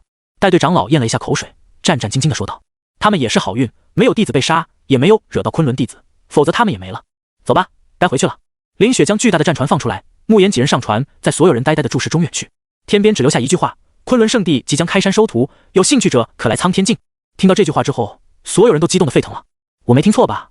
昆仑圣地要开山收徒，而且咱们两仪境和苍天境之间也不算很远，多转几次传送阵就行了。灭掉三大宗门的队伍，还毫不畏惧地报上名号，甚至连地址都透露了，这份自信真的太强大了吧？昆仑圣地是吧？本公子一定要进去，成为亲传弟子。决定了，我的目标就是成为昆仑弟子。此处的人们都很激动，很期待，尤其是散修们已经迫不及待要动身前往苍天境了。人家一个弟子就能灭杀一大堆的精英弟子，一个长老就能抹杀一大堆长老，这份底蕴还需要质疑吗？就因为林雪留下的一句话，整个两仪境的人都沸腾起来了。昆仑圣地无疑会成为讨论度最高的宗门，而风灵宗的人安然无恙回到宗门之后，马上就把秘境那里发生的事情上报高层。高层听完，当机立断就封山10年，10年之内不允许任何人进出。而三大宗门那边已经陷入了前所未有的暴怒当中。在九霄剑派内，宗主已经把椅子都拍烂了，下面的人噤若寒蝉。我们九霄剑派何时被人欺负到这个份上？现在两仪境都在传我们的笑话，这个面子必须拿回来。九霄剑派的宗主已经是地仙修为，发起怒来像头狮子，甚至隐隐能够听见万千剑鸣。宗主，据目击者们说，那位女修只是动了一下手指就灭了我们的队伍，她的实力至少也在真仙境。有一位高层犹豫了一下，提醒道：真仙境又如何？谁还没有几个真仙了？我会亲自出征，一定要灭杀那个所谓的昆仑圣地。还有，据说有个昆仑弟子把剑骨传承带走了是吧？哼，那个传承必须属于我们。昆仑算个屁，还自报地址，真以为我们不敢杀过去吗？愚蠢又嚣张，他们会付出代价的。宗主气势如剑，嘴巴都气歪了。他也不是纯莽夫，考虑到昆仑圣地应该也是有些底蕴的，他打算叫上几个沉睡中的老祖一起去唤醒3位天仙境界的老祖。至于那位玄仙境界的老祖，先别惊扰他老人家，区昆仑还不用仙君出手。宗主思维清醒地安排各项事务。对了，还有九阳宗和飞羽宗，必须把他们也拉过来，如此既能给我们增加力量，也能防止他们偷袭我们背后。不得不说，九霄剑派的宗主确实有才能，一下子就把报复计划安排得明明白白。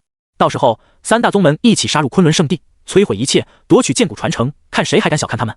日期也定好了，就挑选在昆仑圣地正式开山收徒的那天杀上去。昆仑圣地内，在慕言他们离开秘境的时候，叶晨就已经收到了系统的任务提示了。秘境试炼已经结束，任务完成度100%，奖励已经发放。奖励：真仙召唤卡50张，奖励地仙召唤卡40张，奖励天仙召唤卡30张，奖励玄仙召唤卡20张，奖励仙君召唤卡10张。打开奖励礼包一看，居然全都是召唤卡，叶晨都有些意外了，弄那么多召唤卡是要怎样？不过考虑到昆仑圣地即将开山收徒，到时候要用的人肯定很多，这些召唤卡来的也挺及时的。这下子人员暂时就不缺了，等弟子一多起来，恐怕这点人还不够用的。叶晨使用了所有的召唤卡，将这些人都给召唤出来，安排好他们的职务之后，就让他们自行修炼去了。差点忘了，还有这个家伙没做安排呢。叶晨手指轻点前面的虚空，只见虚空泛起了一阵水波，就打开了一个缺口，一道虚幻半透明的残魂就从里面出来了。这是哪里？这道残魂正是双华仙君，他当时在剑骨传承空间中即将魂飞魄散了，最后时刻被一股力量所包裹，然后就来到了这里。这里是昆仑圣地，见到我昆仑宗主还不行礼？站在叶晨身边的小月发出了一声轻喝，玄仙巅峰的实力弥漫开。双华仙君猛地看向小月，惊呼道：玄仙巅峰！他能够感受到这个女子实力极为强大，随时都有可能突破到仙君境界。像这种高手都有资格在一个圣地当圣主了，可在他的口中还要对宗主恭恭敬敬，这到底是怎么回事啊？双华仙君看向叶晨，便有种看到了诸天万界的感觉。念在你将传承给了我的弟子，曾经抗击一魔有功，今日收你为昆仑圣地长老。叶晨淡淡的说道。什么意思啊？为何我没听懂？双华仙君一脸的茫然，他完全没有弄清楚这是怎么回事。令他最在意的还是自己的状态。他不是已经要魂飞魄散了吗？这是不可逆的，谁来了都没用。可现在自己残魂稳定，也没有能量外泄，暂时不会魂飞魄散了。难道是这位容貌年轻的神秘人做的？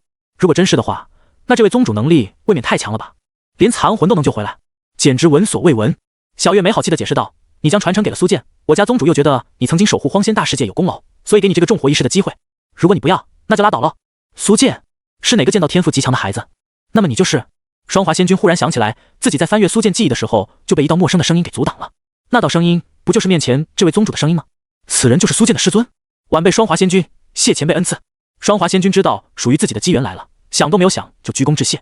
虽然晚辈还是残魂状态，能发挥出来的实力只有天仙境界，但只要晚辈修炼足够，未来凝聚出肉身，就有机会恢复巅峰了。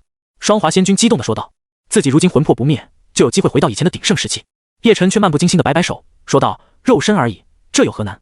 今日我便为你打造一具肉身。”话音一落，叶晨伸手朝着虚空一抓，天地间各种至高无上的规则全都显化了出来，天地动荡，风云色变。这是何等手段？双华仙君被这一幕惊呆了。如果他没有记看错的话，这好像是大道规则的显化。他知道在修炼到一定程度之后，是可以影响大道规则的，包括他自己在内都可以影响。可像叶晨这样随便一出手就能引动这么多大道规则，甚至像是天道之主一样随意操纵这些大道规则，他真的从没听说过。由无数的规则缠绕，逐渐构筑成一具人类的身体，血肉、经脉、骨骼全都形成了。当完整的肉身就呈现在自己面前的时候，双华仙君已经目瞪口呆，不知道该说些什么好了。凭空造物，直接捏造一具肉身，这是何等惊世骇俗的能力啊！难道他是传说中的先帝吗？叶晨看着已经陷入震惊和呆滞中的双华仙君说道：“这具肉身无瑕无垢，乃是先天之体，你不需要适应，也会和你完全契合。”双华仙君大口喘气，向叶晨致谢之后，迫不及待地进入肉身中。就和叶晨所说的一样，这具肉身完美无瑕，属于先天之体，不会对他的残魂有任何的排斥，就好像这就是他的本体一样。不对，这具肉身比他的本体还要强大。在融入肉身之后，双华仙君就有了不同的感受，他觉得周遭的天地秩序、大道规则好像变得很清晰，自己只需要用心感悟，就能有所收获。更要命的是，有了肉身之后，他感觉到这里的天地灵气浓郁到了极致，比他曾经去过的那些圣地都要浓郁。荒仙大世界什么时候出现这么厉害的圣地？他怎么都没有听说过。行了，你下去吧，有事会通知你的。叶晨淡淡的说道。双华仙君满心激动的退下去了。随后他看向小月，感知她身上的波动，说道：“你应该快要突破到仙君境界了，我帮你一把。”真的吗？小月非常激动。你凝神静气，我来推动你最后一步。说着，叶晨便用手指点在她光洁的额头上，一股说不清道不明的道韵出现了，并且将小月给笼罩了进去。小月只感觉到自己被无数的规则所包裹着，一股磅礴的意境冲入她的脑海中，让她发出了动听的叫声。啊，主人！小月张着嘴巴，伸出舌头，眼神迷离。在叶晨的帮助下，她体内某种薄膜就被捅破了，直接迈向了全新的境界——仙君之境。轰！小月体内涌现出了更加强横的力量，远远超过之前的玄仙巅峰。谢谢主人相助！小月激动地跪在叶晨的面前，高高的撅起浑圆的屁股。她极为庆幸自己还好来昆仑圣地当侍女了，否则的话到现在都是个玄仙。当什么圣主？果然还是当侍女好啊！从叶晨的角度一低头就能看到那对硕大雪白的软白玉沟壑很深。今天小月穿的是黑白配色的女仆装，裙子比大腿根还要短，上半身的衣服更是根本遮不住太多地方。叶晨都有些疑惑，怎么小月越穿越短？自己可没对她有过这些要求啊。外面林雪也带着慕言他们回来了。师尊，他们刚进来就看到小月跪在师尊面前，头埋在师尊腿间，脑袋还上上下下的，不知道是在干嘛。慕言和璎珞对视一眼，脸马上就红了。苏剑、子欣、子月、秦浩然则是满脸的纯真。都别看，都别看！慕言招呼着师弟师妹们转身离开。师尊抱歉哈，我们来的不是时候。叶晨一脸的无语，这小子怎么一副老司机的样子？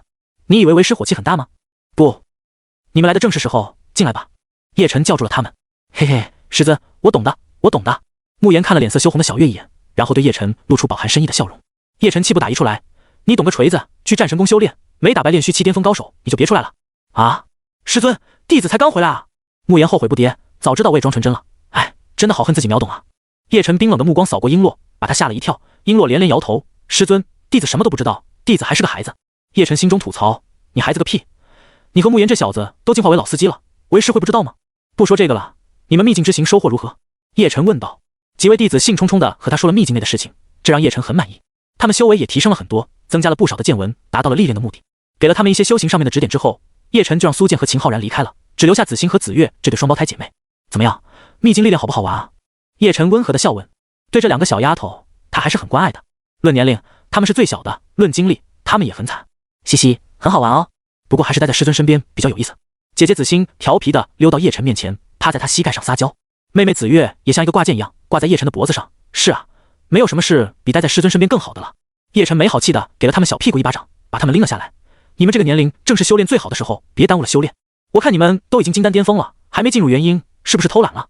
叶晨故意板着脸训斥。两个小丫头果然不敢捣蛋了，心虚的低着头不敢说话。我们是被那些人追杀，就没那么多时间修炼了。啊，对，姐姐说的对。两个小丫头一唱一和，差点把叶晨给看笑了。以你们的资质，进阶到元婴是肯定的，你们只顾着玩闹，这样怎么行？今天必须突破到元婴期。叶晨说道。啊，今天就能行吗？子欣可爱的皱起了眉头。有为师在，没什么不行的。说着，叶晨将一股力量分别灌注到他们的体内，瞬间出现的庞然大物，差点就把他们细小的经脉撑爆了。幸亏他们都是特殊体质，不至于这么脆弱。师尊，疼！子欣痛苦的小脸都快要皱成一团了。子月的情况也没好到哪里去，咿咿呀呀个不停。叶晨心如磐石，根本不理会他们的哭惨，依旧往他们的体内输入能量，帮助他们强行冲破金丹期和元婴期的隔膜。轰！没有过多久，子欣和子月体内就传出了一声轰鸣，更强大的力量在体内出现，周遭的天地灵气都疯了一样灌注到他们的体内。一转眼，他们就成功晋级到元婴一重了。两个小丫头此时已经是大汗淋漓，浑身都湿透了，不住地喘着粗气。师尊，他们眼神幽怨地盯着叶晨。行了，回去好好巩固吧。叶晨笑眯眯地将他们送走了。现在宗门该有的设施都有了，也该开山收徒了。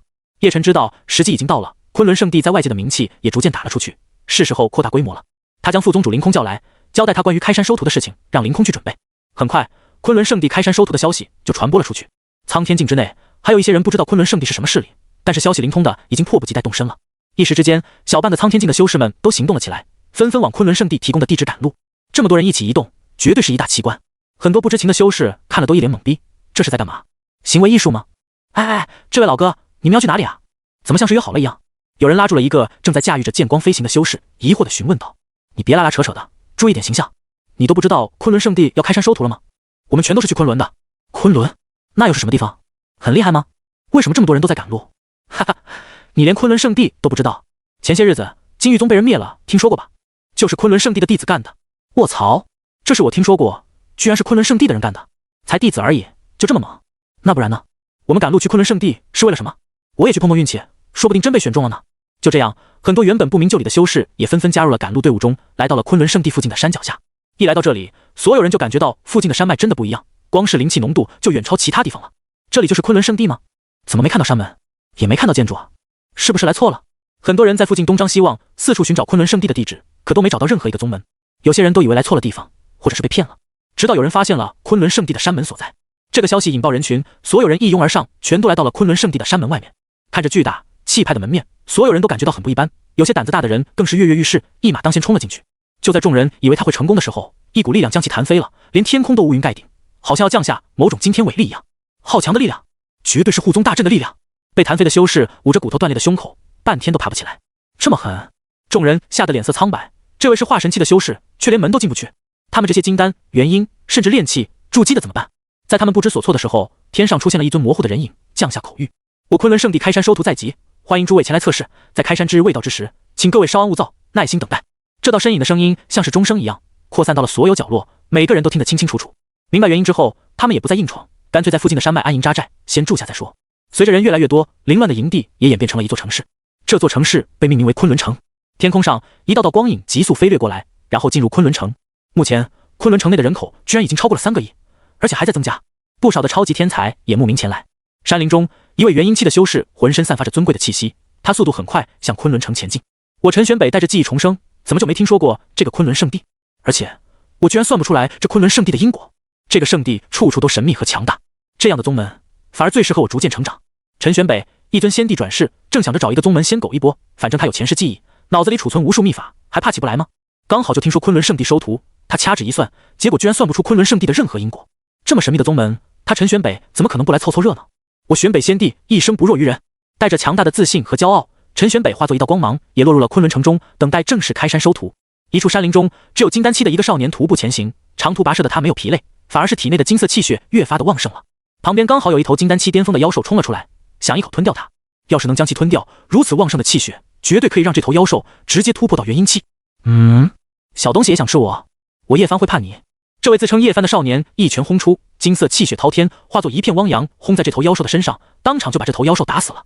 叶帆有条不紊的把这头妖兽抽筋扒皮，放血肢解，然后架在火上做成烤肉。哎，我这荒古圣体看似瑰宝，可未来的路一片模糊，我真的能够打破荒古诅咒吗？希望这神秘的昆仑圣地能给我答案吧。吃饱喝足之后，叶帆感叹一声，继续赶路。荒古圣体，这是一种异常强大的体质。据说大成圣体甚至可以叫板先帝。可惜的是，现在的荒古圣体受到了诅咒，不适合修炼了，成为了废体。叶帆不认命，他希望能够在昆仑圣地找到答案。一位身穿蓝色长衫的少年行走在山林间，身边还有不少的修士，大家都是去昆仑圣地拜师学艺的。韩立兄弟，你也是苍天境本地人吗？身边一人好奇地询问道。身穿蓝色长衫的韩立愣了一下，沉吟片刻，然后说道：在下去过许多地方，两仪境、落月境、云海境。韩立一下子说出了好几个地方，把周围人听得目瞪口呆。他一个元婴修士，怎么会跑那么多地方呢？就在众人还想多聊几句的时候，正巧一个狼群冲了出来，拦在所有人前面。看到有妖狼挡道，众人都非常兴奋，都想一展身手出风头。愚蠢的妖兽来得好，谁愿意与我一起斩杀妖兽？说不定昆仑圣地的高人们就在看着我们，这是对我们的考验。有一位实力强悍的大汉哈哈大笑起来，所有人都情绪高涨，纷纷冲向前去。只有韩立微微皱眉头，然后不着痕迹地退后了半步，引入了身后的丛林中，做毫无意义的厮杀。这是愣头青才会做的事情。他韩立向来无利不起早，花力气杀一堆妖狼有什么用？还不如早点到昆仑城比较安稳。引入丛林的韩立紧握着一个小绿瓶，这才是他的立足之本。再催生10株千年份的灵药，我就有把握再冲一个小境界，进入昆仑圣地的机会就更大了。韩立脑子非常清醒，稳才是王道，他就是一路稳到这里的。昆仑圣地开山收徒的消息在落月境也传得很快，没有人会忘记昆仑圣地的人一巴掌就把清虚剑宗、天罡道宗、归元宗给霍霍一遍了。昆仑圣地这4个字给落月境的修士们留下了极其深刻的印象。如果昆仑圣地的宗主把落月圣主给掳走了当自己的侍女这件事曝光的话，整个落月境只会更加炸裂。昆仑圣地开山收徒怎么能少得了我呢？嘿嘿，你们以前加入什么清虚剑宗、归元宗就自以为是了，老子要是能加入昆仑圣地，绝对一脚踩死你们。有没有组队的？一起啊！落月境的散修们热情高涨，成群结队的通过传送阵或者乘坐飞舟之类的方式前往昆仑圣地。落月圣地中，高层们得知此事之后，也觉得找机会给昆仑圣地送去贺礼才行。其中有2个小丫头从落月圣地中偷偷溜了出来，正是苏灵韵和陶夭夭。他们之前在落月境伏龙山脉天才大会上就见过叶晨，当时还以为叶晨只是个弱鸡，没想到后来的叶晨带领几个弟子大杀四方，把几个强大的宗门都给铲除了。师姐，咱们偷偷跑去昆仑圣地玩，真的不会被责罚吗？陶夭夭屁颠屁颠的跟在苏灵韵后面，肉嘟嘟的脸上满是担忧。苏灵韵狡黠的笑道：我们是领了宗门任务才出来的，是为了完成任务才去昆仑圣地，可不是出来玩。陶夭夭恍然大悟，也跟着鸡贼的笑了起来，嘻嘻嘻，还是师姐你聪明，咱们是去做宗门任务的。类似的情况在别的地方也正在上演，尤其是两仪境。仙君秘境才结束没多久，很多人还对林雪离开前的那句话记忆犹新。没想到昆仑圣地果然开山收徒了，那太好了！那几个弟子战斗力猛的一批，还有那位气质清冷如霜的女长老，一巴掌就拍死3大宗门的人，轻松的简直就跟拍死苍蝇一样。临走之前还自信地报上昆仑圣地的名号，摆明了不怕被3大宗门报复。如此强大的宗门，不去试一试怎么行？两仪境的人也纷纷前往苍天境，包括很多历史悠久的家族、势力之类的，都愿意派出自己的年轻一代。似乎一时之间，至少大半个东胜大陆都知道了昆仑圣地开山收徒的消息。即便很多地方的人都不知道昆仑圣地，但是看到更多的人纷纷前往参加收徒大会，也忍不住跟去了。当收徒大会的事情热闹非凡的时候，两仪境内九霄剑派、九阳宗、飞羽宗3大宗门的高层已经秘密会面了。本次会面的地点在九阳宗的大殿内，本来是定在飞羽宗的，但是考虑到飞羽宗全是不正常的男男女女，还是改了地点。大殿内聚集的全部都是3大宗门的高层，3位宗主都到齐了。那该死的昆仑居然真的这么高调的开山收徒，真以为我们不敢杀过去吗？九阳宗宗主愤怒地将椅子扶手都给拍碎了。昆仑圣地此举摆明了就是不将他们放在眼里啊！九霄剑派宗主眼神极其阴冷，不过他还是冷静地说道：这也说明他们很自信，必定有强大的底蕴存在。飞羽宗宗主也点头表示认可，敢这么狂的宗门绝不是傻子，会不会真是某个隐藏于世的圣地？提到圣地2个字，他们脸色全都变了，一个比一个凝重。圣地代表了一种不朽，代表的是永恒，代表的是极致。每一个圣地的背后至少有一位先帝传承，甚至是好几位先帝。昆仑敢自称圣地，会不会也有这种底蕴？在众人担忧之时，九阳宗主深吸一口气，高声道：不必担心，为了弄清楚此事，我请出了资历最老的宗门前辈焚心真人。当他们听到焚心真人这个名号的时候，在场所有人都大惊失色，满脸的难以置信。焚心真人，据说他是你们九阳宗创始人之一，已经到天仙巅峰境界了。这么多年过去，焚心真人会不会已经到达玄仙境界了？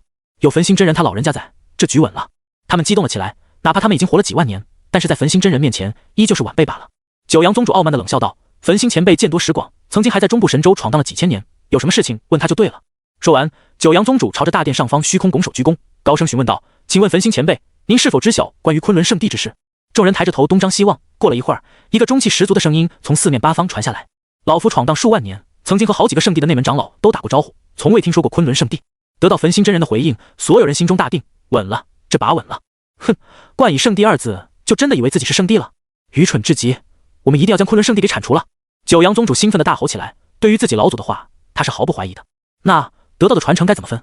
这时，九霄剑派的宗主提出了一个最现实的条件：出征昆仑圣地，真的是为了报仇而已吗？或许是的，但最重要的还是想捞更多的油水。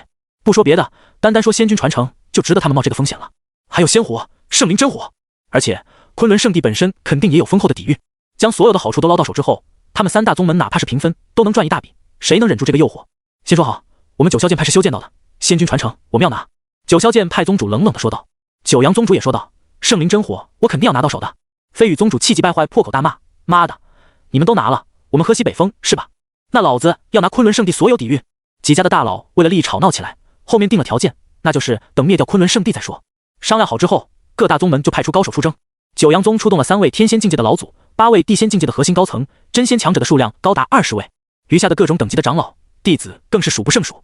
光是用战车拉着都要出动5000辆战车了，每一辆战车都用浑身冒着火焰的异兽驾驭，5000辆战车碾压过虚空，发出轰隆隆的声音，好像是无数的流星雨一样震撼。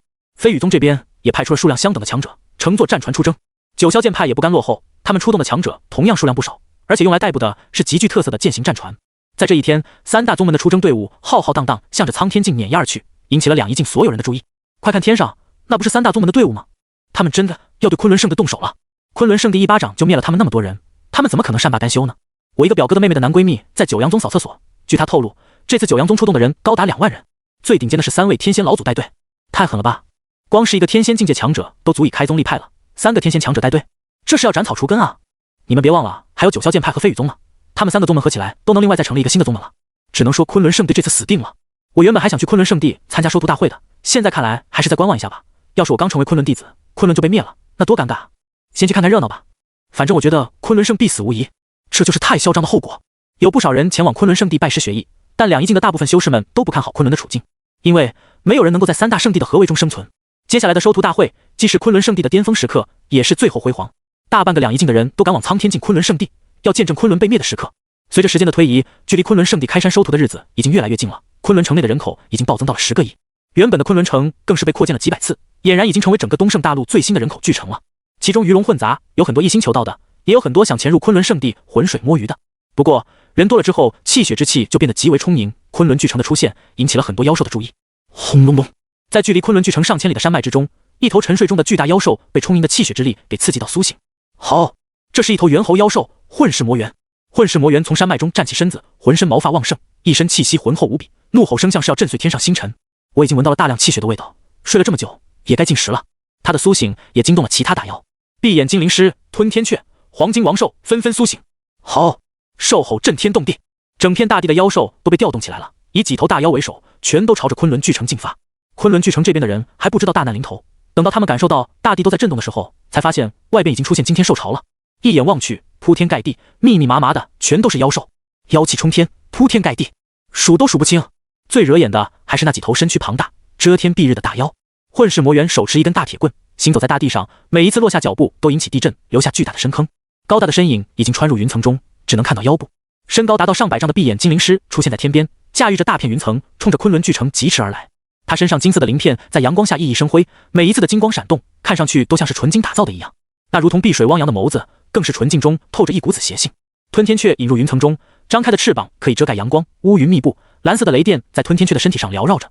黄金王兽也发出怒吼，音波震碎天穹，惊人的气息爆发出来，就像是引发了一场巨大的海啸一样。昆仑巨城的人类修士看到这吓人的一幕，脸都绿了。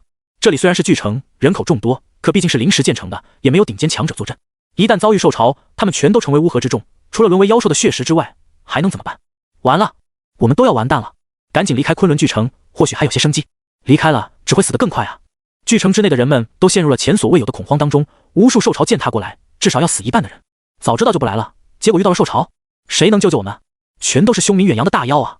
无数人的脸上都充满了绝望，他们已经可以想象得到，当吞天雀张开口时，会有多少人被吞噬了。混世魔猿一棒子砸下来，估计小半个城市都要被砸成废墟。黄金王兽的一次能量吐息，就足以灭杀上万人。闭眼精灵师冲入巨城中，一爪子就能带走无数条亡魂。面对这种级别的兽潮，在没有绝世强者坐镇的情况下，他们真的就是毫无抵抗之力的血食罢了。就在大妖率领兽潮即将杀入昆仑巨城之际，在城中人类面临绝望的时刻，昆仑圣地那边忽然有更恐怖的威压出现。当昆仑圣地的威压弥漫大地的时候，刚才还无比狂暴凶残的兽潮忽然变得惊恐慌乱起来，就连那几头带头的大妖都惶恐不安，一个劲的扭头看向昆仑圣地的方向。城中的人类们也察觉到了变化，知道是昆仑圣的出手了。大家快看，天空上的那道身影是谁啊？他好像是从昆仑圣地中出来的，应该是昆仑的人吧？咱们这是得救了！无数人都呆呆地望着高空之上的那道模糊人影，仰望强者的感觉让他们很安心。在亿万人类的注视下，那道人影抬起了手，一股无形的力量就落在了那几头大妖身上。这几头大妖还想挣扎逃跑，可是他们哪里还有这个机会？无论他们怎么挣扎，都像是案板上的鱼一样，死活跳不出这股力量的束缚。虚空之上，是长老蔡坤负责出手了。蔡坤乃是仙王巅峰的强者，拿捏这些小小妖兽，简直就是有手就行。在我昆仑地界，还敢如此嚣张？罚你们为我昆仑看家护院！蔡坤口中发出一声极具威严的训斥，大手收拢之后，黄金王兽、吞天雀、混世魔猿、闭眼精灵狮全都不受控制的缩小，飞入蔡坤的手中。没有了妖王的领导，那些小妖们屁滚尿流的落荒而逃，哪里还有刚才的妖气冲天？这一幕给城中的修士们带来了巨大的震撼，一个个卧槽止不住从嘴里喷出。那几头大妖这么没有排面的吗？还没冲进城里，就已经被昆仑的前辈拿捏了。我没看错吧？那位昆仑前辈仅凭一只手就镇压了那几头大妖，这才是昆仑的实力啊！我一定要进入昆仑圣地，都别跟我抢，我的大刀已经饥渴难耐，还不开山收徒吗？我都等不及了，我想拜入刚才那位前辈门下，可以吗？来拜师的所有人都已经迫不及待了，昆仑的力量再一次震撼了他们，所有人都卯足了劲要进入昆仑圣地。在等待了2天之后，昆仑圣地光芒大放，护宗大阵打开，祥瑞的仙光从里面冲天起，数不清的异象在天际浮现，仙气丝丝缕缕的垂落，龙皇虚影在半空中交缠，虚幻的仙子在朦胧的仙气中飞舞，看得众人又是目瞪口呆。昆仑终于打开了，一道威严的声音从天而降，清清楚楚地落入所有人的耳中。吾乃昆仑圣地副宗主，昆仑圣地开山收徒，即日起正式开始。收徒试炼将会分为3道关卡，而第1道关卡则是幻境台阶，只有成功通过幻境台阶者，才有资格进入第2关。副宗主凌空的声音传入每个人的耳朵里面，等他说完之后，昆仑圣地的山门牌匾出现了扭曲、虚幻，最后呈现出一道高高的台阶。这道台阶看上去像是用某种玉石打造的一样，是温润的白色。台阶很宽阔，而且抬头看不到尽头。每次登上台阶者限制5000万人，前一批试炼者全部结束之后，就会轮到第2批。现在有想法者就进入幻境台阶吧。凌空说完了规则之后，便不再言语了。当真正开始之后，那些嚷嚷着要进昆仑圣地的人反而不敢第一个出来。一时间，整个昆仑城都陷入了一种诡异又尴尬的寂静中。当部分人还在观望的时候，一道浑身金色气血澎湃的身影已经化作利剑般从天而起，随之而动的还有一道身穿青色长衫的身影。另一边，一个气势磅礴、自信飞扬的少年也动身了。有了他们做表率，剩下的人纷纷急吼吼地冲了出来，踏上了幻境台阶。无数人冲入幻境台阶，都想要第一个出风头，让昆仑圣地的高层看到自己的天资。可是，当他们踏入幻境台阶之后，这才发现和自己想的还是有很大的不一样。叶帆算是第一个冲入幻境台阶的，他向来无所畏惧，身为荒古圣体，他都能修炼到金丹期，已经很腻了。刚才蔡坤翻手之间就收了几头大妖的场景，让他热血沸腾，只想赶紧成为昆仑弟子。轰！荒古圣体的本源气息直接爆发了出来，金色的滔天气血将他整个人都笼罩了进去，四肢百骸都充斥着惊天伟力，让他忍不住想要仰天长啸。叶帆一步并作2步冲了上去，可幻境台阶的力量瞬间笼罩在他的身上，让他滔天的气血马上就平息了。咦，这是怎么回事啊？没有办法动用灵力吗？就在叶帆纳闷的时候，他的身边出现了许多妖魔鬼怪，发出阵阵阴森凄厉的惨叫，冲杀过来。哪来的妖邪，胆敢在这里兴风作浪？叶帆大怒，一拳轰出，金色气血澎湃，瞬间将这些妖魔鬼怪都给淹没了。青色长衫的韩立也是第一批走上台阶的试炼者，他习惯了谨慎，仅此没有急着冲上去，而是一边往上走，一边观察四周。台阶的宽度肉眼看上去明明只能同时容纳50人并肩，刚才一下子涌进来这么多人，我身边应该挤满了人才对，怎么现在只有我一个？韩立非常疑惑，只能归结为这是昆仑圣地前辈的手段了。还没走上几个台阶，他就听见附近传来莺莺燕燕的声音，转头一看，10几个不着寸缕的女子宛如一道轻飘飘的烟尘缠绕了过来。来嘛来嘛，一起快活啊！小帅哥快来玩啊！免费的哦，你想怎么玩就怎么玩，我都可以的呢。仙子攀根，圣女吹箫，腊肉倒挂，只有你想不到，没有我做不到。耳边充斥着勾人的声音，连空气都甜甜腻腻的，要是一般的男人已经陷入其中无法自拔了。但韩立眉头一皱，觉得此事有蹊跷，此乃昆仑圣地，怎么可能出现这种不堪入目的东西？他运转大眼神诀，神识力量得到加强，灵台清明，那些美女幻象顿时就被一扫而空。原来是幻觉，这就是幻境台阶的测试吗？挺有意思的。弄清楚其中奥妙之后，韩立心头微松，保持着大眼神诀的运转，继续往上走。陈玄北这边他见多识广，以前是先帝，一看就知道这是怎么回事了。幻境的考验是吧？那又有什么难度呢？我玄北先帝还怕这点幻觉？自信飞扬的陈玄北一路往上走，是所有人中最领先的人。他每一步走得又快又稳，身边的幻觉对他来说一点作用也没有。但是随着他不断往上，身边的幻觉也越来越真实，加持在神魂上的压力也增加了很多倍。有点意思，这幻境台阶本身就是一件强大的法宝，极有可能是一件地器。陈玄北目光一凝，感受到了了不得的气息，他低头仔细观察汉白玉一般的台阶，用手摸了很久，隐隐有地为传出，这件东西极有可能是地器啊！昆仑圣地竟然能有地器，起初他只是想找一个地方落脚，方便自己安心修炼而已。可是现在他对昆仑圣地越来越好奇了。一个能拿出地气的宗门，能是简单角色吗？而且第一关就动用地气了，这份手笔真是够大的。昆仑圣地，我已经迫不及待想知道你的底细了，希望你不要让我选美仙帝失望啊！陈玄北歪嘴一笑，继续大跨步走上去。除了几位顶级天才之外，一些资质比较普通的人，在遇到了幻境之后，就陷入其中，无法自拔。一位女修已经被美男包围，前一个，后一个，左边一个，右边一个，嘴里还一根。此时他已经分不清什么是现实和虚幻了，这一切太真实，他完全沉浸在其中。真好啊，都是我的好弟弟！这位女修放声大笑起来，解开了平时所有的束缚，彻底释放天性。却不知道底下还有好几亿的人都看到了她的表演，每个人的脸上都非常精彩。啧，没想到来参加收徒大会还有这种好戏可以看，太值了！嘿嘿嘿，谁知道那位女修来自哪里？等试炼完毕，我也要找她好好交流一番。我就说了，女孩子其实比男孩子还开放啊！你们现在看到了吧？很多人都看得津津有味。但是美景不长，这位女修就被淘汰了。当她被一股力量送回地面，看到周围所有人都大有深意的对自己笑的时候，才意识到刚才那一切全是幻觉，而自己在幻境中的一举一动全都被看到了。啊！这位女修羞红了脸，惨叫一声，抱着头赶紧跑了。好几位男修则是悄悄跟了上去。有了前车之鉴后，很多女修都吓得脸色发白，有些担心自己也会陷入幻境，做出被人欣赏的事情了。其实类似的事情不胜枚举，尤其是男修，一般都很难过美人关的。有一个家主的老祖在幻境中左拥右抱，又是亲亲又是举高高的，结果被淘汰之后才知道自己丢人丢大发了，连他家族的年轻人们都捂着脸，生怕被人知道那个老不休的家伙是自家老祖。完蛋了，老夫以后可怎么见人啊？完了，这位家族老祖一溜烟就跑了。幻境台阶上还有的人遇到了铺天盖地的兽潮，结果被吓得只能躲在角落瑟瑟发抖，为了活下去甚至不惜牺牲自己的同门师兄弟。这种自私自利谋害同门的人显然是不可能通过测试的。什么同门？什么宗派？老子都要死了还管你存不存在？妈的，先保住小命再说。环境中这名弟子一脸狞笑的喃喃自语，可下一瞬他被一道白光包裹，直接丢到了山脚下。神魂恢复了清醒，刚才的兽潮全都消失，看着周围各种鄙夷的眼神，他才意识到自己彻底陷入幻境中了。可惜啊，我这什么脑子啊！这人无比懊恼的捶打脑袋，失魂落魄的挤开人群溜了。诸如此类被淘汰的人还有很多，但也有表现出色的，尤其是陈玄北，依靠先帝的剑识以及强大无比的神魂力量，他在幻境台阶上简直像是逛街一样。那人真厉害啊，他不怕幻境吗？他的神魂力量或者是意志力估计很强，必须足够坚定才行。他绝对稳了。快看，后面有人也追上来了！随着众人的惊呼，大家的焦点都聚集在了后面的几人身上，最显眼的就是叶帆和韩立了。韩立始终保持着眉头微皱的表情，稳不上声，别人也看不出来他到底是觉得艰难还是容易。叶帆这边，他眉心处有金色的汪洋在涌动，强大的神魂力量让他道心坚定无比，犹如一柄利剑，勇往直前。他们两人只落后了陈玄北大约3丈的距离，而且有逐渐拉近的趋势。绝大部分人都被幻觉困住了。哈哈，昆仑圣地？什么昆仑圣地？从今天起，全是我的后花园。女弟子、女长老都给老子跪下，撅屁股翻白眼吐舌头。男的滚去挖矿。魔宗的大人们，这就是昆仑圣地的隐秘小道，我来给你们带路了。我就是魔宗大人的一条狗，昆仑弟子不过是我的表面身份罢了。哈哈，终于潜伏进来了，昆仑圣地真繁荣啊！不过等以后我的势力攻进来，这些好东西全都是我的。妈的，昆仑宗主又如何？在我龙傲天面前都要跪着。我龙傲天战天战地，无所不能。这些不怀好意，甚至心肠歹毒的人，在幻境中以为自己可以夺权了，一个比一个嚣张。结果还没有等他们被淘汰，幻境台阶上就爆发出一阵白色光芒，将这些人渣打成空气，魂飞魄散。这也让其他还没开始试炼的人噤若寒蝉。随着时间的推移，第一批试炼者都被淘汰的差不多了，5000万人愣是只剩下1000人还在爬楼梯。而陈玄北是第一个冲上顶层，脱离幻境的。你很不错。负责第一关的蔡坤长老向陈玄北投去赞许的目光。过奖。心高气傲的陈玄北并没有将蔡坤放在心上，对他来说，这位长老顶多就是个普通高手罢了。可当他下意识地用神识想要查看蔡坤的底细时，才惊觉这位长老居然深不可测。好高深的修为，连我的神识都看不清，至少都是真仙境界了吧？别看他现在只有元婴境界，但神识强大无比，真仙以下都能看得清清楚楚。可他居然看不清蔡坤的深浅。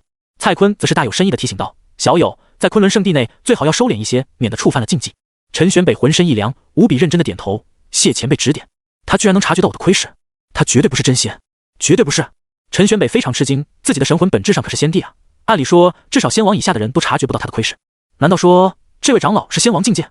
向来冷静的陈玄北此刻被震慑到了，让一尊仙王出来主持第一关试炼，这真的是一个正常宗门会有的门面吗？就算是别的圣地，最多就安排个真仙级别的长老而已吧。昆仑圣地，你到底还隐藏有多少神秘是本仙帝不知道的？当真是恐怖如斯。在陈玄北之后，叶帆和韩立二人也冲了上来，两人彼此对视一眼，都透着欣赏的眼神。你很不错。叶帆笑道。韩立点头微笑。你也是。有了他们3人开了个好头，山底下的人看的也是热血沸腾，恨不得让赶紧参加试炼。陆陆续续的也有别人成功了，但他们要么是气喘吁吁，要么就是脸色苍白，和陈玄北他们3人的轻松差太远了。等了大半天之后，最终只有2000人过关，一批就是5000万人，可是通关的只有2000人，这个概率真的低得可怕。有很多觉得自己天赋强大的人捶胸顿足，甚至叫嚣着不公平，觉得这种考验的方法根本就无法体现出自己的天赋。但这些都没有办法改变他们被刷下来的事实。师姐，幸好我们也成功上来了。陶瑶瑶躲在人群中，她和苏凌韵也成功上来了。回想起刚才在幻境中的试炼，他们都觉得非常紧张，看似毫无危险的试炼，其实一不留神就会失败。怎么感觉比进入落月圣地还要困难？苏凌韵的目光则是落在陈玄北、叶帆、韩立3人的身上，很是惊讶。我以为我们这2位圣地弟子来这里是降维打击，没想到还有比我们更优秀的家伙。他很明白，那3人就算放在圣地中，都是被重点培养的核心弟子，未来要竞争圣子的那种。而昆仑圣地这里一下子就出现了3个，要是在别的地方，早就被大势力抢走了吧？师姐，还有第2关呢，我说不定咱们比他们强呢。陶瑶瑶不服气地挥舞着小粉拳。别看他年纪小，从小就得到落月圣地大力培养的他，现在已经是化神期，而苏璎珞都已经是炼虚期了。至于那3位，最强的也就元婴期罢了，怎么看都不至于比他们强吧？不一会儿，副宗主凌空就出现了。他扫了一眼众人，在苏凌韵和陶瑶瑶的身上顿了一下之后，便看向陈玄北、叶帆、韩立3人。只有这3人是令他最满意的种子选手。恭喜你们通过了第1关选拔，有资格成为杂役弟子了。凌空语气冷淡地说道。众人听见自己费了这么大力气通过第1关，居然只获得了成为杂役弟子的资格，差点怀疑自己听错了。能走到这里的，谁还不是个小天才了？去到别的宗门，那都是会重点培养的那种。结果来到了昆仑圣地，就只是获得了杂役资格。不少人愤愤不平，但想着来都来了，至少也要看第2关是什么考验再说。副宗主凌空带着这2000人来到了一处石碑前。这块石碑高有上百丈，上面也没有任何奇怪的纹路，看上去就是一块普普通通的石头罢了。众弟子们都不知道副宗主带他们来这里做什么，难道第2关就和这块石头有关？唯有陈玄北脸色再次变得凝重了起来，因为他从这块石碑上感受到了和那幻境台阶一样的地境气息。这玩意该不会也是地气吧？不可能，昆仑圣地就算再厉害，也不可能接连拿2种地气出来当选拔弟子的工具啊。陈玄北猜测，这应该是某种沾染了仙地气息的东西罢了，不是真正的地气。凌空公布了第2关的选拔条件，这块石碑叫做天命碑，能够精准地测试出你们的资质。当你们将手掌贴在天命碑上的时候，天命碑会自动帮你们显化出命痕。至于何为命痕，到时候你们自己就知道了。凝聚出1至3道命痕者，可入杂役；凝聚出4至6道命痕者，可入外门；凝聚出7至8道命痕者，可入内门；凝聚出9道命痕者，可入真传。你们究竟能获得哪个位置，就看你们自己的资质了。闻言，众人便明白了，开始跃跃欲试。在外界，他们从小都是被称颂的天才，没理由在昆仑圣地内就变成垃圾吧。我先来。一位英姿勃发的少年率先上场，自信满满的将手掌贴在了天命碑上面。很快，天命碑的力量被引动，2道白色的道韵痕迹降临。凌空语气淡漠的宣布：2道命痕，杂役弟子。杂役，这个结果让这位弟子心态崩了，无法接受这个结果。不可能，我在家族内都是天之骄子，怎么可能就当一个杂役？一定是天命碑出错了。凌空眼神微冷的警告道：天命碑不会出错，你的天赋只能引动2道命痕，杂役之资。这位弟子还想不服气的辩驳几句，但是迎上了凌空的眼神之后，顿时吓得不敢出声，只能愤愤不平的退到一边去。我才是天才，是种子选手，我一定能引动9道命痕的，我可是天灵根啊！一位弟子炫耀似的看了刚才的弟子一眼，大声的说出了自己的天赋。在出生的时候他就做过测试了，是极为稀少的天灵根，这种天赋一旦修炼起来1日千里，是难得的天才人物。他的出现也引来了不少弟子的好奇和惊讶。天灵根吗？那应该稳了吧？无比自信的天灵根弟子将手贴在了天命碑上，其天赋引动石碑，产生了丝丝缕缕的道韵，最后凝聚成为6道命痕。哗，6道命痕，这天赋真的强，不愧是天灵根，比第1个老兄强太多了。可是6道命痕也没什么稀奇吧？这个才达到了外门弟子的标准罢了，远远达不到真传弟子的标准。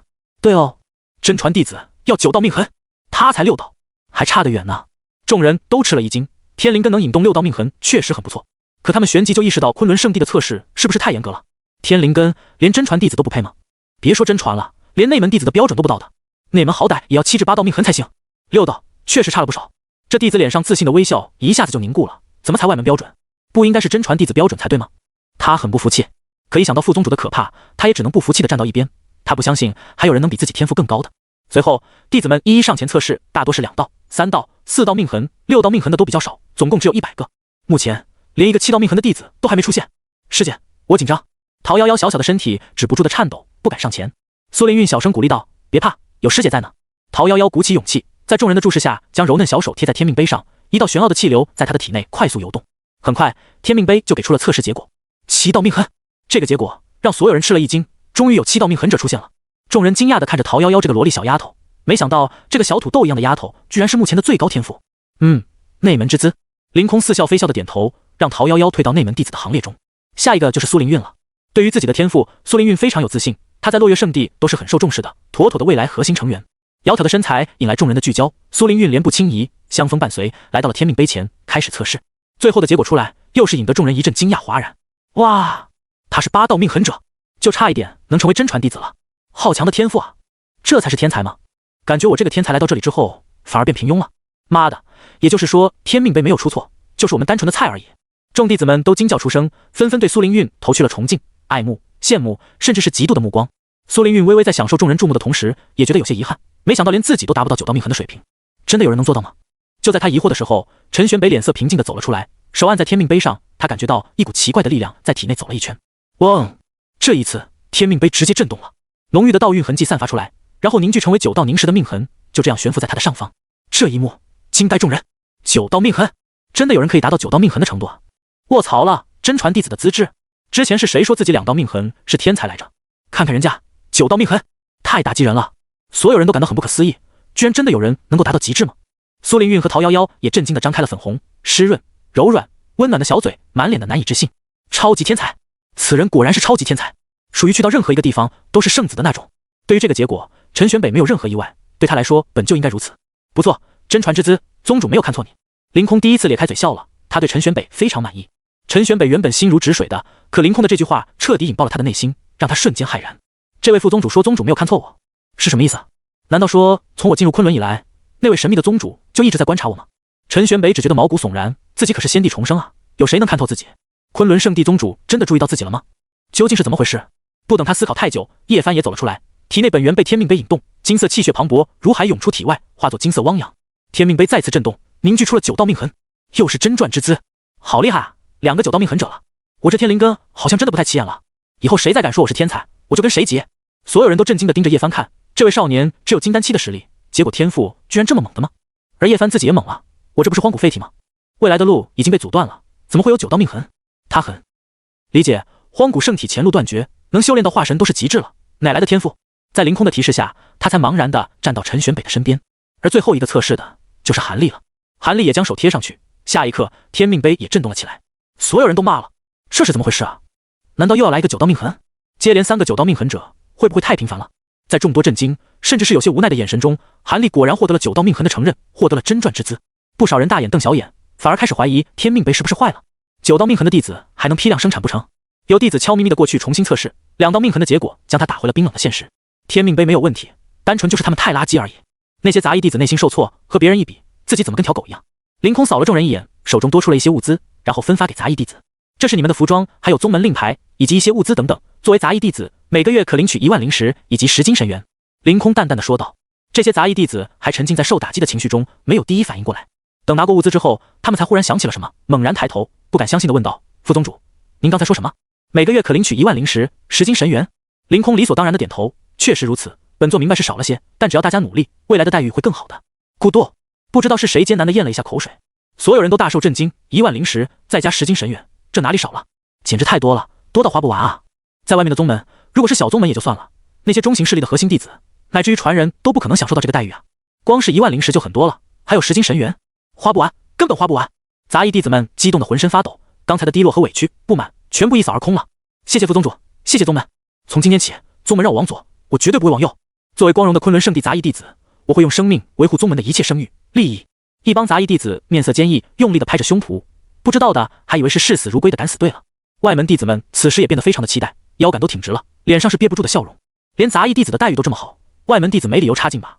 外门弟子每月2万灵石、神元20斤、丹阳珠果、龙鳞果、魂因果等等各种灵果，每月各一份。除此之外，还有更多的权利，比如住所更高级等等。具体的事项你们以后会明白的，我就不多说了。外门弟子一听这待遇，一个个都激动地笑出声来了。只看待遇的话，谁知道他们只是外门弟子，说是大势力的核心弟子都有人信啊！2万灵石、20斤神元，还有各种灵果，爽啊！太爽了！昆仑圣地，我命给你！而且外门弟子还有很多权利是凌驾在杂役弟子之上的，这还要啥自行车啊？昆仑圣地到底是个什么宝地？杂役和外门都领了服饰和物资，接下来就是内门弟子了。内门只有2人，那就是苏凌韵和陶瑶瑶。他们2个无比忐忑，因为他们本来就是想来玩一玩，感受一下昆仑的氛围，没想到一步步就走到了这里。要是被昆仑收徒了，落月圣地那边怎么办？他们不会被当成叛徒吧？完了完了，这下闹大了！凌空看向他们，语气微冷地说道：“苏凌韵、陶瑶瑶，你们从今天起不再是落月圣地的弟子，而是我昆仑圣地的内门弟子。听到这话，众人都诧异地看向他们，他们居然来自落月圣地，怪不得天赋这么强。可他们出身都这么好了，为什么还要来到昆仑圣地？没有这个必要吧？啊，这个，完了完了！苏凌韵和陶瑶瑶慌得不行。落月圣地那边知道此事的话，他们受教训是小，昆仑圣地受到牵连才是最严重的。凌空知道他们在担心什么，直接说道：“我昆仑圣地可不是你们想来就来，想走就走的。既然来了，就必须遵守我们的规矩，如若不然，就视为背叛宗门，下场就是死亡。”被凌空这么一吓唬，两个丫头害怕的身体像筛糠一样抖个不停。陶瑶瑶这个小土豆可怜巴巴的嘟着嘴，一副快要哭出来的样子。而苏凌韵娇躯已经初具规模，发起抖来，那两团软白玉也在跟着颤动，后方臀肉也在颤。凌空忍住笑意，语气也放缓了些，不再吓唬他们了。落月圣地那边我们会告知他们，你们不会有麻烦的。收了落月圣地2个弟子罢了，还不是叶晨一句话的事。落月圣地那边敢说半个不字吗？这是你们的物资，内门弟子每月可领取5万灵石、30斤神元，各种灵果只要申请即可获得。除此之外，还有更多的福利和权利，日后你们会明白的。凌空将物资给了他们，这里面就已经包含了5万灵石和30斤神元，还有各种灵果一大堆了。两个丫头看的眼睛都直了，宝物，全是宝物，比他们在落月圣地时的待遇还要高，光是灵石、神元、灵果都够他们挥霍的了。两个丫头对视一眼，好像加入昆仑也没什么不好啊。副宗主都说落月圣地那边他们会处理，那肯定是没问题的吧？师姐，要不？陶瑶瑶的大眼睛眨巴眨巴，闪烁着一丝丝的心动。苏凌韵咽了一下口水，严肃地说道：“人就是要不断地增加经历，提高阅历。落月圣地只是我们人生路途的风景，昆仑圣地才是我们的归属。准都假都，我也是这么想耶。”陶瑶瑶欢快地笑了起来。从此，他们便属于昆仑了。你们去和一位故人聊聊天吧，你们一来他就知道了。说着，凌空袖子一挥，一股力量让苏凌韵和陶瑶瑶在原地消失，也不知道被传送到哪里了。最后就是真传弟子的待遇宣布了，真传弟子已经不需要受到任何限制了，也不需要灵石、神元待遇，因为你们想用，随时可以用。凌空说道。这么好的待遇，让所有人的眼睛都瞪直了。灵石、神元、灵果，任何东西都不受限制，想用就用，那不是爽到爆炸？现在我带你们3人去找宗主，向宗主拜师。说完，凌空就带着他们在原地消失了。剩下的弟子们会有别的宗门长老来接应他们。山门之外又开始了新一轮的幻境台阶试炼，每一次5000万人，竞争十分激烈。主殿之内，苏凌韵和陶瑶瑶这2个小丫头已经来到了这里了。看着陌生的环境，他们也不敢乱走。直到他们听到了一个熟悉的声音：“凌韵、瑶瑶，你们来了。”2个丫头疑惑的转身，便看到了一个身穿桃红色奇怪服装的女子。这女子的裙子短到了大腿根，这么短的裙子，甚至不需要蹲下来都能看到一些隐秘的风情了。还有上面的衣服也格外的大胆开放，那2团软白玉直接要爆出来了一样。在这女子的脖子处，还有类似于灵兽圈一样的奇怪项圈，头上还戴着猫咪一样的头饰。苏凌韵和陶瑶瑶2人傻眼了，总觉得眼前的人又熟悉又陌生呢。在他们认识的人当中，真的有打扮的如此古怪的人吗？你们2个小丫头不认识我了？我可是圣主啊！看到他们一点反应也没有，小月做出了落月圣主的威势，这才让他们认出来了。圣主？您是圣主？啊，圣主您怎么变成这个样子了？苏凌韵和陶瑶瑶简直不敢相信自己的眼睛，眼前这位奇装异服的人，竟然是曾经高贵冷艳、威风八面的圣主大人。小月炫耀似的笑道：“怎么样，很好看吧？改天也给你们准备几套。”苏凌韵、陶瑶瑶：“可以，但没必要。”圣主大人，您怎么在昆仑圣地啊？弟子听说您去了一个神秘的地方求道，所以落月圣地已经换新圣主了。苏凌韵看到小月之后，感到极为惊奇。除了少部分的高层之外，根本就没有人知道小月在这里给叶晨当女仆，都是说就圣主去了神秘的地方潜修了，所以不用叫我圣主了，以后你们已经是昆仑弟子，就叫我小月姐吧。小月笑着说道。看到有他们来这里当弟子修炼，她还是很开心的。我带你们到处逛逛吧，跟你们说啊，昆仑圣地可比落月圣地好太多了。小月拉着2个丫头出门闲逛去了。而另一边，也就是后山上，叶晨正躺在悟道茶树下的藤椅上闭目养神，边上就放着一根朴实无华的鱼竿。在察觉到自己收徒成功之后，叶晨满意的笑了。第一批进入宗门的弟子就有3个地级资质，真是不错呀。而且其他的弟子带来的奖励虽然比不上地级资质的奖励，但是蚊子再小也是肉，积少成多啊。系统也适时的给出了收徒的奖励。恭喜宿主收取3位地级资质的徒弟，奖励已经发放，请宿主及时查收。叶晨打开了系统，查看奖励。奖励：先帝召唤卡3张。奖励：先王召唤卡6张。奖励：荒古圣体一脉完整功法。奖励：大道烘炉经。奖励：混沌经。奖励：万物母器1000万缕。奖励：仙泪绿金矿山1座。奖励：黄血赤金矿山1座。奖励：羽化仙金矿山1座。奖励：人参果树10株。看到有这么多的奖励，叶晨还是十分满意的。不管是万物母器，还是各种仙金的矿山，都是极好的炼器材料。这可是被称为仙帝专属的至宝。很多的仙帝为了炼制出自己的专属兵器，都会满世界寻找这些仙金。很多时候能够获得一块仙金，已经是走大运了。像叶晨这样，现在直接获得好几座仙金的矿山，简直是闻所未闻啊！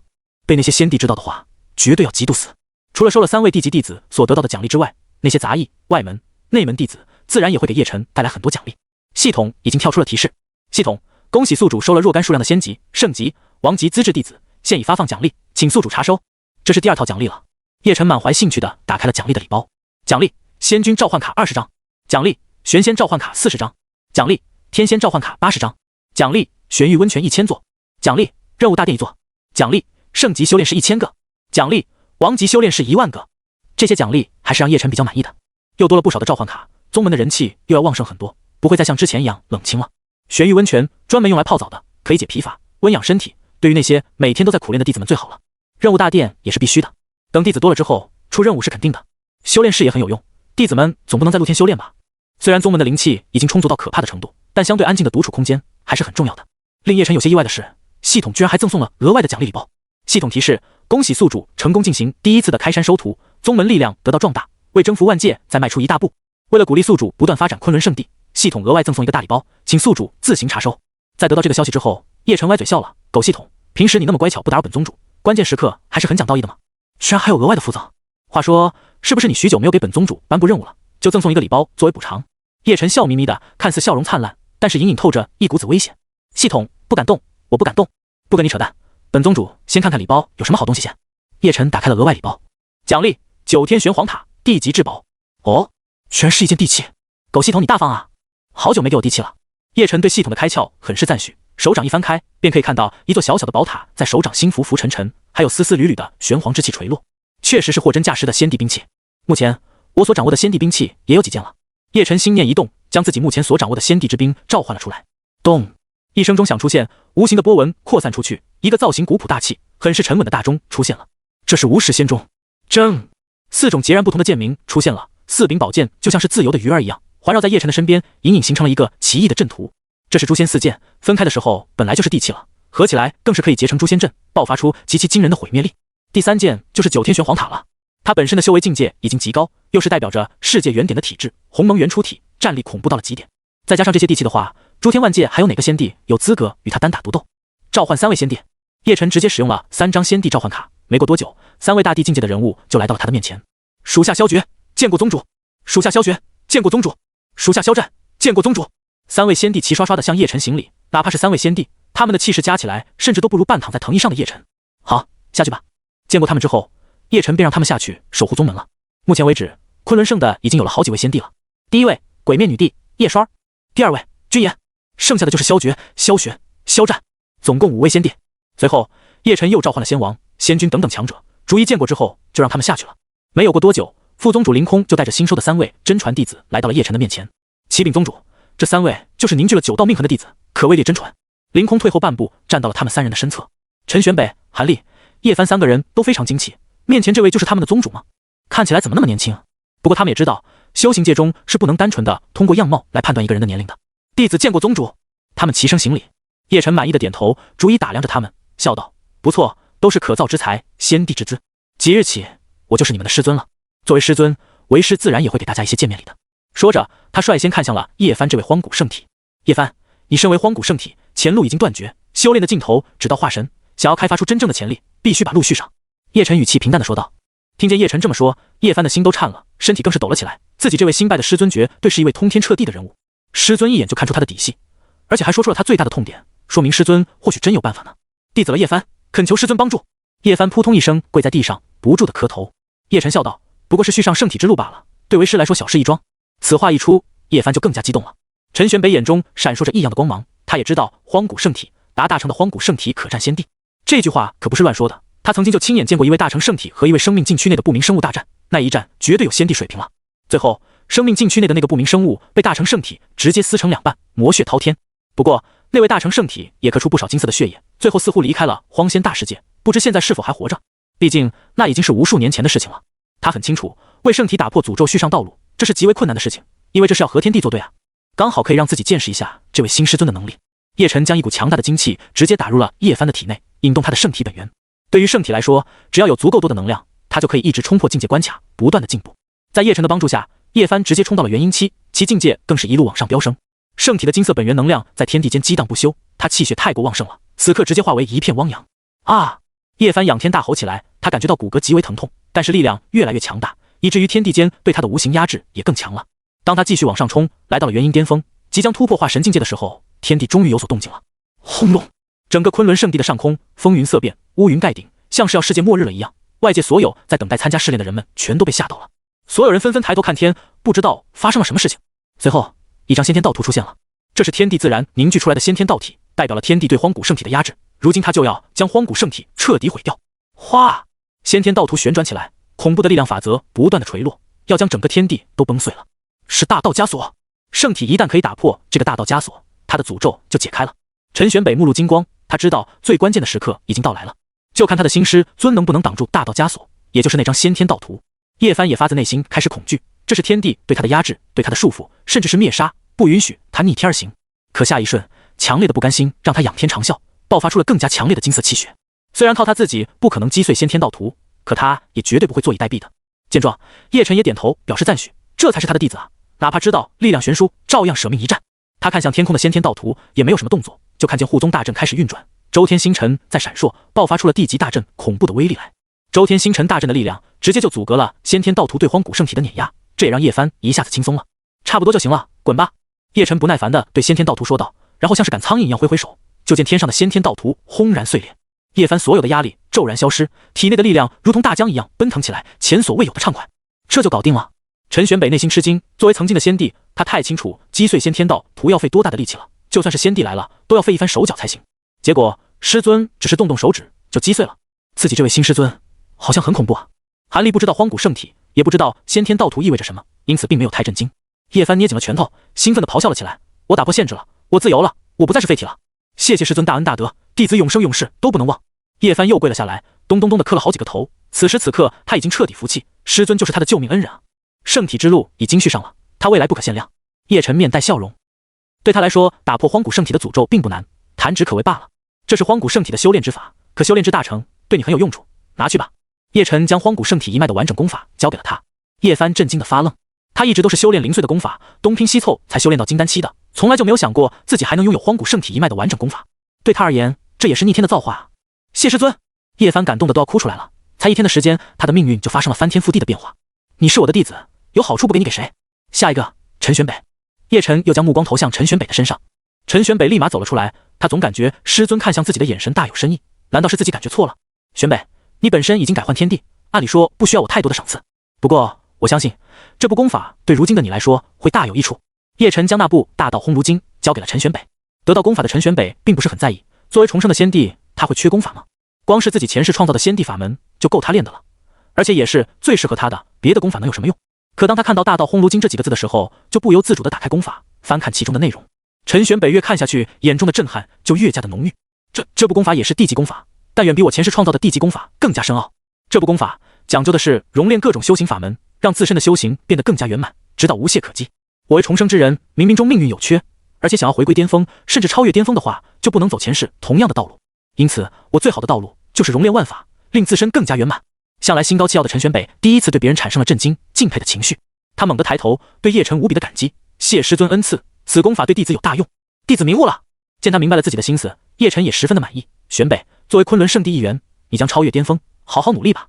听到这句话，陈玄北再也没有任何怀疑了。师尊就是知道他先帝重生的身份，只是没有直接点名罢了。究竟有多么高深莫测的实力，才能弹指间击碎先天道图，还能知晓自己一切隐秘？可怕，这样的人真是太可怕了。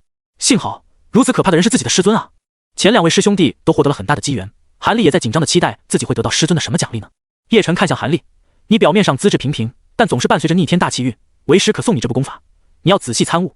韩立接过来一看，上面写着混沌经3个大字，还没有翻开来看，韩立就感觉到这3个字好像蕴含了世界混沌一样，奥妙无穷，蕴含无数智理。他浑身一震，明白这是天大的造化啊！谢师尊，韩立也跪了下来。好，除了功法之外，为师赠送你们每人1万缕万物母气。叶晨的手中出现了丝丝缕缕的土黄色气息，看似很普通的样子，可每一缕万物母气都极其珍贵。陈玄北直接发出了惊呼：什么是万物母气？韩立疑惑地询问道：陈师兄，万物母气又是什么？陈玄北深深地吸了一口气，无比凝重地说道：这是天底下最珍贵的奇珍异宝之一，是炼器最好的材料。一把兵器里面要是熔炼1缕万物母气，就能让这把兵器彻底蜕变。就连先帝们都渴望得到这种宝物。别看1缕气息好像轻飘飘的，可实际上可以压塌整座山峰。1万缕万物母气的重量，可以把我们几个杀死好几遍了。陈玄北极其震惊，对于先帝们来说，能够找到1000道万物母气都已经很走运了。至于1万道万物母气的话，他想都不敢想啊。可师尊一出手就是3万道，让他们平分。这等气魄，绝对是天上地下，古往今来第一人。别说是他们了，就算是真正的先帝站在这里，都会激动到说不出话来的。韩立和叶帆听到连先帝都渴望得到，他们也惊呆了。师尊怎么把这么珍贵的东西送给他们？他们何德何能，可以享受连先帝都不曾拥有的好处？一缕就能压他一座山？那我们这小胳膊小腿的师尊，要不您还是先收着吧，等哪天我们强大了，再送给我们。叶帆旋即苦笑了起来，他修为大进，可也才进入化神一重境界，哪里承受得了这种重宝？陈玄北和韩立也表示同意，叶晨却不由分说的将万物武器都丢在他们的手里，这可把他们吓了一跳，还以为自己会被活活压死的。幸好入手之后，其实轻飘飘的，毫无重量。几人满脸的疑惑，难道万物武器不像陈师兄说的那样？叶晨笑着解释道，这些万物武器已经被我炼化了，所以不会有事的，你们可以用来锤炼法宝。他对修复法宝也有奇效的，比如一些奇奇怪怪的瓶子之类。说到最后一句话的时候，叶晨是看向韩立的。韩立顿时明白了，师尊绝对知晓自己有小绿瓶的秘密，这是他最大的隐秘，小绿瓶可以催生灵药，绝对不能被外人知道。不过被师尊知道没关系，师尊连珍贵无比的地级功法以及万物武器都能送出来，还能惦记他平平无奇的小绿瓶。行了，你们先下去修炼吧，会有别的长老带你们去认识一下师兄师姐们的。叶晨说道。几人随着凌空一起离开，出来之后还沉浸在师尊给他们带来的震撼当中。先是打破了荒古圣体的诅咒，然后点出了陈玄北当下的缺陷，最后是为韩立提出修复小绿瓶的方法。在他的面前，仿佛没有一个人是有秘密的，所有人都是透明的。那些自以为的终极秘密，其实都逃不过师尊的一双法眼。从今天起，咱们就是师兄弟了，大家以后要相互照顾。陈玄北难得的露出了笑脸，他也不知道是为什么，成为了昆仑圣地亲传弟子之后，他对昆仑圣地就很有归属感，尤其是对师尊更是充满了感激和敬佩。他坚信，就算自己全盛之时，也绝对不是师尊的对手，因此叶晨完全有资格当他的师尊了。刚才师尊没有为我们排先后，不如我们自己排吧。我提议按照年龄大小来排，怎么样？韩立提出了建议。叶帆和陈玄北看起来都很年少，自己怎么样都能捞一个师兄当当吧。岂料陈玄北歪嘴笑了，是吗？那这个师兄的身份非我莫属了，我的年龄比你们加起来还要大。啊，你没开玩笑吧？你看着也不老啊。叶帆也惊了。陈玄北没有多做解释，加上自己上一世的年龄的话，那真是他们无数倍了。那我当老二吧，叶帆，你就是小师弟了。韩立看向叶帆，当不了老大没关系，还有个更小的垫底。行啊。叶帆露出了雪白的牙齿，对此他倒是没有什么意见。昆仑圣地的弟子选拔还在如火如荼的进行着，不少的天才选手们都成功通过了第一轮考验。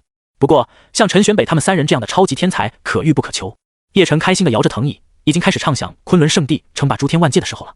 先立一个小目标，当荒仙大世界的第一宗门。他心情轻松地想到。就在这时，系统忽然间给他派发了一个任务。系统在称霸诸天万界之前，先踏足别的大世界，迈出关键的第一步，完成任务即可领取奖励。让我去别的大世界的意思？这倒是个不错的建议，就是不知道去往别的大世界会不会太耽误时间了。叶晨摸着下巴思量，他没有离开过荒仙大世界，但是也知道每一个大世界的距离都是极其遥远的，不是说想去就的。哪怕是先帝强者在虚空宇宙中赶路，想要去到另外一个大世界，有可能也会花上几千上万年的时间。自己要是真离开那么久，宗门怎么办？可不能在几千几万年之后才回来吧？嗡，似乎是察觉到了叶晨的思考，远处的剑木神树发出了一阵波动，向叶晨传递某种信息。沙沙沙，剑木神树摇晃枝桠和树叶，发出沙沙的声音。经过这段时间的成长，原本只有膝盖这么高的剑木神树，居然已经成长到了30几米的高度。树干粗壮，一个人都难以环抱过来。现在的剑木神树所散发出来的威压，已经覆盖整个昆仑圣地，甚至蔓延到外界了。一切的植物笼罩在这股威压之内，都要向这位帝皇臣服。只不过，除了长大之外，叶晨暂时也没有看出剑木神树有哪些神异的地方。小剑，你让我过来是有什么事告诉我吗？叶晨疑惑地询问道。剑木神树摇晃着枝桠，发出了咿呀呀类似于婴儿学语的声音。或许等他再长大一些，就能通过神识交流的方式和叶晨对话了。他最粗大的一根枝干上，不知道什么时候出现了一个空间漩涡，平时是被繁茂的枝叶遮盖了，此时终于是显露了出来。叶晨目光微凝，这时他靠近了看，世界之力极为浓郁，仿佛整个空间漩涡的另一端真的连通着另外一个世界一样。叶晨猛然抬头，惊讶地问道：小剑，你是说你已经连通了一个世界吗？这个是世界之门？见他终于理解了自己的意思，剑木神树兴奋地继续抖动枝桠，发出咿咿呀呀的声音，像是在邀功炫耀的小孩子。叶晨大为吃惊，赞许地拍着剑木神树的树干，夸赞道：可以啊，长得这么快。原来剑木神树被称为世界树，这是真的。关于剑木神树的传说，他也只是听说而已，都不知道是真的还是假的。而且真的要长成传说中可以覆盖万界的程度，估计要几亿年，不，1000亿年、万亿年恐怕都不够。而现在剑木神树已经可以连通一个世界，这个成长速度大大超出了叶晨的预料。大概是昆仑圣地内的天地灵气太过于浓厚了，才会如此吧。看着空间漩涡，叶晨沉吟，那么他现在是不是可以穿过这个空间漩涡，也就是世界之门，达到另外一个世界呢？小剑，你这个世界之门正经吗？叶晨再一次进行确定。剑木神树摇晃得更加剧烈了，表示自己非常正经。叶晨咧嘴一笑，行，我就要看看世界之门的另一边究竟是个什么世界。话音刚落，他就毫不犹豫地钻入了世界之门，彻底消失在其中了。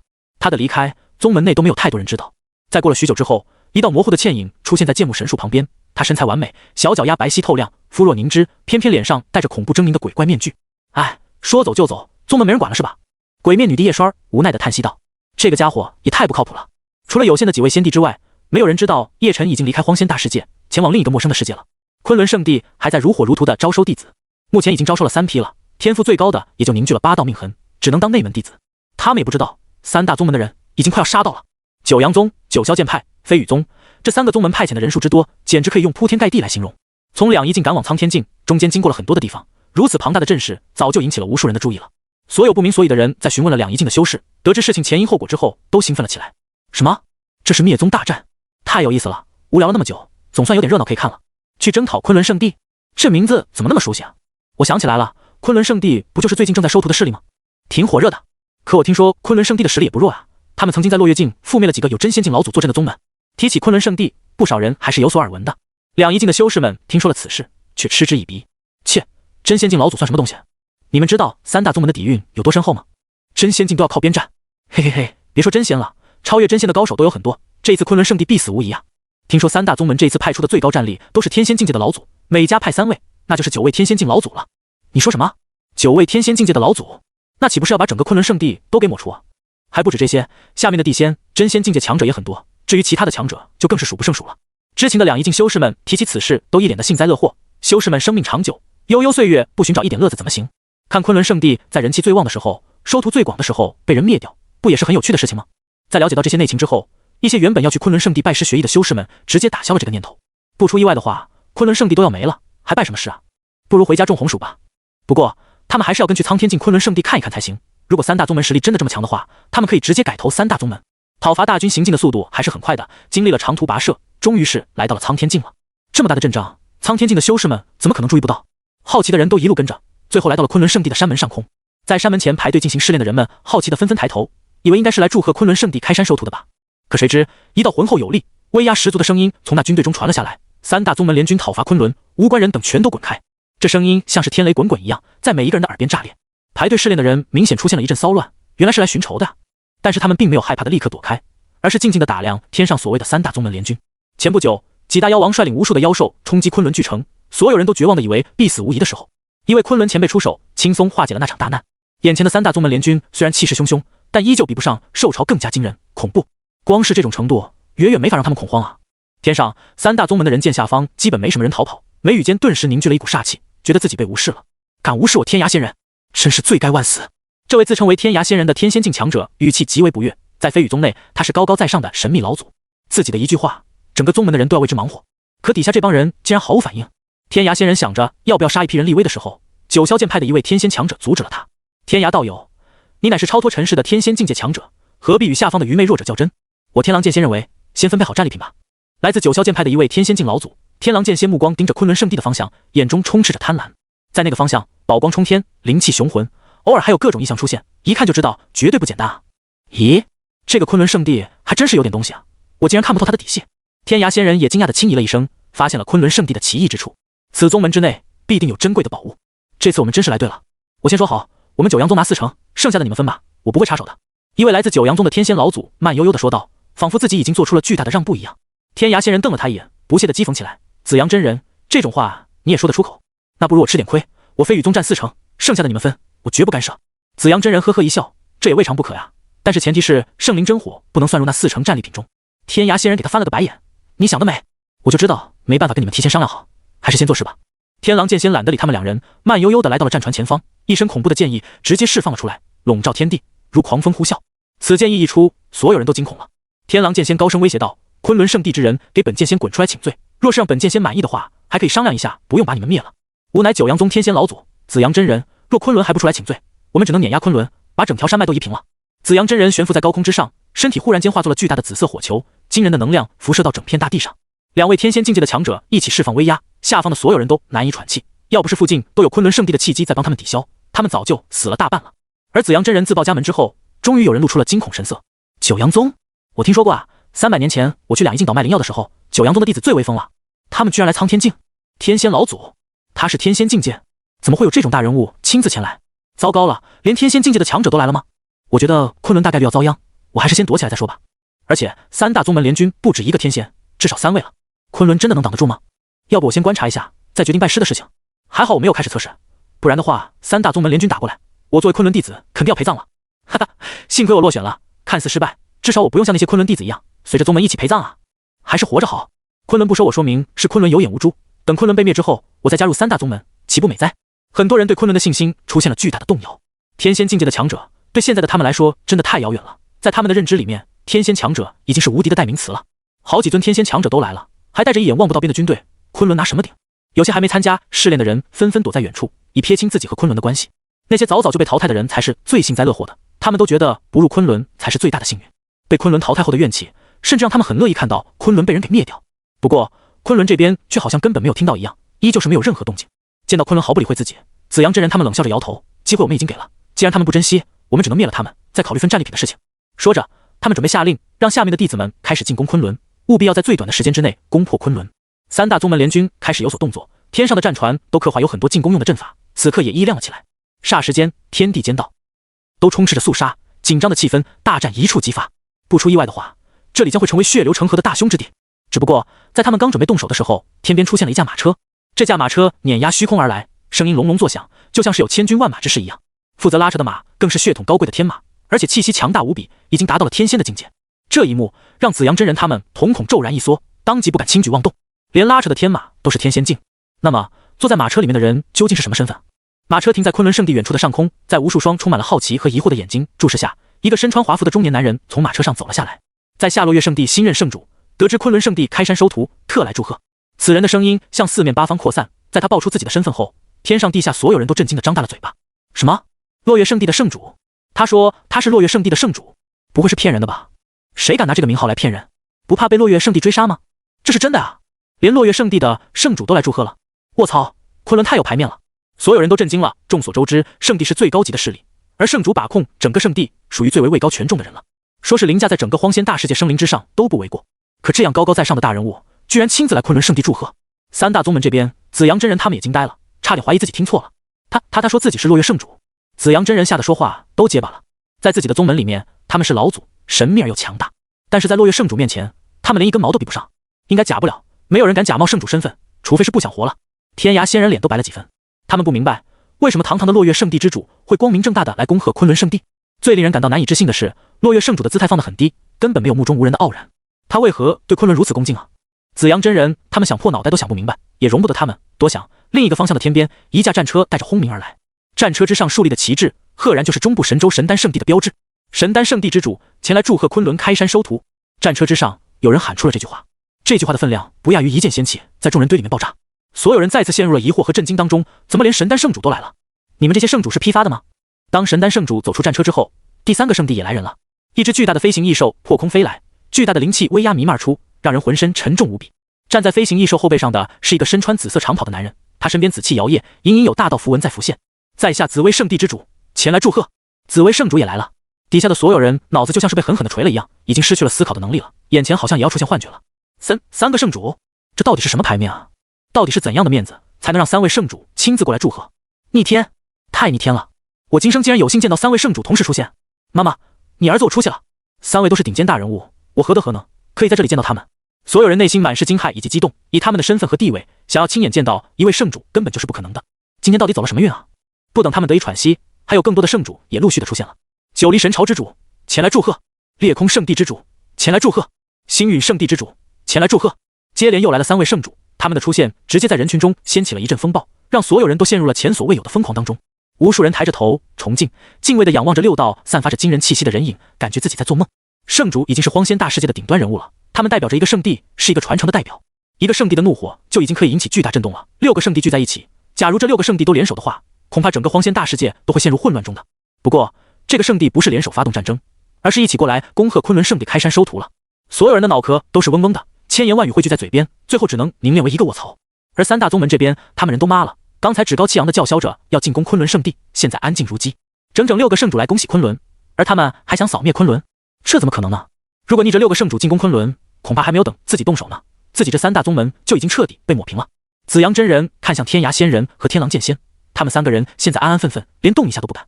很快，昆仑圣地之内就有一道身影飞了出来，正是主持第一关测试的蔡坤长老。几位贵客，欢迎来到昆仑圣地，请入内。蔡坤长老微笑道。这几位圣主看到蔡坤长老之后，也没敢轻视，他们都感觉到了，这位蔡坤长老气息深沉如汪洋，他们都看不透。很显然，这是一位境界已经超过了玄仙的强者，至少都是仙君级别。他们几人心头都是一震，昆仑圣的连出来迎接客人的长老都是仙君级别，这个规格也太高了吧！不过在这之前，我先解决几个烦人的蚊子。刚才正主持闯关试炼，现在刚好腾出手来。蔡坤无奈又厌烦地看向三大宗门这边，几位圣主心领神会，当即表示这个小忙他们就可以帮了，不需要蔡坤亲自动手。这位长老，这点小事就交给我们来做吧，你没有必要浪费这个心情。九黎神主微笑着说道。没错，都是小事而已，我们就能搞定了。裂空圣主也说道。上次在神丹圣地参加炼药师大会的时候，他们被叶辰差点打了个半死，原本也是想发动圣地的力量向昆仑复仇的，结果神丹圣地先跪了，紧接着紫薇圣地也跪了。他们再蠢都知道其中必有蹊跷，于是去两个圣地问了一下，才知道那个绑架炼药师的家伙居然是先帝。这几个圣地吃了一惊，不敢再想着报复的事情了，还是结交比较好。他们就挑了这个时间过来祝贺，以拉近关系。当他们看到蔡坤出现的时候，就知道自己的选择是对的。能让一个至少仙君的强者出来迎宾，这规模还需要多说吗？而三大宗门的狗叫刚好给了他们一个最好的展现机会。这不太好吧？你们毕竟是客人，要是我们宗主得知我让客人们办事，他会说我的。蔡坤沉吟了一会儿，觉得此事不太妥当，还是自己动手处理这几只苍蝇比较好。九黎神主他们却不想放弃这个表现的好机会，纷纷表示不会有问题的。三大宗门这边，他们现在浑身冰冷，不知道该如何是好了。亲眼看着六位圣主抢着要灭掉自己，就像是抢功劳一样，他们已经慌张到彻底失去思考能力了。妈的，相当于被6个圣地围攻啊！这待遇谁敢信？他们3个不入流的势力，居然能被6个圣地围攻，想想就令人绝望啊！三大宗门的长老弟子们此时更会乱成了无头苍蝇一样，他们一路上都在幻想自己大杀特杀，如何威风八面。可到了这里之后，还没开战，自己这边就被6位尊贵的圣主盯上了，这还玩个毛啊！他们只能求救似的看向自家的几位老祖，却发现自家老祖们现在也是茫然的很，显然已经不知道该如何应对了。一股浓浓的绝望笼罩在所有人的心头。还是飞羽宗的人机灵，天涯仙人第一时间立刻跳了出来，反手指向九霄剑派和九阳宗。哈哈，你们2个不得好死的宗门，我就知道你们肯定想要滥杀无辜，因此潜伏在你们当中，随时出来阻止你们。现在被我抓个正着了吧？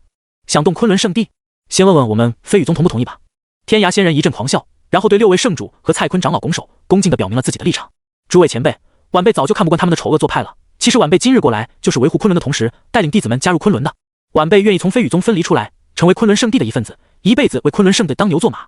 天涯仙人掷地有声，满腔热血，正义感十足，一看就很有道德，很有情怀。飞羽宗剩下的2名天仙境界老祖也出来，表示自己愿意为昆仑圣地奉献生命。飞羽宗所有弟子愿意为昆仑圣地肝脑涂地。联军中属于飞羽宗的弟子长老们齐声开口，震天动地，都表示愿意臣服于昆仑圣地。面对飞羽宗的突然反水，九阳宗和九霄剑派的人都懵逼了。尼玛，我们不是一伙的吗？怎么你就成了正义使者，我们就成反派了？紫阳真人反应过来之后，气急败坏地指着天涯仙人破口大骂：天涯你这老狗，你他妈的！天涯仙人，明明是你先提议瓜分昆仑圣地的，你以为自己能干净到哪里去？别以为这样就能把自己洗白了。天狼剑仙脸都黑了，他怎么都没有想到，这个看似稳固强大的三大宗门联军都还没开打呢，就分崩离析了。天涯仙人哈哈大笑，正义凛然地再次高喊：我只是试探你们的，没想到你们真的想攻打别人，你们不就是在事情凌弱吗？我天涯仙人第一个看不下去，我飞羽宗绝对不认可这种违背道德的事情。此时的天涯仙人犹如正义的化身，浑身都散发着光辉，不知道的还真以为他嫉恶如仇了。熟悉飞羽宗的人更是目瞪口呆，开始怀疑自己的眼睛了。这还是那个男女乱搞、风气不正、到处抢夺少男少女用来享乐的宗门吗？这还是臭名昭著的飞羽宗吗？怎么一下子都变得那么正义了？九阳宗和九霄剑派更是被气得怒不可遏，半天都说不出一句完整的话来。几位前辈，请动手灭了他们吧！我飞羽宗愿意全力支持。天涯仙人向蔡坤等人抱拳，再次表明了心迹。其实天涯仙人也有私心，或许别人是觉得他临阵倒戈是单纯的胆小怕死，实际上他是看中了昆仑圣地的庞大势力与人脉，自己加入昆仑圣地卖命，绝对不是真的当牛做马，而是一种享受。想想看，能让6位圣主亲自来祝贺的宗门，能是普通宗门吗？用膝盖想都知道，能在昆仑当一个扫地的，估计都比在外面当一个宗主、掌门强100倍。既可以保住小命，还能加入昆仑圣地享受，这是2全其美之计啊！别人说他贪生怕死、两面阴阳的话，那又如何？他飞羽宗在乎过脸面吗？面子还是什么？能吃吗？九阳宗也急了，就你们飞羽宗会演戏是吧？我们九阳宗也是人均影帝。等一下，我有话要说。九阳宗的紫阳真人立马换上了一张大义凛然的脸，举着手站了出来。他环视众人，然后高声道：事实上，我九阳宗也是卧底，对于欺压弱小、覆灭他人宗门之事，我九阳宗最为不耻了。所以我们从头到尾其实都没有想过真的要对昆仑动手。如果我说的有半句假话，我紫阳真人表演倒立吃屎。为了获得昆仑圣地和6位圣主的信任，紫阳真人面不改色地发出了这个毒誓，这正直的模样让所有人都愣住了，心想他说的该不会是真的吧？九阳宗弟子的反应也很快，立马就表达了自己的立场。九阳宗弟子誓死为昆仑效力，可战至最后一人，最后一滴血。所有九阳宗的弟子们声音震天动地，蕴含了无尽的威势，每个人都有视死如归的精神，令人触动。天涯仙人也惊了，没想到你这紫阳真人挺慧眼啊，不过演技上和我比还是差了一点点。最懵逼的是九霄剑派的人了，说好的三宗联军，结果2个反水了，就剩九霄剑派1个了。你们在演我是吧？呸，真不要脸！你们都是好人，就老子全员恶人是吧？天狼见仙气的脸都紫红了，他怎么都没有想到这2个盟友全叛变了。他也想甩锅呀，奈何就剩自己一人了，再怎么甩也找不到人接锅。反正他连杀人的心都有了。各位前辈，这就是事情的经过了，我们说的句句属实。没错，绝不会有半句假话。紫阳真人和天涯仙人都信誓旦旦地拍着胸脯保证，满脸的真诚和仁义。他们这么一折腾，反而把落月圣主他们给弄不会了。所以现在是要杀个清净，还是留给昆仑处置？他们不约而同地看向蔡坤，等蔡坤决定。蔡坤面带笑容，然后鼓起掌来，不错，演得好，下次别演了。说着，他也懒得再废话下去了，张嘴就吹出了一口气。呼！霎时间，天地间狂风大作，毁灭性的力量充斥四面八方，把三宗联军的人吹得东倒西歪。在这狂风中，无论是什么实力的人都被削成了一具骷髅，最后连骷髅都成为粉末了。那几位天仙老祖还在挣扎，但是没有任何办法，连同神魂都彻底消散。所谓的三宗联军，所谓的叫嚣着要灭掉昆仑圣地，在此刻全部都化为了泡沫。底下的人们都已经惊呆了，对他们而言，三宗联军的实力已经是非常厉害的了，尤其是那整整9位天仙境界的老祖更是如此。可浩浩荡荡的大军最后被昆仑长老一口气就吹没了，这也太轻松了吧！究竟是何等惊人的实力才可以做到这一点？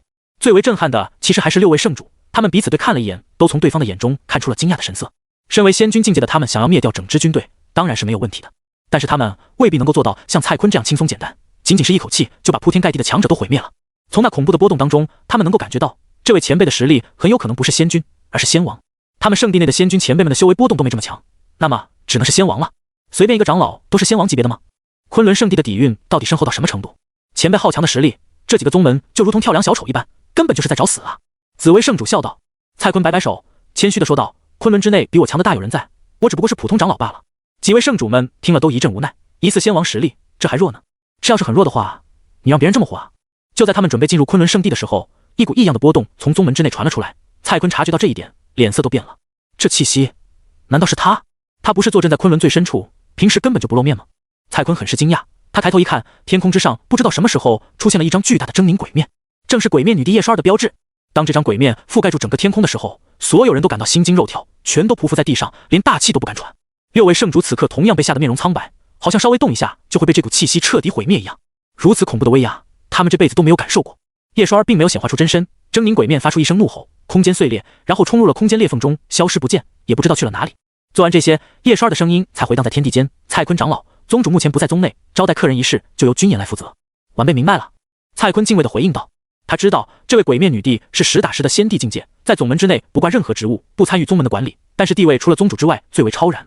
而叶韶儿提到的君言同样也是一位仙帝强者，坐镇昆仑，平时神龙见首不见尾的大人物，由君言这位仙帝来接待客人，礼仪的规格已经拉到最高了。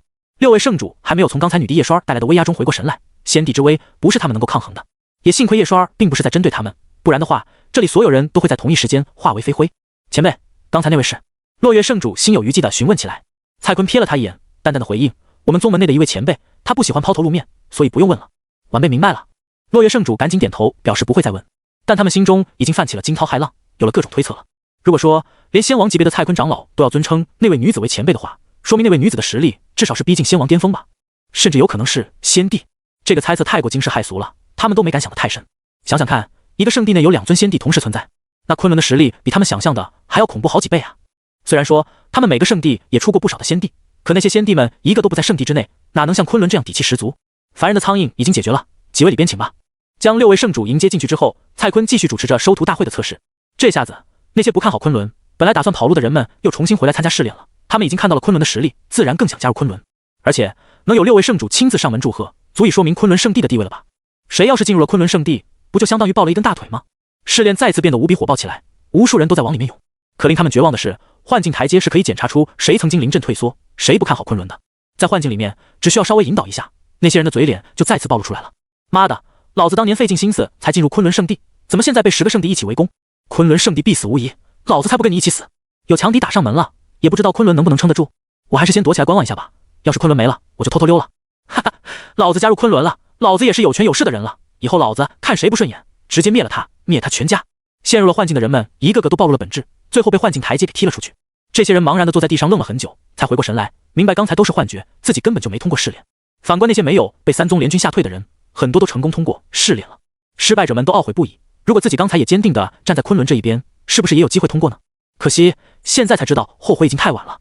而远在不知多少万里之外的两仪境上空，天空忽然间裂开了一个巨大的口子，无数的修士疑惑地抬头，不知道这是怎么回事。可下一秒，一个巨大的狰狞鬼面就从虚空裂缝中冲了出来，鬼面的力量直接覆盖了三大宗门所在之地，一股前所未有的恐惧感浮现在他们的心头。当三大宗门的人刚开始有所反应的时候，这张鬼面已经碾压了下来。轰隆！三大宗门几乎是同时被碾压为平地，没有任何例外。这巨大的震动彻底惊动了整个两仪境所有人。当两仪境的修士们来到了三大宗门原本所在的位置之后，全部目瞪口呆，被眼前的一幕吓得腿都软了。因为整个宗门彻底被抹平，变成了平原，寸草不生，连根毛都没有留下。没了，九霄剑派就这么没了吗？刚才那个鬼面到底是什么东西啊？好像要镇压整个天地一样，太恐怖了！能够一击毁灭整个九霄剑派，绝对是高手，极其恐怖的高手。不只是九霄剑派，你们没有听说吗？九阳宗和飞羽宗也全都被那狰狞鬼面给灭掉了。竟然恐怖如此！三大宗门实力也不弱呀，还有各种强大的老祖坐镇，为什么连一点抵抗能力都没有就被灭了？一定是得罪了某个恐怖的大人物呗。能得罪谁？我想起来了，三大宗门唯一共同得罪的，不就是那个叫做昆仑的宗门吗？三大宗门的同时毁灭，让所有的两仪境修士都极其震惊，他们感觉到无比的恐怖，到底是什么实力的人才可以做到这一切？而且那张鬼面是从虚空中出来的，是不是说明那位高手的真身根本就没有显化出来，而是撕裂空间隔空攻击的？如果是这样的话，那就更为不可思议了。隔空一击都可以轻松灭掉三大宗门，不敢想象那位神秘的强者亲自全力出手的话会有多强悍，整个两仪境会不会全都给打烂了？同时他们想到三大宗门唯一同时结仇的就只有昆仑了，难不成是昆仑的人出手？虽然没有任何证据，但除了这个可能之外，已经找不到别的可能性了。风灵宗的人第一时间来到现场观察，从头量到脚，他们和三大宗门的实力是一样的，三大宗门被抹平，风灵宗肯定也是挡不住的。难道真是昆仑？幸亏我们风灵宗没有和昆仑作对，不然的话今天就完蛋了。不行，还是赶紧派人去一趟昆仑，看看情况再说。如果真是昆仑出手的话，我风灵宗或许就有救了。风灵宗的宗主彻底被吓懵了，好久都没有缓过来，随后他又很庆幸自己没有招惹昆仑，否则下场真不会比三大宗门好到哪里去。而昆仑的神秘与强大也让他有了其他的心思。我风灵宗本来是中部神州某一个大势力逃出来的分支，如今那个大势力想要彻底灭掉所有分支，这也意味着我风灵宗必须找个强大的靠山才行了。风灵宗主陷入了沉思中，昆仑或许很适合他投靠。当昆仑圣地收徒正如火如荼的时候，进入了世界之门的叶晨此时正站在一处星空中，他的脚下就是一个巨大的圆球，几乎一望无际。这就是另一个世界吗？很浓郁的世界之力，至少都要仙王巅峰才能撕裂世界壁垒。叶晨低头看着脚下巨大无比的世界，他感到颇感兴趣。这还是他除了荒仙大世界之外遇到的第一个陌生世界。他身影一动，准备进入这个陌生的大世界，但就在这时，他却感受到在遥远的星空深处居然有仙帝的波动传来。咦，在星空深处好像是有两位仙帝在战斗，我还是第一次遇到别的仙帝，看看去。叶晨来了兴趣，反正现在已经来到这方大世界了，也不急于一时进去。他找准方向之后，身影晃动，便消失在远处，直奔那遥远的星空而去。在遥远的星空深处，此刻仙帝能量化作了无尽的汪洋铺开，已经覆盖了这片星空了。两位仙帝强者正在战斗中，其中一位手持巨大的战斧，每次劈砍下来的时候，产生的能量都足以劈开一颗星辰。另外一位则是手持一个火焰轰炉，每次出手都会释放出无尽的火焰。轰！火焰和战斧相互碰撞，爆发出了巨大的能量。幸亏这里距离有生命的星球很远，这才没有波及到那些生命世界，否则的话，就算是一个大世界，可能都会受到影响。不过周围的星辰还是一颗接着一颗爆炸开，根本就承受不了这样的仙帝能量。手持战斧的壮汉仙帝大吼着，声波冲击，星辰再次爆炸开。恒云仙帝，你这战力似乎也不怎么样，有种就硬扛我一斧头。战斧壮汉不屑地哈哈大笑起来，手中的战斧释放出一阵阵惊人的波动。被他称为恒云仙帝的男人手持火焰轰炉，脸色平淡，并没有将对方挑衅的话放在眼里。那又如何？你能拿我有办法吗？恒云仙帝冷冷地说道。那就再来，你要是输了，你手里的炉子就是老子的。战斧壮汉哈哈大笑，手持战斧再次砍下，和火焰缠绕在一起，双方难解难分。而叶晨就静静地在不远处观战，看得津津有味。轰隆！恐怖的仙帝能量直接炸开，光是一点能量就足以毁灭任何一位仙王巅峰的强者了。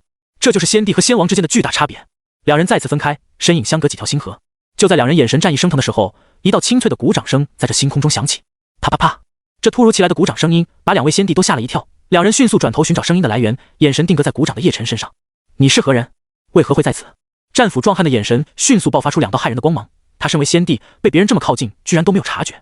恒云仙帝也十分警惕地盯着陌生的叶晨，手中的轰炉火焰升腾，焚烧的空间都扭曲了，随时都会向叶晨动手。对于这个突然之间出现的人，他们还是极为警惕的。如果说在他们刚才大战的身后，整个人突然出手偷袭的话，他们会不会遭受重创？这都是未知数啊，敢问阁下名讳？恒运先帝语气清冷地询问道。叶晨笑了笑，说道：我向来低调，名声不显，不介意的话就叫我陈天帝吧。听到陈天帝3个字，战斧壮汉和恒运先帝脸上多少有点绷不住了。你这么低调，还管自己叫天帝？这个尊号可没几个先帝敢用，只有极度自信，觉得自己能够碾压一众先帝的至强者，才有资格使用天帝的尊号。陈天帝，你在一旁观看我们大战，是有何指教吗？恒运先帝语气放缓了不少，他看得出来，这位陈天帝没有敌意，大概率不是敌人。恒运先帝，你跟他废话这么多干什么？他躲在虚空中，必定是想趁我们两败俱伤之时对我们下手。战斧壮汉却不理会这么多，举起自己的战斧，恐怖的能量波动聚集，星空中的大道符文开始闪现不定，一道道光芒开始汇聚在战斧上，仿佛下一刻就会将整颗星球都劈成2半一样。叶晨却好像没有看见对方汇聚的能量一样，脸上依旧挂着笑容。我只是第一次见到先帝之间的战斗，颇感兴趣，便过来观战了，没有恶意。叶晨解释道。自从成为先帝以来，他见到的先帝都是身边的下属，还没见过其他的先帝。而两人听见叶晨这么说了之后，都感到十分诧异。难道这位陈天帝是新晋的先帝吗？新晋先帝居然就敢给自己起个天帝的尊号，到底该说他够自信，还是太自以为是？思绪流转，两人对叶晨不由得轻视了几分。像他这样的新晋先帝，他们曾经也遇见过很多。一般而言，新晋先帝都会处于信心膨胀期，觉得自己举世无敌了。可实际上，他们这种老油条才知道，先帝之间也是分强弱的。新晋的先帝太过嚣张，招惹到古老的强悍先帝，照样也有陨落的可能。很显然，给自己起个天帝尊号的陈天帝就属于这种愣头青。不过，先帝之间一旦战斗的话，没有上百年、几千年都难以分出胜负，而且先帝几乎不被杀死，想要彻底灭绝对方是极其困难的。所以，恒云先帝没有对叶晨动手的冲动。二位的战斗属实精彩，看着也不像是有深仇大恨的模样，只是单纯切磋而已嘛。叶晨好奇地询问。恒云先帝想了想，便说道：我与他打赌，谁赢了就交出10颗不死神药。我们之间的战斗已经持续了300年了，哼，最多再有100年，我就能击败你，赢得不死神药。战斧壮汉不甘心地发出冷哼，手中的战斧释放出极为霸道的气息。叶晨微笑道：仅仅是为了10颗不死神药就赌斗几百年，那我也出点筹码，不知有没有资格和两位赌斗。听到叶晨这么说，他们两人都显得十分诧异，此人竟然也想和他们赌斗。他一个新晋的先帝，有这个资本吗？战斧壮汉颇有些不屑地冷笑道：哼，想要和本先帝赌斗，至少也要10颗不死神药，你拿得出来吗？不死神药乃是最为珍贵的药材了，每一位先帝都曾收集过不死神药，但是不死神药太过少见了，一位先帝能够拥有10几20颗不死神药的话，都算是不错的。至于新晋先帝，底蕴没有古老的先帝那么深，再加上晋级先帝之时必定会有巨额资源的消耗，所以他有什么资格与他们赌斗？恒云先帝也淡淡的解释道：道友，我们赌斗至少10颗不死神药起步，所以道友还是不用多想了。哦，10颗不死神药很稀少吗？叶晨对他们的话却不以为意，听着他如此轻松的语气，战斧壮汉当即冷笑出声来了：你该不会连不死神药都没有见过吧？1颗不死神药都已经很稀少了，你说呢？面对他的质疑，叶晨也没有多说什么，而是从储物戒指中拿出了一大把的不死神药，有如同真龙一般的真龙不死药，也有麒麟不死药，还不小心翻出了一大把的悟道茶叶。这一幕把他们两人都惊到了，是真龙不死药和麒麟不死药，足足有30几颗，怎么会这么多？恒云先帝再也保持不住刚才的冷漠和平静，他眼神中涌现出一些震撼，对此感到难以置信。数量这么多的不死神药是很难收集到的，而且真龙不死药和麒麟不死药基本都集中在真龙一族和麒麟一族中，流到外界的很少的。他是怎么得到这么多的？战斧壮汉眼中更是冒出了一抹贪婪之色，30几颗的不死神药对他有很大的诱惑力，足够令他心生歹意了。战斧壮汉不怀好意地看向叶晨，笑了起来：道友，你有这么多的不死神药，先借给我点用用如何？放心，我会还给你的。听见对方说想借药，叶晨直接拒绝了：我的东西概不外借，怕什么？我还能不还给你吗？反正你有这么多的不死神药，借给我一半怎么了？你也太小气了吧！战斧壮汉十分不满地指责起叶晨来，似乎叶晨不应该拒绝他。叶晨忍不住笑了：我有多少那也是我的，跟你有关系吗？那你就是不给面子了。本先帝最不爽别人不给本先帝面子了，现在可以给你一个机会，将一半不死神药拿过来，你至少还能保住一半，否则的话你连1颗都保不住。战斧壮汉出言威胁，手中的战斧发出了强烈的危险波动，他向前跨出一步，先帝气息轰然释放，只要叶晨敢说半个不字，他就会立刻出手抢夺。面对他的警告，叶晨不仅没有退后半步，反而眉头微挑，忍不住笑了起来：有意思，那你来抢吧，给脸不要脸，本先帝就来教你成为先帝之后的第一个道理，那就是谁的拳头大谁就有道理。战斧壮汉狂放的哈哈大笑了起来，无数的大道符文凝聚在战斧之上，星空都在震颤，宇宙的一角在崩裂。他看向恒云先帝，声音嗡嗡作响：恒云，你我2人一起动手平分这不死神药。恒云先帝却反感地皱起了眉头，退出上万里，直接拒绝了：此事本帝不参与，本帝并非恃强凌弱之辈。他不参与，但是也不会帮忙的。不过看在叶晨好像傻乎乎的份上，恒云先帝还是忍不住出声提醒：这位道友，劝你还是分出一半息事宁人吧，否则你会很麻烦的。叶晨咧嘴一笑：没关系，我这个人最喜欢解决麻烦了。恒云先帝有些失望地摇了摇头，此人太自以为是了，刚晋升到先帝果然是自信心最爆棚的阶段，真以为自己举世无双了。不过也与他无关了，反正该说的他也说了，后果如何就看叶晨的造化了。话音一落，战斧发出的光芒已经横斩星空，来到了叶晨的面前。这一击威力惊人，附近一些小型的星辰都被这股能量波动给震碎了。如果直接斩在星辰上的话，绝对可以毫不费劲的一斧子劈开，就算是同阶仙帝都不敢硬接下完整的一斧头。而叶晨却丝毫不避开，看着更像是被吓坏的样子。为何不避？恒云仙帝出声提醒。叶晨一边举起手掌抵挡，一边笑着回应，因为不怕。轰！刚说完话，这斧头的所有威力就落在了叶晨的手掌，爆裂的能量顿时爆炸开，形成了宇宙洪流，连星河都给搅乱了。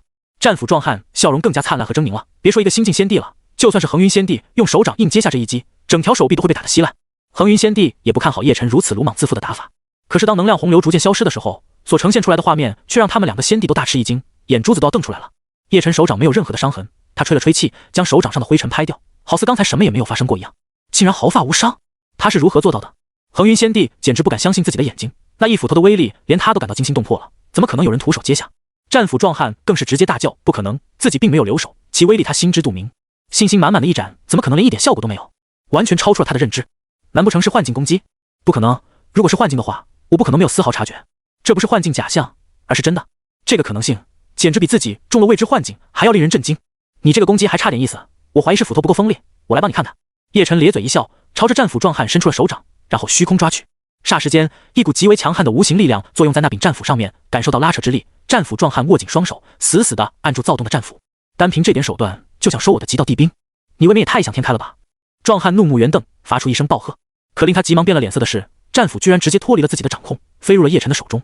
我的极道地兵，神器裂空斧！壮汉惊得大叫了起来。这是他用心祭炼出来的极道地兵，收集了上百种珍贵材料，酝酿几千年。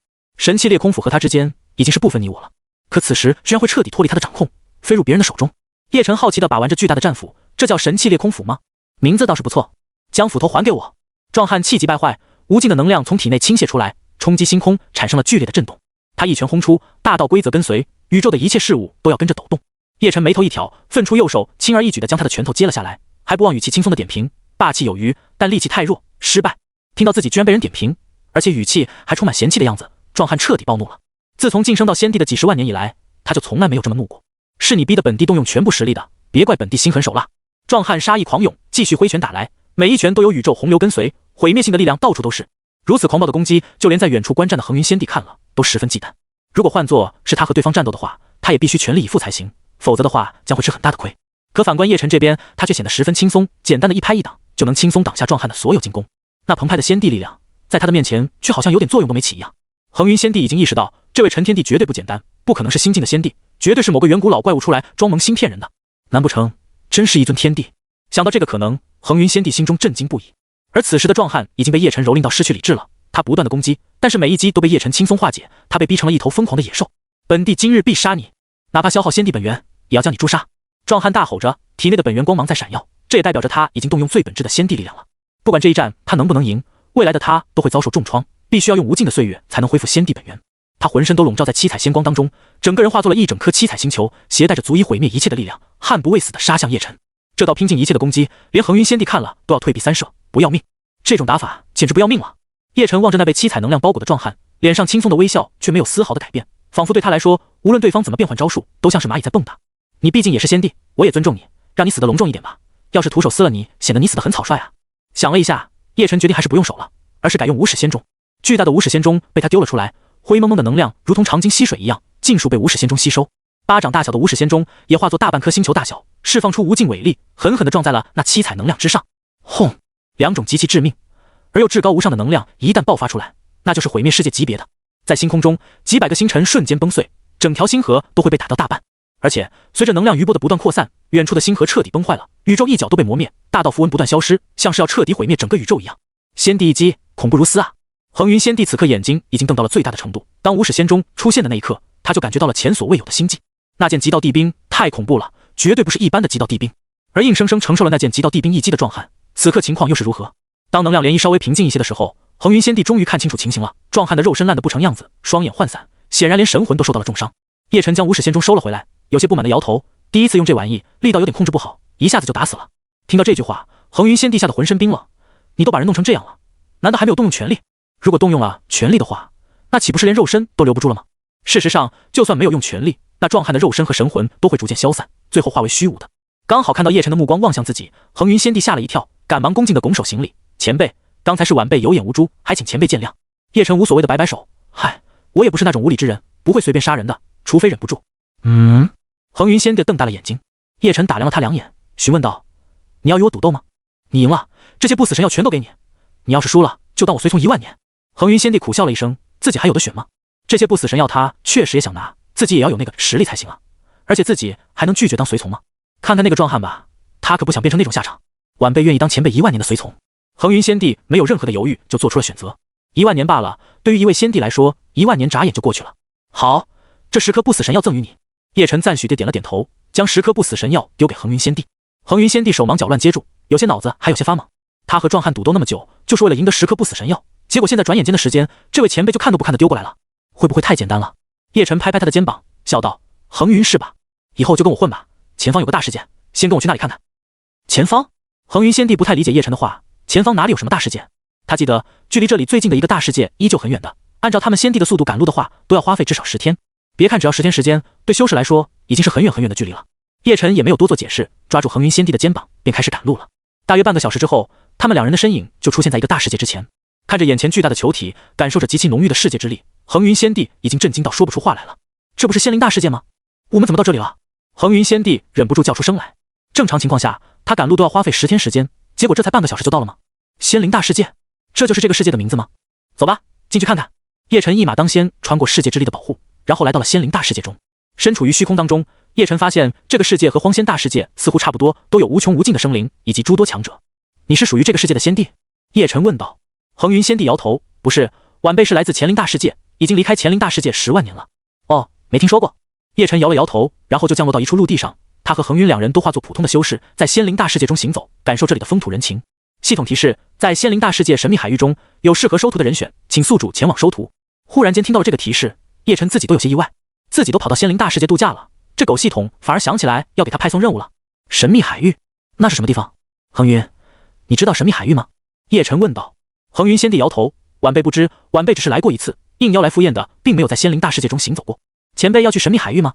晚辈去问问路吧。恒云仙帝这个小弟也很会当小弟，马上就找到人问路了。他们现在看起来就像是普通的修士，而且只有化神期修为的那种。恒云拦住了一位正在赶路的女修，神秘海域在何处？这女修满头大汗，神情非常的慌张，时不时还往后看，好像是在逃避仇家的追杀一样。突然间被恒云仙帝拦下，这女修急得都要哭了。别拦着我，我没空跟你说这些。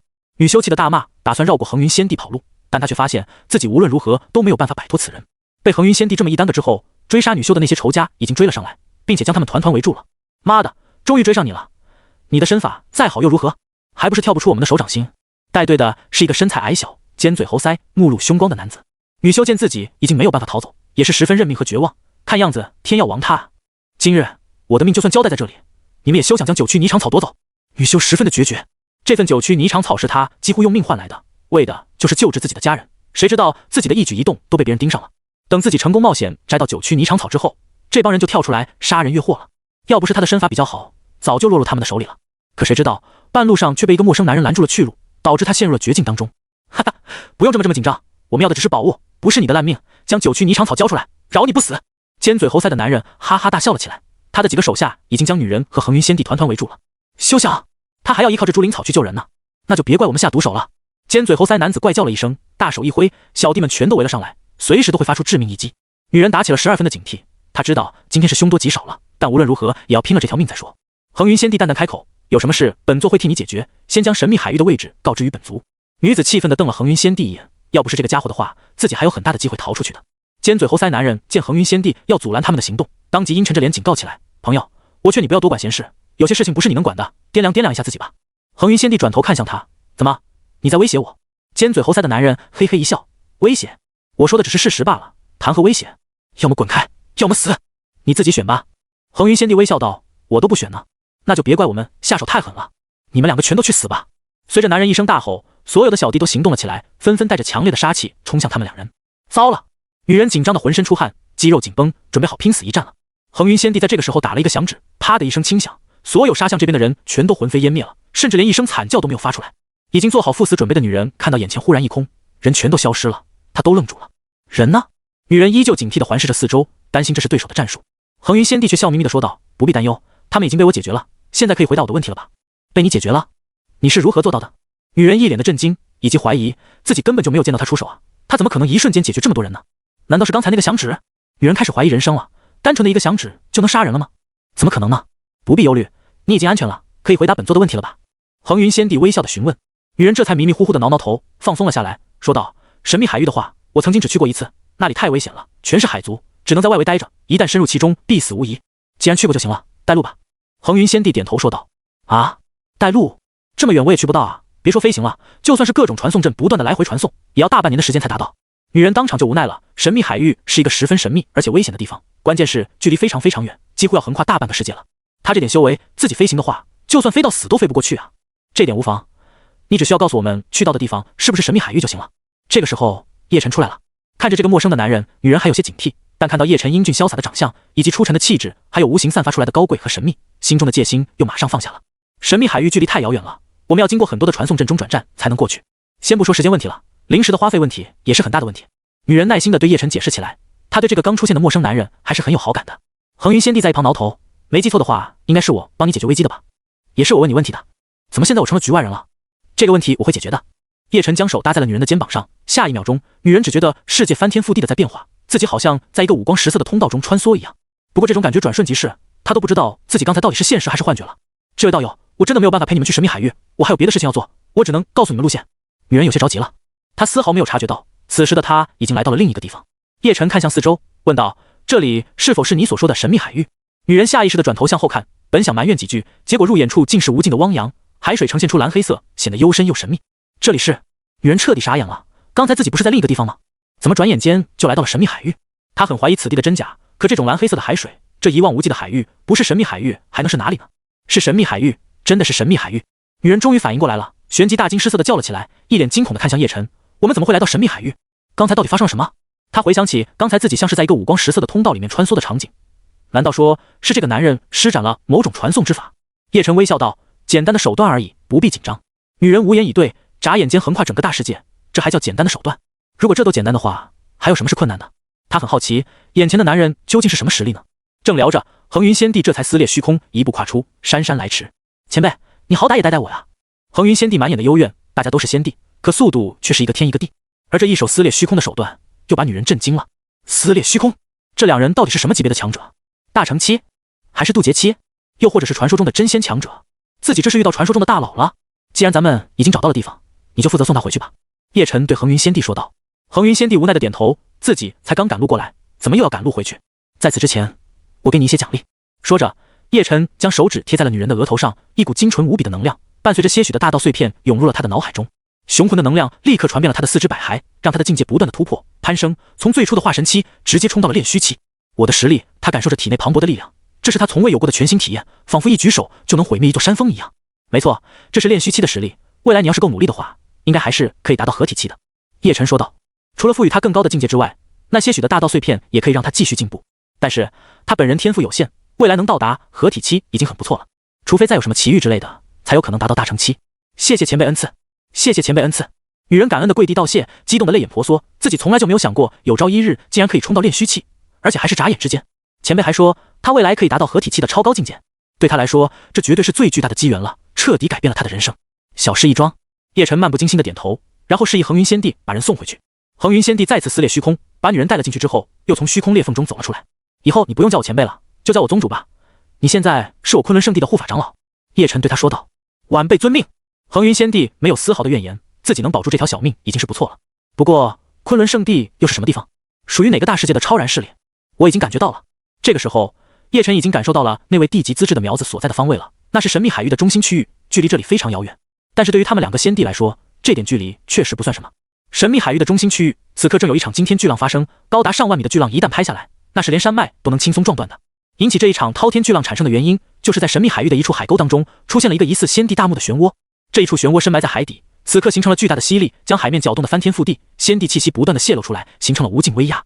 在这漩涡当中，就有一个身躯娇小的人鱼女孩，她上半身白皙透亮，只有2片小贝壳盖住那重点部位，下面则是闪着青色鳞片的鱼尾巴。她名为幽若，是神秘海域中一个叫做碧鳞人鱼族的族人。她天生弱小，无法激活血脉，为了寻找能够让自己修炼的机缘，她只好不顾危险，只身离开族群。结果才出来没有多久，就遇到了这一场莫名其妙的大海啸。她他整个人都不受控制的卷入了漩涡当中，彻底消失在海底最深处。他的生死存亡根本就没有注意到，因为所有神秘海域中的强大种族都注意到了这场弥漫着仙帝气息的海啸，知道绝对有惊世异宝出现。无数个海族都冒出头来了，他们都看到海面上空就浮现着一把巨大无比的3叉戟的虚影，同时还有一个高大强壮的人影，手持3叉戟。很少有海族能认出这是谁的真容，可那些海族的老古董们却快要发疯了，因为他们已经认出来了，这不就是传说中的海族仙帝幻金仙帝的法身吗？幻金仙帝的法身怎么会出现在这里？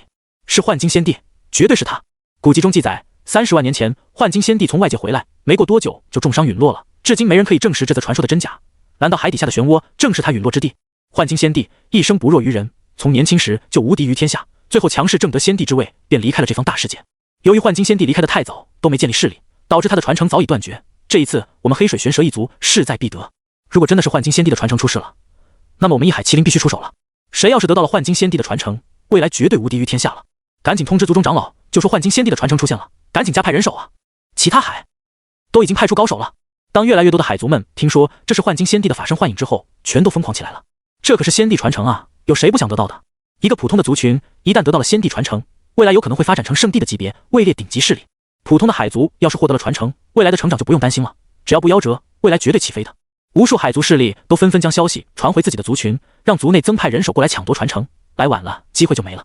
一时之间，无数的海族强者纷纷现身，不管是散修还是势力老祖，都在较劲着。距离传承之地最近的就是碧鳞人鱼族，他们也是第一时间派出了族中的最强仙王，手持仙器出现。哗啦啦，海水不断的震动着，一群又一群碧鳞人鱼族出现了，他们上半身都几乎没有遮挡，只有2片小贝壳。带队的是一个女子，她也只用了2片贝壳遮盖。2个硕大无比的软白玉随着暗流缓缓的摇摆，富有韵律。她身下的鱼尾巴缓缓地拍打暗流，纤细有力的腰身足以吸引任何雄性生物。随着其他的海族到来，他们也认出了碧鳞人鱼族的身份了。等等，别过去太近，那是碧鳞人鱼族的大长老，实力很强，据说已经有仙王巅峰了。没想到他竟然会亲自出手。早就听说碧鳞人族很想得到一剑击到地兵了，他们现在的处境很不好，被其他的海族盯上了，急需一剑击到地兵稳住局势。仙王巅峰吗？他们是势在必得了吧？那也未必，那几个霸主还没出现呢，那些都是真正有仙帝坐镇的霸主族群。有碧鳞人鱼族在此，在那些霸主势力还没出现之前，其他的海族都不敢靠近。不过这并不妨碍他们尽情地欣赏这一族的曼妙身姿。碧鳞人鱼族是女性居多，因此派出的所有强者都是女性，白花花的身躯就这样暴露在所有人的眼中，让人想尽了眼福。尤其是大长老那傲人的2团软白玉，更是随海水左右摇晃，吸人眼球。那纤细有力的腰肢以及有着绚丽光芒的鱼尾巴，都让人恨不得想要好好把玩一顿。妈的，身材真好，要是老子得到一个碧鳞人鱼族的女子，一定会好好的对待她。嘿嘿嘿。有一个长着章鱼脑袋的家伙一脸猥琐的搓着手，也不知道在幻想着什么。他声音很小，但碧鳞人鱼族大长老却豁然转头，眼中有青光爆射，一股无形的威压降临。那个章鱼脑袋瞬间灰飞烟灭。这一手吓得所有心怀不轨的人都收了心思。大长老要直接下去吗？身后一个族人低声询问道。大长老海银低头看着海沟深处的巨大漩涡，摇了摇头，还不行，那里面蕴含巨大危险，等漩涡结束再说吧。可是那几个霸主级别的势力也要到了，我们就没有优势了。身后的族人很是忧虑。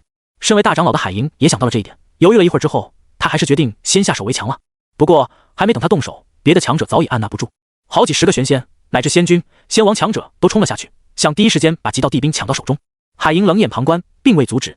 果然，在这些强者们刚靠近漩涡最中心的时候，一股更强的力量爆发了出来，几十道深蓝色的能量光芒疯狂地来回冲击，这些都是蕴含了仙帝之力的一击啊！仙君强者们根本就没有资格抵挡，就已经被打成了一连串泡泡了。唯有仙王强者能保住性命，但是也身受重伤，节节败退，无法继续向前。仙帝的力量还未完全消退，现在进去果然还是太危险了。海银皱起了眉头，自己虽然有好几件强大的仙器护体，但也没有把握不受伤，所以只能等待了。那些围观的海族们还想捡漏的，现在看来别说捡漏了，能保住小命就不错了。就在海银还在等待的时候，他忽然眉头一皱，看向了另一处海域。他感受到有好几道强横恐怖的气息正飞快赶来，他们来了，我不能再等下去，只能硬着头皮上了。海银必须抢占先机，才有机会获得击道地兵。他当机立断，祭出了好几件强大的仙器。一件全部由青色鳞片打造而成的战甲被他披在身上，青光闪耀，有一股股强大的力量灌注到他的体内。同时，他手中出现了2把宝剑，一把是青光闪耀的，另一把是蓝光战战，都冒着强大的气息。他的腰间也挂着一把修长的弓，通体水蓝色，也不知道由什么材料打造的。这几件都是碧鳞人鱼族打造出来的强大仙器，据传有接近击道地兵的威能。这就是等级不够，数量来凑。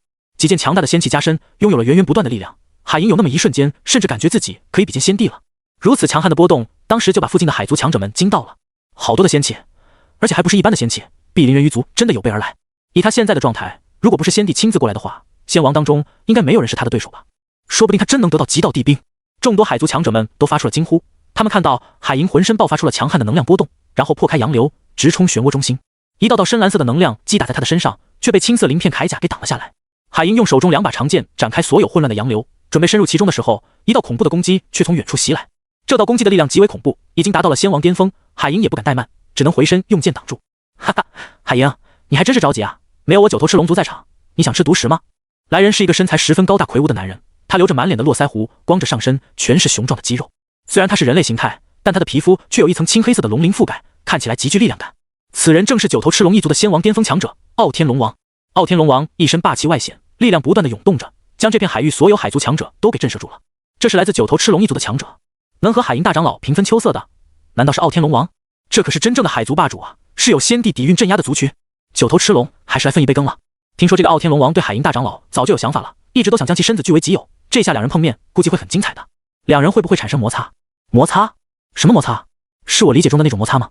谁不想摩擦一下海银大长老呢？或者说，能和一位碧鳞人鱼族的大美人摩擦一下，就很幸运了。他们一族的体质就是旺夫啊，说白了就是可以增进修炼的类型。在傲天龙王出来之后，无数海族强者的眼中就冒出了八卦的意味。只有海银脸色很是阴沉难看。这个傲天龙王一直追求他不假，可他从来没有回应过。结果傲天龙王到处散播谣言，说他海银已经是属于他傲天龙王的女人了，把此事弄得人尽皆知。他一个女子的清白就这么被破坏了。你我的恩怨改天再跟你算，今天本座还有别的事情处理。海银神情冰冷地警告道，他没有和傲天龙王战斗的打算。大家都是巅峰仙王，打起来的话是很难分出胜负的。而且现在幻金仙帝的大幕开启在即，他不想节外生枝。哈哈，海银，仙帝传承只能落入我9头赤龙一族手中。你要是也想分一杯羹的话，直接并入我族，成为我的侍妾即可。傲天龙王霸气的哈哈大笑了起来，看向海银那傲人的身材时，眼中还有毫不遮掩的火热和贪婪，好像恨不得当众将他按在下面一顿霍霍。除了海银本身修为高深，又是大美人之外，碧鳞人鱼族的特殊体质也是他很看重的。他已经卡在仙王巅峰很多年了，如果想突破到仙帝境界的话，真的需要很大的运气和一刹那的悟性才行。而碧鳞人鱼族助人修炼的特殊特体质，就是他想要尝试的方法之一，绝无可能。海银瞪着美丽的大眼睛，毫不犹豫的就拒绝了。傲天龙王也没放在心上，对他而言，海银迟早都会被他狠狠压制住，让他无法翻身的。这时，另一边的海域又有几道强悍的气息降临了，真热闹啊！厉害的家伙全来了。一个小老头模样的人笑呵呵地环视着众人，他佝偻着身躯，好像很没有精神一样。但是在场的没有人敢轻视他，因为他是沧海龙龟一族的老祖宗，也被称为龟武仙王，其境界高深莫测，早早就达到了仙王巅峰，据说很有希望进入仙帝境界。老乌龟，没想到你这次亲自出马，非要跟我们抢几道地兵是吧？另外一个方向有一道轻佻的声音传了过来，说话的是一个青年模样的男人，他嘴角挂着漫不经心的笑容，面容消瘦，但双眼深邃幽暗，如同深海一般。哦，是混沌魔晶一族的强者，玄风金王，你来的可真快啊！龟武仙王也带着不屑之意嘲讽起来。被称为玄风金王的强者哈哈大笑，其声音震动大海，让那些境界更低的海族们难受的捂住耳朵。那不是废话吗？幻金仙帝再怎么说也是巨晶血脉，而我混沌魔晶同样也是巨晶血脉，他的传承理应落入我族手中。玄风金王毫不退让的要争夺几道地兵，这种强势的姿态让其他人都感觉到了些许的压力。现在汇聚在此的强者已经越来越多了，不管是哪一方，等争夺起来之后都会变得十分混乱，传承会落入谁人之手，只能看天意了。其余那些海族才是最绝望的，无论是海银、傲天龙王、龟武仙王还是玄风金王，他们都是仙王巅峰强者，距离仙帝只有一步之遥。有他们这4座大山在此，还有谁能从他们手中虎口夺食呢？想要捡漏真的不可能啊！底下的漩涡还没有要停下来的意思，这4位仙王又在对峙，导致气氛一度陷入尴尬中。最终还是性子霸道刚烈的傲天龙王先沉不住气，直接拿出了自己的最强仙气，准备打入大幕中争夺几道地兵。傲天龙王祭出一个龙形手环，化作一道真龙虚影，将自己都包裹其中，想要以此来抵御漩涡带来的冲击。不过其他人可不会就这样让他得逞。来自混沌魔晶一族的玄风金王当即出手将其阻拦下来，并一脸调侃地笑道：傲天，我觉得咱们最好还是等一等，说不定这漩涡哪天就自己停止了呢。傲天龙王回瞪了他一眼，也不跟他废话，环绕在身边的龙形手环爆发出了强劲的力量，想要将其震退了。玄风金王哈哈大笑，手中光华闪过，一把深蓝色的长枪就出现在他的手中。长枪刺出，携带的恐怖力量和龙形手环轰击在一起，爆发出了更为强劲的冲击力。见这两人还没进入仙帝大幕就已经打起来了，来自沧海龙龟一族的龟武仙王眸光一闪，便出现在漩涡中心的上方。他体型发生了变化，原本瘦弱佝偻的身躯忽然间充斥力量，变得健壮高大起来。后背还多出了一个巨大厚重的龟壳，上面还有各种繁复深奥的大道符文在闪现，隐隐散发出如同10万大山般的厚重感。沧海龙龟一族最为强悍的就是自身的防御力了，当龟壳显化出来的时候，再强的攻击都很难将其击碎。也是依靠自身强大无比的防御力，他趁着几人混战的时候冲入了漩涡中心。嗖嗖嗖，好几道水流夹带着仙帝的力量又冲了上来，狠狠地轰在龟武仙王的身上。咚咚咚！但是强悍的攻击居然真的被龟壳给化解了，龟壳之上亮起了大道符文，保护他的躯体不受伤害，可也将龟壳砍出了深深的痕迹，几乎要将整个龟壳一分两半了。龟武仙王更是被这股力道冲上来，反而更远离漩涡中心了。龟武仙王在心中暗骂了一声，想要再次尝试冲进去，可这时海银已经提着双剑杀了过来，将其阻拦。龟武仙王想吃独食是吧？海银冷笑着，手中的攻击一次比一次凌厉，不允许龟武仙王再靠近漩涡中心。4位仙王巅峰的混战，把整片海域都给搅乱了，附近所有的海族都纷纷惊恐的退避，根本就不敢待在这个地方，否则的话，稍微一点能量的逸散，都有可能令他们灰飞烟灭。4人越打越激烈，导致漩涡也变得混乱，大木的力量受到了干扰。他们并没有注意到，在大木的深处，有一双闪着黑色光芒的眼睛正在盯着他们看。当他们战斗的最激烈的时候，这双黑色眼睛的主人从大木深处发出了2道骇人的幽光，将他们4人都逼得分开了。什么？先帝大木中有人？海银大吃一惊，他们在这里打生打死的，结果已经有人提前到达下方了。他们着急地低头看去，却发现有一尊高大的身躯伫立在海底的黑暗中，犹如魔影一般，散发着惊人的气息。从他的身上，几人都感受到了超越自身的力量，那是属于先帝境界的力量，这可把他们都吓出了一身冷汗。先帝！傲天龙王满脸的震惊，先帝大墓里面还有一位先帝，这到底是怎么回事啊？如果是先帝出手的话，他们4个人还在这里争来争去，不就像傻子一样了吗？不对，不是正常的先帝，那道身影泛着浓浓的死气，很不正常，更像是先帝尸体复活了。龟武仙王也是语气凝重的说道，在他们4人之间，就属龟武仙王最为见多识广了。他猜测出可能是幻金先帝临死前出现了某些问题，导致尸变了。其余3人的身体感受到了一股凉意。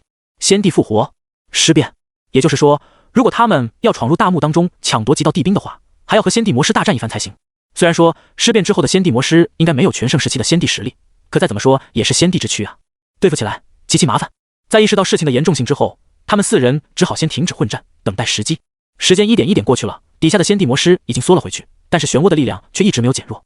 就在他们等待的有些不耐烦的时候，空间忽然之间被撕裂开了，2道高大的身影从里面走了出来。这突如其来的变化顿时就引起了所有人的注意和警惕，无数双目光都聚集在叶晨和恒云先帝的身上。这2人又是谁？好陌生的脸孔，未曾见过呀。傲天龙王的眼神中充满了敌视，这2人给他的感觉也很危险，一旦争抢起来的话，将会是劲敌。他们是哪个族群的？怎么没见过？海银也充满了疑惑。对于他们的目光，叶晨并没有理会，他现在已经知道了自己的好徒儿已经掉入了先帝大墓中，以弱小之躯掉入先帝大墓内，你也是第一人了，别人想进去还进不去呢。叶晨也有些无奈，自己就是要收个徒弟而已，怎么弄出这么多事？恒云，本座要去收个徒弟，你就在这里等我吧。叶晨吩咐道。恒云先帝应允，内心却感到奇怪，宗主怎么跑到这里来收徒？叶晨转身就冲入漩涡中心，所有人都静静地看着他出丑。漩涡水流本身就蕴含先帝之力，下方又有先帝魔师在，他这个愣头青家竟然还想硬闯进去，太异想天开了吧？刚才那4位顶尖强者都没有办法，他现在不是找死吗？不着急，等他吃了亏就知道了。哈哈，连仙王巅峰都要小心谨慎的地方，他居然连护身法宝都不用，也不使用任何护身法诀，这不是纯纯找死吗？说不定先帝魔师会教他做人的，那可是先帝魔师啊，谁知道还残留先帝全盛时期的多少力量？所有人都不看好叶晨，刚才4大巅峰仙王都失败了，他在毫无保护的情况下冒险，不就是自讨苦吃吗？包括海银他们这4大强者，也是嘴角带着一抹玩味的笑容，等着叶晨吃亏。但是下一刻，他们就被眼前的一幕震惊的说不出话来了。叶晨经过的所有地方，那漩涡水流居然毫无反应，根本不攻击他。不仅如此，原本强劲的漩涡也变得平缓了很多，就好像故意在迎接他一样。怎么会这样？玄风金王大吃一惊，他也是感受过漩涡水流的厉害的，不敢相信这是真的。最为惊讶的还是龟武仙王，他的龟壳都要被砍成2半了，结果那人就这么大摇大摆的过去了，还不受到任何的攻击，凭什么？叶晨的身份顿时引起了所有人的疑惑，他究竟是谁？到底是用了什么手段才可以不受攻击？每个人都瞪大了双眼，眼睁睁地看着叶晨进入了漩涡中心内。在他们还在震惊和茫然的时候，海银已经行动了。他的直觉告诉他，如果自己再不行动的话，最好的机会就一定会被错过的。他爆发出了最快的速度，一下子就冲到了叶晨的身后，跟在他后面消失在漩涡中。太鸡贼了！傲天龙王气急败坏的破口大骂起来。那个女人竟然趁他们都恍惚的时候进去了，还有机会！龟武仙王也着急的冲了过去，可惜漩涡水流已经恢复了所有的威力，狠狠地撞在他的龟壳上，将他撞飞出去很远。3位巅峰仙王此刻都只能咬牙切齿，却毫无办法。傲天龙王想了想，对另外2人说道：“我有些事情要回去一趟。”说着，他便直接转身离开了。看着他离开的方向，龟武仙王和玄风金王都若有所思。随后，玄风金王也对龟武仙王说道：“老乌龟，我也有事回去一趟。”2人都离开了。龟武仙王面露不屑：“不就是回去拿极道地兵过来吗？还需要藏着掖着，搞得我就不会回去请出极道地兵一样。”他心里很清楚，这2人绝对是回去请出极道地兵了。不管是那个神秘的少年，还是海银获得了幻金先帝的极道地兵，都必须有另一件极道地兵才有可能从他们的手中抢过来。随着所有的巅峰仙王都离开，很多海族的都松了一口气，以为是这几个顶尖强者暂时放弃了。可只有少数人明白，他们的离开其实意味着更大的战斗即将到来，极有可能会动用极道地兵。极道地兵复苏等同于半个先帝复苏啊！叶晨已经进入了大墓深处，走在一条甬道中，他还饶有兴趣地打量着四周的壁画，上面刻画的大概是幻境先帝的生平大事。真自恋，弄个陵墓还不忘把自己的生平事迹刻上去。叶晨啧啧说道。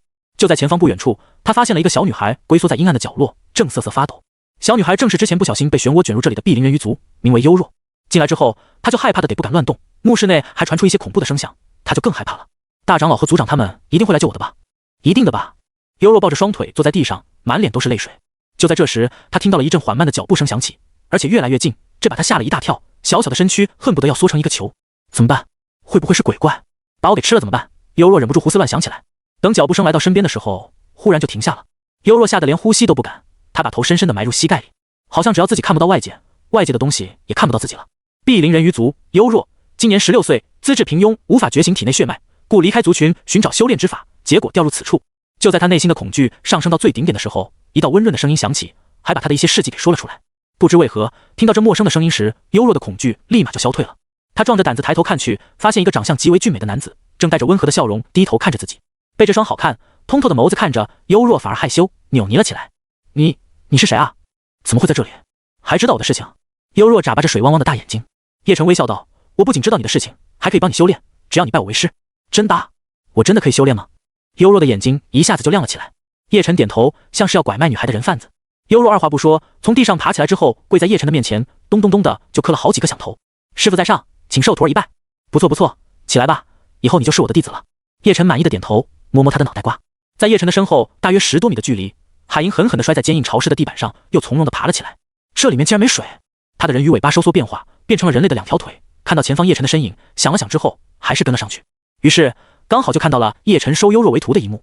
幽若，你怎么在这里？海银看到幽若之后非常惊讶。大长老！幽若也惊喜地叫了起来。我知道了，你又在找修炼的方法了是不是？我都跟你说过了，你无法修炼就不要出来冒险了，这样只会害了你。海银冷声训斥起来。他也挺心疼幽若这个小丫头的，可修炼的问题连他都没办法解决。可是幽若拜了师傅，师傅一定会教幽若修炼的。幽若拉着叶晨的衣角，骄傲地对海银说道。海银看向叶晨，第一眼也被他英俊的长相惊到了，红唇微张之际，又马上恢复了冷静。这位道友，感谢你救下幽若，但幽若无法修炼是事实，你又何必骗他呢？海银叹气道。叶晨笑了，骗他？我何须骗他？他的天资比你还好，是你们自己愚昧看不出来罢了。说着，他伸出2根手指点在幽若的额头上，刹那间光芒大作。整条甬道之内全被这光芒给照亮了，一股精纯的力量也从幽若的天灵盖冲入他的4肢百骸中，逐步解开他真正的潜力。啊！幽若痛苦地发出声音，海银却知道一股很强的力量正从幽若的体内产生。不可能啊！我亲自查过了，幽若就是废体，根本不可能修炼的。难道我错了？海银眼中满是震惊和疑惑。没过多久，幽若体内就爆发出了更加强悍的灵力波动，他整个人都飘到了半空，额头浮现出一枚金色的鳞片，神圣又尊贵，是金色圣灵。幽若怎么会觉醒出金色圣灵呢？这可是我们族中最尊贵的血脉等级啊！海银失声惊叫，就连他都没有达到金色圣灵的级别，被判定为废体的幽若反而觉醒。幽若缓缓落地，茫然地摸着额头的金色圣灵，又感受到体内强大的力量涌出，自己都懵了。没想到自己真的可以修炼了，谢谢师尊相助。幽若激动地哭了出来。你既然是我的弟子，我自然会帮你。叶晨微笑着说道。也许是幽若觉醒的动静惊动了大墓中的某些东西，一声声低沉恐怖的怒吼从墓室深处传了出来。海银这才想起，这里面还有一尊仙帝魔师，不由得紧张了起来。道友，这里面有仙帝魔师，实力极为恐怖，一定要小心了。海银提醒道。他铠甲亮起了一阵青色光芒，手中的双剑也弥漫着强大的波动，只要有危险降临，他随时都能反击。仙帝魔师吗？又不是真正的仙帝，不用担心。叶晨毫不在乎地说道。海银听到他这漫不经心的语气，心里面有些不满。虽然不是真正的仙帝，可仙帝魔师对他们来说也极为致命，一不小心就会遭殃。像他这么不放在心上的，迟早都要吃大亏。念在他是幽若的师尊的份上，海银也没有说什么。轰！前方传来一股诡异的能量，其强悍程度已经超过了海银这种巅峰仙王了。一定是那尊仙帝魔师注意到我们了。道友，这把剑让你用，拿着防身吧。海银将自己一柄仙剑让给了叶晨，怕他出事。谁都不知道仙帝魔师有什么能力，不提前做好准备的话，随时都有可能遭殃的。叶晨低头看了他的仙剑一眼，将其推开拒绝了。剑的话我就不用了，你自己留着吧。海银愣了，那你怎么办？他心中多少还是有点恼怒的，这男人怎么一点都不领情啊？没有危机意识也就算了，还不领情？你这种性格放在民间的话本小说里面，通常活不过2集，你信不信？叶晨微微一笑，没关系，我的话随意就好了。说着，他掏出了一把寒光烁烁的长剑，一股杀戮的气息扑面而来，这是极道地兵的气息啊！海银震惊了，心中的震撼如同惊涛骇浪翻滚不休，手脚都在颤抖。那硕大的软白玉更是在叶晨的面前晃个不停。这般美景，叶晨自然不会浪费了，而是大大方方的盯着看。白白的，大大的，软软的，啧啧，真不错呀。不过2个小贝壳这样贴着，真的不会掉下来吗？都摇晃成这样了，怎么还不掉？海英自然不知道叶晨正在大方地欣赏他的美景，他已经被叶晨手中的大宝剑吸吓到了。这难不成是极道地冰？海英声音都颤抖了，就和他的软白玉一样抖。叶晨点头，这把剑是诛仙4剑当中的戮仙剑，其杀戮之气浓重无比，在极道地冰当中都是杀伐之力极强的。而且诛仙4剑每一把剑单独拿出来都是极道地冰，这么算起来的话，他已经有了好多的极道地冰了。这就是你所说的随意？手持极道地冰了，还能是随意吗？海英的三观都要被震碎了。自己苦苦寻找极道地冰无数年了，却一点收获也没有，今天还要以身犯险进入大墓中寻宝。这个陌生男人却随后就掏出了一把极道地冰。家人们，谁懂啊？别说话，过来了。这时候叶晨开口打断了他的震惊，在甬道的尽头，一股邪恶的湿气扑面而来。好，一个浑身发黑的家伙正手提一杆3叉戟朝着他们狂奔而来，仙帝气息弥漫，就和真正的仙帝差不多。是仙帝魔师，他过来了。海英花容失色，赶紧催动身上所有的仙气，准备大战。叶晨倒是轻松得很，手中的戮仙剑绽放出悠悠冷芒，一缕霸道至极的剑气迸发出来，整条甬道都在震动，根本无法承受戮仙剑释放出来的一缕气息。是，剑气纵横，化作了无数看不见的剑气，杀向前方的仙帝魔师。只是一瞬间，狂暴无比的仙帝魔师就被这剑气分割成了好几块，扑通扑通，尸块掉落在地上，发出沉重的响声。不过，仙帝魔师还在挣扎，在魔气的牵引之下，尸体碎块还想再连接起来，成为一个整体。叶晨漫不经心的又挥出一剑，这一次剑气凌乱，把仙帝魔师直接分解成了无数碎块。如此一来，就算仙帝魔师再厉害，也没有办法再起来了。而海银还震惊的张着嘴巴，简直不敢相信眼前的一切是真实发生的。那可是仙帝魔师啊，就算没有仙帝活着的时候那种全盛的实力，可毕竟也是仙帝的身躯。按照他的想法，他们和仙帝魔师之间一定会产生一场惊天大战，最终艰难战胜魔师，获得胜利。可现在呢，都还没有轮到他出手，叶晨只是随手出了2剑，就将仙帝魔师打得连他妈都不认识了。此人肯定还没有用尽全力，他太云淡风轻了。海银呼吸都变得急促了很多，贴在软白玉顶端的小贝壳好像随时都会掉下来一样。太强了，此人真的是太强了。他手中的极道地冰也极端强悍，这种强者如果可以拉拢到碧鳞人鱼族当中的话，绝对是一大战力啊。而且他现在也是幽若的师尊，有这层关系在，他说不定会答应成为碧鳞人鱼族的名誉长老呢。在他心思活络的时候，叶晨已经来到了仙帝魔师身边，将掉落在地上的3叉戟捡了起来。嗡！在他的手触碰到3叉戟的时候，一股强烈的波动冲击着他的手掌，想要将其震开。这是极道地冰的力量，这一击已经有了仙帝之力。如果换做任何一个巅峰仙王过来的话，都要花费一番力气才可以镇压这把3叉戟。可是在他的手中，身为极道地冰的3叉戟一点作用也没有，还想反抗？叶晨不屑地笑了一声，狠狠地握住3叉戟，一股更为霸道的力量涌入其中，将其镇压得死死的。看了看地上已经没有动静的尸体碎块，叶晨在这上面感受到了特殊的气息。他用手捏住了一缕气息，送到眼前仔细端详，这股力量诡异、邪恶、强大，不是仙帝魔师原本的能量，是异魔，这是异魔的力量。叶晨神色变得有些冰冷了，他已经认出来了，这就是异魔的力量。大概是在幻境仙帝死了之后，潜藏在体内的异魔之力开始令尸体发生变异，这才令仙帝魔师诞生。你知道异魔吗？叶晨转头问海英。海英思索片刻，回答道：在古籍中听说过，但是没有见过。据说异魔喜欢侵占别的世界。叶晨点头，没错，异魔会侵占别的世界，然后用特殊的手段将其改造成适合异魔生存的环境。听到异魔居然有这么诡异的能力，海英不由得皱起了眉头。不过他不明白叶晨为何会突然问自己这个问题。可是异魔和这具仙帝魔师有关吗？海英问道。不出意外的话，这位仙帝遭遇过异魔，还发生了一场大战，他受到了重伤。回到这里之后，还是重伤不治死亡了。最后在异魔气息的影响下，他尸变成为了仙帝魔师。叶晨虽然不知道幻境仙帝，但是通过这些蛛丝马迹就把真相给推断出来了。海英听了之后大吃一惊，仙帝之死的真相原来是这样。那异魔又是什么东西？竟然可以重伤一位仙帝，还让仙帝死亡之后化身魔师？这种死法对于一位仙帝来说，着实有些憋屈了。叶晨惋惜地叹了口气，单手召唤出一团火焰，丢在尸体碎块上面，将其焚毁个干净。不管怎么样，至少让这位仙帝死得干净一些，而不是以魔师碎块的丑陋面目示人。走吧，往墓室里面看看。叶晨牵着幽若柔嫩苍白的小手往深处走去，海银也紧随其后。来到了墓室，这里有一具被打开的棺木，应该就是仙帝魔师诞生之后自己从里面爬出来的。在棺材的前方还有3个架子，其中一个架子已经是空的，从这形状来看，不难猜出来这里原本放着的就是3叉戟。另外2个架子上各自放置一个精致的玉石箱子。咕咚，看到这2个玉石箱子的海银咽了一下口水，他知道这里面极有可能就藏着幻境仙帝的所有传承，如果都得到的话，碧鳞人鱼族也是有仙帝底蕴的大族了。面对其他族群的压迫，他也不至于心有余而力不足。不过叶晨没有发话，他也不敢抢先打开这2个玉石箱子。叶晨打开第一个箱子，里面放的是好几枚玉简，他拿起来检查过之后，发现这是记录了幻境仙帝的生平事迹以及功法、法诀、修行感悟等等内容。是仙帝功法吗？海银眼巴巴地询问道。叶晨点了点头，说道：一些功法和感悟记录没什么价值。海银听了之后，眼珠子都要掉出来了。仙帝的功法是极其珍贵的，得到其中一种都足以令人扶摇直上了。而且修行感悟也蕴含了先帝的各种奇思妙想和经验，这些对于他们来说都是极其珍贵的，足以令人打生打死争抢的至宝啊！在他的嘴里就变成了没有什么价值的东西。你不要的话，给我行不行？打开第二个箱子，里面放的是一个储物玉佩，存放了很多修行用的资源，数量庞大，足够一位刚刚修炼的初学者达到天仙境界了。这位幻境先帝也知道自己要死了，于是为后人留下这些传承，想要造就出一位绝世强者来，算是用心良苦了。功法、极道地兵、海量资源，这3种传承的任何一种都能让人发疯。尤其是功法和极道地兵，对于海银来说，诱惑力不是一般的强，他做梦都想得到其中之一。想了一下之后，海银还是壮着胆子和叶晨提出分配利益的建议。道友，你看我们有功劳也有苦劳，你还把幽若收为弟子了，幻境先帝的传承可否分我一部分？你已经有了一把极道地兵，不介意的话，把幻境先帝的3叉戟分给我如何？你放心，我碧鳞人鱼族不会白拿你的东西，绝对会用最珍贵的宝物来交换的。海银最看重的还是极道地兵，这是可以直接提升族群实力的至宝。叶晨略带嫌弃地瞥了他一眼，道：作为成年人，这些我全都要，没有谁嫌弃极道地兵太少的，就算他自己不用，也可以带回去让宗门里的其他人使用。至于碧鳞人鱼族，他是一点都不在乎，他只在乎自己的弟子幽若罢了。海银也傻眼了，叶晨拒绝的也太快了吧？想都不想的吗？他轻咬红唇，飞速思索应对之策。这个世界上没有无法达成的交易，说白了就是筹码不够罢了。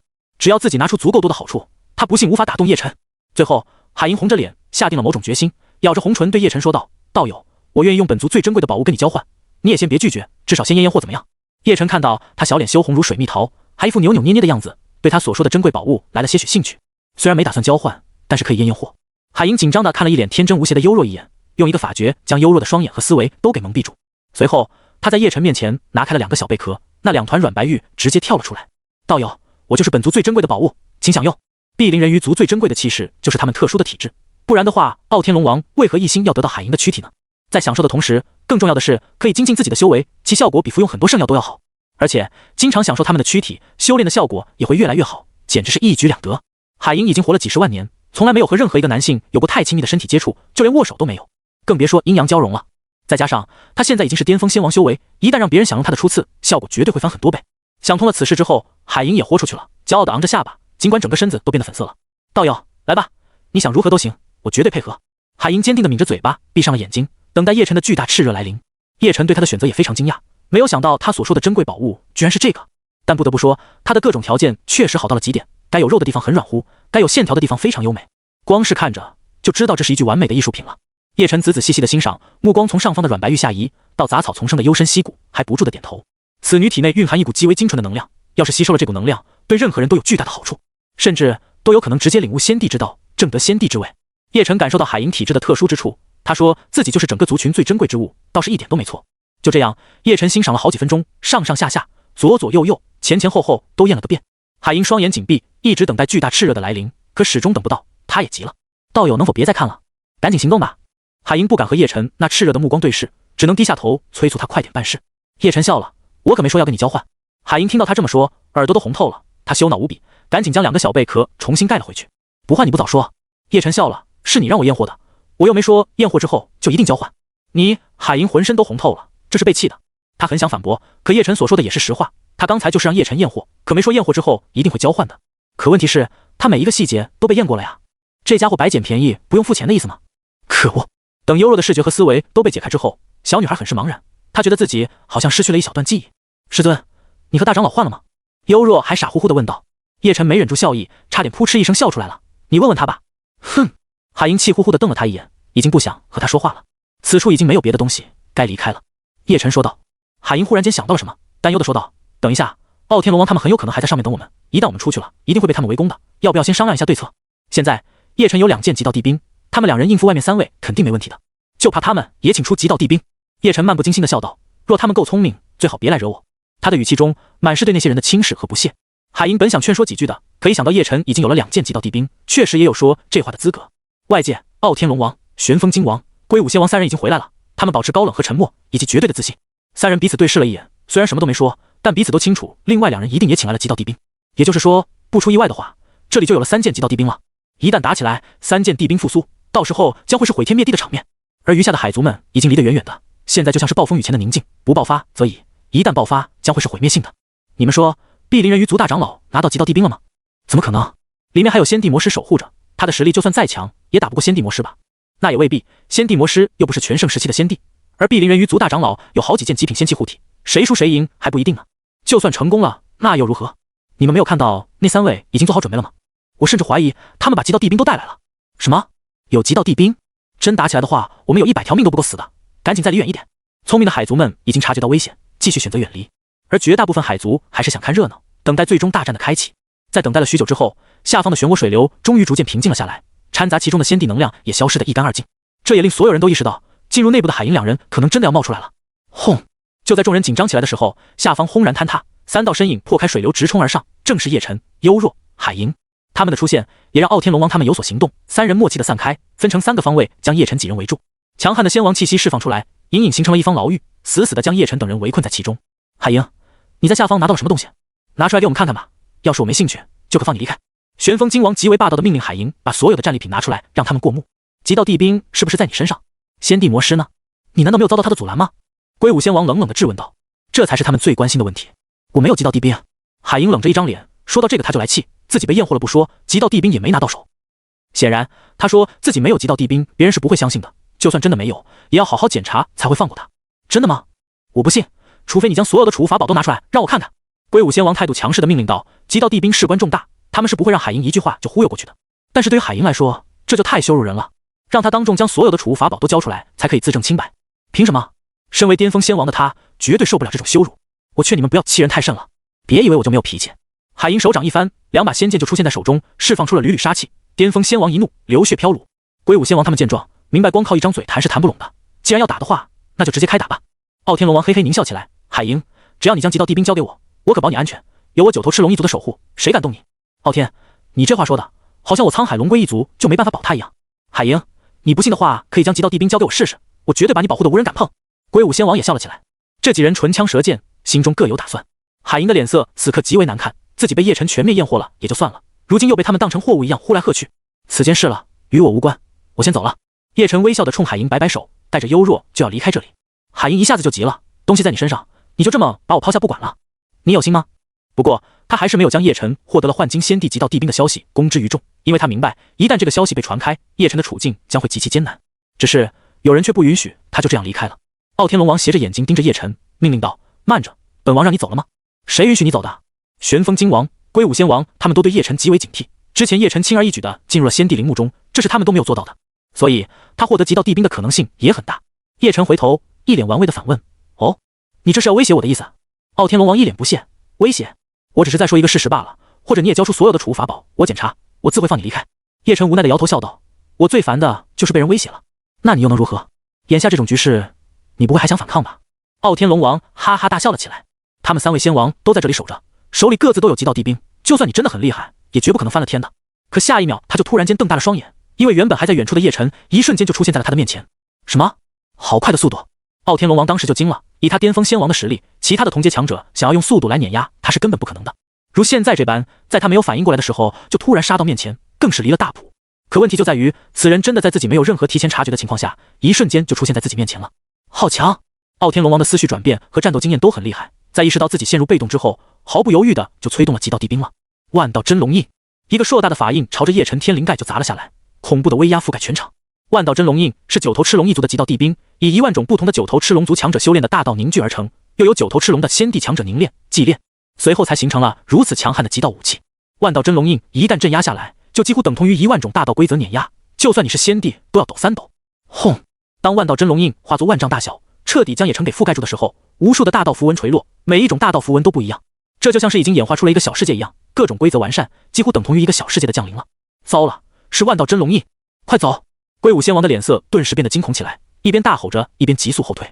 在后退的过程中，他还必须动用一些极道地兵的力量去抵消万道真龙印的力量，否则的话，他这种巅峰仙王都未必能逃离被镇压的范围。傲天这狗东西疯了吗？现在就动用极道地兵，非要这么玩是吧？旋风金王气得破口大骂起来，身体外面也出现了一缕极道地兵的气息，将其保护住，赶紧远离战场。至于那些没能反应过来的海族们，当他们意识到不对劲的时候，一股极端恐怖的力量已经降临了。在这股极道地兵的力量面前，无论是一般的仙王还是仙君、玄仙之类的强者，全都无一例外，身体被轰成了一团血雾，死的不能再死了。这就是极道地兵的至高无上，一旦复苏了，等同于部分仙帝力量显化。糟了，幽若，过来！海银也惊恐地大叫了起来，一把抱住了幽若，然后不要命地催动身上所有能用的仙气，想要用这种办法抵御一部分万道真龙印的威能。即便他知道这种应对之法未必奏效，他都已经做好了身受重伤，甚至是生死道消的最坏打算了。海银紧紧地闭上了眼睛，绝望地等待那死亡一刻的来临。就在他以为绝对逃不过的时候，却忽然间惊觉，万道真龙印的力量怎么没有降临在自己的身上？不仅如此，他和幽若一点压力都没有感觉到，就好像什么事情也没发生一样。海银忽然间想到了什么，豁然转头看向叶晨那挺拔的背影，嘴里不禁喃喃自语：难道说，一定是那个男人将所有的极道帝兵威压都抵挡住了？不然的话，他们两人怎么可能一点感觉都没有？其实他不知道的是，自己误打误撞保住了小命。对叶晨而言，肯定是要保护好自己的乖腿的，所以幽若绝对没事。但海银不在他的保护范围之内，所以海银会不会有事就跟他没关系了。他第一时间想到要保护幽若，来到了幽若的身边，正巧就进入了叶晨的保护范围之内，自然不会有事了。所以说他是沾了幽若的光啊？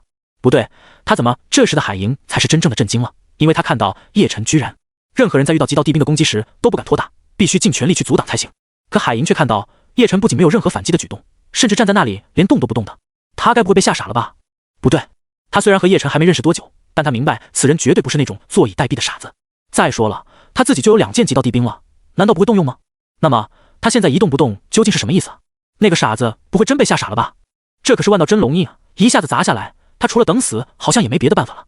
玄风金王看到叶晨没有任何举动，也觉得叶晨已经认命等死了。极道帝兵之威可没那么简单，再加上催动极道帝兵的是巅峰仙王，能展现出来的威力真的有几分可以和仙帝比肩了。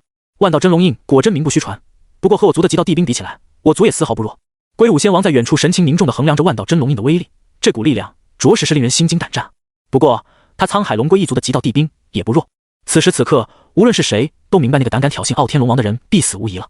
可就在他们期待看到万道真龙印力量展现的时候，叶晨伸出了自己的右手，这只手没有凝聚任何的力量，也没有任何大道规则的附带，完全就是如同伸懒腰一般的随意伸手罢了。可就是如此，叶晨的右手却轻而易举地穿过了那上万道规则的垂落，无视任何大道符文的阻挡，直接抓住了万道真龙印的底部。在这一刻，所有人的眼珠子都要掉出来了。他疯了吗？他单手抓住了？他到底是怎么回事啊？为什么他能抓住万道真龙印？这可是极道帝兵啊！他到底知不知道什么叫做极道帝兵？疯了！他疯了！我也要疯了！这还是极道帝兵吗？为什么他能承受这种极道力量的碾压？他到底做了什么？不可能，这绝对不可能！所有人都死死地抓着脑袋，快要疯掉了。在任何人的印象中，极道帝兵就代表着大道极致，代表了力量极致，唯有仙帝才可以徒手硬汉极道帝兵，否则的话，仙帝之下皆为不足道也。叶晨徒手借助极道帝兵的一幕，已经彻底震撼到所有人，令所有人都失去了思考的能力，只剩下心中的惊涛骇浪。令他们更加怀疑人生的是叶晨接下来的举动。只见他徒手一捏，那上万丈大小的巨大万道真龙印就急速变小，而且不受控制。发生了什么？为什么万道真龙印失去我的控制了？傲天龙王惊骇欲绝，恐惧的直接发出了尖叫声了。他能够清晰地感受到，万道真龙印根本就不受自己的掌控，就像是彻底脱缰了的野马一样。在他惊恐万分的眼神中，极道帝兵迅速变小，最终变成了巴掌大小的模样，悬浮在叶晨的手掌心中。丝丝缕缕极道气息散发出来，这帝兵似乎还想挣开叶晨的掌控，可无论他怎么挣扎，都无济于事。叶晨的手掌像是自成世界，将其牢牢镇压住了。万道真龙印被他拿捏住了，我到底是出现了幻觉，还是说这是真实的？这还是极道帝兵吗？他单手就捏住了，怎么一点反抗能力都没有？这位兄弟，你快点打我一巴掌，我看看是不是幻觉。我靠，我让你打我一巴掌，不是捅我一刀啊，你个小丑！这个世界要被颠覆了。所有的海族现在脑壳都是嗡嗡的，甚至都弄不清楚到底是幻觉还是现实了。他们从来没有想过会有人可以徒手接下帝兵，还能将其封印的。玄风金王、龟武仙王两人更像是见到了仙帝魔师一样，眼神充斥着惊恐和畏惧，还有浓浓的难以置信。在他们的认知当中，仙王级别的强者，除了传说中一些极其特殊的体质有资格徒手接住帝兵之外，根本没有人可能做到这一点。就算是他们想要对抗拥有万道真龙印的傲天龙王的话，也必须跟着动用极道帝兵才行，否则下场就是被按在地上锤。因此，别说徒手接帝兵了，像叶晨这样轻而易举还能反过来封印极道帝兵的，更不可能。难道他是仙帝？不对，哪来那么多仙帝？也可能是他拥有特殊的极道帝兵，所以才有反制傲天龙王的能力。玄风金王并不愿相信叶晨是仙帝，他宁愿相信叶晨也有极道帝兵。毕竟面对极道帝兵，他还有一战之力，可面对一位仙王的话，真的不用打了，直接当带头大哥吧。最为震惊和恐惧的还是傲天龙王，他本来以为动用了万道真龙印之后就可以当场镇压叶晨了，可谁想到反而是万道真龙印被封印了。他现在完全感觉不到任何与万道真龙印的联系了，他的内心生出了浓浓的恐惧。你究竟是谁？此事或许有误会，我族先帝乃是无双痴皇，万道真龙印是无双痴皇的专属帝兵。向来傲视群雄，天不怕地不怕的傲天龙王现在已经害怕了，连声音都是颤抖的。他只能将自家的先帝搬出来镇镇场子，希望叶晨可以给无双痴皇一些面子。所有神秘海域的海族们听到无双痴皇的尊号，全都露出了崇敬的表情来。谁都知道，无双痴皇乃是神秘海域中几位先帝之一，战力绝顶，是所有海族都要仰望的巅峰强者。一旦无双痴皇出面的话，事态就完全升级了。叶晨只是淡淡的笑了一笑，说道：抱歉，没听说过，这方大印不错，是我的了。说着，叶晨当着所有海族的面，直接把万道真龙印收入了储物空间之内。傲天龙王又怕又怒，自己连极道地兵都被收走了，再打下去的话，绝对不是对手。为今之计，还是回去请无双狮皇出手才行。有先帝出马，绝对没问题的。他也不敢多说什么，只能转身就要走。但叶晨是一个挺记仇的人，又怎么可能会这样让他走呢？我有说过让你走吗？叶晨乐了，刚才你不让我走，现在你自己就想走是吧？傲天龙王心中顿时生出不妙之感，道友，你连我的极道地兵都收了，还想怎样？做人留一线，日后好相见。日后，我可不想认你，你还是去死一死吧。叶晨摇头轻笑，随后探出巨大的手掌，规则显化，宛如构筑出了一个世界一样，朝着傲天龙王笼罩了过去。面对这一掌，傲天龙王惊骇无比，如此不可匹敌的感觉，他已经很久没有了。直觉告诉他，自己要是妄想硬扛这一掌的话，下场肯定会非常凄惨的。他转身就想逃跑，傲天龙王直接显化出9头赤龙真身，身长10万丈，只见龙首不见龙尾，瞬间就冲出几十万里之遥。就在他以为自己有机会的时候，却愕然发现自己居然还在对方的手掌当中。怎么回事？我不是已经至少飞出几十万里了吗？傲天龙王抬头一看，便看到叶晨正小笑眯眯地打量自己，如同巨人看着一只泥鳅一样。是他变大了？不对，是我变小了。傲天龙王这才明白，自己已经进入了对方的掌中世界，自己以为飞出几十万里，实际上还在人家的手掌心蹦跶。前辈，晚辈知道错了，饶我一命吧。傲天龙王惊恐地求饶起来。身为巅峰仙王，距离先帝只有一步之遥的超级强者，他从来就没有想过会遇到这种绝望。自己的命运完全掌握在别人的手里，只要对方轻轻一捏，自己便会彻底化作一滩肉泥。看着小泥鳅一样的傲天龙王，叶晨没有再说什么，随便捏了一下就将其捏死了，生死道消，魂飞魄散。这一幕落入所有海族的眼中，真是异常的惊悚和震撼。卧槽，他就这样轻而易举的捏死傲天龙王了？怎么跟捏死一条泥鳅一样简单？此人来历神秘，实力更是深不可测，唯有无双狮皇才可匹敌了吧？一位巅峰强者就此陨落了，要不是亲眼所见的话，谁又敢相信呢？那些看热闹的海族们眼中全是惊恐，连呼吸都急促了很多倍。有些海族不需要呼吸的，直接张开自己的腮部，一张一合，像是见了鬼一样。在他们的心中，傲天龙王是神秘海域的最强大霸主之一，先帝不出，傲天无敌，这是流传很广的一句口号，足以说明傲天龙王的顶级战力了。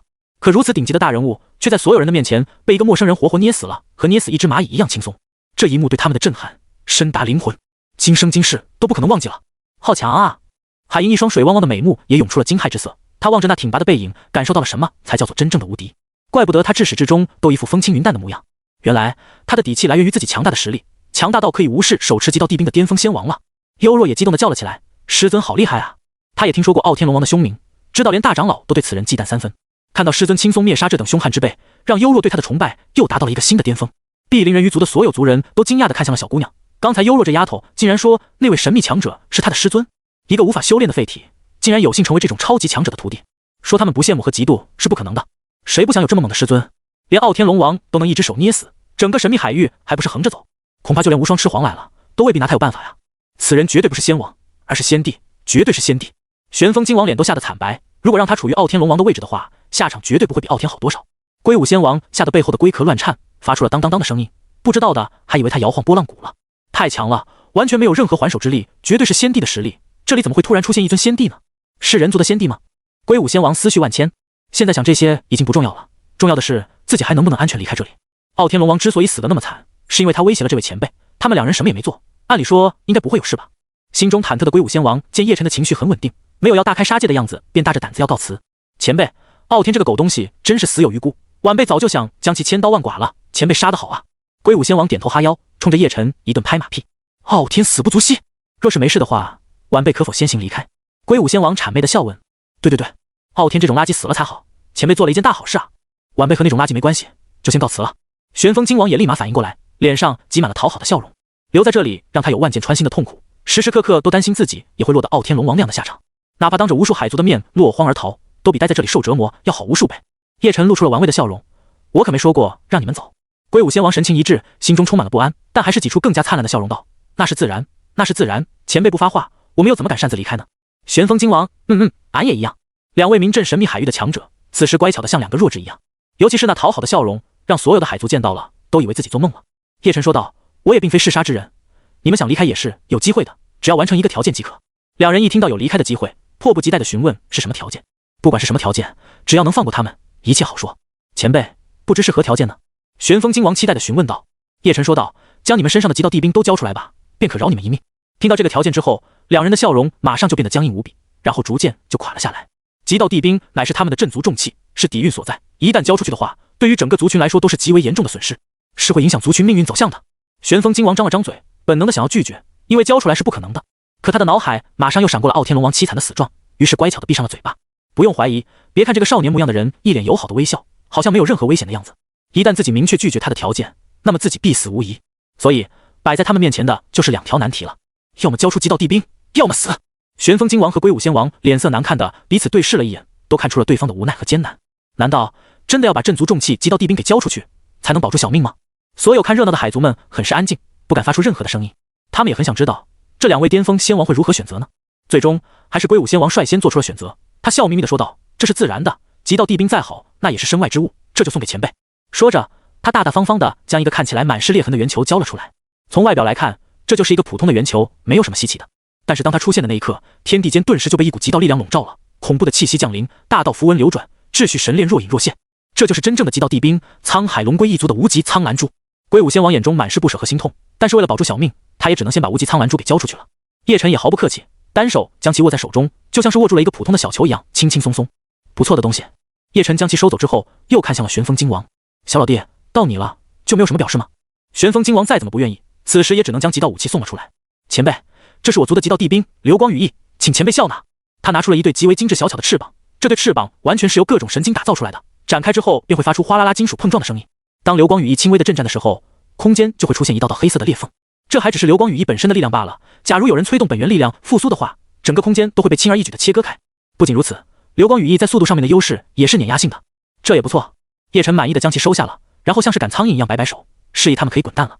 两人点头哈腰了好一阵子，确定叶晨不再理会他们之后，就逃命似的跑了。余下的海族们也不敢继续看热闹，都纷纷离开。而今天发生在这片海域里面的事情，也随之传遍了整个神秘海域。叶晨没有直接离开，而是随着幽若先回了他们的族群碧鳞人鱼族。整个碧鳞人鱼族的势力也是很大的，强者无数，光是仙王强者就有很多了。除了那几个有先帝底蕴的不朽势力之外，就是碧鳞人鱼族最强了。幽若得意又骄傲地紧紧地握着叶晨的手，他要向所有人炫耀，这就是他的师尊，无敌的师尊。回到了金碧辉煌的大殿内，叶晨毫不客气地坐到了主位上，海鹰则是乖乖地站在一旁伺候着。恒云仙帝在下面默默地品尝着碧鳞人鱼族特有的食物。叶晨开始查看收徒的奖励系统，恭喜宿主成功取缔及资质徒弟1名，奖励已经发放，请宿主自行查收。奖励功法瀚海混元诀地级，奖励仙王召唤卡2张，奖励仙级锻造台3000座，奖励深海蓝金矿山1座。这些奖励还可以。叶晨直接选择召唤2位仙王，出现的地点就是昆仑圣地中。系统成功召唤2位仙王，仙王1马宝锻造大师，仙王2马国锻造大师。居然是2位锻造大师，终于有人负责锻造方面的事务了。叶晨还是挺惊喜的，毕竟锻造阁都在昆仑里面快要吃灰了，反观炼药阁那边正搞得如火如荼。如今有了马宝和马国2位锻造大师，相信锻造阁那边也会变得跟炼药阁一样辉煌。在他检查系统奖励的时候，海鹰那甜美的声音也响了起来：多谢先帝前辈帮我族化解本次危机，否则的话我族危在旦夕。海鹰对叶晨非常的感激，深深的给他鞠了一躬，那软白玉直接往下坠了几分，差点就全部爆出来了。那2个小贝壳此刻的遮掩作用其实并不大。叶晨大方地欣赏这幅美景，虽然在幻金仙帝陵墓内已经全方位欣赏过了。不用谢我，要谢就谢我徒儿吧。叶晨对这个族群没有兴趣，最多就是为了幽若帮些小忙罢了。没错，也要谢谢幽若。海鹰亲昵地对幽若笑道，以前的他只是有点关心这个小女孩，从来没像今天这样热情。这一切都是由叶晨带来的变化。看到连大长老都要对自己那么友好，幽若心中非常满足的同时，对叶晨更为感激和爱戴。要不是有师尊在，他现在别说享受这些羡慕的眼光了，早就死在陵墓中了。自己现在已经有了超强的修炼天赋，一定要好好变强，未来成为师尊身边的一大战力。在他暗自下定决心的时候，叶晨叫了他的名字幽若。幽若惊醒，连忙拱手：弟子在。这部功法是送给你的，对你会有很大的帮助。叶晨从储物法宝中拿出了一套卷轴，交给幽若。这套卷轴还没打开，就能够感应到上面覆盖着一层极具威压的力量，甚至有极道帝兵的味道。嗡！这股极道威压一释放出来之后，大殿之内的所有人脸色都变得十分的惊恐和惊讶。那部卷轴究竟是什么东西？居然能有极道帝兵的威压？该不会也是一件极道帝兵吧？幽若也带着震撼的心情将卷轴打开，映入眼帘的就是几个大字：瀚海混元诀。光是这几个字就给人一种摄人心魄的感觉，能够直击心灵。是地级功法，这是地级功法啊！我们整个族群连一部地级功法都没有。师尊，这真的是给弟子的吗？幽若简直不敢相信这是真的。在族群之内，就连大长老修炼的也只是最顶级的仙级功法罢了，再顶级的仙级功法也没有办法和地级功法相提并论。一部地级功法的重要性和一件极道帝兵是不相上下的，都是镇族底蕴，是可以改变一个族群命运的至宝。师尊就这么毫不在乎的丢给他了？幽若从来都不敢想过自己有朝一日可以拿着地级功法。海鹰也惊了，这位先帝前辈把地级功法拿出来的时候，连眼睛都不眨一下的。难道在他的眼中，地级功法根本就不算什么？这应该是幻金先帝的那部功法，而不是属于这位先帝前辈自己的功法，所以他才会这么不在意吧？海银心中想到，但他很快又觉得不对，因为在陵墓中打开箱子的时候，他就看到了幻境先帝的功法是以玉简的形式记录的，而不是卷轴。也就是说，这根本就不是幻境先帝的功法传承。海银惊呆了，这么算起来的话，这位先帝前辈自己有专属的先帝功法，还有幻境先帝的功法，又有一部瀚海混元诀，整整3部仙级功法呀！他都被自己的猜测吓坏了。3部功法，随便一部都可以成为镇族至宝，可以镇压一族底蕴。要是3部功法全都传下来的话，那么整个碧鳞人鱼族想不逆袭都难啊！海银激动的胸口不断的上下起伏，那2团软白玉也跟着颤动不已。如果能够和这位先帝前辈绑定在一起，碧鳞人鱼族抱住这根金大腿的话，还需要怕9头赤龙族的骚扰吗？起飞了，族群要起飞了！海银越想就越激动，呼吸也变得更加急促了起来，整个人都泛起了一层淡淡的粉红色，就好像春天的潮水喷涌出一样。叶晨疑惑地看了他一眼，这女人怎么那么奇怪，总觉得她脑子里在想些什么不健康的东西。其他的族人全都羡慕无比，他们都是族中的天才，享受最明亮的光环，走到哪里都是万人追捧。在他们这些绝世天才的面前，身为废体的幽若简直就像是灰尘一样，不值一提。可是现在，他们之间的身份地位彻底调换了，幽若才是最吸引人的那个人。他们说不嫉妒是不可能的，为了能够在叶晨的面前展现自己的超强天赋，结果叶晨看都不看他们一眼。师尊，这功法太珍贵了，徒儿不能收。幽若受宠若惊，不敢将其收下。叶晨却毫不在乎地笑道，又不是什么值钱的东西，让你拿着就拿着吧。幽若，所有人都无言以对，不知道该说些什么好了。这可是地级功法，放在外面要打得腥风血雨的，连巅峰仙王都要抢破头的。结果你说这东西不值钱，既然师尊都这么说了，幽若只好兴高采烈地收下了。对了，这个也给你吧，里面是幻境先帝积攒的修炼资源，对我没什么用。叶晨又把一枚储物戒指送给了幽若。啊！幽若直接懵逼了，小嘴张得大大的，塞入一颗卤蛋都绰绰有余啊！不只是他，所有人都羡慕惨了，幻境先帝积攒下来的修炼资源全部给一个人使用吗？那也太奢侈了吧！一双双火热无比的眼神全都聚集在幽若的身上，好像恨不得要喷出火焰来一样。幽若甚至怀疑，如果让外人知道自己有这么多好东西的话，自己绝对活不过一个呼吸。先是地级功法，然后又是海量的修炼资源，这种大恩大德值得幽若全身心去报答了。其实叶晨还考虑要不要把幻境先帝的3叉戟也交给他，但他现在还太弱小了，就算交给他也发挥不出威力，反而会成为他的束缚。下方海银一直都在做心理挣扎，他觉得碧鳞人鱼族急需一个靠山，最好的靠山当然就是这位先帝前辈了。最后他下定了决心，提出了自己的想法。前辈，晚辈愿意身前身后追随您，并且让整个碧鳞人鱼族听您差遣，请前辈恩准。海银在叶晨的面前跪了下来，把头也垂得很低，那软白玉的深层沟壑又完美的呈现在叶晨的面前了。从这个角度看下去，真是一览无遗。海银的决定让整个族群的高层人物都吃了一惊，如此一来，不就等于把整个族群都拱手让人了吗？但他们那很快也反应过来了，如果叶晨想要抢夺他们的族群，随便用点武力就好了。况且以前辈的层次，能不能看得上他们都是个问题呢？大长老此举反而会给族群带来新的依靠，足以对抗神秘海域其他不朽势力的强大靠山。其他人也没有犹豫，纷纷跟着海银一起跪下来，大声请求叶晨能够收了他们族群，请前辈恩准。所有人异口同声，看着一个个跪在面前的极品美人，叶晨饱览春景，每个人都只用2片贝壳护体，每个人的规模又是这么大，真是壮观啊！就连幽若这小丫头也跪在叶晨的面前，师尊，请庇佑我族吧。她虽然才16岁，但体质已经初具规模，2片贝壳遮住的地方也不多，这种角度几乎是将所有景色都展现出来了。叶晨自己都愣住了，自己出了趟远门，顺带收了个弟子也就算了，怎么连一个族群都倒贴上来了？他没有拒绝，而是直接答应了。好，我可以庇护你们。此方大世界是他来到的第一个世界，如果不出意外的话，未来昆仑圣地也是第一个征服这里。提前在这里建立一个附属势力，确实有很大的好处。听到叶晨竟然答应了，提心吊胆的海银终于激动的大喜过望，眼泪都要哭出来了。谢谢前辈恩赐，谢谢前辈恩赐。海银和所有的族群高层感恩戴德的磕头，他们不知道自己那软白玉也跟着上下甩动。叶晨啧啧称奇，你们就是这样考验干部的。对于碧鳞人鱼族来说，他们都是以女性为主，各种穿着打扮自然都很大胆了，所以根本就没有注意这些细节。前辈，即日起我们就是您的附庸了，您想吩咐我们做什么都行，我们都绝对不会拒绝的。海银抬头感激地看着叶晨说道，他眼神中充满了某种特别的情愫和渴望，还有些许的娇羞。叶晨毫不怀疑，假如自己对海银提出任何过分的要求，海银不仅不会拒绝，甚至会非常开心地主动配合。没什么吩咐，你们只需要记住了，现在你们是昆仑圣地的附属势力，一切听命于昆仑圣地。叶晨声音清冷地说道。昆仑圣地？海银等族人听着这个陌生的名字感到有些疑惑，在人族那边应该是没有昆仑圣地这个势力的吧？前辈这是想新建立一个宗门吗？如果是这样的话，他们碧鳞人鱼族岂不是第一个附属势力？那就相当于开国功臣啊！前辈要创建昆仑圣地，晚辈全族都会尽全力相助的。海银认真无比地说道。叶晨摆摆手，昆仑圣地已经成立了，只不过并非在这里。听到他这么说，海银他们又误会了，以为自己太过孤陋寡闻才没有听说过。不过再过不久，昆仑圣地的名字会响彻你们仙灵大世界的。叶晨自信地笑道。这下海银他们彻底听不懂了，什么叫你们仙灵大世界？搞得好像你自己不是这个世界的人一样。见所有人都一头雾水，叶晨便耐心地解释道，我所在的世界叫做荒仙大世界，我也是第一次来到仙灵大世界。这句话落在所有人的耳中，不亚于一颗灭世的陨石轰在小湖水中一样，产生的效果是毁天灭地的。难道说前辈是来自外边的世界？海银既惊讶又羡慕。作为巅峰仙王，他也是有资格离开此方大世界，进入星空深处游历的，但他肩上扛的责任让他无法自由离开。而其他的族人则很震惊，对他们来说，自己的世界都还没完转明白呢，从来没有想过有一天会遇见其他世界的生灵。幽若同样又崇拜又惊讶地望着叶晨，立志以后也要像师尊一样，拥有游历万界的实力。没错，我荒仙大世界的昆仑圣地，迟早都要名扬万界的，不出意外的话，仙灵大世界就是第一站。叶晨看着众人那震撼的表情，语气轻缓却力量十足。你们作为我昆仑的附属势力，自然少不了一些好处，拿去吧。叶晨也毫不吝啬，将幻金仙帝的功法以及诸多修行感悟都赐予了海银。对于碧鳞人鱼族而言，这可是天大的恩赐啊！得到这部分的仙帝传承，海银他们再一次感恩戴德，就差热泪盈眶了。仅此一个举动，就能让整个碧鳞人鱼族对他真正的死心塌地，没有怨言。此刻的海银感觉自己全身心都属于叶晨，而且只属于叶晨一人。他也识趣的改口了：“宗主，那我们现在该怎么办？直接和那三大海族开战吗？”海银眼中战意十足，甚至都敢说出和三大海族开战的豪言壮语了。要是放在以前的话，他绝对是谨小慎微的。九头赤龙族、沧海龙龟族、混沌魔晶族，这三大海族是神秘海域中最为强大的势力了，拥有仙帝坐镇，手底下掌控的各种大大小小海族成千上万，惹到了他们其中一族，绝对是灭顶之灾。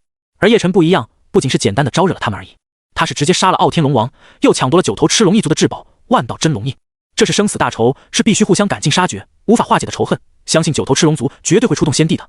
而沧海龙龟一族和混沌魔晶一族虽然没有出现伤亡，可失去了极道帝兵，也是不可饶恕的仇怨了。这三大族群绝对会发动有史以来最大的战争，不用问都知道，那三位仙帝一定会亲自出手夺回自己的极道帝兵的。对碧鳞人鱼族来说，这是巨大的灾难，动不动就会被灭族的那种，但也是一次巨大的机缘。一旦宗主前辈真的将对方打退了，或者是立下了停战协议之类的，碧鳞人鱼族的名气和威势一定会扶摇直上。叶晨哑然失笑，打架打打杀杀有什么好的？我向来不提倡打打杀杀，那多粗鲁啊！啊！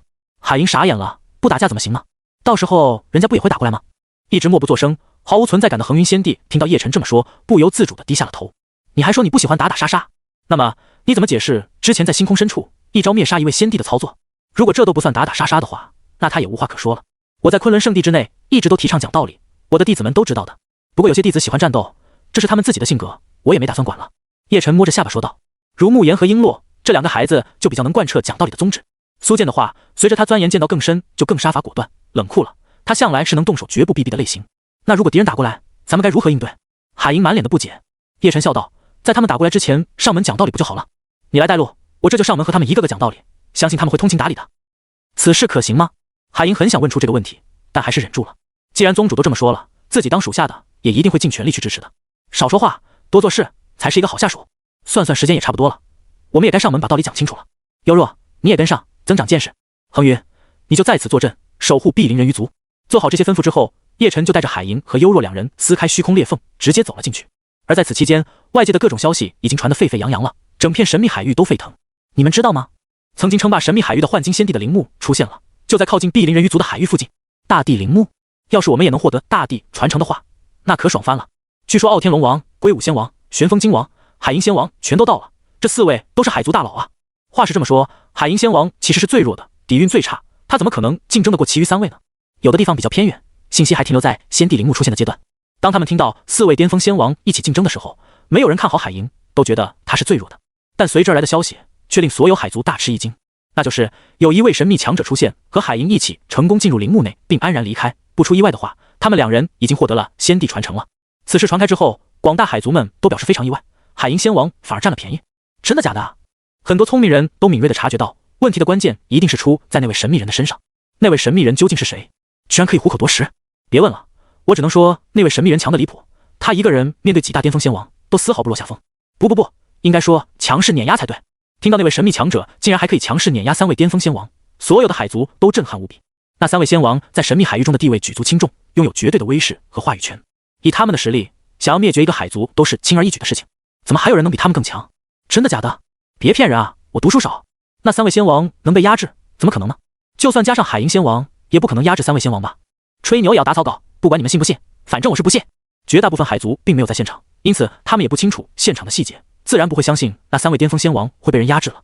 但随之被披露出来的更多细节，却令所有人感到不可思议了。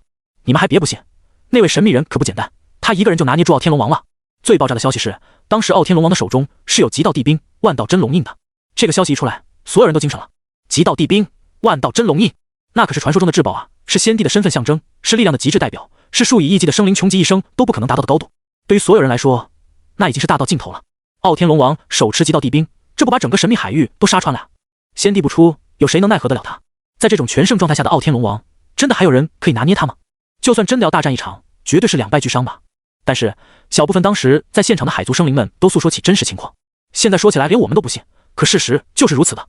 傲天龙王都已经出动了极道帝兵了，可那位神秘人仅仅伸手一抓，就把极道帝兵抓住了，就连傲天龙王都被他像捏死一只泥鳅一样轻松捏死了。剩下的鬼舞仙王和旋风金王想都没想，直接交出了自己的极道帝兵，然后就逃之夭夭。不然的话，连他们都要死。随着这些真相被逐一的披露，整个神秘海域都陷入了大震动当中。所有的海族生灵非常的震惊，一遍又一遍的向别人确认，根本不敢相信这是真的。傲天龙王被人捏死了，极道帝兵还被抢了，其余两位仙王只能上交极道帝兵来保平安。这是什么骇人听闻的事件啊？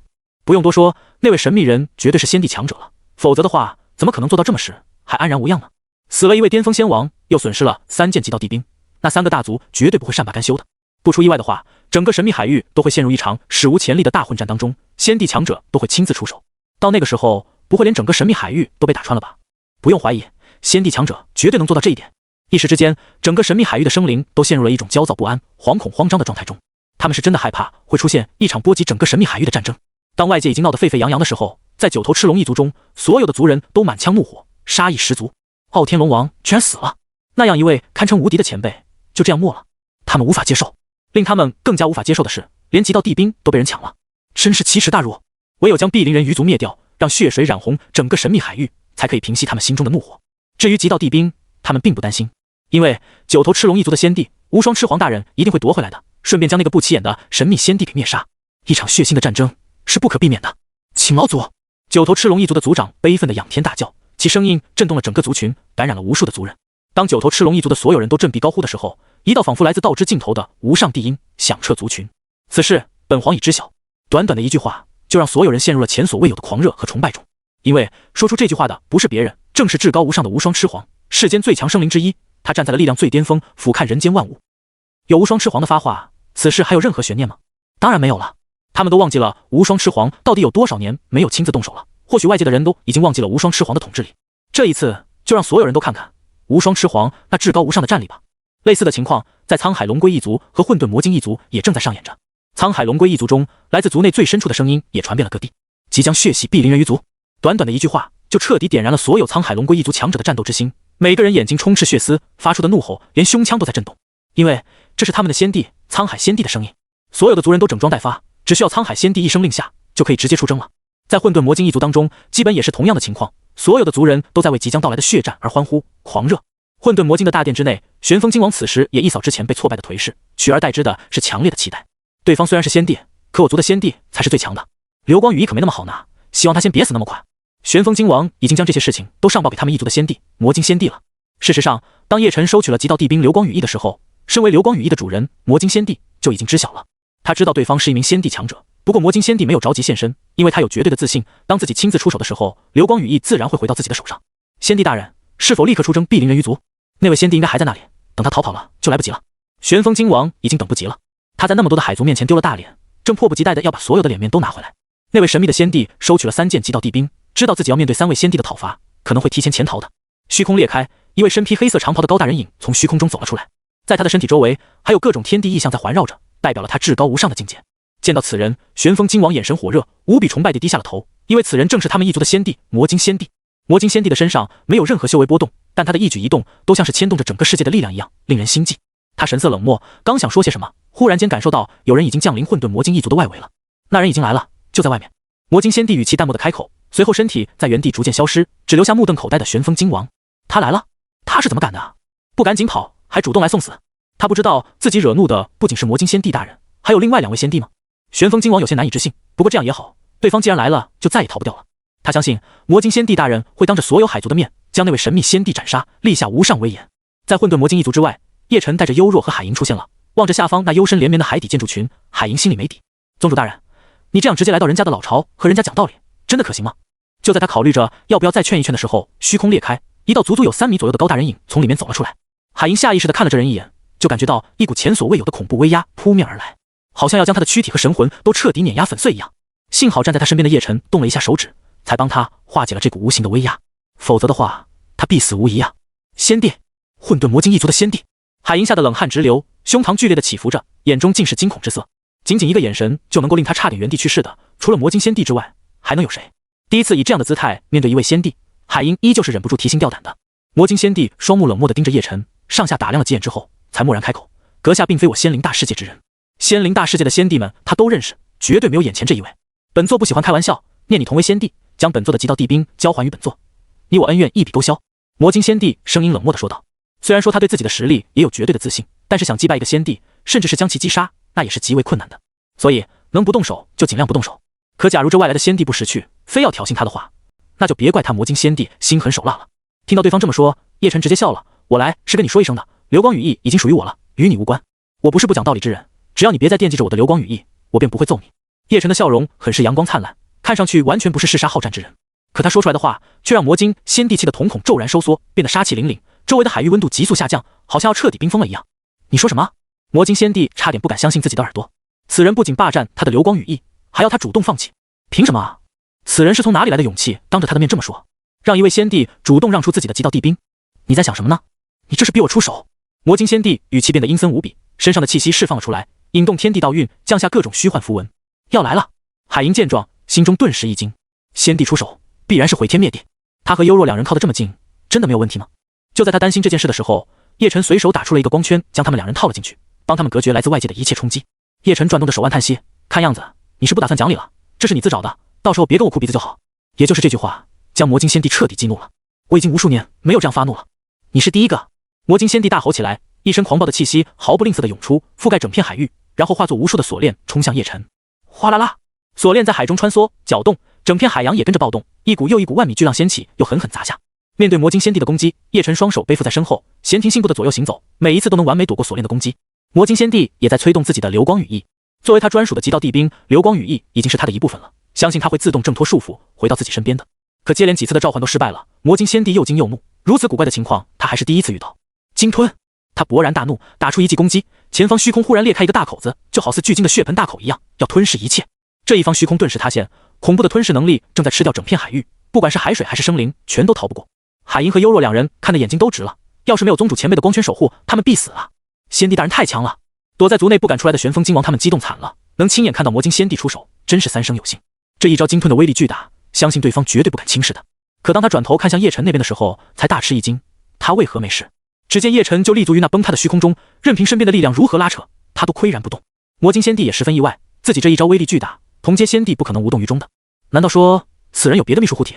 想到这里，他双手在虚空中划出几道轨迹，好像要演化大道一样，恐怖的力量凝聚而出，狠狠地打向叶晨。天空裂开，海洋翻滚，原本平坦的海底都因为这股先帝的力量而开裂。叶晨伸出一根手指轻轻一弹，刚才那狂暴的力量就烟消云散了，海面也重新归于平静，就好像什么都没有发生过一样。怎么会这样？这一次魔晶先帝真的惊了，甚至还有点恐惧。刚才那一击的威力他太清楚了，换成是仙灵大世界任何一位先帝在此都要认真对待的。对方为什么屈指一弹就彻底化解了？如此轻松的姿态让魔晶先帝心中大为忌惮，难不成对方的实力远远的凌驾在自己之上吗？不可能，本仙帝是无敌的，即便没有极道帝兵，本仙帝也可镇压一切敌。每一位先帝都有一颗无敌之心，这是对自己实力的绝对自信，是一种强大的气场。无论对手多么棘手，都必须相信自己一定能战胜对方，哪怕战至最后一滴滴血，也在所不辞。魔晶九斩，他也没有想到，这才开始战斗，自己就已经被逼到这一步了。魔晶九斩是他创造出来威力最大的攻伐秘术，哪怕对方的实力比他高，他也有信心用这一招将其重创。天地在震战，大海也像是感受到了魔晶先帝愤怒，海浪一波比一波高，无数的秩序神链显化，波及了整个神秘海域。这就是先帝愤怒的力量，整个无边无际的神秘海域全都笼罩在魔晶先帝的气息威压中。境界低的海族生灵们甚至都不知道到底发生了什么，为何自己会恐慌心悸呢？就好像有一双无形的大手在揪着自己的心脏一般，太难受了。而很多高境界的强者们立刻变了脸色，他们意识到这是极道力量，是先帝的气息才会凌驾在所有的生灵之上。有先帝出手了，是哪位先帝？知道接下来一定会有先帝之战的，没想到来得这么快。那个方向似乎是混沌魔晶一族，那就没错了，一定是传说中的魔晶先帝出手了。把所有的仙气都带上，用尽一切手段做好防护工作，这可是千载难逢的地战，要是错过了，绝对要后悔一辈子的。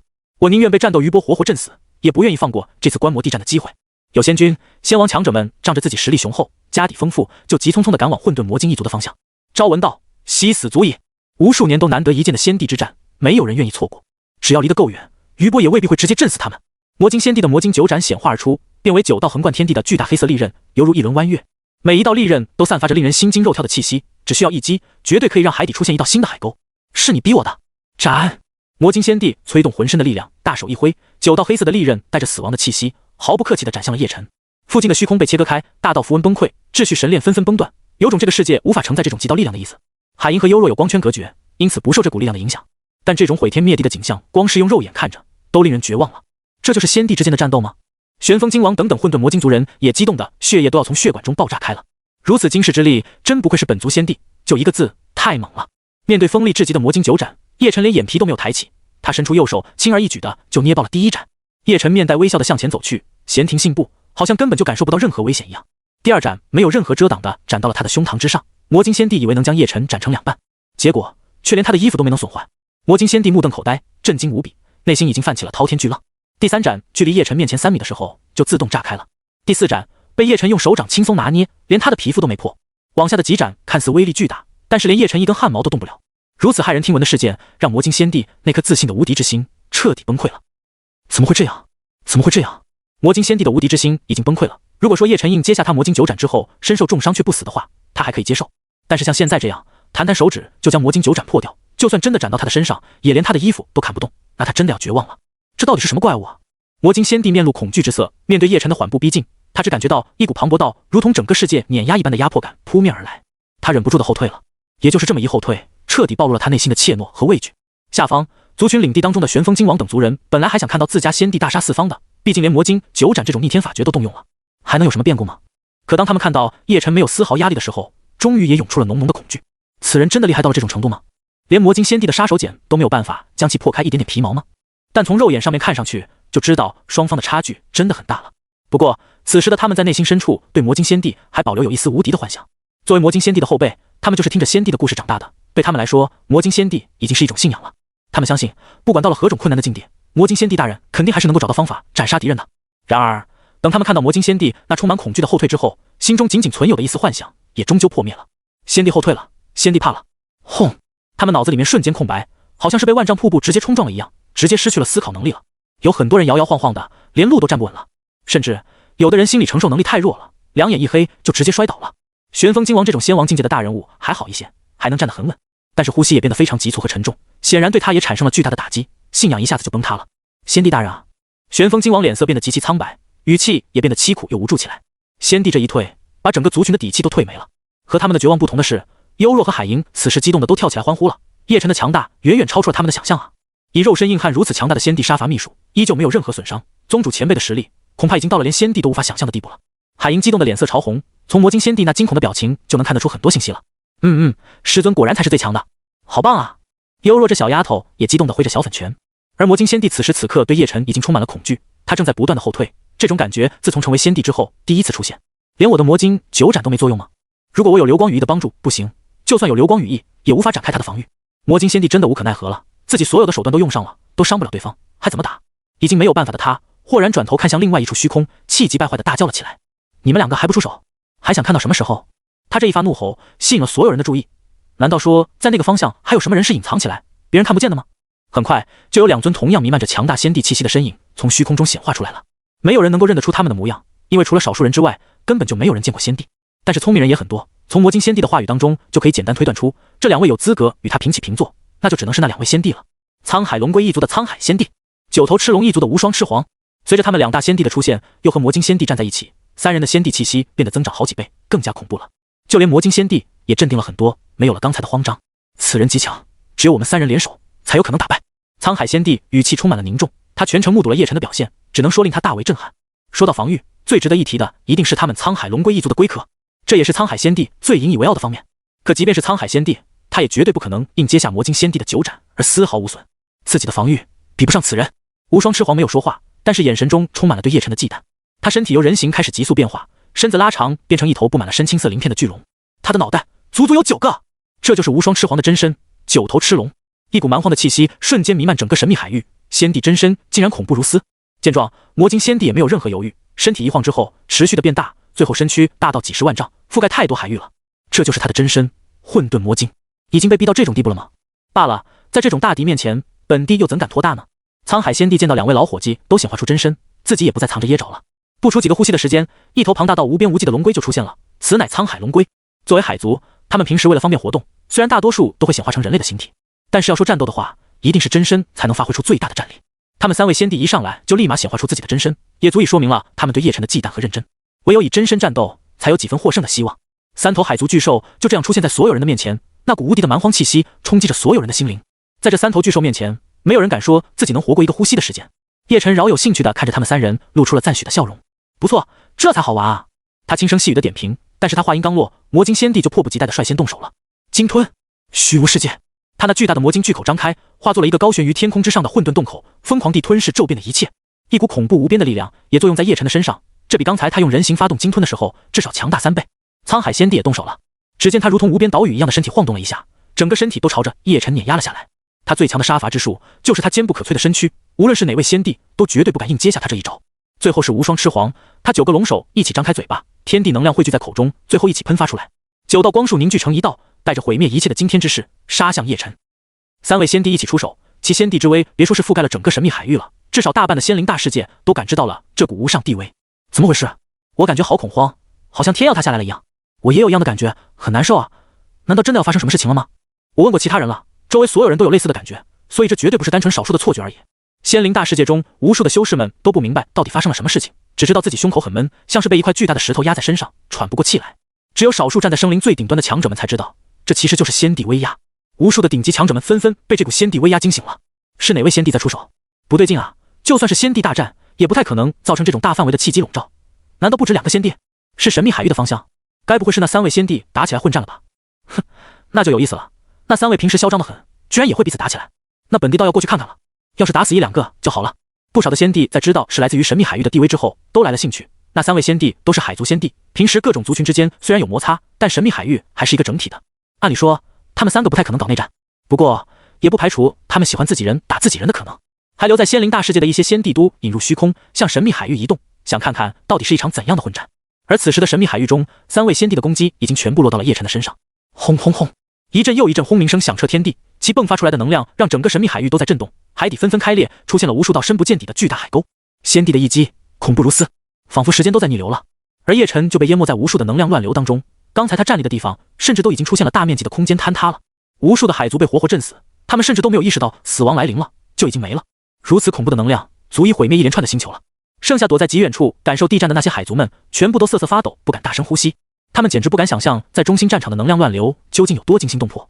别说是中心处了，哪怕仅仅是一点能量涟漪波及溢散过来，连仙王强者都要瞬间气化。承受了3位仙帝如此强悍的一击，那位仙帝就算再怎么厉害，也绝对不可能安然无恙了。这还用说吗？肯定是必死无疑啊！他太装了，3位仙帝前辈一起出手，凝聚了我们整个海族的力量，那人一定要死一死啊！我们的3位仙帝才是最无敌的。无数的海族生灵心中都有隐隐的期待，再怎么说他们都是同为海族，自然是更希望3位海族的仙帝镇压一切了。这下该死了吧？魔晶仙帝脸色极为阴狠和解气，自己丢的脸总算是找回来一些了。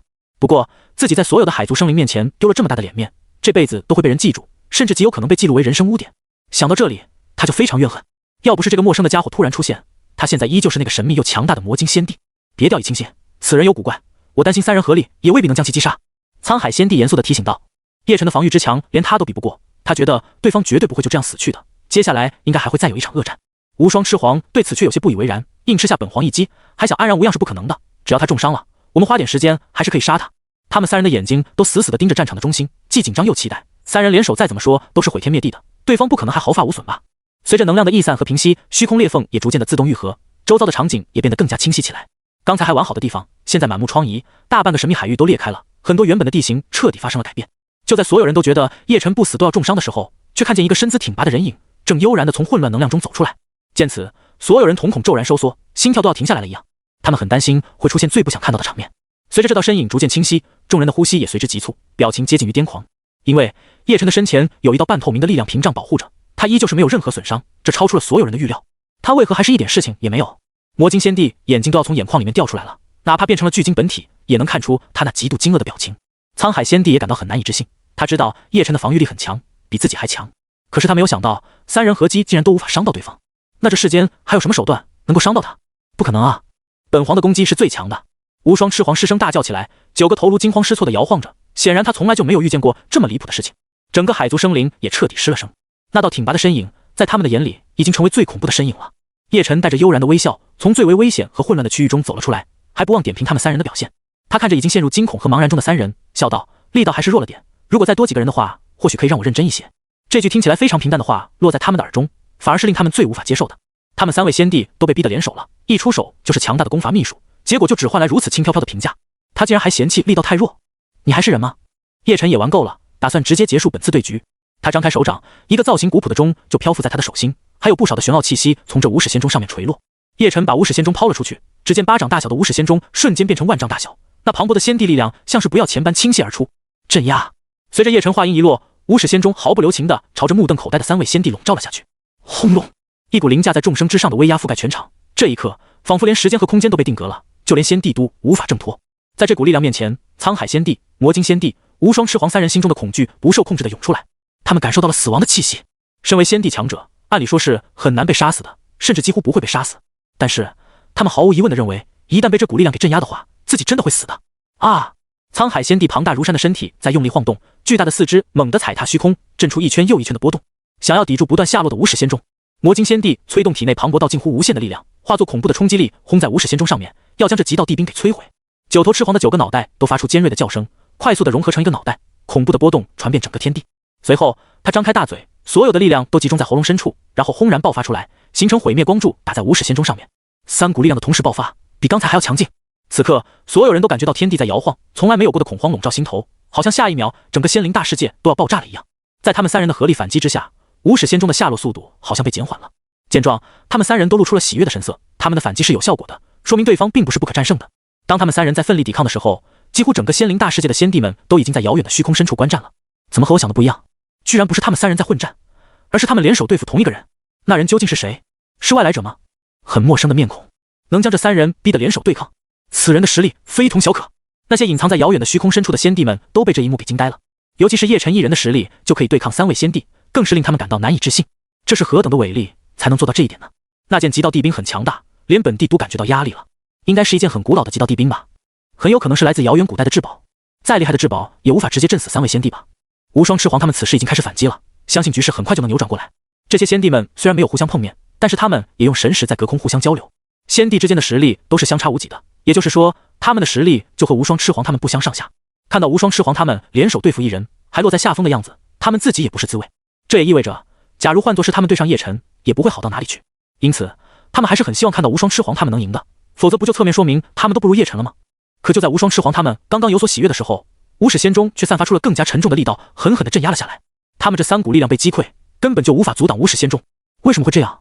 魔晶先帝再一次绝望了，自己已经手段尽出，能用的都用了，都开始拼命了，为何还是无法抗衡对方？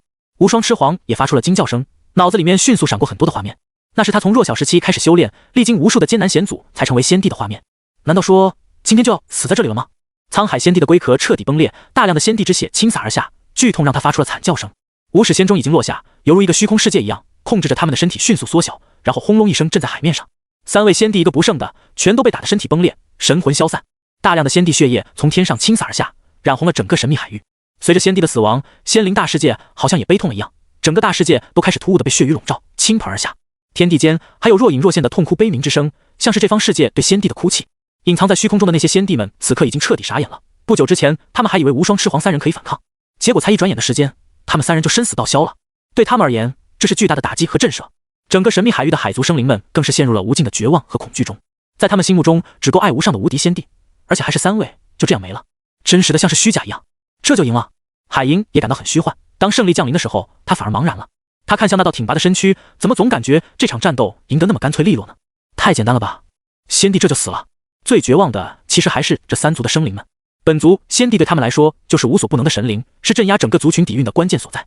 亲眼见证本族先帝的陨落，对他们的打击是巨大的，绝大多数的人都因为承受不住这个打击，直接晕死过去，神魂受损。无尽的恐慌笼罩在他们的心头，先帝都死了，他们还能活下去吗？这也导致很多的族人绝望之下纷纷自杀，丧失了生存的希望。其实他们不知道的是，叶晨对他们这些小喽啰一点兴趣也没有，更不会亲手灭杀他们3个族群。他们主要还是过不了自己心里那关罢了。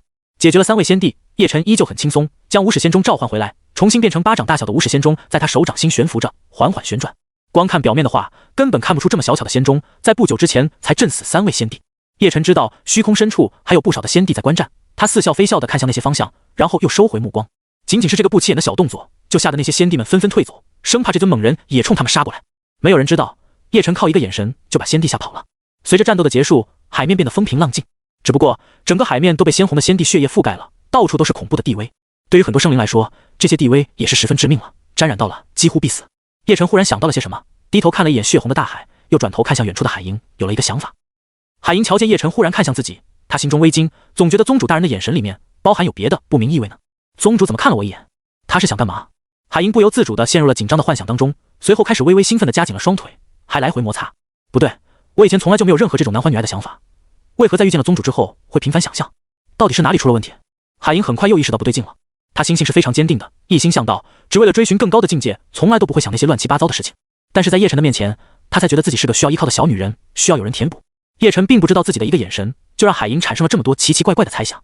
他将洒落在海洋中的所有仙帝之血都收拢了起来，刚才被染红的海面再次恢复干净。目的已经达到，叶晨带着2人回到了碧鳞人鱼族。仙帝之死在外界引起了巨大的震动，天地痛哭，血雨覆盖整个大世界。在听说3位仙帝全都死了之后，每一个人都无比的震惊，根本不敢相信这是真的。仙帝不是无敌了吗？仙帝不是站在所有生灵的最顶端吗？为什么还会死掉呢？而且那可是整整3位仙帝啊！这世间还有什么事情是3位仙帝都做不到的事？究竟又是哪位强者能灭杀3位仙帝？所有的疑惑都让人难以置信。随着消息不断的传播出去，越来越多的人都表示惊悚，原来仙帝也是会死的。不少的人还是不太相信，于是就找关系去联系那些在不朽家族、不朽皇朝、圣地中的人脉，看能不能证实一下。从这些不朽势力的强者口中，他们并没有得到确切的消息，只得到了一句话：此事不可过多讨论。有人问了好几个顶级势力，得到的都是类似的回应。他们心惊肉跳的，这句话看似没有回答，实则已经回答了。连不朽势力都不想去讨论此事，那不就说明了确实有仙帝陨落了吗？不然的话，直接说外界都是谣传不就行了？所以这也算是侧面回答了。等他们想多问一些细节的时候，那些圣地、皇朝、不朽世家的强者们就缄口不言了。最后还是其中一个圣地的强者说了一句更加惊悚的话：仙帝大人不允许我们讨论此事，你们别再问了。这句话直接让所有人震惊当场。是仙帝直接下令禁止讨论的？难道说连圣地的仙帝大人都对此事讳莫如深，才不允许讨论的？一桩桩疑问让笼罩世界的血雨充满了更多的神秘感和未知。为了追求真相，很多人都亲自去了一趟神秘海域，便惊讶地发现神秘海域已经大变样了，海水都下降了很多。为了弄清楚海水下降的原因，他们潜入海底，便看到了无数道巨大的海底裂缝。他们才明白，原来神秘海域的底部已经千疮百孔，到处都是新形成的海沟，天地间也残留着淡淡的仙帝之威，令人喘不过气来。这些细节都证明了，不久之前的神秘海域确实发生过了惊天动地的仙帝之战。叶晨他们自然不知道，外界已经掀起了惊涛骇浪，整个仙灵大世界的强者们都知道仙帝之死的事情了。就算知道了，他也不会在乎的。他在考虑一件事情，那就是要不要想办法把海鹰强行提升到仙帝境界呢？可是仙帝并非那么容易就制造出来的，就算他给足了资源和指点，最终还是要靠他自己的领悟才有一丝机会。还是说，等回到了荒仙大世界之后，再多派几个仙帝过来指导工作？叶晨心里想到，反正在荒仙大世界也不需要用到这么多的仙帝，哪怕只有他一人就足够了，剩下的可以外派工作，分管其他大世界的下属势力，这也是个办法。打定主意之后，叶晨就不操心此事了。他拿出了一团鲜红扭曲的能量，这股能量极为雄浑，一旦释放出来，绝对可以把半个神秘海域都炸没了。因为这是那3位仙帝血液中提炼出来的能量。海鹰，过来！叶晨的声音传到了海鹰的耳中，他不敢有丝毫怠慢，就赶紧出现在叶晨的面前，然后恭敬行礼。宗主大人，请尽情吩咐海鹰。海鹰面色潮红，这团能量你吃下去吧，对你的修行有好处，或许你能借此突破到仙帝境界也说不定呢。叶晨将这团能量送到了海鹰的面前，感受着恐怖的能量波动，海鹰吓得下意识地后退了好几步，生怕这东西崩在他的脸上。从这团能量里面，他真切地感受到了毁灭的气息，以自己的小身板，绝对挡不住他彻底爆发的。宗主，这是什么？我要直接吃下去炼化了。海鹰都傻眼了，就算他是巅峰仙王，号称仙帝之下第一人的巅峰境界，也不敢这么鲁莽啊。叶晨点头说道，没错，这是那3位仙帝的残留能量，里面还有他们的一些修行感悟。什么？竟然是他们的残留能量？海鹰惊讶地将这团能量小心翼翼地捧在手心，好奇地打量它。他不在乎能量，因为到了他这个境界，光靠吸收能量已经没有办法增长实力了。可是里面残留的仙帝修行感悟才是最珍贵的，或许他真的能从中领悟到什么，然后一举突破呢？谢宗主大人，海鹰这就炼化。海鹰用双手将能量圆球合拢起来，企图将其炼化，但是他却发现这东西很顽固，炼化起来相当费劲。你这样效率太低了，直接吃下去就好，我会帮你化解能量的冲击。叶晨无奈地摇头，他轻轻捏住海鹰的下巴，将其微微抬起之后，让海鹰乖乖地张开嘴来。当他窄小的口腔打开的时候，叶晨便用手粗暴地将东西塞了进去。呜！海鹰一下子瞪大了眼睛，只能呜呜地发出声音来。这一团仙帝能量实在是太庞大了，而且难以炼化，再加上海银的嘴巴确实小巧玲珑，用这种比较粗暴的方法塞进去的话，对他来说不是很好受。但修炼哪有舒服的呢？只有让你难受的东西才会让你更强大。宗主大人，不，海银才吞下去1/3，嘴巴里面就已经被精纯的能量充斥了，连说话都说不清楚。他眼神无辜地向叶晨求助，希望叶晨能稍微放慢速度，让他缓一缓。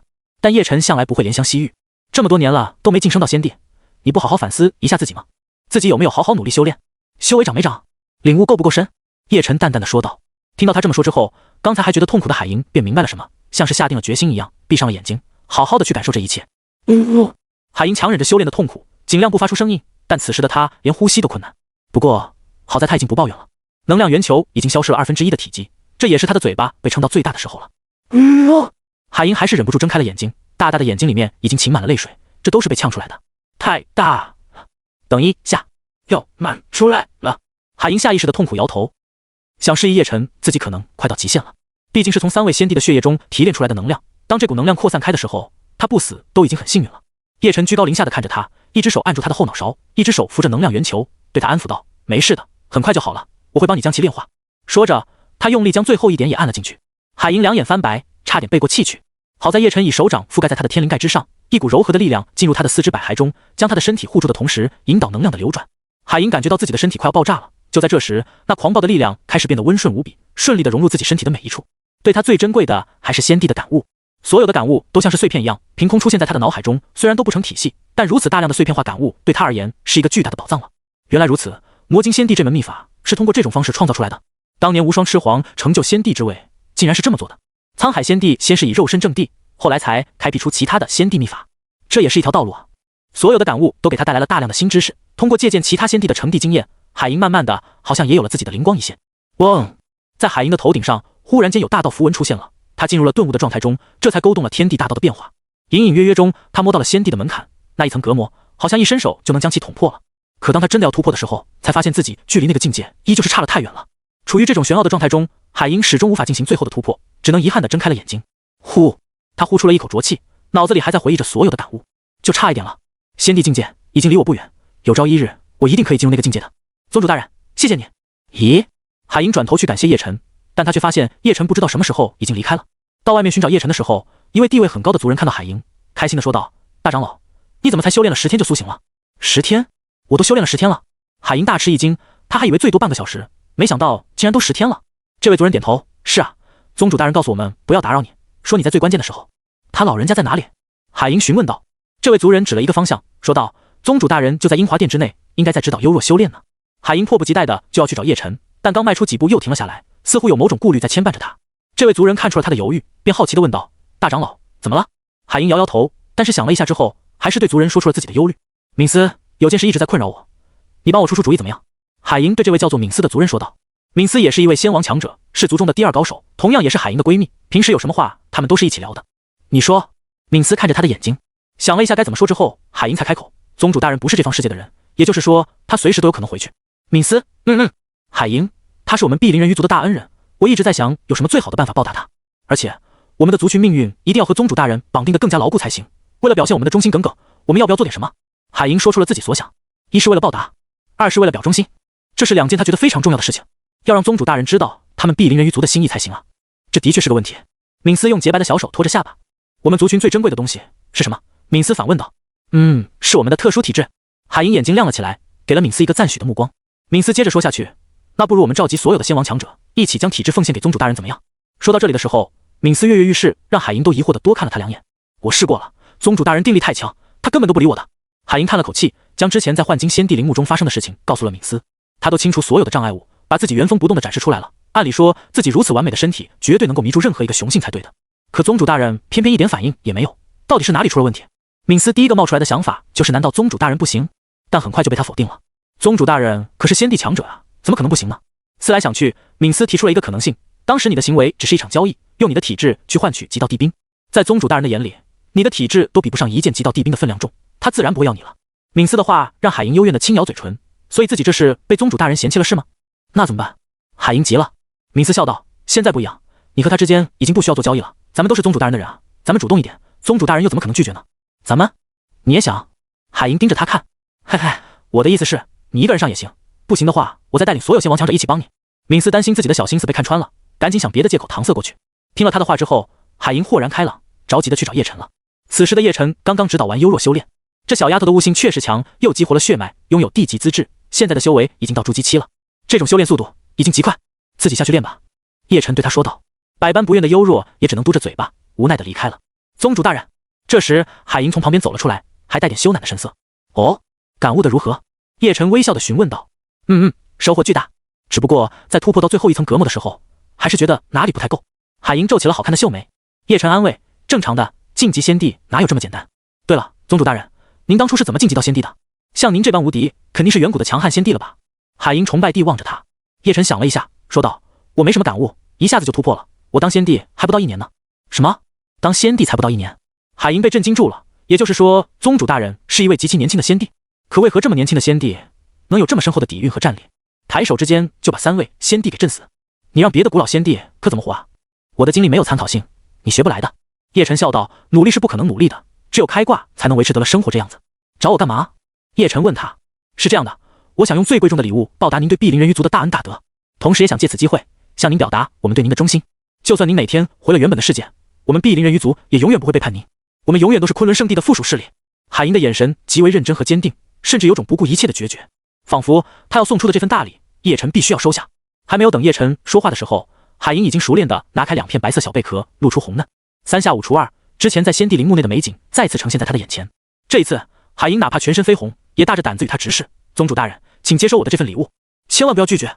叶晨上下打量着这幅完美的景象，也只好叹了口气。行吧，既然你3番2次都要如此，我若是一直拒绝，反而是对不起你了。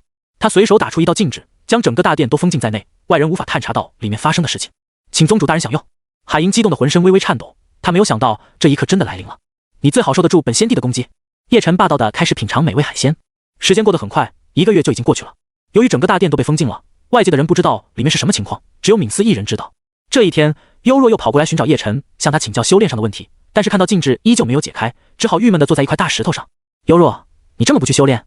闵斯刚好经过，就发现了闷闷不乐的幽若。幽若资质极好，连他都羡慕，不去修炼待在这里干嘛？闵斯长老，我师尊什么时候才会出来啊？听说大长老也在里面，是真的吗？幽若着急地拉着闵斯的手问道。闵斯想着该如何解释，幽若还太小了，根本不知道这些敏感的事情，他只好说道，没错，宗主大人正指导大长老修炼呢。你也知道，大长老的修炼到了很关键的时刻，不能被打扰的。听到这里，幽若才乖巧的点头表示理解，自己可不能打扰到大长老的修炼了。想到师尊的强大，幽若笑道，以师尊的能力，绝对可以更加深入的帮助大长老领悟大道治理。要是大长老能突破到仙帝，咱们也是有仙帝坐镇的族群了。闵斯灿烂的笑着点头，会很深入的。两人就这样待在外面聊天，时间又过去1个多月，闵斯一直都在外面指导幽若修炼，未曾离开。终于在这一天，一股无比强横的力量从里面爆发出来，硬生生的将禁制给冲开了。轰隆！这股力量破开海面之后，直冲天际，令神秘海域陷入了震动当中，惊醒了许多闭关中的老怪物。这是什么动静？该不会又要进行仙帝之战了吧？大战才刚结束没多久，能不能让人先消停？哎，要是再来一次仙帝大战，整个神秘海域都被打没了。我已经感受到仙帝的气息了，恐怕真是仙帝之战，赶紧躲起来了。我可不想被战斗余波弄死。所有的老怪物都无奈得很，上次的仙帝大战已经让他们陷入恐慌了，而今还没安宁多久，怎么又来了？不过他们失算了，这一次虽然是仙帝之战，可并非他们想象中的那种战斗，而是叶晨和海银之间的切磋。轰隆！随着这一道力量直冲天际，引起了整个神秘海域的震动之后，一道又一道的大道秩序神链凭空出现，并且在碧鳞人鱼族的上空垂落。那深奥无比的天地符文出现了，也随着秩序神链不断的垂落。这是一种非常难以理解的场景，它传达的是深奥晦涩的道韵，只有达到了巅峰的强者才有资格领悟的道理，那就是仙帝之境。随着无数的大道符文落到碧鳞人鱼族中，整个族群的人也激动地来到了幽若和闵斯的身边，一个个都惊讶地抬头观礼。所有人都看到，在那朦胧的大道浮光当中，有2道模糊的身影正在以各种奇怪的姿势深入交缠，像是在战斗，又像是在切磋修炼。轰隆！又是一阵震耳欲聋的轰鸣声响起，天空上出现了厚厚的结云，无数的雷霆在云层中如同真龙一样来回穿梭。雷霆剧烈的闪烁之后，顿时像是疯了一样，一道又道往下劈，令人目不暇接，根本就反应不过来。满眼都是雷霆，各种颜色都有，不同颜色的雷霆还具备不同的毁灭效果，每一道都令人感到心悸和惊恐。目睹无数的各色雷霆直接劈了下来，所有的族人脸都被吓得惨白了。在这种无差别的雷劫中，没有人能够幸免，就连仙王强者都是如同蝼蚁。幸好在这些雷霆准备落到族群中的时候，一道曼妙的身影从模糊的大道浮光中迈步冲天，他抬手间就勾勒出了深奥的道韵，仙光化成一片光幕，将这些雷劫都给拦了下来。海银此刻的体内充满了与众不同的力量，举手投足之间都蕴含大道治理，仿佛可以掌控一个世界一样。因为他已经成功的晋升到仙帝境界了。这道身影也被所有神秘海域的生灵们看到，他们呆呆的抬头望着，心中止不住涌出敬畏，然后下意识的跪拜。仙帝，是仙帝出现了，我海族又迎来了一位仙帝。不幸中的大幸，我们海族又有仙帝了，以后就算有别的生灵想欺负我们海族，也要掂量一二。神秘海域的海族们都激动了。3位仙帝的死亡令他们陷入了恐慌当中，因为失去了仙帝的海族很容易被外界的生灵盯上。如今有了新的仙帝之后，那些打算对神秘海域动手的强大生灵们都必须深思熟虑才行。海银城地的动静已经波及整个仙灵大世界了，最顶尖的那批强者早就感知到了，都探出神识观察海银城地的过程。在雷劫接连落下又被化解之后，天空上的劫云终于开始消散，这也意味着海银彻底正得仙帝之位了。他通体发光，血肉、筋骨，甚至连毛发都发生了本质的进化，浑身上下散发恐怖的威压。在无数族人激动的目光中，海银收敛了所有的地威，缓缓地落了下来。大长老，你终于成了！敏斯激动地捂着嘴哭了出来。他们碧鳞人鱼族现在就是整个神秘海域最强大的族群，没有之一。有仙帝和没有仙帝真的是两回事。所有的族人激动地哭泣。终于成了，多亏了宗主大人的深入指导，我彻底领悟了。海银提起叶晨的时候，对他充满了满足和感激。在这么长的时间里面，他全身心的投入，而叶晨也全身心的挖掘他的潜力。在相融的过程中，他不仅精神飞升了，就连躯体也得到了极大的滋润，这是双重的巅峰感受。活了这么多年，海银终于体验到了身为一个女子最美妙的享受。对了，宗主大人呢？海银四处张望，刚才他只顾着抵挡雷劫，都忘了注意叶晨去哪里了。敏斯打趣道：“还叫宗主大人啊？应该要改口了吧？”别人听不懂其中的深意，但海银一下就脸红了。他白了敏斯一眼，训斥道：“再胡说，我可要揍你了！宗主大人至高无上，即便我成为了仙帝，也没有资格高攀他老人家。”海银很认真地说道：“自己已经得到了宗主大人的恩赐，在他的帮助之下，自己成长了很多，对他而言已经是极大的恩惠了。正是这种成长，才让他一举突破到仙帝境界的。随着他成为了仙帝，不少的势力都来恭贺了，就连曾经对他们恶意最大的九头赤龙一族，也堆着讨好的笑脸，带着海量的资源上门。一时之间，碧鳞人鱼族成为了神秘海域的中心，无数强者纷纷赶来，只为求得海银仙帝一面。面对这种盛况，海银也毫不吝啬地开启道场进行讲道，为大家讲解一些修炼心得，解开大家心中疑惑。仙帝的三言两语，往往就能让那些强者们醍醐灌顶，恍然大悟，直接在道场之内突破的人都不在少数。此番做法，让很多原本只是畏惧海银的人对他产生了尊敬。他是唯一一个愿意公开讲道解惑的仙帝，对所有的海族都是莫大的好处。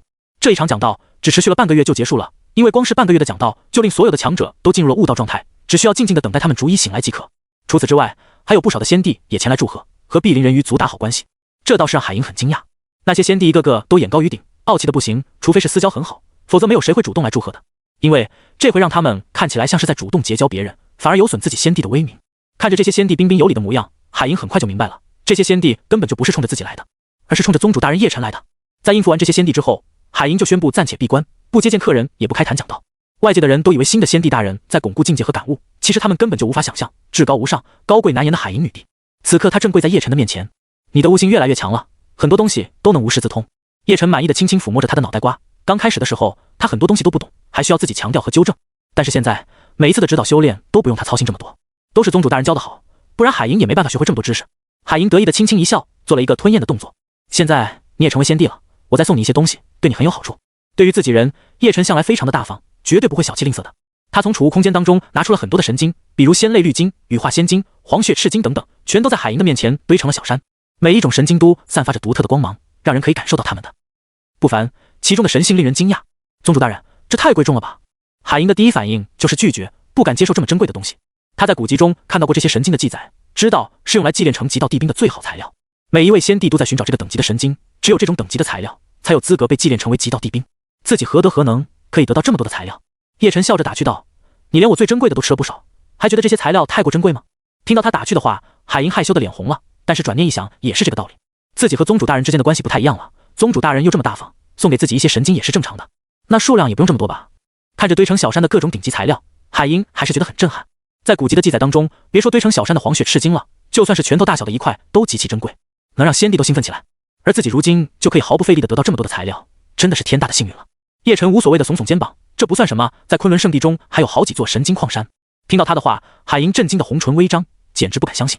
还有好几座神经矿山，听起来就很奢侈。他对昆仑圣地也充满了神往，不知道宗主大人的昆仑圣地是何等的繁华和强大。要是我也能去看看就好了。海银可怜巴巴地望着叶晨，意思已经很明显了，就是想跟叶晨回昆仑圣地。叶晨自然也知道海银心里的想法，不过他还不能将他带走。你如今刚刚成为仙帝，正是稳住大局的时候，你要是离开了，你的族群怎么办？要是让别的族群或者陆地上的生灵知道新晋仙帝不在这里，谁知道他们会不会对碧鳞人鱼族动手呢？叶晨分析道。海银明白这个道理，但是听叶晨直接说出来，他心情还是有些惆怅。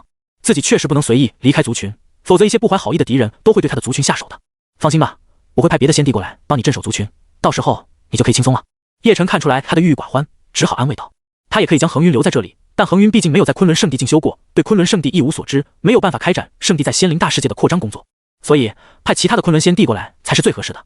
海银心中微微一喜，但还是撅着嘴巴问道：“那还要多久吗？”“就快了。”叶晨安慰他。他能够感觉到自己随时都可以连接剑木神树，打开世界通道，带几个人一起回去。世界通道也随着剑木神树的成长，在不断的变大坚固。等到剑木神树完全成长的那个时候，他带领整个昆仑圣地在无数个世界中来回穿梭都没有问题。不过看在他闷闷不乐的份上，叶晨还是打算给他多一些奖励。哎，罢了，你张嘴。嘻嘻，好。海银终于开心了。在碧鳞人鱼族又待了一段时间之后，叶晨准备返回昆仑圣地了。这一次他带了2个人，那就是恒云仙帝和弟子幽若。在碧鳞人鱼族内，无数的族人都在仰望他们3人，对叶晨依依不舍。是宗主大人的到来，才让碧鳞人鱼族变得更加的强盛。不必再送了，又不是一去不回。叶晨对海银他们说道，随后在他们的注视下，直接划开了空间裂缝，建立起和剑木神树的空间通道。嗡！巨大的漩涡之门出现了，浓郁的世界之力从里面散发出来，看进去幽深无比，不知道会通往何处。恒云仙帝看着这个世界之门，也十分惊奇。作为仙帝，他也精通各种手段，但是建立起2个世界的通道，简直闻所未闻。因为就算是最厉害的仙帝，也不可能直接在2个大世界之间建立通道的。谁知道2个大世界相隔多远？最多就是记住大世界的坐标，然后耗费大量的时间往哪个方向不断的赶路。反正仙帝的生命是无穷无尽的，多花点时间不算什么。在星空深处，他们也能不断的游历，经常也能碰上令他们都感到有兴趣的事情。走吧。叶晨牵着幽若的手，在海银等人依依不舍的眼神中，一步跨入了世界之门中。恒云也迫不及待地跟着进去了。直到他们都离开了，世界之门才关闭，就好像从来没有出现过一样。都回去修炼，不要辜负宗主大人对我们的期望。海银迅速收敛思念之情，脸上浮现出一股属于女帝的冷酷和高贵，无法想象曾经的他会在叶晨面前露出各种勾人的表情。他明白，碧鳞人鱼族作为昆仑圣地的附属势力，未来一定会起到巨大作用的。当昆仑圣地要在仙灵大世界扩张的时候，他们碧鳞人鱼族就是最好的护道者。因此他要在叶晨回来之前，给叶晨准备好一个巨大的惊喜才行。此刻的世界通道之内，叶晨3人正在穿梭着。幽若还太小，也没有什么见识，不清楚这条世界通道有着怎样的意义，他只知道好奇地打量着五光十色的通道。但是恒云仙帝就不一样了，从走进通道开始，他就无法控制自己内心的震撼。好稳固的通道，这究竟是怎么制造出来的？而且它的入口好像还不是固定的，而是按宗主的心意才打开的。恒云仙帝惊呆了，那岂不是说宗主就相当于一个人形的大世界入口？只要他想，随时都可以打开通道，前往另一个大世界吗？没有过多久，前面就出现了一抹亮光，他们知道快要出去了。嗡！随着越来越接近那光亮，他们都感受到了一股世界之力的震动，好像有一个门打开了一样。等到看见周围的景物时，他们才发现自己已经来到了一个陌生的地方。面前的一切都让恒云仙帝和幽若感到好奇。幽若就像是个好奇宝宝，眼中充满了惊奇。恒云仙帝的第一眼像是看了周围的景物，然后最令他在意的就是自己面前的这棵大树了。他们从通道中走出来，而这个通道竟然是长在这棵大树的枝丫上面的，这就让恒云仙帝怀疑人生了。这不是宗主大人制造出来的通道，而是原本就从这棵大树的枝丫上面长出来的。通道的另一端则是被宗主所掌控，所以他就可以随意打开世界之门了。恒云仙帝觉得自己弄清楚了，但是又没有弄清楚。首先，这是什么种类的树？为什么会有这种逆天的功能？他也算是在各个大世界游历过很久了，见识过很多不一样的东西，可如此神奇的大树，他真的是第一次见到。恒云仙帝张了张嘴，原本想问一下的，但转念又想到这应该是属于宗门机密，自己还是不要随便问的好。宗主虽然是个正常人，不会喜怒无常，但自己当下属的就要有当下属的样子。这里就是昆仑圣地了，以后你们都可以在这里生活和修炼。狠狠地吸了一口新鲜空气之后，叶晨笑道：“还是回到自己的宗门最舒服，连空气都是最香甜的。当然了，那也是因为昆仑圣地的天地灵气最为纯净和浓郁，这是任何地方都比不了的。这里就是我的宗门了吗？真的很不一样呢，好浓郁的天地灵气啊，比在碧鳞人鱼族的时候还要厉害。”幽若这个时候才惊觉一股股精纯的能量自动进入自己的身体，来回冲刷着，自己就好像身处于灵气潮汐当中一样。他感觉自己现在飘忽忽的，随时都要做出突破，不修炼也能持续进步的感觉，实在是太棒了。对于这浓郁的天地灵气，恒云仙帝自然也察觉到了，不过他已经到了仙帝境界，对于灵气倒不是很在乎。他看向别的地方，才是真的震撼了。那不是悟道茶树吗？怎么会这么茁壮？我在别的大世界见过一棵，也才半人高而已。恒云仙帝被悟道茶树给震惊到了，这玩意儿还能长这么高大？要不是亲眼所见的话，他都不相信这是真的。还有这湖水，完全就是灵池，里面蕴含的力量太精纯了。还有那些天才地宝又是怎么回事？这里全是宝贝啊！离谱，真是离谱！恒云仙帝快要疯了，怎么会有这么夸张的地方？全是一些让仙帝都眼红的天才地宝，居然有这么大一棵悟道茶树，真是不可思议啊！恒云仙帝来到悟道茶树面前，啧啧称奇。他刚要伸手摸一下叶子的时候，悟道茶树忽然间连根拔起，像八爪鱼一样飞奔到叶晨的身边。卧槽！恒云仙帝傻眼了，这什么玩意儿？还能自己跑的？叶晨忍不住笑了，哈哈，不碍事，恒云也是我们自己人，有什么可害怕的？得到了叶晨安抚之后，悟道茶树才放心，但是也不愿意靠近恒云仙帝。看着尴尬挠头的恒云仙帝，叶晨只好解释道：“这孩子是有点社恐的，以后混熟了就好了。”叶晨也注意到了，现在昆仑圣地已经多了很多人，足足有上万人，都是新晋弟子，其中甚至还有好几个新出现的地级资质。我不在的这段时间里，他们把事情办得也很漂亮。叶晨对此十分满意，这帮手下确实尽职尽责，这么短的时间就已经招收到了这么多优秀弟子了。就在他想出去看看的时候，一道带着体香的倩影忽然出现在他们的面前。好强！恒云仙帝汗毛炸起，看着这道倩影，眼神中充满了忌惮。从这道倩影身上，他感觉到了很危险的气息，此人的实力绝对在自己之上。恒云仙帝浑身僵硬，这个昆仑圣地也太离谱了吧？怎么感觉随便出来一位仙帝都比自己还强？这里该不会全都像是宗主这样的怪物吧？双儿，叶晨也有些诧异，鬼面女帝叶双儿怎么来了？而且虽然她还戴着狰狞恐怖的鬼面具，但她冰冷的气息却极为明显。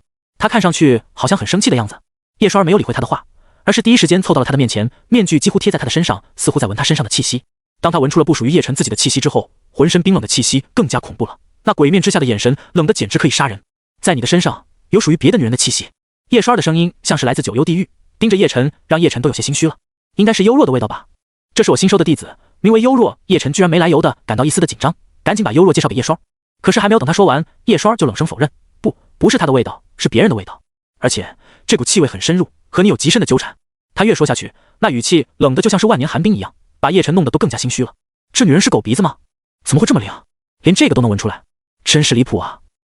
这叶晨不知道该如何回应了，神情很是尴尬。他也不知道叶双竟然可以闻出海银的味道来，女人都这么敏感的吗？他向恒云仙帝投去求助的目光，希望这个家伙可以帮自己一把。结果恒云仙帝居然转过视线，故意不和他对视，假装什么都不知道，差点把叶晨气死了。只有幽若这傻丫头完全没搞明白现在发生的事，她低头想了一下，然后恍然大悟，天真的笑了起来。这位姐姐，你说的会不会是海银大长老的味道啊？别说，完了！叶晨心都凉了一半。你这丫头就这么实诚吗？怎么什么都说啊？人家的车轱辘都碾压到你脸上了，你还在这里马卡巴卡。果然，在叶双儿听到了海银大长老这几个字之后，目光明显更加的冰冷，空气中的温度下降了至少几百度，冰晶都凝集好几层。他转头看向幽若，淡淡地道：“小妹妹，姐姐有些事想问你。”说着，他带着幽若凭空消失了。直到他的离开，恒云仙帝这才松了一口气，刚才凝固的气氛简直可以要人命啊！宗主，我被楷模呀！恒云还不忘无比崇敬地对叶晨竖起了大拇指。家里都有一个无敌女帝了，居然还敢在外面搞别的女帝？啧，宗主就是宗主。叶晨恶狠狠地瞪了他一眼。还好，至少现在没事，以后的事那就以后再说吧。去前广场看看吧，现在招收弟子的工作也快收尾了。叶晨叹了口气，只好先去看看收徒工作。在前广场，此刻已经聚集了上万人，这些都是刚刚招收进来的弟子，总共20批。从无数人当中经过严格的筛选，最后就选出这么点人，不得不说昆仑圣地的严格。负责此事的是副宗主凌空，凌空和一众长老就站在广场的高处，俯视下方所有的弟子们。每一位弟子都自信地挺起胸膛，想让长老们都看到这自己的存在。第一次开山收徒已经圆满结束，本次收徒参选人数众多，而在场的各位全都是人中龙凤，能进入昆仑圣地已经代表了你们的资质。副宗主凌空的声音传进了所有人的耳中，让每个人的精神都极为振奋。确实，能够进入昆仑圣地就已经很不错了，哪怕是进来当个杂役弟子，都比在外面别的宗门当核心弟子要好无数倍。这一点光从每月的待遇就能看得出来了。更别说昆仑圣地内灵气浓郁到了极点，哪怕天天都吸收灵气也很爽啊。进入宗门的身份不代表你们一辈子的等级，相反，我们很提倡宗门之内的各种比试。凌空朗声说道。此言一出，所有的弟子们都骚动了起来，个个都交头接耳的。凌空继续说道：“我们会设立几个榜单，只要你们能够登上榜单，都会有相应的奖励。比如杂役弟子有乾隆榜，外门弟子有天骄榜，内门弟子有妖孽榜。凡是上榜前100之人，都会得到丰厚的奖赏。”凌空发布了3个榜单，这对所有的弟子来说都是巨大的激励。没有人会放着奖励不要的，可如果想要的话，那就努力修炼吧。只有超过别人，才能让自己出人头地。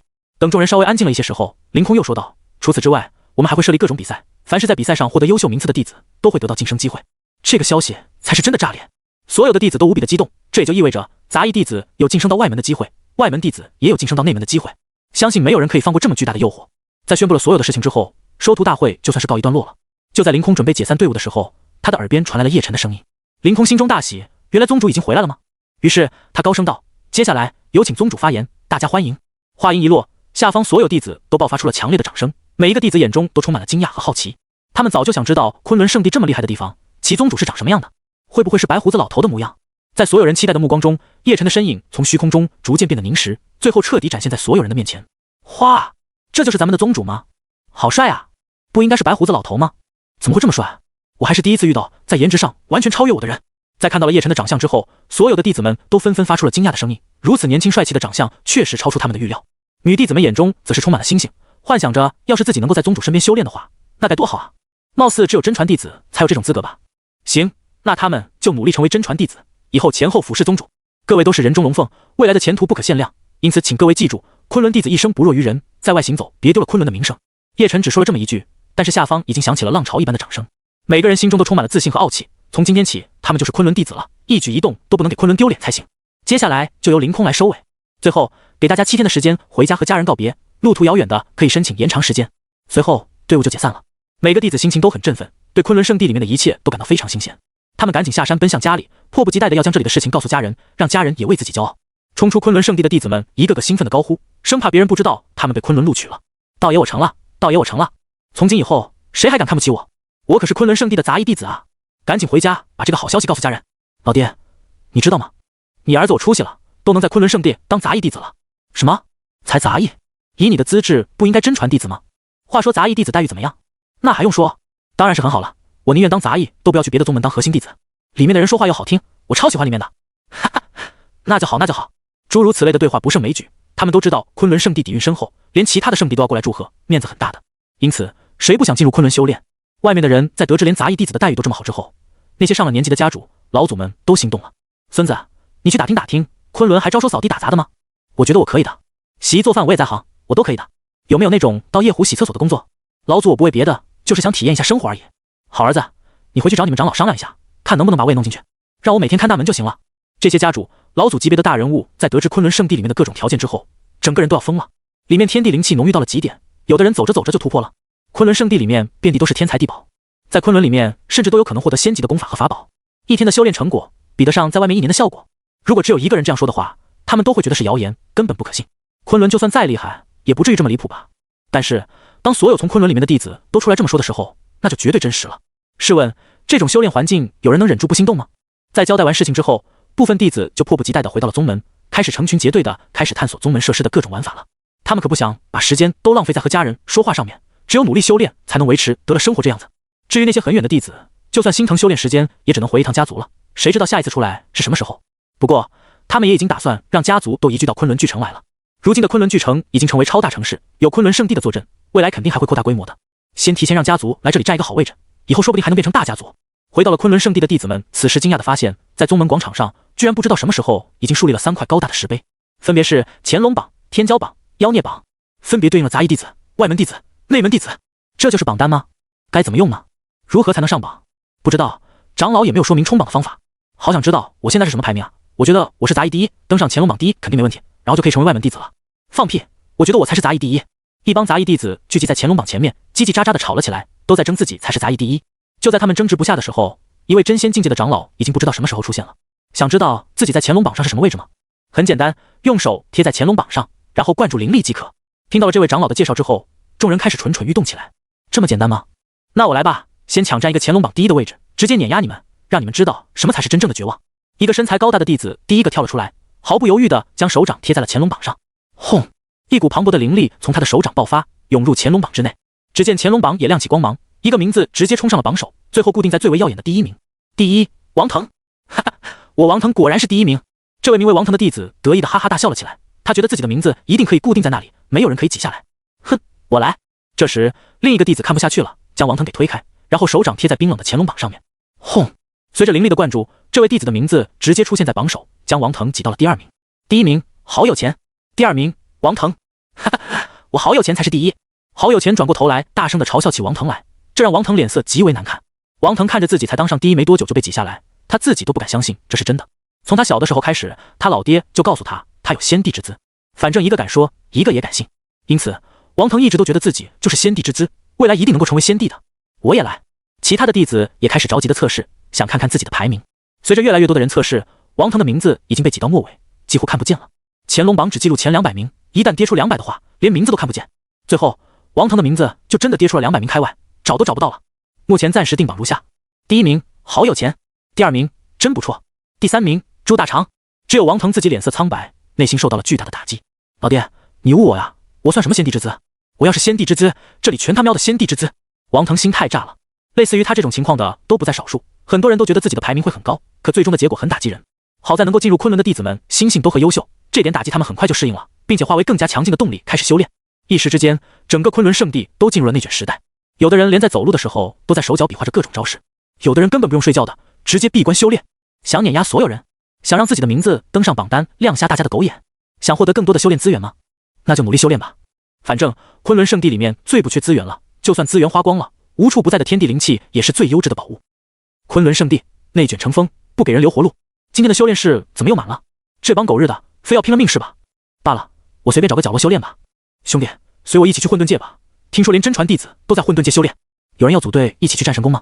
听说那里可以酣畅淋漓的战斗，我的大刀早已饥渴难耐，我最缺乏的还是各种厉害的法诀。等我去一趟藏经阁，半个月后一定能惊艳你们所有人。修炼的、冲榜的数不胜数，在内门的妖孽榜前面早已聚集了一群天才。当前最受瞩目的内门弟子一定就是苏灵韵了。苏灵韵本身底子就比所有人都要好，而且又是绝色美女，不管她出现在哪里都一定是众人的焦点。不知道苏美女能冲到第几名？我猜应该是第1名吧。那还用说，肯定是第1名啊。我们现在最后希望晋级到真传弟子的就是她了。众多的男弟子都围在苏灵韵的身边，一双双眼睛都充满了爱慕之情。在众人的注视下，苏灵韵将手贴在妖孽榜上，开始调动灵力。随着一阵轰鸣的出现，她的名字也直接出现在第1名。第1名，苏灵韵，内门第一天骄，真是名不虚传。看到自己的名字出现在榜首，苏灵韵并没有太过激动，因为在她看来，这是理所应当的事情。苏美女太厉害了，直接登上榜首了。不出我所料，她确实有这个资格和实力。她是当之无愧的内门第一天才。周围的男弟子们纷纷送上各种彩虹屁，想要通过这些花言巧语，在苏灵韵的面前露露脸。像她这样完美无瑕的大美女，谁不想得到？可是苏灵韵对于他们的献殷勤反应很冷淡。灵韵，你给我带来了很大的压力，不如我们一起去混沌界修炼如何？一起督促，一起进步。一个长得非常帅气的男弟子走到苏灵韵的面前，笑容阳光，尽情地展现出自己的帅气和魅力。他坚信以自己的颜值，想要在苏灵韵这里讨得几分好感，肯定是没有问题的。可令他诧异的是，苏灵韵仅仅是看了他一眼，就更加没兴趣了。你要是有宗主这么帅的话，我或许还会对你有些兴趣。苏灵韵一眼就看穿了他的心思，淡淡的摇头说道。此言一出，这个男弟子的脸瞬间就垮了。你拿谁和他比较都行，为什么非要拿宗主出来欺负人啊？论颜值，昆仑圣地上下又有谁能够比得过宗主？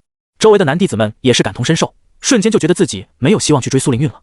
在颜值上达到宗主的水平，我们倒是想啊，哪怕只要有1/10就足够了，可惜没有啊。就在这个时候，混沌界那个方向忽然之间传来了一阵非常惊天动地的轰鸣声，一股金色火焰冲天而起，化为火焰天地的虚影。无尽的火海直接在空中铺开，一道人影隐约可见，正在火海中盘腿修炼。那是真传弟子，能将火焰修炼到这种程度的，该不会是那位大弟子吧？一定是的，大师兄慕言，就是他。他经常在混沌界那边修炼，是他没错了。看这情形，是要突破了吗？那无尽的金色火海引起了众人的注意，知道是慕言之后，他们纷纷停下手边的事情，惊讶地看了过去。轰隆！只见慕言身处于金色的火海中，体内的力量不断的暴涨，随后就冲到了化神期巅峰。他该不会是要冲击炼虚期了吧？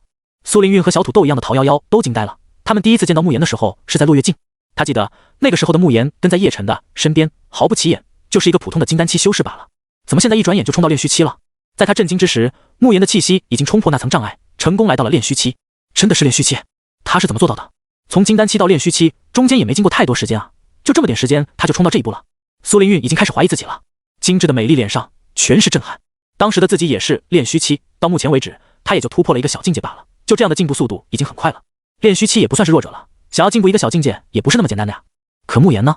从金丹期到元婴期到化神期，如今又到炼虚期，横跨了好几个大境界，他究竟是如何做到的？可是令他震惊的事情还没有停止。慕言在突破了炼虚期之后，上升的势头依旧没有减下来，而是一直往上冲，直到冲入炼虚境3重之后才勉强停了下来。随后漫天的金色火海被他收入体内，然后他点头向新来的弟子们致意，便消失了。待他消失了好久之后，所有的新弟子们才爆发出了热烈的哗然声，心里面充满了敬佩和震撼。这就是大弟子吗？突破怎么跟喝水一样简单啊？还让不让人活了？我不会是出现幻觉了吧？怎么人家是好几个小境界一起冲的？炼虚期这么好突破？我家老祖曾经失败了30次才勉强成功的。所有的新弟子们都惊呆了。苏灵韵更加震惊，因为他太清楚慕言在这么短的时间里到底跨越了多少个大境界了。这才是真的超级天才吗？他是真的是被打击到了。他这个所谓的内门第一天才，在慕言面前真的差得还远啊。就在慕言突破结束没有多久，战神宫那边又爆发出了一股强烈的剑意，所有弟子的佩剑都受到了影响。是苏剑师兄，他不会也要突破了吧？是化神期，他要冲入化神期了。我靠，这些真传弟子都疯了吗？约好了一起突破是不是？苏剑师兄怎么也顺畅的跟喝水一样，直接突破到化神期，而且还冲到了化神2重。所有新来的弟子都陷入了怀疑人生的状态中。这就是真正顶级天才的恐怖吗？先是慕言，然后又是苏剑，他们两个人的突破已经给新来的弟子们带来太多的震撼了。别人的突破都是费尽千辛万苦才突破一个小境界的，他们怎么一下子就冲破好几个境界？我们才刚进来，就给我们这么大的打击吗？该不会说这个才是昆仑的标准吧？忽然之间压力好大，慕言师兄和苏剑师兄肯定是给我们树立榜样的，大家的意志不要因此消沉啊，赶紧努力修炼。不少的弟子们都被打击到了，不过也有很多的弟子受到了鼓舞，变得更加的疯狂，一定要卷死这帮狗日的。师姐，苏剑师兄不就是之前在落月境的那位至尊剑骨的天才吗？陶夭夭神情呆滞，他有些无法将当初的那个青涩少年和现在的化神强者联系起来。苏林玉内心大为震动，当初他见到苏剑的时候，他刚在宗主的帮助下觉醒至尊剑骨，修为也才筑基期而已。可现在才过去多久，他怎么就到了化神期了？这种天赋太恐怖了。不对，不全是天赋的原因，更大的原因是昆仑的修炼资源太好了，尤其是他身为亲传弟子，根本不缺少任何资源。真是好恐怖的宗门，比一般的圣地强大太多了。苏林韵心中暗道，之前小月带着他们逛昆仑圣地的时候，他就已经被震惊一遍又一遍了。落月圣的根本比不上昆仑圣地啊！幸好自己现在也成为昆仑的一员了，嘻嘻。在接下来的1个月里面，昆仑的弟子们接连突破，各种榜单的名次也不断的变换，可谓是天才辈出，一个比一个猛。而弟子们近乎发疯的内卷，也让副宗主凌空意识到了一个问题，那就是谁来打杂？按照原来的安排，杂役弟子是负责打杂和修炼的，但现在杂役弟子也全身心的投入修炼当中了，这就导致没人干杂活呀。于是乎，凌空赶紧把这个漏洞上报叶晨，看叶晨要如何解决。叶晨很快就给出了解决方案，那就是再多招收一批打杂的，专门打杂，在宗门内的地位是最低的。属下这就去办。凌空退下去之后，便对外发布消息，说昆仑圣地要额外招收一批干杂活的，有想法的可以来报名。此消息出去之后，之前那些落选的人们都纷纷席卷重来，势必要进入昆仑圣地谋求职位。上次我倒在了第一关，这一次我一定要进去。当个打杂的要求总不能比当弟子还要高吧？以我的素质和能力，当杂役弟子不行，但是当个打杂的还不是绰绰有余？你们没看通知吗？人家有最低要求的，修为至少都要化神期才能进去打杂。什么？你再说一遍，让化神期的进去打杂？疯了吗？一个打杂的而已，要求这么高？化神期那都是很多家族老祖级别的人物了，真的会来当打杂的吗？当人们得知昆仑圣地招人的具体通知之后，都被这一条标准吓到了。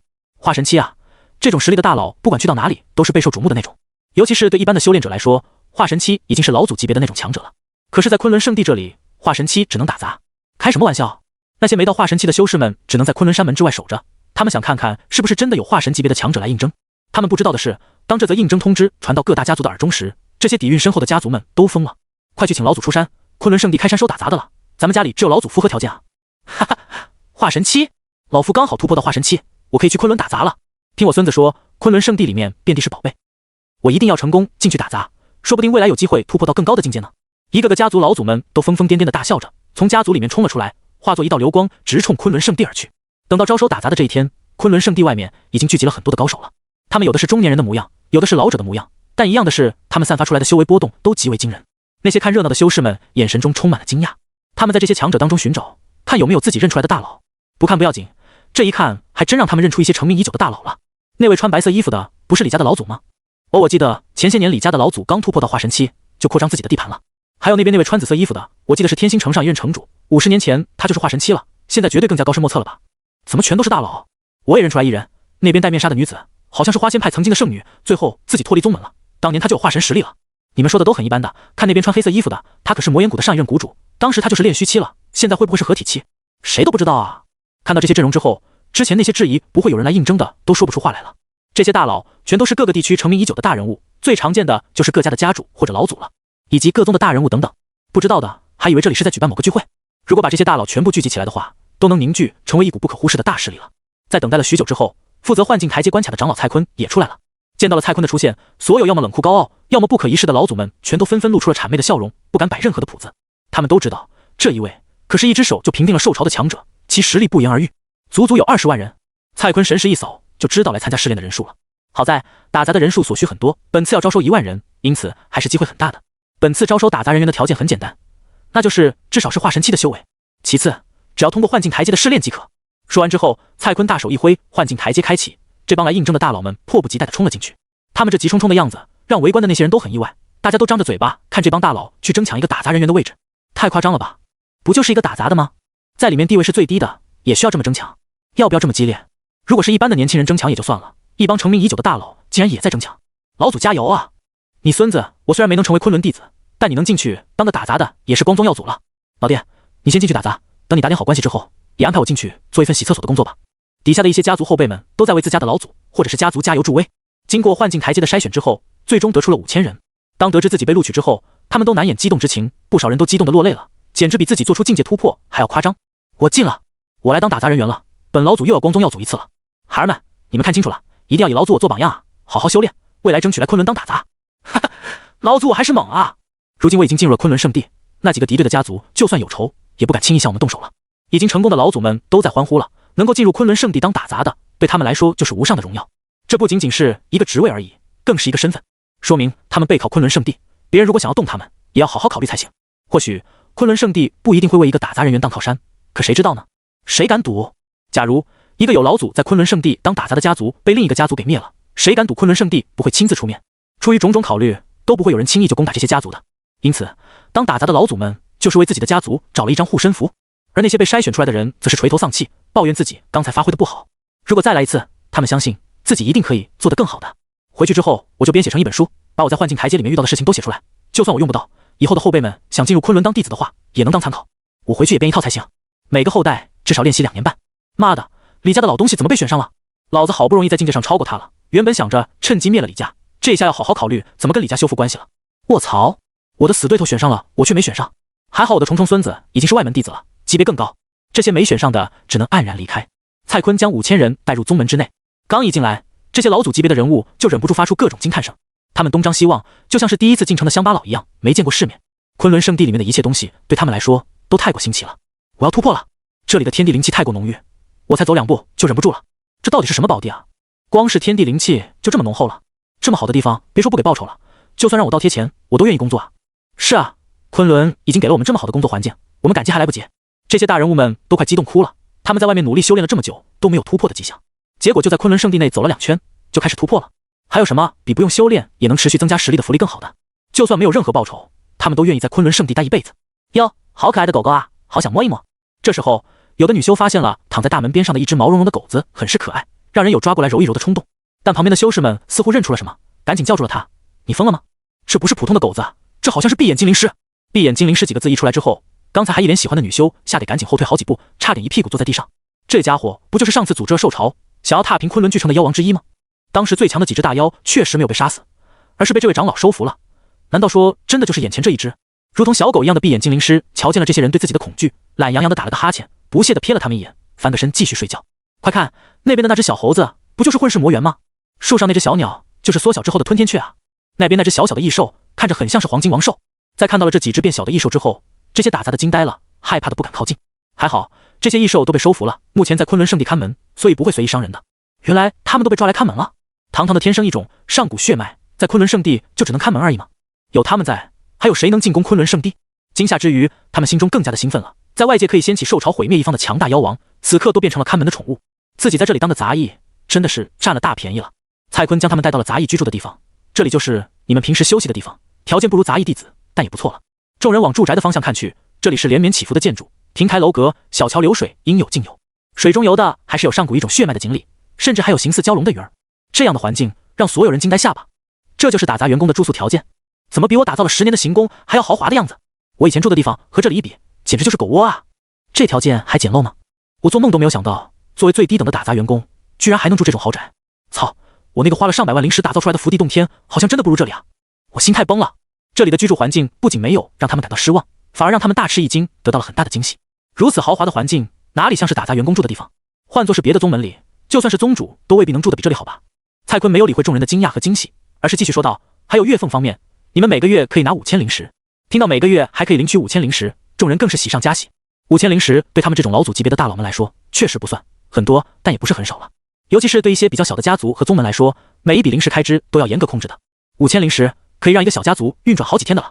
让他们感动到差点哭出来的是，他们能进入昆仑圣地已经很荣幸了，是祖坟冒青烟的事情，还能住在这么好的地方。没想到竟然还有5000灵石可以拿，这不就相当于拿着工资享受人生吗？至于打杂能花几个力气？有了这批打杂的老祖之后，就连杂役弟子们都可以尽情的投入修炼中了。这一批新弟子的修炼进度可谓是一日千里，比在外面的时候快了不知道多少倍。乾隆榜、天骄榜、妖孽榜的排名也是不断的轮换，各个天才卯足了劲要让自己的名字上榜。而真传弟子这边，除了慕言和苏剑突破了之外，璎珞、秦浩然、陈玄北、韩立、叶帆等人也纷纷做出了突破。目前子欣、子月2个双胞胎小姐妹最近的进度比较慢，已经赶不上其他的师兄师姐了。对于这个问题，他们2人也很是苦恼，于是只好来求助师尊了。师尊，我们最近遇到了问题，不知道该怎么修炼下去了。一直都没有进步，已经1个月没有突破1个小境界了。姐妹俩一脸的苦恼，不过她们的话要是被外面的人听到的话，估计要被气死了。才1个月没有突破，就搞得这么严重了吗？人家别说1个月都突破不了1个小境界了，就算几年都突破不了，那也是很正常的事情。他们都没哭诉呢，你们怎么就急了？是吗？我来看看。叶晨也皱起了眉头，作为他的弟子，1个月都突破不了1个小境界，确实有点垃圾了呀。传出去被人笑话怎么办？子欣和子月两人经过这段时间的修炼之后，他们的身体无瑕无垢，极为纯净，宛若透着仙光的玉髓一样美丽。而且他们也不是刚捡回来的那个瘦小的样子了，如今的他们身材初具规模，平坦的土地也变成了小山丘，隔着薄薄的衣服也隐约能看到山丘之巅。都是什么问题？说来听听。叶晨将他们带到跟前，询问道。姐姐子欣犹豫了一下，然后才鼓起勇气说道：是这样的，每次我修炼的时候，心思都会莫名其妙的变得混乱，像是被干扰了一样。俺也一样。妹妹子月认真的点头。还有这种事？你们先演示一遍，我来找找原因。叶晨摸着下巴，随后2个小丫头盘腿而坐，开始进入了修炼状态中。刚开始的时候还很正常，两人都能修炼，但不久之后，他们就传出了奇怪的声音，脸上也浮现出了痛苦的神色。看着他们这奇怪的模样，叶晨也有些呆，这是什么情况？但是没过多久，他就从两人的身上感受到了一股相连接的气息，这股气息同根同源，十分奇妙。原来如此，叶晨摸着下巴，他明白了。他将两人唤醒，然后告诉他们问题的根源：你们是双胞胎，这种特殊的血缘关系让你们两人之间会产生奇特的思维联系，这就会导致一件事，当子欣修炼的时候会受到子月的干扰，反之亦然。你们两人同时修炼的时候，每个人对修炼的道路和感悟都不一样，因此也会互相干扰。长久以往的话，你们就会陷入混乱当中，无法再专注于自己的修炼了。听到叶晨这么说之后，2个小丫头都很忧虑，双胞胎的血脉关系竟然还会造成这种影响。可是那该怎么办呢？他们的双胞胎关系又不可能改变了。师尊，那我们岂不是都没有办法修炼了？子欣担忧地说道。我和姐姐总不能斩断血脉关系吧？子月嘟着嘴巴，不知道该如何是好。叶晨也是第一次遇到这样奇怪的情况，他想了一下，然后将手伸入一个虚空裂缝中，拿出了2份卷轴。这2份卷轴是他从藏经阁里面拿出来的，都是地级法诀。想要解决的话，有2种办法。第一种就是修炼这份太上斩情诀，将你们两人之间的心灵感应给斩断，如此一来就不会互相影响了。叶晨将第1份卷轴递给了他们。太上斩情诀并不会斩断他们之间的血脉联系，但是可以切断两人之间的情感链接，令那种冥冥中的心灵感应消失。师尊，修炼了这份功法之后，我会忘记姐姐吗？妹妹子月可怜巴巴地询问道。子欣也显得很是紧张，如果代价是让她忘记自己的妹妹，那她宁愿不要修炼。叶晨揉了揉2个丫头的小脑袋，解释道：自然不会了，不过你们之间的情感会削弱很多，大概等同于普通朋友，而不是亲姐妹。啊？2个丫头显然都有些难以接受。那第2个方法是什么？子欣迫不及待地询问。叶晨说道：第2个方法就是一起修炼这份玉女冰清诀，只要修炼到高深境界，你们的心灵感应不仅不会互相干扰，反而会成为彼此的共同收获。听到他这么说，2个小丫头虽然还是听不太懂，但听起来比第1种方法好太多了吧？至少不用斩断情感。师尊，细说细说。2个小丫头异口同声的催促，她们就像是2只小猫咪一样，凑到叶晨的面前，眼神亮晶晶的。玉女冰清诀会强化、加深你们的情感联系，甚至达到了感同身受的程度。比如说，我饶子月的痒痒，子欣也会感应得很清晰。最大的好处还是彼此的感受不会互相干扰，所以子欣的修炼经验可以成为子月的经验，反之亦然。听完叶晨的介绍之后，他们已经迫不及待的要修炼这门功法了。等修炼成功，他们的境界绝对会一飞冲天的，因为一个人修炼就等于另一人也修炼，完全可以实现1+1大于2的效果。师尊，我们就要修炼这个功法了。俺也一样。他们喜上眉梢，开始央求叶晨教他们这门功法。将功法内容传给他们之后，2个丫头就开始尝试修炼了。他们的资质都很高，很快就入门了。子欣和子月闭着眼睛彼此相对坐着，他们感觉到自己可以清晰地感受对方的感受，而且没有之前那样的干扰了。叶晨也有些好奇，双胞胎之间的心灵感应真的有那么强吗？他想了一下，凑到妹妹子月的面前。我要是挠她脚底板，姐姐子欣会有感觉吗？叶晨慢慢地脱掉子月的鞋子，然后轻轻地将她的袜子也脱了。正在修炼中的子月皱起了秀眉，似乎有些感应，而子欣这边竟然也同样的皱起了眉头。真的有感应啊！叶晨加大力度，用手指在子月的脚底板轻轻挠着，轻微的瘙痒让子月难受的勾起了脚趾头。哎呀！子欣也叫了起来，还下意识的晃动脚丫，想要躲开叶晨的攻击。叶晨觉得十分有意思，又忍不住捏捏子月的小脸蛋。子欣那边竟然真的也不悦的嘟起了嘴巴。他们的感受真的是相通的，有趣。叶晨轻笑一声，也没再骚扰他们了，而是让他们自己修炼。在解决了这个问题之后，她们姐妹俩气息不断的攀升，迅速变强。叶晨大手一挥，就将她们送回去了。此时空间一顿扭曲变换，一道亮丽的倩影从里面走了出来，正是鬼面女帝叶双。叶双此时并没有带着狰狞的鬼面，那张精致到让人感觉不真实的容颜，只看一眼就能让人沉沦。看到叶双忽然出现，叶晨心中就咯噔一声，有些不好的预感。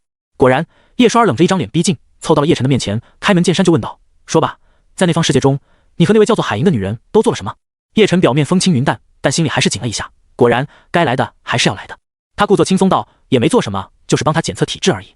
听到这个陌生的名词，叶双儿露出了疑惑的神色。检测体质是什么意思？说起来就是很难用言语去解释。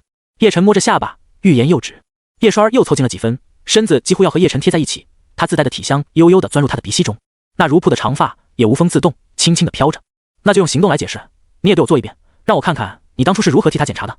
叶双儿在这个问题上丝毫不让步，谁让他在叶晨的身上闻到了其他女人的味道呢？而且那种味道纠缠很深，绝对不是简单的接触能产生的，肯定是很深层的接触啊！帮你做检测吗？叶晨自己都惊了，还有这种要求的，这不好吧？不行吗？叶双儿的眼神中透着一股子危险的意味。叶晨干笑两声，目光略有些贪婪的上下扫了他有致的身材几眼。如果真的那样的话，味道肯定和海英的不一样吧？你在看什么？叶双儿也察觉到他的目光很放肆，有些紧张和羞涩的发出了警告。叶晨笑嘻嘻的说道：看什么？当然是在看你了，不看仔细一点，怎么帮你检测体质？这死丫头气场还挺大，把老子都给吓唬住了。我才是宗主，我才是主人，我还要怕你？过来，敢质问我，敢凶我是吧？趴我腿上，给你点教训。叶晨威严的命令道。叶双儿也没想到叶晨竟然会变得那么强势，自己的气场顿时就弱了很多，委屈的情绪在心中悄悄酝酿。不过作为高冷的女帝，叶双儿还是冷若冰霜的说道：不要这样命令我，我才不像小月那样呢。虽然嘴上这么说，她犹豫了一会儿之后，还是乖乖的趴在叶晨的腿上。哼，我才不是怕了你呢，下一次不会听你的。叶双儿闭着眼睛，还在嘴硬，看着翘起的浑圆饱满，叶晨毫不留情的下手，而且力道很大，发出了啪的响亮声音。突如其来的疼痛让叶双儿忍不住发出了一声闷哼，别样的刺激让他脸色桃红。至此一次，下不为例啊！叶双儿咬着牙，就在他以为叶晨的黑手已经结束的时候，没想到他又狠狠地来了一下，把他打的舌头都伸出来了。看到他可怜兮兮的样子，叶晨这才放过他。还下不为例？信不信下次照样揍你？叶晨脸上洋溢着得意的微笑，然后开始准备替他做体质检测了。不过就在他准备下手的时候，双儿这丫头竟然被吓跑了，估计他是从叶晨的眼中看出了不怀好意的意味。哼，还敢和本宗主耍横？分不清谁才是大小王是吧？叶晨得意的笑了。就在他准备继续回去钓鱼的时候，忽然感知到有好几道强大的神魂正朝着昆仑圣地这边逃来，而追击这些残魂的人正是许久没见的幽魂府之人。在距离昆仑圣地的几百里的地方，就有好几道强大的神魂正在死命的奔逃，在他们的身后是好几个气息强大的幽魂府强者，其中的最强者甚至都已经达到了玄仙境界。要知道，玄仙境界已经是圣地圣主的级别了。他们盯着前方逃跑的几道强大神魂，气得咬牙切齿。这几道神魂是他们幽魂府分部最强大、最重要的神魂，原本他们是想要打包上供到幽魂府总部的，结果中途出了一些差错，导致这几个最强大的神魂逃跑了，他们只能赶紧追杀了。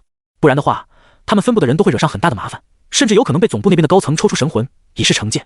很快，这几道神魂就已经逃到了昆仑圣地的山门不远处，这里天地能量十分浓郁，他们不由自主的就逃到这里了。这里是某个强大的宗门吗？不知道能不能帮我们挡住幽魂府的人。其中一道最强大的女性神魂看着规模庞大、隐隐约约不见尽头的巨大宗门，心里面多少有了些期望。但是幽魂府势力太大了，荒仙大世界很多势力都不敢得罪，因此他也不知道这个宗门会不会为了他们而得罪幽魂府。就在这几道强大的神魂在犹豫的时候，昆仑圣地之内有一道没有任何修为波动的身影飞了出来，正是蔡坤。蔡坤看着这几道神魂，语气淡漠地说道：奉宗主之命，本长老带你们进入昆仑之内。这几道神魂都愣了一下，没想到这个势力竟然主动要收留他们，也不管其中有没有诈，他们都迫不及待地钻进了昆仑圣地的山门之内。后面追来的幽魂府强者们看到这一幕都气炸了，自己追了这么久的猎物，你们说收就收？昆仑之人，那几道神魂是属于我们幽魂府的，劝你们不要多管闲事，否则我们幽魂府绝对不会善罢甘休。幽魂府的玄仙强者冷声威胁起来，他们知道这里是昆仑圣地，之前他们也在寻找昆仑圣地，想要把李耀的残魂给收回来，但是昆仑开山收徒的时候，他们也看到了昆仑圣的展现出来的强大力量，因此幽魂府的人就不打算追究了，仅仅是为了一道不算太强大的神魂就得罪昆仑圣地这种庞然大物，实在是不划算。可如今不一样，那几道神魂太重要了，是要上供给总部的，怎能被昆仑圣的收走呢？就算和昆仑圣地作对，那也必须面对。幽魂府从来不惧怕任何势力，这边的动静引起了很多在昆仑圣地之外游荡、驻扎、修炼的散修们。昆仑圣地之内的天地灵气并不会向外面溢出，但即便如此，周边的能量还是比其他地方浓厚太多了。再加上也有很多人妄想昆仑圣地的长老们能看到自己的资质和诚意，破格收自己为弟子，因此驻扎在外面的散修还是很多的。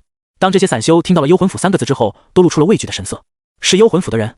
我听说幽魂府满世界抓捕各种游魂和残魂，大大小小的分布遍布整个荒仙大世界，比圣地还难缠。这些人整天阴森森的，看着就不是好东西。曾经有一个小门派招惹了一位幽魂府的成员，结果在一夜时之间，整个宗门都没了，连魂魄都被铁链收走了。这个势力臭名昭著，但是势力太大了，就算是圣地都不想招惹他们，他们怎么盯上昆仑圣地了？以昆仑的力量，应该不会怕幽魂府吧？那也不一定，幽魂府底蕴太深了，曾经有很多的强者都死在他们手中，就算是昆仑圣地，怕是也不敢随便惹怒他们吧？这些散修们都很好奇和期待这两个超级势力之间的碰撞会以哪种方式落幕呢？有相当一部分人还是觉得应该是以昆仑的退让为结局，毕竟幽魂府凶名远扬，而且睚眦必报。这帮疯子可不像其他圣地那样好说话的。就在散修们心中如此猜测的时候，蔡坤冷冷地瞥了幽魂府的人一眼，质问道：“你们这是在威胁我昆仑圣地吗？”“哼，这不是威胁，是告知。”为首的强者傲然说道。可当他话音刚落的时候，就看见蔡坤轻飘飘地抬起手，然后像是山风一样轻轻落下。一刹那，一股极其霸道的力量凭空出现，作用在他们的身上。轰轰轰轰，好几声爆炸声响起，幽魂府强者们的身体逐一炸成一团绚烂的血雾。在绝对的力量面前，他们的嚣张一无是处。所有散修眼睛都直了，昆仑前辈真是干净利落呀，连一个招呼都不打，直接都动手杀人了，就像杀鸡一样。不，比杀鸡还简单啊！这些幽魂府的强者在他的眼中，仿佛就是一个个不堪一击的气泡，随便戳一下就自己爆炸了。全场就只剩下那个玄仙境界的幽魂府强者了。这个强者吓出了满头的大汗，刚才那一瞬间他已经感受到死亡的降临了。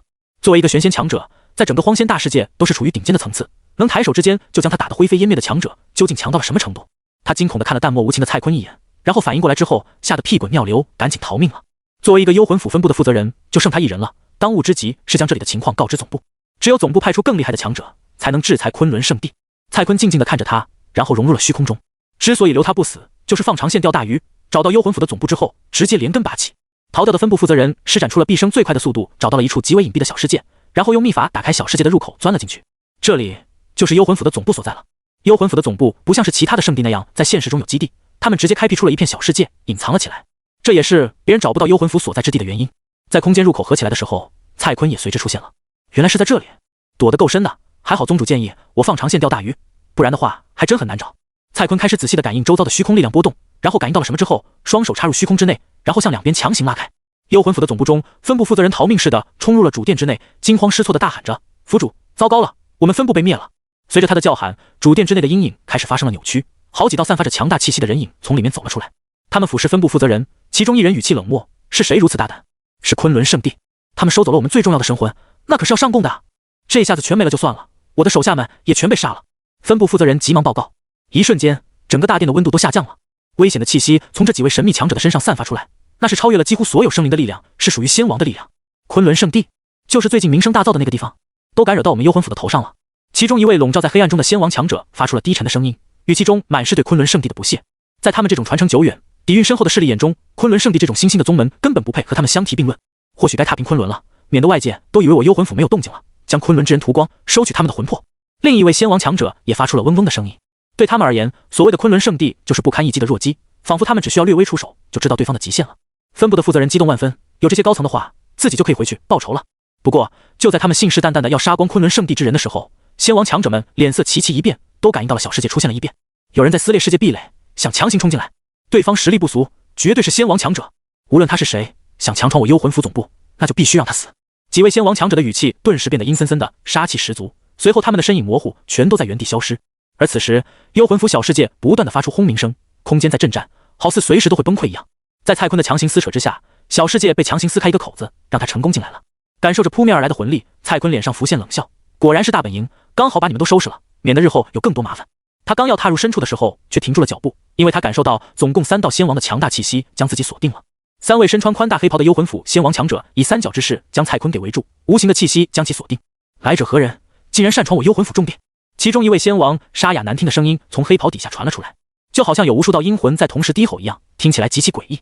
蔡坤面不改色，冷淡开口：“昆仑长老蔡坤，昆仑圣地之人，没想到你们竟然能找到这里，你们就这么急着来送死吗？仙王的神魂，我已经很久没有品尝过了，敢只身闯入我们的总部，你也算有勇气了。可惜再有勇气，也改变不了你愚蠢的事实，这可是我们幽魂府的总部啊！”这3位仙王强者都阴恻恻地笑了起来，眼睛中散发着幽幽的绿光，就像是饿狼看到了美味的食物一样。先不说人数优势了，这里可是他们的老巢啊，底蕴之所在，怎么可能会怕了区区一位仙王强者？面对3人的合围，蔡坤却显得极为淡定，甚至有点期待。才3位仙王吗？希望你们能让我尽兴吧。蔡坤淡淡的笑道。聒噪！老夫就要用你的神魂点天灯！其中一位仙王强者已经忍不住了，率先出手，打出滔天的黑气，杀向了蔡坤。其余2人也随之出手，恐怖的力量顿时将蔡坤给笼罩住了。仙王的力量，在先帝不出的时候，仙王就是顶尖强者了，随便一位仙王都足以毁天灭地，更别说3位了。整个小世界都在剧烈的震动，好似快要承受不住如此庞大的力量。好在幽魂府的小世界是经过众多强者前后强化过的，还不至于崩溃。蔡坤体内也迸发出了强悍的力量，他手臂划出充满道韵的痕迹，打出惊天一击，将3人的攻势全都击溃了。轰隆！3人被齐齐震退。什么？他们三人眼中满是不可置信之色，集合三人之力，本以为可以毁灭一切的，可最终反而是自己被震退了。刚才那股能量太惊人了，蔡坤的强大实力令他们震撼，原来是有些实力，怪不得敢自己闯进来。不过你以为这就能拿捏我们了吗？那你就太自大了。断魂碎天链，随着一位仙王的怒吼，强烈的黑气爆发出来，他的体内也飞出了一条硕大漆黑的铁链，铁链横过虚空，哗啦啦的响着，像是用某种神经打造而成。实际上仔细看去就可以看到，每一节铁链上都有无数张痛苦的人脸，这赫然是用无数的神魂凝聚而成的链子。铁链带着尖锐的呼啸声，朝蔡坤狠狠地抽了过来。第二位仙王也发出大吼，魂断金声，无尽黑气迸发出来，凝聚成一张超过1000丈大小的恐怖黑色人脸，发出难听的嚎叫就冲向蔡坤。第三位仙王自然也不会袖手旁观，他打出强力的一击，暗夜噬魂。随着他发出怒吼，无数黑气凝聚而成的手掌覆盖整个天地，全都杀向蔡坤。这是三位仙王强者毫无保留的强力一击，足以令任何一个圣地严阵以待了。蔡坤眼神反而变得更亮，他哈哈大笑，来得好。随后他双掌推开，恐怖的力量瞬间爆发，属于仙王巅峰的力量将对方的3股力量全部挡下来，然后以更加强势的姿态直接摧毁。在别人眼中，三位仙王或许强到没边了，但是对他而言，3只土鸡绑在一起依旧是土鸡。作为被召唤出来的仙王强者，他天生就是仙王的最巅峰，堪称是先帝之下无敌。先帝不出的情况下，还有谁能将其打败？充满毁灭性的力量将那3人覆盖，他们都惊恐的五官都扭曲了。可是在这力量狂潮当中，他们竟然连自己的身形都控制不住。堂堂3位仙王强者，在蔡坤的攻击之下，最终落得一个身形俱灭的下场。仙王的陨落来得极其突然，整个小世界中的所有生灵都来不及反应。等他们都知道不对劲，想要出手阻拦的时候，已经太晚了，他们已经生死道消。而他们的死也让隐藏在小世界深处那些尚未出手的顶尖强者们彻底愤怒了，甚至还有一缕缕仙帝气息弥漫而出，所有的底蕴在此刻全部复苏了。3位仙王的突然死亡，让整个幽魂府的小世界都陷入了前所未有的震动当中。每一位仙王对于幽魂府来说都极为珍贵，陨落任何一位都是巨大的损失。而这一次突然之间都没了3位，这让幽魂府如何能承受得起？霎时间，整个小世界的各个角落爆发出了极其强大的力量，细细数来，整整有6道仙王之力。剩下的还有大量的仙君、玄仙等等强者，全都出现了。杀我幽魂府强者，死！一道像是雷霆在当空炸响的声音响彻整个小世界。这道身影所散发的力量也是所有人中最强的，已经达到了仙王巅峰的层次。在他的身上散发着丝丝缕缕的仙帝气息，看得出来他已经触摸到那个境界，只剩下临门一脚就可以踏入其中。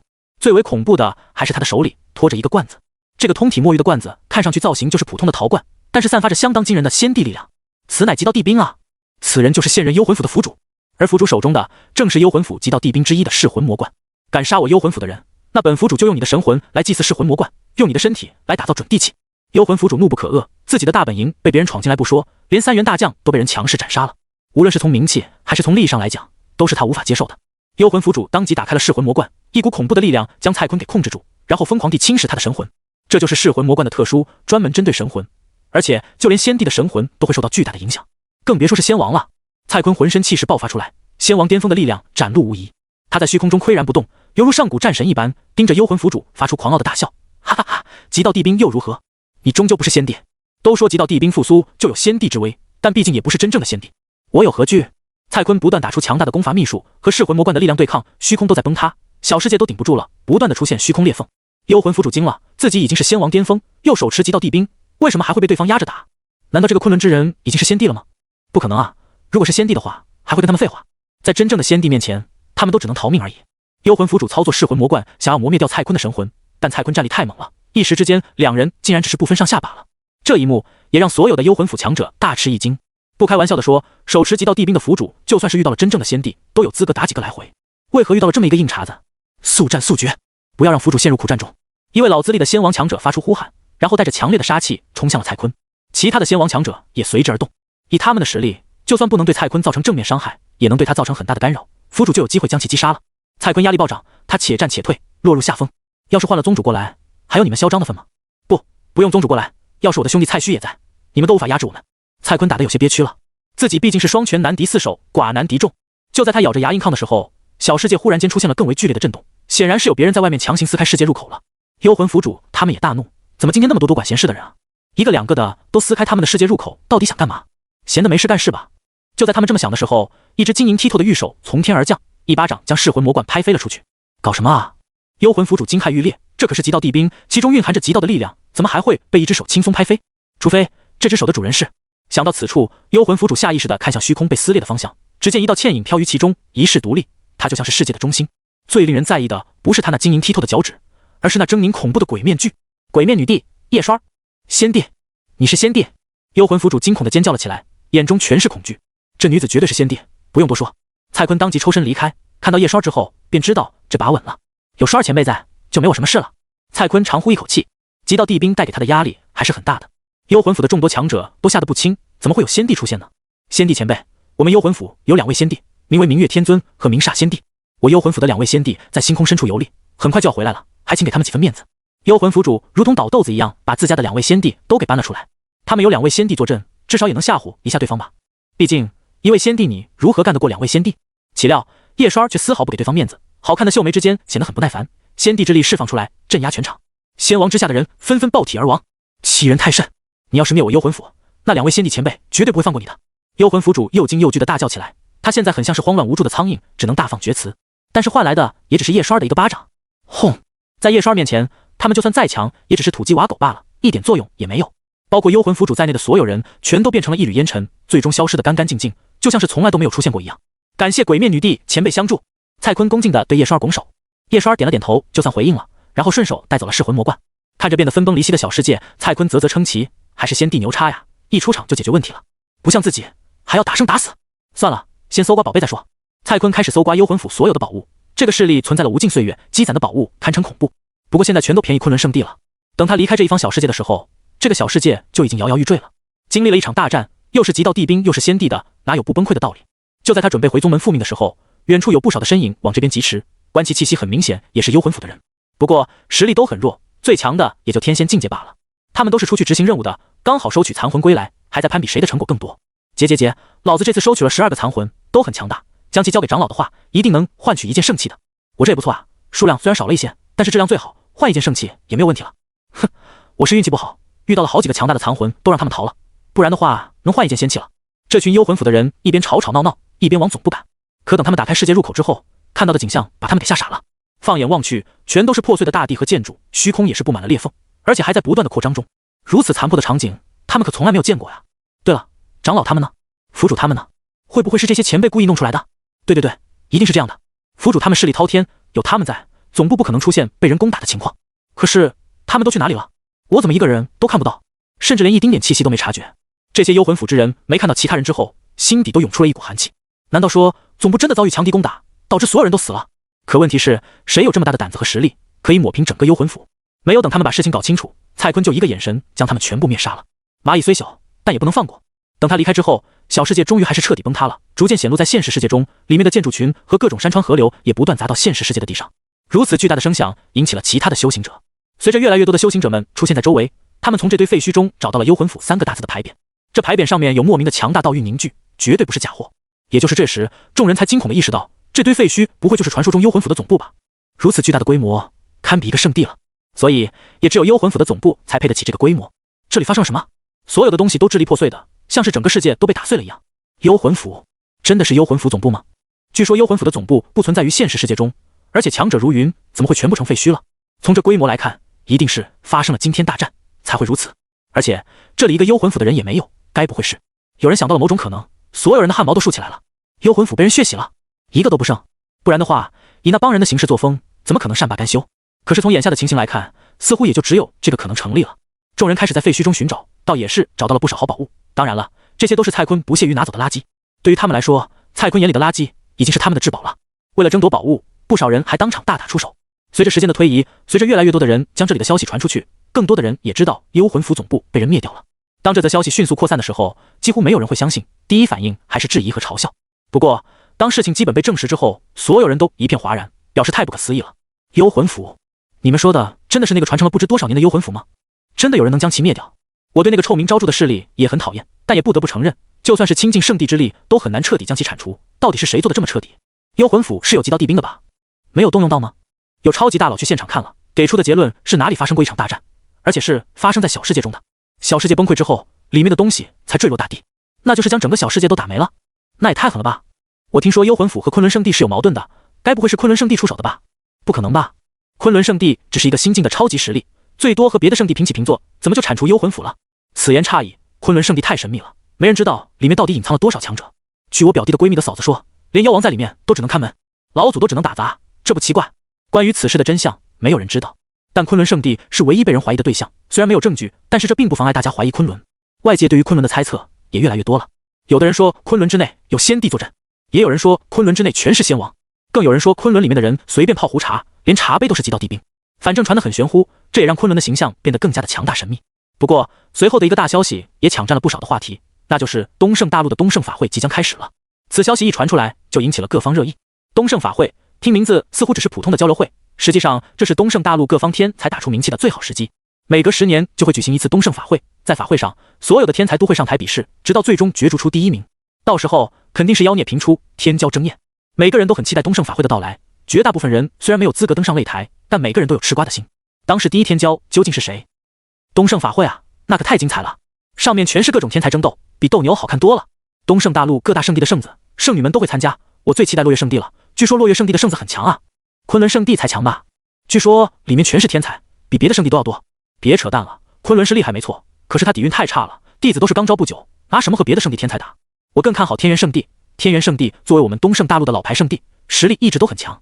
外界的人们都在热烈地讨论着自己心目中的最强圣地，都觉得自己看好的圣子、圣女们一定能夺魁。在昆仑圣地中，好几道残魂跪在大殿内，不敢抬头直面宝座上的叶晨。他们就是叶晨救下的几道残魂。感谢宗主救下我们的小命啊，不对，我们已经死了，现在就只剩下残魂了。修为最强的女性残魂充满了感激，不过她还是很担忧，因为追杀他们的可是幽魂府的人，这个宗门真的可以顶得住幽魂府的怒火吗？叶晨没有说话，而是在等待着什么。没有过多久，蔡坤就归来复命了。事情办得怎么样？叶晨问道。蔡坤拱手道：禀宗主，幽魂府已经被铲除，其总部也被打碎了，没有一人生还。叶晨满意的点头，好，做得不错。蔡坤脸部抽搐了一下，无奈的解释道：宗主，此事可不是属下做的，而是那位做的。本宗主明白，有他出手，确实万无一失。叶晨揉着太阳穴，双儿亲自动手了，他都能感觉到这丫头身上的部分怨气，他把对自己的怨气全都撒在幽魂府上了吧？还好，反正他开心就好。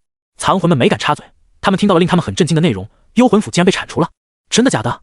那个折磨他们、追杀他们的邪恶势力真的没了吗？可是怎么可能呢？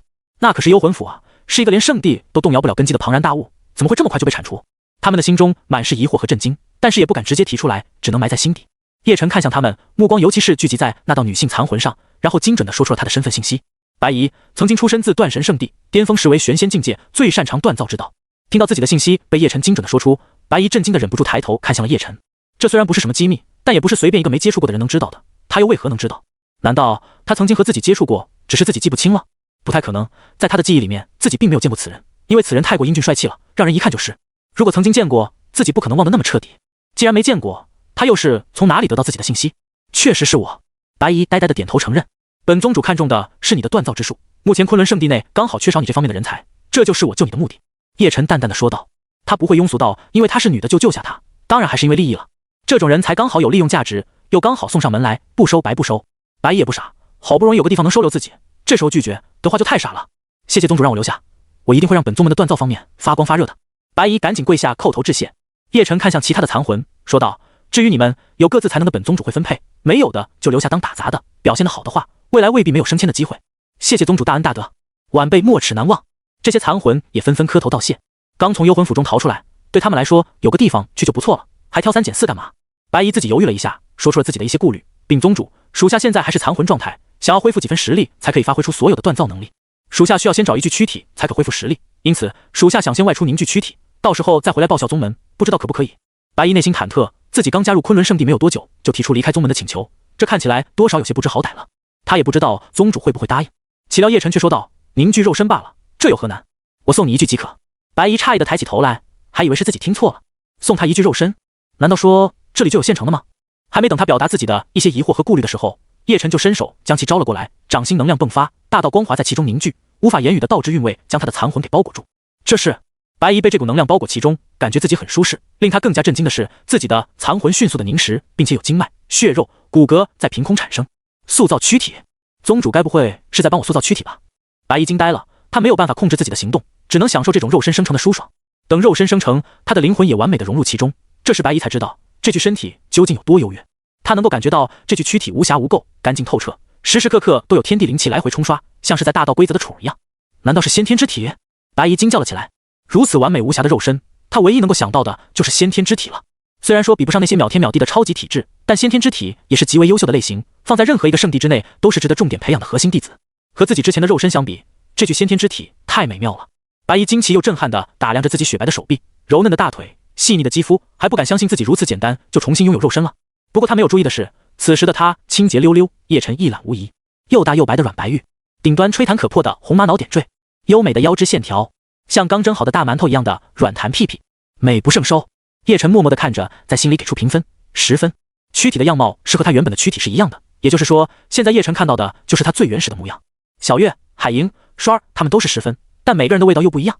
叶晨在心里暗自评价，随后看得差不多了，他才变出一套衣服丢给他，提醒道：“穿上吧，虽然我不介意看你。”这时的他才尴尬地意识到，刚才自己竟然中门大开，那宗主岂不是？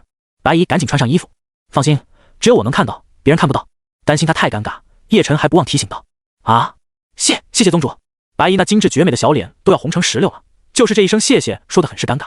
谢宗主帮自己塑造躯体吗？还是谢只有宗主看过自己？余下的那几个残魂此时看到白姨身穿一身白色衣衫缓缓飘落，都惊讶的眼睛都要瞪出来了。你凝聚肉身了？这是新的肉身吧？怎么出现的？难道凭空就凝聚出来了？完好的躯体，而且这具躯体好像很不一般，很像是先天之体。他们看的口水都要流出来了。宗主随手就能造出一具先天之体，那是不是也意味着可以帮他们凝聚肉身？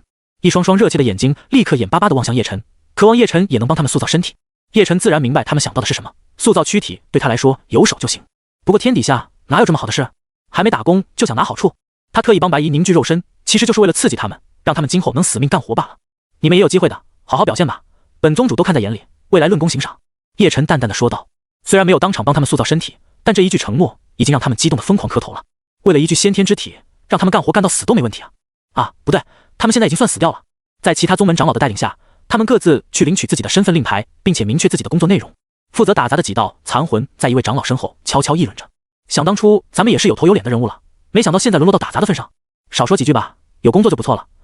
你不知道现在找工作很难吗？尤其是咱们这种残魂，没被人抓去祭炼法宝已经不错了。好好干活，宗主会替咱们凝聚肉身的。而且你们没发现吗？自从进入昆仑圣地之后，咱们的魂力几乎没有消散。你好像真的是啊。我的魂力很凝实，几乎感受不到流逝，不用担心会消散。几道残魂这时才惊觉昆仑圣地之内居然这么神奇，能让他们不继续消散。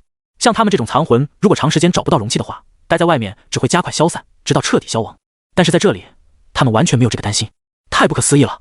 几道残魂眼中充满了震撼和惊喜，别说让他们打杂了，就算是一辈子待在这里当游魂野鬼都行啊。而白姨这边则是被人带到了锻造阁，看着宏伟壮观的锻造阁，白姨直接呆愣在原地，水润的红唇就这样下意识的微微张开。好壮观的地方，这是锻造阁吗？看起来已经像是一座小城了。它原本是出身于断神圣地，那是一处专精于锻造的圣地，产出很多的法宝。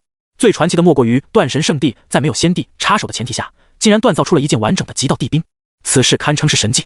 所以断神圣地是最厉害、最专业的锻造法宝的地方，可是连哪里都没有这么宏伟壮观的锻造阁。昆仑圣地究竟是什么怪物啊？连断神圣地都被比下去了。进入锻造阁中，扑面而来的就是熟悉的火热感。摆在他面前的是3000座仙级锻造台，此等规模让见惯了大场面的白姨都觉得很不可思议。怎么除了断神圣地之外，居然还有别的圣地拥有这么多仙级锻造台？此刻只有2人在锻造东西，只有2位锻造师吗？怪不得宗主会留下我了。这么说来，我也算是锻造阁的元老级人物了吧？想到这里，白姨忽然觉得很骄傲，自己刚进来就是前辈资格了，挺好啊。这2位锻造师的手法看着好生疏啊，算了，还是指导他们吧。白姨摆出前辈的模样，背着双手来到了这2位锻造师的身边，饶有兴趣地观察他们生疏的手法，以便他提出建议。可看着看着，他就觉得不对劲了，这些材料怎么那么特别？白姨拿起一块赤红色的铁矿石，感受到这块铁矿石内部蕴含惊人的能量精华，拥有强大的神性。他顿时惊得睁大了眼睛。黄血赤金，这是神晶之一的黄血赤金。在断神圣地里面，他也曾经见过一块巴掌大小的黄血赤金，那可是镇宗之宝级别的材料，连他这样的高层都只能远远欣赏，不能上手把玩。然而手中这块黄血赤金有拳头大小，品质还更高。如此奇珍异宝，怎么像丢垃圾一样丢在这里？他连忙看向其他的材料，吓得差点一屁股坐在地上尿出来。这是深海蓝金，还有仙泪绿金，怎么全是罕见的各种神金矿石？断神圣地内都找不出几块这么好的神金矿石啊！白衣人妈了，他都怀疑自己是不是已经死了，现在看到的都是自己的幻想，不然的话，现实中怎么可能一次性出现这么多神金矿石？他捧着黄血赤金，目光呆滞地看向这2位慢悠悠锻造法宝的中年男人，又发现了让他为之震惊的事情，那就是这2位锻造师的并不是手法生疏，而是化繁为简，信手拈来，已经不局限于那固定的框架了。白衣看得气喘吁吁，心中的震撼和激动如同翻江倒海。好精妙的手法，看似随意，实际上蕴含很深的技巧和奥妙，绝对是炼器一道最顶级的大师。他这才明白自己看走眼了，这2位是技艺达到了巅峰的大佬啊！而他们2位的真实身份，正是之前叶晨还在碧鳞人鱼族的时候，就通过仙王召唤卡召唤出来的2人，一人名为马宝，一人名为马国。这两人都是实打实的仙王强者，同时又是锻造大师。如今这锻造阁也是由他们两人来执掌。正在锻造的马宝和马国瞥了彻底呆滞的白姨一眼，嘴里不满地咕哝着：“宗主也真是的，怎么派了个傻子过来？”白姨还不知道自己也是锻造大师了，结果在这两人口中居然就成了傻子。喂，你别发呆了，既然来了，就好好给我们打下手，以后有的你学的。马宝将他唤醒，淡淡的提醒道。白姨呆了一下，随后赶紧点头答应下来。他都觉得难以置信，整个荒仙大世界中，在锻造方面竟然还有比断神圣地更厉害的地方。这两位前辈的锻造技术，甚至比断神圣地的老祖都要出神入化，他们到底是怎么做到的？断神圣地的老祖那可是历练了无数年，醉心于锻造技术的锤炼当中无法自拔的顶尖强者，居然有人能比他还强？这昆仑圣地真是强的可怕呀！先是那位救下他们的长老扬言已经除掉幽魂符了，随后宗主抬手之间就为他凭空塑造躯体，如今又有两位神秘的锻造大师，给他的感觉比其他的圣地还要高深莫测。还好他现在就是昆仑圣地的一员，在这里自己一定能够锻炼出更加强大的锻造技术，到时候一定要找机会去断神圣地那里装逼才行。他也是被人陷害才导致肉身破碎的，而陷害他的人正是断神圣地中的人，这个仇他迟早都要报。最近东胜法会天才战即将开启的消息也传入了昆仑圣地中，得知这个消息之后，昆仑弟子们都更加努力的修炼，希望自己能够在东胜法会天才战中出人头地。经过了这段时间的苦修，昆仑弟子们接连突破，时不时就能听到有人晋升的动静。对于这样的修炼风气，叶晨很是满意。再过几年，他们昆仑弟子就可以独当一面了，就算他自己不出手，昆仑弟子也能横扫一切敌。躺在悟道茶树下的藤椅上，叶晨享受着小月高超的按摩手法。今天小月穿的是很短的裙子，不开玩笑的说，简直比大腿根还要短，不用蹲下来都能看到美妙风光。叶晨稍微侧目就能看到白花花的大腿在自己眼前晃悠。小月，你这穿着风格越来越大胆了，我可没教过你啊。叶晨也有些无语了，自己只是将女仆装给她穿上而已，从装束来说其实还是很正常的，反而是小月自己不断的改良，原本到膝盖的裙子现在连屁股蛋都遮不住了。从后面看，那屁屁的两弯月牙毫无遮挡，这多少有点夸张了吧？小月得意的笑道：“是啊，这可是小月自己修改的，宗主喜欢吗？都行吧，你喜欢就好。”对此，叶晨倒是没有什么意见，但是小月却以为他不喜欢自己的这种装束，小脸蛋上肉眼可见的紧张了起来。宗主，若您不喜欢的话，小月这就换掉。叶晨摆手阻止了他，不必更换，现在就挺好的。但你作为我的侍女，不可在外人面前也这么穿，明白吗？听到宗主喜欢自己的打扮，小月心里面不知有多开心和满足，她觉得自己的所有努力都得到最好的回报了。除了在宗主面前，小月都不会这么穿的。小月只让宗主一人观看。说完之后，小月又补上一句：尤其是男性。目前为止，确实只有叶晨一个男性看到她如此大胆的穿着，作为宗主的女仆，这是应该的。她脸上全是迷恋和讨好，没有人敢相信她堂堂仙君境界的强者，居然会对别人如此恭敬。用力按，往下一些，10点劲。哎，你往哪里按呢？叶晨闭着眼睛指挥小月，结果这丫头也不知道是故意的还是不小心的，竟然按到了不该按的地方。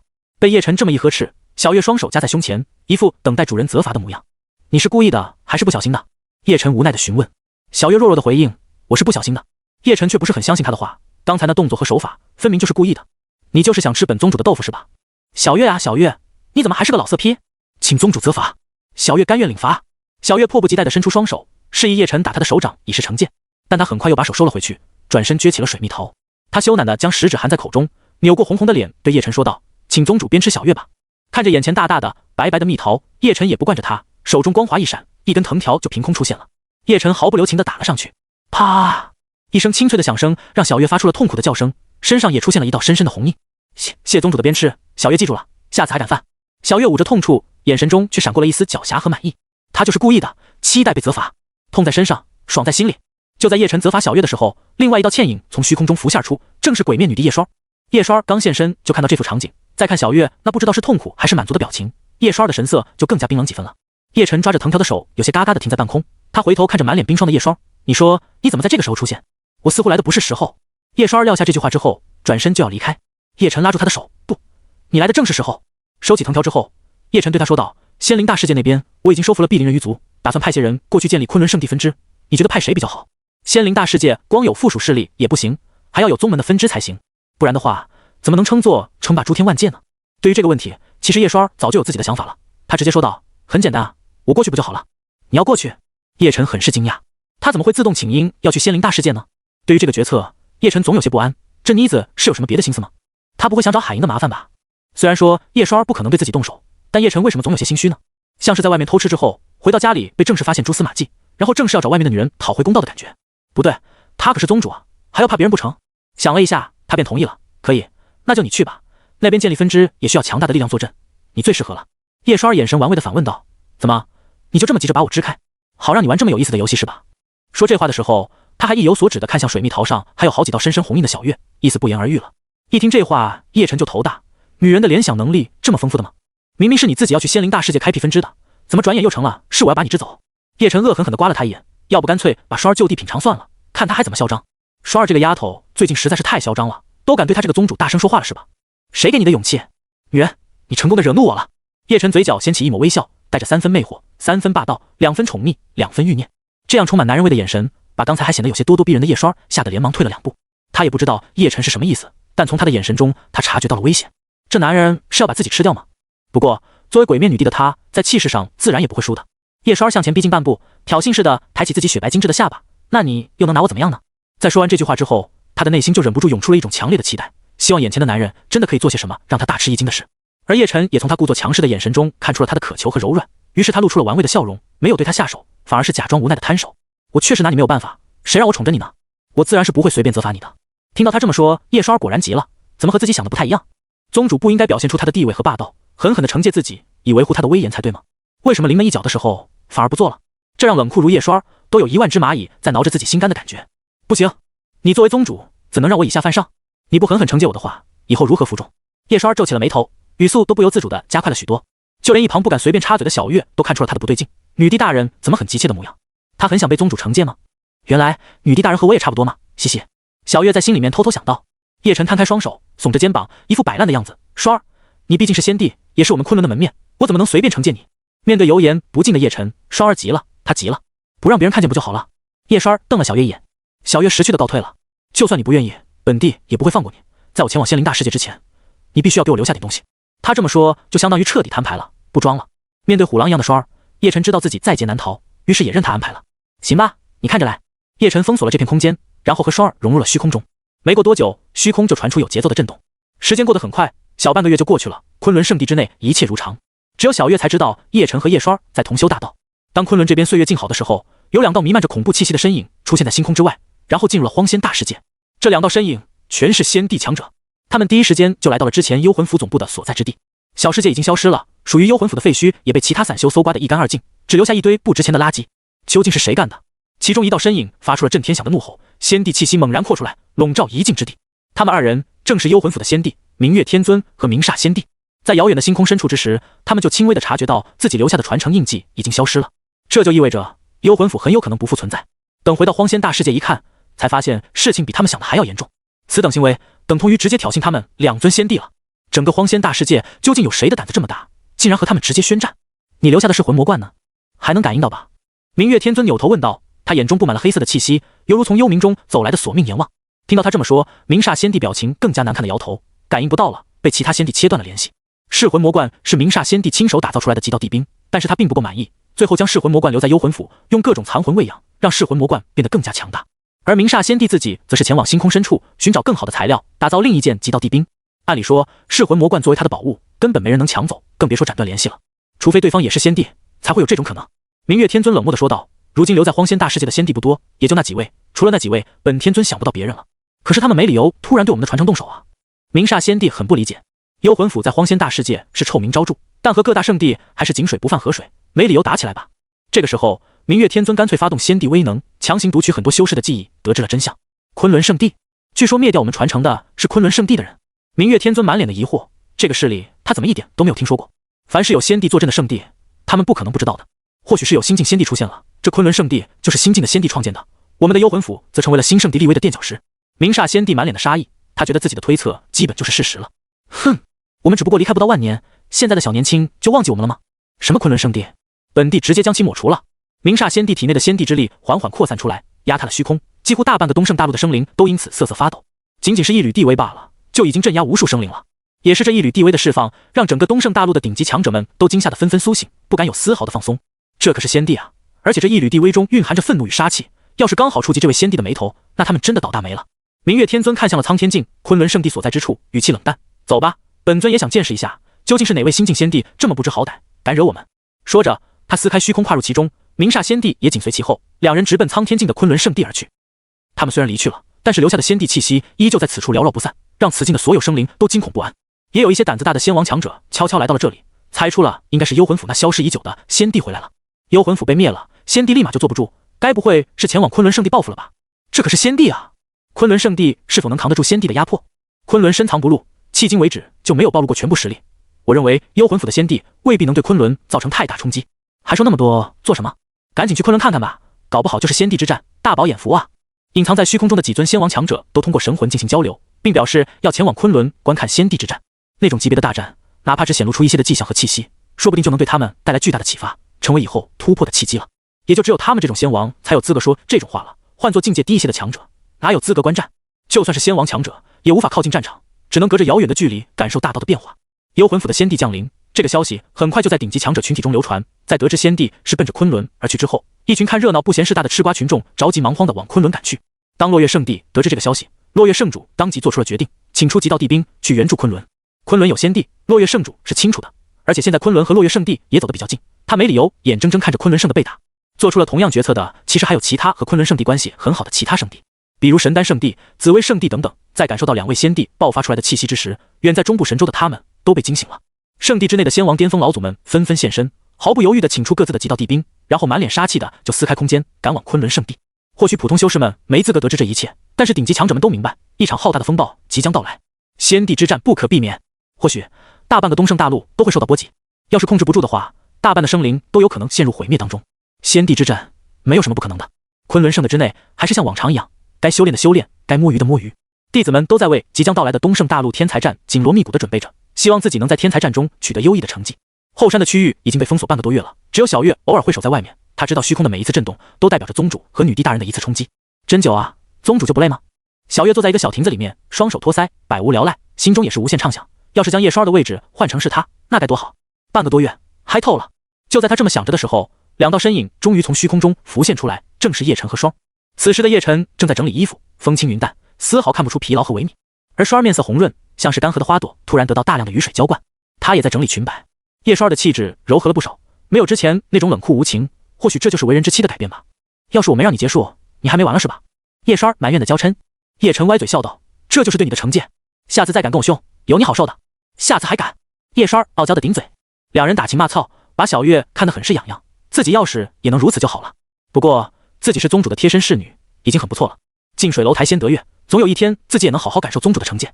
正当叶晨和叶双儿两人拌嘴的时候，他们两人都同时感应到了有两股强大无边的力量已经降临到昆仑上空了，而且这两道气息来者不善，来我昆仑放肆。先抽筋扒皮，然后下锅油炸，再剁碎了包成饺子丢到门外喂狗。叶晨不屑的摆摆手，区区两个先帝罢了，竟然不知死活的主动送上门来，此事交给我即可。叶双儿俏脸再次布满冰霜般的凌冽，才两位先帝还不至于让宗主亲自出马，由他来解决的话最好不过了。说完，叶双儿就戴上了狰狞的厉鬼面具，一步跨出昆仑之外。在他动身的时候，昆仑圣的之内还有另外的好几位先帝，其中就以君言为首。君言也是叶晨好久之前就召唤出来的一位先帝了，一直都没有机会动手，好不容易有个机会，结果又被叶双儿抢先了，这令他十分郁闷。叶双儿动作真快，我这是连个立功的机会都没有啊！咱们不都是如此吗？对方也太菜了，怎么才来了两个？都不够我们分的，叶双儿一人就可以轻松拿捏他们了呀！哎，看来暂时还是没有咱们露脸的机会了。来来来，喝茶喝茶。昆仑圣地之内的其他几位被召唤出来之后，就极少露脸的先帝们交谈时都挺无奈的，嫌弃对手数量太少，实力太弱了，害得他们连表现的机会都没有，真是烦躁哦。昆仑圣的之外，明煞仙帝和明月天尊两人低头看着下方的昆仑圣地，眼中闪过了一丝异色。此地很是不凡，像是所有气运汇聚之地，大道法则之力也是最清晰的，是天生的还是被改造的？明月天尊察觉到了昆仑圣地的奇异之处，这么好的地方，他以前怎么没有发现？明煞仙帝的眼中也涌出了一抹贪婪之色，如此宝地比之前幽魂府的总部基地好无数倍啊！要是能将其夺走的话，对他们都有不小的帮助。意外之喜啊！我们得到这块宝地的话，对天地大道的感悟都会清晰很多。从今天起，昆仑圣的就属于我们的了。明煞仙帝畅快的哈哈大笑了起来，听其语气，不知道的还以为他真的已经灭掉昆仑所有人，独自霸占这块宝地了。先灭掉不必要的小虫子再说。明煞仙帝迫不及待的出手，仙帝的力量化作黑压压的天幕，拍在昆仑圣地之上。轰隆隆，恐怖的力量倾泻而下，天地都在动摇，震耳欲聋的轰鸣声更是响彻四面八方。就在他以为自己这一掌可以拍扁整个昆仑圣地的时候，下方的圣地却爆发出了无尽的星光，无数闪亮的星辰浮现而出，按照一种玄奥神秘的轨迹在运行，释放出强大的力量，把明煞仙帝的攻击给化解了。护宗大阵，地级阵法吗？居然连这种好东西都有，反而让我有点舍不得将其破坏了。看到这里，明煞仙帝也有些吃惊，不是每个仙帝都能布置出地级阵法的，只有在阵法之道上足够精通才可以，或者耗费大量的时间和资源，不断的完善一宗大阵，才能让这宗大阵蜕变为地级阵法。难道说昆仑圣地的新晋仙帝是以阵法入道的？如果是这样的话，确实有些棘手呢。不过在他们两人联手之下，不管对方的大阵如何强悍，最终都只能灰飞烟灭。周天星辰大阵突然之间被激活，昆仑圣地内的弟子们都被惊醒了。所有人疑惑不安地抬头东张西望，有的人干脆来到宗门广场观察外面发生了什么情况。这是什么动静？我感觉整个地板都在震动，不会是有强敌要攻打进来了吧？护宗大阵被激活了，明显是受到了攻击。不过大家别担心，我听一位长老提起过，我们的护宗大阵很牛逼的，外面的阿猫阿狗不可能攻破。敢攻打我们昆仑圣地，真是乌龟伴走读，憋不住笑了。让我看看是哪个不长眼的东西，真是老奶奶进被窝，别笑了。昆仑的弟子和长老们都聚集在宗门广场前，抬头看着两位浑身散发恐怖气息的人影。不过他们虽有些紧张，却并不害怕。在昆仑弟子们的心目中，昆仑就是最强的，天塌了都有宗门长老们顶着，怕什么？他们更想看看这两个来犯者会落得怎样的下场。在远处的昆仑巨城中，所有的城中居民也被惊醒，纷纷冒头观察。那两道身影太过恐怖，有人攻打昆仑，这两人是谁啊？胆子也太大了，不知道昆仑全是大佬吗？看他们的模样，会不会是幽魂府的漏网之鱼，今天上门寻仇了？幽魂府连总部都被一锅端了，就他们两个能有什么用？那不一定，就刚才那一击而言，我感觉都能打穿苍天境了吧？昆仑巨城中的居民们心惊肉跳的议论纷纷，他们知道那两道身影绝对实力恐怖。人群中，一个年长的强者忽然神色无比凝重的开口：幽魂府，难道是那两位传说中的仙帝出现了？仙帝这两个字一出来，昆仑巨城的人全都吓得脑袋都要缩回去了。仙帝啊，代表着力量的极限，代表大道的尽头，代表碾压一切的至强力量。凡是仙帝者，对所有人来说都是一个神秘的传说，所有人只在各种古籍传闻中听说过，从来就没有亲眼见识过。他们简直无法想象自己会亲眼见到仙帝，而且一出现就是两尊仙帝。有人想要反驳他，仙帝神龙见首不见尾，只存在于传说当中，怎么可能会现身呢？但一转头看清楚说话之人后，心有质疑的人就乖乖地咽了一下口水，闭上了嘴巴。因为说话的人在昆仑巨城中是大名鼎鼎的人物，是一尊仙王强者，名为镇灵仙王。作为昆仑巨城中少有的几个仙王强者，镇灵仙王无论是从身份还是实力上都有绝对的话语权。仙王大人，他们真的是仙帝吗？那就是两尊仙帝了，昆仑岂不是要完蛋了？有人壮着胆子颤颤巍巍地询问道。镇灵仙王也没有太多的强者架子，把自己知道的都说了出来。他眉头紧锁，那两位举手投足之间地气弥漫，连我都感到恐怖，绝对是仙帝级别。我曾听说过幽魂府是一位仙帝创立的，后面的成员中又诞生了第二位仙帝，所以我敢肯定这两位就是幽魂府的仙帝，他们是来寻仇了，看样子要灭掉昆仑圣地才罢休啊。听到镇灵仙王都这么说了，惊恐和绝望在众人的心中迅速弥漫，每个人都差点软倒在地。他们都知道昆仑很强，但怎么可能顶得住两尊仙帝的报复呢？不少人已经开始收拾东西跑路了。明煞仙帝这边，他接连出手，恐怖的力量如失控的波涛一样轰在周天星辰大阵上面，想要一举摧毁护宗大阵。就算是地级阵法，也不可能挡得住他如此摧残。然而攻击了几次之后，周天星辰大阵就是剧烈震动而已，根本就没有任何碎裂的模样，更别说彻底崩溃了。看着繁多的星辰运转，明煞仙帝人傻了，这是什么阵法？居然如此坚挺！昆仑圣的内，宗门广场前的所有弟子们都忍不住发出了哄笑声。你们看看那个人，就是逊了，连咱们的阵法都攻不破。我还以为他们有多牛啊，原来连护宗大阵都打不开。都让一让，瓜子花生小饮料，1块零食一份，有没有要买的？看到护宗大阵坚挺无比之后，刚才还有些紧张的昆仑弟子们顿时轻松起来，有的还围炉煮茶，好不惬意。昆仑巨城那边的居民们也看得目瞪口呆，仙帝的每一次出手都让他们感到毁灭的绝望。那一掌如果落在昆仑巨城中，绝对可以轻而易举地摧毁整个城池，结果却连一个护宗大阵都打不破，这还是仙帝吗？不是仙帝太弱，而是昆仑太强了。好强大的阵法，以我的了解，其他圣地的护宗大阵都比不上昆仑的护宗大阵。镇灵仙王都惊得倒吸了一口凉气，眼中满是震撼之色。刚才打算逃离昆仑巨城，斗能人此时又回来了，他们打算先看看情况再说。明煞仙帝和明月天尊两人都忍不住彼此对视了一眼，看出了对方眼中的惊讶。此阵法非同小可，昆仑的仙帝恐怕没有我们想的那么简单。明月天尊沉声道。就在他们两人准备拿出极道地兵轰开阵法的时候，忽然间感应到了什么，马上抬头看向前方。在前方，虚空一阵扭曲，一道身穿洁白古典长裙的女子缓缓现身。她光着脚丫子，肌肤洁白无瑕，每一颗脚趾头都精致的像是艺术品一样。可是最令人在意的不是她的完美外形，而是她弥漫周遭的恐怖气息。双儿目光冰冷地扫过明煞仙帝和明月天尊两人，冷声开口：饶我亲近者死。双儿红唇轻启，面色如霜，其音清冽，仿佛整个世界都笼罩在万年冰霜当中一样。无数人汗毛直竖，像是寒风刮骨，所有人露出了惊骇的神色。仙帝，绝对是仙帝！他戴上了狰狞的厉鬼面具，很多人都认出来了，这个厉鬼面具不就是上一次出现过的巨大虚影吗？当时是开山收徒的时候，三大宗门来搞事情，被昆仑长老一巴掌拍死之后，这个鬼面就出现了，并且撕裂虚空，发出了未知的一击。后来大家都知道了，那一击跨越了遥远的距离，精准的将那三大宗门拍成盆地了。如今再一看，他们才明白，原来这戴着厉鬼面具的顶级强者竟然是仙帝。那三大宗门的人能够死在一位女帝的手里，也算他们的荣幸了。这位就是昆仑的先帝吗？竟然是一位女帝，好强烈的波动，快要撑不住了。他们还没打起来呢，如果打起来了，我们昆仑巨城的人该怎么办？我们该不会都要死翘翘吧？镇灵仙王大人，您能保住部分人吗？昆仑巨城中的居民们这才意识到，一旦先帝大战的话，只需要一缕余波，他们就必死无疑了。镇灵仙王感受到无数人期待和渴望的目光，只能默默摇头。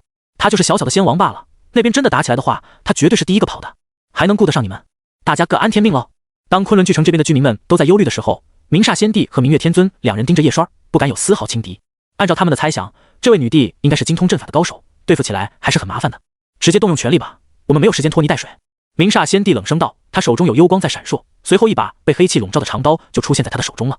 这就是他的极道帝兵煞魂天刀。是，一丝刀气溢散出来，空间瞬间就被切割出长达上千里的漆黑裂缝。若是煞魂天刀全力爆发的话，将整个苍天境斩成两半都是轻而易举的事情。速战速决。明月天尊也拿出了一只短小的笛子，这只笛子看起来很不起眼，像是普通的工艺品。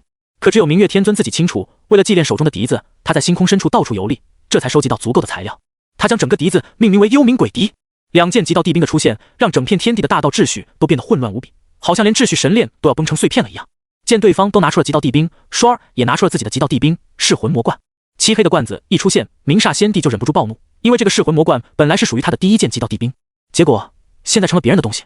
我的罐子，就怕你有命拿没命用啊！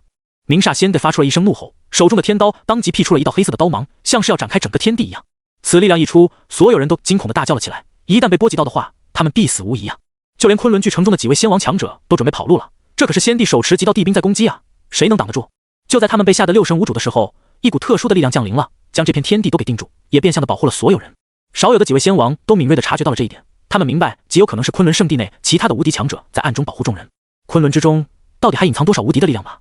有了神秘的昆仑无敌高手定住空间，屏蔽战斗余波，众人都能安然无恙的观战了。刷儿这边面对明煞仙帝的一刀，他打开噬魂魔冠的盖子，轻而易举的就把这道刀芒给吞噬掉了。什么？明煞仙帝惊了，这还是自己以前那个噬魂魔冠吗？怎么感觉力量增强了这么多？我来，一起动手！明月天尊越来越不安，他总觉得今日一战会有巨大的变数发生，唯有速战速决才能让他心安。他将幽冥鬼笛放在嘴边，吹响齐声。霎时间，一种像是凄厉哭泣，又像是无数小鬼在窃窃私语的声音遍布整个天地。这些声音找不到来源，似乎是天生存在的。这就是幽冥鬼笛的力量，一旦吹响，就可以释放出惊人的污染之力，连先帝的神魂都会沉沦其中。到最后，先帝的神魂开始腐朽，肉身也跟着崩坏。如此诡异的力量，最是令人防不胜防。但是当这股力量想要侵蚀刷儿的神魂时，却被无声无息的化解了。咦，明月天尊都感到有些不可思议，他是第一次看见幽冥鬼笛失效，难道是强度不够？行，那本天尊就给你上强度。明月天尊变换音调，吹奏出不同的曲子，其攻击能力也更加的诡异莫测。而明煞仙帝则是手持长刀杀向刷儿，每一刀挥出都带着恐怖的先帝之力，足以震动世界。面对两人的围杀，刷儿却显得十分淡定，他操控噬魂魔冠挡下多道刀芒，随后欺身而上，雪白的柔嫩小手攻向明煞仙帝。先帝之间的战斗相当惊人，不管是昆仑巨城这边的居民，还是昆仑弟子们，都彻底看呆了。这个等级的战斗对他们来说受益匪浅。其实他们不知道，如果不是有神秘的昆仑前辈帮他们定住虚空，隔绝战斗余波的话，他们根本就没资格如此近距离观战，多看一眼都会爆炸。刷儿独占，两人丝毫不落下风，甚至还占据上风，这也让所有观战之人瞠目结舌。昆仑女帝也太强大了，原本他们以为她不占优势，结果反转了。最震惊的还是明月天尊和明煞仙帝两人，在动用全力的情况下，他们居然拿这个女帝没办法，无论是何种攻击都被女帝完美的化解。更令人崩溃的是，女帝打出的攻击却可以将他们震得连连后退，这说明双方的实力完全就不在同一级别。再打下去的话，他们有危险了。明煞仙帝和明月天尊也不是傻子，打不过就跑吧，总不能留在这里被人暴打吧。他们两人目光对视之后，非常默契地爆发出了更加强烈的先帝之力，震开刷儿的攻击，然后毫不犹豫冲天而起，进入星空深处。随着他们两人进入星空深处，底下所有观战的人们都傻了，脑子都没能反应过来，他们怎么跑了？这是要转移战场吗？应该是吧。这一片天地的虚空都被神秘强者定住了，他们施展不开手脚。毛线！我看他丫的就是逃跑了，我看也像逃跑了。妈的，堂堂先帝打不过就跑了，这一点和流氓当街打架也没什么区别吧？我靠，先帝逃跑了！滑天下之大稽，真是小刀拉屁股，开了眼了。所有观战者哗然了，他们从来没有见过这样古怪的场面。在他们的心目中，先帝都是战天战地的无敌强者，哪怕是战死，也绝对不会逃跑。可幽魂府的两位先帝还没分出胜负呢，仅仅是被压着打而已，就直接逃跑了，哪里有半点先帝的气概了？所有人都目瞪口呆，这绝对是他们一辈子见过最可笑、最惊人、最匪夷所思的事情了。先帝逃跑了，说出来都没人信啊，但事实就是如此。一时之间，先帝的高大无敌形象在众人心中出现了崩塌。话说回来，不是先帝不够强，是昆仑这位女帝太强了。独占2人还打得对方抱头鼠窜，这份实力还用多说吗？双儿的身影也出现在星空深处，追上了2人，并将其留住。别欺人太甚了，我们已经落败了，不想再与你纠缠下去，非要逼我们的话，你也必死无疑。明月天尊脸色极其难看的威胁道。一位仙帝真正拼命起来是很恐怖的，退一步海阔天空。你手中的罐子还是我的东西呢，我也不要了，就当和你交个善缘。明煞仙帝也大叫道，他宁愿不要噬魂魔罐，也不想和双儿打下去了。但是双儿根本就没有放过他们的意思，你们2人要抹除昆仑，那我就要抹除你们。他语气冷淡到了极致，好像只是在诉说一件不值一提的小事而已。他们2人脸色变得更加难看了，被逼到这种程度，他们从来都没有遇到过，还是第一次。那就战，本天尊拼了命也要拉你垫背。明月天尊被逼急了，当即施展强悍的手段，再次攻向双儿。明煞仙帝也手持黝黑长刀，横跨星空杀了过来。每一击溢散出来的力量都可以打爆一颗小星球了。来到了星空深处，双儿也不再克制自己的力量，柔嫩的小手划出大道痕迹，迸发出来的力量更加的恐怖了。噬魂魔罐吞噬了天刀的力量，让天刀无法发挥出效果来。双儿同样横跨虚空，瞬间出现在明煞仙帝面前，用洁白的小手接下天刀的一击，另一只手轰在明煞仙帝的胸前。轰！力量倾泻而出，明煞仙帝当时就绷不住了，狂喷鲜血，仙帝之躯都要爆开。明月天尊这边也好不到哪里去，被打得节节败退，地躯爆裂，血液横飞，凄惨无比。当鬼面女帝叶双儿爆发出全部实力的时候，他们2人被揍的妈都不认识了。双儿祭出噬魂魔罐，将2人神魂定住，洁白柔嫩的小手再一次轰碎他们的身体，让他们没办法重组。最后他不断的打出仙帝之力，将凄惨的2人封印，然后收入噬魂魔罐中，这才让星空恢复平静，干净利落的解决战斗。双儿的身影于原地消失，等到他再次现身时，已经是在昆仑圣地的上空了。回来了，女帝回来了，难道是赢了？终结战斗了？速度太快了吧！不出意外的话，他们2个应该被打跑了。你们出场的时候很帅，逃跑的时候很狼狈啊！就这来势汹汹的，结果当逃兵，我鲁本韦实名看不起你们！昆仑巨城内一片欢呼声，都是对双儿的崇拜和恭敬，以及对幽魂府那2位仙帝的鄙夷嘲笑。经此一战，他们彻底明白了一件事，那就是昆仑真的有仙帝坐镇，而且战力不是一般的恐怖，怪不得敢灭掉幽魂府。昆仑圣地的弟子们也爆发出了热烈的叫声，对女帝敬佩到了极致，所有弟子都无比自豪。这就是昆仑的底蕴。那些提着极道帝兵过来援助的圣主也到了，第一个到的就是落月圣地的圣主，他全程就观看了战斗，女帝的强大彻底将他震惊到了，有如此战力，哪里还需要别人的援助？一想到自己居然火急火燎的提着极道帝兵过来帮忙，他都觉得搞笑了。不过来都来了，就刚好可以拜访一下昆仑圣地的前辈们。这位前辈，晚辈落月圣主前来助战的。落月圣主挠着头，有些不好意思的自报名号。双儿看都没有看他，就径直回到了昆仑圣地之内。负责接待他的是副宗主凌空。多谢道友好意。凌空点头说道。除了落月圣主之外，还有不少的圣主终于赶到了。紫薇圣主、神丹圣主，总共好几个人，他们手持极道帝兵出现，地威弥漫，杀意腾腾，威风凛凛。敌人呢？在哪里？我们来帮忙了。前辈，我带来极道帝兵，相信会有大用的。此战由我紫薇圣地参战，极道帝兵在此。几位圣主满脸的杀意，纷纷亮出自己的极道帝兵，表示自己愿意和昆仑圣地同进退。但是他们认真的样子，反而惹得众人差点笑出声来。你们来是来了，但是没觉得自己来晚了吗？落月圣主眼神古怪的看着几位同行，无奈的笑道：各位道友，你们来晚了，战斗已经结束，昆仑的先帝前辈已经拿下胜利。什么？这么快结束了？我已经用最快的速度从中部神州赶路过来了。真的？没我们什么事情了？啊？不是先帝之战吗？怎么会结束的这么快呢？他们都傻眼了。先帝之战按理说都是旷日持久的，想要分出胜负太难了。他们都以为等自己来到的时候，刚好可以送上极道帝兵相助，帮昆仑圣地打赢这场战斗。结果这就结束了。那我们……紫薇圣主看着自己手中的极道帝兵，有些尴尬的挠了挠头，内心很是空虚寂寞。唉，又少了一个可以表现的机会了。对于各位的援助，本宗十分感激，请各位进去一叙吧。凌空把他们都带进昆仑了。此战虽然已经结束了，但是产生的影响却才刚刚开始。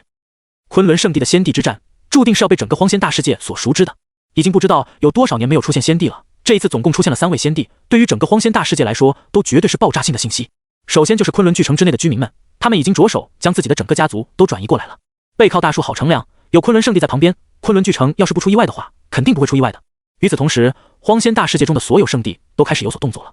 论情报的掌握，圣地当然是最厉害的了。就拿东胜大陆的几个圣地来说，除了落月圣地直接拎着极道帝兵过来帮忙之外，其他的圣地都有不少强者隐藏在昆仑周围观战。这些强者也逐渐在大众面前显露出身形，并放低了姿态，想求见昆仑宗主。在下东胜大陆天眼圣地荒龙仙王前来拜访。一位仙王强者显出自己的真身，在大众面前恭恭敬敬地报出自己的身份之后，想要拜访昆仑圣地。晚辈东胜大陆神霄圣地极坤仙王前来拜访。另一位仙王强者也紧随其后，自报家门，在昆仑的山门之外恭恭敬敬地等候着，没有半分仙王的架子。在下是东胜大陆梵天圣地火灵仙王前来拜见。第3位仙王也现身了，梵天圣地同样也是东胜大陆的霸主之一，处于食物链的最顶端。如今天眼圣地、神霄圣地、梵天圣地的人都出来了，并且乖乖的在门外等候。这几位大佬的出现，也让昆仑圣地附近的无数吃瓜散修们瞪大了双眼。没想到附近的虚空居然还隐藏了这么多来头极大的大佬，全都是各大圣地的老祖级别的人物啊！感情这帮人也和我们一样，都当吃瓜群众是吧？要是他们不主动出来的话，根本没人知道他们也在。火灵仙王这个名号我好像听说过呢，貌似是我看过的一本古籍中记载的传奇人物。不瞒你们说，我曾经在一处秘境中获得过极坤仙王留下的一部分传承，也是靠着那些传承，我才修炼到化神期的。没想到有生之年居然可以亲眼见到他老人家。我也听说过荒龙仙王，东胜大陆有一个很出名的盆地，据说就是他一掌打出来的。这三位的大名让很多的强者们震惊不已，对众人来说，他们已经是传说中的人物了，却没想到有生之年竟然可以亲眼见到他们。令众人更加觉得匪夷所思的是，这几位传奇人物此时也要恭恭敬敬地守在昆仑山门之外，等待昆仑前辈们同意之后，才可以进入昆仑。由此可见，如今的昆仑地位到底有多高了。在等待许久之后，凌空出现，将他们给领了进去。除了已经到场的圣地强者们，那些还没到场的也出动了。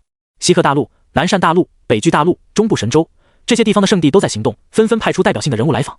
在西鹤大陆某一处圣地中，一位已经销声匿迹很久的仙帝忽然离开了圣地，前往昆仑。在北俱大陆一处被称为绝地的危险之地中，一位看似像普通人的仙帝也露出一丝惊容。昆仑吗？从未听过的地方，话说荒仙大世界何时诞生新的仙帝了？我也去凑凑热闹。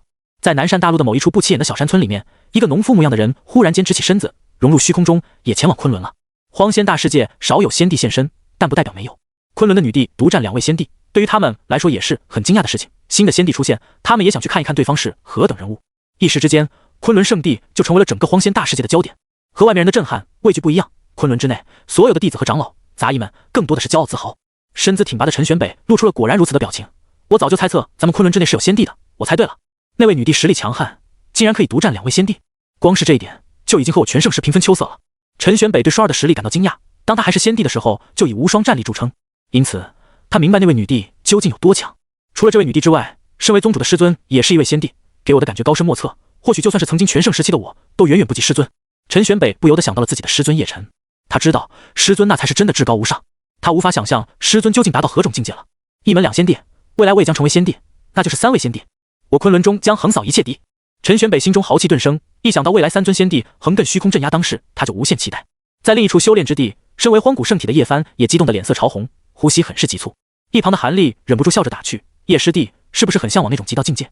他知道小师弟叶帆身为荒古圣体，骨子里是很渴望战斗的，在不断的战斗中超越自己，这也是荒古圣体的真意。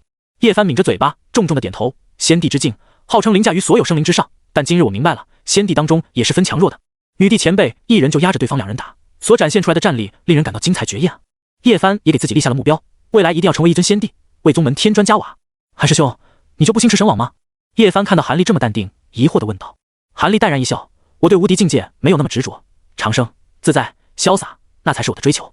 不过有一句话他没说，那就是真正的自在洒脱，那也是仙帝才能拥有吧。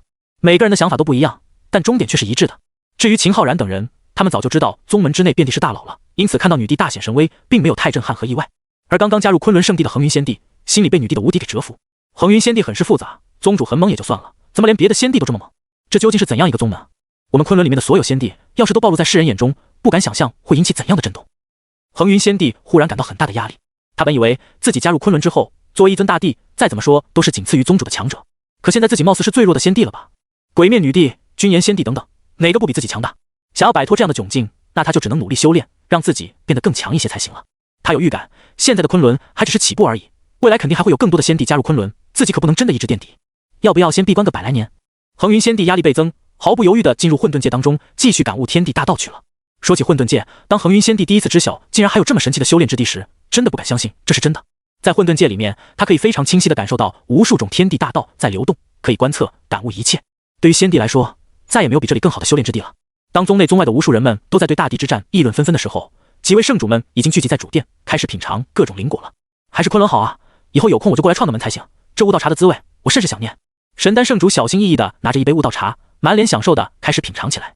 虽然说他们圣地之内也有悟道茶叶，但是和昆仑的相比，就是差了很多。从茶叶质量、味道、口感、功效上来说，都差了10万8千里。嘿嘿，不枉费我拎着极道帝兵过来一趟。紫薇圣主也满足地笑了起来。这是人参果，真的是传说中的人参果吗？落叶圣主手里捧着一个形似娃娃的小果子，这颗小果子散发着柔和的仙光，有道玉凝聚，一看就知道不是一般的果子。除了传说中的人参果之外，他想不到还有什么灵果能和这颗果子匹配上了。还真是，我们曾经在一块古老的石料中切出过一枚人参果，就是长这样的。只不过我们那棵人参果干瘪了，精气流失严重，远远不如这颗果子。说话的是九黎皇朝的皇主，他也捧着人参果，眼中满是惊叹。和曾经九黎皇朝的那个人参果相比，这颗才是真正的人参果。咔嚓，九黎皇主没有丝毫的皇主风范，迫不及待的一口咬下，溅出满嘴的汁液，表情很是享受。新鲜的人参果，估计也就昆仑拿得出来了吧？这五行道果也不错呀。裂空圣地的圣主也在仔细品味着五行道果，星陨圣地的圣主也同样如此。他们这几位圣主就好像是没有见过世面的乡巴佬一样，连一颗果子都无比珍爱。说出去恐怕都没有人会相信。怎么样？我就说昆仑到处都是好东西吧。上次我来的时候就享受过一次了。神丹圣主在星陨圣主身边得意的小声说道。上次来到昆仑的是3个圣地，分别是落月圣地、神丹圣地、紫薇圣地。星陨圣地、裂空圣地，九黎皇朝的人并没有来。神丹圣主回去之后，将自己在昆仑圣地发生的事情和3位好友说了一遍。这3位好友听了之后都羡慕不已，早就想找个机会也来一趟了。这一次他们3位也提着几道地兵杀过来助阵，刚好就是最好的机会，既可以向昆仑圣的表达好感，又可以享受到这么多好东西，真是一举两得呀。几位不够的话还有，不用这么小心翼翼的。一旁负责招待他们的小月看到这些圣主竟然连吃一颗果子、喝一口茶水都要如此细致，心里都想笑了。在昆仑，无论是五行道果、人参果、悟道茶叶，还是别的灵果，都不是什么稀罕之物，自己看都看腻了，就这些没见识的还当个宝，唉，真是一帮可怜的娃。小月，你怎么到玄仙境界了？这个时候，落月圣主才惊愕地发现小月已经突破了。曾经小月还是落月圣主的时候，只是天仙巅峰，想要突破到玄仙境界还是很难的。这才过去多久啊？他怎么就完成了突破了？小月神色平静，但又掩盖不住装逼的眼神，似笑非笑地说道：“在昆仑圣地里面修炼，又有宗主指导，我这都无法突破的话，真的可以自杀了。”落月圣主很是羡慕，自己当这个圣主还有什么意思？还不如小月当一个侍女呢。昆仑宗主的贴身侍女都比自己牛逼。正聊着的时候，几位仙王强者就在凌空的带领下进入主殿内了。他们正是荒龙仙王、极坤仙王、火灵仙王3人。这一路走进来，他们3人对昆仑圣地的环境产生了巨大的震撼。要是做对比的话，方方面面都吊打他们的圣地啊！咦，竟然是3位前辈！见过3位前辈。神丹圣主他们看到了这3位仙王之后，也感到有些惊讶。这3位不都是消失了很多年的顶级大佬吗？今日也现身了。不过也对，这可是大地之战，谁不想来观战呢？这3位仙王强者向几人点了点头，表示打过招呼了。等他们看向用来招待自己的水果时，还是吃了一惊。人参果，用这个来招待我们，太奢侈了吧？这不是悟道茶吗？怎么一整壶那么多？咦，旁边放的是一堆悟道茶叶，这么珍贵的东西用来招待我们很正常。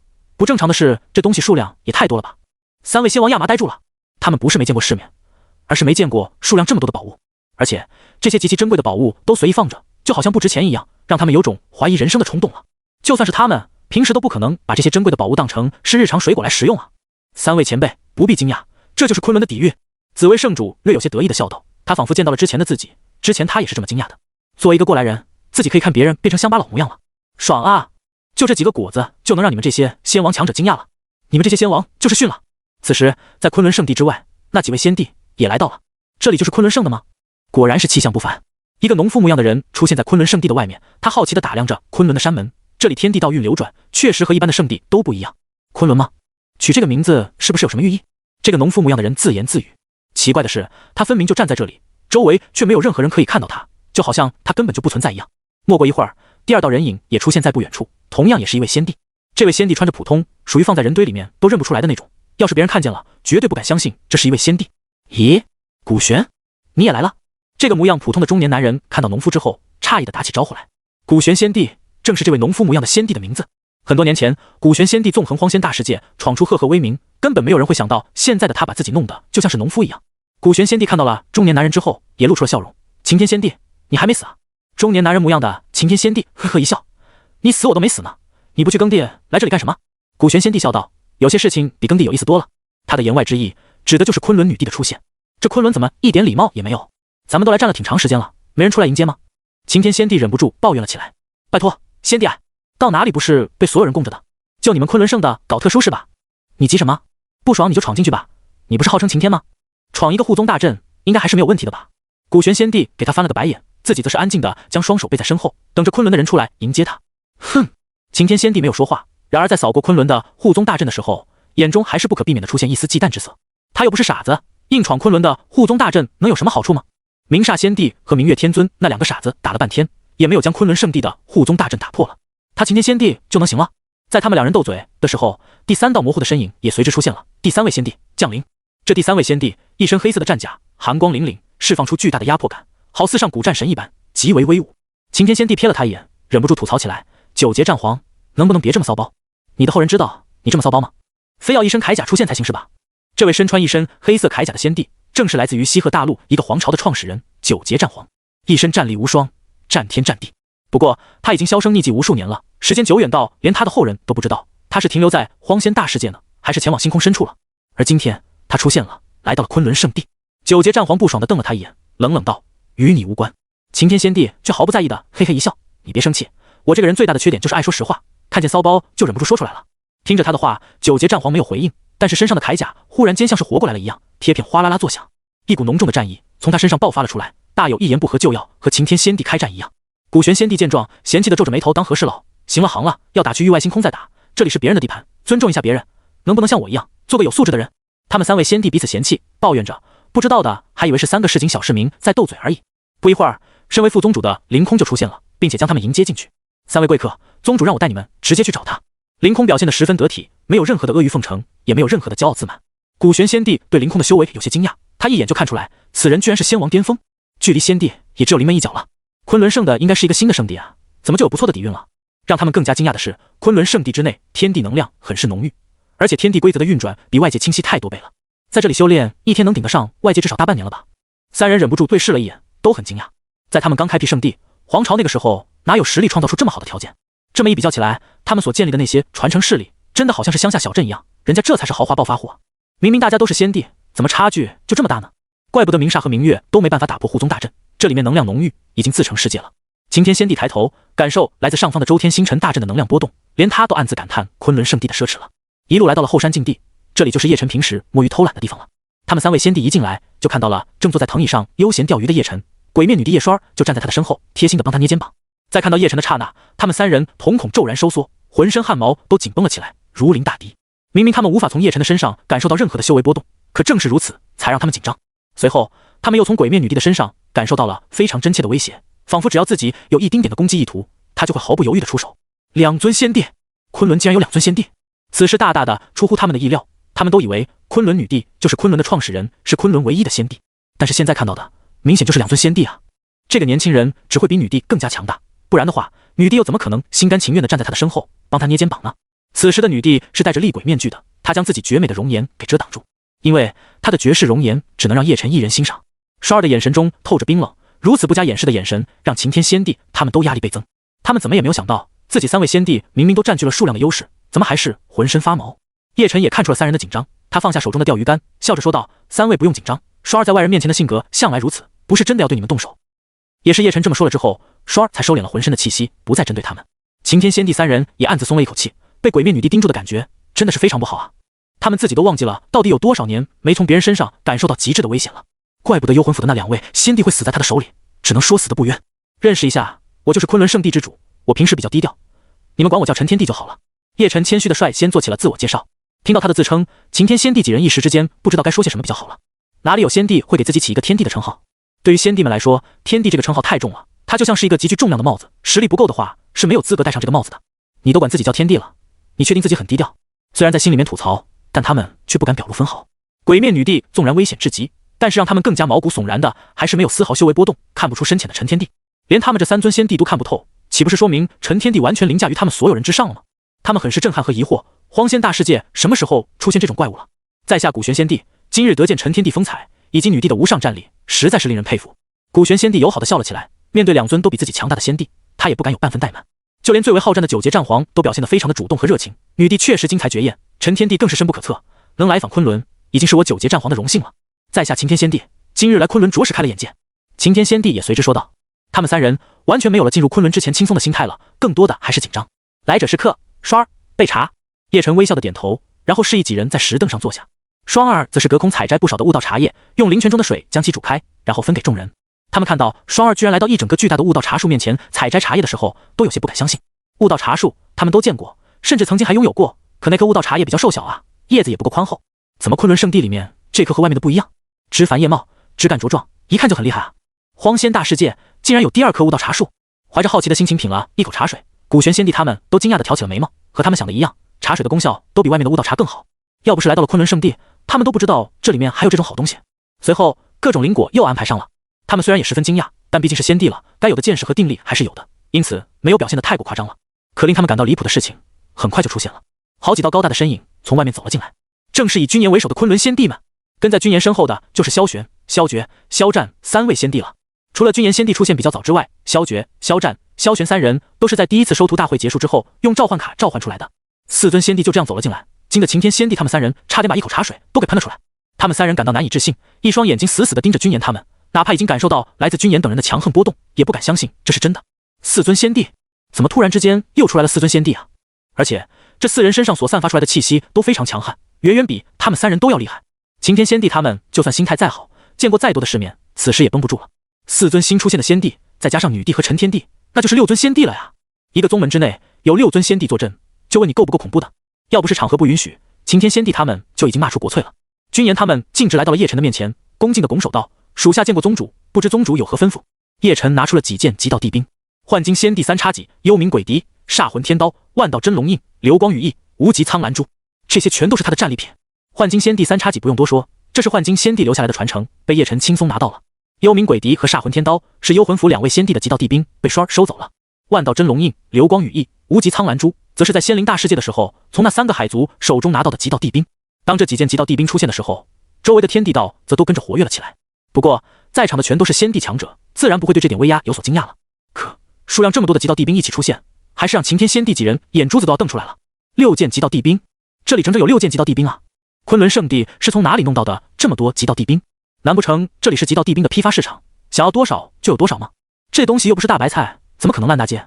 想要获得1件极道帝兵，要么是自己费尽心力去炼制，要么就是杀掉别的仙帝获得战利品。无论是哪种可能，都足以让擎天仙帝3人冷汗直流了。他们对昆仑圣地的真正底蕴又有了新的认知。帝兵多如狗，仙帝满地走。叶晨他们也没有理会3位客人的情绪波动，他今天就要将这些战利品都分发下去。君言，你看上哪件就自己挑选吧。萧绝，你们也是一样的，不用跟我客气，都是自己人。况且这些东西我也用不到。叶晨大大方方地笑道，语气中满是不在意，完全就没有把这些极道帝兵放在眼里。谢宗主。君言也不客气，将无极苍兰珠拿走了。萧绝拿走了万道真龙印，萧玄则是拿走了流光羽翼，萧战拿走了3叉戟。有了极道帝兵加身，他们作为顶级仙帝的战力又能添加几分？等以后他们也把属于自己的极道帝兵炼制出来之后，他们就拥有2件极道帝兵了，到那时又会变得更加恐怖一些。将极道帝兵分完，叶晨就感受到来自身后的充满怨念的目光，感受到来自后方的幽怨眼神，叶晨也不知为何总是没来由的一阵心虚。他迎上双儿的目光时，马上在脑海中飞快地进行搜索，想看看自己是不是哪里惹到他了。按理说之前已经让他满足到飞起了，爽了整整半个多月，他怎么也没理由埋怨自己吧。双儿，有话你就直说。叶晨只好扶着额头说道。双儿淡淡的说道，此间事了，我想我也该去仙灵大世界开辟分支了。他的语气十分的冷淡，听上去并没有什么情绪波动，但不知道为什么叶晨的心底就涌出了一抹凉气。这丫头这么着急不对劲啊，她不会是急着想去会一会海莹吧？一想到这2个被自己享用过的女帝遇见之后可能会来一场针尖对麦芒的争斗，叶晨就一阵头疼。唉，希望他们不要打起来比较好。他倒是不担心双儿，以双儿巅峰仙帝的实力，遇见谁不是按着锤？相对而言，海莹作为一个新晋仙帝就弱了太多了，他甚至都比不上恒云仙帝以及幽魂府的那2个仙帝。打起来的话，肯定是海莹比较吃亏的。唯一安心的是，就算他们真的打起来了，也不可能真的闹出大事来。都是自己人，谁要是惹出事来，他作为宗主必须出来主持公道。对于他们2人的忠诚性，叶晨相当自信，自己让他们跪下，他们就绝不会趴下。所以真正的窝里斗是不可能发生的。你要现在就去吗？行吧，你就先过去吧，反正世界通道都在这里，我随时也可以过去找你。叶晨点头答应了。有剑木神树的世界通道在就是好用，不需要费尽心思确定坐标，然后花费大量时间横渡虚空，只需要进入世界通道之内，就可以去到另一方大世界了。听到叶晨说随时都会过去看望自己，双儿虽然嘴上什么也不说，但眼中那一抹喜悦和小女人的娇羞还是掩盖不住的。随后他跨入世界通道中，消失不见了。不出多久，他就会出现在仙灵大世界。君言他们并不觉得有任何可以惊讶的地方，作为昆仑圣地的仙帝，他们早就知道世界通道的事情了。不过九节战皇他们却已经看呆了。九节战皇他们3人忍不住面面相觑起来，都在为刚才看到的那一幕感到惊讶。作为仙帝，他们的眼光是非常毒辣的，虽然说他们并没有见过剑木神树，也不知道剑木神树的存在，但是刚才世界通道打开的那一瞬间，如此浓郁的世界之力在周围弥漫着，很明显就不是一般的空间通道。他们大胆的推测，在这条世界通道的另外一侧，很有可能连接着另外一个大世界。如果真的是这样的话，那么这条世界通道的价值就太大了。这就意味着想要去到另外一个大世界，根本不需要自己花费大量的时间进行横渡虚空。他们的目光不由得落在了剑木神树上面。这棵巨大的树木处处都透着不凡，很多枝丫上面出现了拳头大小的漩涡，这些漩涡弥漫着十分浓郁的世界之力，就像是挂着的一颗颗果实一样。联想到刚才昆仑女帝进入的那个世界之门，他们有理由怀疑，这些小小的漩涡不会全都是正在酝酿成型中的世界之门吧？假如说这些世界之门有朝一日全都成型了，是不是就意味着昆仑圣地就可以很轻而易举地连通各个大世界，实现简单便捷的中转效果？他们三人眼睛都忍不住瞪大了，那可太惊人了！昆仑圣地的人想去哪里都能去啊。说的夸张一点，昆仑圣地是不是可以有资格征战其他大事件？自己只是来做客联络一下感情而已，没想到看见了这么匪夷所思的神物。想到这里，他们心里咯噔了一下，忽然觉得不太对啊。这种神物不管是放在哪里，都绝对是核心机密，只有少数的几个宗门高层才能知道的秘密。陈天帝就这么毫不掩饰的给他们看到了。在想到这一点之后，擎天仙帝、古玄仙帝、九节战皇三人便下意识的看向了叶晨。果然，此时的叶晨也似笑非笑的看着他们，有种一切尽在不言中的意思。三位，我这个神木从来不向外人展示的，今日你们已经看到了，该如何解决，你们自己提建议吧。叶晨也没有直说要如何处置他们，而是将问题丢给他们，这也让他们压力顿时变得巨大。堂堂三位仙帝，此时竟然紧张到开始流汗了。君言等四位仙帝也围了上来，目光不善。这擎天仙帝三人不知道该如何回应才好，以他们的实力，他们觉得自己是很难逃离昆仑圣地的。不说那个离谱的护宗大阵了，就说眼前的几位仙帝都足以将他们狠狠地围殴一遍。还是九节战皇心思敏捷，第一个给出了自己的回应：陈天帝，我愿意成为昆仑圣地的供奉，当年所创的势力九节皇朝也可以成为昆仑圣地的附属势力。他此话一出，立刻就让擎天仙帝和古玄仙帝讶异，九节战皇这家伙不是最喜欢战天战地，不服任何人的吗？怎么现在低头的这么快，连九节皇朝都拱手让人了？这不像他。九节战皇察觉到他们诧异的目光，也懒得解释，哼，你们不懂。如果是在外界的话，擎天仙帝和古玄仙帝绝对忍不住把他暴打一顿再说。你第一个认怂，还骄傲了是吧？在九节战皇之后，擎天仙帝也紧随其后，我也愿为昆仑的供奉，成为昆仑的一员。古玄仙帝不满地瞪了他一眼，埋怨擎天仙帝抢先一步，让自己变成最后一个臣服的了。我古玄仙帝也同样如此，任凭陈天帝差遣。古玄仙帝毫不犹豫地拱手。至此，三位仙帝就稀里糊涂地成为了昆仑的一员。好，既然是自己人，本天帝就不除掉你们了，毕竟只有死人的嘴巴才是最严的。君言，你带他们下去熟悉环境吧。叶晨对君言吩咐道。君言，遵命。随着君言离开这里，擎天仙帝三人脑子都有些晕乎乎的，自己本来就是想拜访一下罢了，结果就因为多看了一眼，就必须成为昆仑的一员了。擎天仙帝谨慎地询问道：君言道友，如果我们拒绝呢？结果会如何？他刚问出这个问题，前方带路的君言身上骤然释放出了一股极其恐怖的威压，将他们三人死死地笼罩住了。每一位被叶晨召唤出来的强者，都是当前境界的最巅峰。作为仙帝的君言，自然也是属于仙帝的最巅峰境界了。擎天仙帝三人虽然也是仙帝，可是和君言这种巅峰仙帝的差距还是太大了。当君言释放出仙帝威压的时候，就连他们都感到巨大的压迫感。君言目光含着冰冷的杀意看着他们，默然道：宗主说过了，只有死人的嘴巴是最严的。言下之意，不言而喻。古玄仙帝被君言这股威压吓得脸色很难看，赶忙解释道：君言道友，我们只是好奇罢了，现在我们也是昆仑的供奉，都是自己人。呵呵呵。有了他这么说，君言这才收敛气息，仿佛刚才那猛烈的杀气从来就没有出现过一样。九节战皇也惊出了一身冷汗，他是号称战天战地，不服就干没错，但是面对昆仑这帮仙帝，他是真的一点抵抗的心都不敢有。君言道友实力究竟是何种境界？为何我觉得超过我这么多？要真的动起手来，我的下场恐怕不会比幽魂府那两位好多少。九节战皇向来极为骄傲，可是在这里他不敢骄傲，还好自己就是来交流的，而不是来挑战的，不然的话，昆仑就是自己的埋骨之地。擎天仙帝敬畏于昆仑的惊人底蕴，这么多尊仙帝，而且每一尊仙帝实力都远超于我，昆仑究竟是从哪里冒出来的？我在荒仙大世界活了这么久了，时间长河中如果真的有这样的势力，我不可能不知道的。昆仑就是外来的宗门了吧？不过这都无所谓了，我也不可能与之抗衡。擎天仙帝很清楚自己的水平，对于亿万生灵来说，他确实是站在所有生灵的最顶点了。但是在昆仑圣地里面，他觉得自己能够混一个供奉长老的位置，当当就不错了。哎，在这里当供奉虽然也不错，但从此失去了自由。擎天仙帝有些后悔来昆仑了。昆仑是很强大，但是他自己也作为仙帝，又怎么可能愿意乖乖依附于一个势力，任其差遣呢？这不就是失去了自由吗？古玄仙帝和九节战皇心中想的其实也是一样的。这时，君言已经将他们带来混沌界这边了。他指着悬挂在上方的巨大黑色圆形漩涡，介绍道：此乃混沌界，对于我们这些仙帝而言，我认为混沌界是最重要的，你们只需要知道这一点就好。昆仑之内有很多神奇的设施，比如藏经阁，比如战神宫，可最适合仙帝的一定是混沌界。擎天仙帝几人疑惑地抬头观察着黑色巨大漩涡，不明白君言为什么会这么说。别的我不多说了，你们自己体验就知道了。君言示意他们上去尝试。擎天仙帝等人彼此对视了一眼之后，就飞身而上，进入混沌界中，探索一下这东西为什么能被君言这么推崇。进入了混沌界之后，他们就出现在一片巨大的星空中，面前只有一个巨大无比的球体在缓缓转动着。构成这个巨大球体的正是无数大道法则，好清晰的本源法则，根本不需要捕捉锁定了，完全可以直接参悟。擎天仙帝惊呆了，怪不得连君言都说混沌界最适合仙帝修炼了，现在看来确实如此。爽啊！还是待在昆仑好，在外面流浪有什么意思？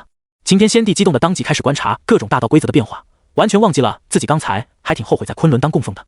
九节战皇和古玄仙帝也大吃一惊，简直不敢相信眼前所看到的。混沌界就相当于把所有的大道本源全都摆在他们面前，任他们参悟了，这种宝地他们想都不敢想啊。当昆仑圣殿又多出了3位先帝坐镇的时候，在东胜大陆的某一处人迹罕至的绝地中，有一尊浑身缭绕着黑色诡异气息的身影从泥土中钻了出来。如果昆仑的几位亲传弟子在这里的话，就会认得出来，这东西就是异魔。咔咔咔，随着一阵令人牙酸的古怪声音响起，泥土开始自己翻涌起来，成千上万的异魔开始苏醒，然后钻了出来。这些异魔的肢体都不完整，缺胳膊少腿的，看得出来曾经经历过极其惨烈的大战。轰！不久之后，另外一处泥土炸开，阵法的力量轰然炸裂，一道更加强大的异魔身影冲破了封印，出现了。这尊异魔身高超过了10米，像一座小山一样，浑身上下都布满了黑气，显得强大又诡异。哈哈哈！荒仙的大世界的愚蠢生灵们，我就说了，以你们的手段是不可能将我彻底磨灭的，哪怕是岁月，也无法令我消失。这尊异魔感受到体内重新流动起来的强大力量，狂傲的哈哈大笑了起来。当年大战的时候，他就被一个人类强者抱着同归于尽了。不过异魔的生命力远比人类更强，那位强者死了，他这尊异魔还没死。后来又有一些人类强者将其封印，想要利用阵法的力量慢慢将其磨灭。想法是很好的，可惜那些人类强者却错误估计了他这强大的生命力。这么多年过去了，他只剩下一口气，但还是冲破了封印，重现世间。实力太弱了，荒仙大世界的力量不适合我们异魔修炼。当务之急是寻找大量的血石，暂时恢复部分力量，然后偷偷将一些地方改造成为适合我们异魔生存修炼的地方。这尊异魔已经在心里面盘算好了一切。刚刚苏醒，力量太弱了，想要再次掀起战争是不可能的，只有韬光养晦才行。他放眼望向上万摇摇晃晃的异魔们，心中就更为无奈了。带领这帮骷髅架子一样的异魔，有什么资格占领荒仙大世界？随后他又想到了什么，阴森的瞳孔都亮了许多。生存下来的异魔必定不止我一个，我只要找到他们，并且将其解封了，我们的力量将会大大增加。对了，乌森魔君大人，他好像也被封印在这一带，或许他还没有被阵法之力彻底磨灭呢。想到这里，这尊强大的异魔就激动了起来。乌森魔君，那可是实力滔天的顶尖强者，要是能够让乌森魔君大人复苏，异魔军队有望卷土重来。所有人找到封印乌森魔君大人的地方，想办法将其解封出来。有乌森大人的带领，我们才有资格重启3000万年前的解放之战。在这尊强大异魔的带领之下，他们很快就找到了乌森魔君的封印之地，并且成功的将其解封。当乌森魔君重现世间的那一刻，这一方天地都因此而震颤，滔天的魔气更是汹涌澎湃。异魔的生命力之强大，简直是不可理喻，即便是被封印了这么久，还是没能将其彻底磨灭了。乌森魔君又回来了！乌森魔君发出阴森的低吼，一身的异魔之力狂暴可怕，成千上万的异魔恭敬跪拜，迎接这位纵横天下的魔君。在全盛时期，魔君的实力就等同于仙君境界，仙君境界的异魔比一般的人族仙君都要强大。光是他们那极具污秽性的力量以及超强的生命力，就是一个巨大的麻烦。请魔君大人带领我们走向辉煌，直到解放这个罪恶的世界。无数的异魔发出高呼，声音震耳欲聋。被魔气包裹其中的乌森魔君低头看了众人一眼，感受体内不断涌动的力量，发出了威严的声音。现在不是最好的时机，我们刚苏醒，力量没有达到最巅峰，现在高调宣战只会让我们彻底灭亡。潜伏，韬光养晦，恢复力量，唤醒更多的同类，甚至联合曾经埋在荒仙大世界的案子，这才是我们最应该做的事情。乌森魔君的声音在天空中隆隆作响，就像是一辆战车碾压过虚空一样，让人心生畏惧。他的话也得到了所有异魔的认可，他们现在还是太弱小了，不足以掀起一场席卷荒仙大世界的战争。相信曾经留下来的异魔肯定还有不少，将那些异魔唤醒，并且通过不断的吞噬血石来快速恢复巅峰，这才是当务之急。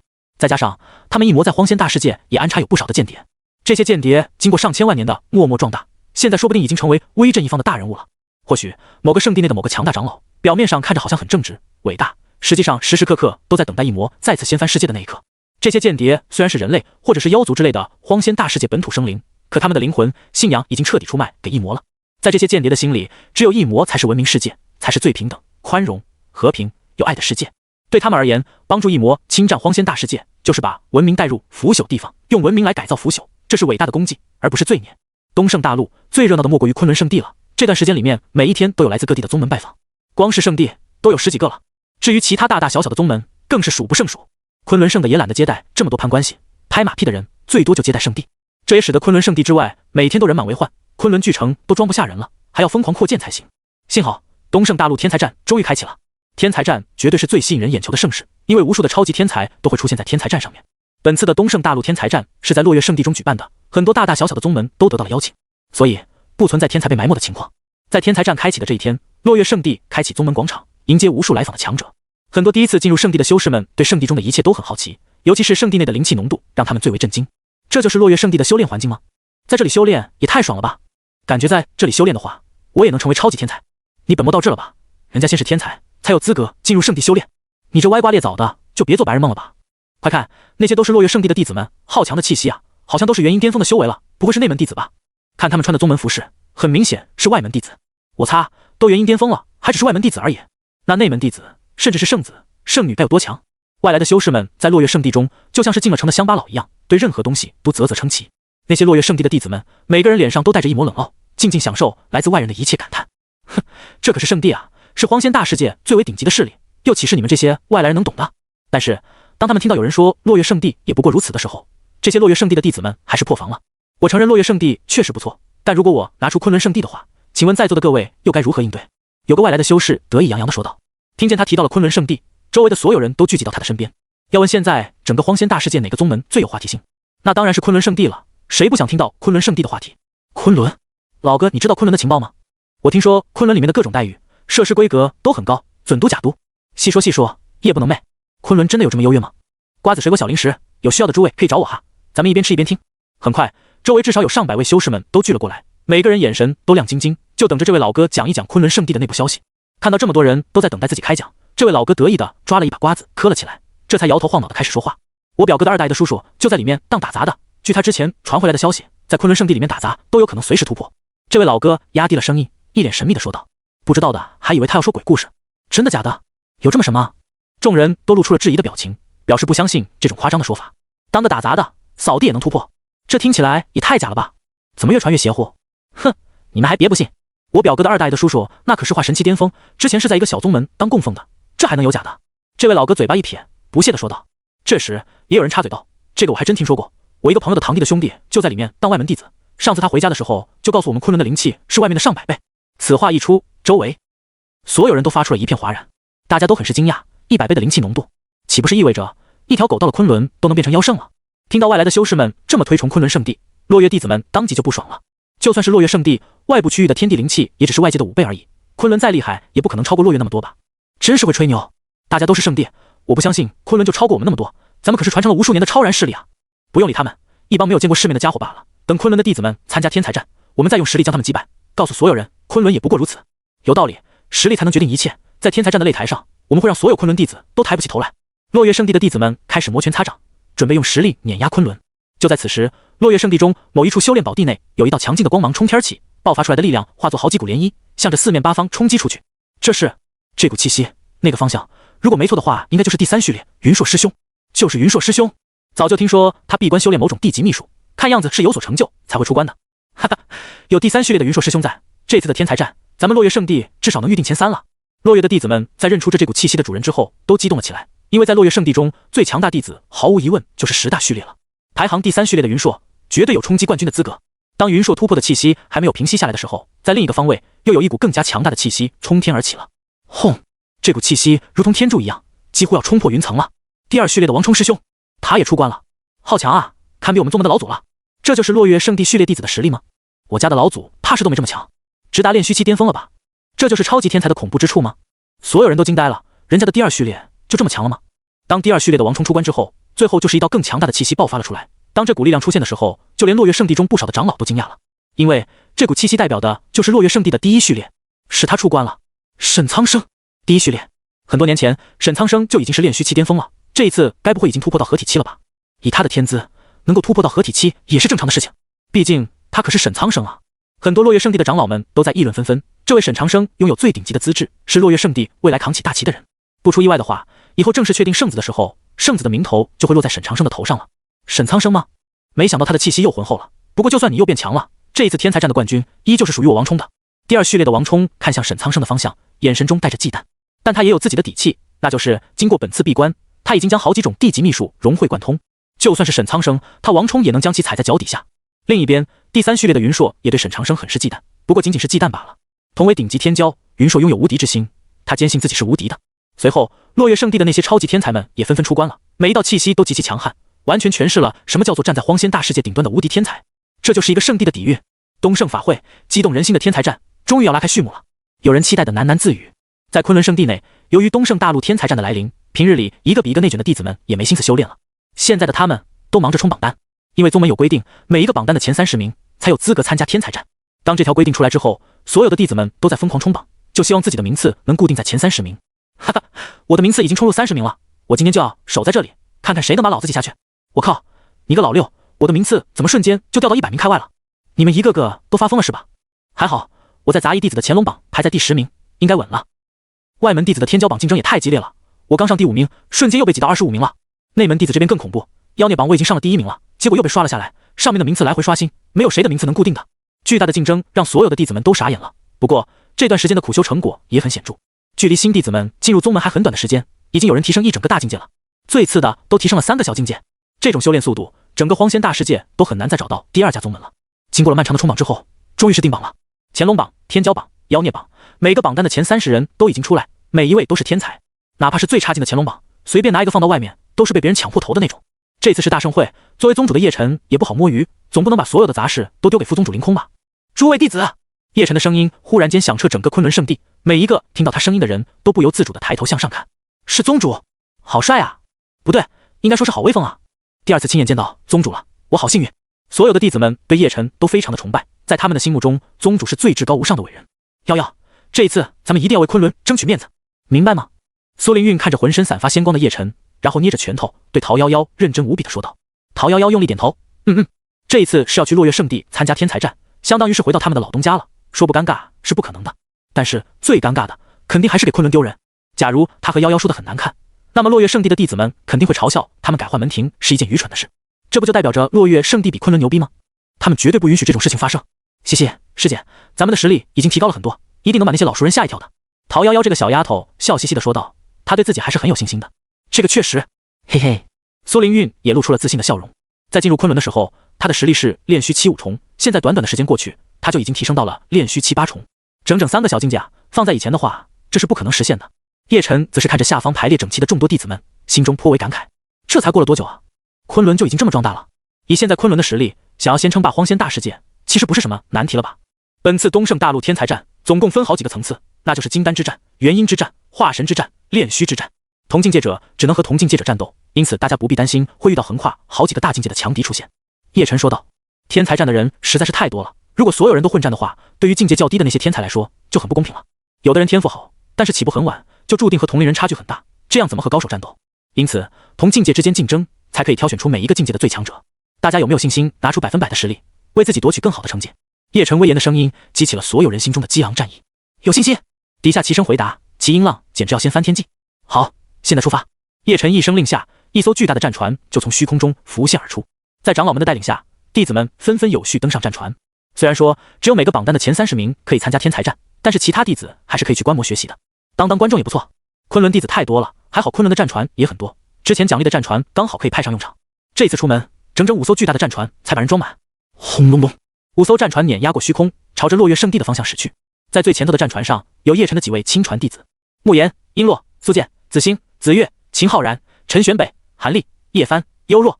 这几位享受着同一艘战船上所有弟子的崇拜、羡慕。那几位就是亲传弟子，气质是不一样啊。据说上次慕言大师兄已经成功突破到炼虚7、3重了，也不知道现在是不是又进步了。那就是子星和子月双胞胎师姐吗？他们年龄好小啊，但是散发出来的气息竟然这么强大。咦，有个生面孔，排在最后的那个女孩也是吗？好像没听说过呢。你这就不知道了吧？据小道消息透露，那位叫做幽若师姐是宗主从另外一个大世界带回来的顶级天才。哇，那3位就是上次凝聚了9道命痕的超级天才吧？我感觉他们的气息更加浩瀚高深了。底下的弟子们都在悄悄地议论关于几位亲传弟子的事情。由于大家的基础不一样，亲传弟子中有几位境界也不高，比如最低的幽若目前只有筑基期巅峰。但是没有人敢小看任何一位亲传弟子，宗主会把他们带在身边亲自教导，肯定是有理由的。慕言等人也听到了弟子们对自己的讨论，他们并没有放在心上。浩然，你的境界应该已经达到炼虚巅峰了吧？我猜随时都可能突破到合体期。慕言好奇地询问秦浩然。在所有的亲传弟子里，就他和秦浩然以及璎珞的境界是最高的。秦浩然没有正面回答，而是笑着反问道：大师兄，我看你现在打我都不用1只手吧？慕言大有深意的哈哈一笑，浩然师弟真爱说笑，你的进步太快了，我现在压力可是大得很。至于我目前的境界，等到了天才战上面，大家就知道了。璎珞也说道，慕言哥哥，有我在，你想拿到第1名的希望不大。行，我等着。慕言给了他一个挑衅的眼神，结果换来的当然是璎珞掐住他腰间的肉，然后来一个旋转。大师兄，你是斗不过璎珞师姐的，嘻嘻。子星促狭的笑道。苏剑也随声附和，是啊，在擂台上你要是遇见了璎珞师姐，最好直接投降了，不然等回到了宗门，璎珞师姐有1万种办法教训你。此言一出，所有人都哈哈大笑起来。慕言气得满脸通红，反驳道，胡说，平时都是我说了算的，我都不用把他放在眼里。但是这话一说完，他就后悔了。果然，璎珞斜着眼睛盯着他，这眼神充满了危险的气息。不过其他的亲传弟子倒是很乐于看好戏。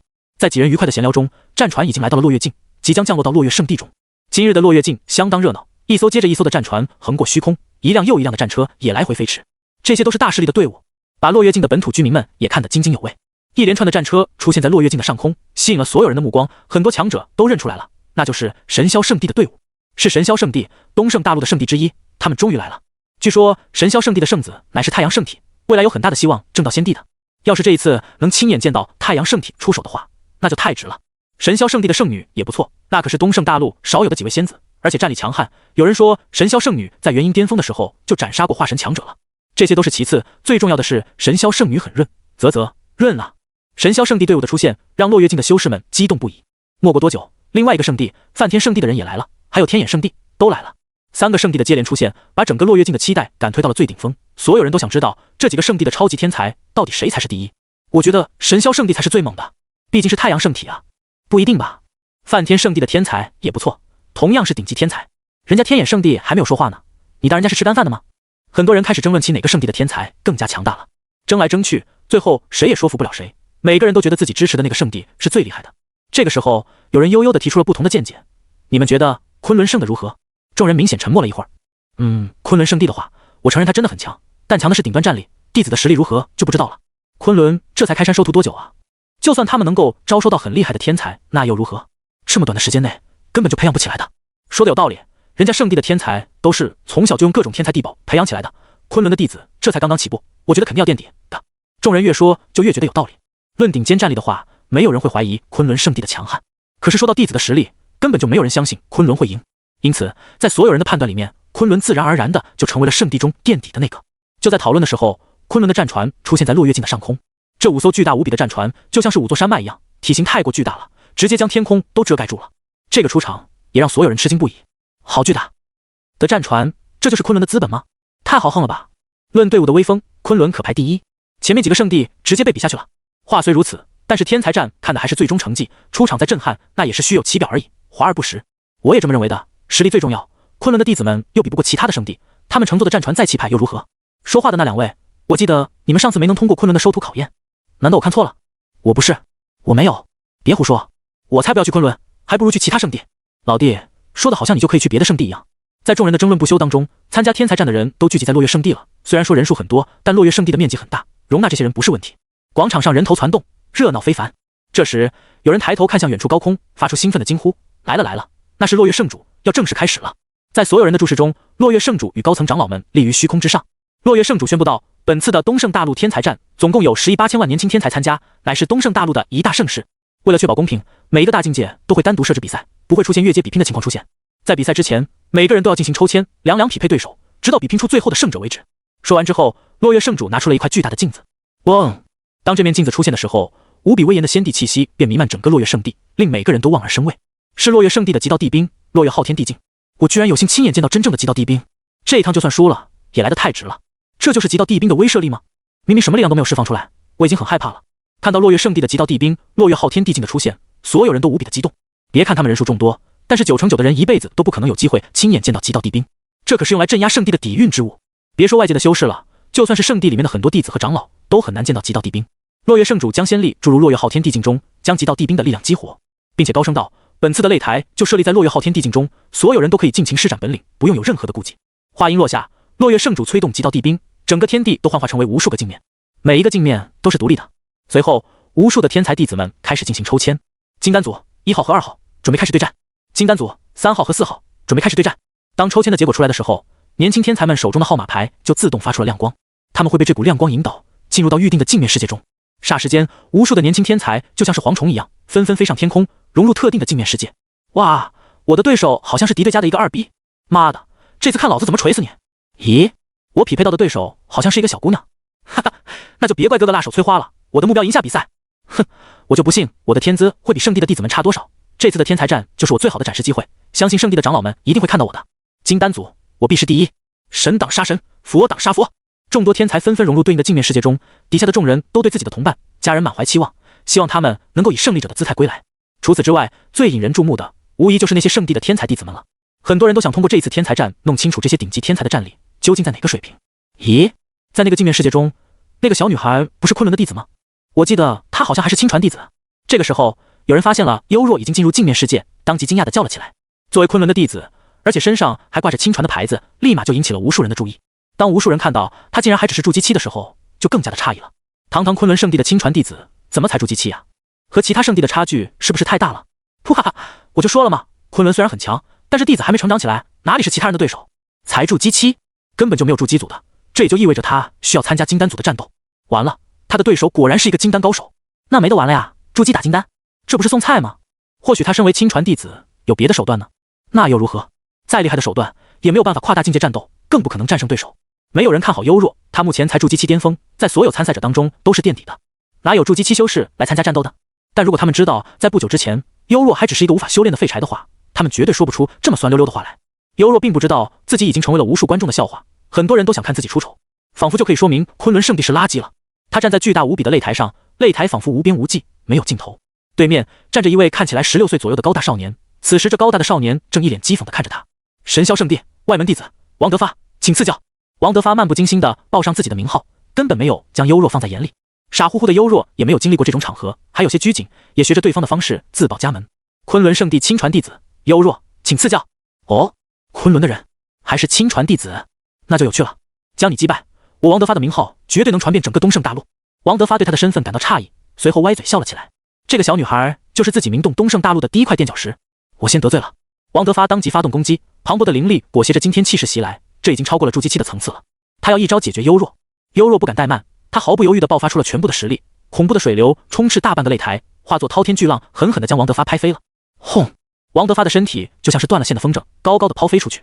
等重重的摔在地上的时候，已经翻白眼了。他自己都没有想到，这才第一个照面，自己居然就没了。完了，会不会太用力了？他应该没死吧？优若下得赶紧收回所有的力量，紧张的傻站在原地不敢动弹。昆仑圣地亲传弟子优若胜出。在分出胜负之后，这个镜面世界就响起一个威严的声音，宣布结果。下面的观众们都傻眼了，结束的这么快吗？这就是本次天才战最快结束的战斗了。令人更加感到不可思议的是，优若以筑基期巅峰的实力，一招就战胜了圣地的金丹期弟子，太魔幻了吧！对方也是圣地的弟子啊，虽然只是外门弟子，但境界比他高了这么多，再怎么样也不可能一招制敌吧？发生了什么事？王德发连抵抗的机会都没有，恐怖啊！这就是昆仑圣地的亲传弟子吗？好像我们看走眼了，好像看走眼，是绝对看走眼了。底下的观众们都爆发出了热烈的议论，优若的实力令他们大为吃惊。不得不说，他这场出人意料的胜利，为天才战带来了第一波火热。而神霄圣地这边的弟子们却无法接受这个结果，他们一个个都张大嘴巴，满脸的困惑和惊讶。王德发好歹也是外门中还算不错的弟子，本身有金丹期5重，论真实战力的话，打一般的金丹期8重都没问题。也就是说，那个女孩子在筑基期巅峰境界，就至少能发挥出堪比金丹期8重的战力了。不可能吧？大家都是圣地弟子，他凭什么就这么强？神霄圣地的外门弟子们都很难接受这个结果，不少人还觉得这是不是有黑幕。不过他们没敢说出来，战场是在极道地冰落月昊天地境创造的镜面世界中进行的。如果说优若有黑幕的话，把落月圣地也得罪了。不急，王德发实力很一般，如果那个女孩子后面还遇到我们神霄圣地的弟子，他不会再有任何机会。最终神霄圣地的外门弟子们只能暗自发誓，一定要把场子找回来。其他地方的战斗也正在进行，不过最令人关注的自然还是身份最特殊的那几位了。就比如同为昆仑圣地亲传弟子的叶帆，此刻就备受瞩目。在叶帆的前方站着一个很是高大的少年，这个少年散发着霸道的气息，双目有闪电掠过。底下的观众们一下子就来了兴趣，那是昆仑的亲传弟子之一，他的对手也是一个超级天才，天眼圣地的霸苍天。据说霸苍天拥有传说中的一种至强体质，等他体质大成的话，有资格占先帝了。你们没说错，因为那种体质就叫做苍天霸体。苍天霸体是什么东西啊？很厉害的吗？有人疑惑地问道。一位见多识广的老哥抬头仰望60度，眼睛也眯了起来，然后说出了关于苍天霸体的一些传说。据说这是一个天生霸道的无上体质，可以压制其他的特殊体质。这种人就是天生的霸主，真正的遇神杀神，遇佛杀佛。等苍天霸体大成之后，还有资格和先帝大战，是真正的与先帝叫板了。听完这位老哥的科普之后，周围的人都露出了惊容。天生霸道的压制其他体质，大成的苍天霸体竟然还可以叫板级到先帝，那苍天霸体绝对是最顶级的体质之一了。霸苍天气息圆融，已经达到了元婴巅峰了，随时都可以进入化神境界。再加上他的苍天霸体，可以说完全碾压同境界的高手了。那位昆仑圣地的亲传弟子估计要输了。有人分析出了叶帆和霸苍天之间的胜负概率，他们都觉得霸苍天应该是可以把叶帆按在地上锤的。镜面世界擂台上，叶帆也从霸苍天的身上感受到了强烈的压迫感，但越是这样，他的战意就越加昂扬。这是来自血脉中的挑衅，仿佛面前的这个人天生就是自己的对手。昆仑、叶帆、天眼圣地、霸苍天，两人在报上了名号之后，在同一时间就化作了两道虚影，轰然一声对撞在了一起。两人的力量碰撞，爆发出了一圈半透明的气浪。随后他们又迅速分开，然后又猛然交手。两人用的就是拳拳到肉的打法，每一次的对碰都会爆发出强烈的气浪。如此霸道的交手方式也让观众们看得目瞪口呆。他们这是疯了吗？居然以肉身战斗，太猛了吧！这才是男人之间的战斗啊，拳拳到肉，多爽啊！那个叶帆竟然可以和霸苍天以肉身相抗，难道他的肉身强度不在苍天霸体之下？看到叶帆竟然和苍天霸体硬碰硬，众人都觉得很吃惊。苍天霸体的肉身强度是很恐怖的，比法宝还要强悍，一双拳头就是苍天霸体最凶猛的武器。然而叶帆竟然可以不落下风，吾乃苍天霸体，自当镇压一切敌！霸苍天愤怒地大吼了起来。他早就习惯了将对方强势碾压，因此无法忍受叶帆竟然和他分庭抗礼。尤其是在肉身强度上面，他最无法接受有人能和自己相提并论了。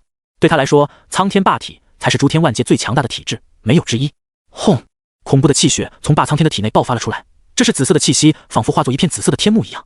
当苍天霸体的力量被他释放出来的时候，惊动了无数人，就连之前没有关注这边战场的人们也忍不住纷纷侧目。天眼圣地的区域中，好几位实力强悍的长老看到了这一幕之后，都露出了得意的笑容。霸苍天果然霸道无比，他绝对无法忍受有人和他平分秋色。不过他真正的实力现在才要展现，毕竟是苍天霸体，不霸道一点还能叫苍天霸体吗？不过那个少年能硬接住霸苍天那么多次攻击也不错了，输给苍天霸体，他输得不冤的。哼，昆仑圣地的势头太猛了，咱们天眼圣地也该好好展示一下咱们的力量了。这几位天眼圣地的长老们都很期待看到霸苍天打败叶帆，包括其他的观众们都坚定地认为这场战斗已经走到了尽头，叶帆必败无疑。霸王九击！霸苍天浑身迸发出了紫色的气血，将大半个擂台都染成了紫色，而他也散发着无比霸道的气息，口中发出暴喝之后，携带着惊人的力量向叶帆杀来。面对霸苍天的强势，叶帆面色始终平静如水，这样才有资格当我的对手。叶帆口中轻语，随后体内的金色气血如同汪洋大海一样全部爆发了出来。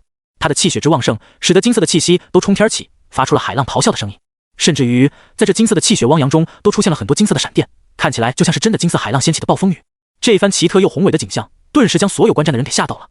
好雄浑的气血之力完全不比苍天霸体的力量弱呀，甚至还要更强。他这是什么体质？怎么看起来比苍天霸体还要霸道？怎么会有如此旺盛的气血之力？他真的是元婴巅峰境界而已吗？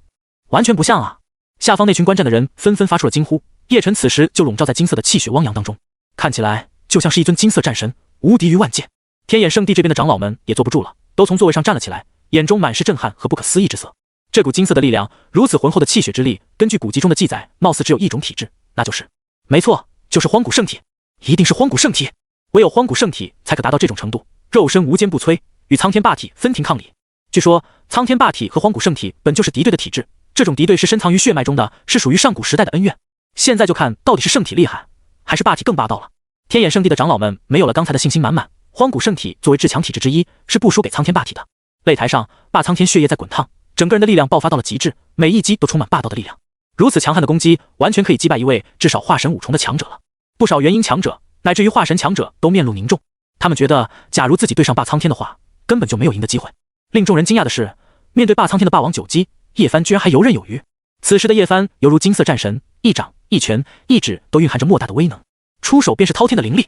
金色的拳头不断的与霸苍天对轰，居然将霸苍天都给压制住了。这把霸苍天气得哇哇直叫，体内紫色的血液疯狂流动，整个人越战越狂。他已经将力量催动到了极致，形态也发生了变化。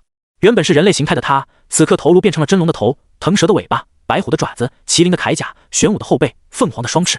如此惊人的变化，令所有的观众们纷纷发出了惊呼。天眼圣地的长老们也觉得很意外，他们也是第一次看到苍天霸体的完整形态。据传苍天霸体拥有9种神形，是每一个至强物种最优异之处的融合，由此才有了最强霸体。今日一见，果然名不虚传。就连我见了苍天霸体都要自愧不如，等有朝一日霸苍天成长到我们这个境界，单手就能打败我们。太强了，不愧是至强体质，就算对方是宿命敌对的荒古圣体，都丝毫不弱。这几位长老都激动起来了。苍天霸体还没完全成长起来，否则的话绝对能成为荒仙大世界的超级霸主。哼，对方虽然是荒古圣体，但在这个时代，荒古圣体已经落后淘汰了，有时代的诅咒在，他是绝对比不上无限制的苍天霸体。不出意外的话，荒古圣体最多只能修炼到化神境界，就走到了修行路的尽头，他拿什么和苍天霸体比？这一场天才战就是荒古圣体最后的辉煌了。他们都认为荒古圣体比不上苍天霸体，尤其是荒古圣体的修行之路已经断绝，根本就没有未来。不只是他们，还有其他圣地的高层们也为叶帆而摇头叹息。圣体本是无敌路，奈何前路已断绝，此战不必再看。可当所有人都以为叶帆没有翻盘的可能之时，荒古圣体浩瀚如海的气血再次爆发了。在叶帆的身后，更是有好几个异象幻化而出：仙王领九天、混沌众青莲、阴阳生死图、黄金太极图。一个又一个圣体异象当空铺开，奇异又恐怖的力量笼罩全场，甚至将苍天霸体都镇压住了。叶帆傲立虚空，目光冷漠地看着双目赤红的霸苍天，哪怕你是苍天霸体，我也无惧。当圣体意象出现的时候，全场沸腾了。什么？他为什么会有这么多种体质意象？好恐怖的压制力啊！难不成他已经打破了天地的诅咒，可以重现上古时期荒古圣体的荣光了吗？说的也是，毕竟是昆仑出来的弟子，昆仑的前辈肯定会想办法帮他续上修行路的。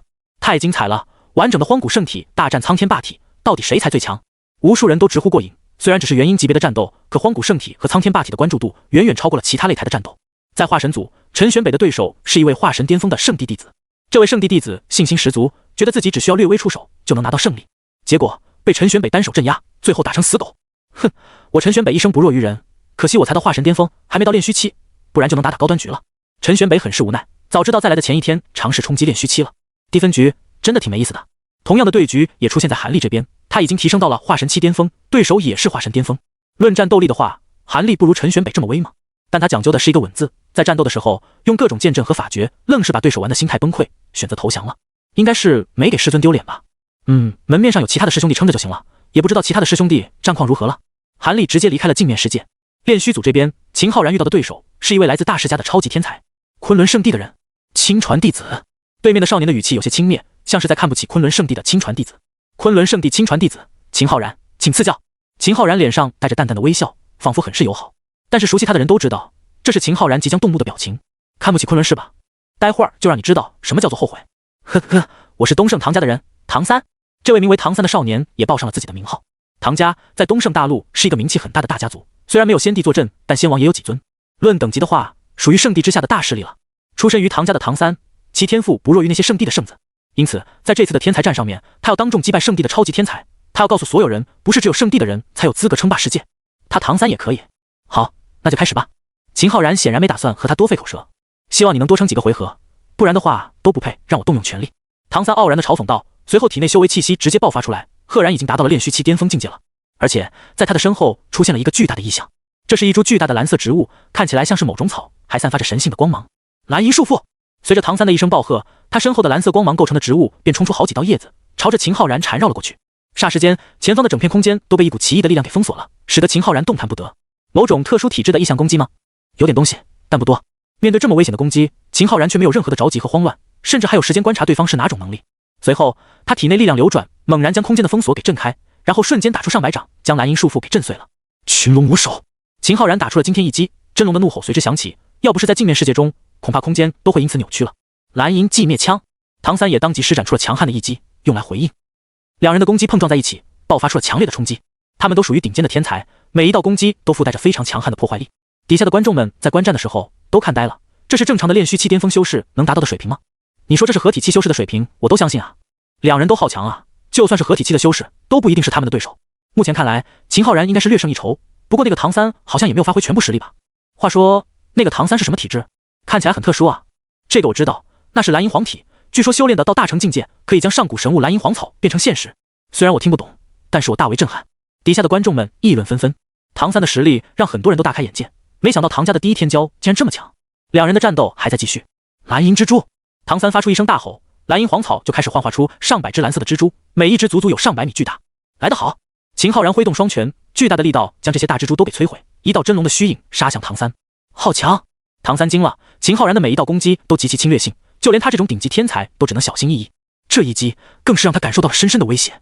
你是第一个将我逼到动用全力的人，外界的人都以为我只有一种体质，其实我有两种体质。唐三眼中散发着一种狂放的魔性，一头黑色的长发此刻也变成了蓝色，身后的蓝银黄草的异象也让到了另外一边，取而代之的竟然是一只粉红色的兔子异象。什么玩意儿？怎么两种体质异象？除了蓝银黄草之外，难道还有别的？兔子异象？这是怎么回事啊？两种体质能够融合在一起吗？不清楚，但是这只兔子的形象很像一种名为柔骨玉兔的妖族，还真是，怎么会是柔骨玉兔呢？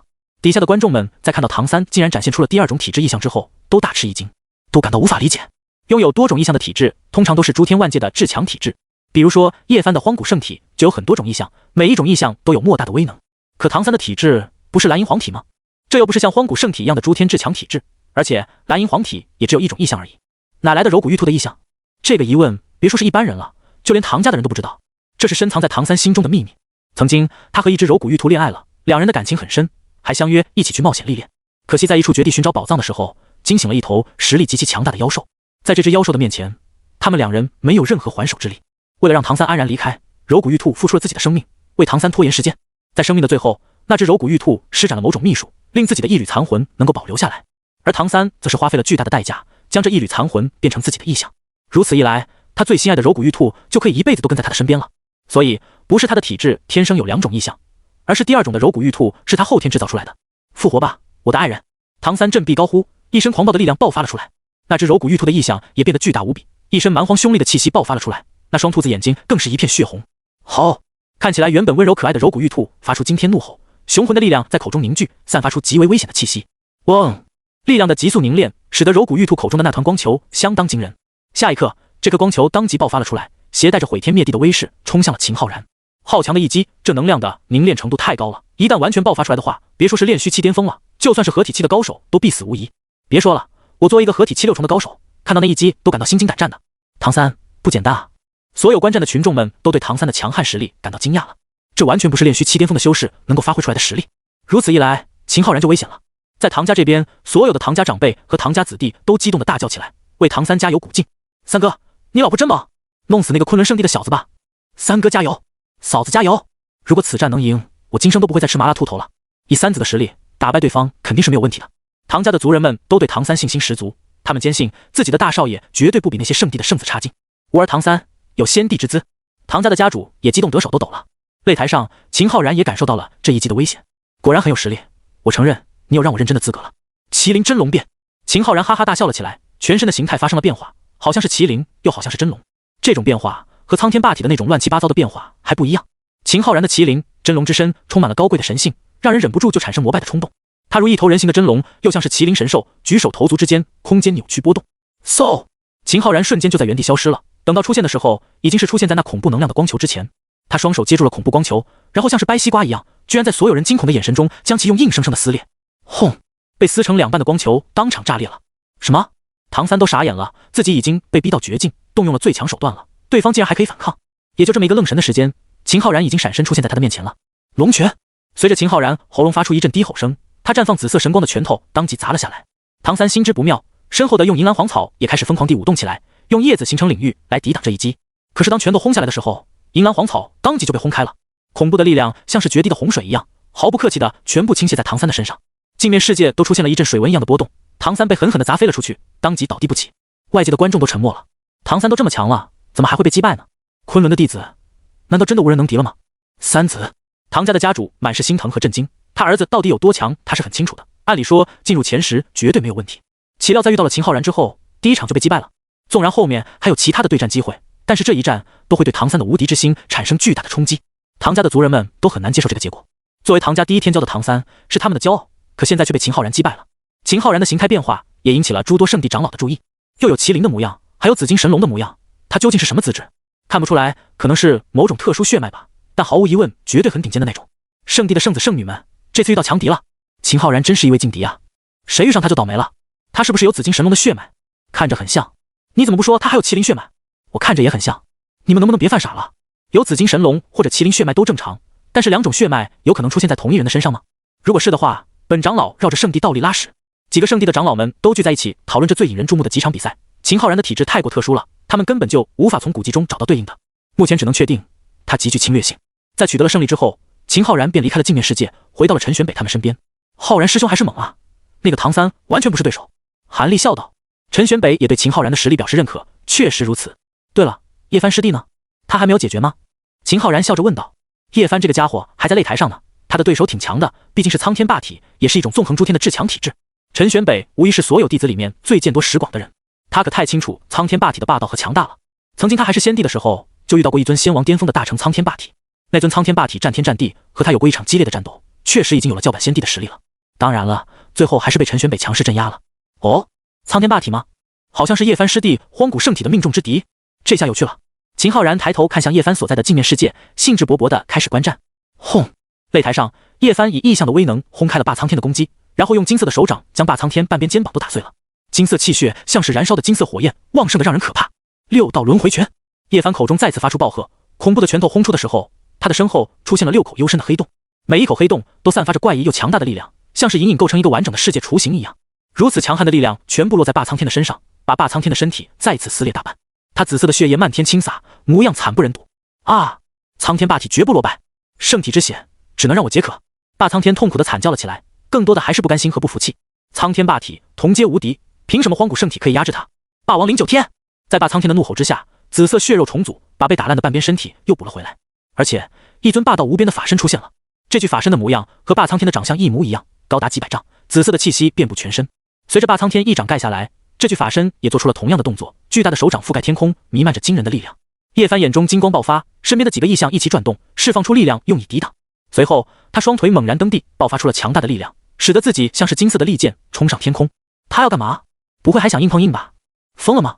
外界的观众们看到叶帆居然还主动出击，都惊呆了。霸苍天明显已经将力量催动到了极致，这一掌拍下来，就算是化神期都要被拍成肉泥。叶帆凭什么用肉身相抗？在无数人惊讶质疑的目光中，叶帆以金色的拳头轰在霸苍天法身的手掌心。轰！两股力量的碰撞让爆炸的轰鸣声变得更加的震耳欲聋。就在他们都以为叶帆是自寻死路的时候，他穿透了巨大的法身手掌，出现在更高的高空上。叶帆双目冰冷地注视面前高大的法身，没有任何留手，又是一连串猛烈的攻击落下，金色神芒弥漫整个镜面世界。而霸苍天那高大的法身也被叶帆用最为暴力直接的方式打得连连溃散，最后爆炸成一团紫色仙芒，消失不见。而霸苍天满嘴都是紫色的血液，躺在地上眼神涣散，他还是不敢相信自己就这样被打败了。苍天霸体为何会败？霸苍天茫然的喃喃自语。叶帆收敛了浑身的金光，落到霸苍天的身边，恰巧听到了他的自言自语，便默然的说道：你也很强，可惜你遇到的是昆仑弟子。昆仑弟子？昆仑？霸苍天嘴里念叨着，最后像是认命了，闭上眼睛接受了这场失败。叶帆的获胜让之前所有不看好他的人都满脸通红，脸颊火辣辣的。目前为止，昆仑的弟子们都获胜了，尤其是已经出战的几位亲传弟子，更是打得精彩绝伦。这场天才战完全成为了昆仑亲传弟子的表演秀。不过，在叶帆的战斗结束不久，另外一个镜面世界中的战斗也引起了很多人的注意。咦，那两人怎么开局就对上了？在另一个方向的镜面世界中，这场战斗也很引人注意，因为要战斗的两人都是超级大美女，容貌绝美，身材傲然，仙气飘飘，肤若凝脂。没有什么比能看到两个超级大美女战斗更让人激动人心的了。如果有，那除非是多来几个大美女。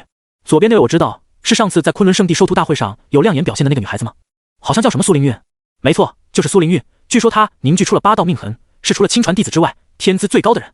但你们不知道的是，苏灵韵之前是落月圣地的弟子，后来才转去昆仑圣地的。什么？还有这个内幕？我靠，有点炸裂啊！这也行？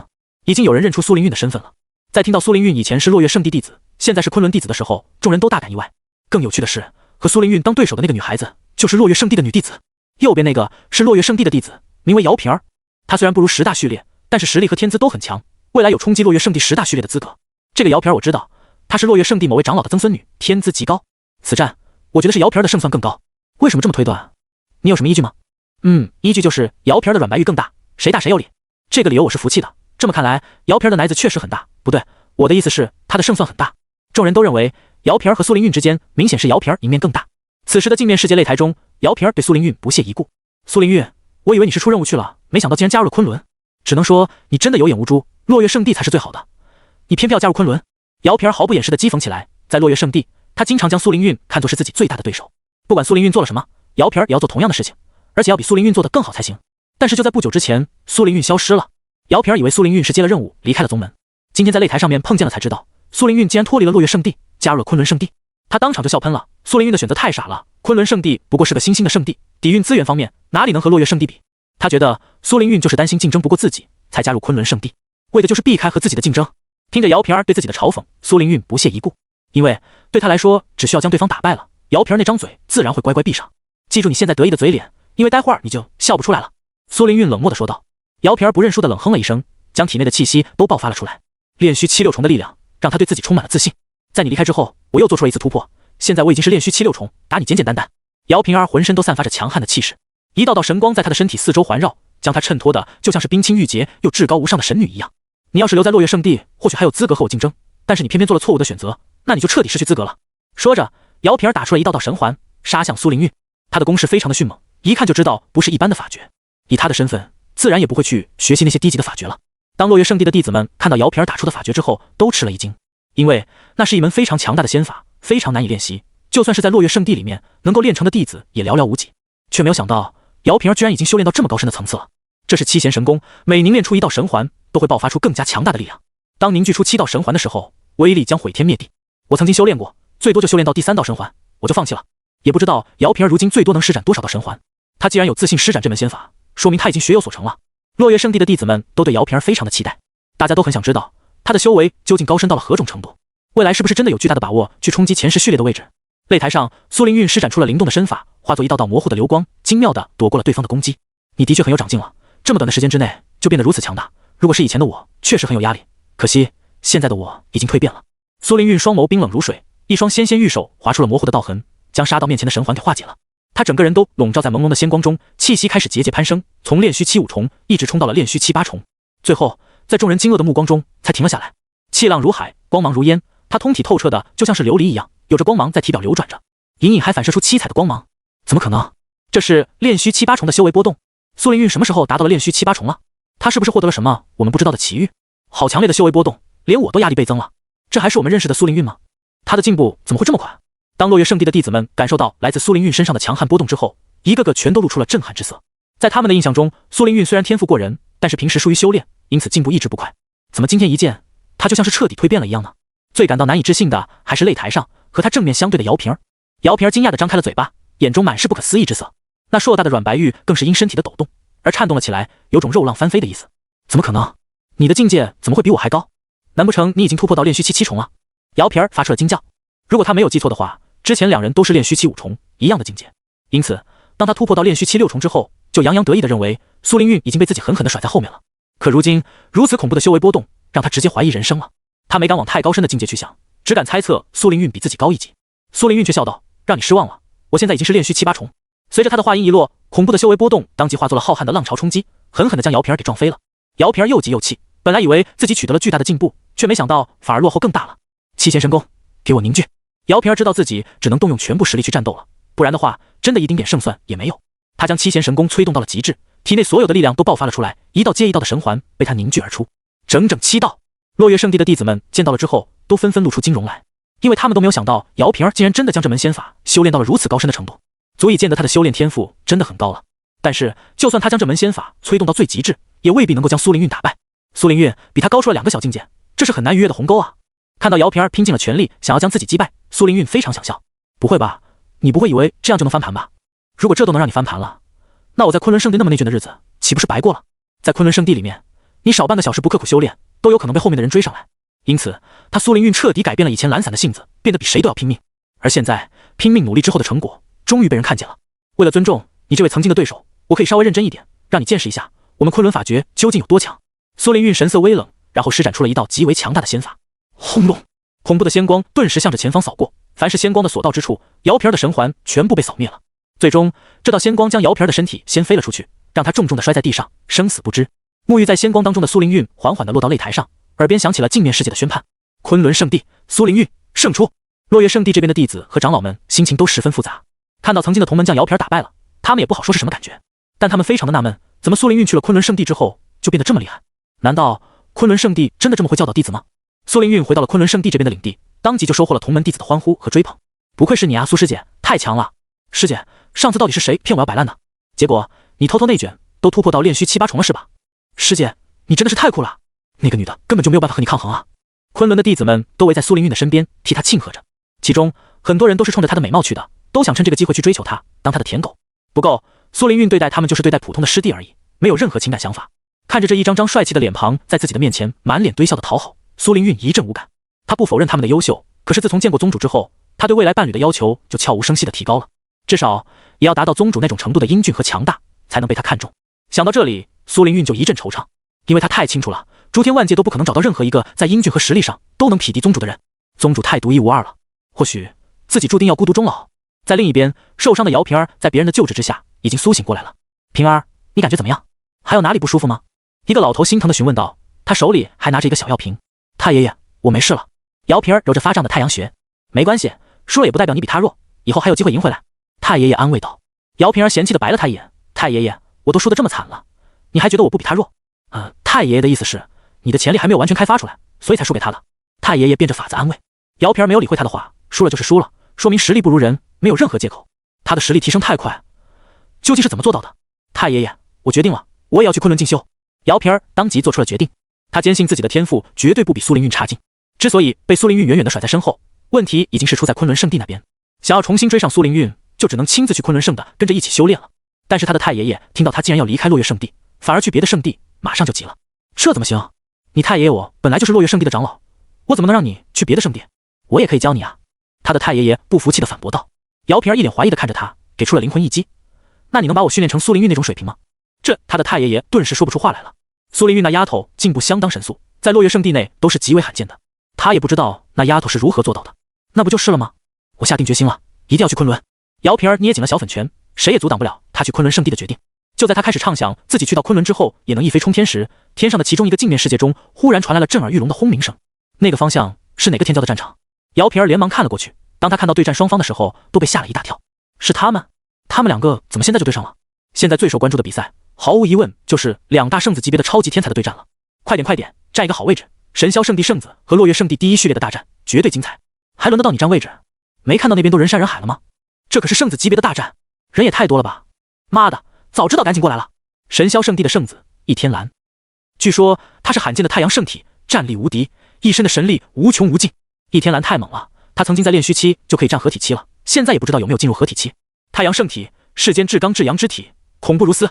我承认倚天蓝很厉害，但落月圣地的第一序列沈苍生也不差吧？也不知道他们之间谁才是最强。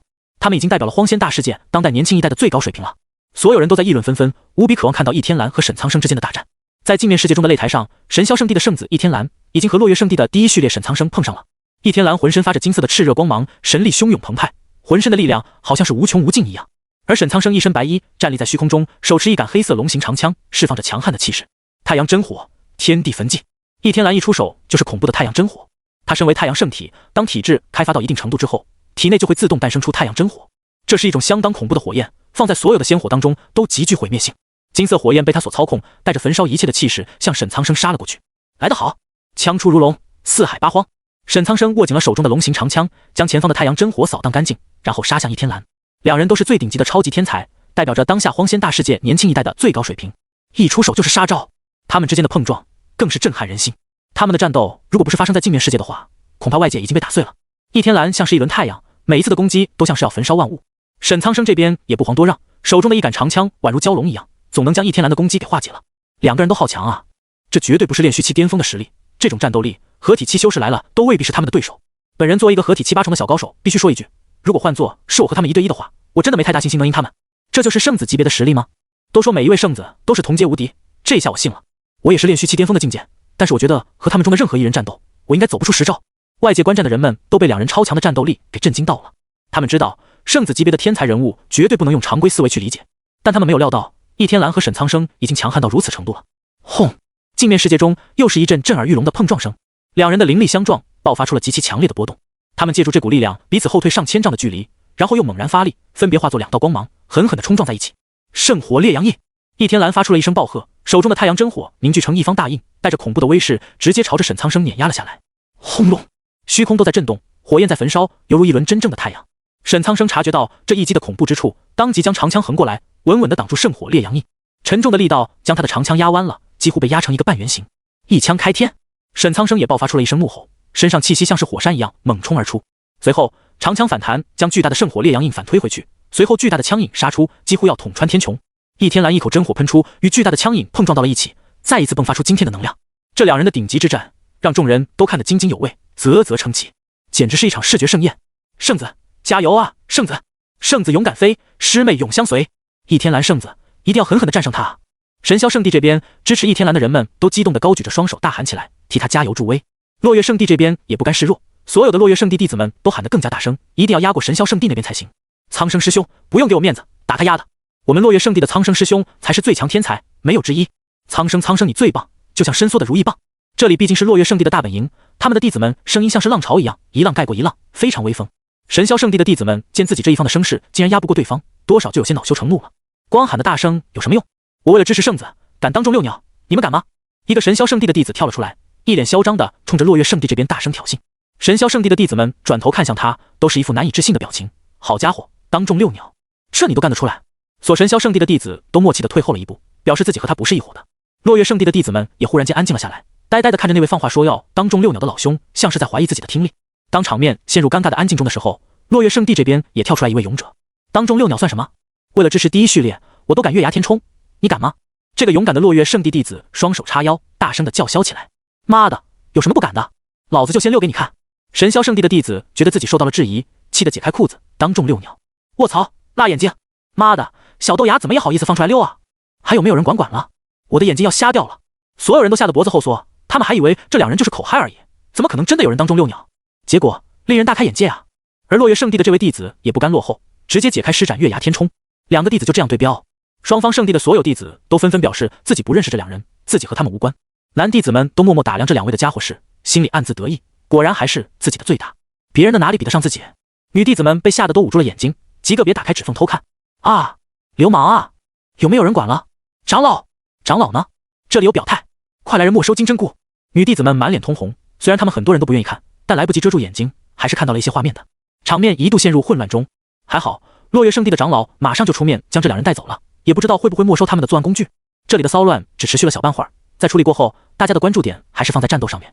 此时，沈苍生和易天蓝的战斗显然已经进入了最激烈的阶段了。两人施展出来的各种法诀，明显都是地级，这就是圣地的底蕴。地级的法诀并不稀缺，只要你有足够的身份地位，多种地级法诀任你挑选。轰隆！再一次的对碰之后，两人又分开了。易天蓝虽然喘着粗气，但是眼中满是昂扬的战意，这样的战斗才可以令他酣畅淋漓。沈苍生，你比以前更加强大了。易天蓝评价道。沈长生慢悠悠地整理凌乱的发丝，也认真地说道：“你不也是吗？不过这一场战斗的胜者只能有一人，那就是我，沈苍生。”说到最后，沈苍生的眼眸深处涌出了一抹狠厉，手中长枪更是变化成千丈巨大的长枪，风雷九变，天地无极，枪出如龙。随着他的一声大吼，长枪之上布满了卷动的风云和雷霆，伴随着这一枪狠狠地轰向了易天蓝。当识货的人看到这一枪之后，全都大吃一惊，因为这可是地级法诀，乃是先帝所创，拥有莫大的威能。据说先帝曾经用这一招把大地都给捅穿了，此乃无极风雷枪，是我们圣地一位先帝前辈所创的，很适合沈苍生修炼。没想到他已经将无极风雷枪练到了如此高深的境界。在虚空深处，落月圣主摆了一桌子的茶点，和其他的大人物一边观看天才战，一边品茶。在座的几位大人物都是圣地的圣主以及高层长老的身份，他们一眼就看出沈苍生这一招的恐怖之处。不过神霄圣地的圣主倒是没有什么担忧的，反而一边悠然的品茶，一边微笑道：“沈苍生确实很厉害，但是未必能赢。”他话中有话，好似易天蓝也还没有动用全部实力一样。就在他话音刚落的时候，易天蓝那边果然也爆发出了强烈的攻击。太阳真身，圣火至尊！易天蓝口中发出暴喝，浑身的火焰都汹涌澎湃的卷动着，而他自己的身体则是疯狂地变大，一眨眼的时间就变成了顶天立地的几百丈的火焰巨人。面对朝着自己刺过来的千丈长枪，火焰巨人用双手抵挡，当即轰鸣不断，整个镜面世界都在震颤。在沈苍生的攻击之下，易天蓝的火焰身体被逼得不断的后退，好似要落入下风了。可沈苍生这边也不好过，他的长枪被火焰焚烧，出现了多处裂痕。最终沈苍生还是输了半招，被易天蓝一拳轰飞了出去。当正式宣布结果是易天蓝胜利的时候，观众们依旧是懵逼的，因为他们没有想到两位圣子级别的超级天才最后一击竟然威力如此巨大，更没想到最后输掉比赛的竟然是沈苍生。不过其实不管他们两人谁输谁赢都不会太意外的，到了他们这个级别已经很难肯定的说谁比谁更强的，也可能下次沈苍生能捉住一丝破绽，将易天蓝击败也说不定呢。沈苍生竟然输了。虚空中落月圣主看到这一幕，惊得手中的茶杯才举到一半都不喝了。他很清楚沈苍生的实力有多强，本以为动用地级法诀之后胜利是十拿九稳的，却没有想到易天蓝还是赢了。神霄圣主脸上挂满了得意的神情，笑眯眯地说道：“易天蓝的太阳圣体可不是开玩笑的，方才那一击更是从先帝留下的感悟，威力同样不弱。”落月圣主虽然很不服气，但想到易天蓝确实也很强，有资格将沈苍生击败，他也不好再说什么了。此时落月圣地的弟子们都如丧考妣，垂头丧气的无法接受第一序列的失败，连沈苍生都输了，本次的东胜大陆天才战，他们落月圣地岂不是无法出头了？神霄圣地的弟子们都爆发出了强烈的欢呼声，激动之情溢于言表。圣子是无敌的，本次的冠军一定是我们神霄圣子易天蓝。果然啊，还是我们的圣子最牛逼，666！据说神霄圣子为了今天的战斗，他闭关练习2年半，今日果然有成效。神霄圣地的弟子们像是过年了一样，开心不已。另外一边，昆仑圣地的弟子们看到这些人这么嚣张，甚至高喊易天蓝是第一强者的口号，顿时就不乐意了。切，赢了沈苍生又如何？我们昆仑圣地的亲传弟子才是真的卧虎藏龙，暴打易天蓝绝对没问题。慕言师兄、秦浩然师兄、古璎珞师姐，他们每一位都有圣子、圣女级别的战力。说的没错，要是他们那些圣子圣女碰上了这3位，那还不是被吊打？昆仑的弟子们对慕言、璎珞、秦浩然的实力还是相当信任的。不过他们这番言语却引起了神霄圣地弟子们的不满，他们正兴头上，刚好就听到了有人贬低易天蓝，全都愤怒地瞪了过来。你们说什么？再说一遍试试！神霄圣地的弟子们都围了过来，厉声警告。神霄圣地的弟子们怒火冲天，无法接受有人这样诋毁刚获得胜利的易天蓝，他们又怎么可能受得了？你们很嚣张吗？要不要再说一遍？我们圣子也是你们可以诋毁的。一位神霄圣地的弟子站出来，和昆仑圣地的弟子们对峙。昆仑圣地的弟子们没有害怕和退缩，而是相视一笑，其中一位弟子也站了出来。兄台，我们不是诋毁你们圣子，我们只是在说实话罢了。你们圣子能威风的时间不多了，等遇上我们的亲传弟子，就开心到头。这个昆仑弟子笑眯眯地说道。对昆仑弟子们来说，这的确是实话，但是这些话落在神霄圣地的人耳中，就非常刺耳了。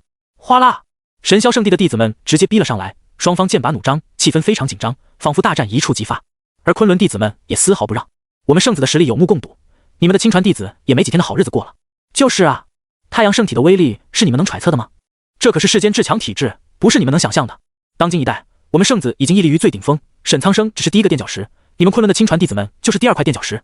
东胜大陆天才战只是我们圣子称霸荒仙大世界的第一战而已，你们等着看吧。你们的亲传弟子最好别遇上我们圣子，不然头都把你们打爆。神霄圣地的弟子们凶神恶煞般，当他们说起倚天蓝的时候，脸上又全是骄傲。昆仑圣地的弟子们则是越听越不以为意。太阳圣体，至强体质，谁家还没个至强体质了？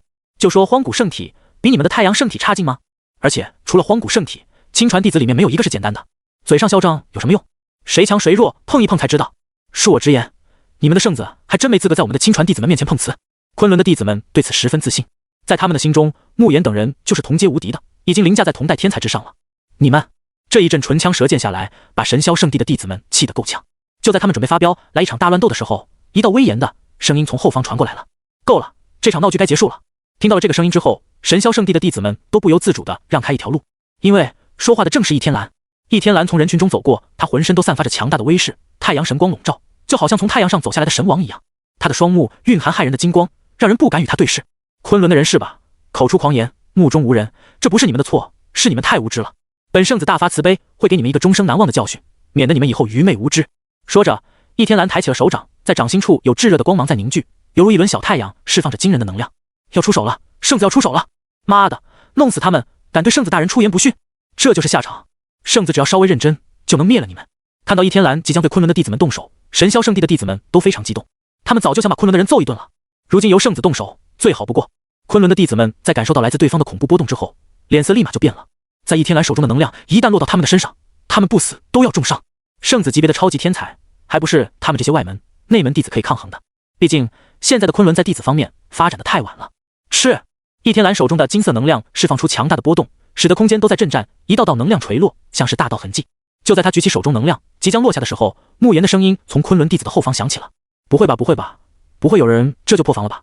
慕言用最轻松的语气说出最让人抓狂的话来。不知道为什么，听到了这句话之后，包括倚天蓝在内的所有神霄圣地弟子都有打人的冲动。是慕言师兄来了！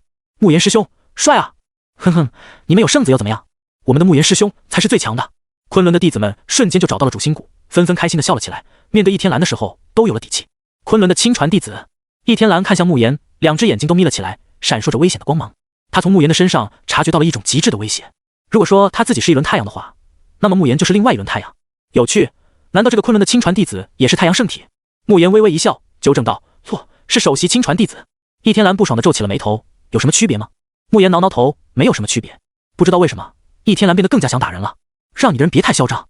倚天蓝警告道，他现在还不想和慕言对上，这么强大的对手，当然是在擂台上狠狠地将其击败，那才有意思啊。慕言无奈地摊手，说出来你可能不信，我的师弟师妹们说的都是事实，我确实可以虐你。说完之后，慕言略有些羞涩地笑了起来。倚天蓝等人气得怒目圆瞪，你死定了！倚天蓝压抑不住内心的怒火，恨不得现在就将慕言给击败，前提是你有那个实力。慕言也丝毫不让，体内的滚烫气息释放了出来，与倚天蓝形成了对峙之势。就在他们两人之间随时都要爆发一场战斗的时候，璎珞出现在慕言的身后，轻轻地挽住了他的手臂。慕言哥哥，现在还不时候，以后有的是机会。古璎珞微笑道。慕言也收敛了气息，对他的话十分认同。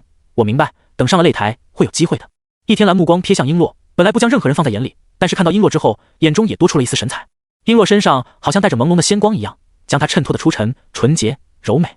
如此令人惊艳的容貌和气质、身材，就连倚天蓝这种天之骄子都忍不住受到吸引。好一个绝色女子！倚天蓝眸子中涌现出金色的火焰，这是贪婪和霸道的欲念。在他看来，如此惊艳世人的女子，就应该是自己的道侣，一辈子为自己服务。这位仙子，以你的姿色和天资，留在昆仑是在埋没你，只有跟着我，你才能名动天下。倚天蓝霸气十足地说道。对此，璎珞冷笑道：不必了，昆仑很适合我。这个问题我不想与你争论，因为只有真正的实力才能让你看清现实。倚天蓝笑了起来，他知道像古璎珞这种天之娇女，不可能用三言两语就将其说服的，唯有最无敌的实力，才能让她乖乖地跪在自己的面前服务。倚天蓝看向慕言，眼神中充满了不屑和挑衅。慕言是吧？我记住你了，希望你能走到最后，否则你连和我碰面的资格都没有。说完，他做了一个抹脖子的动作，这才带领着一众神霄圣地的弟子离开。对于他的挑衅，慕言反而笑了起来，像是根本就不放在心里一样。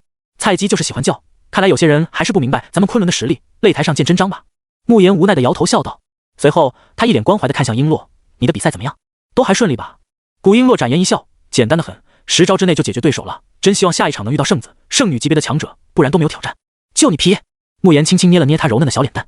后面一帮昆仑的弟子们笑容满面。果然啊，恋爱这种东西还是看别人谈才有意思。这里发生的小摩擦，只是天才战中的一件小事罢了。天才战依旧如火如荼的进行，不过在东胜大陆别的地方，那些已经复苏的异魔们，如今已经形成气候了。在东胜大陆的某一处隐秘之地，之前突破封印的异魔们，此时已经聚集在了一起。这里原本是一处山谷，有天地灵气凝聚，但是在异魔的改造下，这里的天地已经发生了变化，处处都弥漫着浓郁的异魔之气，变得非常适合异魔的生存。如果有外界生灵靠近的话，将会被异魔之气入侵身体，轻则变傻子，重则当场死亡。山谷之内如今有上千万的异魔，他们已经蠢蠢欲动，妄想卷土重来，占领整个荒仙大世界。乌森魔君，一个身居高位的强大异魔，原本他在异魔大军里面拥有最高话语权，但是如今的他也要恭恭敬敬地跪在地上，头都不敢抬起来，因为在宝座之上还有3尊高大的魔影。这3道魔影十分高大，足足有几百丈高，而且他们是坐在宝座上的，这也就意味着一旦他们站起来的话，可能有上千丈高。他们3尊魔影都笼罩在幽深的魔气当中，看不清面貌，但是从他们身上散发出来的强大气息，确定所有的异魔都站立。如同乌森魔君这样的强大异魔，下方有30几人，但是都要向这3尊魔影行跪拜之礼。启禀3位魔王大人，我们异魔大军的实力已经恢复得七七八八了，是否要占领东胜大陆的北荒境？乌森魔君恭敬地询问。东胜大陆北荒境就是他们目前所在的位置，他们要将北荒境变成自己的大本营。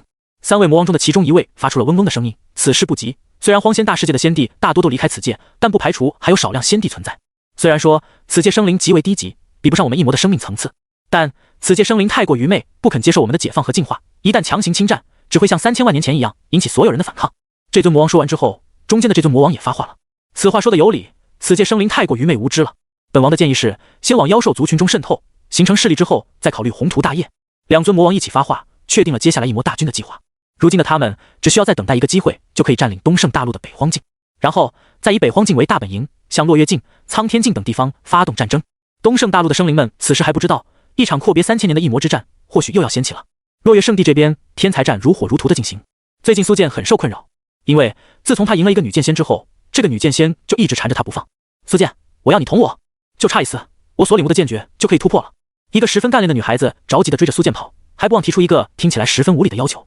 若灵，此事我帮不了你，你找别人去吧，我还要修炼。苏剑施展身法，在落月圣地内一处原始丛林中来回穿梭着，想要摆脱身后那位名为若灵的女孩子。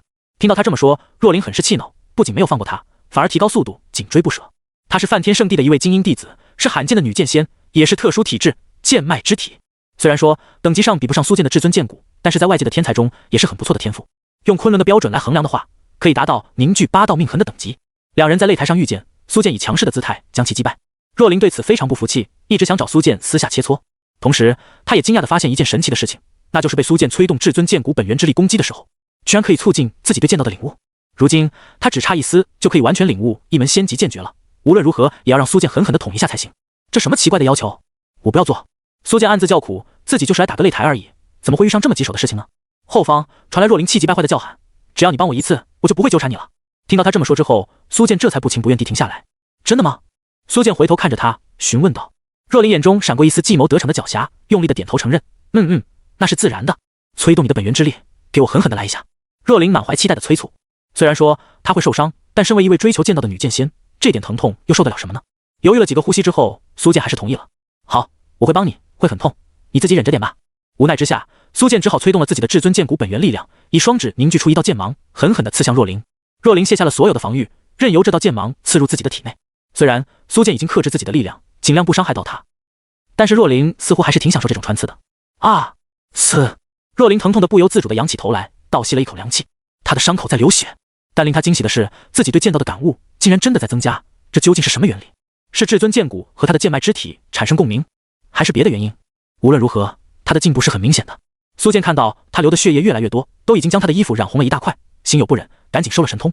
正沉浸在进步的畅快中的若灵，忽然间就断了灵感，当即不满地抱怨起来：苏剑，你怎么停了？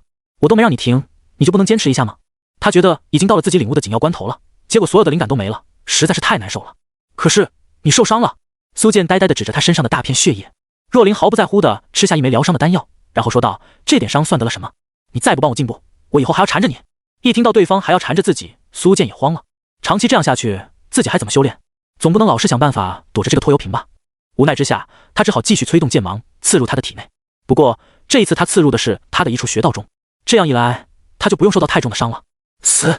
若琳再次倒吸凉气的仰头，开始领悟高深的剑诀。慕言和古璎珞这对小情侣钻入小树林里面，准备好好联络感情。就在他们相拥的时候，就听到了树林深处传来一个熟悉的声音：“还不够吗？你还要来？到底要我刺你几次你才满足？”听到这个熟悉的声音，慕言和璎珞两人先是吓了一跳，还以为自己的行踪被人发现了。这不是苏建师弟的声音吗？他怎么也在这树林里？该不会是追着他们过来的吧？慕言心中暗骂：苏建师弟这个老六真是不懂事啊，怎么能跟踪他和璎珞呢？但是他们随后又觉得不对劲，因为苏建这句话明显不是对他们说的。璎珞看了慕言一眼，低声道：“苏建师弟这是在跟谁说话呢？”慕言也小声道：“不清楚，要不要看看？”就在他们两人准备深入树林偷看苏建在干嘛的时候，又听见了一个陌生女孩的声音：“若琳，你屁话怎么那么多？让你刺你就刺，我都流了这么多血了，还差这一点？”慕言和璎珞都没有见过若琳，因此在听到了这个陌生女子的声音之后，他们当即僵在原地，不好再往树林深处走。苏建师弟和一个陌生的女孩子刺他流血，慕言觉得自己好像明白了什么，露出了一个大有深意的笑容。璎珞一看他的表情，就知道这家伙绝对往那个方面想了。不过他也脸红了，因为有些事情他也经历过。他和慕言都是过来人，苏建师弟这是和谁啊？怎么躲在这里？就不怕被别人听到动静吗？慕言忍不住伸出了大拇指。别看苏建师弟表面上只有剑道，好像很正经的样子，却没有想到他原来玩得这么大胆。来小树林是吧？他和璎珞都只敢简单亲热，不敢这么大胆。璎珞按住了他的肩膀，小声道：“咱们就别打探了，这不是咱们能听的。”慕言十分认可的点头。不过这对小情侣却极为默契地竖起了耳朵。树林深处，苏建手指有锐利的剑芒伸出，将若琳的身体都快刺个对穿了。直到若琳告诉他自己已经领悟剑诀之后，他才收回神通。你刚才已经说好了，可不能再找我麻烦了。你这样我都没有办法修炼了。苏建皱着眉头，无比认真地提醒他要遵守自己的诺言。若琳开心地点头，一定的，我当然记得了。好，今日之事到此为止，我要回去修炼了。苏建也开心地笑了，随后化作一道剑光冲出了树林。若琳吞服一枚疗伤丹药，让伤口迅速愈合。看着苏建离开的背影，若琳却像一只小狐狸一样狡猾地笑了起来。和女人讲道理，真是个傻小子哟。随后他也离开了树林。等苏建回到了住所之后，发现慕言和璎珞都用一种很奇怪的眼神在打量他。师兄师姐，你们这是干什么？苏建一头雾水。师兄和师姐发什么癫？看起来不太正常的样子。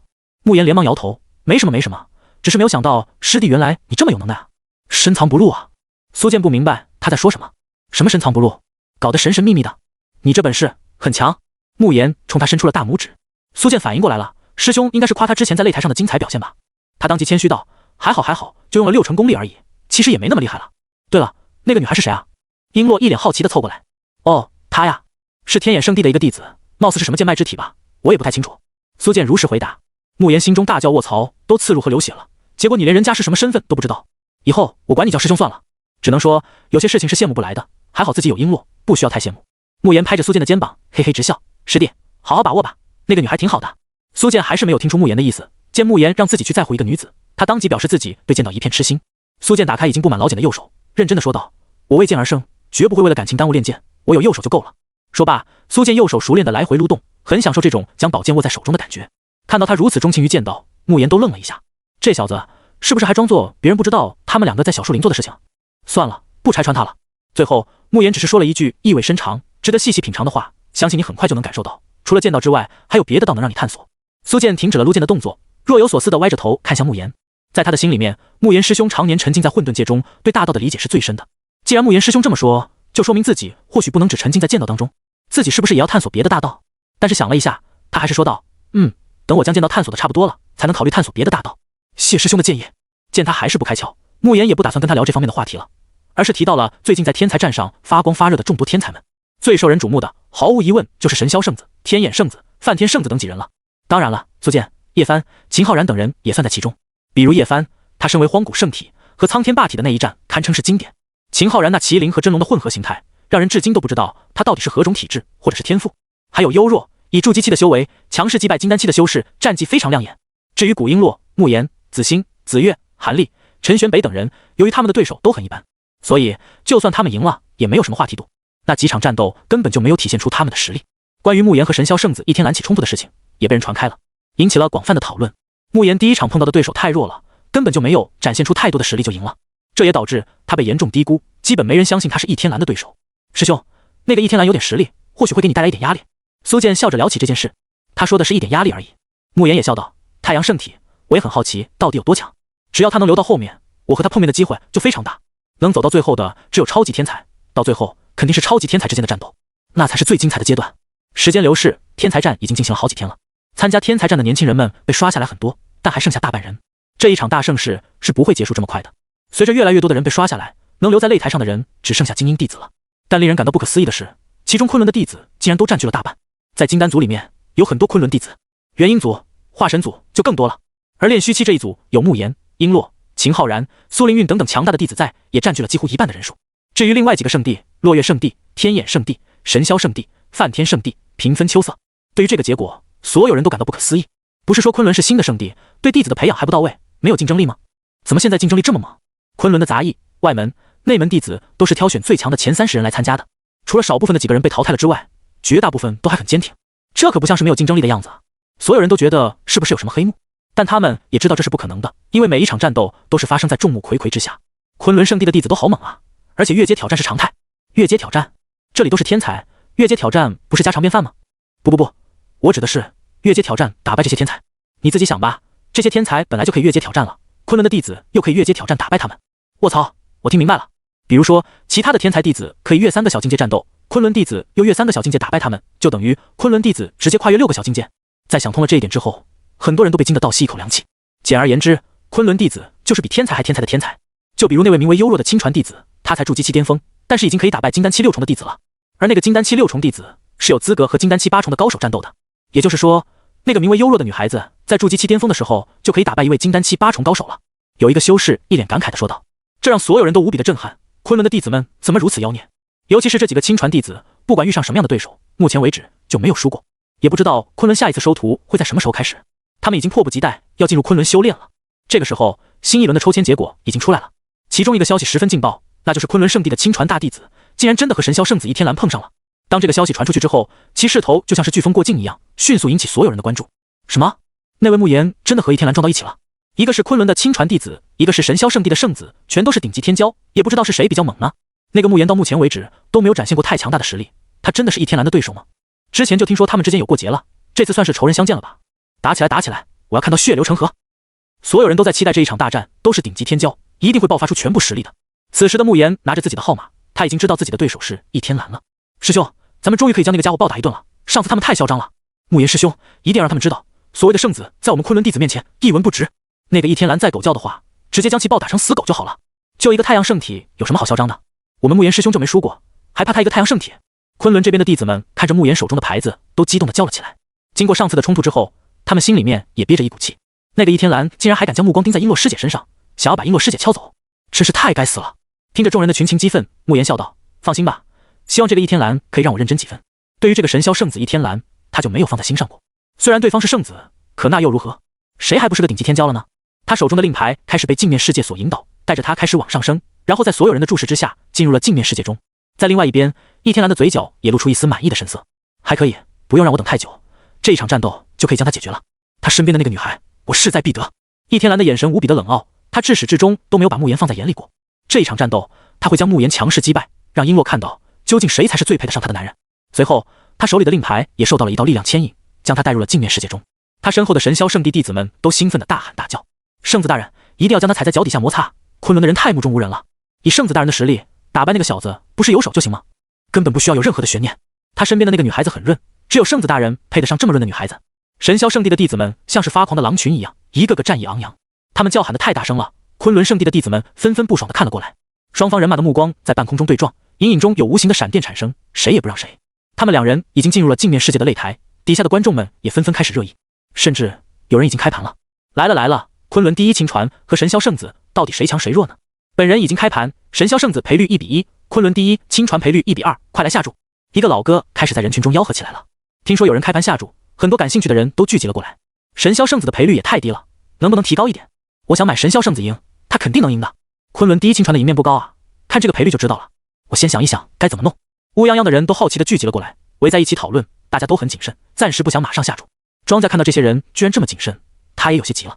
擂台上面的两个人都要开打了，他们还没下注，是不是要等到两人分出胜负之后再临时极限压注？这么玩可不行，他作为庄家就亏大了。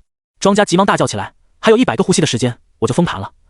你们要是再犹豫的话，就要错过了。他这么一喊之后，周围的人果然也着急了。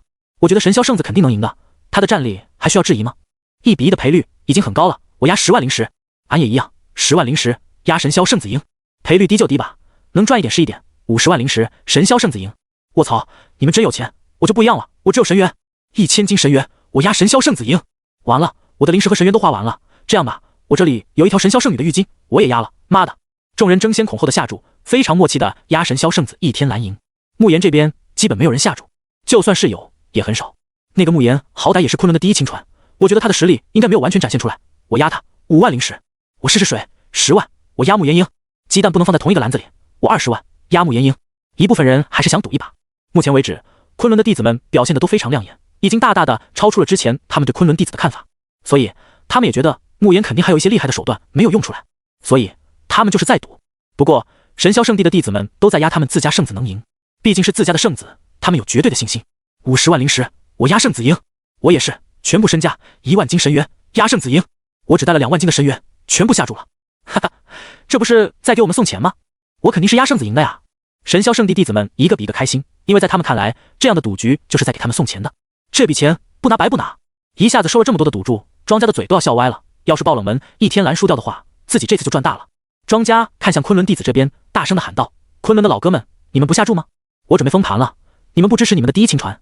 就这么吆喝了一声，昆仑的弟子们就哗啦啦的聚拢了过来，毫不犹豫的就拿出了全部的身家。10万斤神元，慕言师兄必胜。不多说，懂得都懂，100万0食。这里有10片悟道茶树叶，这是我最珍贵的东西了。卧槽，你怎么连悟道茶叶都拿出来了？我也不能藏着掖着，5万斤神元加上50枚丹阳珠果，我也有龙鳞果20颗，魂阴果20颗，阴阳宝叶10斤，都压慕言师兄赢。昆仑弟子们也丝毫没有保留，他们对慕言是相当信任的，知道慕言一定可以拿回胜利，所以把所有家当都拿出来了，直接坐等赌注翻倍即可。看到昆仑弟子一出手就是这么多的灵石、神元、天才地宝，神霄圣地的弟子们眼睛都看直了，他们简直不敢相信，这些和自己档次差不多的弟子们竟然有这么多的好东西。昆仑圣地明明是刚建立不久的圣地，第一批徒弟都刚收不久吧，为什么一出手就是各种天才地宝？我靠，这么一比起来，他们神霄圣地的人也太寒酸了吧。师兄，他们怎么那么有钱啊？连神元都有这么多？不清楚，可能是他们入宗之前就很有钱呢。可是再有钱也不可能每个人都这么有钱吧。神霄圣地的弟子们都在嘀咕着，他们完全被昆仑圣地弟子们的大手笔给吓到了。庄家看到这么多天才地宝，眼花缭乱，都不敢相信自己的眼睛了。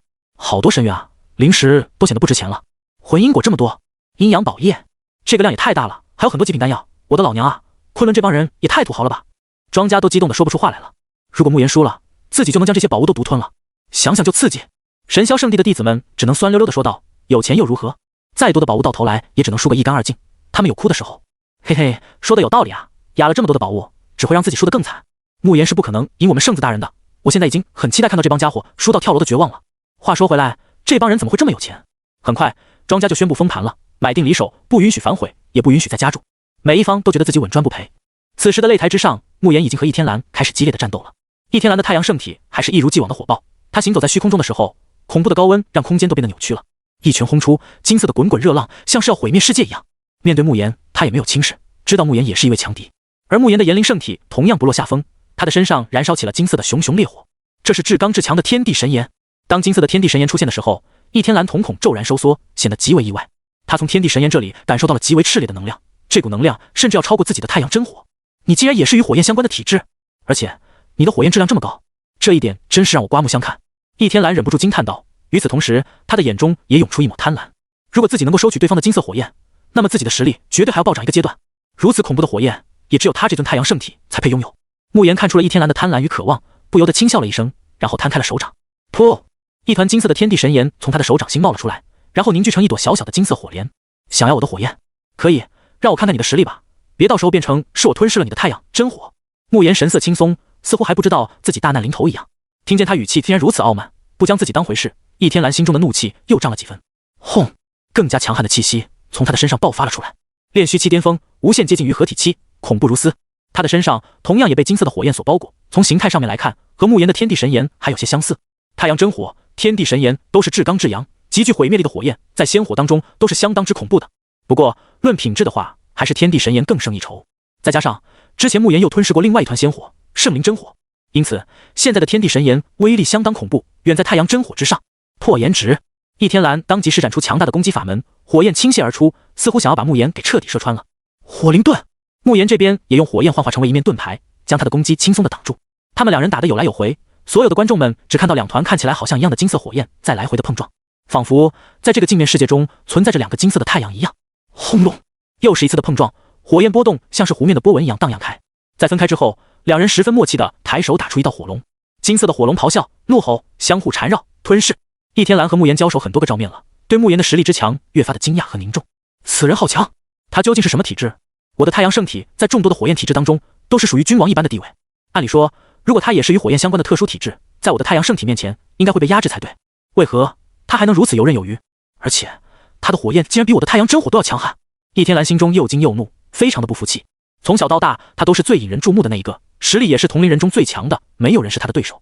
就连沈苍生那种公认的超级天才强者，也只是和他平分秋色而已，最后还是自己获胜了。在他的心里，自己就是无敌的，没有人有资格比自己强大。可现在却出现了一个人，这个人在体质上不比他差，在火焰上明显比他强。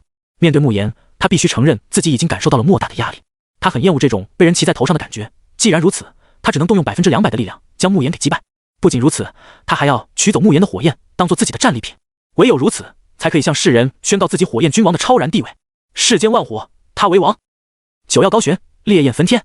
倚天蓝明显是有些慌了，开始施展出威力更大的法诀来。一时之间，天上好像是多出了9个太阳一样，都释放出非常恐怖的能量。如此恐怖的能量，足够将好几个炼虚7巅峰的高手直接灭杀了。不过对于慕言来说，这样的战斗还是小儿科的。跟我玩火是吧？就看你是不是这块料了。慕言微微一笑，然后抬手就释放出了无尽的金色火焰，直接化作一片火海，和倚天蓝的攻击进行激烈的交锋。两种金色的火焰互相攻击、吞噬、碰撞，所迸发出来的力量波动相当惊人。哪怕只是在镜面世界之内发生的战斗，也让外界的观众们感到非常的震撼。都好强啊！这两人是怪物吗？他们真的是炼虚7巅峰吗？说他们是合体7巅峰，恐怕都有人信吧。绝对是妖孽中的妖孽。我以前一直以为自己是天才，可是和他们两人相比，我什么都算不上。这就是圣子级别的战斗，已经远超我们的想象了。真的无法想象，如果将我换成他们中的任何一人，该如何面对另一人的攻击。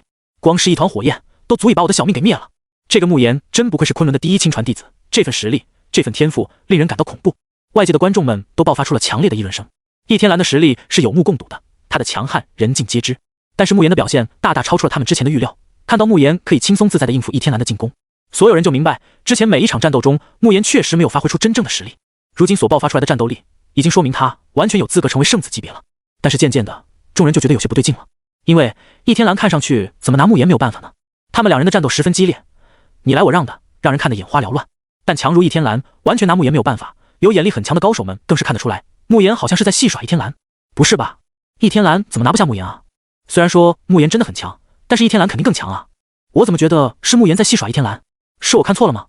可是倚天蓝这么强悍的人，怎么可能被别人戏耍？所有人都感到很不可思议，也很疑惑。这不是倚天蓝该有的表现吧？或许他是故意的吧？他也想看看慕言的真正实力，所以一直在藏着掖着。最后众人只能得出这么一个结论了，在他们的眼里，最强的依旧是倚天蓝，而不是慕言。慕言最多就是让人眼前一亮的惊讶罢了，等这股新鲜感过后，就会觉得不过如此了。在另一个角落，有一位英俊潇洒的年轻人冷淡地看着这场战斗，他正是沈苍生。沈苍生旁边的一些师弟们都好奇地询问道：“沈师兄，这个倚天蓝是不是在藏拙啊？看上去怎么是慕言在掌控着战斗的节奏？”听到这个问题，沈苍生也很不解。他和倚天蓝交手的时候，很清楚倚天蓝究竟有多强大。倚天蓝给他带来的压迫感是很强的，按理说以倚天蓝的实力，不至于落入下风才对的，怎么现在被慕言压着打？难道是他在酝酿着什么战术之类的吗？倚天蓝此人很难摸得清他的心思，他表面上看好像很洒脱，不屑掩饰，实际上心机深沉。我就是因此才棋差一招输给了他。我认为倚天蓝就是故意在卖破绽，让慕言以为自己很弱，逐渐放松警惕之后，再给出致命一击，夺取最终的胜利。沈苍生非常理智地分析道，他不相信一个可以打败自己的人，竟然会被别人掌控战斗节奏，那么就只有唯一的可能，倚天蓝是故意示弱的。原来如此，真是一个心机深沉的家伙，和这种人对上，真的要万分小心啊。他不就是靠这些小聪明才战胜沈师兄的吗？不然的话，最后的胜者肯定是沈师兄。哼，虽然说这也是战斗能力的一种体现，但总觉得配不上他圣子的身份。落月圣地的几位弟子们都对倚天蓝这种充满算计的战斗方式表示鄙夷，他们都一直觉得只有依靠强大的能力正面击败对方，才有资格称得起圣子的名号。说白了，他赢沈苍生的时候就显得不够光彩了。可他们不知道的是，当他们都觉得倚天蓝是在故意卖破绽的时候，此时的倚天蓝却有苦说不出。妈的，此人为何如此强悍？我的一切攻击都被他化解了。易天蓝口干舌燥的，完全没有了和沈苍生战斗时候的英姿飒爽，他完全落入了慕言的战斗节奏中，他就像是一个提线木偶，被慕言牢牢控制着。所以外界那些人的猜测全都是错误的，他易天蓝就是单纯的打不过罢了。就在易天蓝心思急转，想办法战胜慕言的时候，前方传来了慕言的笑声：“和我对战竟然还敢分神，你简直是自寻死路！”慕言不屑地摇头起来，然后一道恐怖的攻击打出，让易天蓝吓得脸色都变了。好强！易天蓝可以感受到自己被一股极其危险的力量给笼罩住了，如果自己不做出有力反抗的话，那么自己就完蛋了。太阳真火铠甲，他大吼了一声，身上的金色火焰开始迅速的流转凝聚，然后变成一件金色的铠甲，闪闪发亮，透着一种难以言喻的神性。这就是用太阳真火凝聚而成的铠甲，只有对火焰的掌控力达到一个极致，才能做到这一点。轰！慕言的攻击落在他的身上，确实被他挡住了一部分，但是天地神炎的威力又怎么可能仅此而已呢？附着在他身上的天地神炎就像是复古之躯，根本就没有办法甩开。火焰在焚烧他的铠甲，已经将他的铠甲烧穿了一个大洞了。看到这里，易天蓝都被吓了一大跳。自己的铠甲那可是用太阳真火凝聚的，就算对方的火焰也很强，又怎么可能将他的铠甲给烧穿了？可这一切就这样发生了，给我灭！易天蓝赶紧催动太阳真火，想要除掉这些天地神炎。可令他万万没有想到的是，当太阳真火想要驱逐天地神炎的时候，天地神炎反而展现出了更加凶狠霸道的一面，直接将太阳真火给吞噬了。什么？他的火焰怎么将我的太阳真火给吞噬了？看到这一幕的易天蓝真的是当场傻掉了。自己的太阳真火是非常霸道的，同样都是仙火的情况下，他的太阳真火甚至可以将别人的仙火给吞噬掉，所以对于自己的火焰他是极为自信的。但他现在简直傻了，对方的火焰到底为什么可以反过来吞噬掉他的火焰？这个场面也让底下的观众们都大为吃惊。卧槽，慕言的火焰是什么火焰啊？为什么连太阳真火都能吞噬？我记得太阳真火是很猛烈的，太阳真火号称焚烧万物，如太阳般永远不灭，为什么还会被对方的火焰吞噬啊？这个慕言的火焰也很不简单，等级绝对不在太阳真火之下。底下的观众们都被慕言的表现给惊呆了，两种金色的火焰明显是太阳真火落入下风了。神霄圣地这边的弟子们现在笑不出来了，有眼睛的都能看得出来，易天蓝的状况确实不太好。不过他们还是在心里面安慰自己，告诉自己圣子大人只是在示敌以弱罢了，这是一种战术，最后圣子大人肯定会逆风翻盘的。和神霄圣地的弟子们不一样的是，昆仑弟子这边非常激动和热闹，不知道的还以为过年了。慕言师兄好样的，大家都是玩火的高手，易天蓝明显是不如咱们的慕言师兄啊。神霄圣地的弟兄们，你们怎么不笑了？是天生不爱笑吗？其实他们的笑容没有消失，只是转移到了我们的脸上而已。昆仑圣地的弟子们无所顾忌地对神霄圣地的弟子发出嘲笑，面对他们的嘲笑，神霄圣地的弟子们是一点办法也没有。现在他们只能寄希望于易天蓝可以逆风翻盘了。虚空中几位圣主还在喝茶聊天，他们都在关注战局。当他们看到慕言就竟然在压着易天蓝打的时候，都非常的吃惊。易天蓝怎么那么弱？之前他打沈苍生的时候可不是这么弱的。天眼圣主很是疑惑，此时易天蓝所表现出来的实力完全不像是一个顶尖圣子该有的模样。梵天圣主也淡淡的说道，他貌似是被克制了，他的太阳圣体不仅没有压制对方，反而是被对方克制的死死的。神霄圣主没有说话，不过他的脸色很不好看，因为在他的眼中，易天蓝想要打败慕言应该是没有太大问题的。昆仑圣地的实力是很强没错，但是在徒弟的培养和教育上，昆仑又怎么可能比得上神霄圣地？易天蓝从小就被泡在各种天材地宝制作而成的药浴里面，吃的是珍贵的灵果，喝的是稀有的灵泉，他修炼的也是仙帝级别的功法，还有各种神霄圣地压箱底的强大法诀。以他的实力，同级别中绝对可以到处乱杀的，怎么现在弱的一批？太不正常了！神霄圣主很不满意，他很不高兴。只有落月圣主明白这是怎么一回事。在他们4位圣主当中，只有他是亲自去过昆仑圣地的，他太清楚昆仑圣地的恐怖了。昆仑开山收徒的时间是很短，表面上看昆仑的发展太晚了，远远不如他们这些传承了无数年的圣地。但是昆仑圣地有很多珍贵无比的资源，别的不说，就说那随便喝的悟道茶叶就不是其他圣地可以比的。作为亲传弟子的慕言，想喝悟道茶叶那不是随随便便吗？只要稍微有一点修炼上面的难题，直接灌一杯悟道茶。如果一杯不行的话，那就来2杯。这么多的灵感，总能解开修行困惑了吧？而且昆仑不只是有悟道茶叶而已，还有其他更加夸张的天材地宝，都是可以让亲传弟子随意使用的。有这么多的好东西在，别说是顶级天骄了，就算是一头猪都能起飞啊！所以落月圣主看到慕言压着易天蓝打的时候，不仅没有感到意外，反而一副理应如此的表情。话说回来，前代圣主小月现在是昆仑宗主的侍女，所以慕言也算是我们落月圣地半个人。4舍5入，慕言打败易天蓝，就等于我们落月圣地打败神霄圣地。就是这样的，没毛病。落月圣主捋着其中的逻辑，觉得很合理。就在他们都议论纷纷的时候，易天蓝这边他也明白自己不能再这样下去了。如果一直无法还手的话，他必输无疑。现在不是懵逼的时候，易天蓝感受到了巨大的压迫感，搞不好真要翻车啊！那就只能动用那一招了。下定决心的易天蓝直接动用了打败沈苍生的一招太阳真身圣火至尊。易天蓝口中发出了暴喝的同时，火焰迅速狂涨，构筑成为一尊巨大无比的火焰巨人。看到这尊巨人的出现，落月圣地的弟子们都发出了惊呼声。那不是打败了第一序列的招数吗？现在就拿出来对付慕言了，那完了，慕言不可能赢了，易天蓝的这一招连沈苍生师兄都打不过，他又怎么可能打得过呢？这一招很恐怖的，我觉得结局已经分清楚了，慕言赢不了的。那完了，我还压了慕言赢的，这下要输的裤子都没了。哎，谁又不是呢？落月圣地的弟子们一片哀嚎，他们还是想看到慕言打败易天蓝的，因为他们也不喜欢易天蓝这个装逼仔。但是没有办法，在绝对的实力面前，谁都抗拒不了。不仅是他们，还有很多压慕言能赢的人们，此时也非常揪心，不敢相信自己的筹码就这样输光了。妈的，早知道不压这么多，把老婆本都输没了。神霄圣地的弟子们此时已经一片欢腾，开始提前庆祝即将到来的胜利了。好好好，圣子大人已经认真了，认真起来的圣子到底有多可怕？你们睁大眼睛看看吧，圣子大人要发飙了！这一拳10几年的功力，你们怎么挡？这才是真的火焰之神，掌控一切火焰大道，统领世上一切火焰。圣子太强了，圣子一出，绝对无敌。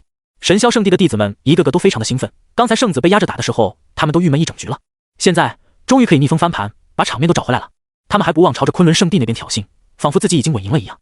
对他们来说，看到自家圣子能赢，荣誉感只是其次的，最重要的其实是他们把全部身家都拿来下注了，只要圣子一赢，他们就能赚一倍，想想就爽得很。相比于神霄圣地这边的欢呼，昆仑圣地这边就冷静多了。不过他们不是被打击之后的冷静，而是冷眼旁观，看别人就像是看小丑一样。哼，这帮傻狗不会真以为自己赢定了吧？没事，就让他们再高兴一阵子吧。飞得越高，摔得越重，这句话用在他们的身上是非常合适的。一帮傻孩子，自己的底裤都快要输光了，还这么高兴？我已经迫不及待的想要看到他们输精光的模样了。什么绝招？在我们的慕言师兄这里就是花里胡哨。昆仑的弟子们根本就不担心慕言会输，在他们的心里面，慕言是无敌的。外边那些花里胡哨、花枝招展的圣子们都是徒有其表罢了。圣子们之所以敢自称无敌，那也是没有遇见过他们昆仑的亲传弟子。这下子倒好，慕言师兄会用绝对的实力告诉这帮圣子们，什么才是真正的同阶无敌。璎珞在人群中安安静静地看着慕言的身影，嘴角带着一抹自信的微笑。这种程度的战斗对他来说应该不算很难的，其实他早就可以解决战斗了，结果还陪对方玩了这么久。璎珞对慕言这种戏耍对方的行为很是无语，直接打败对方不就好了吗？干嘛还要弄这些有的没的？虚空中，神霄圣主在看到易天蓝用出这一招之后，终于是露出了笑容了。好，战局已定，这把赢了。神霄圣主自信地笑道。落月生追瞥了他一眼，很想问他一句，你就这么确定吗？但想了想还是不问了，免得这家伙到时候心态崩溃。其他两位圣主也认可的点头，他们都知道易天蓝的这一招确实是威力巨大，所以说是战局已定也没有问题。不过他们还是很好奇慕言会如何抵挡。轰隆隆，火焰巨人好像一座小山一样，在他的面前，慕言小巧的就像是一只蚂蚁，不堪一击。轰！易天蓝挥拳朝着慕言轰了过来，这一拳火焰滔天，力量汹涌澎湃，空间都扭曲了。很多的合体期修士都揪心的紧皱眉头，因为他们的直觉告诉他们，自己根本不可能接下这一招。慕言要输了，面对这一拳，他是不可能接下来的。虽然知道他必输无疑，但我还是挺好奇他会用什么方式来抵抗。哎，我还压了不少的筹码在他的身上，现在都没了。这些合体期的强者们都觉得慕言必输无疑了。不过擂台之上的慕言却没有任何的慌张和惧怕，反而对易天蓝的这一拳很感兴趣。这就是打败了沈苍生的那一拳吗？也不知道能不能挡下我的天地火莲。慕言心中如此嘀咕的时候，他摊开了手掌心，上面已经凝聚出了一朵小小的金色火焰莲花了。当这朵火焰莲花形成的时候，一股极为恐怖的波动便传开了。易天蓝在感受到这股波动之后，心中都大为忌惮，但是现在他没有办法考虑那么多，只有将慕言一举击败，他才可以安心。去吧。慕言轻轻的用手指一弹，金色的火焰莲花就在半空中划出了一道好看的小尾巴，径直和那巨大的如同山岳一样的拳头狠狠地撞击在了一起。当天地火莲和拳头轰击在一起的瞬间，想象中的巨大爆炸并没有立马就出现，而是在撞击的那个地方出现了一抹凝练到了极致的金色。这一抹金色迅速变大，犹如真正的太阳一样，瞬间照耀整个镜面世界。刹那之间，整个镜面世界都是耀眼的金色。由于这股光芒太过于刺眼了，很多的修士都下意识地闭上了眼睛，根本就没有办法用眼睛直视。啊，我的眼睛，亮瞎我的狗眼了！到底发生了什么？很多的修士都没有办法看到擂台上发生的事情，只有修为超过了合体期的修士才可以用眼睛去观看，但即便是他们也必须眯起眼睛，这样才能避免被这股强光刺瞎。随之而来的才是震耳欲聋的轰鸣声。轰隆，能量的爆炸让所有人的耳朵都嗡嗡作响，别说是耳朵了，就算是脑子都快要炸开了一样。还好他们两人之间的碰撞是在镜面世界中产生的，而不是在现实世界内。如果是在现实世界中产生的，光是能量涟漪都足以逼得落月圣地的长老们出手，对这股恐怖的能量进行阻拦了。这一场大碰撞让4位圣主都跟着眯起了眼睛，他们自然是不会受到影响的，可是现在能量太过混乱了，他们一时之间也无法看清擂台上究竟发生了什么，到底是慕言赢了还是易天蓝胜利，这是个问题。渐渐的，镜面世界中爆发出来的金色光芒终于消散了，不过大家的耳朵还是嗡嗡的，一阵耳鸣，听不清楚。喂喂喂，能听清楚我说话吗？我说你是傻逼，能听到吗？什么？你在说什么？我刚才没有听到，现在可以了，你再重复一遍。我说你是大帅哥，没有人比你更帅了咦。哈哈，谢谢你，好兄弟，你也很帅的。随着视觉和听觉逐渐恢复，所有人都集中精神看向镜面世界，大家都很想知道，这一场激烈战斗的最后，到底是谁赢了？金色的火焰令空间变得扭曲起来，连人都是扭曲的。不过他们都看到了，场中还站立的就只剩下一个人了，毫无疑问，站着的就是赢家了。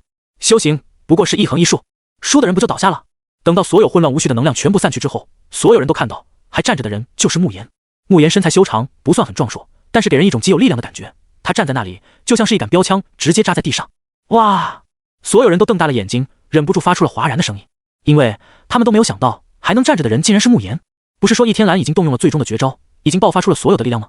而且他们之前也亲眼见识过的，倚天蓝就是用同样的招数打败了落月圣地的第一序列沈苍生。按理说打败慕言肯定是没有问题的，可为什么慕言还能站着？而且看他的模样，似乎一脸的轻松，好像没有什么压力。慕言还在，可是倚天蓝呢？倚天蓝在哪里？这个时候，有人忽然叫了这么一声，于是乎所有人都开始瞪大了眼睛，东张西望，寻找倚天蓝的身影。很快，他们就在一个角落里面看到了倚天蓝的身影。只不过现在的倚天蓝就像是一条死狗一样躺在地上一动不动，身上衣衫褴褛，完全没有了之前的嚣张高调，已经光环加深。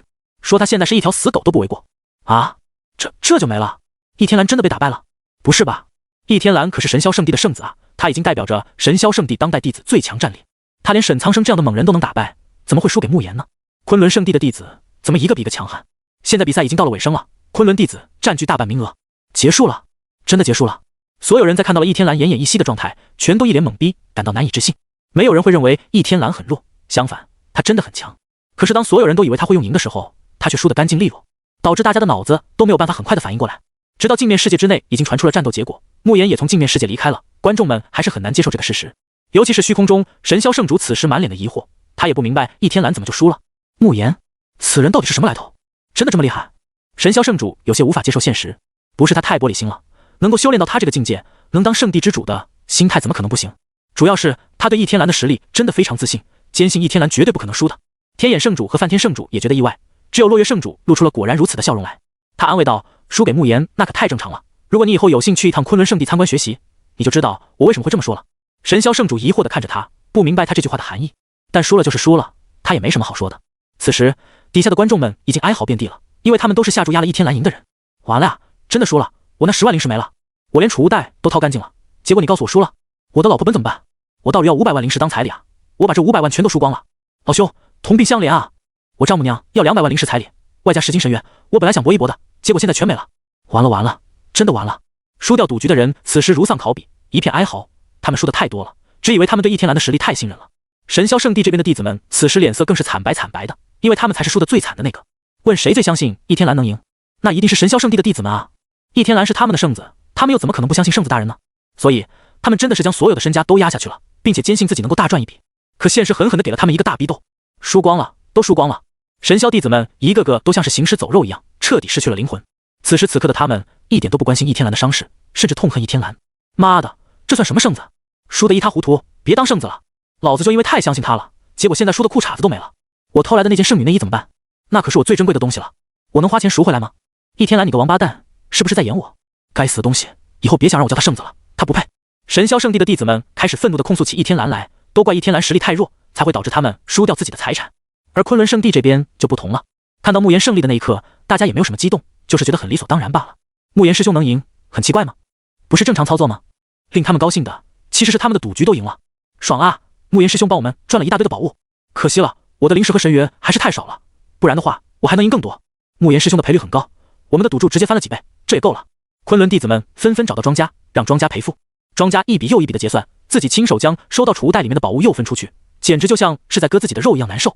阴阳宝叶啊，好东西，可惜不是我的了。这么大一块神元，我也是第一次见到，可惜了。龙鳞果都有，我靠，要赔付好几倍啊！庄家的心都在滴血。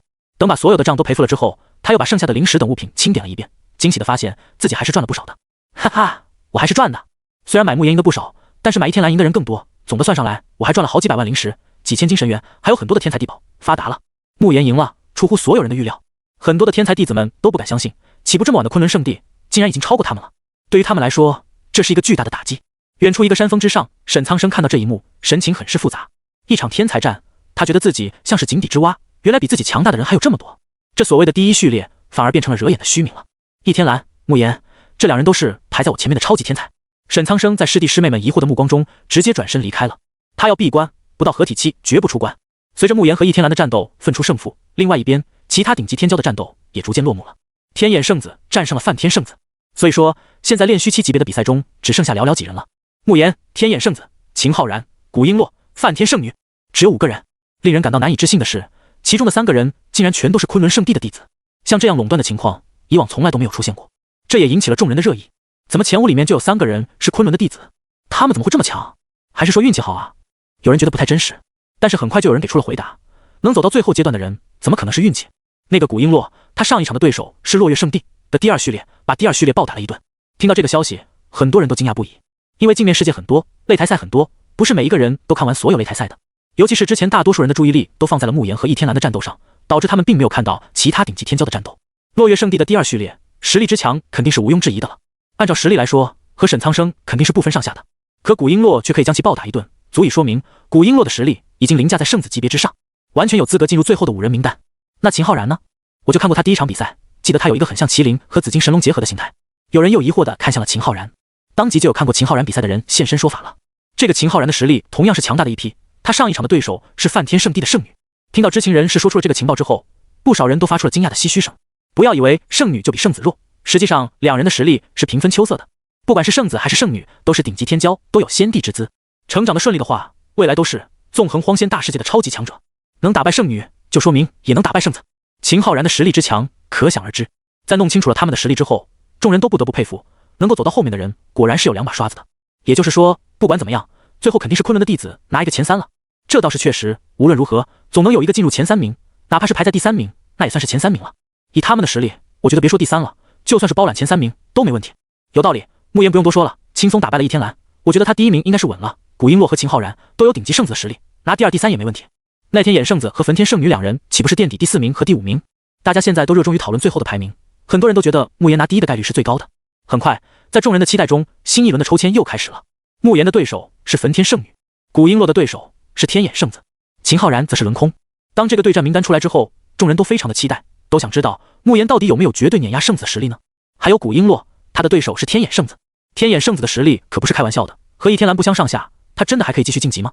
在镜面世界力量的牵引下，慕言和焚天圣女进入其中，分别站在擂台之上。焚天圣女一身红色长裙，雪白的大腿就这样露在空气中，有微风吹过的时候，裙摆就会掀起一角，露出更多的雪白风光。她身材虽然纤细，但是浑身强悍的气息却让人不可忽视。焚天圣女神色漠然，带着一抹高傲，以一种居高临下的姿态俯视慕言。她的声音十分清冷：“就是你打败了易天蓝是吧？说明你确实有资格和我战斗了。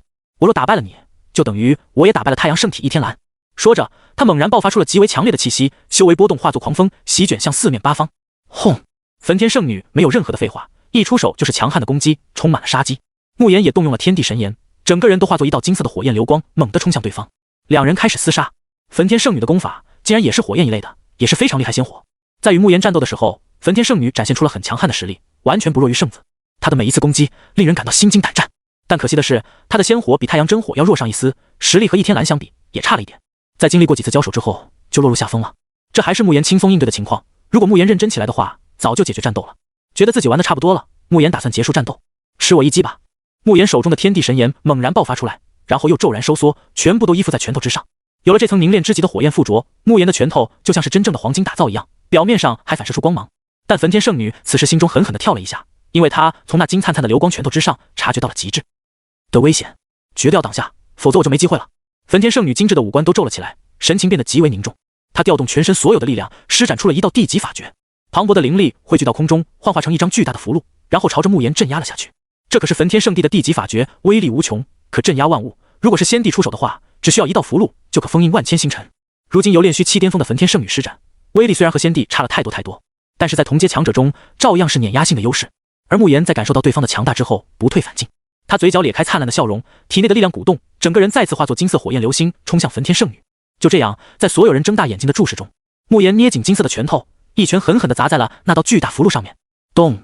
一声震撼天地的闷响爆发，符箓的力量化作无数丝线，每一道丝线都像是代表着天地大道的秩序神链，具有莫大的威能，要将慕言镇压住，将他的力量削减到最低。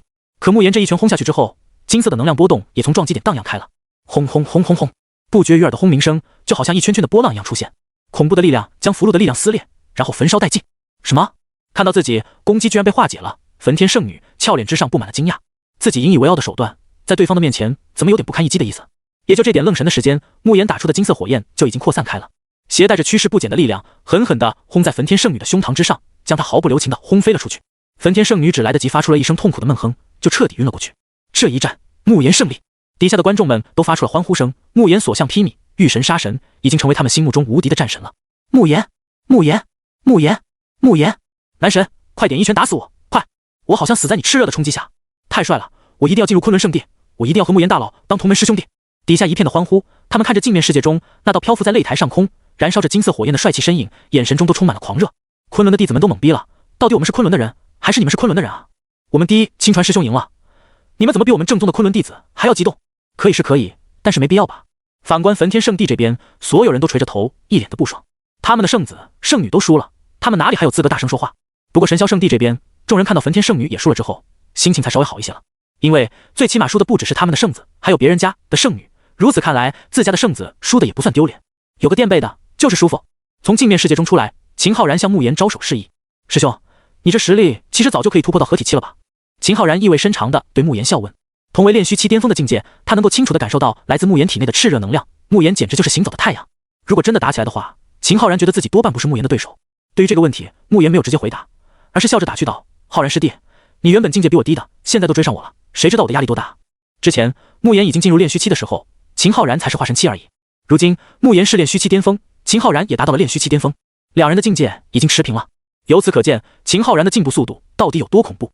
对此，秦昊然却自嘲一笑，摇头说道：“师兄你就别开我玩笑了，在境界上，你要是想把我甩开的话，我还真没什么办法。”两人闲聊了一番，便看向了璎珞那边的擂台。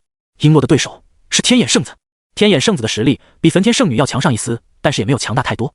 以璎珞的实力，自然是可以轻松应付的。果然，几个回合之后，天眼圣子被璎珞一掌打落，宣告失败。胜者古璎珞。按照惯例，天眼圣地这边也陷入了安静中，好像每个人都天生不爱笑一样。至此，前三甲的名额基本就确定了，那就是慕言、古璎珞、秦昊然。此时的秦昊然一脸的惋惜，他还没打的，就因为运气好轮空了一局就进入前三了，这不太好吧？相比于躺赢，他其实更想和这些圣子圣女好好较量一番，多没意思啊！我也想打一场的。秦昊然无奈地说道，却没有想到这一句话顿时就引来四面八方无数杀人一般的眼神。如果眼神能够杀人的话，秦昊然这个小子可能真的要死一死了。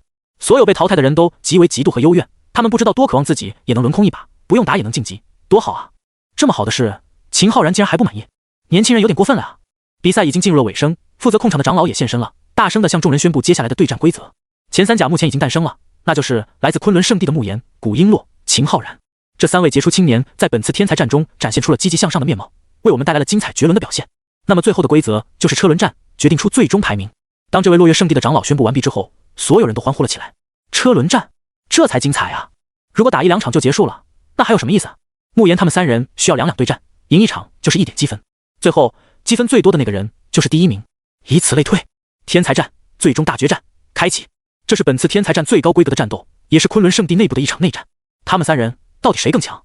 慕言到底能不能捍卫自己大师兄的威名？古璎珞作为太上仙体，是否真的拥有深不可测的仙力？秦昊然展现了麒麟和紫金神龙的结合形态，是不是他最强的形态？这些疑问都会在最终的大决战中全部揭开答案。所有人拭目以待吧。接下来就是属于三位同门师兄弟的大战了。慕言扫了璎珞和秦昊然一眼，忍不住笑道：“我的好师弟好师妹，你们可要手下留情，不要让我这个当师兄的丢大脸，行吗？”璎珞听到他这么说，连吐槽都懒得吐槽了。这个家伙隐藏得很深，不管是和倚天蓝打的那场，还是和焚天圣女打的那场，他都没尽全力。现在还说着什么要让着他，想得美！我还想说你让着我呢，不过我可不需要你让，只要我想揍你，哪次不是把你按着打？璎珞俏皮地哼了一声，眼神中充满了挑衅。偏偏慕言这小子拿他一点办法也没有，自己的对象自己宠着。秦昊然忽然感觉自己好像很多余呢，我不该在这里，我不该在车底看到你们有多甜蜜，那我走。师兄师姐，擂台上遇到了你们，我可不会留手，我会尽全力的。秦昊然认真地说道。他也想知道自己在年轻一代中是什么水平，碾压顶级圣子那是肯定的，但是身为昆仑弟子，他的对手永远都不会是外面的天才，而是自己的师兄弟们。慕言也笑道：“放心吧，我会认真的，全力以赴才是对对手最大的尊重。”有他这句话，秦昊然就放心了。在紧张的期待中，最后的大战终于开始了。第一场是慕言对秦昊然，他们两人也是一点都不客气，一上来就是各种强大的法诀对轰，每一击都震天撼地，像是要毁天灭地一样。慕言的炎灵圣体和天地神炎自不用多说了，威力无穷，连太阳圣体和太阳真火在他的面前都要甘拜下风。而秦昊然也施展出了浑身解数来应对。麒麟、紫金神龙的神兽血脉优势在他的身上体现得淋漓尽致。秦昊然的每一击都夹带着麒麟和紫金神龙的怒吼，其吼声可以震慑灵魂，给对手造成巨大的麻烦。在和他交手的时候，慕言很多次都被打得措手不及，难以招架。他们两人的战斗已经超过了那些顶级圣子、圣女的层次，他们也太强了吧！真的是炼虚期高手能发挥出来的实力吗？你说这是合体期巅峰，老子都信。别说了，反正我这个合体期的修士看了是瑟瑟发抖，让我上擂台的话，绝对不是他们中任何一人的对手。真是可怕，这才是他们展现出来的真正实力吗？所有的观众们都有些不敢相信自己的眼睛了。擂台上的两位打斗令人眼花缭乱。易天蓝此时已经苏醒过来了，他脸色还有些苍白，看到慕言此时爆发出来的恐怖实力，他脸色又苍白了几分。原来他在和我对决的时候根本就没有尽全力吗？易天蓝死死地咬着牙，心里面很不服气，自己堂堂顶级天骄，竟然连让别人动用全力的资格都没有吗？真是讽刺啊！有相同想法的还有焚天圣女，她表情也非常复杂，没有想到自己以为的毁天灭地的一击，其实连对方的全部实力都没有逼出来。到底怎样才是你的极限？明明都是炼虚期巅峰，明明都是顶级天骄，我们之间的差距真的有这么大吗？焚天圣女轻咬红唇，无法接受这一切。还有其他的圣子们看到他们两人的战斗，既不甘又震撼，因为不管再怎么不服气，换作是他们上场的话，对上慕言或者是秦昊然中的任何一人，都必输无疑。那两人的战力已经超出他们的认知了，只能说这一场天才战，他们输得不冤。而秦昊然的可以自由地变化成麒麟和紫金神龙形态，倒是让众人对他的体质更加的摸不着头脑了。他到底是什么体质或者血脉啊？怎么又是麒麟又是真龙？体质的话，我不记得古籍中有哪一种体质可以和他的对应上的。至于血脉，不管是麒麟还是紫金神龙，都是了不得的神兽，得其一已经是骇人听闻的事情了，不可能两种都集合在他的身上吧？又或者是他修炼了某种特殊的功法，才让他拥有这种神奇的能力？很多人在观看战斗的时候，也在猜测秦昊然的力量来源，他们都不知道，其实自己已经猜对了，只是不敢相信罢了。这场激烈的大战持续了很久，最终还是以秦昊然的落败告终。秦昊然被慕言一拳震退之后，感受着来自对方那浩瀚如海的力量，就知道自己已经输了。师兄果然还是师兄，师弟我确实不是你的对手。秦昊然输得心服口服。慕言呼出一口热气，然后笑道：昊然，你也不错，好几次将我逼到绝境。听到慕言如此夸奖自己，秦昊然自嘲地笑了起来。你就别抬举我了，最后不都被你化解了吗？两人有说有笑地从镜面世界中离开了。他们之间的对决让所有的观众都享受了一场视觉盛宴。众人看着他们两人的时候，就像是看着怪物一样。这哪里是圣子级别的人物，分明已经超过圣子级别，达到了另外一个所有人都无法企及的高度了。稍作休息之后，第二场就开始了。这一场是秦昊然对战古璎珞。我已经输给大师兄了，可不会再输给师姐。秦昊然轰然爆发出自己强大的实力，紫金之色的气息冲天起。古璎珞也不遑多让，太上仙体的力量被他催动，一团又一团仙光将他的身体笼罩了进去，让他看起来像是上古转世的仙女。你们说谁会赢？这个不好说啊，秦昊然太强了，可是古璎珞这边也打败了圣子级别的强者，我觉得应该是秦昊然，他的机会最大。我觉得古璎珞他可是太上仙体啊，传说中接近大道本源的体质，能差到哪里去？众人津津有味地开始讨论起这一场的输赢来。有的人觉得秦昊然更强，有的人相信古璎珞会赢。总之，每个人都有自己的理由。擂台上的两人可不管别人怎么想，他们一交手就爆发出了强烈的能量波动，像是要震碎整个镜面世界。虽然说之前慕言和秦昊然的战斗已经让众人很震撼了，可现在秦昊然和璎珞的战斗竟然同样精彩。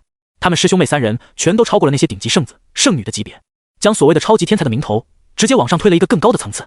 以后那些顶级天才们没有达到他们的这种水平，都不敢说自己的顶级天才了，这才是真正的顶级天骄。没错，以后要是有人在我面前说那些圣子、圣女有多强的话，我把他的嘴都打歪。让我疑惑的是，昆仑不是刚开山收徒没多久吗？为什么现在就能培养出这么顶级的弟子呢？等我也加入昆仑之后，我再来回答你这个问题吧。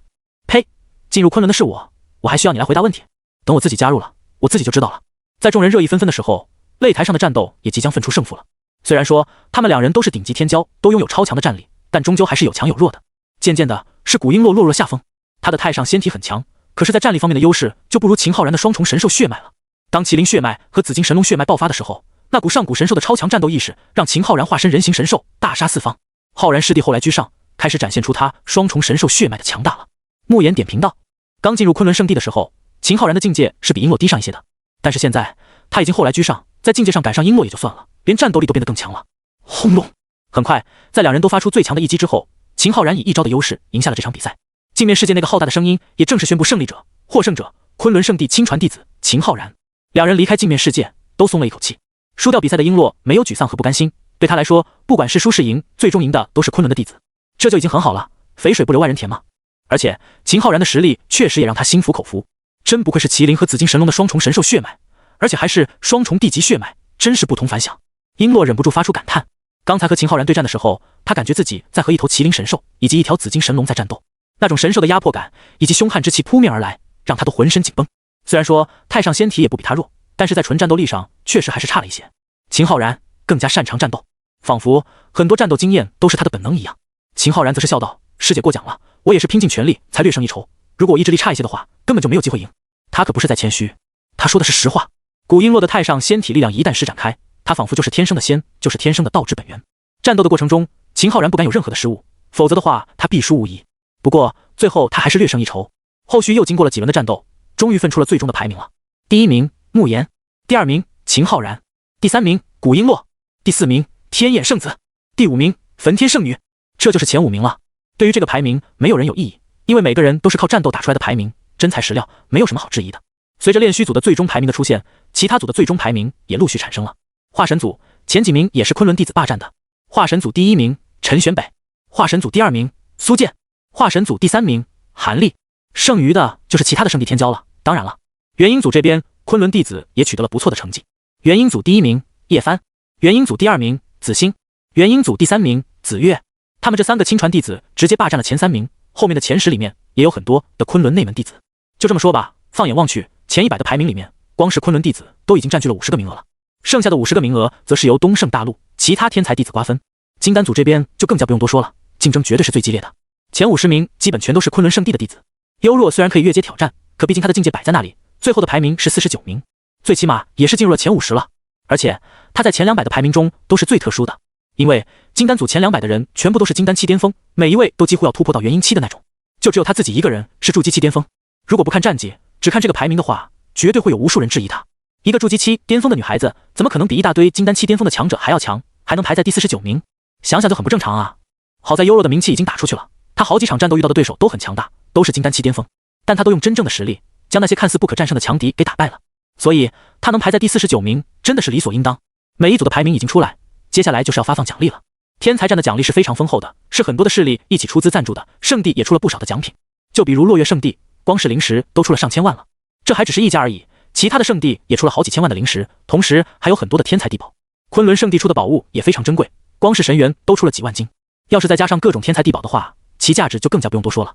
金丹组的奖励是最差的，但最差也是相对于其他人来说，在那些金丹修士的眼中，金丹组的奖励已经太好了。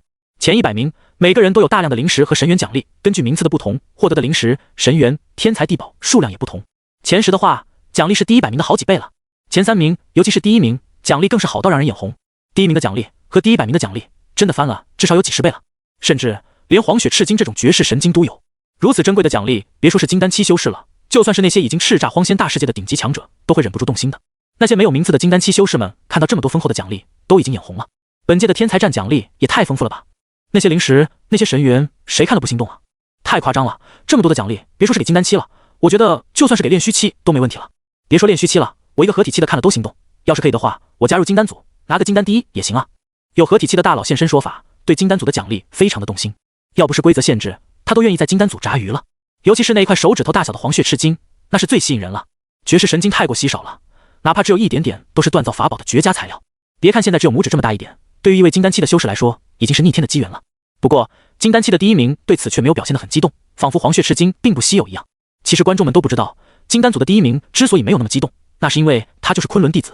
作为一位优秀的昆仑弟子，他知道宗门内有好几座神金矿山，黄血赤金、仙泪绿金之类的神金，在昆仑里面真的就是大山一般的存在，太多了。就算今天没有得到黄血赤金的奖励，他以后也可以通过完成宗门任务获得积分的方式去换取黄血赤金。因此对他来说，获得第1的喜悦更多的是证明了自己为昆仑争取了脸面，至于奖励反而是其次了。不过底下的观众们对接下来的元婴级别的奖励更加期待了。金丹期都奖励这么多好东西了，元婴期肯定更多吧？果不其然，元婴期的奖励不管是从质量还是从数量上面来说，都远远超过了金丹期。所有人看了都直接眼红。卧槽，那么多神元，真的假的？看上去至少有100斤了吧？这还是指最末尾的第100名罢了，太惊人了。放在以往的话，这样的奖励都足以成为炼虚组的冠军奖励了。我没看错吧？那几张叶子是怎么回事？能作为奖品的东西不可能是普通叶子吧？如果我没看错的话，那几片叶子极有可能是悟道茶叶，和古籍中记载的几乎一模一样。什么？悟道茶叶？那不是传说中的圣物吗？本届的奖励连悟道茶叶都有，你们是不是看错了？我记得悟道茶叶那是传说中的东西，只有圣主级别的大人物才能享受的，怎么可能拿来当奖品？很多人根本就不敢相信，这次的奖励里面竟然连悟道茶叶都有。很多人都伸长了脖子，东张西望，想要看清楚奖品的模样。最后，有个见多识广的人惊讶地叫了起来：“就是悟道茶叶！我以前在中部神州游历，曾经在一座大茶馆里面远远地见到一些大人物饮用过。”这人极为震撼，悟道茶叶绝对不是造假的，堂堂天才战怎么可能用假货来当奖励呢？所以这一定是真的。如此巨大的手笔，真的让人不得不服。等到元婴组的奖励发完之后，观众们已经看得热血沸腾了。虽然不是自己获奖，可看到别人能拿奖，自己都会跟着激动，大受激励。就和他们所想的一模一样，化神组的奖励又是元婴组的好几倍，就连悟道茶叶的数量都翻倍了。等到了炼虚组的时候，选手们获得的奖励更是一个比一个稀有和珍贵。悟道茶叶也是一代又一代的，不知道的还以为这是在搞批发。这下子别说是那些没获奖的炼虚期高手了，就连合体期、大成期、渡劫期，甚至是仙君都会眼红的。灵石对大佬们来说或许不算动心，可是悟道茶叶呢？还有大量的神经呢，再加上大量的神元，还有强大的功法呢。看到这么多的好东西，又有谁能控制自己不心动啊？说实话，如果这里不是落月圣地，如果这里没有诸多圣地强者坐镇，而是在外面的话，这些天才公开持有这么多的珍贵资源，一定会被其他的强者抢夺的。到时候又会引发一场又一场规模浩大的杀戮事件，血流成河都是正常的。获得奖励的天才们也非常激动，都感到难以置信。奖励太丰厚了，如果是出去历练的话，这要获得几次巨大的机缘才能顶得上一次比赛奖励啊！这些圣子圣女们，别看他们表情很高了，好像不把这些奖励当回事一样，可实际上他们心里面已经乐开花了。这帮装逼佬真的太会装逼了，就连那些圣地的长老们都在感叹，今年的天才战奖品也太丰富了，要是以往的话，分成3次使用都足够了。今年的奖励怎么那么离谱，都超过往年太多倍了。你还没听说吗？是昆仑圣地赞助的呀，绝世神经、悟道茶叶、大量神元，还有很多宝物，都是昆仑圣地赞助的。昆仑不是刚成立吗？怎么会有这么多资源，还能拿出来赞助天才战？可能人家昆仑就是有钱吧，有什么好说的呢？我之前还不明白昆仑为什么愿意出这么多资源，现在我是明白了，名列前茅的全是他们自家弟子，肥水不流外人田，真是把这句话诠释到了极致啊。那可不，出了这么多的资源，其实就是左手倒右手，人家根本就没有付出什么，全被自家弟子赚回去了。确实，昆仑弟子也太猛了，包揽大半的名额了。在得知很多资源都是昆仑圣地赞助之后，圣地的高层们以及广大观众们都惊叹于昆仑的财大气粗，真是活该人家弟子拿得好名次。在发放完奖励之后，本次的天才战就正式宣告结束了。这里的比赛是结束了，但是天才战引起的巨大反响却才刚刚开始。东胜大陆的天才战虽然只是在东胜大陆举办，而且参加的势力也仅限于东胜大陆，但它规模很大，几乎囊括了整个东胜大陆所有的天才们。那些中小型的宗门可以参加，甚至单纯的个人也能报名参加。至于那几座圣地就更不用多说了，他们派出的弟子都是精锐，代表了当今荒仙大世界年轻一代的顶尖水平。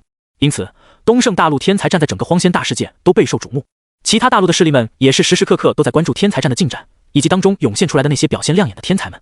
当天才战结束之后，其他大陆的各大势力之人就第一时间将这个结果传回自己的宗门。于是乎，天才战落幕的消息以最短的时间、最快的速度传遍了整个荒仙大世界。在南赡大陆的一座巨城中，有一座酒楼，能进入这栋酒楼的人非富即贵，都是有头有脸的大人物。这个消息也传到了南赡大陆了。你们听说了吗？东胜大陆天才战的结果已经出来了，冠军真的猛的一批。酒楼里面消息灵通的人已经第一时间得到了确切的消息。此消息一出来，酒楼里面很多人都引起了巨大的好奇心。东胜大陆天才战的参加人数这么多，肯定会涌现出很多强者的。冠军会是那些民间的散修吗？还是圣地培养出来的超级天才？我觉得落月圣地的第一序列应该是冠军吧。早就听说过落月圣地的第一序列从小就可以越级挑战，拥有超强的战力，那肯定是他啊。不，我觉得是天眼圣子，他也很强。不应该吧？那个神霄圣子是传说中的太阳圣体，他才是冠军。很多人都提出了自己的猜测，基本上猜的都是那些圣地的圣子，认为只有那些圣地的圣子才有资格获得冠军。听得众人七嘴八舌的争吵着，那个目前唯一知晓情报的人却不着急解开真相，而是悠哉悠哉的喝酒。等众人争吵的口干舌燥了之后，他才悠悠然的说道：不，你们说的都不对，冠军不是你们提到的任何人。听到此人这么说，刚才还争得面红耳赤的一大帮子人都摇头了，认为他一定是在欺骗他们。老兄，你就别忽悠人了好吗？我们刚才提到的每一个人都是超级天才，不是他们中的一人获得冠军，难道还能是其他的散修？不可能是散修，散修或许运气好获得一些机缘，但是和圣地的全力培养相比，他们所获得的那点机缘又算得了什么？你就别卖关子了，不是那些圣子圣女还能是谁？不可能是那些小宗门的天才吧？兄台，赶紧说吧。众人都着急的催促他赶紧把结果说出来，不然的话大家都抓耳挠腮，难受得很。见酒楼里面几乎所有人的注意力都集中在自己的身上，这个知情人才满足的笑了。他放下酒杯，然后慢悠悠的说道：我可没有骗你们，获得冠军的不是你们提到的任何一人，不过呢，冠军确实是圣地中人。听到他这么说，酒楼内的人们更加是一头雾水了。如果没记错的话，他们所提到的都是圣地的天才，结果都被他否认了。现在他又说是圣地中的人，难道说那些圣地中还有别的爆冷门的弟子一举超越了那些圣子，夺得冠军吗？知情人摇头说道：你们似乎忘记了还有一个圣地没有被你们提到吧？经过他这么一提醒，众人恍然大悟，立马异口同声的脱口而出：昆仑圣地。没错，就是昆仑圣地。知情人满意的点头说道。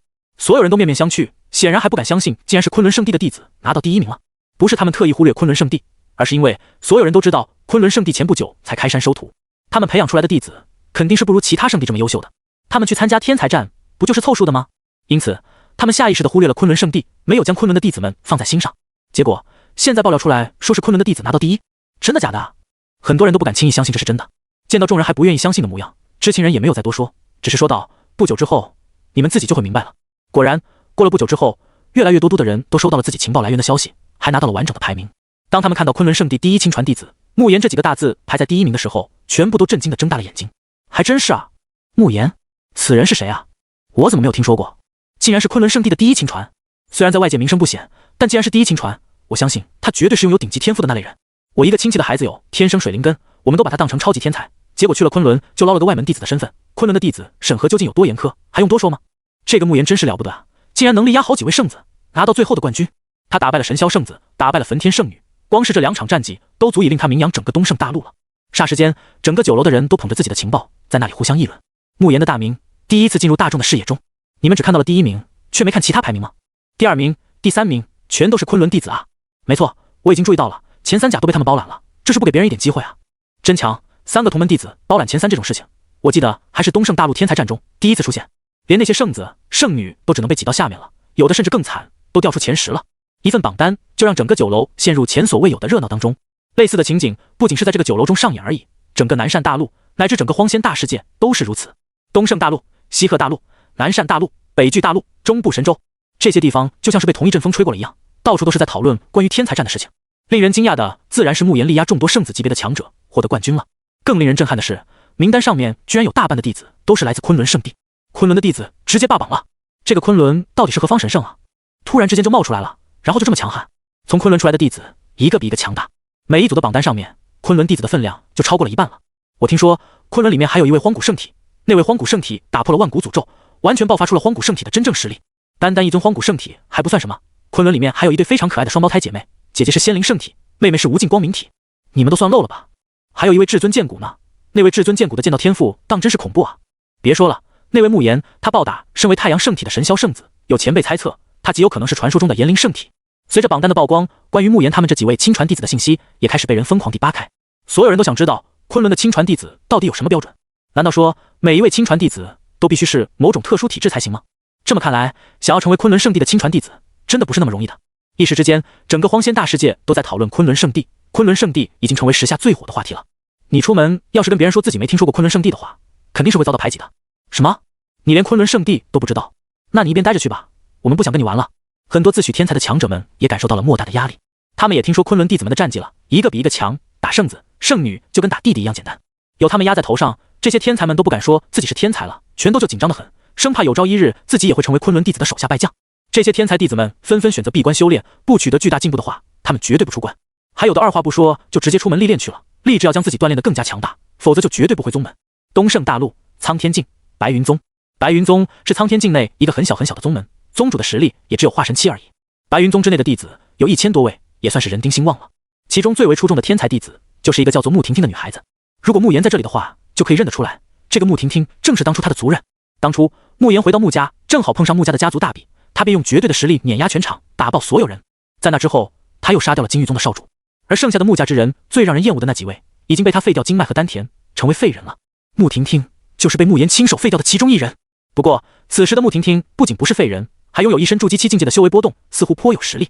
当初穆婷婷被废掉之后，就拖着废人之躯离家出走了。谁知道她运气很好，遇上了一桩机缘，她获得了一部厉害的功法，还获得了一枚奇异的灵果。吃了灵果之后，她伤势就差不多了。在修炼那部神奇的功法，她的经脉和丹田竟然奇迹般的愈合了，也可以重新修炼了。再后来，她就被白云宗的长老遇上，觉得她有修炼天赋，就带回了白云宗。如今的穆婷婷已经重新修炼回筑基期了，还达到了筑基期巅峰。她也成为了白云宗之内最受男生欢迎的女天才。今天她也看到了关于东胜大陆天才战的消息了。昆仑圣地，那个不就是慕言哥哥曾经提到过的师门吗？也不知道慕言哥哥现在过得如何了。穆婷婷还是会忍不住想起慕言，还是很怀念小时候慕言揉着自己脑袋的温暖。但是她也很清楚，是自己的尖酸刻薄，是自己的自私自利，让自己彻底失去了慕言哥哥。在慕言废掉他丹田和经脉的那一刻，她明白两人的关系就已经彻底断掉了。想着曾经发生过的往事，穆婷婷只是有些感慨罢了。她内心平静地看着手中的纸张，上面记录着天才战的一些信息。当她看到天才战第1名的图像之时，那熟悉的样貌让他顿时就傻眼了。穆婷婷瞪大了眼睛，视线就停留在慕言的画像上面，久久无法移开。啪嗒，不知不觉间，一滴眼泪狠狠地砸落在纸张的慕言画像上面。慕言哥哥，这是慕言哥哥。穆婷婷反应过来之后，赶紧擦去眼泪。她简直不敢相信，画像上天才战第一的顶级天骄，竟然就是她从小就认识的慕言哥哥。穆婷婷的第一反应就是否认，因为这个世界这么大，谁敢保证没有一个同名同姓的人呢？刚好又在昆仑圣地呢。虽然可能性很小，小到几乎可以忽略不计，但不代表没有。他觉得慕言哥哥就算是已经找回了以前的天赋，那也只是一个稍微亮眼的普通天才罢了。而天才战中大放光彩的都是些什么人？那都是足以名动整个东胜大陆，甚至是整个荒仙大世界的超级天才啊！那都是高高在上的圣子圣女们啊！和那些真正的顶级天骄比起来，慕言哥哥这种只能算是普通人了，所以他是不敢相信的。可当他的视线下移，看到第3名是古璎珞，而且还有古璎珞的画像之后，他当场就僵住了。如果说昆仑圣地内有和慕言同名同姓的超级天才或许存在，那么连与古璎珞同名同姓的超级天才也出现，这是根本不可能的事。而且无论是画像上的慕言还是古璎珞，他们的长相都是那么的熟悉，根本不容穆婷婷继续自欺欺人下去。这不是古璎珞吗？看着这张熟悉又绝美的脸庞，穆婷婷再也无法欺骗自己了。没错，她必须承认，天才战的第1名就是她曾经的那个慕言哥哥，第3名就是慕言哥哥的未婚妻古璎珞。不容得她不相信，怎么会这样呢？穆婷婷情绪开始崩溃了。自己重新修炼之后，在这么短的时间之内修炼到了筑基期巅峰，她觉得自己已经是很厉害了，未来甚至有可能修炼到化神期，甚至到炼虚期。要是能够修炼到炼虚期的话，她也能成为一方大佬了。以后考虑自己开宗立派，收几个弟子也是不错的。可她怎么都没有想到，慕言和古璎珞竟然都已经提升到炼虚期巅峰了，而且那些高高在上、金贵无比的超级天才都被他们给打败了。穆婷婷心中产生了巨大的落差，自己还在为晋级到筑基期巅峰而沾沾自喜的时候，人家已经提升到一个自己不敢奢望的高度了。原来你们都已经达到这种恐怖的高度了吗？穆婷婷的心脏很难受，就像是被人用手狠狠地攥住不放一样。人最怕的还是和别人对比，当自己以为自己很优秀的时候，就很容易自我满足了。一旦突然间出现更加优秀的人，就会自我怀疑，更别提这2个最优秀的人都是自己曾经得罪过的仇人了。穆婷婷失魂落魄地拿着资料跑到山下，山脚下是白云宗杂役的住处，这里通常是不会有弟子来的。杂役住的地方不算很破烂，但是也好不到哪里去，只能说有个遮风挡雨的地方罢了。杂役们看到是穆婷婷出现，都好奇地多看了2眼，然后害怕地低下头，生怕再多看2眼就会惹来这位天才少女的怒火。穆婷婷直奔其中一个房间，这里住的是曾经的穆家3长老，穆家3长老也被穆言废掉了，现在只能打杂、扫扫地什么的。婷婷，你来这里干什么？这里是杂役住的地方，太脏了，不适合你。3长老看到穆婷婷之后也吓了一跳。3长老，我是来给你看的东西的。穆婷婷说道。听到穆婷婷还管自己叫做3长老，3长老就无奈地摇起头来，根本不承认这个过往的身份。哎，什么长老不长老的，都是过去的事情了，别提了。3长老自嘲地笑道。不过有什么事能让你这么着急的来找我？丫头，我以前虽然是你的长辈，可现在我已经废了，就算是有事我也没办法帮你的。3长老疑惑地询问道。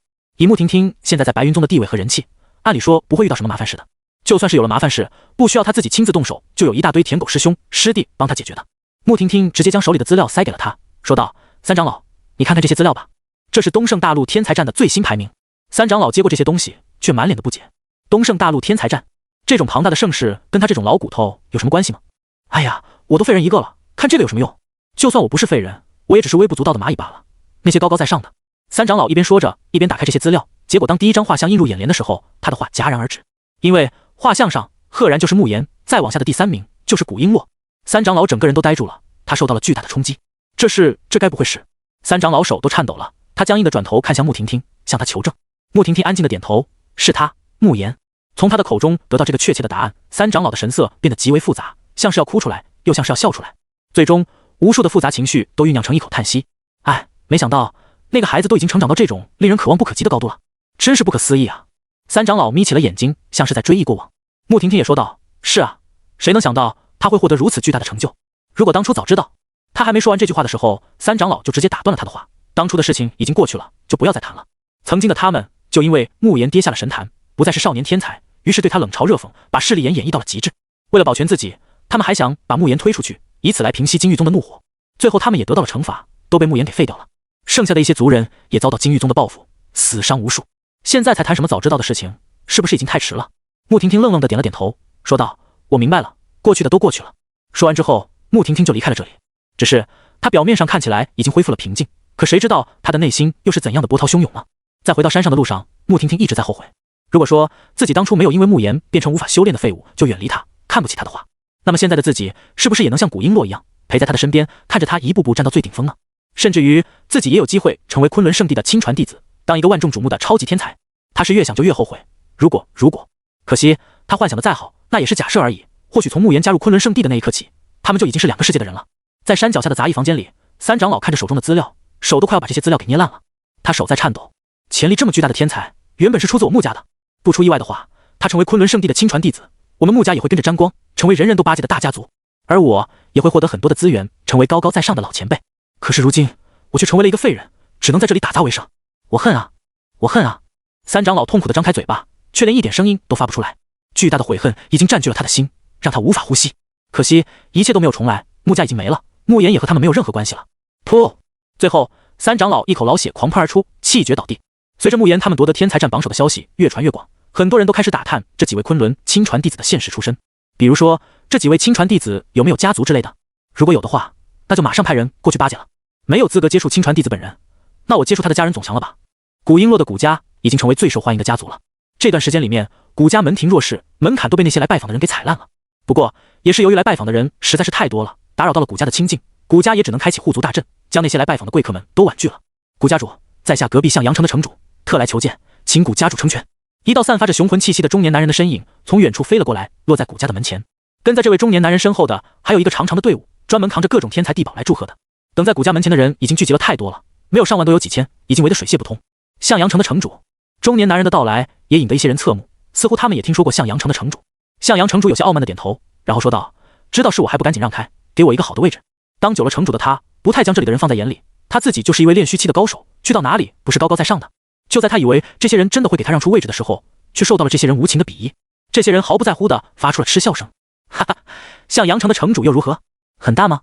你看看那边那位女子是洞虚宫的公主，人家可是实打实的合体期大佬，还不是安安静静的等着？还有那边那位老者，他可是100年前扫灭过3个宗门的凶人，叫做虎杖上人，已经是大成期高手了。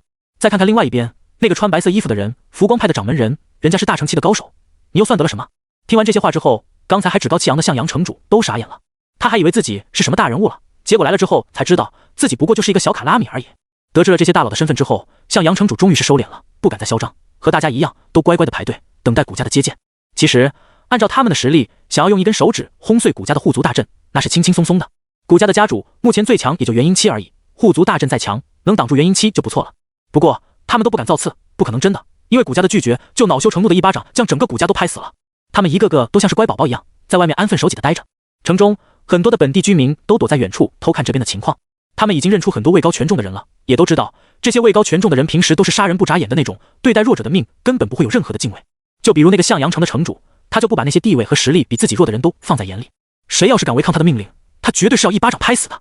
可是连他都要乖乖的守在外面，实在是太令人惊讶了。古家崛起了，城中有人发出感叹，这种崛起不是指成为城中第一大家族的那种崛起。事实上，当初慕言和古璎珞回古家之后，古家已经凌驾在其他的家族之上，成为城内第一大家族了。他们指的是古家从今以后就要从一个名不见经传的小家族变成名震整个东胜大陆的大家族了，这是质的飞跃。此时古家里面，古家的族人们也觉得很烦恼，因为他们古家的人都是不喜欢争权夺利的，现在古家发展的很好，大家丰衣足食，挺不错的。结果现在有这么多的大人物都来了，搞得他们古家都应付不过来了，这可怎么办？家主，不然的话我们就出去再劝一劝吧，不然的话他们是不可能就这样离开的。是啊，他们都是冲着大小姐来的，就算咱们不见他们，也至少要留下他们带来的宝物才行，不然的话他们照样不肯离开。人越来越多了，咱们这样也不是办法呀。族人们都开始出谋划策起来，外面那么多人总是要处理掉的吧。古家主很是烦恼地考虑了一会儿，心想确实还是要出面应付才行，不然的话他们绝对是不肯罢休的。行吧，我就出去应付一下，让他们都离开了吧。古家主无奈起身，然后打开了护族大阵，在所有人激动期待的目中从里面走了出来。面对这么多修为境界远在自己之上的超级强者们，古家主说不紧张是不可能的，他就是一个元婴级别的小角色而已。如果不是璎珞的话，这些大人物看到了自己，随手按一下自己就没了。不过也是由于璎珞的存在，这些大佬们看到了他之后，都像是看到了一大块珍贵无比的神元一样，眼睛都放光了。古家主，您可出来了，我们等您等的好苦啊！哈哈，古家主何必如此低调呢？璎珞仙子现在名动整个荒仙大世界，就算您能躲过我们的拜访，以后还是会有更多的人过来。是啊，古家主，我们也是千里迢迢过来的，带着诚意呢。这些大人物都笑着调侃起古家主来，听他们如此熟络的调侃的语气，不知道的还真的以为他们是认识了几十年的老友。行，我再次感谢各位了，不过各位送的礼物我是不敢收的，除非是璎珞亲自发话，不然我是真的不敢收啊。古家主无奈地对众人拱手道，他说的可不是假话，而是实话。这些人都是冲着璎珞和璎珞背后的昆仑圣地过来的，跟自己这个古家主没有任何关系。如果没有璎珞的话，这些人会排队来给自己送礼物吗？这自然是不可能的。所以这这些礼物是送给他的吗？是送给古家的吗？都不是，而是送给古璎珞的。如果自己收了他们的礼物，古家确实是占了很大的便宜，但这也意味着璎珞变相的欠了他们一些人情了。自己做璎珞的父亲，绝对不能替女儿擅自做主，贪一时的便宜，很有可能会给璎珞带来不小的烦恼。就比如说，他收了向阳城主的礼物，人家向阳城主转头就到外面去用古家和古璎珞，甚至是昆仑圣地的名头给自己脸上贴金，怎么办？以后这些人到外面见人就说自己是昆仑圣地亲传弟子古璎珞的亲朋好友，然后就打着古璎珞的名头到处欺负人，这不就是在败坏古璎珞和昆仑圣地的名声吗？所以面对这些珍贵的礼物，古家主没有任何一丝贪欲，显得非常的清醒。不该是自己拿的，他坚决不拿。古家主在摆明了自己的立场之后，在场的众多高手们都纷纷表示，这只是自己的一点心意而已，不足挂齿，让古家主安心收下。就在古家主不知道该如何是好的时候，天边忽然间传来了轰隆隆的声音，一大片阴影将整片天空都遮盖住了，好像是天黑了一样。所有人都下意识地抬头看向天空，只看到一艘巨大的战船正漂浮在高空之上，硕大无比。这是哪个宗门的战船？太大胆了吧！看这战船的规模，所属的宗门势力应该挺强的。不对，你们看，上面有昆仑的专属标志，这是来自昆仑圣地的战船啊！当有人喊出了昆仑圣地之后，所有人都睁大了眼睛，对这艘战船充满了敬畏。既然是昆仑，那就没事了。昆仑的人，我们能亲眼见到昆仑的人吗？会不会有亲传弟子出现？璎珞仙子呢？哇，我们能亲眼见到璎珞仙子吗？据说璎珞仙子无瑕无垢，为世间最纯净之人，不知是真是假。要是能亲眼见到璎珞仙子一次，以后让我天天啃神元吃灵果，天天修炼地级功法我都认了。老兄，你是真的一点亏都不吃啊！众多的强者们都期待了起来，很想见到传说中惊才绝艳的璎珞仙子。古家主也很期待，自己宝贝女儿终于回一趟家了吗？在他们的期待中，好几道散发着强大气息的身影从战船上飞了下来，他们都是昆仑的外门长老，他们的实力也不高，也就真仙境界罢了。当他们出现之后，人群中的强者们，比如洞虚宫公主、虎杖上人之类的强者，全都震惊的瞳孔收缩，因为他们从这几人的身上感受到了一种隐隐的极致的危险。好强啊！他们的实力绝对超过大成期，难不成是渡劫期的强者？来自昆仑圣地的渡劫期强者？他们毫不怀疑，这几个昆仑圣地的人可以吊打他们在场的所有人了。在他们敬畏的眼神中，几个外门长老来到了古家主的面前，恭敬地拱手行礼。我等见过古家主。几位真仙境界的外门长老异口同声，这把古家主都吓住了，自己就是个普通的元婴强者罢了，这些高人怎么对自己如此恭敬？这几个外门长老倒是不觉得有什么不对的。古家主是亲传弟子古璎珞的亲生父亲，他们对古家主毕恭毕敬是应该的。几位客气了，不知道有什么事呢？是璎珞让你们来的吗？古家主疑惑地问道。他还不忘看向飞行战船，想看看璎珞是不是还没出来。其中一个长老说道，这次我们来是奉了宗门之命，帮你们家族迁移的。迁移？古家主满脸的不解，自己古家在这里安家这么多年了，都好好的，怎么要迁移？长老点头笑道，没错，这里已经不适合古家了，我们会帮古家迁移到昆仑巨城去，那里才是古家应该扎根的地方。听到昆仑巨城几个字，在场的所有人都大吃一惊，羡慕的眼睛都红了。那可是目前最火热的一座巨城，人气非常的旺盛，很多的大势力都过去安营扎寨了。他们也想去的，可惜自己的身份地位太低了，根本没有资格在昆仑巨城拥有一席之地。如今古家应该要全部迁移到昆仑巨城。古家主也大吃一惊，他一直觉得昆仑巨城那种地方盘踞的都是各方大佬，自己这种蝼蚁根本就没有资格进去，所以他也就从来没有奢望过。或许他可以依靠璎珞的关系获得很多特权，可他也不想麻烦璎珞这么多，让璎珞安安心心的修炼就好了。长老点头道，是的，其实这也是璎珞仙子的意思，你们去了昆仑巨城之后，也方便他和你们经常团聚。本来还在犹豫的古家主一听到能够和女儿经常团聚，眼睛立马就亮了起来，他想都没有想就直接答应了。好，那我们什么时候开始迁移？古家主的声音中透着一丝急切。看到他这么着急，长老呵呵一笑，随时都可以，不如就现在吧，我们也好回去交差。说着，这个外门长老只是抬了抬手臂，一股力量就把整个古家都笼罩了进去，所有古家的成员都被这股力量推了出来，根本无法反抗。随后他们就震惊地看到自家连绵起伏的宅院竟然缩小了，就像是街边卖的小玩具一样，只有巴掌大小。至于古家原来的驻地已经变成一片空地，上面什么也没有了。这是什么手段啊？将整个古家大宅都缩小成玩具了？古家主眼睛都看直了，他简直不敢相信世上竟然还有人可以做到如此神奇的一幕。这巴掌大小的玩具建筑竟然真的就是自己住了几十年的老家，要不是亲眼所见的话，他都不敢相信。好了，咱们清点人数，这就可以启程了。这位长老笑眯眯地说道。很快，在古家主的安排之下，古家的人就清点完毕了，一一进入了飞行战船之内。站在飞行战船之上，古家主看着下方一脸懵逼的众人，挥手笑道，谢谢诸位的好意，古某心领了，至于那些礼物，你们还是带回去吧。话音刚落，飞行战船就展现出了很快的速度，消失在众人的眼前，只留下一脸懵逼的他们。随着古家的离去，这些老八级的强者们也只能拿着自己的礼物离去了。他们之间的层次已经不一样，古家不再是他们这些强者和势力能够高攀的。对此，他们也只能后悔了。如果早点知道古家竟然有这样的背景，他们就早一点来巴结了。现在已经没有机会。神霄圣地中，自从输了之后，神霄圣子一天蓝就陷入了自我怀疑中，整个人变得很阴郁。他也不明白自己为什么忽然之间就跌落神坛了。他自诩是当世第一圣子，不管是在东胜大陆还是别的大陆，他都觉得自己是第一。这就是他的无敌之心。可随着他被慕言打败，又看到昆仑圣地的几位弟子实力如此恐怖，他的这颗无敌之心已经被打破，对自己产生了巨大的质疑。难道我的修行真的还不够吗？先帝之路，我又如何与昆仑的那帮怪物竞争？易天蓝眼睛通红，几乎要陷入疯癫。最终，他做出了一个决定，那就是出门历练。光是在圣地里面潜修，已经没有办法让他冲破这个心魔了。想要打破心魔，就必须出门寻找更多的磨难，不断的打磨自己的心态，唯有如此，才能重新找到自己的路。据说最近北荒境那边有一些特殊情况，那就直接去北荒境。做好决定之后，易天蓝不再犹豫，当即就带着一票追随者出门了，目标正是北荒境。东胜大陆北荒境，此时的北荒境已经被异魔占据的差不多了，这里也被改造成了适合异魔生存的环境。异魔们在北荒境生存，就像是在自己的主世界中一样，如鱼得水，实力都恢复到了最巅峰的状态。他们有意对北荒境的消息进行封锁，因此北荒境的陷落是外界不得而知的。外界只知道北荒境似乎出了一些问题，但是问题出在哪里，这些大家都不知道，可能就是北荒境内部出现了一些内斗罢了。外界的人完全没有察觉到，此时的北荒境已经成为了异魔的大本营了。易天蓝带着自己的众多追随者来到了北荒境的边境，便感受到了一股极为霸道的力量在排斥自己。好强的力量，这股力量很与众不同，和我以往遇到的所有力量都不一样，令人不安，令人恐惧，但是极为强大。易天蓝眉头紧皱，北荒境的异样已经超出了他的预料了。不过这里弥漫的气息和力量却也在吸引着他，或许这股力量就是能让他变得更强的关键。圣子大人，我们要进去查看吗？他的身后有追使者担忧地问道。如此诡异的北荒境让他们感到很不安。易天蓝傲然地瞥了他们一眼，冷哼道：谁不敢进去的，那就自己滚蛋吧，别说是我易天蓝的追随者就好了，我丢不起这个脸。说完，易天蓝毫不犹豫地冲入了北荒境当中，好几个追随者都紧随其后，对他忠心耿耿。犹豫的那几位也仅仅是愣了一下，就跟上去了。昆仑圣地这里，当慕言他们夺得了冠军名次之后，叶晨也得到了系统发放的很多奖励。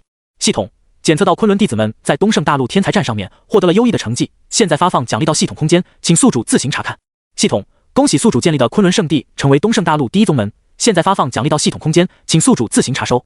正在享受小月按摩的叶晨收到了系统的2条提示，令他颇为满意。慕言他们能够获得好成绩是正常的，毕竟是他的亲传弟子，成绩又怎么可能会差劲？让他有些意外的是，现在的昆仑圣地竟然才是东胜大陆第一宗门吗？如果按照宗门实力来计算的话，昆仑圣地有诸多先帝，还有很多仙王、仙君强者，按理说绝对是荒仙大世界的第一势力了，更别说还有他这个宗主在了。身为昆仑圣地的主人，叶晨的存在才是圣地最大的底蕴。这么算起来，昆仑圣地早就凌驾在所有的圣地之上了。可是现在系统竟然才判定昆仑圣地是东胜大陆第一宗门，由此看来，系统对于昆仑圣地是否是第一势力的判定，并不是完全基于他们这些顶级战力，而是基于弟子的数量和质量。当弟子们都名扬东胜大陆，夺得了天才战的第一之后，昆仑圣地就变成了东胜大陆第一势力了。和我料想的差不多，就是和弟子挂钩的。叶晨心中暗道，所以说还是要多收优秀的弟子，让弟子们快速成长，让他们将昆仑圣地的名头彻底打出去，这才是让昆仑圣地变成荒仙大世界第一势力最好的办法。小月，传下去，3个月后昆仑再次开山收徒。叶晨对小月说道。小月点头，下手按摩就更加用力了。主人，小月这样力道还行吧？这里呢？小月一边答应着，一边尽心尽力帮叶晨按摩。对他来说，只要能够把主人给伺候好了，他就有很大的满足感。主人对自己的认可，就是对他最大的鼓励。可以，用这个油吧，帮我在后背化开。叶晨拿出了一个小瓶子，里面装的是金黄色的液体。小月疑惑地接过来，这又是什么天才地宝吗？似乎是知道小月的疑惑，叶晨懒洋洋地解释道，这是黄金神油，专门用来按摩的。竟然还有这种东西！小月惊奇地打开盖子，一股精纯无比的能量就从瓶子内扑面而来。他此时已经是一位仙君级别的超级强者了，这世间能让他都感觉到惊讶的宝物不多，但是这一小瓶黄金神油却让他大为吃惊。这到底是用什么材料制作出来的宝物？里面蕴含的能量也太大了，别说是一整瓶了，就算是一滴黄金神油，都足以让一位真仙级别的强者撑死了吧。他小心翼翼地倒出一点黄金神油，就能感受到一股很精纯的能量融入了自己的身体当中。身为一位仙君境界的强者，他都觉得自己受益匪浅，不愧是宗主的东西，随便拿出来都是至宝啊。他不敢怠慢，赶紧将黄金神油涂抹到叶晨的腰部。他经常帮助叶晨按摩，但那都是隔着衣服按摩的，从来没有和他的皮肤接触过。这一次泼黄金神油的符，他可以理直气壮，理所应当地掀开叶晨的衣服，用手触摸他肌肉坚实的腰部了。这就是主人身体的手感吗？果然很棒呢。小月心里面不知道有多激动了，赶紧用双手紧紧地贴在叶晨的腰部，滑溜溜的黄金神油开始发挥作用。那个主人，我能不能把衣服再往上掀开一些？不然的话，只能按摩到腰部。小月变得更加贪心了，于是试探着获得更多的触感。叶晨也没有多想，既然要用黄金神油来按摩，自然就是按摩整个背部了，隔着衣服按那也太怪了吧。说着，叶晨身上的衣服便自动消失不见了，这都是由他自己控制的。刹那之间，小月只觉得眼前好像是出现了一阵金光一样，完美无缺的躯体便出现在自己的眼前。那坚实的肌肉线条清晰可见，犹如最完美的艺术品一样，看一眼就会让人融化。小月都要强忍住内心的激动，才用力地将双手按上去，然后将黄金神油给化开。黄金神油的作用也随着小月的按摩发挥出来了。这是叶晨刚得到的奖励之一，那2项奖励得到的东西太多了，黄金神油仅仅是其中之一罢了。感受着身体变得暖洋洋的，叶晨很是满意。系统出品果然是精品，而小月则是更加惊讶了。黄金神油的力量也通过双手融入了我的体内，好恐怖的能量，我的肉身得到了很好的锤炼。小月清楚地感受到自己的躯体正在逐渐变强。作为一位仙君境界的强者，能够让他的身体变强的感觉如此清晰的，足够说明黄金神油真的是稀世珍宝了。这种奇珍异宝，如果是放在外界的话，绝对会引起无数人的争抢，甚至是争得头破血流的那种。但是在主人这里，就是用来帮助润滑的按摩油罢了。小叶心里面很是荣幸和自豪，骄傲。叶晨一边享受着按摩的服务，一边和系统进行对话。系统，现在只是完成了称霸东胜大陆的阶段目标，如果我的昆仑圣地称霸了荒仙大世界，你会给出怎样的奖励？先告诉你，到时候的奖励要让我满意才行，知道吗？叶晨语气很是平静，但听起来却像是有些许的威胁一样。系统也吓得连忙给出答复：启禀宿主，等昆仑弟子们称霸了荒仙大世界之后，自然会获得巨大的奖励，绝对不比今天的奖励差。并且系统也适时的给出了新的任务，当前阶段性任务，成为东胜大陆第一势力已完成，现在开启下一阶段任务，称霸荒仙大世界，成为荒仙大世界第一势力。完成此阶段性任务之后，系统将会发放丰厚的奖励，敬请期待。系统没有直接透露是什么样的奖励，不过从他这里得到这个答复，叶晨已经满意了。称霸荒仙大世界吗？那要加快对慕言他们的压榨，不对，是历练，要让他们再努力一些了。叶晨已经开始制定一系列的试炼计划了。此时，慕言他们在天才战结束之后，并没有立马启程回昆仑圣地，而是应落月圣地的邀请，留在落月圣地和落月圣地的弟子们互相交流。慕言师兄，请问你是如何修炼一门新法诀的？入门阶段不会很难吗？师兄，我最近要转修另一门功法，你可以给我一些建议吗？我不知道转修功法是不是好事。慕言师兄，可以帮我看看我这招的缺陷吗？我练了很久了，一直无法精进。很多落月圣地的弟子们都激动地围住了慕言，向他请教很多修行上面的难题。看着周围人山人海，慕言无奈地挠着头。留在落月圣地的这2天里面，他一出门就一定会遇到这种场面。虽然说已经开始习惯了，但还是会觉得很吵啊。一个个来，你刚才问的是什么？我没听清。慕言还是很热心地给他们答复，毕竟自己现在也是代表着昆仑圣地的脸面，不能给昆仑圣地和师尊丢脸才行。除了他之外，所有的昆仑亲传弟子都被围得水泄不通，就连幽若这个仅仅有筑基期巅峰的小丫头都被无数人围绕了。他们俨然已经成为了整个落月圣地人气最高的几人。师兄，到我了，请问师兄，你是怎么判断自己到没到突破时机的？我最近总有一种要突破的冲动，但每次要闭关突破的时候，这感觉反而没了。这个时候，一个落月圣地的女孩子挤到了慕言的面前，兴奋地喊出了自己的问题。听到这个问题，慕言挠挠头，不知道该如何去回答，因为对他来说从来就没有什么瓶颈的说法。自从成为了师尊的弟子之后，他修炼起来一日千里，一路突破，从来就没有停滞的时期。不过既然有人问到了，他还是会耐心解答的。突破就像是你想要喝水一样，觉得很渴了，自然就必须要喝了，而不是你担心自己会渴才提前喝了水，明白吗？慕言选择一种比较通俗易懂的方式去解答。其实他想说，突破就像是拉臭臭一样，你感觉到了自然就出来了，感觉没到的话，那就叫占着茅坑不拉屎。他转念一想，还是换了一个比较文雅的比喻，可惜这个女孩子还是听不懂，一直挠头。慕言只好当场给她演示，突破要的就是一种感觉，然后一鼓作气就好了，就像我一样。说着，他体内爆发出了一股极为强悍的力量，而他也从炼虚期巅峰直接冲进了合体期一重。当这股气息从他的体内爆发出来的时候，围在附近的落月圣地的弟子们全都被震得连连退开。这也是慕言刻意收敛了一部分的力量，没有全部打在他们的身上，不然的话，周围的这些落月圣地的弟子们都要全部倒飞出去。好强悍的气息，他不会是直接突破了吧？看样子应该是的，也就是说他已经突破到了合体期，太猛了！不出意外的话，慕言师兄就是第一个突破到合体期的当代天骄了。都退后，离远一点，不然被震出内伤就不好了。所有的落月圣地弟子们都震惊地张大了嘴巴，满脸的震撼和不可思议。刚才不是还好好的吗？怎么聊着聊着，忽然之间就突破了？太突然了吧！此时的慕言浑身上下都缭绕着强劲的气流，而他自己就好像是龙卷风的中心一样漂浮在空中，恐怖的气息向着西面八方席卷而出。要不是这里都有阵法封禁，可能各种花草树木、亭台楼阁都会被这股力量摧毁。金色的天地神眼也出现了，将他的身体包裹进去，远远的看去就好像是一个旋转的大火球一样。看到金色的火焰出现，落月圣地的弟子们都不陌生，正是这种恐怖的火焰将太阳圣体的太阳真火死死地压制住，可想而知这种金色的火焰有多恐怖了。他们又吓得连连后退了很远的距离，生怕沾染到一丁点金色火焰。由于他突破的时候造成的动静太大了，以至于落月圣地内的很多长老都被惊动了。一道又一道强大气息的身影从阁楼、宫殿、住所中冒出来，飞上天空，查看到底是哪里传来的波动。这是炼虚期突破到合体期的波动，如此强悍的气息一定是绝世天才，难不成是我们圣地的那几位序列？一位落月圣地的长老摸着胡子，十分睿智地进行推测。落月圣地的那几位序列都已经达到了炼虚期巅峰，本来就是随时都会开始突破的。经历了天才战的历练之后，他们或许有了新的感悟，然后就成功突破了。长老们觉得太正常不过了。想到这里，众多长老们都觉得扬眉吐气。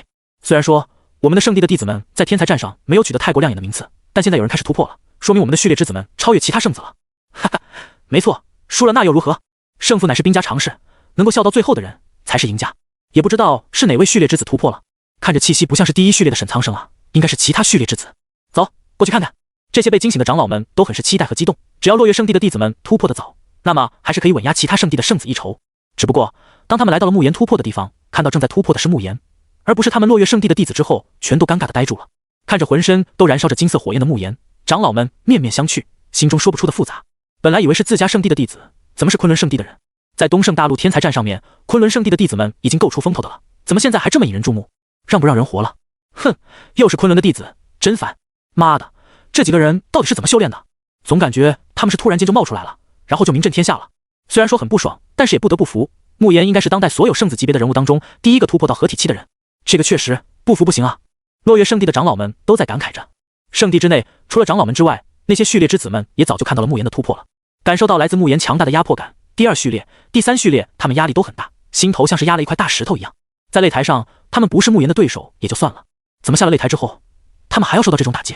哎，这一下必须闭关了，不然的话，迟早要被他狠狠地甩在身后的。也只能这样了。这个怪物也不知道他是怎么修炼的。几个序列之子都很是无奈地说道，他们明白自己想要超过慕言是不可能的了，能做的就是尽量跟紧第一梯队，不要掉队了。稍有不慎，他们就会被甩出顶级圣子的行列。在某一个闭关的境地当中，正在闭关的沈苍生也被这股波动给惊醒了。这道气息炽热无比，我们圣地之内没有任何人是这样的气息，难道是倚天蓝或者慕言？沈苍生犹豫了好一会儿，最后还是忍不住离开了闭关之地，出现在一座高山的顶峰。他双目中有璀璨的神芒闪过，目光瞬间穿透空间的阻隔，看到了慕言的身影。是他？他竟然这么快就突破了！沈苍生瞳孔忍不住收缩了起来，连呼吸节奏都乱了很多。他前几天闭关的时候就暗自立下誓言，自己必须修炼到合体期再出关。他相信，等自己出关的时候，外面的顶级圣子们已经被自己远远地甩在身后了。现在他都还没有正式宣布彻底必死关呢，慕言就已经先他一步到达合体期了，这对他的打击不可谓不大。就算他现在突破又能如何？给我时间，我一定可以反超他。这次闭关，我直接突破到合体期2重再出关，隐藏野心，然后悄悄努力，最后惊艳所有人。沈苍生这么一想，原本被打乱的心境又恢复自信了。他都已经料想到，当自己出关的那一天，整个圣地的师弟师妹们都会无比崇拜地望着自己，自己就是全场的焦点。啧，想想就装逼呀！就在他转身回去准备继续闭关，两耳不闻窗外事的时候，慕言那边又传来新的动静了。轰！金色的火焰犹如跳动的心脏一样，轰然膨胀好几倍，其溢散出来的气息也随之增强。这是慕言从合体期1重又无缝衔接的突破到合体期2重了。这股力量波动让沈苍生猛然转身，英俊的脸上都不禁露出了难以置信的神色。连续冲关突破，疯了吧？沈苍生死死地瞪着慕言的方向，突破到合体期已经是一件很遥遥领先的事情了，还要连续冲到合体2重，换作是他都未必做得到啊！此人是怪物吗？沈苍生脸部都快要扭曲了。和他有一样心情的就是其他的序列之子了，他们看到慕言竟然连续突破之后，都感到很不可思议，怎么会有人可以连续突破2次呢？就算他是顶级天骄，也不至于这么夸张吧？妈的，要人命啊！谁说不是呢？这家伙绝对是怪物，赶紧把他们赶回昆仑圣地吧，让他留在我们落月圣地，实在是太打击人了。其他的序列之子此时脸都黑了，在落月圣地之内，明明他们才是最受关注的那一批顶级天才，结果现在怎么变成慕言了？而且连续突破2个小境界，这也太夸张了吧！他们还自诩是超级天才呢，结果在慕言面前，不仅是战力方面被人秒杀，连突破的速度都远远不如别人。所有围观慕言突破的弟子们也都震惊无比，他们从没有见过这么惊人的一幕，突破对他来说怎么就像是喝水一样，不需要酝酿的吗？真就说突破就突破？还处于震惊状态的他们并不知道，这只是刚刚开始罢了。慕言气息再次震颤，直接从合体期2重冲到了合体期3重，这下子逼得很多人都直接骂出声来了。卧槽，还来？这就合体期3重了？我心脏不舒服了，看不得这些，这不是真的，这绝对不是真的，我都做不到，他怎么就这么容易呢？所有人都抓着自己的脑袋，有一种即将发疯的冲动。对他们来说，每次突破一个小境界都是很困难的事情，连续突破这种事情，他们也就敢想想而已。可是慕言做到了，而且是从炼虚期巅峰一路冲上了合体期3重。面对这么大的差距，他们忽然间觉得自己要不直接自杀算了。和人家一比较，他们活着就是浪费空气啊！在所有人都因为慕言的疯狂突破而惊骇的时候，昆仑的其他亲传弟子们却露出了异样的笑容。秦浩然看着慕言的身影，笑道：“我最钦佩慕言师兄的一点，就是他总能在不经意间完成一次装逼。”苏剑也笑道：“在装逼这条路上，我比慕言师兄差了太多了。”古璎珞眼睛闪过一丝璀璨的仙光，他骄傲地说道：“慕言哥哥很强，但是我也不差哦。”说着，古璎珞率先开始进行突破。他作为一位同样是炼虚期巅峰的强者，突破不也是跟吃饭喝水一样简单吗？轰隆，仙光四溢，白色的仙光将他包裹成一个蚕蛹一般的东西，里面有更加强大的力量在酝酿。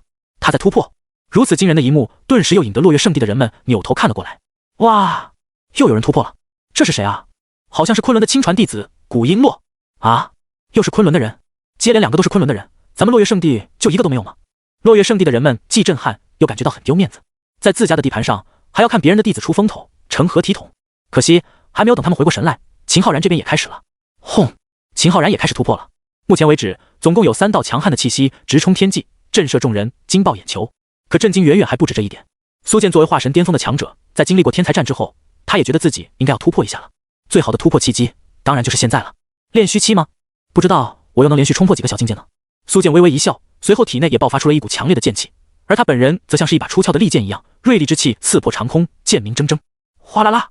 圣地内所有摆在明面上的长剑都受到了某种特殊力量的牵引，纷纷剧烈的颤抖了起来，并且发出了铮铮剑鸣。有了苏剑在前头，陈玄北也不甘落后。哼，师兄师姐们都要把所以后注意力都抢光了，那还有我陈玄北什么事？我玄北先帝一生行事，从不落后于人。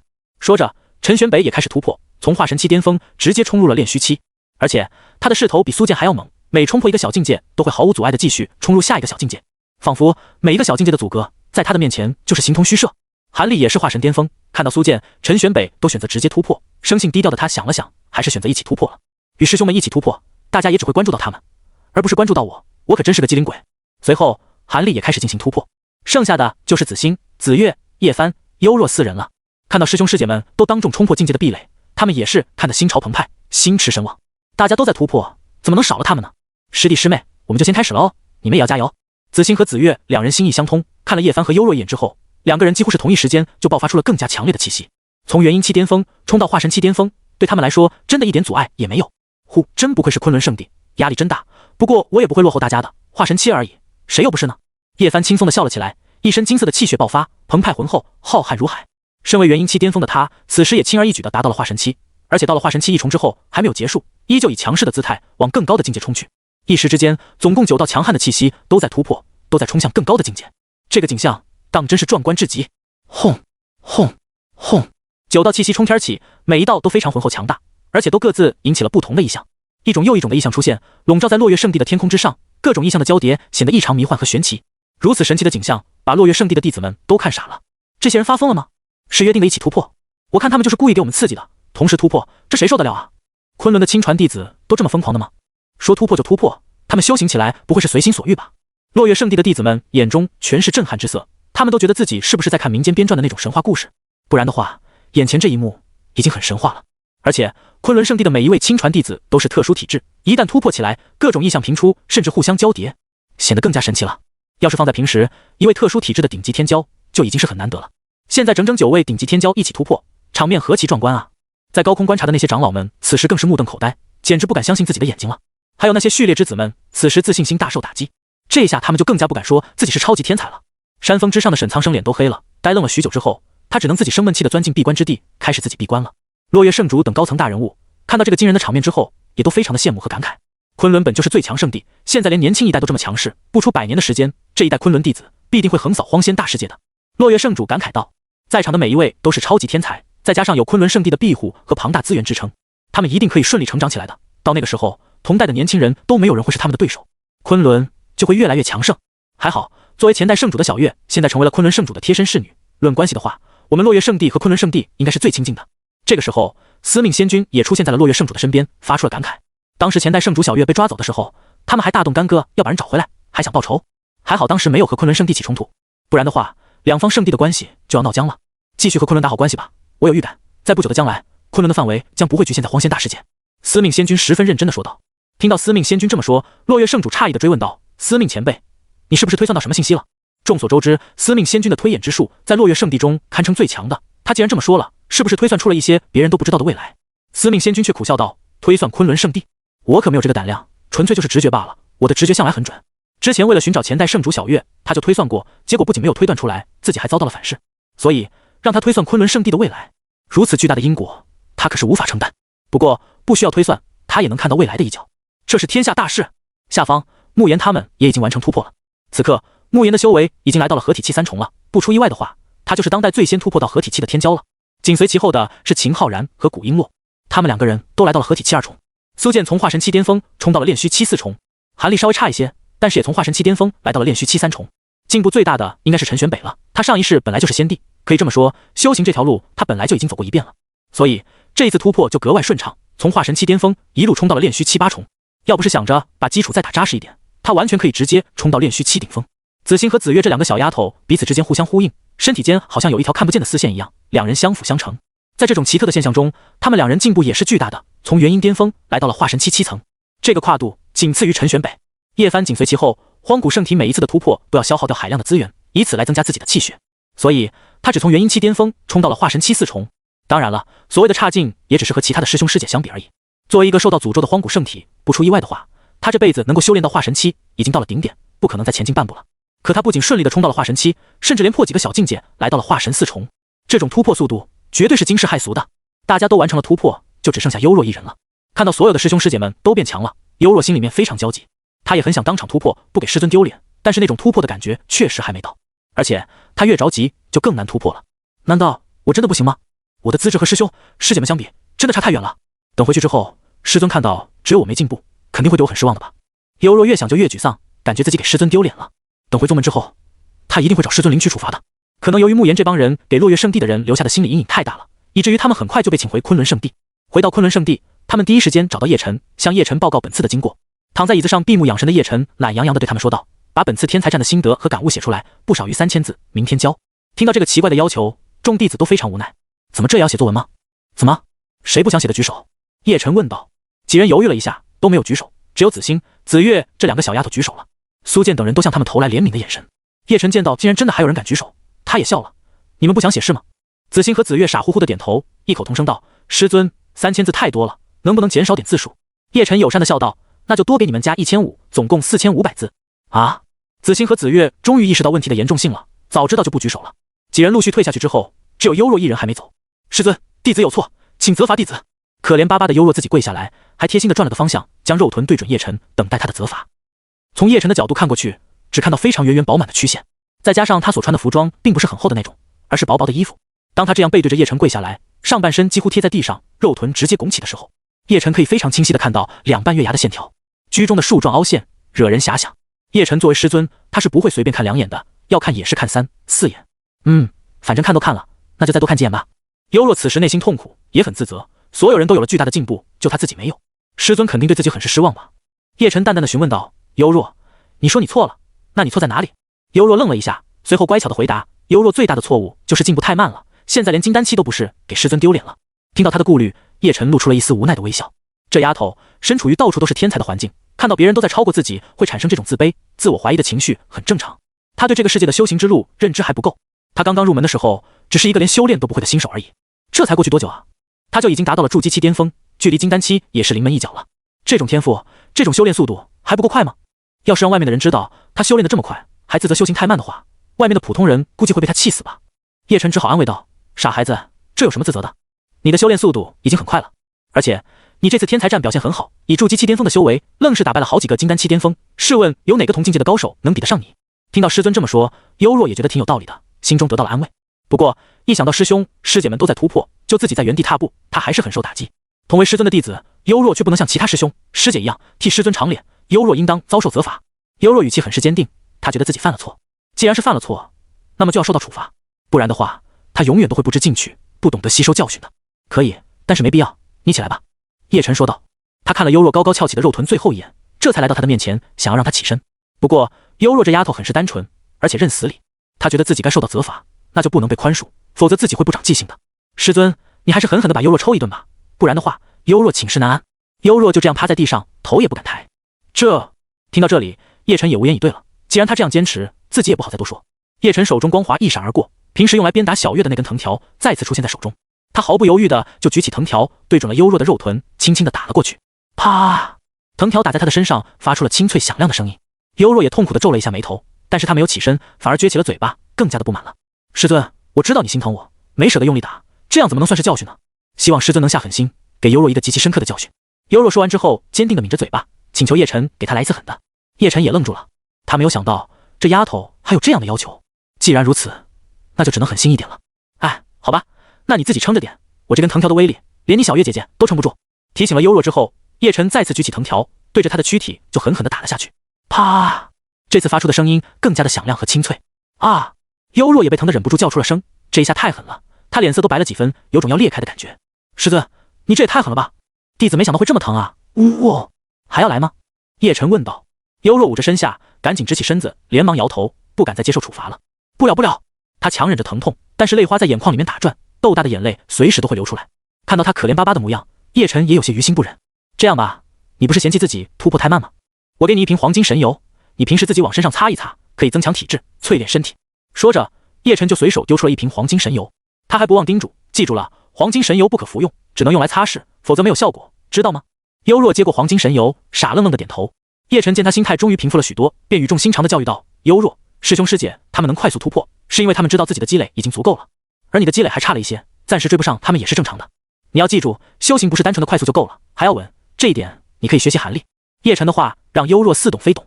幽若疑惑的眨巴着大眼睛，可是师尊，韩立师兄突破也很快哦。叶晨瞪了他一眼，我看你就是找抽，是不是还想让我抽你？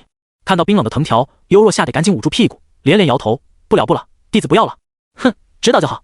鉴于你对修行的认知还比较浅薄，为师就让你看看这世界的本质吧。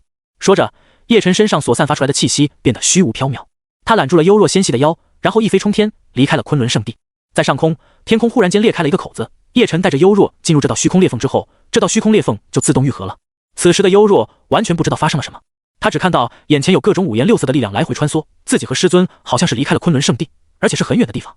等他再回过神来的时候，就发现自己居然是悬浮在一片星空中，周遭都是虚无，而脚下则是一个巨大的球体，时时刻刻都在散发着蓬勃的某种神秘力量。师尊，我们这是在哪里？幽若声音都颤抖了，这种脚踩虚空的感觉让他很是不安，而且现在悬浮的虚空和平时飞行的时候悬浮在高空上感觉完全是不一样的。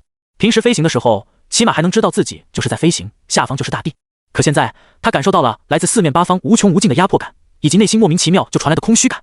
要不是身边就有师尊在的话，他都不敢想象自己会遭受多大的痛苦。师尊，幽若的声音都颤抖了。叶晨平静地说道，这里就是星空深处，我们已经离开了荒仙大世界。听到这话，幽若简直不敢相信，什么？我们这就离开了荒仙大世界了？前一个呼吸他们不是还在昆仑圣地吗？怎么一眨眼的时间他们就已经来到了星空深处？没错，其实你的经历在所有的师兄弟里面都是很特殊的，因为只有你在两个不同的大世界生活过。按理说你的眼界要比他们都要开阔才对，但问题就在于你以前都在碧林人鱼族，没机会接触外面的世界，现在来到了昆仑，你的认知也仅限于昆仑，对外界的认知依旧很局限。今日我带你来星空深处，就是想让你知道世间生灵千万，每个生灵都有自己生活的方式，你没必要给自己这么大压力。叶晨关切地说道。幽若还是太单纯了，觉得修行只要够快就是厉害的，但实际上每个人都有自己的方式。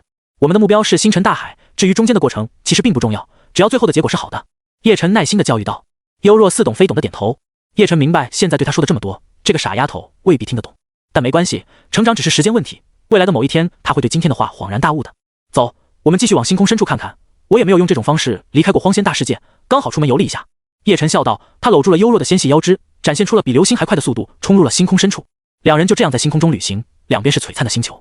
幽若惊奇地看着周围的星体，他完全没有想到天上那一颗颗小小的星星原来如此巨大，每一颗星辰比无穷无尽的连绵山脉还要惊人，在这些星球的面前，他觉得自己连蚂蚁都不如。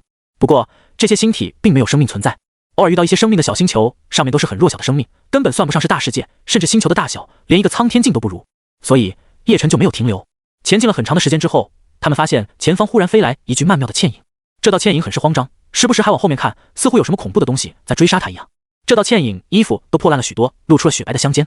当他神色慌张的逃跑，刚好看到前面有一男一女两个人的时候，他也愣了一下。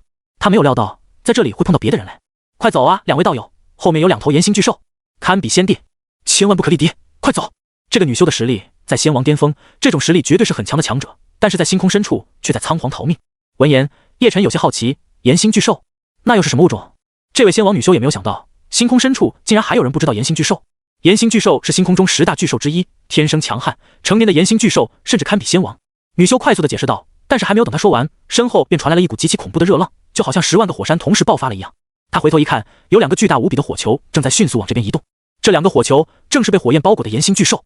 当火焰偶然间消失的片刻，就能看到炎星巨兽那通红的身躯，就好像是被灼烧过无数岁月的岩石一样。威严而又恐怖的气息在星空之中铺展开，蔓延几千万里。这两头炎星巨兽的身躯等同于一个小型的星球，硕大无比，显得至高无上。见状，女修吓得脸色又是一白，声音都颤抖几分了。糟了，说句话的功夫就被他们追上了，这下完蛋了。女修知道自己这一次是逃不掉了，这两头炎星巨兽已经追杀她上千年了，从来没有像这次一样接近她。女修抿着嘴巴，眼神坚定，像是下定了什么决心。她看向叶晨，说道：“道友，将2头炎星巨兽带到你的面前，不是我的本意，但事情已经发生了，我也无法改变。接下来我们联手，一定可以将他们击退。”他作为一位巅峰仙王，对自己的战力还是有些自信的。至于眼前的这位男修，他看不清底细，但从刚才他连炎星巨兽都没有听说过来看，应该也是仙王级别，而且是那种第一次离开大世界，进入星空深处的没有经验的仙王。这种仙王强者战力可能是不如他这个巅峰仙王，但好歹也是一份战力。两人联手的话，还是有机会将2头炎星巨兽击退的。到时候他们2人在一起逃跑，脱离炎星巨兽的追杀，那就天下太平了。说着，女修便爆发出了强大的气息，犹如怒龙一样，和那2头炎星巨兽遥遥对峙。叶晨并没有爆发出自己的实力，而是好奇地打量那2头炎星巨兽。这是在荒仙大世界里面没有的物种，应该是只存在于星空深处。炎星巨兽身上蕴含的巨大能量，令他都有些惊讶。明明是2头仙王巅峰级别的炎星巨兽，但是他们给人的压迫感，竟然赶得上新晋的仙帝了。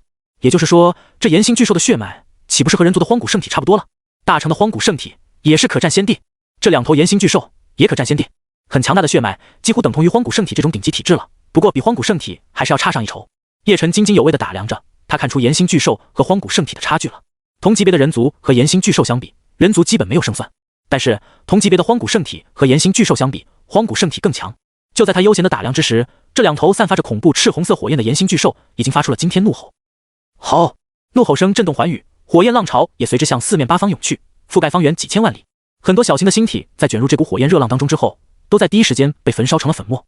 这火焰的威力之强，可想而知了。光是一只炎星巨兽都已经如此恐怖了，2只炎星巨兽简直要毁天灭地，摧毁星河。即使隔着这么远，女修也感受到莫大的压力。大家都是巅峰仙王级别，炎星巨兽又如何？真打起来的话，我又不是没有一战之力。女修虽然对炎星巨兽有一些畏惧，但现在必须死战一场的前提下，她也不怕打一架。再说了，旁边还有一个帮手在，应该不会输得太惨的。女修余光瞥向叶晨，她以为叶晨已经严阵以待的时候，却发现叶晨怎么一脸等死的样子。女修大惊，道友，你还不赶紧准备？炎星巨兽要打过来了。叶晨神色淡然，炎星巨兽很可怕吗？我觉得还行吧。听到叶晨的话，女修差点被自己一口气给憋死。她凭什么语气这么轻松啊？炎星巨兽到底可不可怕？你自己不会用眼睛看吗？都他喵的打过来了，你还在问可不可怕？女修见叶晨不是在开玩笑，而是真的一点防备都没有，心已经凉了半截。我烟霞仙子今天就要交代在这里了吗？哎，刚才就不应该停下来的，害死自己不说，还把2个无辜的人给害死了。烟霞仙子此时很是后悔和自责，如果刚才自己不停下来提醒叶晨的话，自己早就跑得远远的了。但是当时的情况危急，如果不停下来提醒这2人，他们也会被炎星巨兽给波及到的。无论怎么选择，貌似自己都要面对这一场战斗了。那就来吧。烟霞仙子手中出现了一根白色的丝带，这根丝带闪烁着惊人的仙光，向星空深处伸展开，好像是星河在延伸一样。叶晨不由得多看了一眼，因为这根丝带可不是普通的丝带，而是一件接近极道地冰的仙器。不难看得出来，烟霞仙子一直在锤炼这件仙器，想要让它真正蜕变成为极道地冰。不过地冰毕竟是地冰，不管这件仙器如何接近，始终还不是极道地冰。而那2只炎星巨兽已经快要冲到面前，火焰扑面而来。就在他们即将冲撞到叶晨他们面前的时候，叶晨眼中忽然之间迸发出了一抹骇人的金光。这一抹金光的出现，给2只炎星巨兽带来了巨大的威慑力。也就是在这一瞬间，2只炎星巨兽心中充满了恐慌，连身形都立马止住了，不敢继续往前了。此人极其恐怖，如果我们出手，必死无疑。他必定是仙帝强者，不是我们能碰瓷的。那个人类女子运气真好，这下我们必须放过她一马了。2只炎星巨兽无比惊恐地看向了叶晨，在他们庞大的体型面前，正常人类大小的叶晨就像是一粒小小的灰尘一样，相差太过悬殊了。但是偏偏就是这粒灰尘，仅仅用一个眼神，就让他们感受到了死亡的来临。他们毫不怀疑，如果自己真的敢动手的话，下一刻自己将会身首异处。所以这2只炎星巨兽毫不犹豫转身就跑，生怕跑得慢了会被叶晨给盯上。来战！啊！已经做好大战准备的烟霞仙子正操控着自己的法宝，等着激战的时候，却发现那2头炎星巨兽怎么跑了。看他们跑的样子，充满了惊恐和紧张，就好像是看见了什么异常恐怖的东西一样。烟霞仙子还保持着挥舞丝带的样子，但是精致的脸上却满是呆滞。她想不通这2头炎星巨兽怎么就跑了。按理说他们想要动手的话，胜算是很大的，没必要还没有开打就离开啊。难不成是觉得本仙子不好惹，于是就跑路了？烟霞仙子挠挠头，找到了一个比较合理的解释。叶晨忍俊不禁地说道：“应该是吧，仙子你惊才绝艳，实力超群，他们会怕你也是应该的。”被叶晨夸奖的烟霞仙子心中一阵得意，看叶晨也更加的顺眼了。这位男修虽然傻了点，但是很聪明嘛，连本仙子的特点都看出来了，说明人还是很不错的。你还可以，以后我可以罩着你。烟霞仙子笑眯眯地拍拍叶晨的肩膀，表示自己真的很欣赏他。看到烟霞仙子竟然真的对此深信不疑的样子，叶晨差点忍不住笑出声来了。如果他们真的是因为怕你的话，你还需要跑得这么辛苦吗？对了，我叫烟霞仙子，你呢？叫什么名字？烟霞仙子冲着叶晨抬了抬下巴，一副老大要照顾小弟的模样。叶晨，我叫叶晨。好，叶晨是吧？本仙子记住你了。烟霞仙子点点头。还有他呢？他修为太低了吧？怎么才筑基期你就带他来星空深处？烟霞仙子疑惑地看向一旁默不作声的幽若。这个小女孩的美貌连她都觉得受到了威胁，不过这小女孩该大的地方没她大。叶晨道：她是我的弟子，我带她来见见世面的。听到叶晨这么说，烟霞仙子点点头，表示自己明白了。她的心中也更加确定了，叶晨一定是那种没有来过星空深处的愣头青，居然连这种筑基期的小修士都带出来，这不是纯纯自找麻烦吗？在星空深处，连一位巅峰仙王都会受到致命危险，更何况是一位带着小女孩的愣头青仙王。你这样不行的，赶紧回到你的世界去吧，等修炼到更强大再出来。这是我的玉佩，你以后可以通过这个玉佩找到我的方位。烟霞仙子看向叶晨的时候，眼神中充满了对傻孩子的关爱，还掏出了自己的贴身玉佩。这枚玉佩与他是紧密相连的，通过一枚玉佩就可以大致确定他的方位，冥冥之中可以捕捉到那一丝联系。以后如果有缘的话，他们说不定还会通过这枚玉佩在星空深处相见。叶晨随手接过了玉佩，漫不经心的点头，明白了。烟霞仙子觉得自己和叶晨交代的差不多了，便准备转身离开。不过他刚好灵光一闪，向叶晨发出了邀约：叶晨兄弟，我准备去一个好地方，你跟我一起去看看吧。据说那里有很多好东西。烟霞仙子热情相邀，笑容中也充满了别样的诱惑力。好东西？叶晨疑惑地询问道。烟霞仙子点头，就是成为仙帝的契机啊。你之所以来到星空深处，不也是为了寻找成为仙帝的方法吗？成为仙帝？一旁的幽若听到这里，神情也变得有些古怪的。如果他没有记错的话，师尊早就是无敌仙帝了，而且在他的帮助之下，大长老海银也蜕变成为了仙帝。这什么成为仙帝的契机，对师尊来说一点诱惑力也没有吧？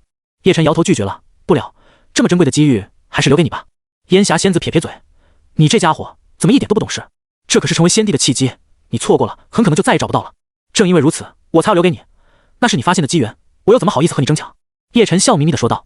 听到他这么说，烟霞仙子顿时就愣住了，她很感动和很敬佩，没想到对方拒绝自己的理由竟然是这个。成为仙帝的机缘那可是非常珍贵的，在星空深处冒险游历的仙王们不就是为了成为仙帝才出来的吗？没有人能够抵御得住这种诱惑，凡是听到有能够成为仙帝的机会，那些仙王哪一个不是屁颠屁颠的冲过去？可叶晨竟然处处为自己考虑，不想和自己争抢，直接拒绝了这个机会，这让烟霞仙子对他无比的钦佩，看他也更加顺眼了。好兄弟，你这个好兄弟，本仙子交定了，以后有什么困难就来找本仙子，本仙子绝对帮你。烟霞仙子重重地拍着他的肩膀，认真地说道。好，我先谢谢你了。叶晨忍俊不禁，我再等一个同伴过来就出发，之前我们分头跑了，也不知道他跑哪里去了。烟霞仙子东张西望，等待另外一个伙伴和他会合。叶晨问道，你为什么会被炎星巨兽追杀？炎星巨兽又是什么生灵？烟霞仙子看他真的什么都不知道的样子，便热心地解释道，炎星巨兽喜欢在星球内部沉睡，吸收星球的火焰，这种生灵天生强大无比，和那些神兽都有的一拼，长时间沉睡的他们就有很大的起床气。千年之前，我和同伴路过一个星球之时，不小心吵醒了他们，于是就被他们追杀到现在了。想起之前的经历，烟霞仙子还愤愤不平，怎么能因为他将他们吵醒了，他们就要追杀他？太不讲武德了吧！听他这么一说，叶晨都感到有些讶异，没想到理由竟然如此简单。看来这炎星巨兽的起床气不是一般的大。叶晨感叹道。幽若也深有所感地点点头，睡觉的时候被人吵醒，确实会很生气呢。几人聊着的时候，一道人影从远处疾驰而来，最后停在烟霞仙子的身边。烟霞，你没事吧？那两头炎星巨兽呢？来人是一个男的，同样也是顶峰仙王的修为，一身能量汹涌澎湃，非常的惊人。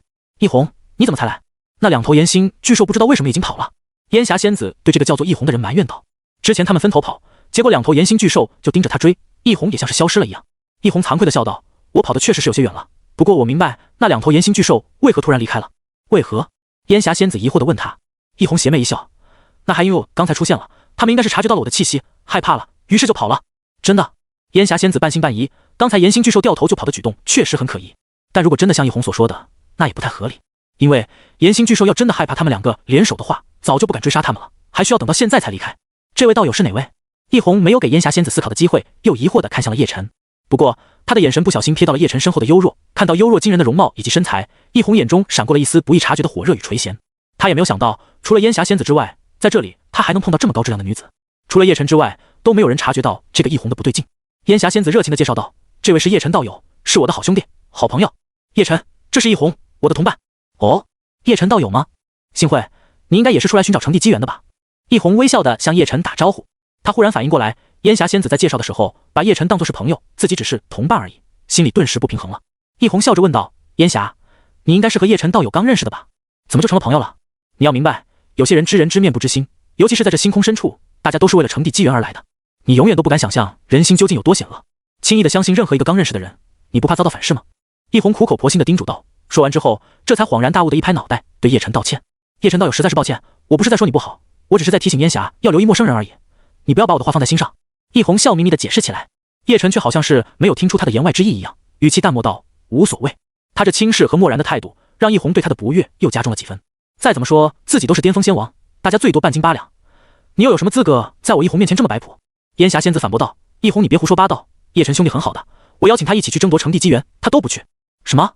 你把成帝的机缘告诉他了？听到这里，易红表面的淡定再也保持不住了，顿时就急了起来。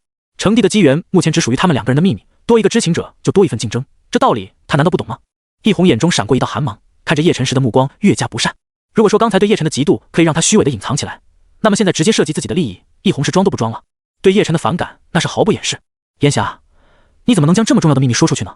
易红抱怨道。烟霞仙子却不觉得这是什么严重的事情，她挠着头，理所当然地道：“机缘是有缘者得知，如果我们没有缘的话，抢也抢不过来啊。”听到这个解释，易红差点没气晕过去。机缘就是要靠抢的，你不抢怎么可能有机缘呢？现在凭空多出了一个竞争者，你就不觉得有压力吗？烟霞仙子不知道他为什么这么着急，我知道你很急，但是你先别急，叶晨兄弟拒绝了我的邀请，所以他又不会跟你竞争。这话让易红有些怀疑，真的？这可是成帝的机缘啊！烟霞仙子认真而又钦佩的点头道：“那当然啦，不然的话我才不会认他当兄弟呢。”虽然话是这么说，但易红是不可能完全相信的。没有任何人可以挡得住成帝的巨大机缘，除非对方已经是先帝了。他横看竖看，也不觉得叶晨像先帝。防人之心不可无，烟霞，我们赶紧启程吧，路上已经耽误太多时间了。易红看叶晨越发的不顺眼，心里面也生出了浓浓的不安，总觉得这次会出什么幺蛾子，唯有速战速决才能让他安心。我不就是在等你吗？行了，出发吧。烟霞仙子不耐烦地白了他一眼，又和叶晨打了招呼之后，便和易红离开了。离开的时候，易红还十分警惕地回头盯着叶晨，好像生怕他偷偷跟上来一样。直到离开这里也没发现叶晨跟上来，他才松了一口气。烟霞，你的警惕性还是太差了，那个人我们对他不是知根知底，很危险的。易红酸溜溜地提醒道。自己和烟霞在星空深处认识的时间也有上千年了，但是烟霞也没有用这么好的态度对待他。谁知道烟霞仙子不仅没有听他的话，甚至还冷淡地说道：“至少他在炎星巨兽面前没有逃跑，而是和我站在了一起。”一句话让易红半天都说不出话来，但是心里面对叶晨的怨恨却莫名其妙地增加了。等我成了仙帝，那小子千万别让我再碰到你，否则有你好果子吃。易红心中暗自将叶晨给记恨上了，同时对于烟霞仙子的感觉也从之前的爱慕渐渐转变为怨恨。一个不给自己好脸色看的女人，自己也没有必要再对她好了。等到了地方，他就会找机会把悄悄准备好的迷情药物都用在烟霞仙子的身上，然后直接霸占她的身子，并且利用曾经得到的霸道秘法，将她大半的修为全都转到自己的身上。到那个时候，就算自己没有获得成帝的机缘，光凭这一招，应该也能让自己成为仙帝了。哼，臭女人，真是给脸不要脸！我对你这么好，你都不搭理我，反而对一个刚认识的陌生人这么亲热，老子留你何用？易红已经悄悄制定了完善的计划，对于这一切，单纯的烟霞仙子丝毫不知，完全没有意识到一个巨大的阴谋已经将自己笼罩了。在烟霞仙子他们离开之后，幽若嘟着嘴嫌弃道：“师尊，刚才那个男的好没礼貌啊！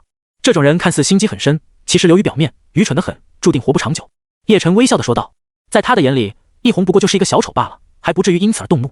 易红以为自己的一些小心思隐藏得很好，其实在真正的聪明人面前，他这点歪脑筋就太明显了。也就那个烟霞仙子有点缺心眼，才没察觉到易红的那些心机。希望烟霞仙子自己能注意点吧，以他巅峰仙王的修为，也不会被坑得很惨。哼，那个人用一种很恶心的眼神看我，还以为我不知道呢。一想到刚才易红的第一眼就那么赤裸和贪婪，幽若就感到一阵反胃和恶心。我的身体只能让一个人看。幽若傲娇地抬起下巴。叶晨好奇地低头看向他。哦，你说的那个人是谁？啊？听到这个问题的幽若忽然间就脸红了，他这才意识到自己说漏嘴了。哎呀，这笨嘴巴怎么就把心里话给说出来了呢？面对叶晨的追问，幽若脸色绯红，支支吾吾的搪塞。啊，这蛙师尊，你看那边的星辰可真美丽啊！叶晨看向他所指的方向，那边是一片幽深的漆黑，哪来的星辰？我可没看见什么星辰，难不成你觉醒了某种特殊的瞳术，能看到连我都看不到的景象？叶晨似笑非笑地打趣起来。被他这么一说，幽若就更为羞涩了，不知道说点什么比较好。叶晨也没有再打趣他，这是教育道：女孩子的身体是不能随便给人看的，知道吗？幽若认真的点头，这个弟子自然是知道的，不能随便给别人看，除非是……他差点又说漏嘴了，吓得他赶紧捂住了嘴巴。就在他准备带着幽若返回荒仙大世界的时候，沉寂的系统忽然间又响起了提示音。系统提示：检测到地级天赋一人，请宿主前往恶元星收徒。收徒成功之后，系统会自动发放奖励。得到这个信息，叶晨有些惊讶，在星空深处也有徒弟让他收吗？恶元星又是什么地方？第一次来到星空深处的他，也没听说过恶元星啊，妥妥的路痴一枚。系统，你是想让我当无头苍蝇是不是？收徒可以，好歹告诉我方位吧。叶晨语气中带着威胁。虽然说仙帝的神识范围大得恐怖，叶晨的神识范围更是碾压所有的仙帝，但这里毕竟是星空深处，其范围之广，已经不能用荒仙大世界的标准去衡量了。这时，系统也适时的给出了提示，并且给出了恶元星的方位。走！叶晨言简意赅。去哪？幽若满脸疑惑。收徒。说着，叶晨就带着幽若前往恶元星了。元星和这里的距离非常远，以仙帝的速度全力赶路的话，也要好几天的时间。叶晨不需要全力赶路，只需要正常速度即可。但就算是正常速度，也比那些仙帝快太多了。听见自己终于要有师弟或者是师妹了，幽若很是高兴，自己总算不是所有亲传当中辈分最小的了。两人的速度极快，宛如一道光芒，直接在星空中穿梭，俨然成为了一种宇宙奇观。在经过一些小的生命星球的时候，那些生命星球的生灵们纷纷惊恐的抬头，然后都不约而同的跪下来，对着流星消失的方向不断的磕头。这些弱小的生灵都以为自己遇见了神迹。在叶晨前进的方向上，就在前方不远处，刚好就是易红和烟霞仙子两人。他们两方人马的行进方向竟然非常巧合的一致。此时的易红和烟霞仙子彼此无言，都没有说话，而是默默赶路。为了用最快的速度去到自己的目的地，易红这次非常大方地拿出了自己得到的一件非洲至宝。这件非洲至宝是一件残破的极道地冰，是他曾经在某个星球中历练时正巧得到的。经过他的修复之后，这件非洲已经恢复了全盛时期至少80%的速度。别看只有80%的速度，对于巅峰仙王来说已经很惊人了。非洲原本就是完整的极道地冰，只专注于速度之道，如今只剩下的80%速度都能赶得上很多仙帝的全力赶路。这件至宝什么都好，就是消耗的资源太快了。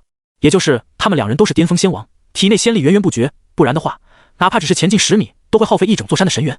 自己连这种至宝都拿出来了，烟霞仙子竟然连一句夸奖也没有。易红忍不住打破平静：“烟霞，我这件非洲至宝还好吧？速度又快，又省心省力，用来赶路最好不过了。”易红满脸堆笑，虽然心里面已经制定了给烟霞仙子喂催情药，然后强行夺取其本源的计划，可他的内心还是渴望得到烟霞仙子的一次认可的，哪怕只有一次认可，他或许也会放弃那个计划，也说不定。岂料他不问还好，一问烟霞仙子就来气了。之前躲避炎星巨兽追赶的时候，你怎么不把这件至宝掏出来？现在安全了，你才肯拿出来？烟霞仙子瞥了他一眼，不冷不热地反问道。这一句反问也让易红知道自己的马屁又拍在马腿上了。烟霞仙子说得很准，他当时分头逃跑的时候就是乘坐非洲至宝离开的。至于烟霞仙子的安危，当时的他哪里管得着？一时间，两人之间的气氛就陷入更深的冰冷和尴尬中了。回想这一切的发生，易红再次将罪过怪在叶晨的身上。在叶晨还没出现的时候，烟霞仙子对他的态度虽然也很冷淡，但是至少也当普通同伴对待的。和叶晨告别之后，烟霞仙子对他的态度明显冷漠了很多，连话都不说了。该死的家伙，这次算你好运，下次别让我碰见你，否则本仙王一定灭了你，而且还要当着烟霞这臭女人的面灭了你。易红的脸色很平静，好像什么也没有发生一样，但是内心的怨恨和狠毒已经快要溢出来了。就在此时，他们两人神情一变，都不约而同地扭头看向后方。只见一股极其强盛的气势正朝着这里疾驰而来，其中还伴随着滚滚的宇宙洪流。这股气势就像是一个手无缚鸡之力的凡人见到了奔涌而来的巨浪一样，让人心生恐惧。易红下得赶紧操控非洲至宝进行避让。轰隆隆隆，这股被裹挟的宇宙洪流和他们擦肩而过，直到这股宇宙洪流消失在自己的视线尽头，他们两人都还没有缓过神来。方才如果他们被那股宇宙洪流击中的话，不说必死无疑了，至少也是粉身碎骨。到了他们这种巅峰仙王的境界，粉身碎骨固然不可怕，一个念头都可以重新塑造自己的躯体，可那也会造成巨大的损伤，境界大幅度掉落，寿命走到尽头等等，都是极有可能的。易红呼吸急促，眼中还满是惊恐和震撼。那是什么东西啊？怎么突然出现一道宇宙洪流？各种法则之光伴随，大道符文环绕，如此景象在星空深处都难得一见。我方才好像在那宇宙洪流中看到了一道很是模糊的身影，不会是仙帝在赶路吧？易红回想起方才见到的那一晃过的影子，他第一时间想到的自然是仙帝了。除了仙帝之外，还有谁有这种能耐？易红自言自语，他扭头看到烟霞仙子在发呆，便叫了一声：“烟霞，你怎么愣着？被吓到了吧？”“哦，是啊，咱们还是赶路吧。”烟霞仙子回过神来，又和易红一起赶路了。也许是有了那位神秘强者的刺激，易红拼了老命的催动非洲至宝，以最快的速度前进。他也开始幻想，等自己成就仙帝之位，也一定要和刚才那位仙帝这么帅气阿峰才行。妈的，太帅了！烟霞仙子紧皱眉头，陷入了沉思。刚才他好像感应到了自己送给叶晨的那枚玉佩。正常情况下，玉佩和自己的联系是不会中断的。难道说宇宙洪流中的那道身影就是叶晨？但是也不可能啊！叶晨不过就是个刚来星空深处，什么也不懂的雏儿罢了，还没自己老司机呢。他怎么可能是仙帝？思来想去，他觉得自己应该是看错了。宇宙洪流的力量极为浑厚、庞大，而且混乱，各种法则都在互相影响、干扰，会让他误判也是很正常的。而叶晨这边，他自然不会在意这么多。经过了长时间的飞行之后，他和幽若已经来到了恶元星的上方，脚下是一片很奇怪的巨大陆地，比很多的生命星球都要巨大。仔细看去的话，圆星的形状竟然很像一头巨大无比的鳄鱼的身体。师尊，这地方好像一头鳄鱼啊，怪不得叫恶元星。幽若红唇微起的感叹道。往下看就可以看到，圆星像是一条蜷缩起来的巨大鳄鱼，身体向右边弯曲，尾巴尖端和鳄鱼嘴几乎靠近。叶晨神识往下一扫，瞬间就覆盖了整个恶元星。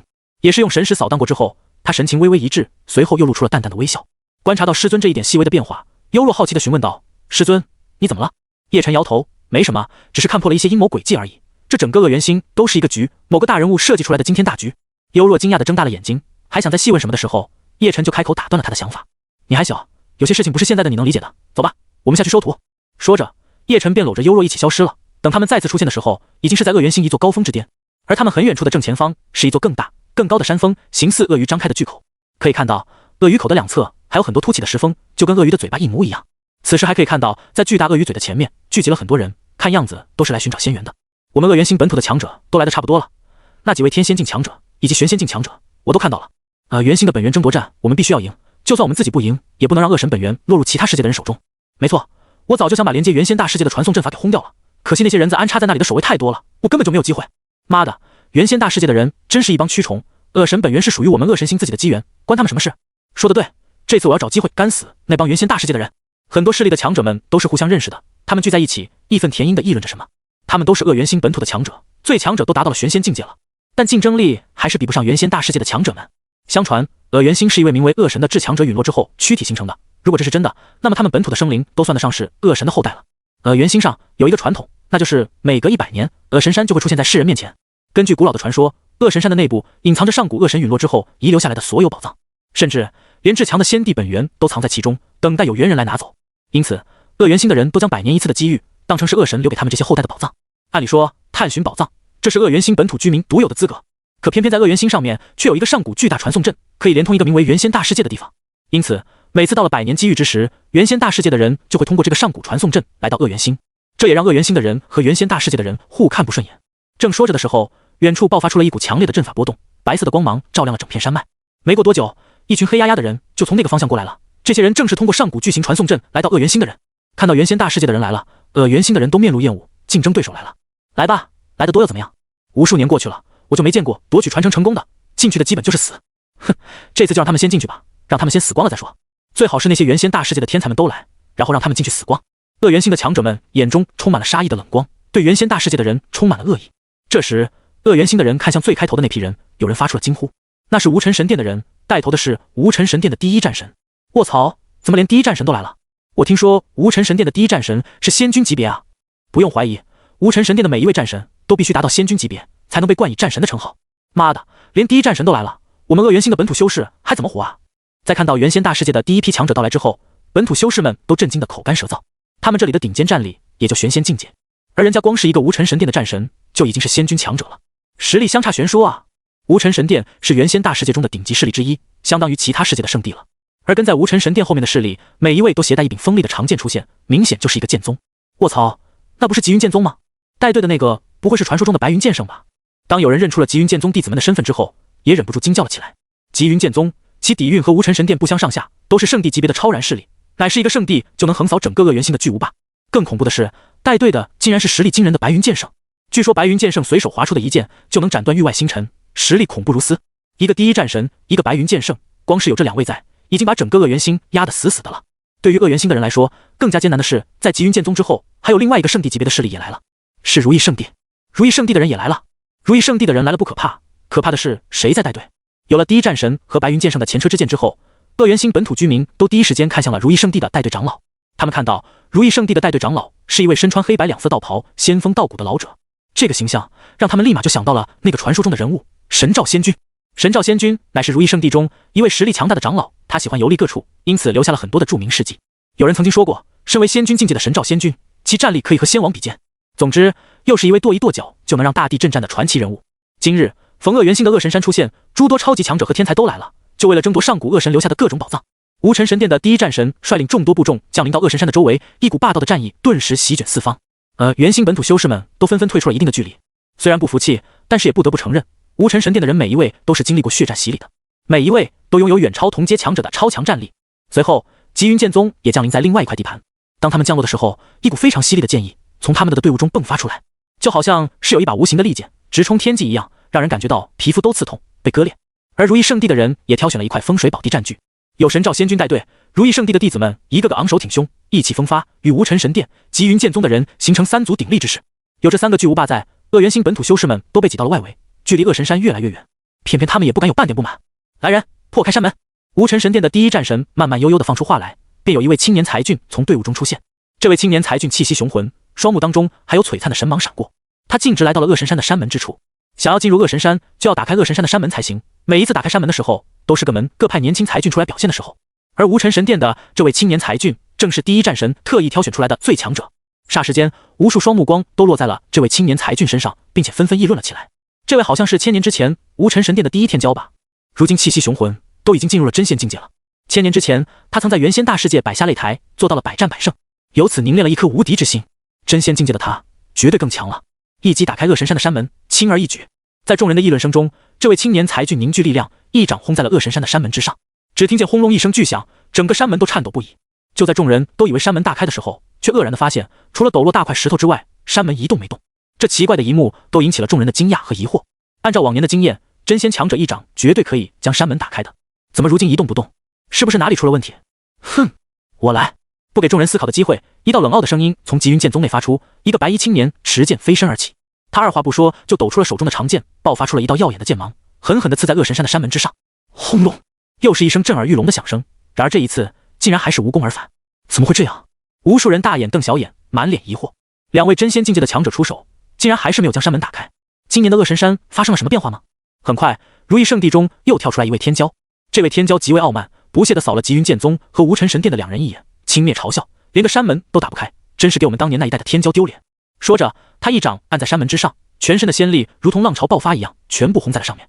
然而令他目瞪口呆的是，山门纹丝不动，别说打开了，连一丝缝隙都没有出现。你这也不行啊，小老弟，我还以为是猛男呢，原来也是个细狗啊！人群中传来了一些嘲笑声。这几位天骄脸憋得通红，本来想借此机会装个逼，结果把自己变成了傻逼。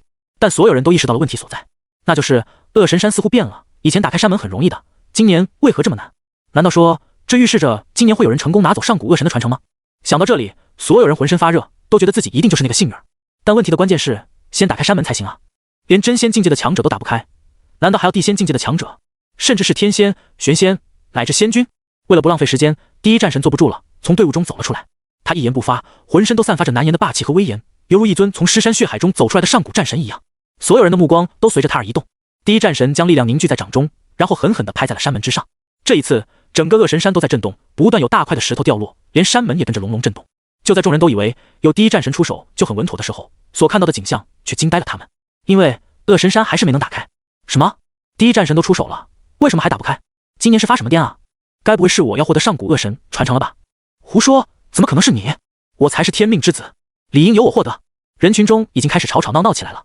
第一战神也觉得不可思议，刚才那一掌他绝对没有留手，结果山门还是纹丝不动，太可疑了。难道说上古恶神传承真的就在今年出现，要有人获得了？第一战神心中思索着，默默地退回人群中之后，就悄悄地安排几个弟子赶紧做传送阵回原仙大世界，将神殿中的老怪物们都请来。如果真的有人幸运地拿到了上古恶神传承，他们无尘神殿也可以第一时间将其控制起来。极云剑宗和如意圣地这边，白云剑圣和神照仙君两人也察觉到了不对劲，暗中令人赶紧回去请老祖。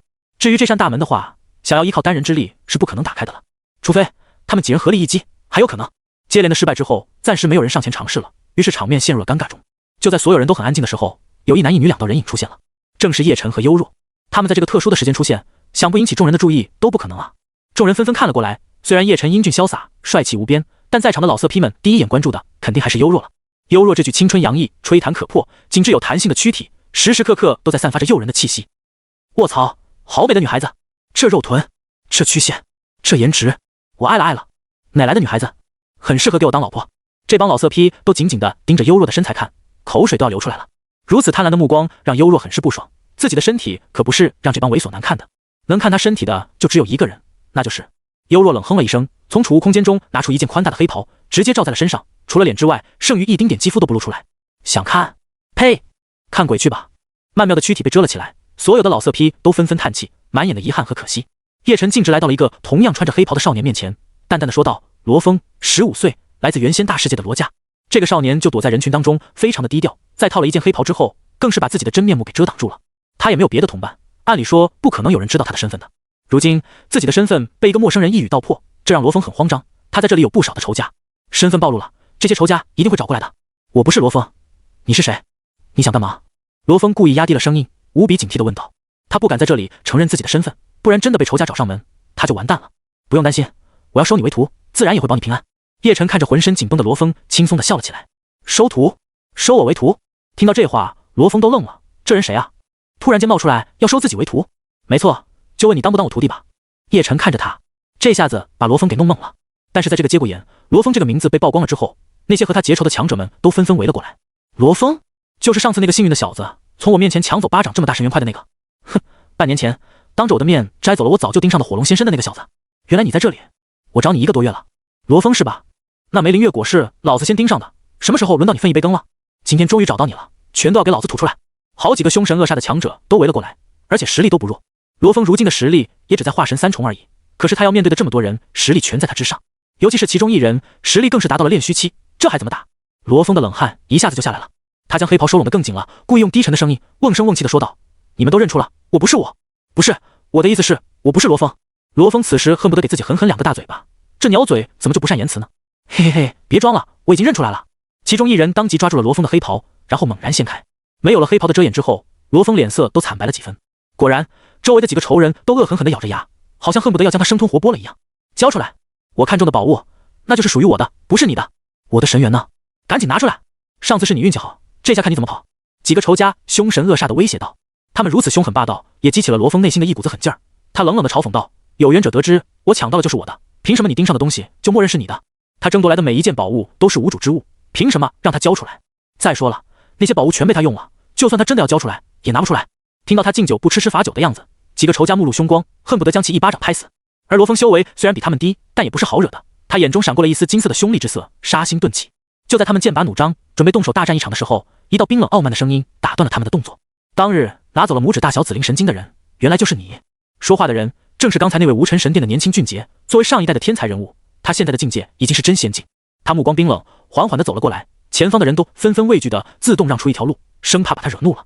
听到紫灵神晶4个字，罗峰的心终于还是沉到了谷底。大概在1年前，他运气很好，在一次历练冒险中获得了一枚指甲盖大小的紫灵神晶。当时他并不知道这是什么金属，后来才知道紫灵神晶属于极度稀少的金属材料，相传连仙帝都渴望得到一块，这可是专门用来打造极道帝兵的材料啊！可是他拿走紫灵神晶的过程也被一个强者看到了，两人实力相差悬殊，罗峰也是用尽各种手段，又冒险钻进了一处生死绝地，才逃过一劫。没有想到，当时为了紫灵神晶而追杀自己的那位恐怖强者，竟然就是无尘神殿的这位年轻俊杰。这下真完了。罗峰明白，在这种强者面前，自己不可能再有上一次那样的运气可以逃脱了。而这个年轻俊杰的出现，也让刚才想要找罗峰麻烦的几个仇家都偃旗息鼓，躲进了人群中。所有人都明白，被这种实力恐怖、身份还高贵的大佬盯上，这个罗峰十死无生。师尊，幽若担心出事，在叶晨的身后悄悄拉着叶晨的衣袖。正在看热闹的叶晨这时才轻松的笑问：“罗峰，现在愿意作为弟子了吧？当我的徒弟，我会替你摆平。”此言一出，顿时引来了一阵阵惊呼。周遭的人像是看傻子一样看向了叶晨，不明白在这种危机关头，他是怎么有种说这种大话的。摆平，那就意味着不仅要处理那几个仇家，还要处理这位年轻才俊。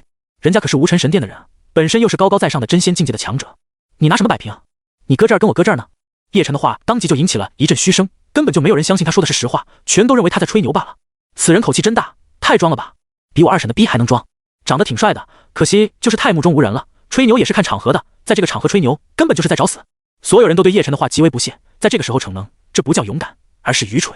不出意外的话，他很快就要出意外了。罗峰也大吃一惊，面前的男子年龄应该不算很大，比自己也大不了多少，怎么比自己还要狂傲？难道他真的觉得自己可以摆平一位来自无尘神殿的真仙境界强者吗？此话很威风，可罗峰根本不相信叶晨拥有这种实力。这位兄台，前辈，我的是不想连累无辜的人，此事与你无关，你就别再说了。罗峰一个劲的给叶晨使眼色，让他别再说了。他也觉得叶晨很自大，但毕竟也是站在自己这边的，自己可不能连累无辜的人，否则的话，自己就算是死了，也死不瞑目的。叶晨摆摆手，让他不用有这种担心，不必多言，这世间还没有我看不下的事。听到他依然是这么目中无人，而且语气越来越夸张，越来越狂傲，附近的人都纷纷冷笑着摇头。在众人的心中，他已经是一具尸体了。来自无尘神殿的年轻俊杰听了之后，都忍不住哈哈大笑了起来。他一双阴翳的眸子直勾勾地盯着叶晨，其语气也极其戏谑。话说的挺漂亮的，就是不知道你实力如何。既然你这么想秀存在感，我就先灭了你，再从这小子身上夺回我的紫灵神机。无尘神殿的年轻俊杰一步步走向叶晨，身上的气息释放出来，笼罩方圆几百里。所有人都有一种错觉，那就是自己看到了尸山血海，看到了杀气腾腾、千军万马的战场。回过神来之后，所有人都无比忌惮地盯着这位年轻俊杰，对他的实力又多了一份认识。光是气势的释放，就已经让人有这么强的压迫感了。如果真的动手的话，岂不是势如雷霆，杀人如砍瓜切菜？这个目中无人、夸大海口的小子，完蛋了！这就是他们心中唯一的想法。罗峰此时很是焦急，此事因他而起，他绝对不允许叶晨因为他白白送死。他努力地想要爆发出自己的实力，阻止这一切。可惜的是，他虽然有诸多神奇而强大的手段，但目前境界太低了，在对方的面前根本就不起作用啊！都怪我！罗峰此刻已经被这股无形的气息死死的碾压，已经单膝跪在地上，几乎要趴下去。场中最轻松的反而就只有叶晨了，他嘴角还带着淡淡的笑容，看着步步逼近自己的天之骄子，给出了友善的提醒：想清楚了，你真要对我动手吗？我不想额外沾血。就是这句话彻底激怒了这位无尘神殿的天之骄子。你几次三番口出狂言，真以为我会饶了你的命吗？死吧！他发出了一声暴喝，随后调动一身的仙力打了出来，仙力澎湃无比，凝聚成一个巨大的掌印，足以覆盖整座山峰，向着叶晨狠狠地拍了过来。这一掌别说是真仙境了，就算是地仙境界的强者都要认真对待才行。所有人都觉得不出意外的话，叶晨必死无疑。可就在这个时候，叶晨打了个响指，啪！随着清脆的响指声音发出，这一掌竟然突然间自行溃散了。不仅如此，更恐怖的是，这位年轻俊杰的身体也凭空爆炸成一团血雾。这一切发生的太过迅速了，所有人都来不及思考，他就这么死了。如此安静的时间，整整持续了至少有5个呼吸的时间，这方天地才响起了此起彼伏的强烈的惊叫声。卧槽！卧槽！卧槽！卧槽！那位无尘神殿的高手呢？怎么没了？那团血雾又是怎么回事？什么意思啊？我看不懂啊！谁能告诉我这是什么意思啊？他怎么消失了？不会是死了吧？所有人都显得非常的慌乱，乱成了一锅粥。大家瞪大了眼睛，想要看清楚究竟发生了什么事。可现场除了一团缓缓飘落的血雾之外，就只有面带微笑、满脸轻松的叶晨了。所有人都想到了一个相当惊悚的可能性，他不会是死了吧？那团血雾就是他的。当个念头冒出来的时候，所有人都无比的震撼，简直不敢相信这是真的。好好的一个人，怎么就成了一团血雾了？那可是可以威胁到地仙的真仙强者啊！怎么会随随便便就爆炸成一团血雾？无数双充满了惊恐的目光齐刷刷的凝聚在叶晨的身上，他们想破脑袋都想不明白，他明明连动都没有动，就打了个响指，对方人怎么就没了？这就离谱啊！这罗峰已经瞪大了嘴巴，眼珠子都快要从眼眶中掉出来了。他刚才都已经做好了要一起赴死的准备了，男人要死也要死得有血性才行。结果一眨眼都没到的时间里面，他认为的无可战胜的强敌就死了，还死得不明不白的。他也不傻，第一时间就看向了叶晨，明白这一切一定和这个神秘的男人有关。这个神秘的男人刚出现就直奔自己而来，还能说出自己的真实信息，还说要收自己为徒。现在一个响指就弄死一个真仙境界的超级强者，毫无疑问，这个男人一定也是实力恐怖的超级强者。叶晨也对上了罗峰那震惊的目光，再次微笑的询问道：现在愿意当我弟子了吧？这一次罗峰没有任何犹豫，便重重的点头，掷地有声：今日我罗峰便拜前辈为师，绝不背叛，绝不食言。他想得很清楚了，这位前辈也就是自己的师尊，杀死了无尘神殿的天骄，那么无尘神殿的第一战神绝对不会放过他们的。师尊为了帮他，都已经把对方得罪死了，自己反而置身事外，把师尊推向火坑的话，他绝对不会原谅自己。他心甘情愿当着所有人的面拜师，并且甘心与师尊一同赴死。叶晨很欣赏他果决的作风，做他的弟子，人品确实都不会差的。好，从今天起，你就是我的小徒弟了。今日想找你麻烦的阿猫阿狗，为师都会先替你清楚。弟子叩谢师尊。罗峰当即给叶晨跪下了，并且极有血性的大喊：弟子愿跟随师尊一起赴死，绝无怨言。听到这里，尤若都扑哧一声笑出来了。叶晨也是一脸无语，什么叫随师尊一起赴死？这是在咒他死啊！叶晨无奈的笑道：一堆阿猫阿狗而已，能拿我们怎么样？这一句话又让他成为了所有人都远离的对象，三番两次的说这里的人只是阿猫阿狗，这种全场开嘲讽的方式已经招惹到所有人了。实力差的人自然是不敢说什么，但是他杀了无尘神殿的人，不说别人了，无尘神殿的第一战神就绝对不会放过他的。他能杀真仙境强者，说明他实力很强，可谁敢说他有资格面对第一战神呢？果然，第一战神那边已经被触怒了，杀我无尘神殿者，死！第一战神那暴怒的声音就像是一股蕴含天威的闷雷，在云层中隆隆作响，每一个听到的人心头都跟着颤动。死的是他们上一代的绝世天骄，这可是未来要进入神殿高层的人，以后的成就不可限量。结果今天却轻而易举地死在一个陌生人的手里，还是当着所有人的面，以这么一种异常羞辱、憋屈的方式被杀死的。这已经不单纯是杀一个人的问题了，更损害了无尘神殿的尊严，挑战了神殿权威。第一战神整个人迅速变大，身体就像是高大的山峰一样，低头俯视众人，双眼迸射出的神芒充满了威慑力。当这股更加恐怖的威压铺陈开的时候，恶神山附近的所有强者们都感觉到仿佛天威降临。好强啊！第一战神，可战仙王。每一位战神都拥有无法想象的战力，尤其是第一战神更是强中之强，能够惹得第一战神亲自出手，那个小子也算是荣幸了。没错，死在第一战神的手中，又何尝不是一种认可呢？别人想死在第一战神手里，还没有这个资格呢。没有人觉得叶晨可以活下来，就连白云剑圣、神照仙君两人在看到了第一战神爆发出来的气息之后，都露出了凝重的表情。他们察觉得出来，第一战神的气息已经非常圆融了，达到了仙君境界的巅峰，只需要一丝机缘，就可以直接迈入仙王的行列。他进步的速度比我想的还要快，现在的我和他比试的话，我能赢的概率或许只有40%。白云剑圣心中凛然，第一战神的实力居然让他手中的剑都有了一点颤抖。神照仙君同样如此，他内心惊讶于第一战神浑厚的气息。上次与他交手的时候，我们不分胜负，可现在我很难赢他了。神照仙君眉头紧皱，他们都是同一境界的强者，可有人迈出了那至关重要的一步，即将踏入仙王境界了。第一战神这边猛然出手，而且一动手就是凶悍的一击，足以威胁到仙王强者。在场的所有人，除了白云剑圣和神照仙君之外，都惊恐地张大了嘴巴，好像面临死亡的是自己一样。就在第一战神的攻击即将落在叶晨的身上，要将叶晨打得灰飞烟灭的时候，叶晨刚好就打了个哈欠。啊切！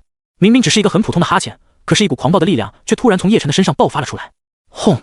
犹如一股惊天狂风，汹涌澎湃地轰在第一战神的身上。第一战神甚至连反应的时间都没有，浑身上下就被这股狂风刮得粉身碎骨了。这一幕让所有人都惊爆眼球，一股前所未有的震撼充斥胸口。除了张大嘴巴之外，他们连一点多余的动作都没有。半晌之后，众人才纷纷回过神来，发出了惊天的尖叫声。死了！第一战神死了！他杀死了第一战神！谁知道是怎么杀的？我没有看错吧？一个哈欠的功夫，就一口气把第一神将给灭掉了。无敌！此人是无敌的！太可怕了！他究竟是谁？为什么能做到这一点？所有人都像看到了无比恐怖的事情一样，全都一窝蜂的逃跑，要远离叶晨。他连第一战神都能一个喷嚏给喷死，想要杀他们的话，是不是只需要一个眼神就行了？白云剑圣和神照仙君两人才是最恐慌不安的，因为没有人比他们更加清楚第一战神有多强。也就是说，此人一个喷嚏，照样也能灭了他们两人。在他的面前，他们两人真是不够看的。哪里冒出来的这么一位绝世强者？绝对不是恶元星的本土修士，难不成是原先大世界的？也可能是来自星空深处游历的至强者。两人此时已经瑟瑟发抖了。他们猜测，叶晨至少都是仙王巅峰，甚至有可能是仙帝。一想到确实有很大的可能是仙帝，他们两人既恐慌又庆幸。这个前辈看起来也不是那种到处滥杀的人，自己又没有招惹他，自己应该不会有麻烦的吧。不过为了稳妥一点，白云剑圣和神照仙君还是不约而同地率领所有弟子跪在叶晨的面前。晚辈有眼无珠，请前辈责罚。双方人马的声音此时是那么的整齐一致，平时高高在上，鼻孔朝天的他们现在跪得干脆利落。都说伸手不打笑脸人，自己都这么恭敬下跪了，应该不至于被弄死了吧。他们低着头，紧张的汗流浃背。然而叶晨却连看都懒得看他们一眼，而是低头看向满脸震撼的罗峰，笑问：徒儿，有为师在，你还觉得有什么麻烦是摆不平的吗？幽若得意洋洋的在一旁搭腔：就是，师尊是无敌的。罗峰此时已经失去思考能力了，他怎么都没有想到自己的师尊竟然强悍到了如此不讲道理的地步。一个喷嚏弄死一个无尘神殿的第一战神，这件事要不是亲眼所见的话，说出去谁信啊？一想到自己竟然成为了这种大佬的徒弟，罗峰就激动的呼吸急促，胸口剧烈起伏，一股前所未有的骄傲油然而生。能成为师尊的弟子，是弟子三世修来的福分。罗峰再次跪下磕头，咚咚咚的响。师弟，你知道就好，这还只是冰山一角罢了，以后你会知道更多的东西。幽若笑得很灿烂，在罗峰的身上，他仿佛看到了曾经刚拜入宗门的自己。好了，起来吧，说说看，以你这么低微的实力，为何会来这么危险的地方？叶晨一边问他，一边看向了恶神山的山门。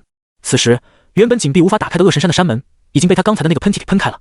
罗峰顺着叶晨的目光看去，发现恶神山的山门已经被完全喷烂，他也是一阵无言。我刚认的师尊也太猛了吧！一个喷嚏能同时灭杀第一战神，还能打开恶神山。想到自己来这里的理由，罗峰认真的说道：我是为了救爷爷的命才来的。我爷爷大限将至，很多人都在盯着他，就等他死了之后出兵攻打我罗家。如今全家的重担都压在我爹和爷爷的身上，一旦爷爷倒下了，光凭我爹……说到这里，罗峰一脸的黯然，仿佛已经预见到未来的一角了。不出意外的话，他们罗家将会被那些虎视眈眈的势力四分五裂，最后落得一个家破人亡的下场。当他听说恶神山有仙缘的时候，就悄悄地混入大部队中，跟着众人通过传送阵来到了这里。他的勇气和孝心值得敬佩，不过区区的化神三重来这里几乎等同于送死啊！这么多年来，进入恶神山的强者数不胜数，最终能出来的又有几人呢？他这么做，完全就是用命去拼一个虚无缥缈的未来。听到他的话，幽若也想到了以前的自己。以前的自己被认定为无法修炼的废物，自己为了可以修炼，到处寻找办法，最后甚至被吸入了先帝之墓。要不是遇见了师尊，自己恐怕已经死在那里了。所以罗峰用命去拼出一个未来的做法，让他深感共鸣。放心吧，师弟，你既然已经加入了我们昆仑圣地，成为师尊的弟子，就是我们的人了。有麻烦我们一起解决。幽若冲他捏紧了小粉拳。谢谢师姐，不过师姐，你好像才筑基期吧？罗峰挠挠头，筑基期的话是帮不上什么忙的。当然了，如果是师尊的话，肯定是没问题。幽若，你礼貌吗？叶晨笑着摆摆手，说道：好了，既然你要进去，我这个当师傅的自然也会陪你一起进去了。想要延年益寿的天才地宝，他自己多的是，随便拿出一件都是奇珍异宝。但如果这样做的话，对罗峰的成长未必是好事。有些事情他要自己亲身经历才能有感悟，自己辛苦寻找到的珍宝，用起来才更有成就感。不过就在他们准备进去的时候，叶晨感应到了什么，抬头看向了天空。只见有一男一女两道身影从天空降落，正是之前碰过面的烟霞仙子和易红，两位巅峰仙王。他们两人全都没有掩饰自己的实力和气息，因此当他们降临在恶元星上面的时候，小小的恶元星就被一股恐怖的仙王威压所笼罩。每一位生灵都忍不住匍匐在地，对仙王进行膜拜。这是来自境界上的全面压制，也是灵魂深处的畏惧。不客气地说，先帝不出的时代，巅峰仙王就是至强者。众多生灵都不知道这两人的境界已经高到了什么程度，只知道在他们两人的面前，自己就是一只蚂蚁。只有白云剑圣神照仙君这样的强者才能大致的揣测烟霞仙子和易红的境界。这两人的压迫感也太强了，他们到底是什么实力？不会又有可能是仙帝吧？不可能是仙帝，巅峰仙王的话，或许还有可能。虽然不知道这两人的实力，但他们已经不敢抬头了。易红和烟霞仙子用非洲至宝赶路，硬生生的将时间缩短了很多，这才提前来到了恶元星。这里就是烟霞仙子和叶晨提到过的成帝机缘所在。没错，正是上古恶神留下的传承。烟霞仙子随便扫了一眼，就看到了如一世独立的松柏一般的叶晨了。看到老熟人，烟霞仙子那冰冷的脸上马上就浮现出了惊喜之色。咦，叶晨兄弟，你怎么也在这里？好巧啊，我们真的很有缘哦。确实挺有缘的。叶晨微笑的点头，仿佛对他们的出现一点都不惊讶。易红在看到叶晨之后，本来就不爽的心情变得更加不爽了。而且这一路上，烟霞仙子连和他说话的次数都寥寥无几，笑容更是一个也没有。结果在见到了叶晨之后，竟然如此惊喜的主动迎上去，那他易红又算什么？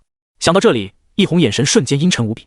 他企图拦在烟霞仙子和叶晨之间，冷冷地对烟霞仙子说道：“烟霞，此人阴险狡诈，一句话都信不过。你之前已经亲自邀请他了，他口口声声说不来，结果却跑在我们的前头，想要抢占先机，这种人真是满口谎言，小人行径。”易红大声地指责叶晨。烟霞仙子的区别对待令他很生气，让他更加愤怒的其实还是多了一个竞争对手，极有可能要抢走自己的先帝机缘。我看他就是想在我们之前独吞先帝机缘。易红愤怒地控诉。对于他的愤怒，烟霞仙子却不同意，他转过脸来驳斥：“我又没告诉叶晨兄弟我们要来恶元星，他有必要骗我吗？他连我们的行程都不知道，又怎么可能故意抢在我们之前来这里？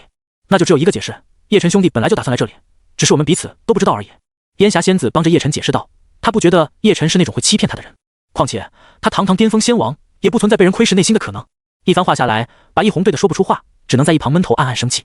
反正这要求，不如我们一起进去吧，也好有个照应。烟霞仙子再次热情的邀请，她眼睛亮晶晶的，像是会说话的小星星一样，闪耀单纯的光芒。易红忍不住冷声道：“烟霞，我才是你的伙伴，有我照应你就好了，不需要别人。如果你非要这么做的话，那我们分道扬镳吧。”你！烟霞仙子气得直瞪眼，最后还是叶晨拒绝了他。没关系，你们一起进去吧，我可以和你们错开。那好吧。烟霞仙子无奈的叹气，转头一看，发现易红已经率先进入恶神山了，他也只好跟了进去。反正他相信两人会在里面继续偶遇的，现在倒也不用纠结这些细枝末节。等他们的身影消失在恶神山内之后，叶晨对罗峰说道：“走吧，进去之后咱们也好好搜刮一趟。”等叶晨和罗峰等人都进去之后，后面的人大眼瞪小眼，不知道该不该进去。不管是易红他们还是叶晨他们，明显都是不好惹的主，谁都不敢保证进去之后会被他们一巴掌拍死。那几位大佬真的会容许他们这帮蝼蚁在附近寻宝吗？很多人摇摆不定，都在看别人先做出决定。最后还是白云剑圣先朗声道：“所有极云剑宗的弟子们，随我进入恶神山搜寻一切宝藏。”极云剑宗的弟子们声音震天动地，遵命。所有极云剑宗的弟子们纷纷冲入恶神山之内。有了他们打头阵之后，神照仙君也带领如意圣地的弟子们进去了。所有如意圣地的弟子们，我们也出发吧。进去之后，生死有命，富贵在天。随着神照仙君的发话，众人消失在恶神山之内。余下势力的人也都迫不及待地往里面冲，生怕慢了一个呼吸的时间，所有的好东西就被人抢走了一样。恶神山的内部有好几座神殿连接在一起的遗迹，这些遗迹破败不堪，看得出经历过无数岁月了。咔嚓，有人不小心踩到了什么东西，脚踝往下陷，差点摔了一跤。抬起脚一看，才发现自己竟然把一个骷髅头给踩碎了。这时的众人才发现，这个遗迹里里外外都布满了各种骸骨，以前进入这里的人都死了。快看那边，墙脚下还有一具骸骨在散发着淡淡的仙光，他生前极有可能是真仙境强者。咦，那边的骸骨所穿的衣服怎么那么像我二叔呢？二叔，我会带你出去，将你安葬的。此处不像是什么传承之地，反而更像是乱葬岗了。富贵险中求，这句话说的很有道理。我觉得我是一定能够获得传承的，我就是冥冥中的那个天命之子。满地的白骨没有让他们害怕后退，反而让他们觉得更加刺激了。就像是赌徒一样，每一个赌徒在没有输光家产，甚至连命都输掉的时候，都觉得自己是天命之子，可以赢得盆满钵满。所有人都觉得自己一定能够获得上古恶神的传承。恶神山的内部很是宽阔，有宫殿，也有很多的原始森林以及山脉等等，俨然就是一个小世界。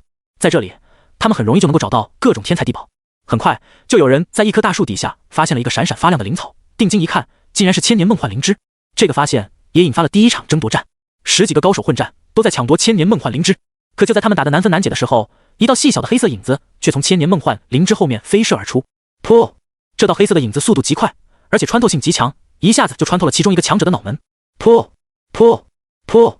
黑色影子的来回穿梭，接连杀死了好几个强者之后，剩下的几人才发现有诡异的东西在偷袭。妈的，偷袭！有种冲着老子过来啊！一个暴脾气的老哥骂骂咧咧，结果他话音刚落，黑影就从后方出现，贯穿他的后脑勺，从眼眶飞了出来。妈的，什么东西啊！这时他们终于意识到这神秘黑影的可怕了。可是不管他们如何防御，这道细小的黑影总能以最不可思议的角度出现，然后直接贯穿他们的身体或者是脑袋。很快，所有人，此处10几人尽数死亡。类似的事情也在其他的地方上演，越来越多的细小黑影出现，肆无忌惮地收割人命。霎时间，整个恶神山内部充斥着惊恐的惨叫声。我要出去了，整个机缘我无福消受。有人冲向大门方向，哭哭啼啼的想要离开这里，可来到大门处，他才发现大门被一股力量隔绝了，他根本就出不去。恶神山竟然是一个只能进来不能出去的绝境！快去找白云剑圣前辈，只有在白云剑圣前辈的身边，我们才能得到庇护。此时，有一位极云剑宗的弟子大叫道，随后和其他极云剑宗的弟子去寻找白云剑圣了。但没有过多久，一个惊天噩耗传了出来，白云剑圣前辈他死了。当这则消息传出来的时候，所有人都不敢相信是真的。白云剑圣前辈这么强，怎么死得这么快？这才进来多久啊？所有的震惊和质疑，在他们见到了白云剑圣尸体之后，全都化作了无尽的恐惧。他真的死了！白云剑圣手中抓着一把剑，眼睛瞪大，死不瞑目。在他的眉心处是一个拇指这么大的血洞，脑浆和鲜血的红白混合物正从血洞中汩汩流出。这一刻，恐慌的情绪在他们的身上达到了巅峰。恶神山的深处，叶晨带领着幽若和罗峰前进。一路上，罗峰遇到了很多的天材地宝，他不客气的统统收入囊中。神光茉莉、圣光百合、翡翠灵芝，全是好东西啊！罗峰的收获是盆满钵满。他没有把这些天材地宝当作是自己的私有物品，而是当成了师尊的东西。自己的小命是师尊救回来的，也是师尊带他进入恶神山的，这些宝物理所应当是师尊的，只有师尊分给他，才算是他自己的。罗峰把宝物上供给叶晨的时候，叶晨却摇头拒绝了，这些都是你的战利品，我不插手，都是属于你的。听到师尊这么说，罗峰既激动又感动，师尊对他也太好了，竟然什么都不要。也对，连弟子这条命都是师尊的，这点宝物在师尊眼里又算得了什么？是弟子愚钝了。罗峰恍然大悟，不再纠结这么多，而是继续搜刮天材地宝。终于，他在一座山的半山腰看到了一颗闪着金色光芒、拳头大的果子，是古籍中记载的星落琉璃果，服下可延寿500年。我找到了！罗峰激动地叫了起来。只要能够将星落琉璃果带回去给爷爷服用，他的爷爷就算不能延寿500年，延寿个200-300年也行吧。有几百年的缓冲，他相信自己就能成长起来，独当一面，为罗家扫平一切强敌了。可就在他准备摘取的时候，10几道潜藏在星落琉璃果下方的黑影以极快的速度冲向罗峰。这个距离，这个速度，仅仅化神3重的罗峰根本就反应不过来。不出意外的话，他甚至连自己怎么死的都不知道。就在这10几道黑影即将洞穿罗峰的时候，叶晨随手一捏，就把这10几道黑影抓在了手中。罗峰这才意识到自己和死亡来了一个擦肩而过，当即惊出一身冷汗。师尊，刚才那些是什么东西？罗峰赶紧回到叶晨的身边。叶晨摊开手掌说道：“你自己看吧。”罗峰和幽若都凑过来看，便看到叶晨的手中有10几条小小的黑色鳄鱼。这种鳄鱼嘴巴又长又尖，2只眼睛散发着幽幽绿芒，看上去非常的瘆人。怎么是鳄鱼？还这么小？幽若感到很奇怪，这地方怎么会有鳄鱼呢？罗峰若有所思，恶神山，传说中上古恶神的本体就是一条神鳄，难道说这些小鳄鱼就和上古恶神有关吗？叶晨点头，没错，确实和上古恶神有关。他看向幽若，笑着问道：“丫头，还记得我最开始说的话吗？”幽若点头，记得，师尊你说这里就是一个局，一个大人物故意设下来的局。幽若和罗峰还是不明白叶晨的话。这段时间里面，经过这些小鳄鱼的疯狂屠杀，9成9的强者们都死了，剩下的也是离死不远。而在恶神山的深处，行进最远的自然是易红和烟霞仙子2人了。他们一路往里，巅峰仙王的气息释放出来，那些躲在暗处的鳄鱼们根本就不敢靠近，就算有不怕死的想要靠近，也会在第一时间被震成粉末。他们终于来到了一座最深处的破烂宫殿，在这宫殿的中心处，有一座1000丈巨大的上古恶神雕像伫立着。上古恶神人形站立，一身青黑色的鳞甲，十分骇人。他肩膀扛着沉重又巨大的战斧，面目狰狞，眼眶中还有着幽幽的绿芒闪烁，就好像上古恶神随时都有可能复活一样。看到这尊上古恶神的雕像，一红非常的激动，终于找到了，在这尊雕像里面，一定就有我们要找的仙缘。烟霞仙子也露出了开心的笑容，他们一路不辞辛苦，还被炎星巨兽追赶，不就是为了现在吗？如果获得了仙帝本源、仙帝感悟、仙帝功法，一切仙帝遗留下来的东西都有可能给他们带来巨大的帮助，尤其是仙帝本源，更是极有可能让他们一步登天，直接正道成帝。到了他们巅峰仙王的境界，有的时候就差那个临门一脚了。要不要将其打碎？我隐隐感觉到，在这雕像之内就有一股隐晦的波动，极有可能就是仙帝本源。烟霞仙子蠢蠢欲动，直接祭出了自己那条丝带法宝，强大的力量波动传遍了整个宫殿。看到他想马上动手，易红却叫住了他，从储物法宝中拿出了一小壶液体，打开盖子，清新宜人、沁人心脾的香味就飘了出来。烟霞，咱们同行这么久，虽然说情谊不是那么深，但是再怎么样也共患难过。这壶灵酒是我万年前获得，我自己都舍不得喝多少。今日你我对饮，然后一起获取仙帝机缘。易红将灵酒倒满2个杯子，递到他的面前。烟霞仙子能够感受到他的真诚，回想这一路，自己虽然不是很喜欢易红，但他们2人确实算是共患难过了，哪怕就冲这份情谊，自己也应该喝这杯酒。他也没有多想，接过酒杯之后一饮而尽。他却不知道，在他喝下这杯酒的时候，易红眼中闪过了一抹阴险奸诈和窃喜。喝了就好，这臭女人注定要在老子面前下跪翻白眼。等老子爽过之后，就利用秘法吸了你的本源，到时候你的本源加上仙帝机缘，老子想不成仙帝都难啊！易红心中暗爽，在这杯灵酒里面已经被他下毒了。至于是什么毒，那当然是烈性情毒了。他早就计划好了，一切都按计划进行。果然，烟霞仙子喝下这杯酒之后，就察觉到不对劲了。小腹那里好像是有一股火焰在往上涌一样，这股火焰遍布身体，蔓延到四肢百骸。烟霞仙子红唇微起，发出了不可言说的声音。她看到眼前画面都变得模糊了，有很多的重影，而且不管看什么东西，都会幻化成一根棒子。你给我喝的是什么东西？里面掺了什么药？烟霞仙子惊怒大叫，赶紧用仙力将这股药力压下去。看到她出现了变化，易红也不再掩饰了，直接撕掉伪装，放声大笑起来。哈哈，你就别抵抗了，这可是我精挑细选的毒药，你越用仙力压制，后面反弹的就越剧烈。我已经迫不及待想要看到你反应剧烈的模样了，肯定很美艳。易红像是在打量猎物一样，打量着逐渐迷离的烟霞仙子。他根本不担心烟霞仙子反抗，因为现在反抗的有多激烈，到最后他就有多想要。烟霞仙子还想骂几句，但是一股强烈的药力猛然上涌，让他一开口就是一阵知道自己大难临头，烟霞仙子凭借最后一丝理智，催动法宝悍然出手，丝带爆发出了强烈的力量，白色的光芒照耀整个宫殿，将易红给缠绕了起来。一位巅峰仙王拼尽一切的攻击，可不是开玩笑的。再加上易红根本不觉得烟霞仙子还有反抗的可能，所以这一击出乎他的预料。接近极道地冰的丝带将他的身体捆绑得严严实实的，让他一时半会儿也无法脱困。不过他也不担心，烟霞仙子已经是他的囊中之物了，最多还有10几个呼吸，毒素就会彻底爆发。到那个时候，他还不是乖乖翘起来等路吗？烟霞仙子化作一道烟尘冲出了宫殿，他也没有具体的方向，就是下意识的要远离宫殿，远离易红。很快，他发现前方好像是出现了3个人，其中一个似乎还是叶晨兄弟。脑子迷糊的烟霞仙子像是见到了救星一样，奇迹般的清醒了几秒钟。他径直朝着叶晨冲了过来。叶晨兄弟，要我！看到烟霞仙子衣衫不整的往自己怀里装，叶晨也有些懵了。你这是在干嘛？就算很想，也不能大庭广众就想吧。幽若和罗峰这2个雏儿什么时候见过这种大场面？他们2个人也呆住了，转头看向叶晨的时候，眼神更是意味深长。师尊，我要学这招。罗峰认真的说道。迷乱中的烟霞仙子此时衣衫不整，白嫩的肩头就这样暴露在空气中，让原本昏暗腥臭的环境都变得明亮了许多。烟霞仙子扑在叶晨的怀中之后，已经耗尽了自己所有的力量以及清醒，被他压制的药力也在这一瞬间开始猛烈的反弹。对他来说，就好像是有一股强烈的火焰从小腹开始往上烧。烟霞仙子所有的灵智都被交换之欲给霸占了，他迫不及待地扒拉叶晨的衣服，想要把他齐了。幽若吓得呀的叫了起来，赶紧用手捂住眼睛，指缝悄悄打开一道缝隙。罗峰也非常识趣地转过头去不看，作为弟子，他可不会破坏师尊的好事。只不过他们都还是孩子啊，这是他们能免费看的吗？罗峰还是暗下决心，在师尊的身边，哪怕什么本事都学不到，这一手泡妞的技术一定要学到手。叶晨眼疾手快，甩出一个法术，将幽若和罗峰2人的灵石都屏蔽了。烟霞仙子的身子就像是八爪鱼一样缠绕在他的身上，还想往深处去。他霸道地将叶晨压在下方，准备对接动作。叶晨必须承认，论姿色，烟霞仙子是1等1的绝色女子。面对这样的女子，正常男子都有反应的，他也不例外。不过他不是那种趁人之危的人，他已经看出烟霞仙子是中了毒才会变成这个样子的，当务之急是帮他解毒才行。醒来！叶晨发出了一声轻喝，手掌按在他的小腹之上，用自己的力量帮他化解掉这股药力。易红给他下的毒虽然很强，但是在叶晨的面前也不算什么了。很快，多余的酒水就从他体内被逼了出来，刚好把叶晨的衣服下摆给打湿。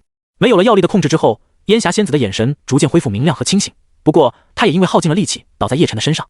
叶晨用手指撬开他还沾着口水的小嘴，将一枚丹药塞了进去。有了丹药的帮忙，烟霞仙子的力量这才缓缓恢复。当他意识到自己竟然全身都依靠在叶晨的身上时，他吓得发出了一声尖叫，赶紧从他的身上弹开了。叶晨打趣道：“你怕什么？吃亏的明显是我，又不是你。”被他这么一调侃，烟霞仙子脸就更红了。他清楚地记得自己刚才和叶晨做的事，自己表现的是如此的主动，好像很饥饿一样。现在一回想起来，他都羞愧不堪，恨不得找个地缝钻进去。不过也还好，幸亏遇见了叶晨兄弟，自己这才得救。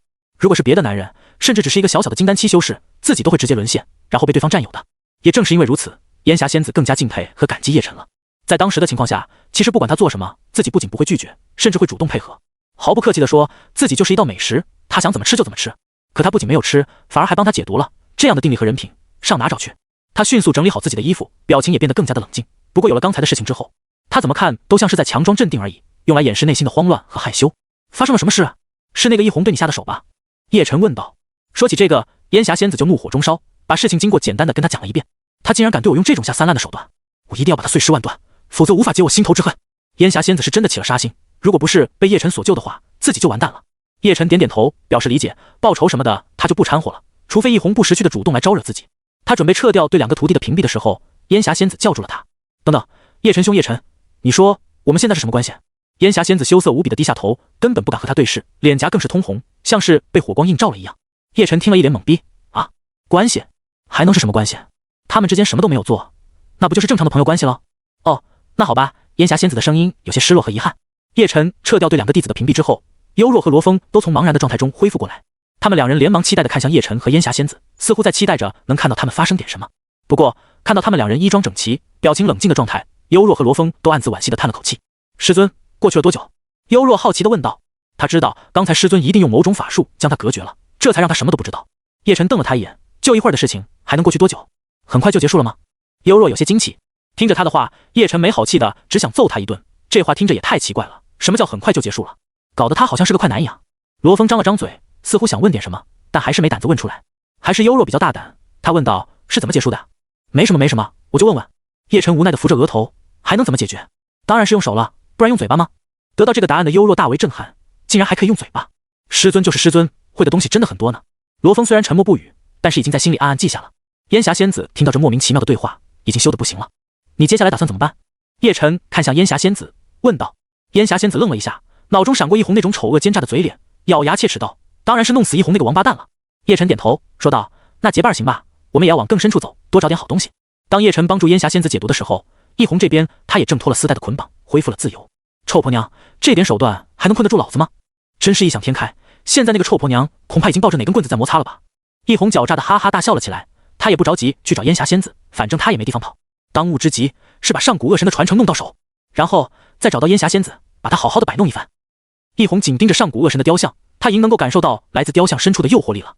这是先帝的魅力，只要获取上古恶神的本源以及一切的传承，我就能成为先帝了。一红活了无数年，也卡在巅峰仙王无数年，他最大的执念就是成就先帝之位。只要成了先帝，他就可以真正屹立于万族之巅。为了今天这一刻，他做了太多的准备，所以他有很大的把握成就先帝之位。一红一掌将上古恶神的雕像给轰碎了，碎片到处飞溅，一团墨绿色的光芒就这样静静地悬浮在半空中。这团只有人头大小的墨绿色光芒，没有了雕像的包裹之后，那股属于先帝的独特气息也随之散发而出。感受到这股凌驾在自己灵魂之上的力量，一红深吸了一口气，满脸的享受。没错，就是这个味道，就是这个气息。先帝本源，真的是先帝本源啊！现在都是我的了。一红一把将这团先帝本源抓在了手里。先帝本源之内有这位先帝生前对修行、对规则的所有感悟，一旦将其炼化，就几乎等同于一红拥有了这些感悟了。在对规则的理解和参悟上，他是远远比不上先帝的。看着手中的先帝本源，一红毫不犹豫地以双手覆盖，他的力量源源不断地从手中渗出，把先帝本源给包裹住。在他的炼化之下，先帝本源逐渐变小，蕴藏在其中的大道规则感悟开始融入他的灵魂中，成为属于他自己的东西。这就是先帝级别的规则感悟吗？果然不是巅峰仙王可以比的。巅峰仙王和先帝看似只有一线之隔，原来还是一个天一个地。一红惊呆了，他原本以为身为巅峰仙王的自己距离先帝境界已经很近了，可当他融合了上古恶神的本源之后，才明白其实自己距离先帝还远着呢，甚至一生一世都不可能成为先帝。还好我现在已经有了上古恶神的本源，不出100年就能晋升先帝了。一红狂妄的哈哈大笑了起来，仿佛已经看到了自己成为先帝的那辉煌一刻了。等他成为先帝之后，最想做的第一件事当然就是灭了那个叫做叶晨的。就是那个叶晨的出现之后，烟霞仙子的态度才变得越来越不好的。他打心底里极恨着叶晨，还有那2只追杀过他的炎星巨兽，也必须去死一死。敢追未来的先帝，活得不耐烦了吗？随着他的炼化，手中墨绿色的先帝本源已经越来越少，可以非常清晰地看到隐藏在最中心的一条小鳄鱼。这条鳄鱼最多只有拇指大小，浑身是墨绿色半透明的模样，看上去更像是琉璃艺术品。就在一红以为自己马上就能把点本源全部炼化的时候，这条小鳄鱼竟然猛然睁开了眼睛，然后以极快的速度钻进了一红的脑子中。怎么回事？滚出来！一红大惊失色，这只小鳄鱼是上古恶神的一丝残魂遗留，按理说已经没有任何生前意识了，而且仅仅就是一丝残魂而已，就算真的出问题了，他堂堂一个巅峰仙王，反手就能镇压。可他刚才爆发的速度，连一红他都反应不过来。当小鳄鱼钻进脑袋的时候，他想阻挡已经晚了。察觉到危险的一红赶紧调动自己庞大的神魂之力，对小鳄鱼进行镇压。此时就在他的神魂世界中，犹如墨绿琉璃一样的小鳄鱼开始变化，双脚直立，身上出现大片铠甲，其外形和那尊上古恶神的雕像变得一模一样。终于有先帝巅峰的冤大头来了，本神等得太久，等本神占据了这个冤大头的神魂世界，就可以直接接管他的身体了。这道小小的残魂竟然喃喃自语的开口说话了，这一切都是上古恶神的阴谋，他早在千万年前就布下这个局了。当年的他和某一个星空巨兽族群的强者战斗，结果不敌对方，还受了重伤。知道自己撑不了太久，他干脆给自己建造了恶元星，将其打造为自己的陵墓，并且放出风声，告诉外人这里有先帝传承。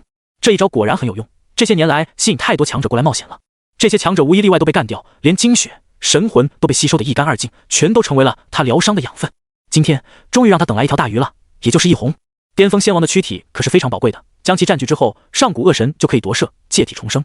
有巅峰仙王的躯体在，又有他上古恶神本身的先帝本源，他相信自己可以在最短的时间之内重回先帝境界。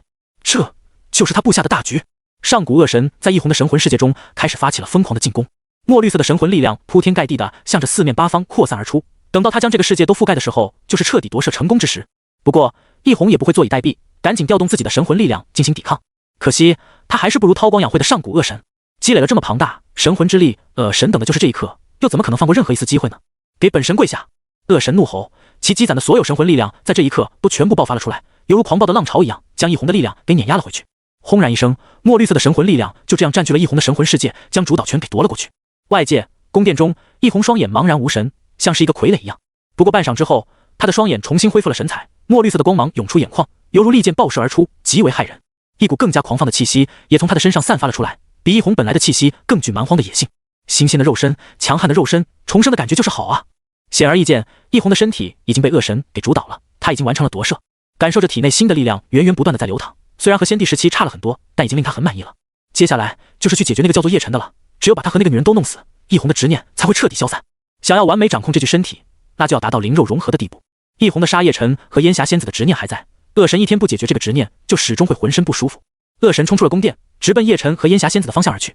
整个恶神山都是他打造出来的，遍布恶神山各个角落的小鳄鱼也是他最好的眼线。所以想要确定叶晨和烟霞仙子的方位还是非常简单的。在这个过程中，恶神的气息也变得越来越强了，融合得越来越完美，甚至直接冲上了仙帝之境。当达到仙帝境界的那一刻，恶神面露享受，这是久违的无敌之感。达到了仙帝的境界，就能够清楚地感受到对天地万物的掌控，明确知道自己已经凌驾在万物之上，终于恢复到仙帝的境界了。接下来只要灭掉那一男一女，本神就能在最短的时间之内恢复当年的最巅峰。轰！一股狂暴的墨绿色气息从恶神的身上爆发了出来。虽然他现在还是易红的模样，但神态气息完全变了，连脸上都浮现出鳄鱼鳞片。仙帝的力量将整个恶神山震得隆隆作响，山体在摇晃，连带外面的整个恶元星都在地震。在恶神山的外面，还有很多不敢进去冒险寻宝的人，他们此刻感受到一股前所未有的力量，像是天幕一样碾压在自己的身上，让自己只能匍匐在地上膜拜。这是什么力量？里面到底发生了什么？整个恶元星都在震动，这是以前从来就没有过的事情。难不成真的有人已经拿到了仙帝机缘？我就知道今年肯定有巨大变动，果然出现幸运了。妈的，要是我也进去的话，是不是也有机会得到这个天大的机缘？被碾压的匍匐在地上的所有人内心对这股力量充满了震惊和畏惧，这是深达灵魂的恐惧。种种不寻常的迹象都表明，今年恶神山开山之后会发生意想不到的事情。在恶元星传送阵那边，这个时候冒出一阵强烈的白色光芒，很多道强大的气息从传送阵那边冒了出来，每一道气息都是仙王级别的，他们就是之前无尘神殿、极云剑宗、如意圣地的弟子们回去请来的诸位老祖们。这些仙王老祖们还没有从传送阵那里走出来，就被突然笼罩整个恶元星的仙帝威压吓得面如土色。毕竟是仙王，他们被压制的虽然很严重，倒也不至于像别人一样被压趴在地上。这是仙帝威压，元星出现仙帝了，有人得到了仙帝机缘成帝了吗？一位仙王强者心有不甘的叫道，他来这里就是要抢夺有可能出现的仙帝机缘的，结果刚来到这里就没机会了。旁边另外一个仙王强者神色凝重的说道，哼，就算是有人得到了又如何？我如意圣地直接将人招揽过来，还不照样是属于我如意圣地的？第三人却持有不同的意见，未必是有人成帝，怎么可能刚拿到机缘就成帝的？依我看，很有可能是上古恶神传承刚出现才爆发的这股气势。他的话得到了其他人的一致认可，就算有人真的要成为仙帝了，也不可能会在这么短的时间之内就成了。也就是说，他们还有很大的机会。这几位仙王强者的出现引来了很多人的注意，他们虽然不清楚在眼前的几人究竟是什么身份，但是在这种情况下还能自由的行走，足以说明他们的强大了。来到恶神山的面前，他们几人想要冲入其中，结果发现恶神山已经被一股力量封印了，他们竟然进不去。有一股凌驾于我们之上的力量在隔绝我们，很像是上古恶神的力量。这难道是上古恶神留下的手段吗？当有缘人得到了自己留下的传承之时，就将其保护起来，直到传承者安全为止。那应该是如此了，不愧是上古恶神，遗留下来的力量都可以将我们几位仙王隔绝在外。仙帝之力真是不可思议。几人只能留在恶神山的外部，不住地感叹着上古恶神的超然力量。这股力量也让他们对恶神传承更加渴望了。无论如何，都一定要抢夺那位有缘人。如果自己也能从上古恶神的传承中领悟到点东西，说不定也有机会晋升仙帝。此时的恶神山之内，恶神已经找到了叶晨和烟霞仙子了。烟霞仙子看着不远处的易红，心中积攒的怒火一下子就爆发出来了。就是因为这个狗东西，自己的清白和小命都差点没了。易红，你还有脸来见我？烟霞仙子浑身力量在鼓动，眼中杀意暴涨。虽然手里没有丝带法宝，但她拼死一战也要弄死易红。盛怒中的烟霞仙子还没有察觉到易红的变化，只有叶晨已经看透了所有。恶神歪着头，用邪恶的眼神打量着烟霞仙子，发现此时的烟霞仙子非常清醒，完全没有中毒的样子。你没事？你怎么会没事？你中了那种毒，除了男人之外，没有任何办法解毒。恶神头上的青筋都扭曲了，他现在虽然已经是恶神，但属于易红的那股执念却还没有消除。他的思维方式被易红影响着，在易红的执念中，其中一个执念就是强行办了烟霞仙子，烟霞仙子已经是他的猎物了。可现在他为何没事？你还有脸提这件事？烟霞仙子气得眼角直跳。恶神脸色极其阴沉，那你是如何解毒的？他眼神怨毒地转向叶晨，心里面已经有了最合理的猜测。你该不是给他了吧？在问出这句话的时候，潜藏在恶神神魂深处的那一抹异红的执念几乎要爆发了。虽然他已经不可能再夺回身体的控制权，可是这样强烈的执念已经要成为恶神的本能了。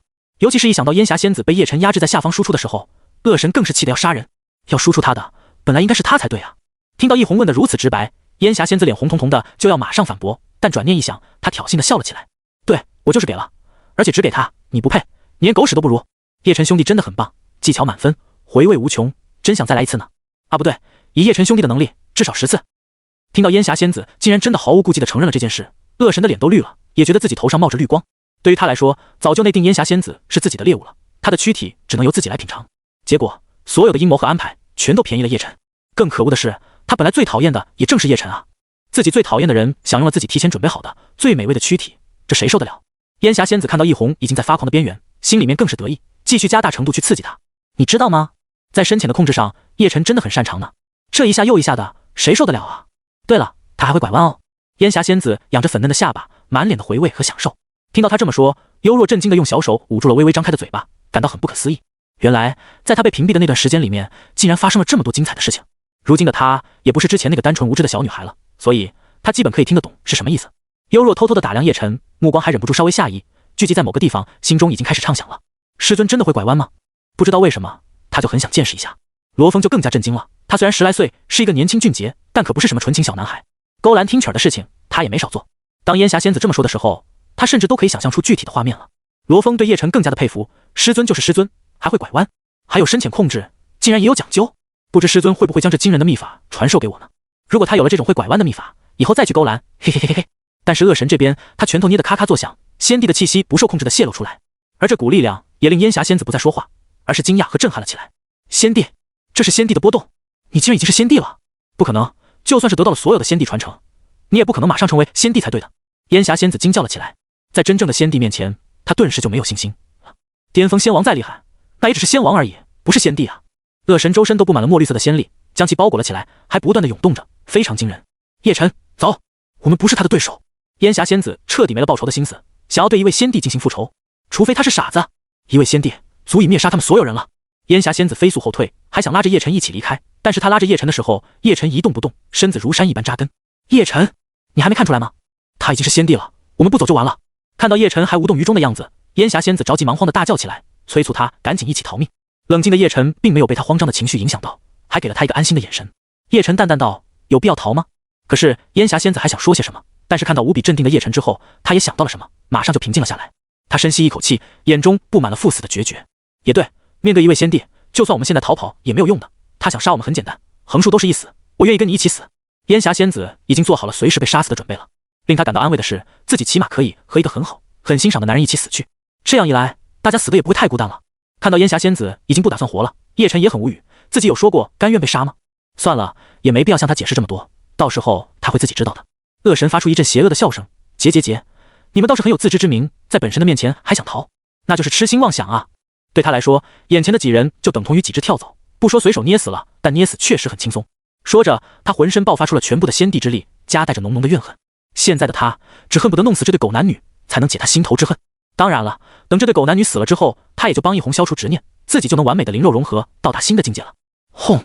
一头巨大的上古神鳄浮现出来，这头上古神鳄的虚影身躯无比巨大，不知道有几万丈，别说是小小的恶神山了，几乎覆盖小半的恶元星了。在外界的人都能看到，这头上古神鳄的虚影就这样悬浮在天空之上，覆盖了整片天空，释放出无穷无尽的仙帝威能。烟霞仙子就更加绝望了，在这股力量面前，他深知自己根本不可能战胜对方，现在能做的不过就是让自己死得更加光荣一些罢了。叶晨兄弟，这么多年来最有意思的就是让我遇见你，你是个很好的人，结果被我卷入这场风波中，我真的很对不起你。唯一让烟霞仙子愧疚后悔的就是自己连累了叶晨，把他也害死了。就在他已经绝望的时候，却听见耳边传来叶晨淡然的声音：区区一条小蜥蜴也配在本座面前大放厥词？恶神怒吼：去死吧！声音未落之际，他头上悬浮的那头上古神鳄的虚影就挥动巨大的尾巴，朝着叶晨和烟霞仙子狠狠地抽了过去。凡是尾巴横扫之处，天地道则都在伴随，无尽的墨绿色仙光在涌动，整个恶元星都在颤抖。这一击绝对可以活活抽死一位巅峰仙王啊！烟霞仙子双掌向前推去，还想抵挡，不过他已经绝望地闭上了眼睛等死。罗峰心中冰冷，他知道在仙帝的面前，一切皆为蝼蚁，自己也要死了。不过并不可惜，自己死前还认了一个很厉害，而且对自己很好的师尊，也值了。可惜的就是自己收集了这么多的天才地宝，却没有机会带回家给爷爷服用，也没能好好成长，帮忙扛起家族的重担。只有幽若淡定自若，甚至幽若这个小丫头的嘴角还带着淡淡的嘲讽笑容。先帝，先帝又怎么样？我家师尊曾经在仙灵大世界里面就灭掉了3尊仙帝，还造就了海莹这位新的女帝。昆仑圣地之内还有好几位他都不知道的仙帝呢，区区仙帝罢了，在我家师尊面前算得了什么？此时的叶晨也终于出手了，他也没有太多花里胡哨的动作，就只是以掌为刀，对着那上古恶神的虚影轻描淡写的切了下去。而此时的恶神山外界，所有人们都看到了这条上古神恶的虚影覆盖天穹，横贯寰宇。在这一刻，所有人都被震惊的说不出话来。不用说，他们也都知道，这肯定是和上古恶神有关了。在这道巨大的虚影面前，所有人都觉得自己只是一只蝼蚁而已，不值一提。包括那几位圣地的先王老祖同样如此。尤其是当这条上古恶神的尾巴猛然甩动，好像是要疯狂地抽打什么东西的时候，天地间的道则伴随而动，世界隆隆作响，震慑灵魂。他们汗毛直竖，如果这一尾巴直接抽打在他们的身上的话，他们怀疑自己会不会连同神魂都被抽爆了。不对，不用怀疑，如果自己真的硬挨了一尾巴，自己一定是肉身崩溃，神魂炸裂，彻底的身死道消。不过就在那道尾巴落下的时候，他们却看到了一道炽烈的白色光芒从下而上，以倾斜的角度将上古神恶的虚影给切开了。这道光芒一闪即逝，犹如世间最快、最不可抵挡、最锋利霸道的刀光。在这道刀光的面前，那威武至极的恶神虚影反而像是纸糊的一样，多少显得有点不堪一击了。是，也是随着白色的刀芒消失，那上古神恶的虚影忽然间静止了，一动不动。下一刻，虚影开始震颤起来，然后轰然崩溃，整个恶神山都因此而炸开，巨石纷飞，烟尘漫天。这突如其来的变故让所有人都一脸茫然，甚至是不知所措。刚才那是上古恶神的显化吗？他看起来好像是在攻击什么东西。没错，那尾巴落下来的时候，我感觉整个天地的力量都凝聚起来，全部打向我了，真的好恐怖啊！那就是先帝一击吧？说击不说吧，闻名你我他，所有人都沉浸在亲眼见到恶神虚影的震撼当中，对他们来说就等同于亲眼见到了真正的先帝了。可令他们更加疑惑不解的是，随后出现的那道刀光又是什么意思呢？这个问题，所有人百思不得其解。那几位先王老祖也在思考这个问题。那一道刀光虽然消失得很快，只存在于刹那，但是给我的感觉却比恶神的那一尾巴更加惊人。一位先王神色凝重地说道，其他人也很同意这个说法。假如说我们看到的不是真实发生的事情，而是一段来自上古画面的重现，那么当时恶神所面对的强敌该有多恐怖啊！另外一位先王也感叹道，他们不认为这里有谁能和上古恶神抗衡，甚至一刀就将虚影给斩灭了。更贴近真相的猜测，只能是他们看到的那一幕其实是上古某个画面的重现，这也是很有可能的。这么想的话，当时恶神面对的敌人极有可能比他都厉害啊！就在他们还在研究刚才的画面时，恶神山崩塌之后引起的巨大烟尘已经逐渐落定了。放眼望去，原本高大的恶神山现在被炸成了平地，露出了内部的一片废墟，什么骸骨，什么尸体，都随着刚才那一炸灰飞烟灭。几位先王老祖也不约而同地闭上了嘴巴，将目光投向恶神山的方向。他们可以感知到有一股力量屏蔽了他们的探查，但依稀能用肉眼分辨出有几道身影正从崩坏的恶神山中走出来。他们肌肉下意识地紧绷起来，体内仙力也保持着随时运转的状态，因为从里面活着出来的几人极有可能就是恶神传承的获得者。他们这些先王老祖想要得到恶神传承的话，就要争夺其拥有者，把拥有者带回自己的圣地内。接下来极有可能就是一场属于他们几人的大混战了。别看他们几人现在可以相安无事，实际上他们已经做好了随时向身边人动手的准备。随着尘埃落下，场景逐渐清晰，那是4道身影从里面走出来，2男2女，正是叶晨他们4人。当看到是他们4个人之后，外围的人们都发出了惊讶的哗然声，他们已经认出叶晨一行人了。走在最前头的那位，不就是之前一个喷嚏就弄死第一战神，还把恶神山大门都喷开的大佬吗？他能活下来算是在意料之中。他身边的那个高挑女子也是强者，一身的威压就碾压全场了，能活下来也正常。至于罗峰和幽若也能活下来，就出乎众人的意料了。一个才化神3重，另一个更弱，仅仅是筑基巅峰的弱鸡，这也能活着走出来，真没天理啊！只能说真的很羡慕他们抱住了大腿，要是没有那位俊美男子的庇护，他们必死无疑。跟在叶晨身边，幽若此时的脑子还有些恍惚的，刚才他都以为自己要死了。神的尾巴抽打，谁能扛得住啊？结果他身边的叶晨只是漫不经心的抬手，随随便便打出了一记手刀，就将恶神斩成2半了。如此惊天伟力，让他这个巅峰仙王都难以消化。罗峰也处于震惊和懵逼的状态中，不过他很快就意识到自己的师尊比自己想象中的更加无敌，连传说中的上古恶神在师尊面前都挡不住随手一刀，这说明了什么？不就说明了师尊同样也是一位先帝吗？想到这里，罗峰脑子就晕乎乎的，感觉自己的双脚踩在棉花上一样。卧槽，我的师尊是先帝，是先帝啊！谁敢信？相比于他们2人的震撼，幽若明显就轻松自如多了。他无比自豪地牵着叶晨的手，跟在他身边，脸上是满满的骄傲。看到了吧，这就是我幽若的师尊，超级厉害的先帝。那几个仙王老祖看着他们4人走出来，先是彼此对视了一眼，随后同时拦住了叶晨他们的去路。来自无尘神殿的仙王老祖以一种居高临下的姿态俯视他们，冷声质问道：你们当中是谁获得了上古恶神的传承？冷酷的质问，甚至是审问了。对他这个仙王老祖来说，这4人就是自己的一个棋子罢了，都是拿来利用的。听着这个仙王老祖的质问，几人都有些懵逼，甚至有些想笑。什么恶神？神都被灭了，你不知道吗？还想要恶神传承？神自己都是自身难保呢。见几人面对自己的问话还一脸轻松的样子，这个仙王老祖心头恼怒，区区几个底层喽啰竟然敢无视自己的问话，真是活得不耐烦了。我只问一遍，答不上来就死。这位仙王语气顿时变得更冷了，体内那仙王的气息也稍微释放出来一点，向叶晨他们压迫过去。他只是放了一点而已，担心一下子释放太多了就会把叶晨几人弄死。很显然他多虑了，在场的人当中不说叶晨了，就说烟霞仙子都不是他能够抗衡的。滚开！已经开始回过神来的烟霞仙子不悦地皱起了眉头。在一红那边他没有发泄出那股怒火，结果这个不长眼的东西刚好就撞了上来，这不是在找死吗？但对方一听这话，顿时火冒三丈，自己可是圣地的仙王老祖啊，地位崇高，实力通天，这世间有谁敢如此对他说话？光是这2个字就足以判他死刑了。轰！一股强悍的力量从这位仙王老祖的身上爆发了出来，他探出遮天巨手，想要把烟霞仙子一巴掌拍死。不过其他人可不会让他这么做，其他的仙王老祖纷纷出手将其阻拦了下来。弄死他们，我就拿不到仙帝传承了。什么叫你拿不到？应该是我拿不到才对，仙帝传承只能是属于我的。几个仙王争执不休，为了从叶晨几人这里得到仙帝传承，他们向叶晨几人开出了非常好的条件，想要将其吸引到自己的圣地中来。我们如意圣地，本老祖可以给你们一块神元。如意圣地的老祖傲然说道。一块神元在常人眼中已经是逆天的至宝了，他相信自己拿出一块神元作为诱惑，这没见过世面的几人一定会忍不住的。另一个来自极云剑宗的老祖也开出了自己的价码，来我们极云剑宗吧，仙级的功法剑诀随便挑，至于神元同样也有一块。为了争抢叶晨几人，他们自认为开出了很高的价码，只是他们并不知道，此时的他们在叶晨等人的眼中就像是几只小丑。神元他们会稀罕吗？还给仙级功法？抱歉，在昆仑圣地里面，亲传弟子标配就是地级功法。可以闭嘴了！烟霞仙子怒斥。几人脸色瞬间阴冷下来，还没有等他们动手，烟霞仙子已经率先出手了。一股强悍的仙力从他掌中打出，狠狠地印在无尘神殿的老祖身上。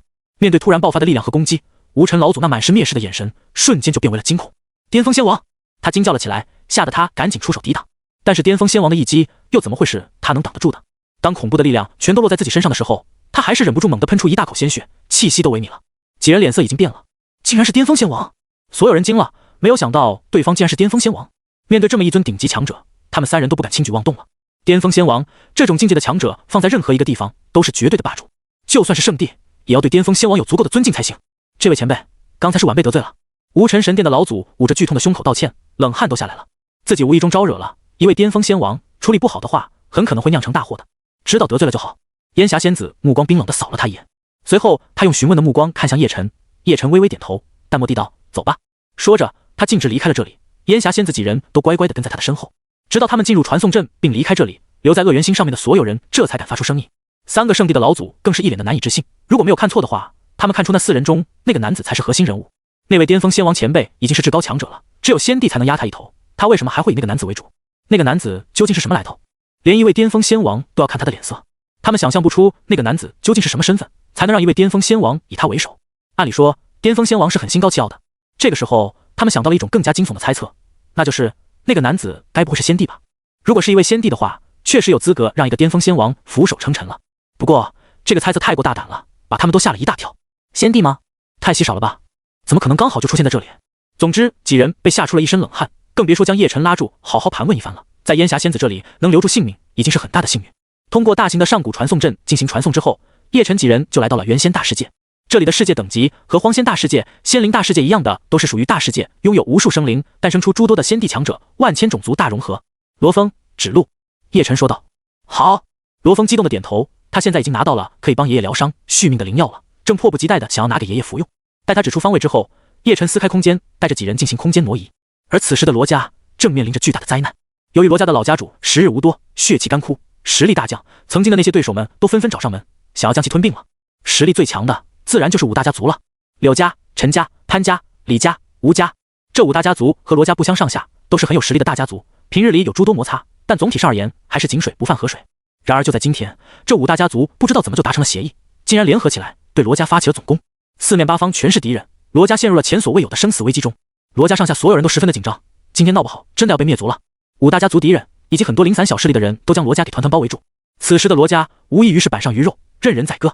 在宽阔的家族前院，罗家的人已经聚集起来了，他们抬头看着上方的护族大阵，只希望大阵能多挡住几轮攻击。罗家的老家主，也就是罗峰的爷爷，就在人群的中央，手持巨大的战刀，一身的杀气。他看着罗家众人，发出了怒吼：今日是我们罗家生死存亡之刻，谁要是怕了，现在就退出。这话一出，人群出现了一些骚乱，但是没有任何人选择退缩，反而是眼神更加坚定了。这里是他们的家，不容许任何外族人践踏。看到所有人都愿意死战到底，老族长非常欣慰，非常满意。好，今日哪怕血战到底，也要守住家族。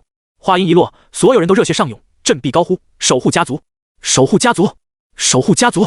所有人的声音集合在一起，仿佛可以掀开整个天幕。但在这个时候，天上却传来了一阵剧烈的轰鸣，罗家的领地都跟着颤动了起来。轰！巨大的撞击声让所有人齐刷刷地抬头看去，只看见罗家的上空有成千上万的人凌空而立，仿佛随时都要冲下来。其中一人的手中拿着一把沉重的大锤，刚才就是他一锤子轰在了罗家的护族大阵上面。幸好护族大阵十分坚固，不然的话，就刚才那一锤的威力，足以灭杀一大片强者。老家主看到了这道身影之后，气得直咬牙。柳家的家主，这狗东西真是迫不及待啊！哼，柳家和我们罗家的矛盾最激烈了，现在看到有机会灭了我罗家，第一个就站出来了。在老家主的身边走出来一个气宇轩昂的中年人，他是罗家的现任家主，也是罗峰的亲爹罗烈。罗烈眼中战意十足，反正也要大战一场，在死之前一定要带走柳家主，杀一个打平，杀两个赚了。罗家的族人们眼中都像是燃烧着火焰，他们所想的就和罗烈是一样的，死之前能多带两个垫背的，那就赚了。护族大阵之外，柳家主这一锤虽然没有将阵法给打破，但他脸上的笑容更加狰狞了。哈哈，罗家的崽子们，罗烈，你们想靠这个乌龟壳能撑多久？苟延残喘吗？哈哈，充满讥讽的狂笑让罗家所有人怒火中烧。随后，天空之上又出现了另外4家的家主：陈家主、潘家主、李家主、吴家主。这4人目露冷光，二话不说就招呼手底下的强者们摆开阵势，开始对罗家大阵进行最后的攻击。上千名强者集结，最强的是大成期，余下的很多都是合体期，全都是高手。看到这么多人一起动手，罗家的人也不由得紧张了起来，做好殊死一搏的准备。这上千名强者将力量集中在一点，然后狠狠地轰在罗家大阵上面。轰隆！这股庞大的力量狠狠地撞在阵法之上，原本稳固的阵法顿时就剧烈地震颤了起来，不断的扭曲摇晃。面对这么强大力量的集中攻击，就算是大阵也顶不住啊！持续了10几个呼吸的时间而已，罗家大阵就轰然溃散。等待许久的5大家族的高手们杀了进来，杀！冲啊！灭掉罗家，瓜分财产。男的都杀了，漂亮的女人就留下，给弟兄们都爽一爽。哈哈，老子早就想这么做了。罗家可是有不少水润的婆娘，老子要打10个。凡是看到什么好东西就直接抢，太爽了！好几万5大家族的强者们疯狂地大笑着，他们已经开始幻想如何瓜分罗家的财产了。不管是宝物还是各种功法，甚至是女人，他们都要收走。天空上密密麻麻的全是人，一眼看过去就像是一群蝗虫俯冲下来一样，既壮观又可怕。护族大阵被打破，都在罗烈和老家主的预料当中，所以他们并没有慌乱，而是冷静地指挥族人进行反击。攻弩队马上发射，暗杀队等待时机一击必杀，阵法队马上激活阵法，将部分人都困在里面。先头部队随我上场杀敌！罗烈举着手中的长剑大吼着，将战术安排好之后，第一个冲向敌人，开始大开杀戒。身为罗家的家主，他的一身修为已经达到了渡劫期的巅峰，只差一丝就可以达到真仙境界。如果顺利的话，他有把握在100年之内达到真仙境，彻底扛起家族的重担。但是5大家族也不是傻子，不会给他继续变强的机会。轰！罗烈这么一尊渡劫期巅峰的强者杀入了人群中，就像是猛虎下山一样，将敌人杀得七零八落。在他身后的罗家族人们也都是高手，一出手就必定要带走很多条性命。可惜的是，好景不长，柳家主、陈家主、潘家主这3个人拦在了罗烈的面前。3股强悍的气息分别从他们的体内爆发出来，不亚于罗烈，全都是渡劫期巅峰。在他们的压制之下，罗烈的气息都被盖过去了。嘿嘿嘿，罗烈，你也有今天？你就算再厉害，能挡得住我们3人吗？柳家主一脸阴险地嘲笑了起来。在他们5位家主当中，就属罗烈天赋最高，最有希望突破到真仙境界了。但是那又如何？现在还不是乖乖的被他们3人狩猎？他个人战力再强，面对3位同境界强者，又能活多久？罗烈，现在投降吧，你还有条活路。我陈家刚好缺一条看门狗，你就很适合。陈家主也满是讥讽地笑了起来。他们满不在乎地羞辱罗烈，要把他所有的尊严都踩在脚底下。听着他们的羞辱，罗烈神色很是平静。他已经做好选择了，那就是死前也要拉个垫背的。眼前3人，他应该能让2个陪葬。而老家主那边也被李家主、吴家主围攻了，情况不容乐观。老家主刚刚想要加入战场，就有2道散发着浑厚气息的中年身影将他拦住了。正是李家主和吴家主，他们2人眼神玩味地看着老家主，就像是看着一只垂死挣扎的狗一样。老东西，你时日无多，就不用抵抗了吧？我们还要费一番手脚对付你，多浪费时间啊！李家主嘲讽道。他们5大家族联手，没有输的理由啊！今天之后，罗家将会成为历史。老家主看着无比嚣张的2人，神色也十分平静，他已经做好赴死的准备。不用废话了，直接来吧。老家主语气平静地说道。他话音一落，体内潜伏已久的力量毫不保留地爆发了出来，渡劫期巅峰的力量好像天柱一样直冲天际，周遭的天地灵气都跟着发生了变化，掀起一股狂风向4面8方席卷而出。不过李家主和吴家主也不是吃素的，他们深知老家主的厉害，哪怕对方气血衰败了，战力下降了，也不能小看。于是乎，同样的渡劫期巅峰力量从他们2人身上爆发了出来。百兽诸神指，李家主率先出手，他探出一指，灵力跟着澎湃涌出，凝聚成山峰一样的巨型手指朝着老家主点去。吴家主也紧随其后，手中的长剑一抖，无数道璀璨的剑光骤然绽放，像是天际的流星一般绚烂。星辰九剑，他们两人同时出手，威力无穷，天地间弥漫着杀伐之力。面对两人的攻击，老家主早就有所准备了，他第一时间就祭出了一块玉佩。这块玉佩迎风而张，从巴掌大小瞬间就变成了宫殿般巨大，和李家主的百兽诸神指撞击在了一起，二者的能量顷刻间爆发了出来。百兽诸神指将玉佩砸成了粉碎，但这一指所蕴含的能量也被抵消殆尽。与此同时，老家主挥舞着手中的长枪，与吴家主战成一团。砰！长枪如龙，被他耍得虎虎生风，狂暴的力量也在迸发，枪杆砸在长剑之上，两人都被震得连连后退。手中长剑嗡嗡作响，吴家主死死地咬着牙，阴狠道：“老东西都快要死了，力气还这么大，我就不信了！”落羽神剑诀，吴家主眼神发狠，再次使用出了一门威力巨大的剑诀。当他的长剑刺出的时候，无数的剑气都幻化成了细细的羽丝，遍布天地间。羽丝很是细小，但杀伤力却相当惊人，稍微被这羽丝触碰到，都会很危险。无数的羽丝向老家主包裹而去，如果他来不及防范的话，不死都要重伤。在这危急的时刻，老家主将浑身灵力都灌注到手中的长枪内，整杆长枪都迸发出了耀眼的白色光芒，其力量波动更是霸道无比。雷火镇魔枪，随着老家主的一声暴喝，一股炽烈的火焰和爆裂的雷光迅速布满长枪。当他一枪刺出的时候，火焰和雷光彼此融合，带着毁灭性的力量撕裂了无数剑雨。轰！二者交锋，混乱的力量当场炸裂，战斗余波扩散出来，把很多罗家的建筑都给夷平了。吴家主后退十几步，气喘吁吁，显然是受到了不小的伤。但老家主情况更为不妙，他老迈的身躯倒飞了出去，狠狠地砸进废墟中，炸起了一团烟尘。一直在等待时机的李家主在此时悍然出手，百兽诸神指，又是一记威力巨大的百兽诸神指，毫不留情地砸在老家主的方位，将地面砸出了千丈巨坑，像是陨石坠落过一样。等其力量消散，众人便看到在大坑的中心处正躺着老家主那浑身是血的老迈身躯，他已经奄奄一息。罗烈这边情况也好不到哪里去，他被三人围攻，已经彻底落入下风了。八门无量掌，化脉心法，定影天雷手，三位家主同时出手，其威力之大无法形容，渡劫期巅峰的全力一击可以给无数人带来绝望。本来就被打得节节败退的罗烈，此时就更加招架不住了，硬吃下这三招，让他一半的身体都被撕裂了，鲜血淋漓，已经没有半点人样了。整个罗家一败涂地，其他的罗家成员被杀了大半，遍地都是鲜血，遍地都是残肢断臂，俨然是人间地狱。战圈也收缩到后方，所有人罗家的人都浑身是血的聚集在一起，有的是惊恐，有的是不甘。随着老家主和罗烈的接连战败，也宣布了罗家再也无法翻身了。难道我们罗家真的只能这样了吗？身为罗家人，和家族共存亡固然是应该的，但就这样死去，我心有不甘。我还没杀够，我的大哥死了，弟弟也死了，就剩我一人，我要多杀几个人，为他们拉几个垫背。很多罗家族人大口喘着粗气，一边嗑药恢复力气，一边做最后的准备。躺在巨坑中的老家主努力挣扎着想要爬起来，但尝试了几次，每一次都重新重重地摔在地上。现在的他连自毁式的同归于尽都做不到。罗烈那半边血肉模糊的身体也被丢进了这个大坑中。五个家族的强者们就这样围在巨坑的边上，带着高高在上的姿态，就像是观赏两条可怜的死狗一样，带着讥讽的笑容看着他们。真是蠢啊，都说了投降就好了，非要打。嘿嘿，人家可是有骨气的，宁战死不投降。哈哈哈，骨气有个屁用，家族都要被灭了，骨气还能当饭吃？让这父子死在同一个坑里，已经是对他们最大的宽容了。他们漫不经心地发出嘲笑声，看到以前高高在上的大人物趴在地上，他们心里不知有多爽。坑中的罗烈和老家主也绝望了，他们明白罗家不可能会翻盘的。如今唯一令他们感到安慰的就是罗峰那个小子刚好不在家，躲过了一劫。只要罗峰还在，未来罗家就有再次崛起的机会。就算无法崛起也没关系，只要罗峰那小子能好好活着，他们死也瞑目了。至此，罗家全面战败，所有人心中或是绝望，或是心怀死志，没有人觉得罗家还可以翻盘。可就在大局已定的时候，罗家上空忽然间出现了一道空间裂缝，4道人影从空间裂缝中走了出来，其中一道人影正是外出归来的罗峰。就在五大家族准备将剩余的罗家族人一并团灭掉的时候，虚空之上忽然有一个空间裂缝打开了。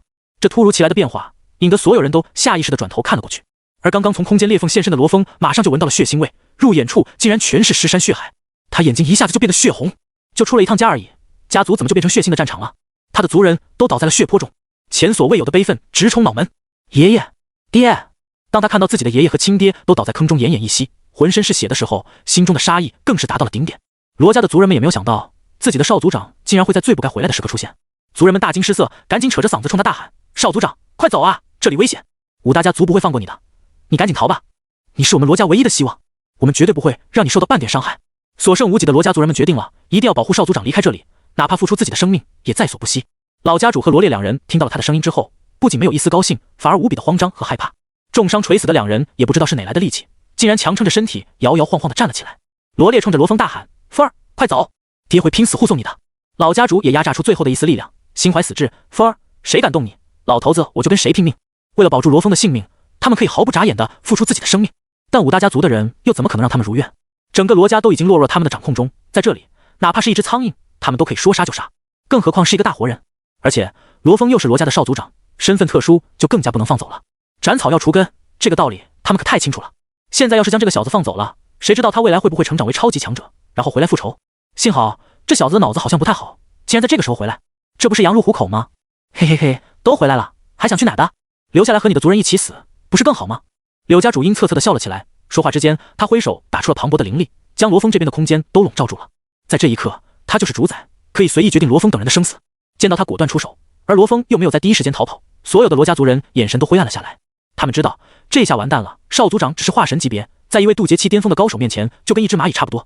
在这危机关头，罗峰却清醒地知道自己只是一个小喽啰罢了，不可能是五大家族的对手。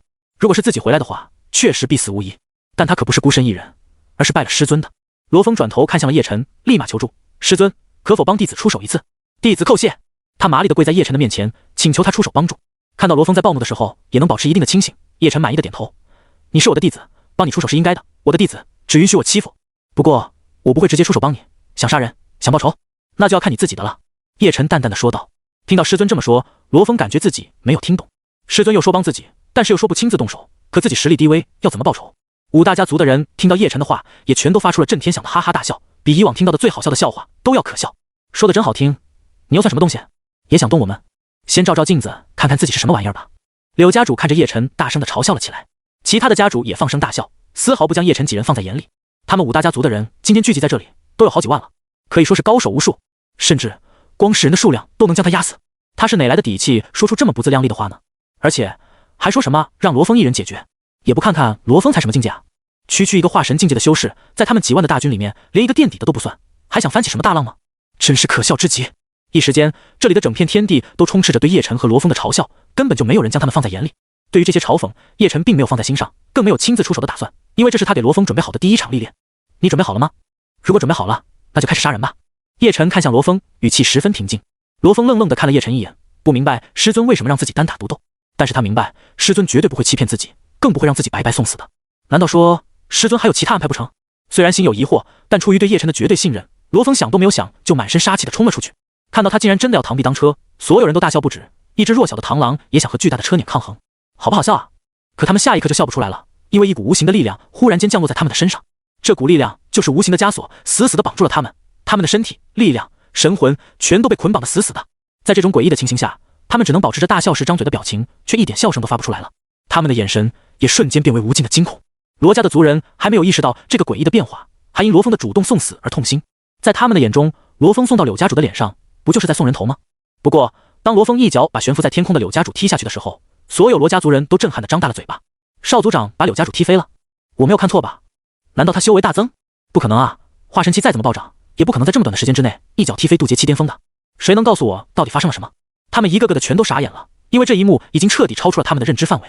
就连老家主和罗烈两人也瞪大了双眼，无比震惊地盯着罗峰看。但是他们毕竟眼界更高，很快就察觉到不对劲了。放眼望去，所有来犯的敌人竟然全部都一动不动，就像是被施加了定身术一样，怎么全都跟不会动的木头一样，只能被动挨打？是罗峰的杰作吗？不，绝对不可能。罗峰就算真的得到了很厉害的奇遇，也不可能做到如此惊世骇俗的事情。那就只有那个被罗峰称为师尊的陌生男人了。他们两人意识到这一点之后，猛然看向半空中那面容俊美的不像话的叶晨。罗烈和老家主都意识到不对劲了，五大家族的人都被定格在虚空之上，一动不动，跟个木头一样，这就很不合理。他们来这里就是为了覆灭罗家的，又怎么可能站着不动，让罗峰乱杀呢？当他们明白这么诡异的一幕极有可能和罗峰的师尊有关的时候，便扭头看向了罗峰的师尊。他们发现罗峰的神秘师尊嘴角带着淡淡的微笑，仿佛这一切都在他的预料当中一样。看到这里，罗烈和老家主两人都彼此对视了一眼，都看到了对方眼中的震惊。果然如此，就是和那个神秘的师尊有关。这位前辈究竟是怎么做到的？刚才他分明没有动过，难道仅仅是一个念头就可以冻结虚空，让这几万强者都无法动弹？两人感到非常的不可思议。这几万人都是高手，光是渡劫期巅峰的修士就已经有好多个了，就算是真仙境界的强者来了，面对这几万人的围攻，也只能退避三舍。的师尊又是什么来头？竟然可以控制所有人被动挨打？天空之上，罗峰看到自己全力一击，竟然都没有办法伤到柳家主，也气得直咬牙。他不甘心地捏紧了拳头，我的修为还是太低了，连伤到对方的资格都没有。被踢到地面的柳家主看上去好像头发凌乱很狼狈，实际上没有丝毫的伤势。区化神三重的修士拿什么破开渡劫期巅峰强者的防御？人家站着让你打，你都伤不到人家。这时罗峰的耳边响起了叶晨的声音，徒儿，展现出你的分身吧，否则你拿他们都没有办法。听到师尊的话，罗峰心里顿时大吃一惊，分身？师尊竟然知道他还有分身？他拥有一个分身的事情是他最大的秘密，到目前为止，他从来没有和任何人提起过，哪怕是最亲近的老爹和爷爷。师尊却可以一语道破他的秘密，岂不是说明自己的一切都逃不过师尊的法眼？罗峰惊了，真不愧是师尊啊，太厉害了，连这都能看出来。他也没有隐藏的打算，既然师尊都这么说了，自然是放开了打。罗峰当即变身，从一个正常的人类姿态开始变成一尊浑身暗金色，身体有多处狰狞尖刺，散发着恐怖气息的巨兽。好！罗峰变化出来的巨兽仰天怒吼，野蛮、霸道、高贵的气息弥漫全场。咦，这不是金角巨兽吗？难道它不是人类，而是传说中最稀少的星空巨兽金角巨兽？在看到了这头巨兽的模样之后，烟霞仙子感到非常的诧异。在星空深处有一个族群名为星空巨兽，这个族群当中又可以细分为好几个种族，比如之前他们看到的炎星巨兽也是星空巨兽的一类，而金角巨兽则是星空巨兽当中最为高贵、强大、神秘的种族。炎星巨兽虽然很强，但是根本比不上金角巨兽，而这正是罗峰被评为地级资质的原因了。幽若看到罗峰忽然间变成了如此狰狞、恐怖、古怪的巨兽的模样，同样也被吓了一大跳。好吓人啊！这才是罗峰师弟的本体吗？幽若惊讶地捂住了小嘴。这个世界果然很神奇，这么古怪的物种他就没见过。叶晨摇头道，这不是他的本体，他的本体是人类。至于金角巨兽的分身，是一次偶然的机会融合的。在收罗峰为徒的时候，叶晨就得知这些信息了。所以罗峰最大的秘密在他眼中根本就不是什么秘密。化身为金角巨兽的罗峰身体变得无比坚硬，身上每一处锐利的尖刺都能轻易地划开化神巅峰的身体。巨大的金角巨兽狠狠地撞在一位炼虚七强者的身上，当即就将这位炼虚七强者撞得吐血倒飞出去。罗家众人此时看得目瞪口呆，他们不知道好好的罗峰怎么变成这个模样了。这还是他们的少族长吗？最后还是罗烈先反应过来，回头朝着所有罗家族人大吼，敌人无法防御和反击，赶紧杀啊！被他这么一提醒之后，所有的族人如梦初醒，恍然大悟，全都杀气冲冲的提刀砍人去了。每一刀的落下都带着他们强烈的怒火和仇恨。不能动的五大家族的人，此时被罗家的人们如同砍瓜切菜一样，一刀一个，好不痛快。妈的，老子砍的手都累了。我也是，换边手继续砍。少族长变成的那个怪物可真猛啊，一口一个敌人，连炼虚期的高手都被他吞噬了好几个。炼虚期又如何？反正他们也动不了，就是站着等死。罗家的族人们光是杀人都杀得满头大汗，整整好几万的人，就算是收割人头都累得半死。大半天下来，他们才将所有的敌人都解决了。除了五大家族的人之外，还有很多其他大大小小势力的人躲在暗处观察战况。当他们看到五大家族的人站着不动让人砍的时候，吓都要吓死了。不对啊，五大家族的人明明都已经获得胜利，已经控制整个罗家了，为什么还主动送死？古怪，太古怪了，有谁会这么傻，站着不动让人砍杀的？五大家族的人不会这么愚蠢，一定是发生了什么令人意想不到的事情。该不会是那个年轻人弄的手脚吗？那些躲在暗处刺探情报的人都看向了叶晨，因为自从叶晨等人出现之后，此处的诡异情况就出现了。虽然不知道他是如何做到的，但一定和他有关。亲眼看到五大家族的人一个个死去，躲在暗处的人们都恐慌地回去复命了，连五大家族的族长都死了，这一下真的是要变天。罗家极有可能要重新崛起，甚至超越巅峰。而这一切的变化都是随着那个神秘的年轻人的出现而出现的。在解决了所有敌人之后，罗烈将他们的躯体一把火烧了。感谢前辈相助，罗家没齿难忘。罗烈带领罗家所有族人跪在了叶晨的面前。从始至终，叶晨都没有真正出手过，但他们很清楚，要不是有这位神秘的师尊在的话，罗家已经彻底灭亡了。叶晨语气平淡，我只是在帮我弟子罢了。对他自己而言，他哪里会在乎一个家族的兴衰存亡，他只在乎他的弟子罢了。罗家既然是徒弟的家族，他这个当师尊的自然也会伸以援手。感谢师尊帮助，要不是有师尊在，弟子真的不知道该怎么办。罗峰也无比感激地道。面临家族大难，他区区化神期完全起不到作用，这一次对你也是磨练。叶晨说道。罗峰眼神坚定，弟子一定会努力修炼的，不管是为了家族还是为了师尊的厚望。看着已经有所成长的儿子，罗烈也有了些欣慰。风儿，我们罗家的未来就交给你了，我和你爷爷已经油尽灯枯，大限将至，无法再陪你走下去。罗烈面带笑容地说道。他知道自己活不长了，但是看到儿子的巨大潜力，他还是很高兴。有这么神秘强悍的师尊在，风儿肯定能够正常成长起来的。老家主也微笑地点头，临死之际能看到风儿变得这么强，我老头子死也瞑目了。听见爷爷和老爹都开始交代遗言了，罗峰急的眼泪都要掉出来了。他赶紧翻出自己在恶神山内部得到的那些宝物，全都丢在地上翻找，很快就找到了几枚灵气氤氲的果子。这是星落琉璃果，可以延年益寿，你们吃下去肯定不会死的。罗峰着急地叫道。看到他竟然可以拿出星落琉璃果，罗烈他们都很惊讶，这可是非常珍贵的天材地宝，风儿是从哪里弄来的？不过他并不打算服用。风儿，星落琉璃果的神效我们也听说过，虽说可以延年益寿，但无法治愈重伤。我们的躯体已经无比残破，就不回来了。罗烈黯然地将星落琉璃果推回罗峰的手中，这么珍贵的天材地宝不应该在他的身上浪费了。见自己的弟子这么伤心，叶晨还是给他丢出了2枚普通丹药，给他们服下。谢谢师尊。罗峰激动万分，他不知道这是什么丹药，也不知道有什么效果，但既然是师尊给的，一定不会有错。前辈，我们都是将死之人，又何必浪费丹药呢？罗烈无奈地笑道。但是看到叶晨也没有收回丹药的打算，他们也只好将其服下了。他们深知自己的身体情况，光是服用丹药最多就是延缓死亡罢了，其实没有太大的作用。抱着这样的心态吃下丹药之后，罗烈和老家主都不抱什么希望。可就在丹药入口的那一瞬间，一股极具生机的精纯药力忽然在口中炸开，流向四肢百骸。受到了损伤的身体也在这股奇特药力的作用下快速的复原。断裂的骨骼、碎掉的经脉、缺失的气血等等，在丹药的力量下，竟然奇迹般的全部恢复了，甚至比巅峰时期还要好很多倍。两人顿时惊了，好强的丹药，我的身体全部被治好了，亏空的力量不仅得到了弥补，甚至精进了很多。罗烈惊喜的大叫了起来，小小的一枚丹药竟然会有起死回生般的奇效，实在是远远超过了他的预料啊！老家主此刻也同样震撼，他老迈的身体恢复了强大的生机，而且滑落的实力也冲上了巅峰。轰！他借助这股药力，毫不费劲地冲进了真仙境界，真正成为了一名仙人，体内的灵力也全部都转化为仙力。成仙之人近乎永生不死，这下他再也不用担心寿命的问题了。真仙，是真仙，老家主成为真仙了，我们罗家有真仙了。一枚丹药不仅把老家主给治好了，还让他进入了真仙境界，太神奇了吧！哈哈，我看谁以后还敢欺负我们罗家！所有罗家的族人们都激动地笑了出来，有的人连眼泪都笑出来了。这就是扬眉吐气，这位神秘师尊真是创造奇迹的人物，他的出现彻彻底底改变了罗家的命运，大恩大德，没齿难忘。罗家未来愿意为前辈肝脑涂地。罗烈和老家主热泪盈眶，直言愿意把自己的性命都交给叶辰，只要叶辰一句话，他们当场自杀都毫无怨言。恩人如果让他们自杀，那一定有恩人的理由，他们只需要执行就好了。对此，叶辰却毫不在意。昆仑圣地全是强者，他们修为太低，也派不上用场。两枚不值钱的丹药罢了，本座要是连这点不值钱的东西都无法赐予弟子，说出去岂不是丢脸？叶辰漫不经心地说道。熟悉他的人都知道，平时他赐予弟子的各种宝物都是罕见的至宝，这种不入流的丹药，其他的弟子多的是。但罗家的人从来就没有见过这么珍贵的丹药。听见叶辰把近乎起死回生的丹药说的不值一提，他们都直呼不可思议。能瞬间治愈两位渡劫期巅峰强者的身体，还能让其中一人顺利突破到真仙境，这也叫不值钱吗？大佬就是大佬，说话都和别人不一样。先进大殿再说，罗峰，为师有些东西要赐予你。叶辰带领众人进入了罗家主殿，不知道的还以为他才是罗家之主了。在距离罗家不算很远的路上，有100来人正着急地往罗家赶来。负责带队的是一个妙龄女子以及一个中年男人，他们都是徐家的人。徐家就和罗家一样，在这一带都是大世家，有很强的底蕴，和罗家的关系也比较好。但是出于明哲保身原则，徐家没有向罗家伸出援手，免得被5大家族针对了。而徐家的大小姐徐欣，她和罗峰是青梅竹马，两人早就私定终身了。徐欣知道了罗家遭逢大难之后，生拉硬拽也要带自己老爹来帮忙，至少也要将罗峰保下来才行。女儿，5大家族联手，不是我们徐家能抗衡的。现在罗家估计已经沦陷了，我唯一能做的就是保证罗峰那个小子不死，前提是他现在还没死。徐家主无奈地叹气道。徐欣瞪了自己老爹一眼，气呼呼地道：我知道了，罗峰不会死的，他一定会等我，一定会。徐家主本来还想再多说几句让他认清现实之类的话，但看到女儿都快要哭出来，他也不忍心再打击她。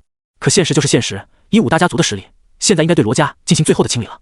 徐欣一行人紧赶慢赶地来到了罗家，本以为会看到血流成河、尸体堆成山的血腥场面，可眼前的景象却让他们一阵恍惚。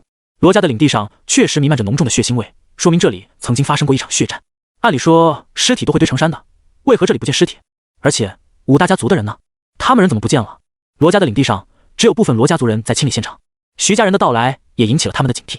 在看到是徐家的人，并且人数也只有几百之后，罗家的人才放松警惕。现在老家主已经突破到真仙境，族长罗烈也恢复巅峰实力，根本不怕徐家会偷袭。这不是徐家主吗？来的真是时候啊！一位罗家的族人阴阳怪气的讥讽道：该需要你们的时候不来，等事情解决了，你们知道出来刷脸了。徐家主有些尴尬的抿着嘴，但好奇心还是让他忍不住问道：罗烈呢？罗峰呢？他们都怎么样了？罗家族人淡漠地道：族长和少族长好得很，就在主殿内呢。徐欣听到罗峰安然无恙就放心了。徐家主犹豫了一下，又问道：5大家族的人都去哪里了？他们难道已经退走了？听到他还敢提这件事，罗家族人便冷笑道：徐家主，所以你是来捡漏的，还是来当马后炮的？这个时候才出现，徐家要么是想来捡漏，瓜分一部分罗家的财产，要么就是中途听到了一些风声，知道罗家已经解决战斗了，就跑出来刷好感了。不管是哪一种情况，都让人很是看不起。徐家主被对得哑口无言，只好进入主殿，先找到罗烈再说。来到主殿，便见到罗烈、罗峰、老家主以及一些罗家的高层分坐两旁，坐在主位的却是一个很陌生的青年。这一幕让他感到很奇怪。罗家最大的是罗烈和老族长，什么时候轮到别人坐在主位上了？徐家主远道而来，恕我未能远迎。罗烈坐在椅子上并没有起身，语气也显得比较平淡。倒是罗峰在见到了徐欣之后，两个少年少女都十分欣喜。在互相打过招呼之后，徐家主疑惑地问道：5大家族的人呢？他们都走了吗？罗烈发出了一声冷哼：他们一群死人罢了，还需要在乎吗？听到这话，徐家主大吃一惊，以为罗烈是在跟他开玩笑。5大家族的人阵势浩荡，人数众多，全都是顶尖高手，一个罗家怎么可能挡得住他们的进攻？更别说反杀了。罗家哪来的实力反杀5大家族？但是看罗烈认真的样子，根本不像是在说谎或者开玩笑。徐家主心中咯噔了一声，难道说武大家族的人真的被横扫了？你的状态。这个时候，徐家主才感应到来自罗烈的浑厚气息，大家都是渡劫期巅峰，可罗烈的气息更加圆满，说明罗烈距离真仙境界只有半步之遥，随时都能进入真仙境界。这真的是经历过一场生死大战会有的完美状态吗？这个时候，老家主也悠悠地说话了：“小徐，既然来了就坐吧，今日我罗家有贵宾，就不招待你们了。”他对徐家的观感也不怎么好了。徐家主转头看过去，这才发现老家主的气息深不可测，虽然没有刻意的释放气息，但是那种隐隐传出来的威压却让他感到心惊肉跳。真仙境，老家主进入真仙境了。徐家主惊出了一身的冷汗，不是说老家主年老体衰，气血衰败，实力大降，时日无多吗？为什么现在都变成真仙境界了？徐家主此刻心里面有10万个为什么，但也不好多问，只能先找个位置坐了下来。坐在主位上的叶晨端起旁边的茶水，刚送到嘴边，就皱着眉头放了回去。观察到这一点的老家主谨慎而又卑微的询问：“前辈，这个茶水不合口味吗？”叶晨淡淡道：“确实差了些。”老家主有些慌了，只能道：“前辈实在抱歉，这已经是我们最好的灵茶了，要是不满意的话，晚辈亲自去采购最好的灵茶回来。”叶晨摆摆手：“不用了，幽若，帮为师泡茶。”“是，师尊。”幽若开始掏出一把悟道茶叶，开始忙活起来，很快就冲泡出一壶茶。当茶香一出，飘满整个大殿的时候，所有人都精神都振奋了。这股茶香竟然有醍醐灌顶，开启灵感之奇效。到底是什么茶叶，竟然如此特殊？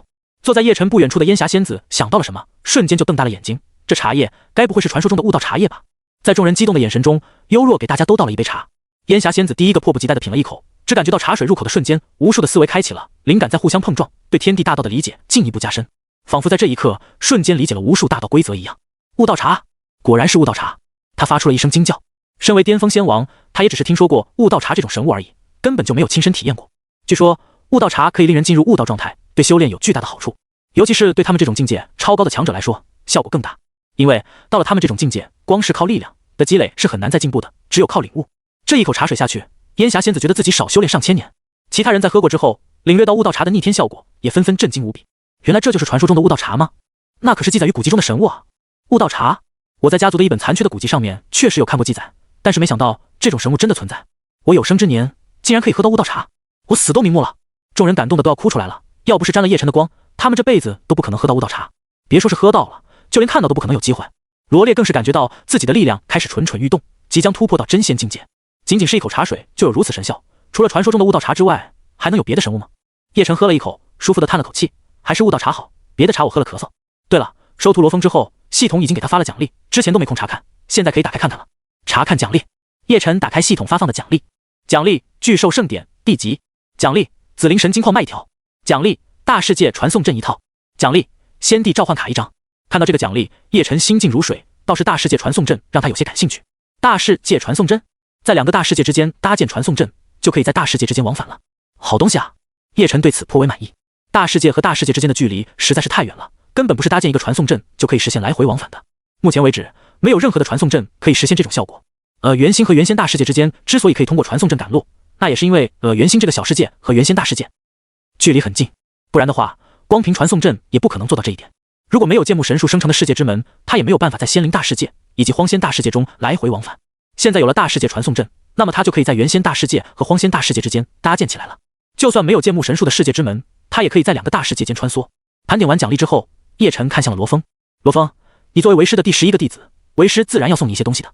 这是赠予你的功法，还有紫灵神经1万斤，先拿去当个小零食吧。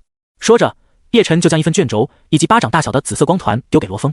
听到有宝物可以拿，罗峰非常惊喜。师尊给他的好处已经够多了，不管是在恶神山内的那些天才地宝，还是帮罗家解围，对他来说都是救命之恩。现在师尊竟然还要送他东西。功法方面，罗峰其实不是很缺，因为金角巨兽分身之内拥有血脉传承的，他有属于金角巨兽分身的独特修炼功法，而且还是最高传承，是地级功法。但他看了巨兽圣典之后，却大为惊讶。巨兽圣典同样也是地级功法，但其精妙程度、高深程度居然远远超过了金角巨兽一脉的传承秘法。而且巨兽圣典不仅适用于金角巨兽分身的修炼，同样也适用于他人类本体修炼，二者完全通用，还相辅相成，完美兼容2个身体。这是金角巨兽传承秘法做不到的。好强的功法，太强了！罗峰惊呆了，他不打算继续修炼传承功法，还是师尊给的功法比较厉害。再看那紫色光团内的紫灵神经，罗峰更是说不出话来。金角巨兽的修炼说简单也简单，说不简单也不简单。金角巨兽的特性就是吞噬金属，不断的吞噬金属就可以变强，金属的等级越高，效果就越好。之前他还只是元婴巅峰的时候，就是因为吞噬了一小块紫灵神经，便突破到了化神3重。师尊直接给了他1万斤的紫灵神经，他都能吃到吐了。就这在师尊的口中还只是当零食吃而已。10000件的紫灵神晶都能叫零食的话，那1000斤的紫灵神晶是不是连塞牙缝都算不上？罗烈和徐家主他们看到这里也觉得很不可思议。紫灵神晶啊，他们也听说过，那是传说中的神晶，先帝专用材料，用来铸造极道地兵的。据说能找到巴掌大的一块神晶已经很幸运了，10000斤，想都不敢想。如此珍贵的东西，前辈想都不想直接送给罗峰了。这大手笔真是了不得。烟霞仙子眼睛都直了，她在星空深处游历很久了，也想寻找一些神晶来炼器。但是这么多年过去，她收集到的神晶也才几种而已，数量也很稀少，全都被她熔炼到丝带法宝中了。她觉得如果有足够多的神晶，或许就能让她的法宝进化成极道地兵。整整10000斤的紫灵神晶，如果是送给她的话，够她反复用好几次的了。烟霞仙子那好看的眼睛中泛着异彩，叶晨究竟是什么来头？怎么随手就能拿出一大堆的好东西？就算他是先帝，也不会这么富有吧？他忽然明悟了，自己辛辛苦苦在星空深处游历，又有什么用呢？如果当叶晨的追随者，岂不是更好吗？他给自己的弟子这么多宝物，一看就很大方，自己要是能够成为他的追随者，就算得不到如同弟子一样的后代，应该也不会太差的。哪怕偶尔有一口悟道，茶水可以喝，那也是很不错的。哥哥，我不想努力了。下方的徐家主也快要坐不住了，他此时已经明白，罗家的逆天改命一定和这位神秘强者有关。他徐家想要崛起的话，就一定要抱紧这条大腿才行。于是乎，他想也没有想，直接将女儿徐欣推到众人面前，向叶晨下跪。前辈，晚辈的女儿天资也不错，前辈可否考虑将她收为徒弟？徐家主恳求道。徐欣自己都懵了，这是要干嘛啊？罗家人更是暗骂徐家主，你真是个老六，就知道占便宜。叶晨淡淡的说道，我不随便收弟子的，此事不考虑。闻言，徐家主也没有灰心，而是将徐欣又推到了罗峰的身边，让他们两人贴贴。嘿嘿嘿，喜儿和芬儿两人的关系，我打小就看好，择日不如撞日，今天就让他们两人订婚如何？徐家主期待的搓着手，姿态像个找屎吃的苍蝇。徐欣都一脸无语了，你不是一直不看好这段关系吗？怎么现在又打小就看好了？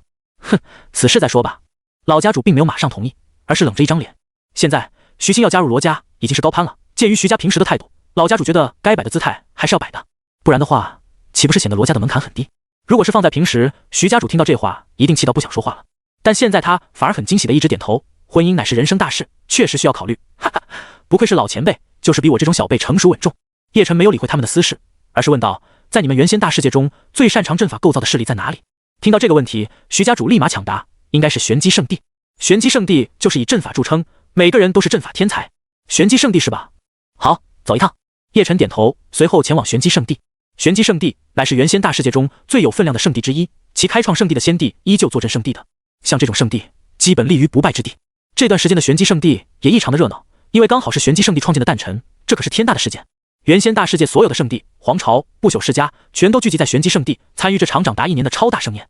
当一辆又一辆的车辇从虚空中飞过，当华丽的方船从天边出现的时候，总能引起地面上无数修士们的仰望惊叹。快看，那是大赤皇朝的部队，看这个规格，一定是皇朝之主亲自到来祝贺了。那边不是青天圣地的队伍吗？好气派啊！这么巨大的盛宴，青天圣地的那位青天先帝不会亲自到来吧？先帝来祝贺也是正常的，玄机圣地的先帝也在，大家都是平级的。不过那种层次的大人物，肯定不是我们能看到的。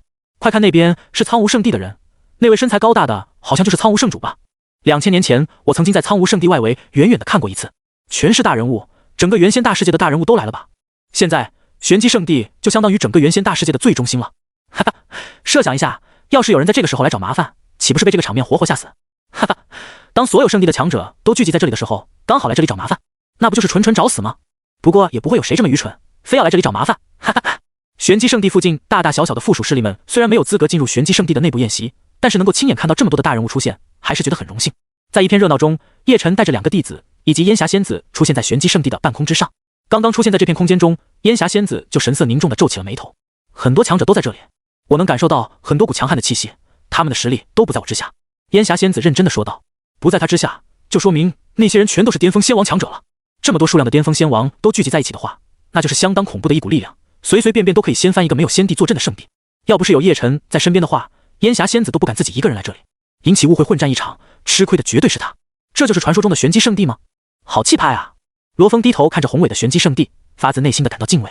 圣地在无数人的心目中都是至高无上的，如果不是有师尊带领的话，他觉得自己一辈子可能都没有办法来到圣地了。优若骄傲地对罗峰说道，师弟，圣地有什么厉害的？谁还没个圣地了？咱们昆仑圣地也是圣地。罗峰尴尬的挠头，这倒也是，我现在就是圣地弟子了。走吧，下去找人谈点事情。叶晨带着他们消失在原地，毫无阻碍地进入了玄机圣地内部。此时在玄机圣地的内部，众多贵宾都在推杯换盏，交谈甚欢。能坐在这里的人都是各大圣地的圣主、高层、老祖之类的大人物，他们每一位放在原先大世界中都是跺跺脚就能让一方大地抖3抖的人。坐在主位上的自然就是玄机圣地的主人玄机圣主了。玄机圣主乃是一位身材丰腴的女子，看上去年龄大致在35岁左右，丰满白嫩。对于修士来说，从容貌上面来判断年龄是很不准确的。玄机圣主说不定已经几万岁了。玄机圣主身穿华服，头顶凤冠，高贵冷艳，身材丰满有弹性。她不属于那种很瘦的类型，但是身上没有一丝多余的赘肉。诸位道友，感谢诸位道友亲临玄机圣地参加盛宴。本次盛宴将会用最高规格的悟道茶来招待诸位。除了悟道茶之外，自然还有很多珍贵的天材地宝，请诸位道友尽情享用。玄机圣主抬起手臂，虽然是女性，但是声音沉稳大气，一开口就可以让大家都安静下来听她说话。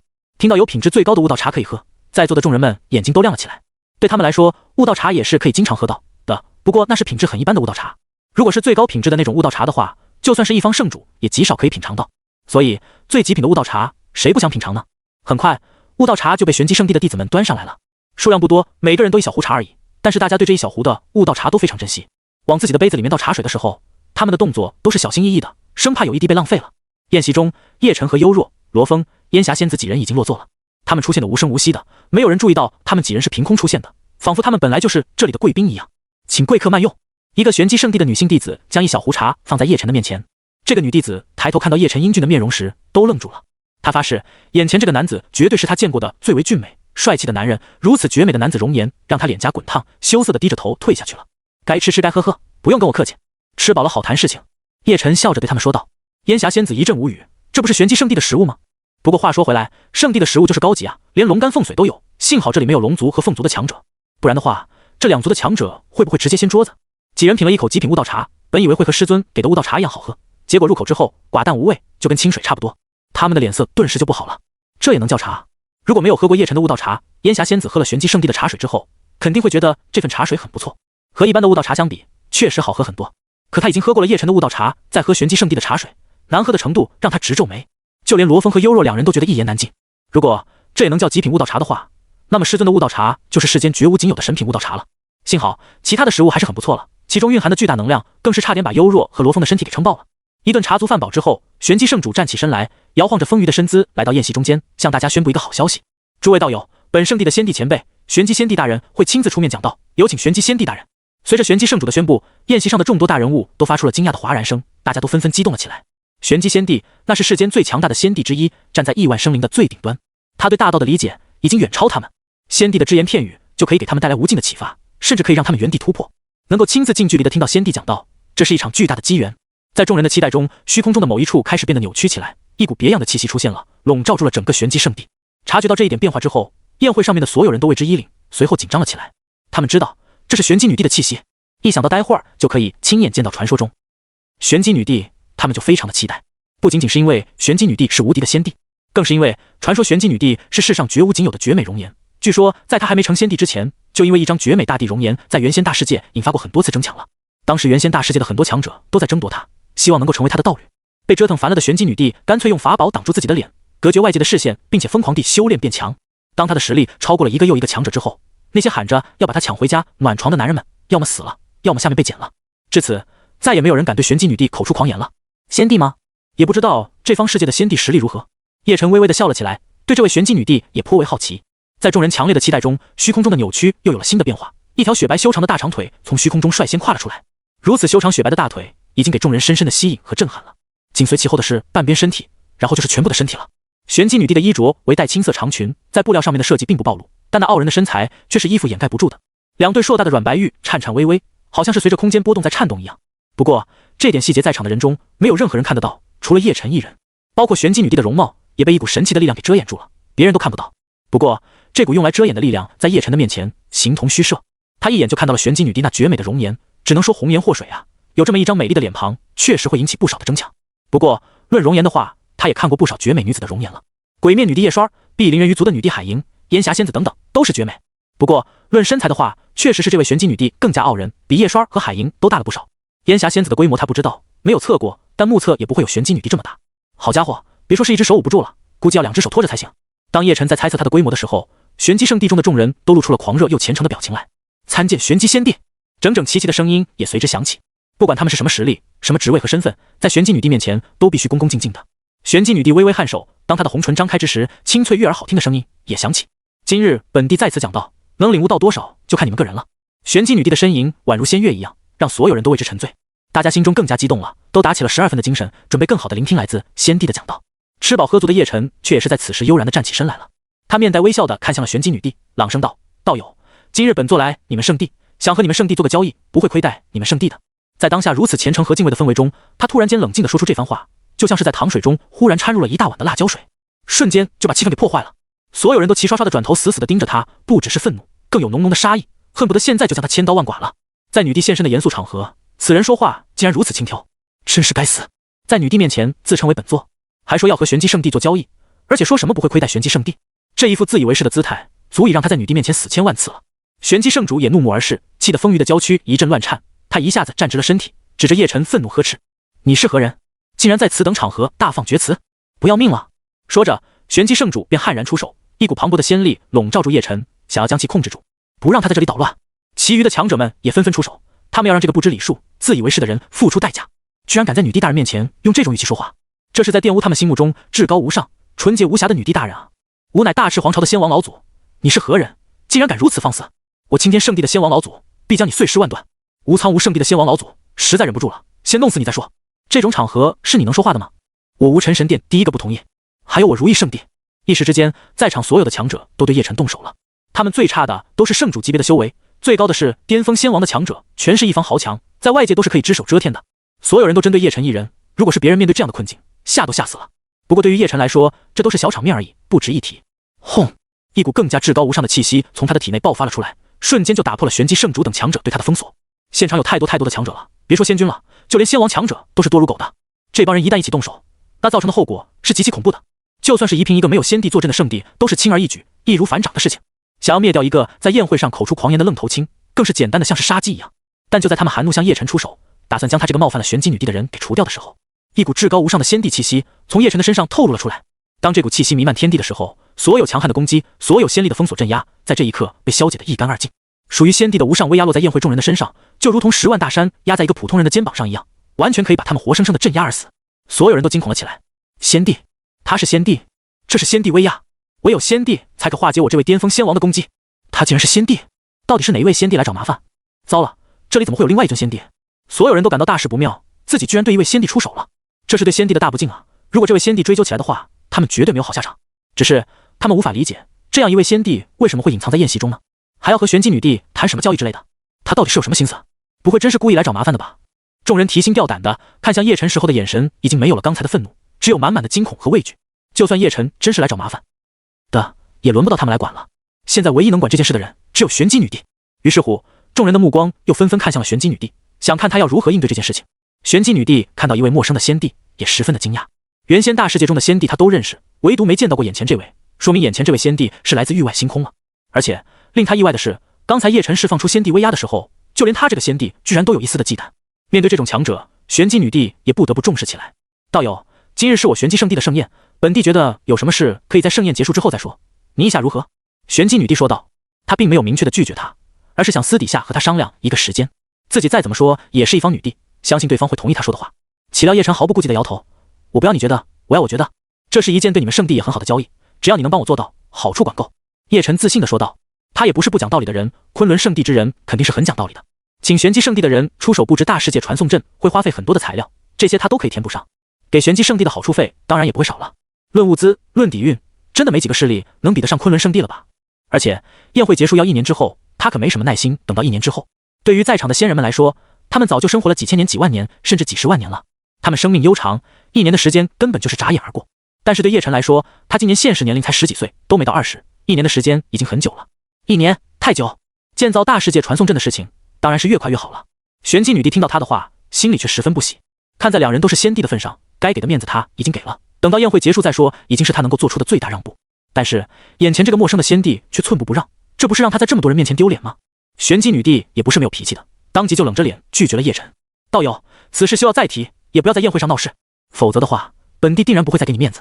玄机女帝话音落下之时，圣地内的各种大型阵法都随之缓缓运转起来了。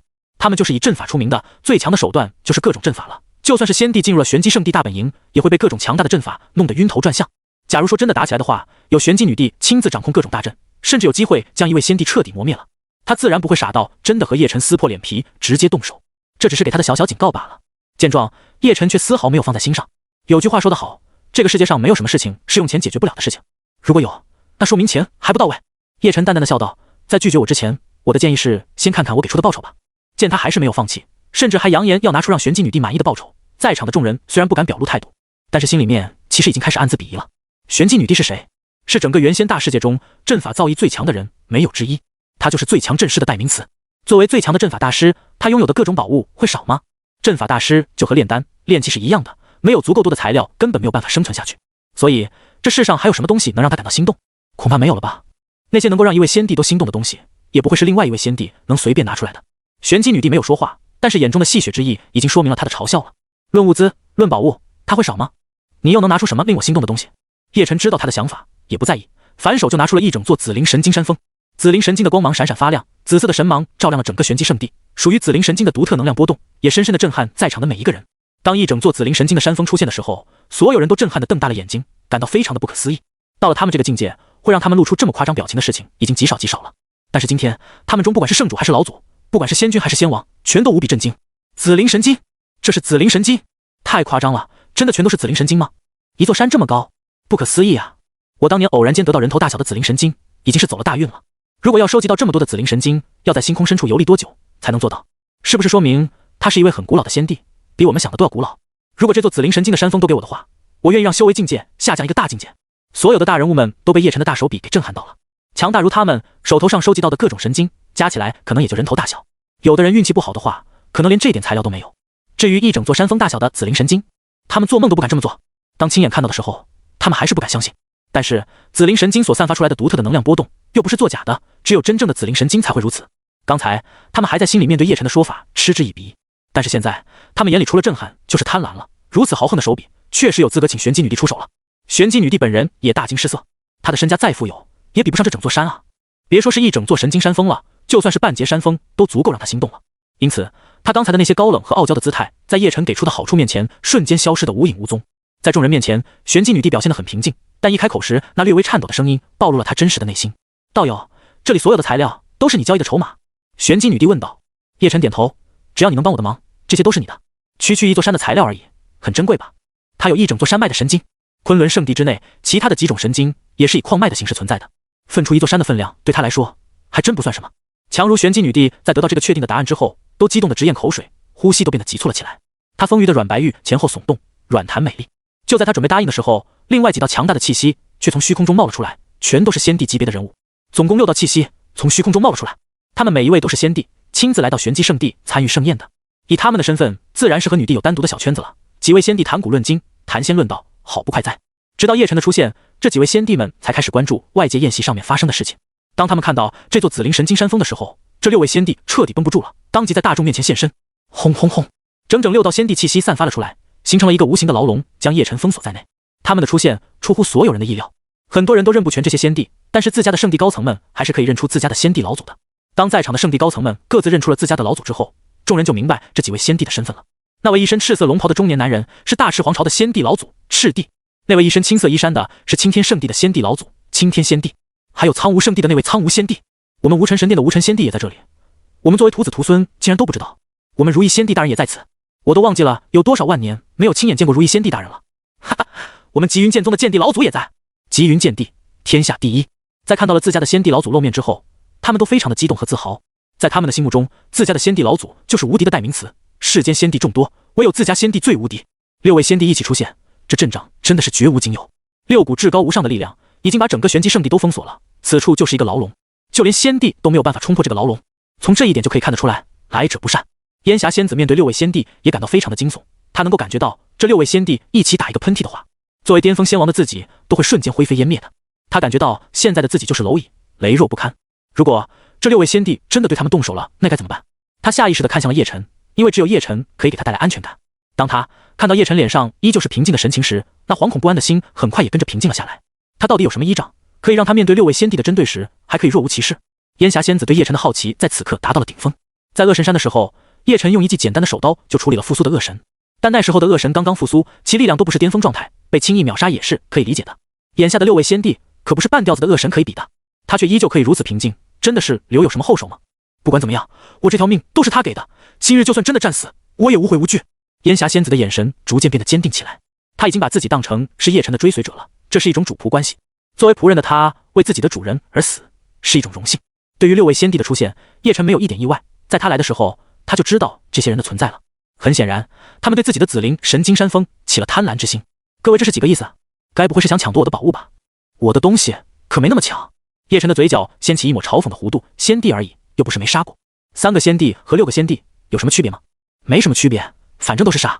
赤帝的声音轰隆隆的响起，道友，你这紫灵神晶数量庞大，本帝确实眼热，本帝要求不多，分走一部分即可。苍梧先帝也笑道，本帝有个合理的小建议，那就是咱们几人平分如何？在场总共8位先帝，分成平等的8份，就不会有争议了。他们在提出要平分叶晨的紫灵神晶的时候，没有丝毫的尴尬和愧疚，一切都是这么的理所当然，仿佛这些紫灵神晶就应该被他们瓜分了一样。青天先帝对此表示同意，反正一座山的量是很大的，就算分成了8等分，也足够我们各自炼制极道地兵的。这么多的分量，让他们再炼制一把新的极道地兵都是绰绰有余的。这也是让他们最心动的地方。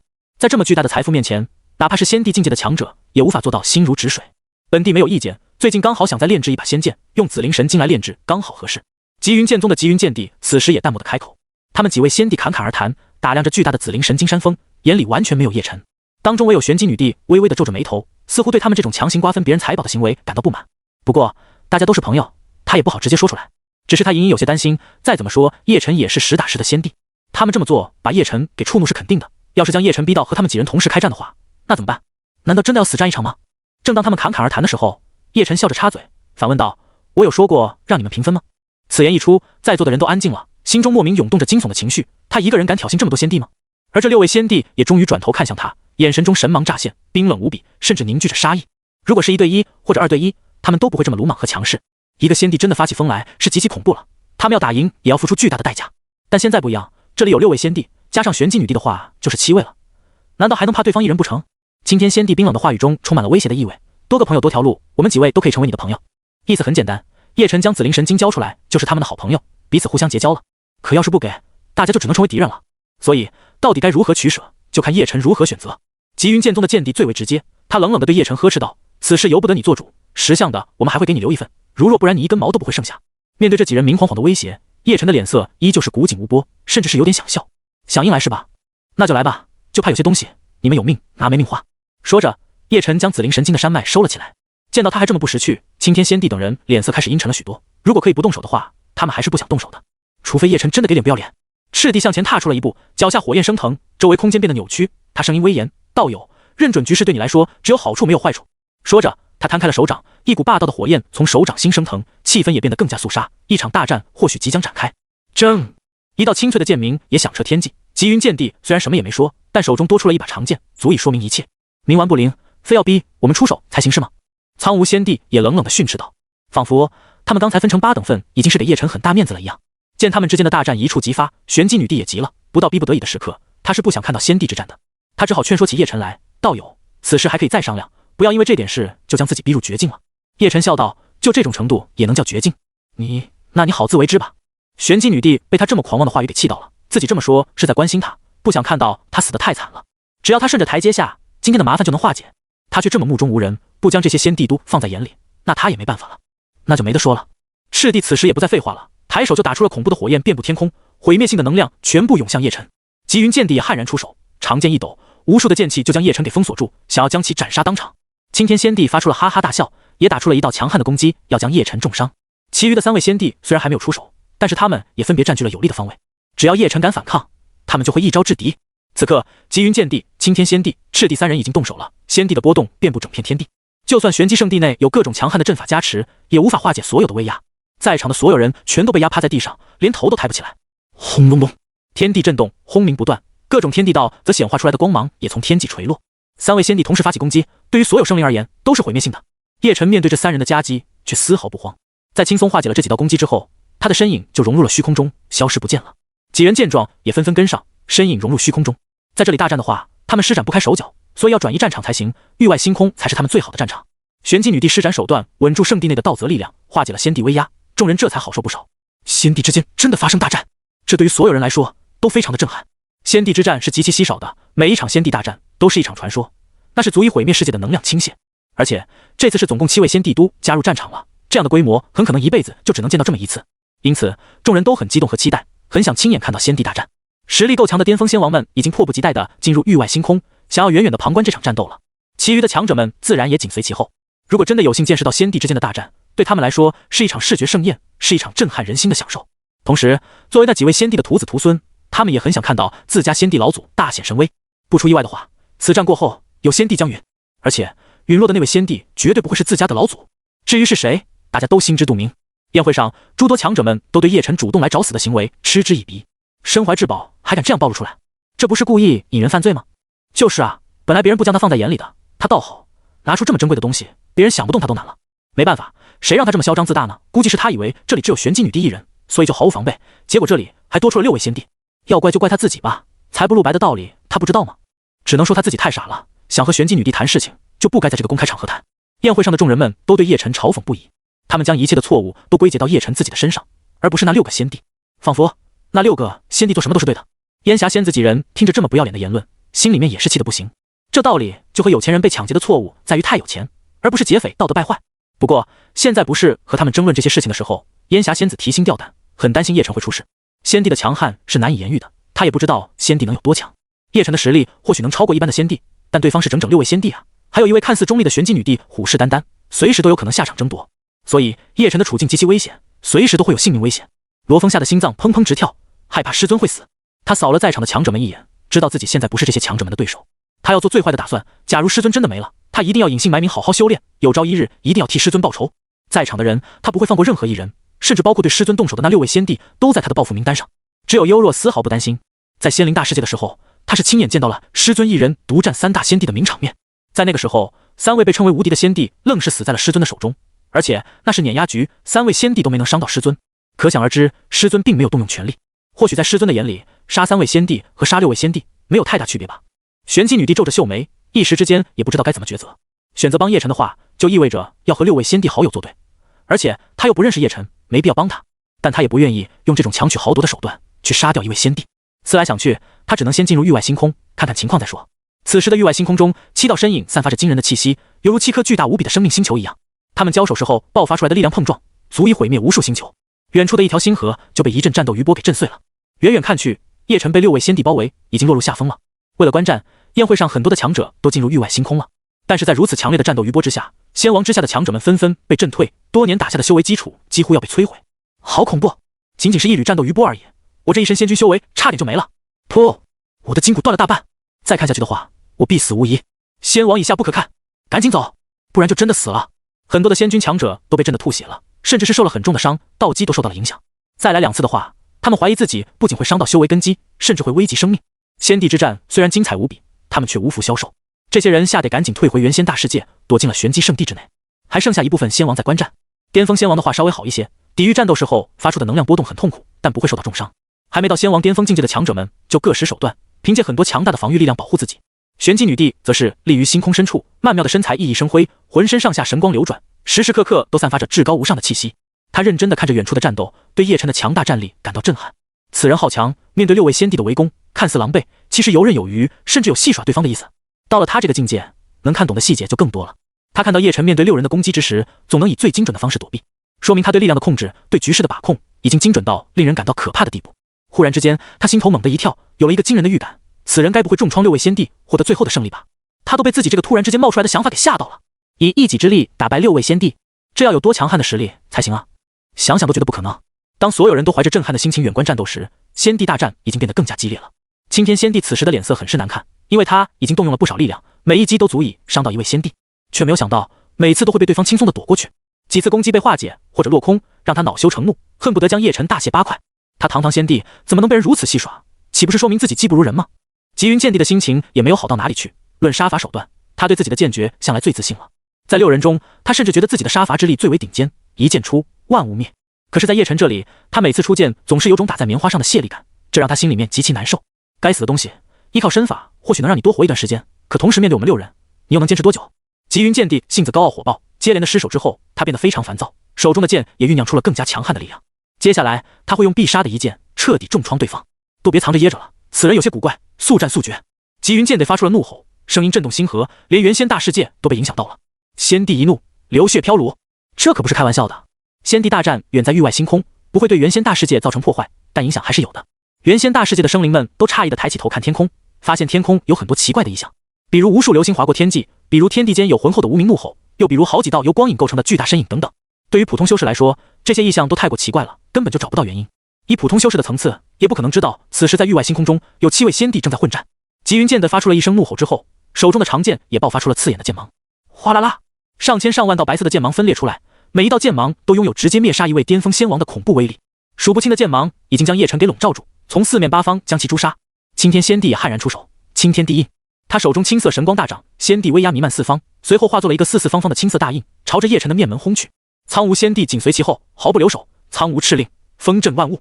一张上万丈大小的仙帝敕令凭空形成，这可是仙帝敕令秉承着仙帝意志，拥有不可思议的威能。一旦落下，天地万物都会被镇压封禁。赤帝也跟着出手了，他右手火焰凝聚成为一道赤红色的长枪，同样是凝聚，有无上仙帝威压。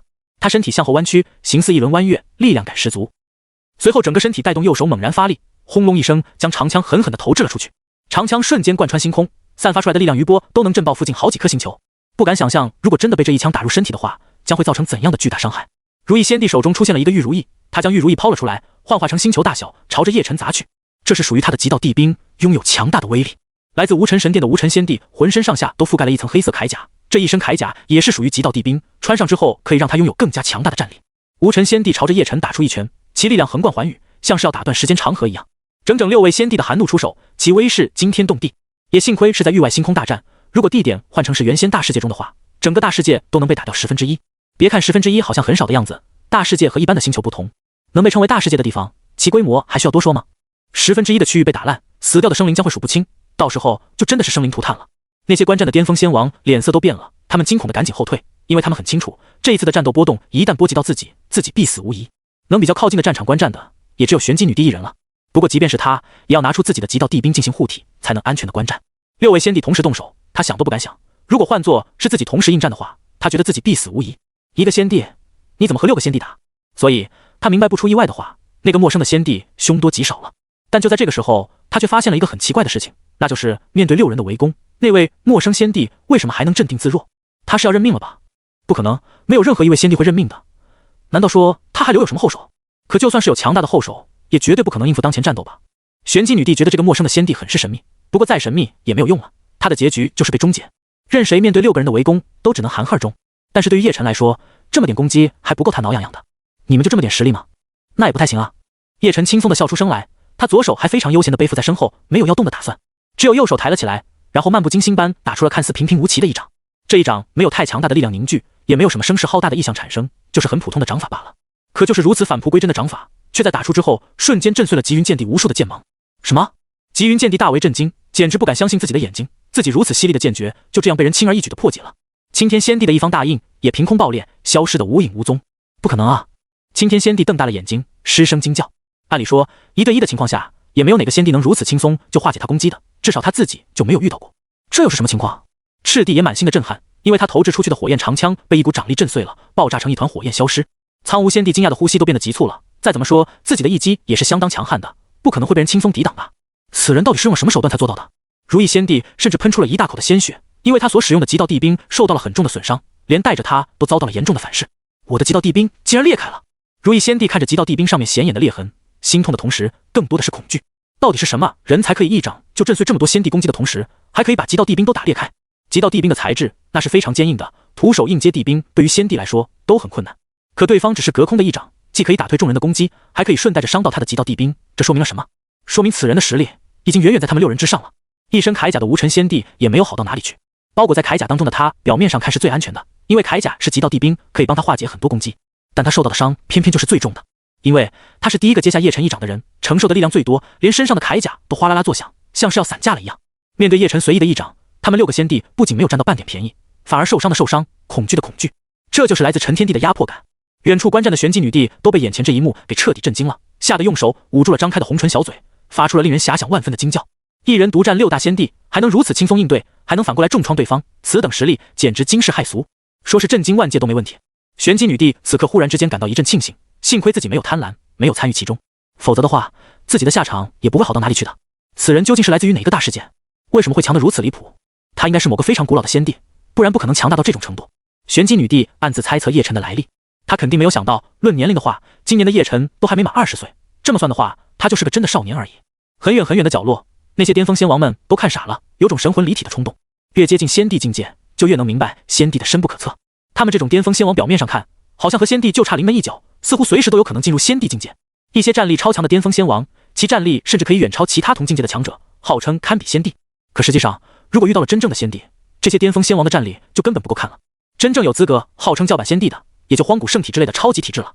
巅峰仙王境界的荒古圣体确实有资格和仙帝对战，也正因为如此，他们才明白刚才6位仙帝同时出手的时候，那会是何等毁天灭地的一击。他们都已经退得远远的了，依旧感到异常的惊悚，真的不敢想象，如果换作是他们处于叶晨的位置，他们能否多挣扎几个呼吸呢？可就是面对可以毁灭一切的攻击，那位陌生仙帝毫发无损。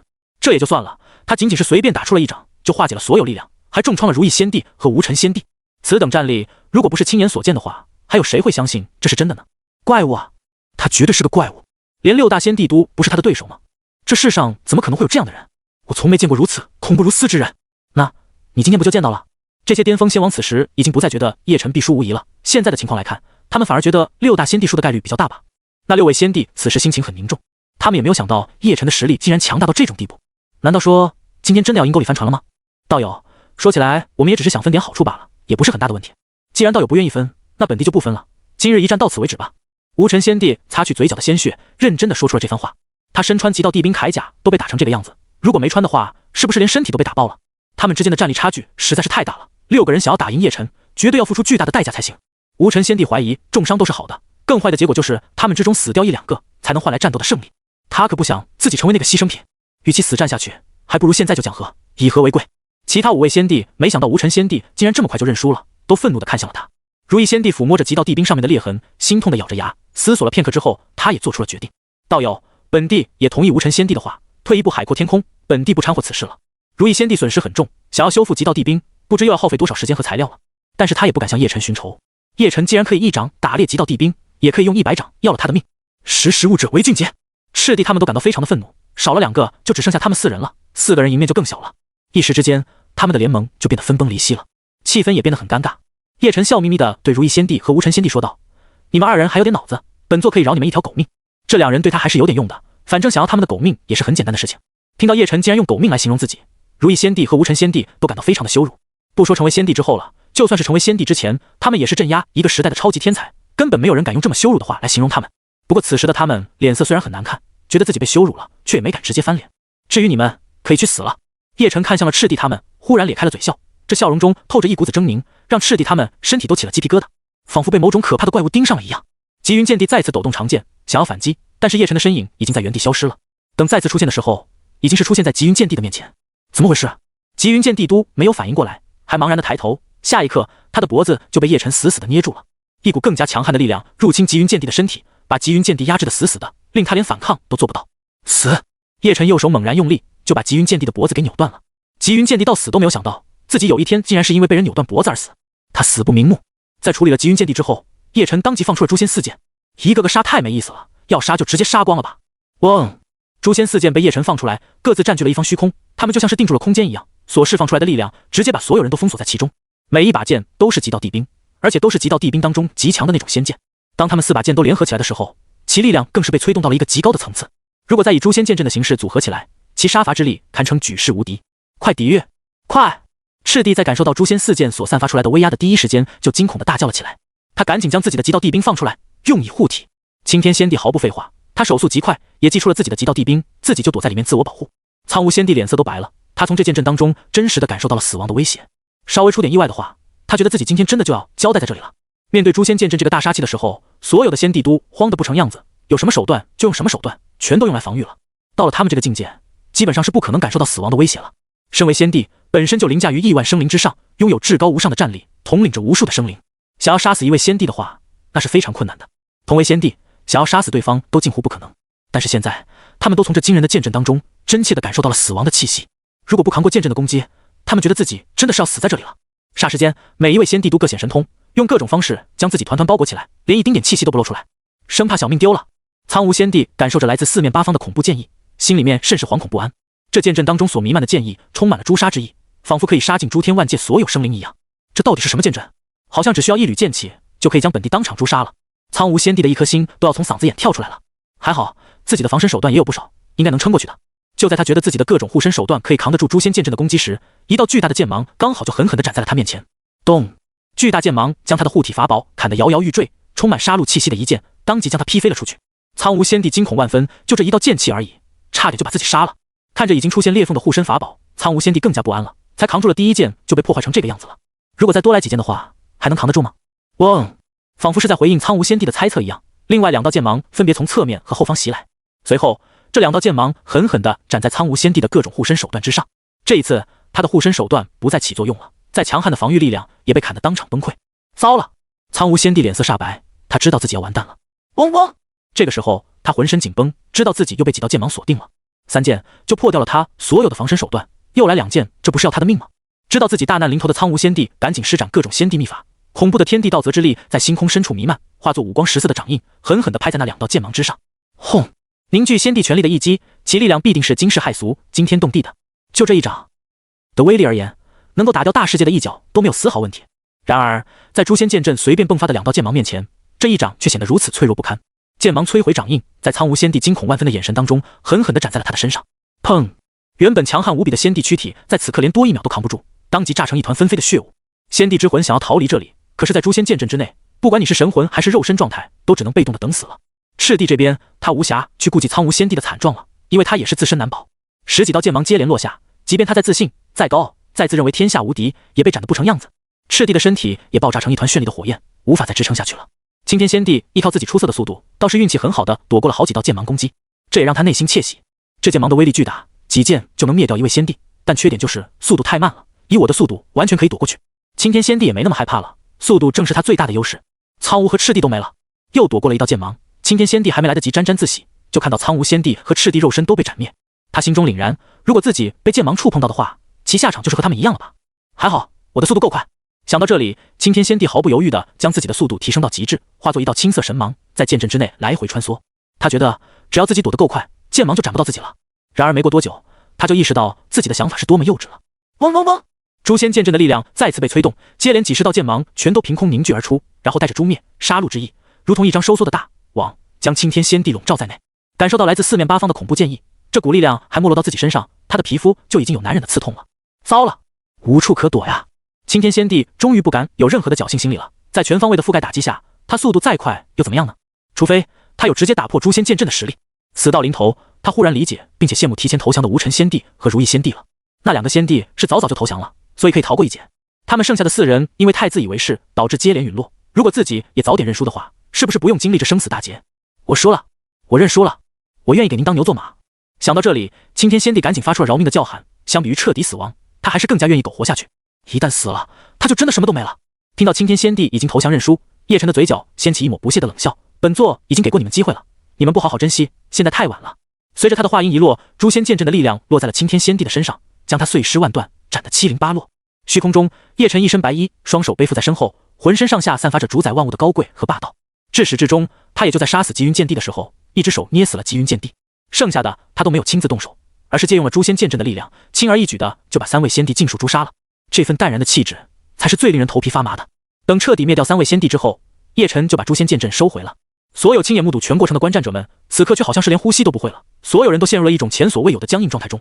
直到叶晨把诛仙剑阵给撤回，星空中的那股充满杀戮气息的剑意也随之消失得无影无踪了，就好像这里从来就没有发生过一场惊天动地的大战一样。所有观战的人都精神恍惚了，因为不管是谁都没有办法去相信刚才眼前发生的一切。躲在最远处的那些巅峰仙王们，一个个都在艰难地咽着口水，心里面充满了惊惧。刚才他是杀掉了4位仙帝吗？极云剑帝，那可是极云剑帝啊！传说中，当年极云剑帝还没成为仙帝之时，一剑斩灭了2个巅峰仙王，战力惊人。如此传奇的无敌人物，竟然也会被杀死。有人发出了难以置信的惊叫。极云剑帝的各种传奇故事，他们都听过太多了。这位极云剑帝一生忠于剑道，只练剑不修炼别的。他在剑道上已经走到了极致，一剑破万法就是他的信念。他也成为了原仙大世界中所有剑修心中的至高强者。如这般无敌的强者，竟然也会被人杀死吗？亲眼看到极云剑帝被叶晨灭杀的时候，很多人内心的信仰都崩塌了。他只用了一只手就把极云剑帝给捏死了，极云剑帝连一点反抗的机会都没有啊，就像是捏死一只小鸡仔一样，太可怕了！他到底是什么人？连极云剑帝都没有一丁点反抗的能力都没有。所有人心中悲凉，也充满了对叶晨的畏惧。究竟是怎样强大的人，才能在一招之间就轻而易举地灭杀一位无敌的剑帝？先帝之战是很难分出胜负的，很多先帝大战几十年、上百年，甚至上千年都是正常的。如果想要斩杀对方的话，除了要比拼战力之外，甚至还要给对方设下各种局，才有可能将对方坑杀了。像叶晨这样一只手就捏死蚂蚁一样捏死极云剑帝的，他们真的连听都没有听说过。而且死的还不只是极云剑帝一人，还有另外的3位先帝：赤帝、青天先帝、苍梧先帝。他们3人在叶晨布置出来的剑阵之下，死无葬身之地，连死4位先帝，这才是最恐怖的事情。那些巅峰仙王看到自家的先帝老祖死了，都陷入了巨大的悲痛当中。对他们来说，自家的老祖就是他们最大的底蕴，最大的精神支柱。哪怕有一天圣地被人端了，只要先帝老祖还在，他们就有绝对的信心东山再起。可现在他们亲眼见到自家先帝老祖被叶晨给灭了，那种恐惧、慌乱是很难形容的。死了，苍梧老祖死了！来自苍梧圣地的一位巅峰仙王此刻失魂落魄，简直不敢相信自己的眼睛。堂堂苍梧先帝怎么会死呢？先帝也会死的吗？赤帝没了，我们大赤皇朝完了。一位来自大赤皇朝的强者此刻脸色惨白，没有了最强的顶梁柱之后，他也不知道该怎么办了。青天先帝老祖怎么会就这样死了呢？完了，一切都完了。来自青天圣地的强者也是如丧考妣。大赤皇朝、极云剑宗、青天圣地、苍梧圣地，这4个圣地的强者们在短暂的惊慌之后，很快就回过神来了。先帝死了，最大的底蕴没了，那么支撑整个圣地、皇朝的就只剩下他们这些巅峰仙王。不出意外的话，接下来他们这些圣地、皇朝会出现巨大的动荡，会遭遇强大的外敌，所以当务之急就是赶紧回圣地把控局势。他们只能让自己强行镇定，然后飞回原先大世界，做好迎接一切战斗的准备。如意圣地和无尘神殿这2个势力的强者们也一直狂咽口水，不过他们并没有逃跑，因为他们的先帝老祖如意先帝和无尘先帝都选择了投降，借此保住了小命。虽然看上去好像很丢脸的样子，但他们都很庆幸自家的先帝老祖做出清醒的选择。要不是这样的话，他们也要如丧家之犬的逃走了。如意先帝和无尘先帝2人都对视了一眼，他们眼中充满了惊骇和庆幸。幸好啊，自己投降的早，要是再晚一点的话，自己是不是也会被关在那恐怖的剑阵当中呢？虽然说每一位先帝都对自己的实力充满了绝对的自信，可他们亲眼看到了其余几位先帝都被杀得这么干脆利落，就不觉得自己也能比他们强到哪里去了。当自己落入那剑阵当中的时候，自己又能活多久呢？其实就是谁死的稍微晚一点的区别罢了。真是妖孽啊！无尘先帝心里面默默地道，像叶晨这样妖孽的人才是真正的无敌。全程目睹的玄机女帝心中也充满了震惊。作为一位对阵法有研究的先帝，她太清楚刚才那个剑阵到底有多可怕了。我虽然对剑道理解不深，但光从阵法的角度来讲，那个阵法太过于高深莫测了，远超我对阵法的理解。这诸天万界真的还有让我都无法理解的阵法吗？不可思议，真是不可思议！此人究竟是从哪里来的？该不会真的是从传说中的上苍神界来的强者吧？震惊中的玄机女帝觉得自己已经无法去揣测叶晨的实力了，她都觉得这种无敌的姿态是诸天万界都没有的。她也因此想到了一个极其古老的传说，那就是上苍神界。当初她刚成为先帝之时，便进入星空深处游历了，恰巧在一个废弃的星球发现了一些古老的遗迹，其中就记载了上苍神界的一些信息。据记载，上苍神界是一个层次更高，凌驾于当前诸天万界的一个世界。诸天万界中，先帝就是道之尽头，成就先帝之位就是与道共存，永恒凌驾于无数生灵之上。但是在上苍神界中，先帝并不是尽头，在先帝之上似乎还有更高的境界。至于那是什么境界，玄机女帝也不知道，因为她所看到的记载就这么多了。这些遗迹信息当时并没有被她放在心上，因为对于刚刚成为先帝的她来说，自信心正是最爆棚的时候，觉得先帝就是修炼的尽头，自己就代表了道之极致。诸天万界真的还有比先帝更高的境界吗？这是绝对不可能的。所谓的遗迹、古籍中记载的上苍神界，绝对是一些人编造出来的小故事而已。就像那些江湖说书人一样，为了让自己的故事变得更加神奇、精彩，都会编造出很多光怪陆离的桥段。但亲眼见到了叶晨那真正至高无上的战力之后，他的脑海中不受控制地浮现出了无数年前关于上苍神界的那些只言片语。他很怀疑，此人该不会就是从上苍神界出来的强者吧？如果是的话，那就可以理解他为何这么强了。就在玄机女帝深深地陷入回忆和猜测之时，一道充满男性气息的身躯已经来到了她的面前。玄机女帝下意识地抬头，看到了叶晨那微笑的脸庞之后，顿时就被吓了一跳。啊！她惊叫出声，捂着胸前白嫩后退了好几步。玄机女帝惶恐不安地看着眼前这个男人，摸不清他要对自己做什么，是要杀掉自己吗？还是说想要对自己用强？不管是做什么，自己好像都没有办法反抗吧。看着距离自己的脸越来越近的男人，那种男人独有的气息已经扑面而来，他却什么都做不了。玄机女帝罕见地变得柔弱，她无力地扭过头去，轻声询问：“你想做什么？”叶晨又向前迈了一步，嘴角一歪，笑着反问：“你觉得我会对你做什么？”玄机女帝有些惊慌：“你想杀了我？”看着被吓得像小鸡一样的玄机女帝，叶晨摇头：“我杀你做什么？你我无冤无仇。”见他并不打算杀了自己，玄机女帝暗自松了一口气，好歹是保住了一条小命了。她又紧张了起来，既然他不杀自己，那又想干嘛？玄机女帝侧着头，没有直视叶晨目光的勇气，但是她依旧可以感受到来自前方灼热的目光。她愣了一下，似乎领悟了什么。难道说她是看上了自己的身子？成为先帝太久，根本就没有任何的男性敢觊觎她的身体，以至于她都忘记自己曾经也是令原先大世界的强者们争抢的第一仙女了。如今叶晨的眼神让他再一次有了以前被那些男性强者们追捧时的感觉。难道说他是对自己的身体有想法？玄机女帝心里面顿时咯噔了一下，她拒绝过无数人，从没有亲近过任何一个男人。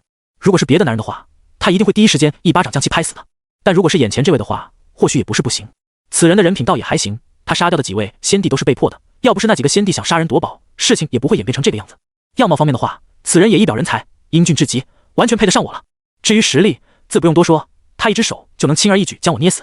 玄机女帝一言不发，但是心里面已经开始盘算了。综合几个方面来看，她觉得自己给他也挺好的。想到这里，她还一阵窃喜，她的魅力是被他认可了是吧？下定决心之后，玄机女帝心虚的看了无尘先帝和如意先帝一眼，然后难为情的对叶晨说道：“前辈如果想要的话，等回了圣地再说吧，到时候晚辈自会任您差遣。”在说这话的时候，玄机女帝的脸都红成一片晚霞了，她自己都不敢相信自己有生之年竟然会对一个男人说出这种放肆的话。叶晨看到他这么识相，也对他的态度很满意，有些事情他知道就好，自己也不用多费口舌了。你们有什么要说的吗？他又看向了惴惴不安的无尘先帝和如意先帝两人，这两人赶紧来到叶晨的面前，表明自己的忠心。前辈，晚辈愿意归顺，无尘神殿时刻为前辈准备，只要前辈一句话，整个无尘神殿都会尽心尽力的去办。无尘先帝拍着胸脯表示，如意先帝也真诚的笑道：“我也一样，任凭前辈差遣。”他们选择投降的那一刻，就已经做好当下属的准备了。能归顺在叶晨这种强者的手下，也不算是什么丢脸的事情。见他们态度如此诚恳，叶晨也很满意。实际上，事情演变到现在这个样子，也不是他想看见的。他只是想来玄机圣地和玄机女帝谈一笔大合作，他出材料和报酬，聘请玄机圣地的人弄大世界传送阵，仅此而已。这笔大买卖对他和玄机圣地的人来说都有很大的好处。他建立了大世界传送阵，以后可以在原仙大世界和荒仙大世界之间来回穿梭，玄机圣地也可以赚得盆满钵满。结果那几个仙帝看到山峰大小的紫灵神经之后，贪欲发作，非要玩什么杀人夺宝的戏码。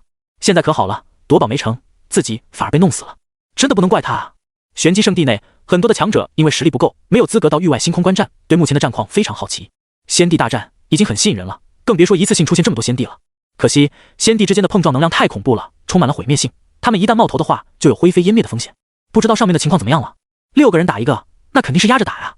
那人也是仙帝，现在肯定落入下风了。不过想要将他打败，应该也没那么容易。好歹也是仙帝呢。哼，仙帝又如何？我们极云剑帝老祖的地剑一出，那人还不是乖乖领死？哈哈，我们家的赤帝老祖也是无敌的，他的火焰堪称焚烧万物，估计那人都被烧得嗷嗷叫了。瞧你们说的，搞得好像我们家青天仙帝老祖就不强了一样。宴会上的强者们由于看不到域外星空的战斗，只能靠自己去想象战局变化了。他们对自家的仙帝老祖都充满信心，都觉得自家老祖只要一出手，一定是毁天灭地的那种。再加上是6打1的战斗，妥妥的围殴啊！那个陌生的仙帝再怎么嚣张，又怎么可能打得过这么多仙帝呢？在他们的想象中，叶晨已经被6个仙帝按在地上锤了。宴会的角落中，烟霞仙子等人看到这些人如此洋洋得意，话语之间全是对叶晨的鄙夷和诋毁，他非常愤怒。叶晨前辈才不会像他们说的那样弱小呢。烟霞仙子愤愤不平地嘟囔道。幽若则是轻松地笑道：“前辈你就别担心了，我家师尊厉害得很呢，咱们就静等他得胜归来就好了。”说着，幽若这丫头还悠闲地将一颗晶莹剔透的灵果放入口中，细细品尝了起来。罗峰本来也很担忧的，但是看到师姐幽若这么放松，他也没那么紧张了。他相信师尊一定和师姐所说的那样夺取胜利而归的。宴会很是嘈杂，就在众人在幻想自家仙帝老祖大显神通的时候，很多道巅峰仙王的身影纷纷从域外星空回来了。有眼尖的人第一时间兴奋地叫了起来：“快看，观战的前辈们回来了！他们怎么回来的这么快？难道是已经分出胜负了？”哈哈，那一定是极云剑帝用地剑将对方戳成筛子了。胡说，分明是我家赤帝老祖把对方烧成了灰烬。都别争了，我家无尘仙帝乃是第一战神，战力无双，肯定是他手撕了那个陌生仙帝。宴会上，各家圣地的人还没知道结局，就已经开始争吵了起来，都觉得自家仙帝才是最威风的那位。他们热闹非凡，一个个眉飞色舞，却没有观察到那些巅峰仙王全都面如死灰。宴会场中的人们还没有观察到那些从星空深处逃下来的人们面如死灰，他们依旧沉浸在自家仙帝老祖大杀四方的狂欢当中。等这些巅峰仙王下来之后，众人一窝蜂的涌了上来，七嘴八舌的追问了起来：“各位前辈，上面的情况怎么样了？那个陌生的仙帝是不是被打得很惨？”哈哈，这还用说吗？可惜我实力不够，没有办法见到剑帝前辈的剑道风采。我不也是很想看到无尘仙帝前辈的无上战力吗？众人都满眼期待的询问，可他们最终得到的答案却令他们大为吃惊。一个来自极云剑宗的巅峰仙王脸色发白的大叫：“极云剑宗所有人赶紧撤退，快啊！再晚一点就没有时间了。”他如此慌乱惊恐的状态，让在场所有人们都疑惑的面面相觑，不知道究竟是发生了什么事情。这位来自极云剑宗的巅峰仙王为何如此失态？是域外星空发生了什么恐怖的事情吗？大家还想再多追问些什么，但是都没有这个机会。这位极云剑宗的巅峰仙王拉着自家圣地的强者们慌忙逃离了玄机圣地。看着他们离开的身影，众人一头雾水，都没有反应过来是怎么回事。随后，青天圣地、苍梧圣地、大赤皇朝的巅峰仙王也拉着自家的强者们逃了出去。来参加宴会的本来就是这几个圣地的贵宾居多，他们一离开之后，宴会都空旷了很多。剩下的人要么是一些级别比较低的势力的强者，要么就是有些久负盛名的强大散修。他们满脸的疑惑，对域外星空上面发生的事情就更加的好奇了。看那些巅峰仙王的模样，很显然就是域外星空的大战发生了一些意想不到的情况，才令他们慌张逃命。可又是怎样的情况才会让巅峰仙王都满脸的惊恐？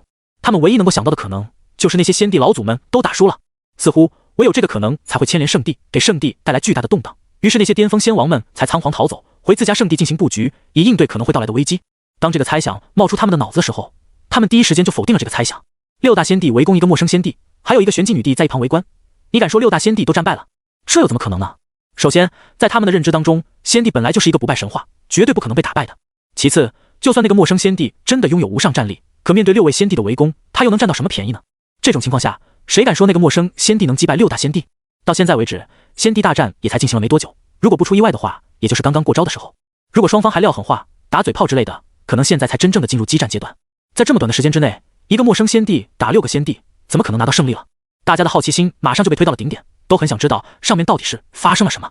有一人壮着胆子找到了一位部属于极云剑宗、青天圣地、苍梧圣地、大赤皇朝的巅峰仙王询问：前辈，请问上面到底发生了什么事？是出现了意外情况吗？此人小心翼翼地问道。这位巅峰仙王此刻明显也很慌张，一个劲地往嘴里面灌灵酒，一直灌了2大壶酒之后，他才深吸一口气，语气中充满了恐慌和畏惧。变天了，要变天了，整个原仙大世界都要变天了。看到他作为一个巅峰仙王，竟然都当众失态，众人心中莫名的生出惊悚的感觉。又喝了2壶灵酒之后，他才镇定了许多，眯起眼睛凝重道：我这么说，你们可能不信，但你们不得不信，那6大仙帝全部都战败了。此言一出，就像是将一把极道地冰丢入人间一样，顿时就激起了千层巨浪。宴会上的所有人都瞪着眼睛，张大了嘴巴，场面顿时变得乱糟糟了起来。这个消息无异于是一记重锤，狠狠地撞击在大家的心上和脑袋上，让他们脑子都嗡嗡作响。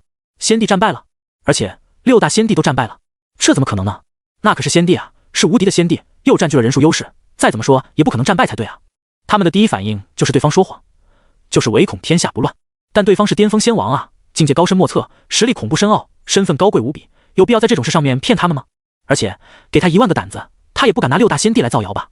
随后第2位巅峰仙王也声音低沉地说道：确实如此，我们亲眼目睹了整个大战过程，只能说……话才说到一半，他就说不下去了，眼神中更是涌现出了一抹深深的恐惧。整个宴会更加混乱了，这个结果是所有人都意想不到的。角落里面，烟霞仙子听到了这些情报之后，也满脸的惊讶。他知道叶晨很强大，但也没有想到叶晨竟然强大到如此程度，一人独占6大仙帝，还赢了，这还是正常仙帝的实力吗？罗峰也重重的松了一口气，随即自豪的挺直了腰杆，无比骄傲。他的师尊果真是天下无敌了，连这么多个仙帝都不是师尊的对手，那么当时还有谁能和师尊相提并论呢？刚开始他本以为自己的师尊是那种隐世强者，但也还没有达到可以和圣帝相提并论的程度。随着一场又一场的大战，他已经知道师尊就是绝对的无敌，连仙帝来了也要跪的那种。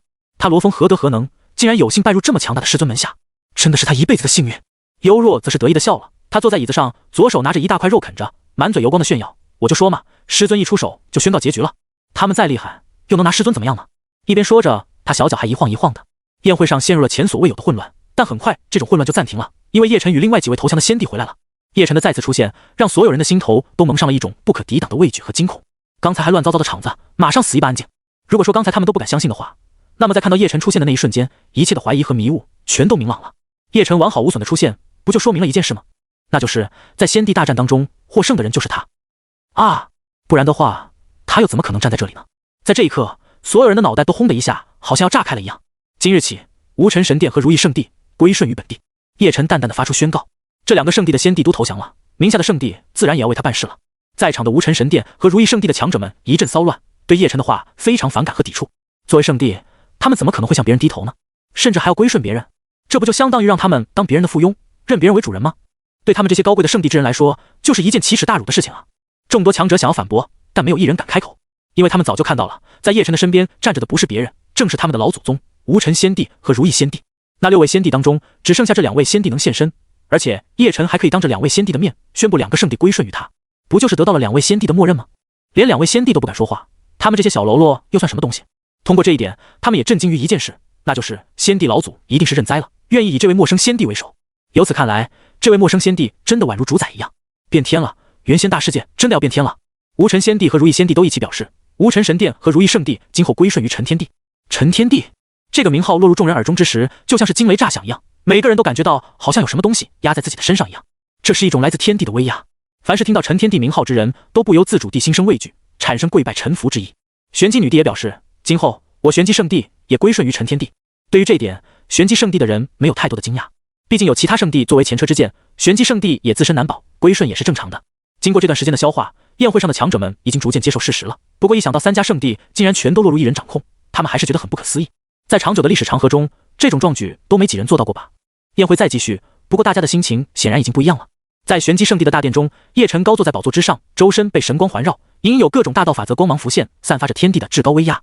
在他的两旁，则是幽若和罗峰2个亲传弟子。大殿下方是玄机女帝、无尘仙帝、如意仙帝、烟霞仙子4人。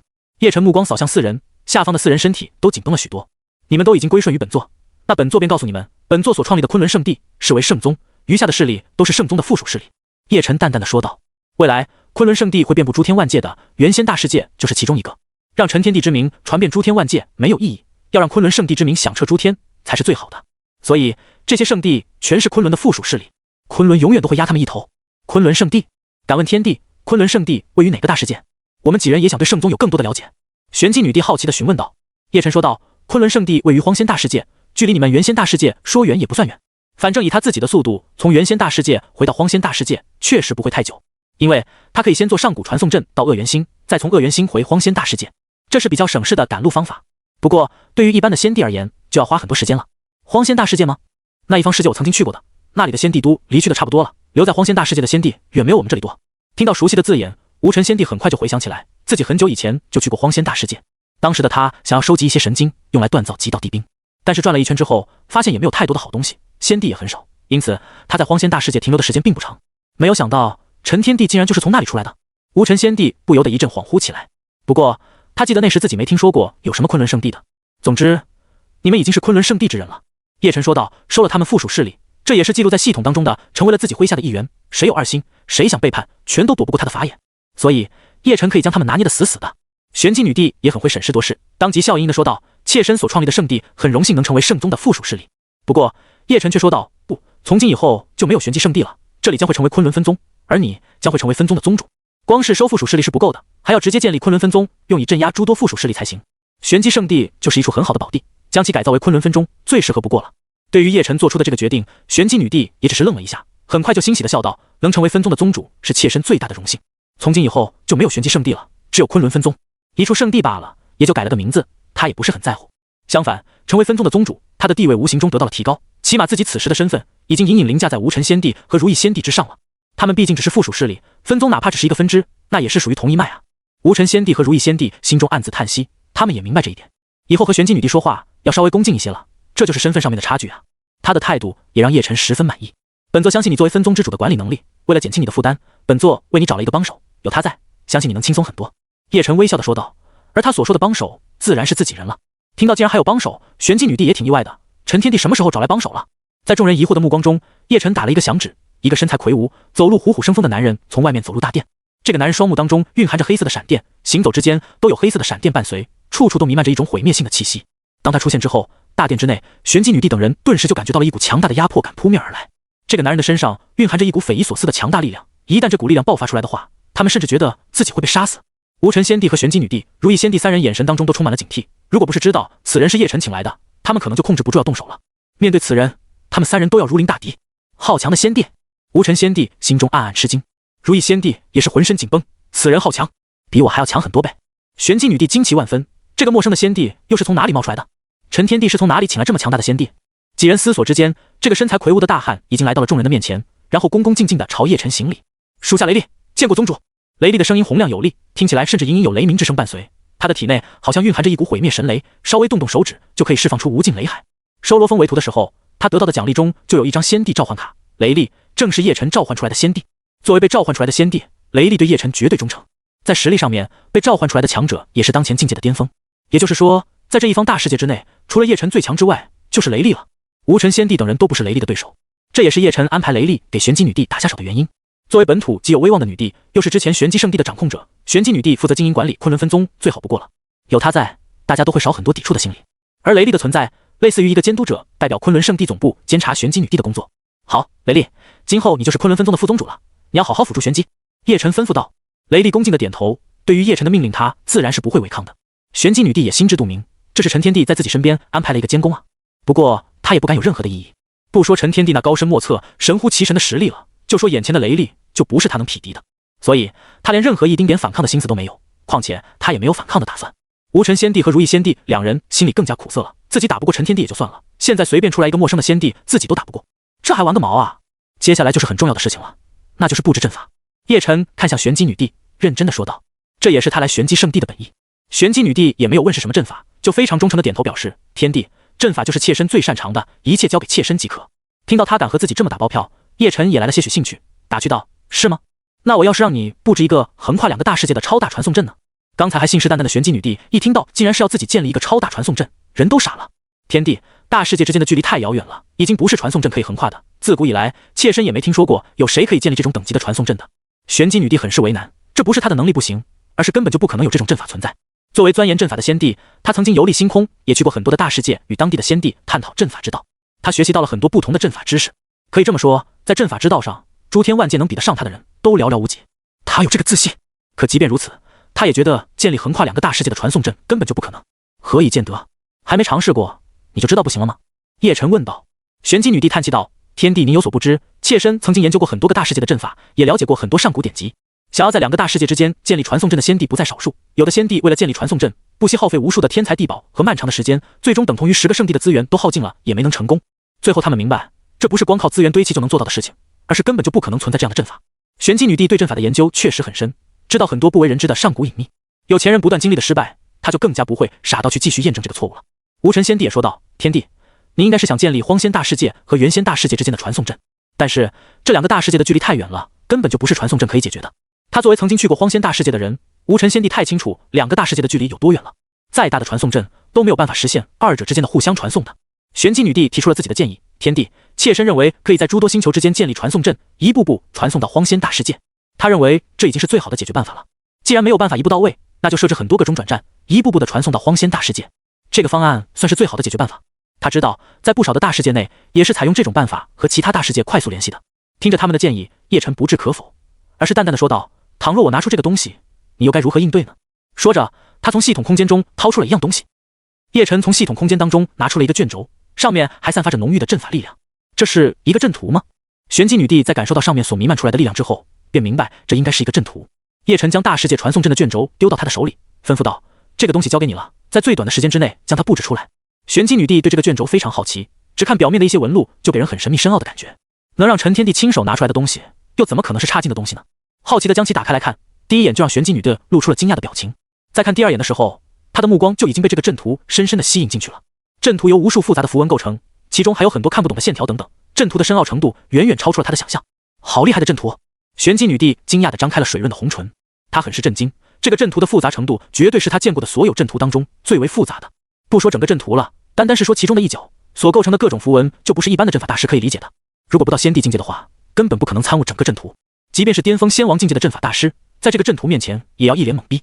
仙帝已经是能看懂这张阵图的最低门槛了，让我看看。无尘仙帝也好奇地凑了过来，他并非以阵法入道的，但作为仙帝强者，对于天下绝大部分的阵法都有所了解。仙帝随手布置出来的阵法都是地级阵法。你又看不懂？玄机女帝撇撇嘴。无尘仙帝有些不服气，我还没看呢，你怎么知道我看不懂？他凑过去仔细地观察这张阵图，但是第一眼就让他头晕眼花的，感觉自己看到的全都是乱七八糟的线条聚集在一起，疯狂地扭曲着。这种情况真是多看一眼都会爆炸。无尘仙帝难受地闭上了眼睛，不敢再看了。不行，完全看不懂，这真的是阵图吗？确定不是大道法则的勾勒？无尘仙帝心有余悸，也幸亏他是仙帝，如果是仙王级别的强者，多看一眼真的会爆炸。这个阵图里面凝聚了太多的道则，不是仙帝级别的阵法大师还真的没资格看。真的这么深奥？如意仙帝还有些不相信，也要看一眼，结果和无尘仙帝差不多。玄机女帝高冷地哼了一声，随后继续钻研这张阵图了。这好像是一个传送阵的阵图，太复杂了，如果能布置出来的话，说不定真的可以直接连接2个大世界。玄机女帝是越看越心惊，她忽然明白方才陈天帝为什么让她布置大世界传送阵了，原来她已经有了完整的阵图了。她满心的震撼，这张阵图的价值太大了，诸天万界都会争抢这张阵图的。能够横跨2个世界的传送阵，这种技术一旦掌握了，就是一个巨大的宝藏，所产生的利益是源源不绝的。从阵法钻研的角度上来说的话，有阵法天才能将这张阵图的一角给钻研透彻，稳稳的能够成为阵法大师。在阵法之道上，未来甚至有一丝以阵法证到仙帝的可能。由此可见，这张阵图的价值究竟有多大了。不过这么厉害的阵法布置起来也很难，光是材料都要花费很多了。当然了，他们3家圣地的资源都可以全部拿出来。如果可以将阵法布置成功，1万斤紫灵神晶就是你的。叶晨看着他，淡淡的说道，仿佛10000斤的紫灵神晶毫无价值一样。对他来说，区10000斤的紫灵神晶确实不算什么，但是对玄机女帝而言，这已经是天价报酬了。10000斤的紫灵神晶足够让一位仙帝强者眼红。谢谢天帝！玄机女帝激动的连连致谢，她觉得布置大阵是自己的分内之事。作为下属，自己帮助天帝办事天经地义，没有资格索要任何的报酬，她也没打算要好处。可天帝二话不说，竟然许诺给他10000斤的紫灵神晶，这让他真的很感动。无尘仙帝和如意仙帝两人羡慕的直咽口水。叶晨也不会亏待他们，跟在自己的手底下，该给好处的时候还是要给的。打一巴掌，再给一颗蜜糖，这是最简单的用人之道。你们也不用羡慕，好好办事，我也可以给你们好处。5000斤的紫灵神晶少不了你们。叶晨笑道。这话一出，无尘仙帝和如意仙帝两人能把嘴都笑歪了。虽然比不上玄机女帝的10000斤，但是5000斤也不错了。再想一想死在叶晨手中的那几人，无尘仙帝他们就觉得很讽刺，也很可笑。之前他们贪欲熏心，看到人家有一整座紫灵神晶的山峰，就想强行霸占，结果把小命都弄没了。自己选择臣服，看似很窝囊丢脸，但是紫灵神晶说有就有。如果那几个死掉的仙帝还留有一缕残魂的话，会不会气得直接再死一次？有了叶晨的安排，玄机女帝就吩咐圣地内的弟子、长老们开始准备各种阵法要用到的材料。无尘仙帝和如意仙帝也将自己圣地内的资源搬运过来，供玄机女帝使用。整个玄机圣地上下都如火如荼的工作起来。叶晨就暂时留在玄机圣地内，时不时就指点弟子的修炼。罗峰是比较省事的，身为金角巨兽，又有叶晨赐予的巨兽圣典、功法以及紫灵神晶，他只需要不断的吞噬金属，然后将其炼化就好了。因此，他的实力突飞猛进，短短几天的时间，竟然就从原本的化神3重提升到了化神6重了。这种提升速度放在亲传弟子当中都是非常恐怖的。与之相比的话，幽若这边就慢了些许。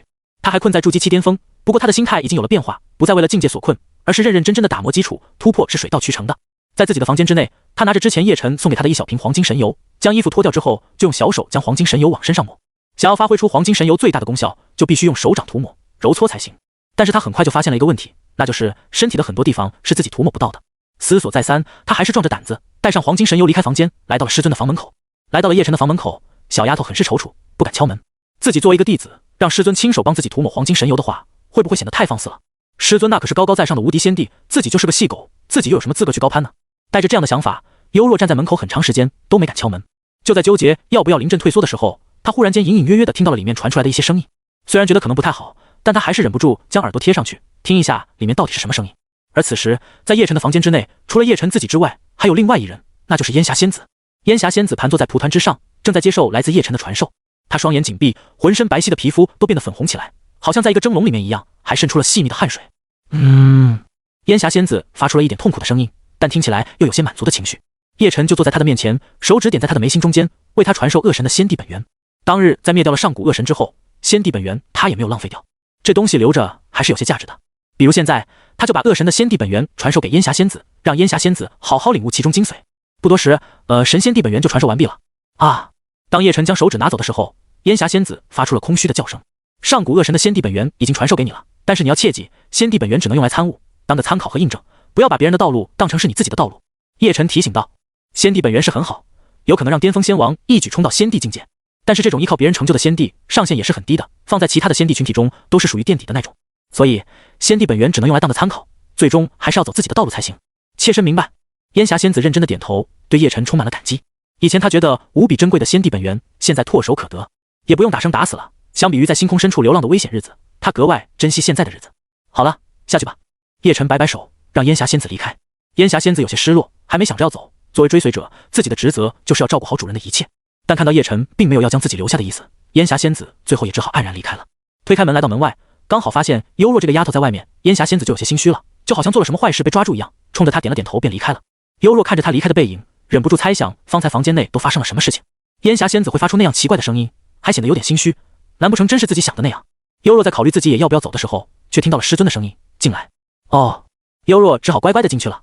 说吧，来找我是想干什么？叶晨看着他问道。幽若拿出了黄金神油，弱弱的说道，师尊，我涂抹不到后背，你能帮我涂吗？小丫头惴惴不安，生怕自己的请求太过分了。直到她听到叶晨说没问题的时候，这才惊喜的睁大了眼睛，不敢相信师尊竟然会同意自己这么越界的请求。那就麻烦师尊了。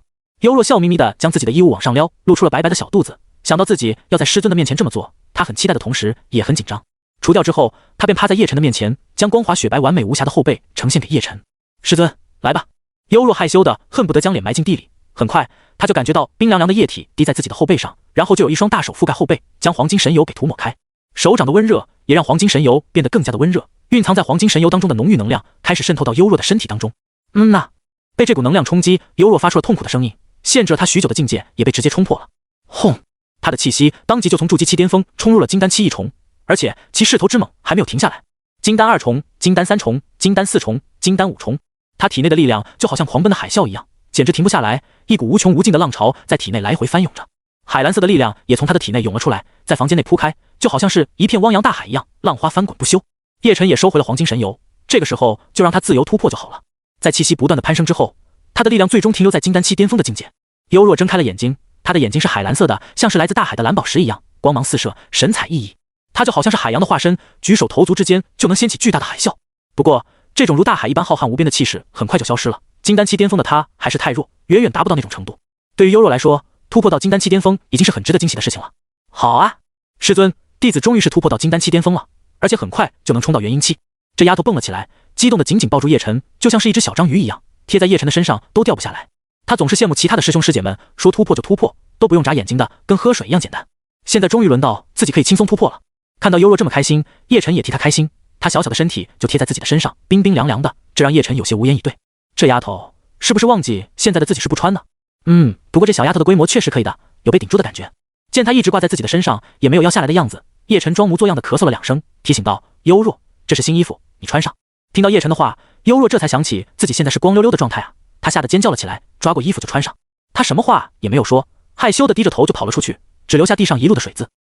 看着地上的水渍，叶晨不由得感叹，不愧是碧鳞人鱼族的第一天才，水真多呀。海银作为碧鳞人鱼族的大长老，也是目前唯一的仙帝强者，他所产生的水分也是很多的。这一点叶晨比任何人都清楚。幽若的天赋比海银还要强很多，未来的成就也肯定会超过海银，现在有这么多谁也是正常的了，这才符合他超级天才的身份嘛。在幽若离开不久之后，玄机女帝也出现在了门外，由于门是打开的，所以玄机女帝一来就看到满地的水渍了。她都愣了一下，天帝的住所里面怎么会有这么多的水渍呢？太奇怪了，这些水渍很可疑啊。不过她也没敢多问，要是自己刚好看到了天帝的一些私人隐秘爱好，天帝说不定会一巴掌呼死自己。有事吗？看到玄机女帝过来，叶晨淡淡的询问。玄机女帝恭敬开口，启禀天帝，阵法的勾勒已经差不多了，但是此阵法太过于强大了，寻常的材料根本不可能承受阵法的力量，所以必须要用到神经作为阵法的基石，否则此阵法将无法建立起来。切身斗胆来申请一些紫灵神经。叶晨满不在乎，就是这个小问题吗？拿去吧，不够再问我要，只要能将阵法做好就行了。说着，他抬手就拿出了2座山峰模样的紫灵神经。属于紫灵神经的独特神芒以及能量波动，将整个住所都照耀成为迷幻的紫色了。看到这么多的紫灵神经，纵使玄机女帝早就做好了心理准备，还是被狠狠地震撼到了。两座紫灵神经，得山峰，天哪！他知道天帝有很多资源，但依旧没有想到还有这么多。你该不会是搞批发的吧？这么贵重的东西，你说拿就拿。玄机女帝小心翼翼地将紫灵神经收了起来，有一种暴富的窃喜。虽然这笔财富不属于自己，拥有过也不错了。布置大阵不是那么简单的事情，但是有了充足的材料，办起来也就简单多了。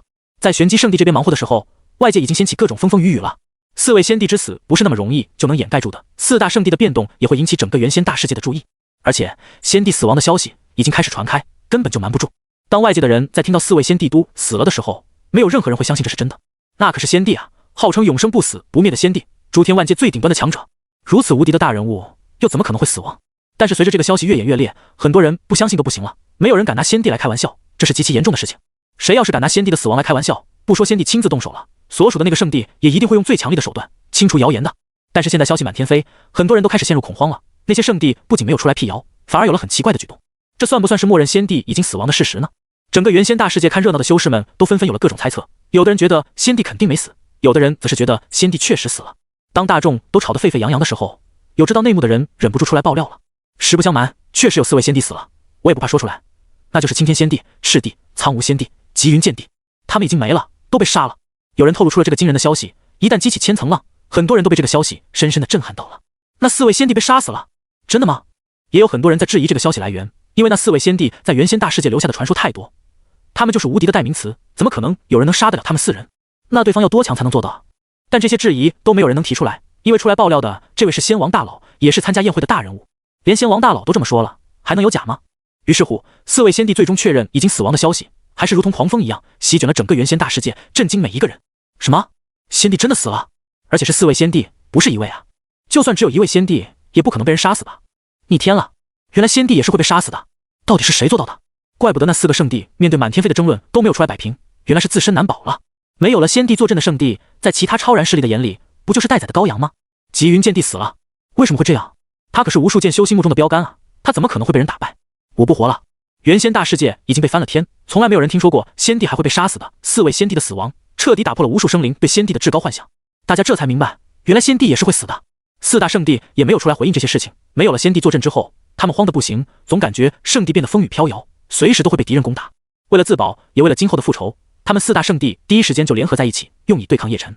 很快，圣地联盟就成立了。这是由大赤皇朝、青天圣地、苍梧圣地、极云剑宗4个超然势力组成的超大联盟。虽然没有了先帝坐镇，但是不代表他们就是一盘散沙了。尤其是联合起来之后，很多圣地都不敢动他们。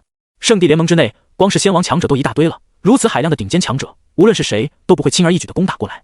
此时的联盟内，一大堆的巅峰仙王强者都聚集在了一起，每个人神色凝重地讨论着什么。先帝已经死了，那个陌生的先帝或许会对我们动手，他能杀死4位先帝，就有灭掉我们的能力。我们圣地联盟在宣布成立之后，最好马上就对外宣称永久隐退，不再参与任何争斗。有一位强者提议道：结为联盟是为了以后更好的复仇，在没有足够的力量之前，他们必须保持足够的低调，甚至彻底消失在大众的视野当中。只要有漫长的时间发展，未来说不定就能诞生出几个先帝，拥有和那个陌生先帝抗衡的力量了。这个提议得到了大家的认可，我觉得可以先隐藏起来吧，集合所有的力量到我们这些巅峰仙王的身上，我就不信弄不出新的先帝。主要是，就算我们诞生出4个先帝，也无济于事啊。那个陌生的先帝吊打6个先帝，他实在是太强了，只能祈祷他不对我们动手吧。在他的眼里，我们不就是蝼蚁而已吗？我打听到了，他并不是我们原先大世界的强者，总有一天会离开这里的。到时候我们再报复玄机圣地、如意圣地、无尘圣地。没错，我们现在要做的就是等下去。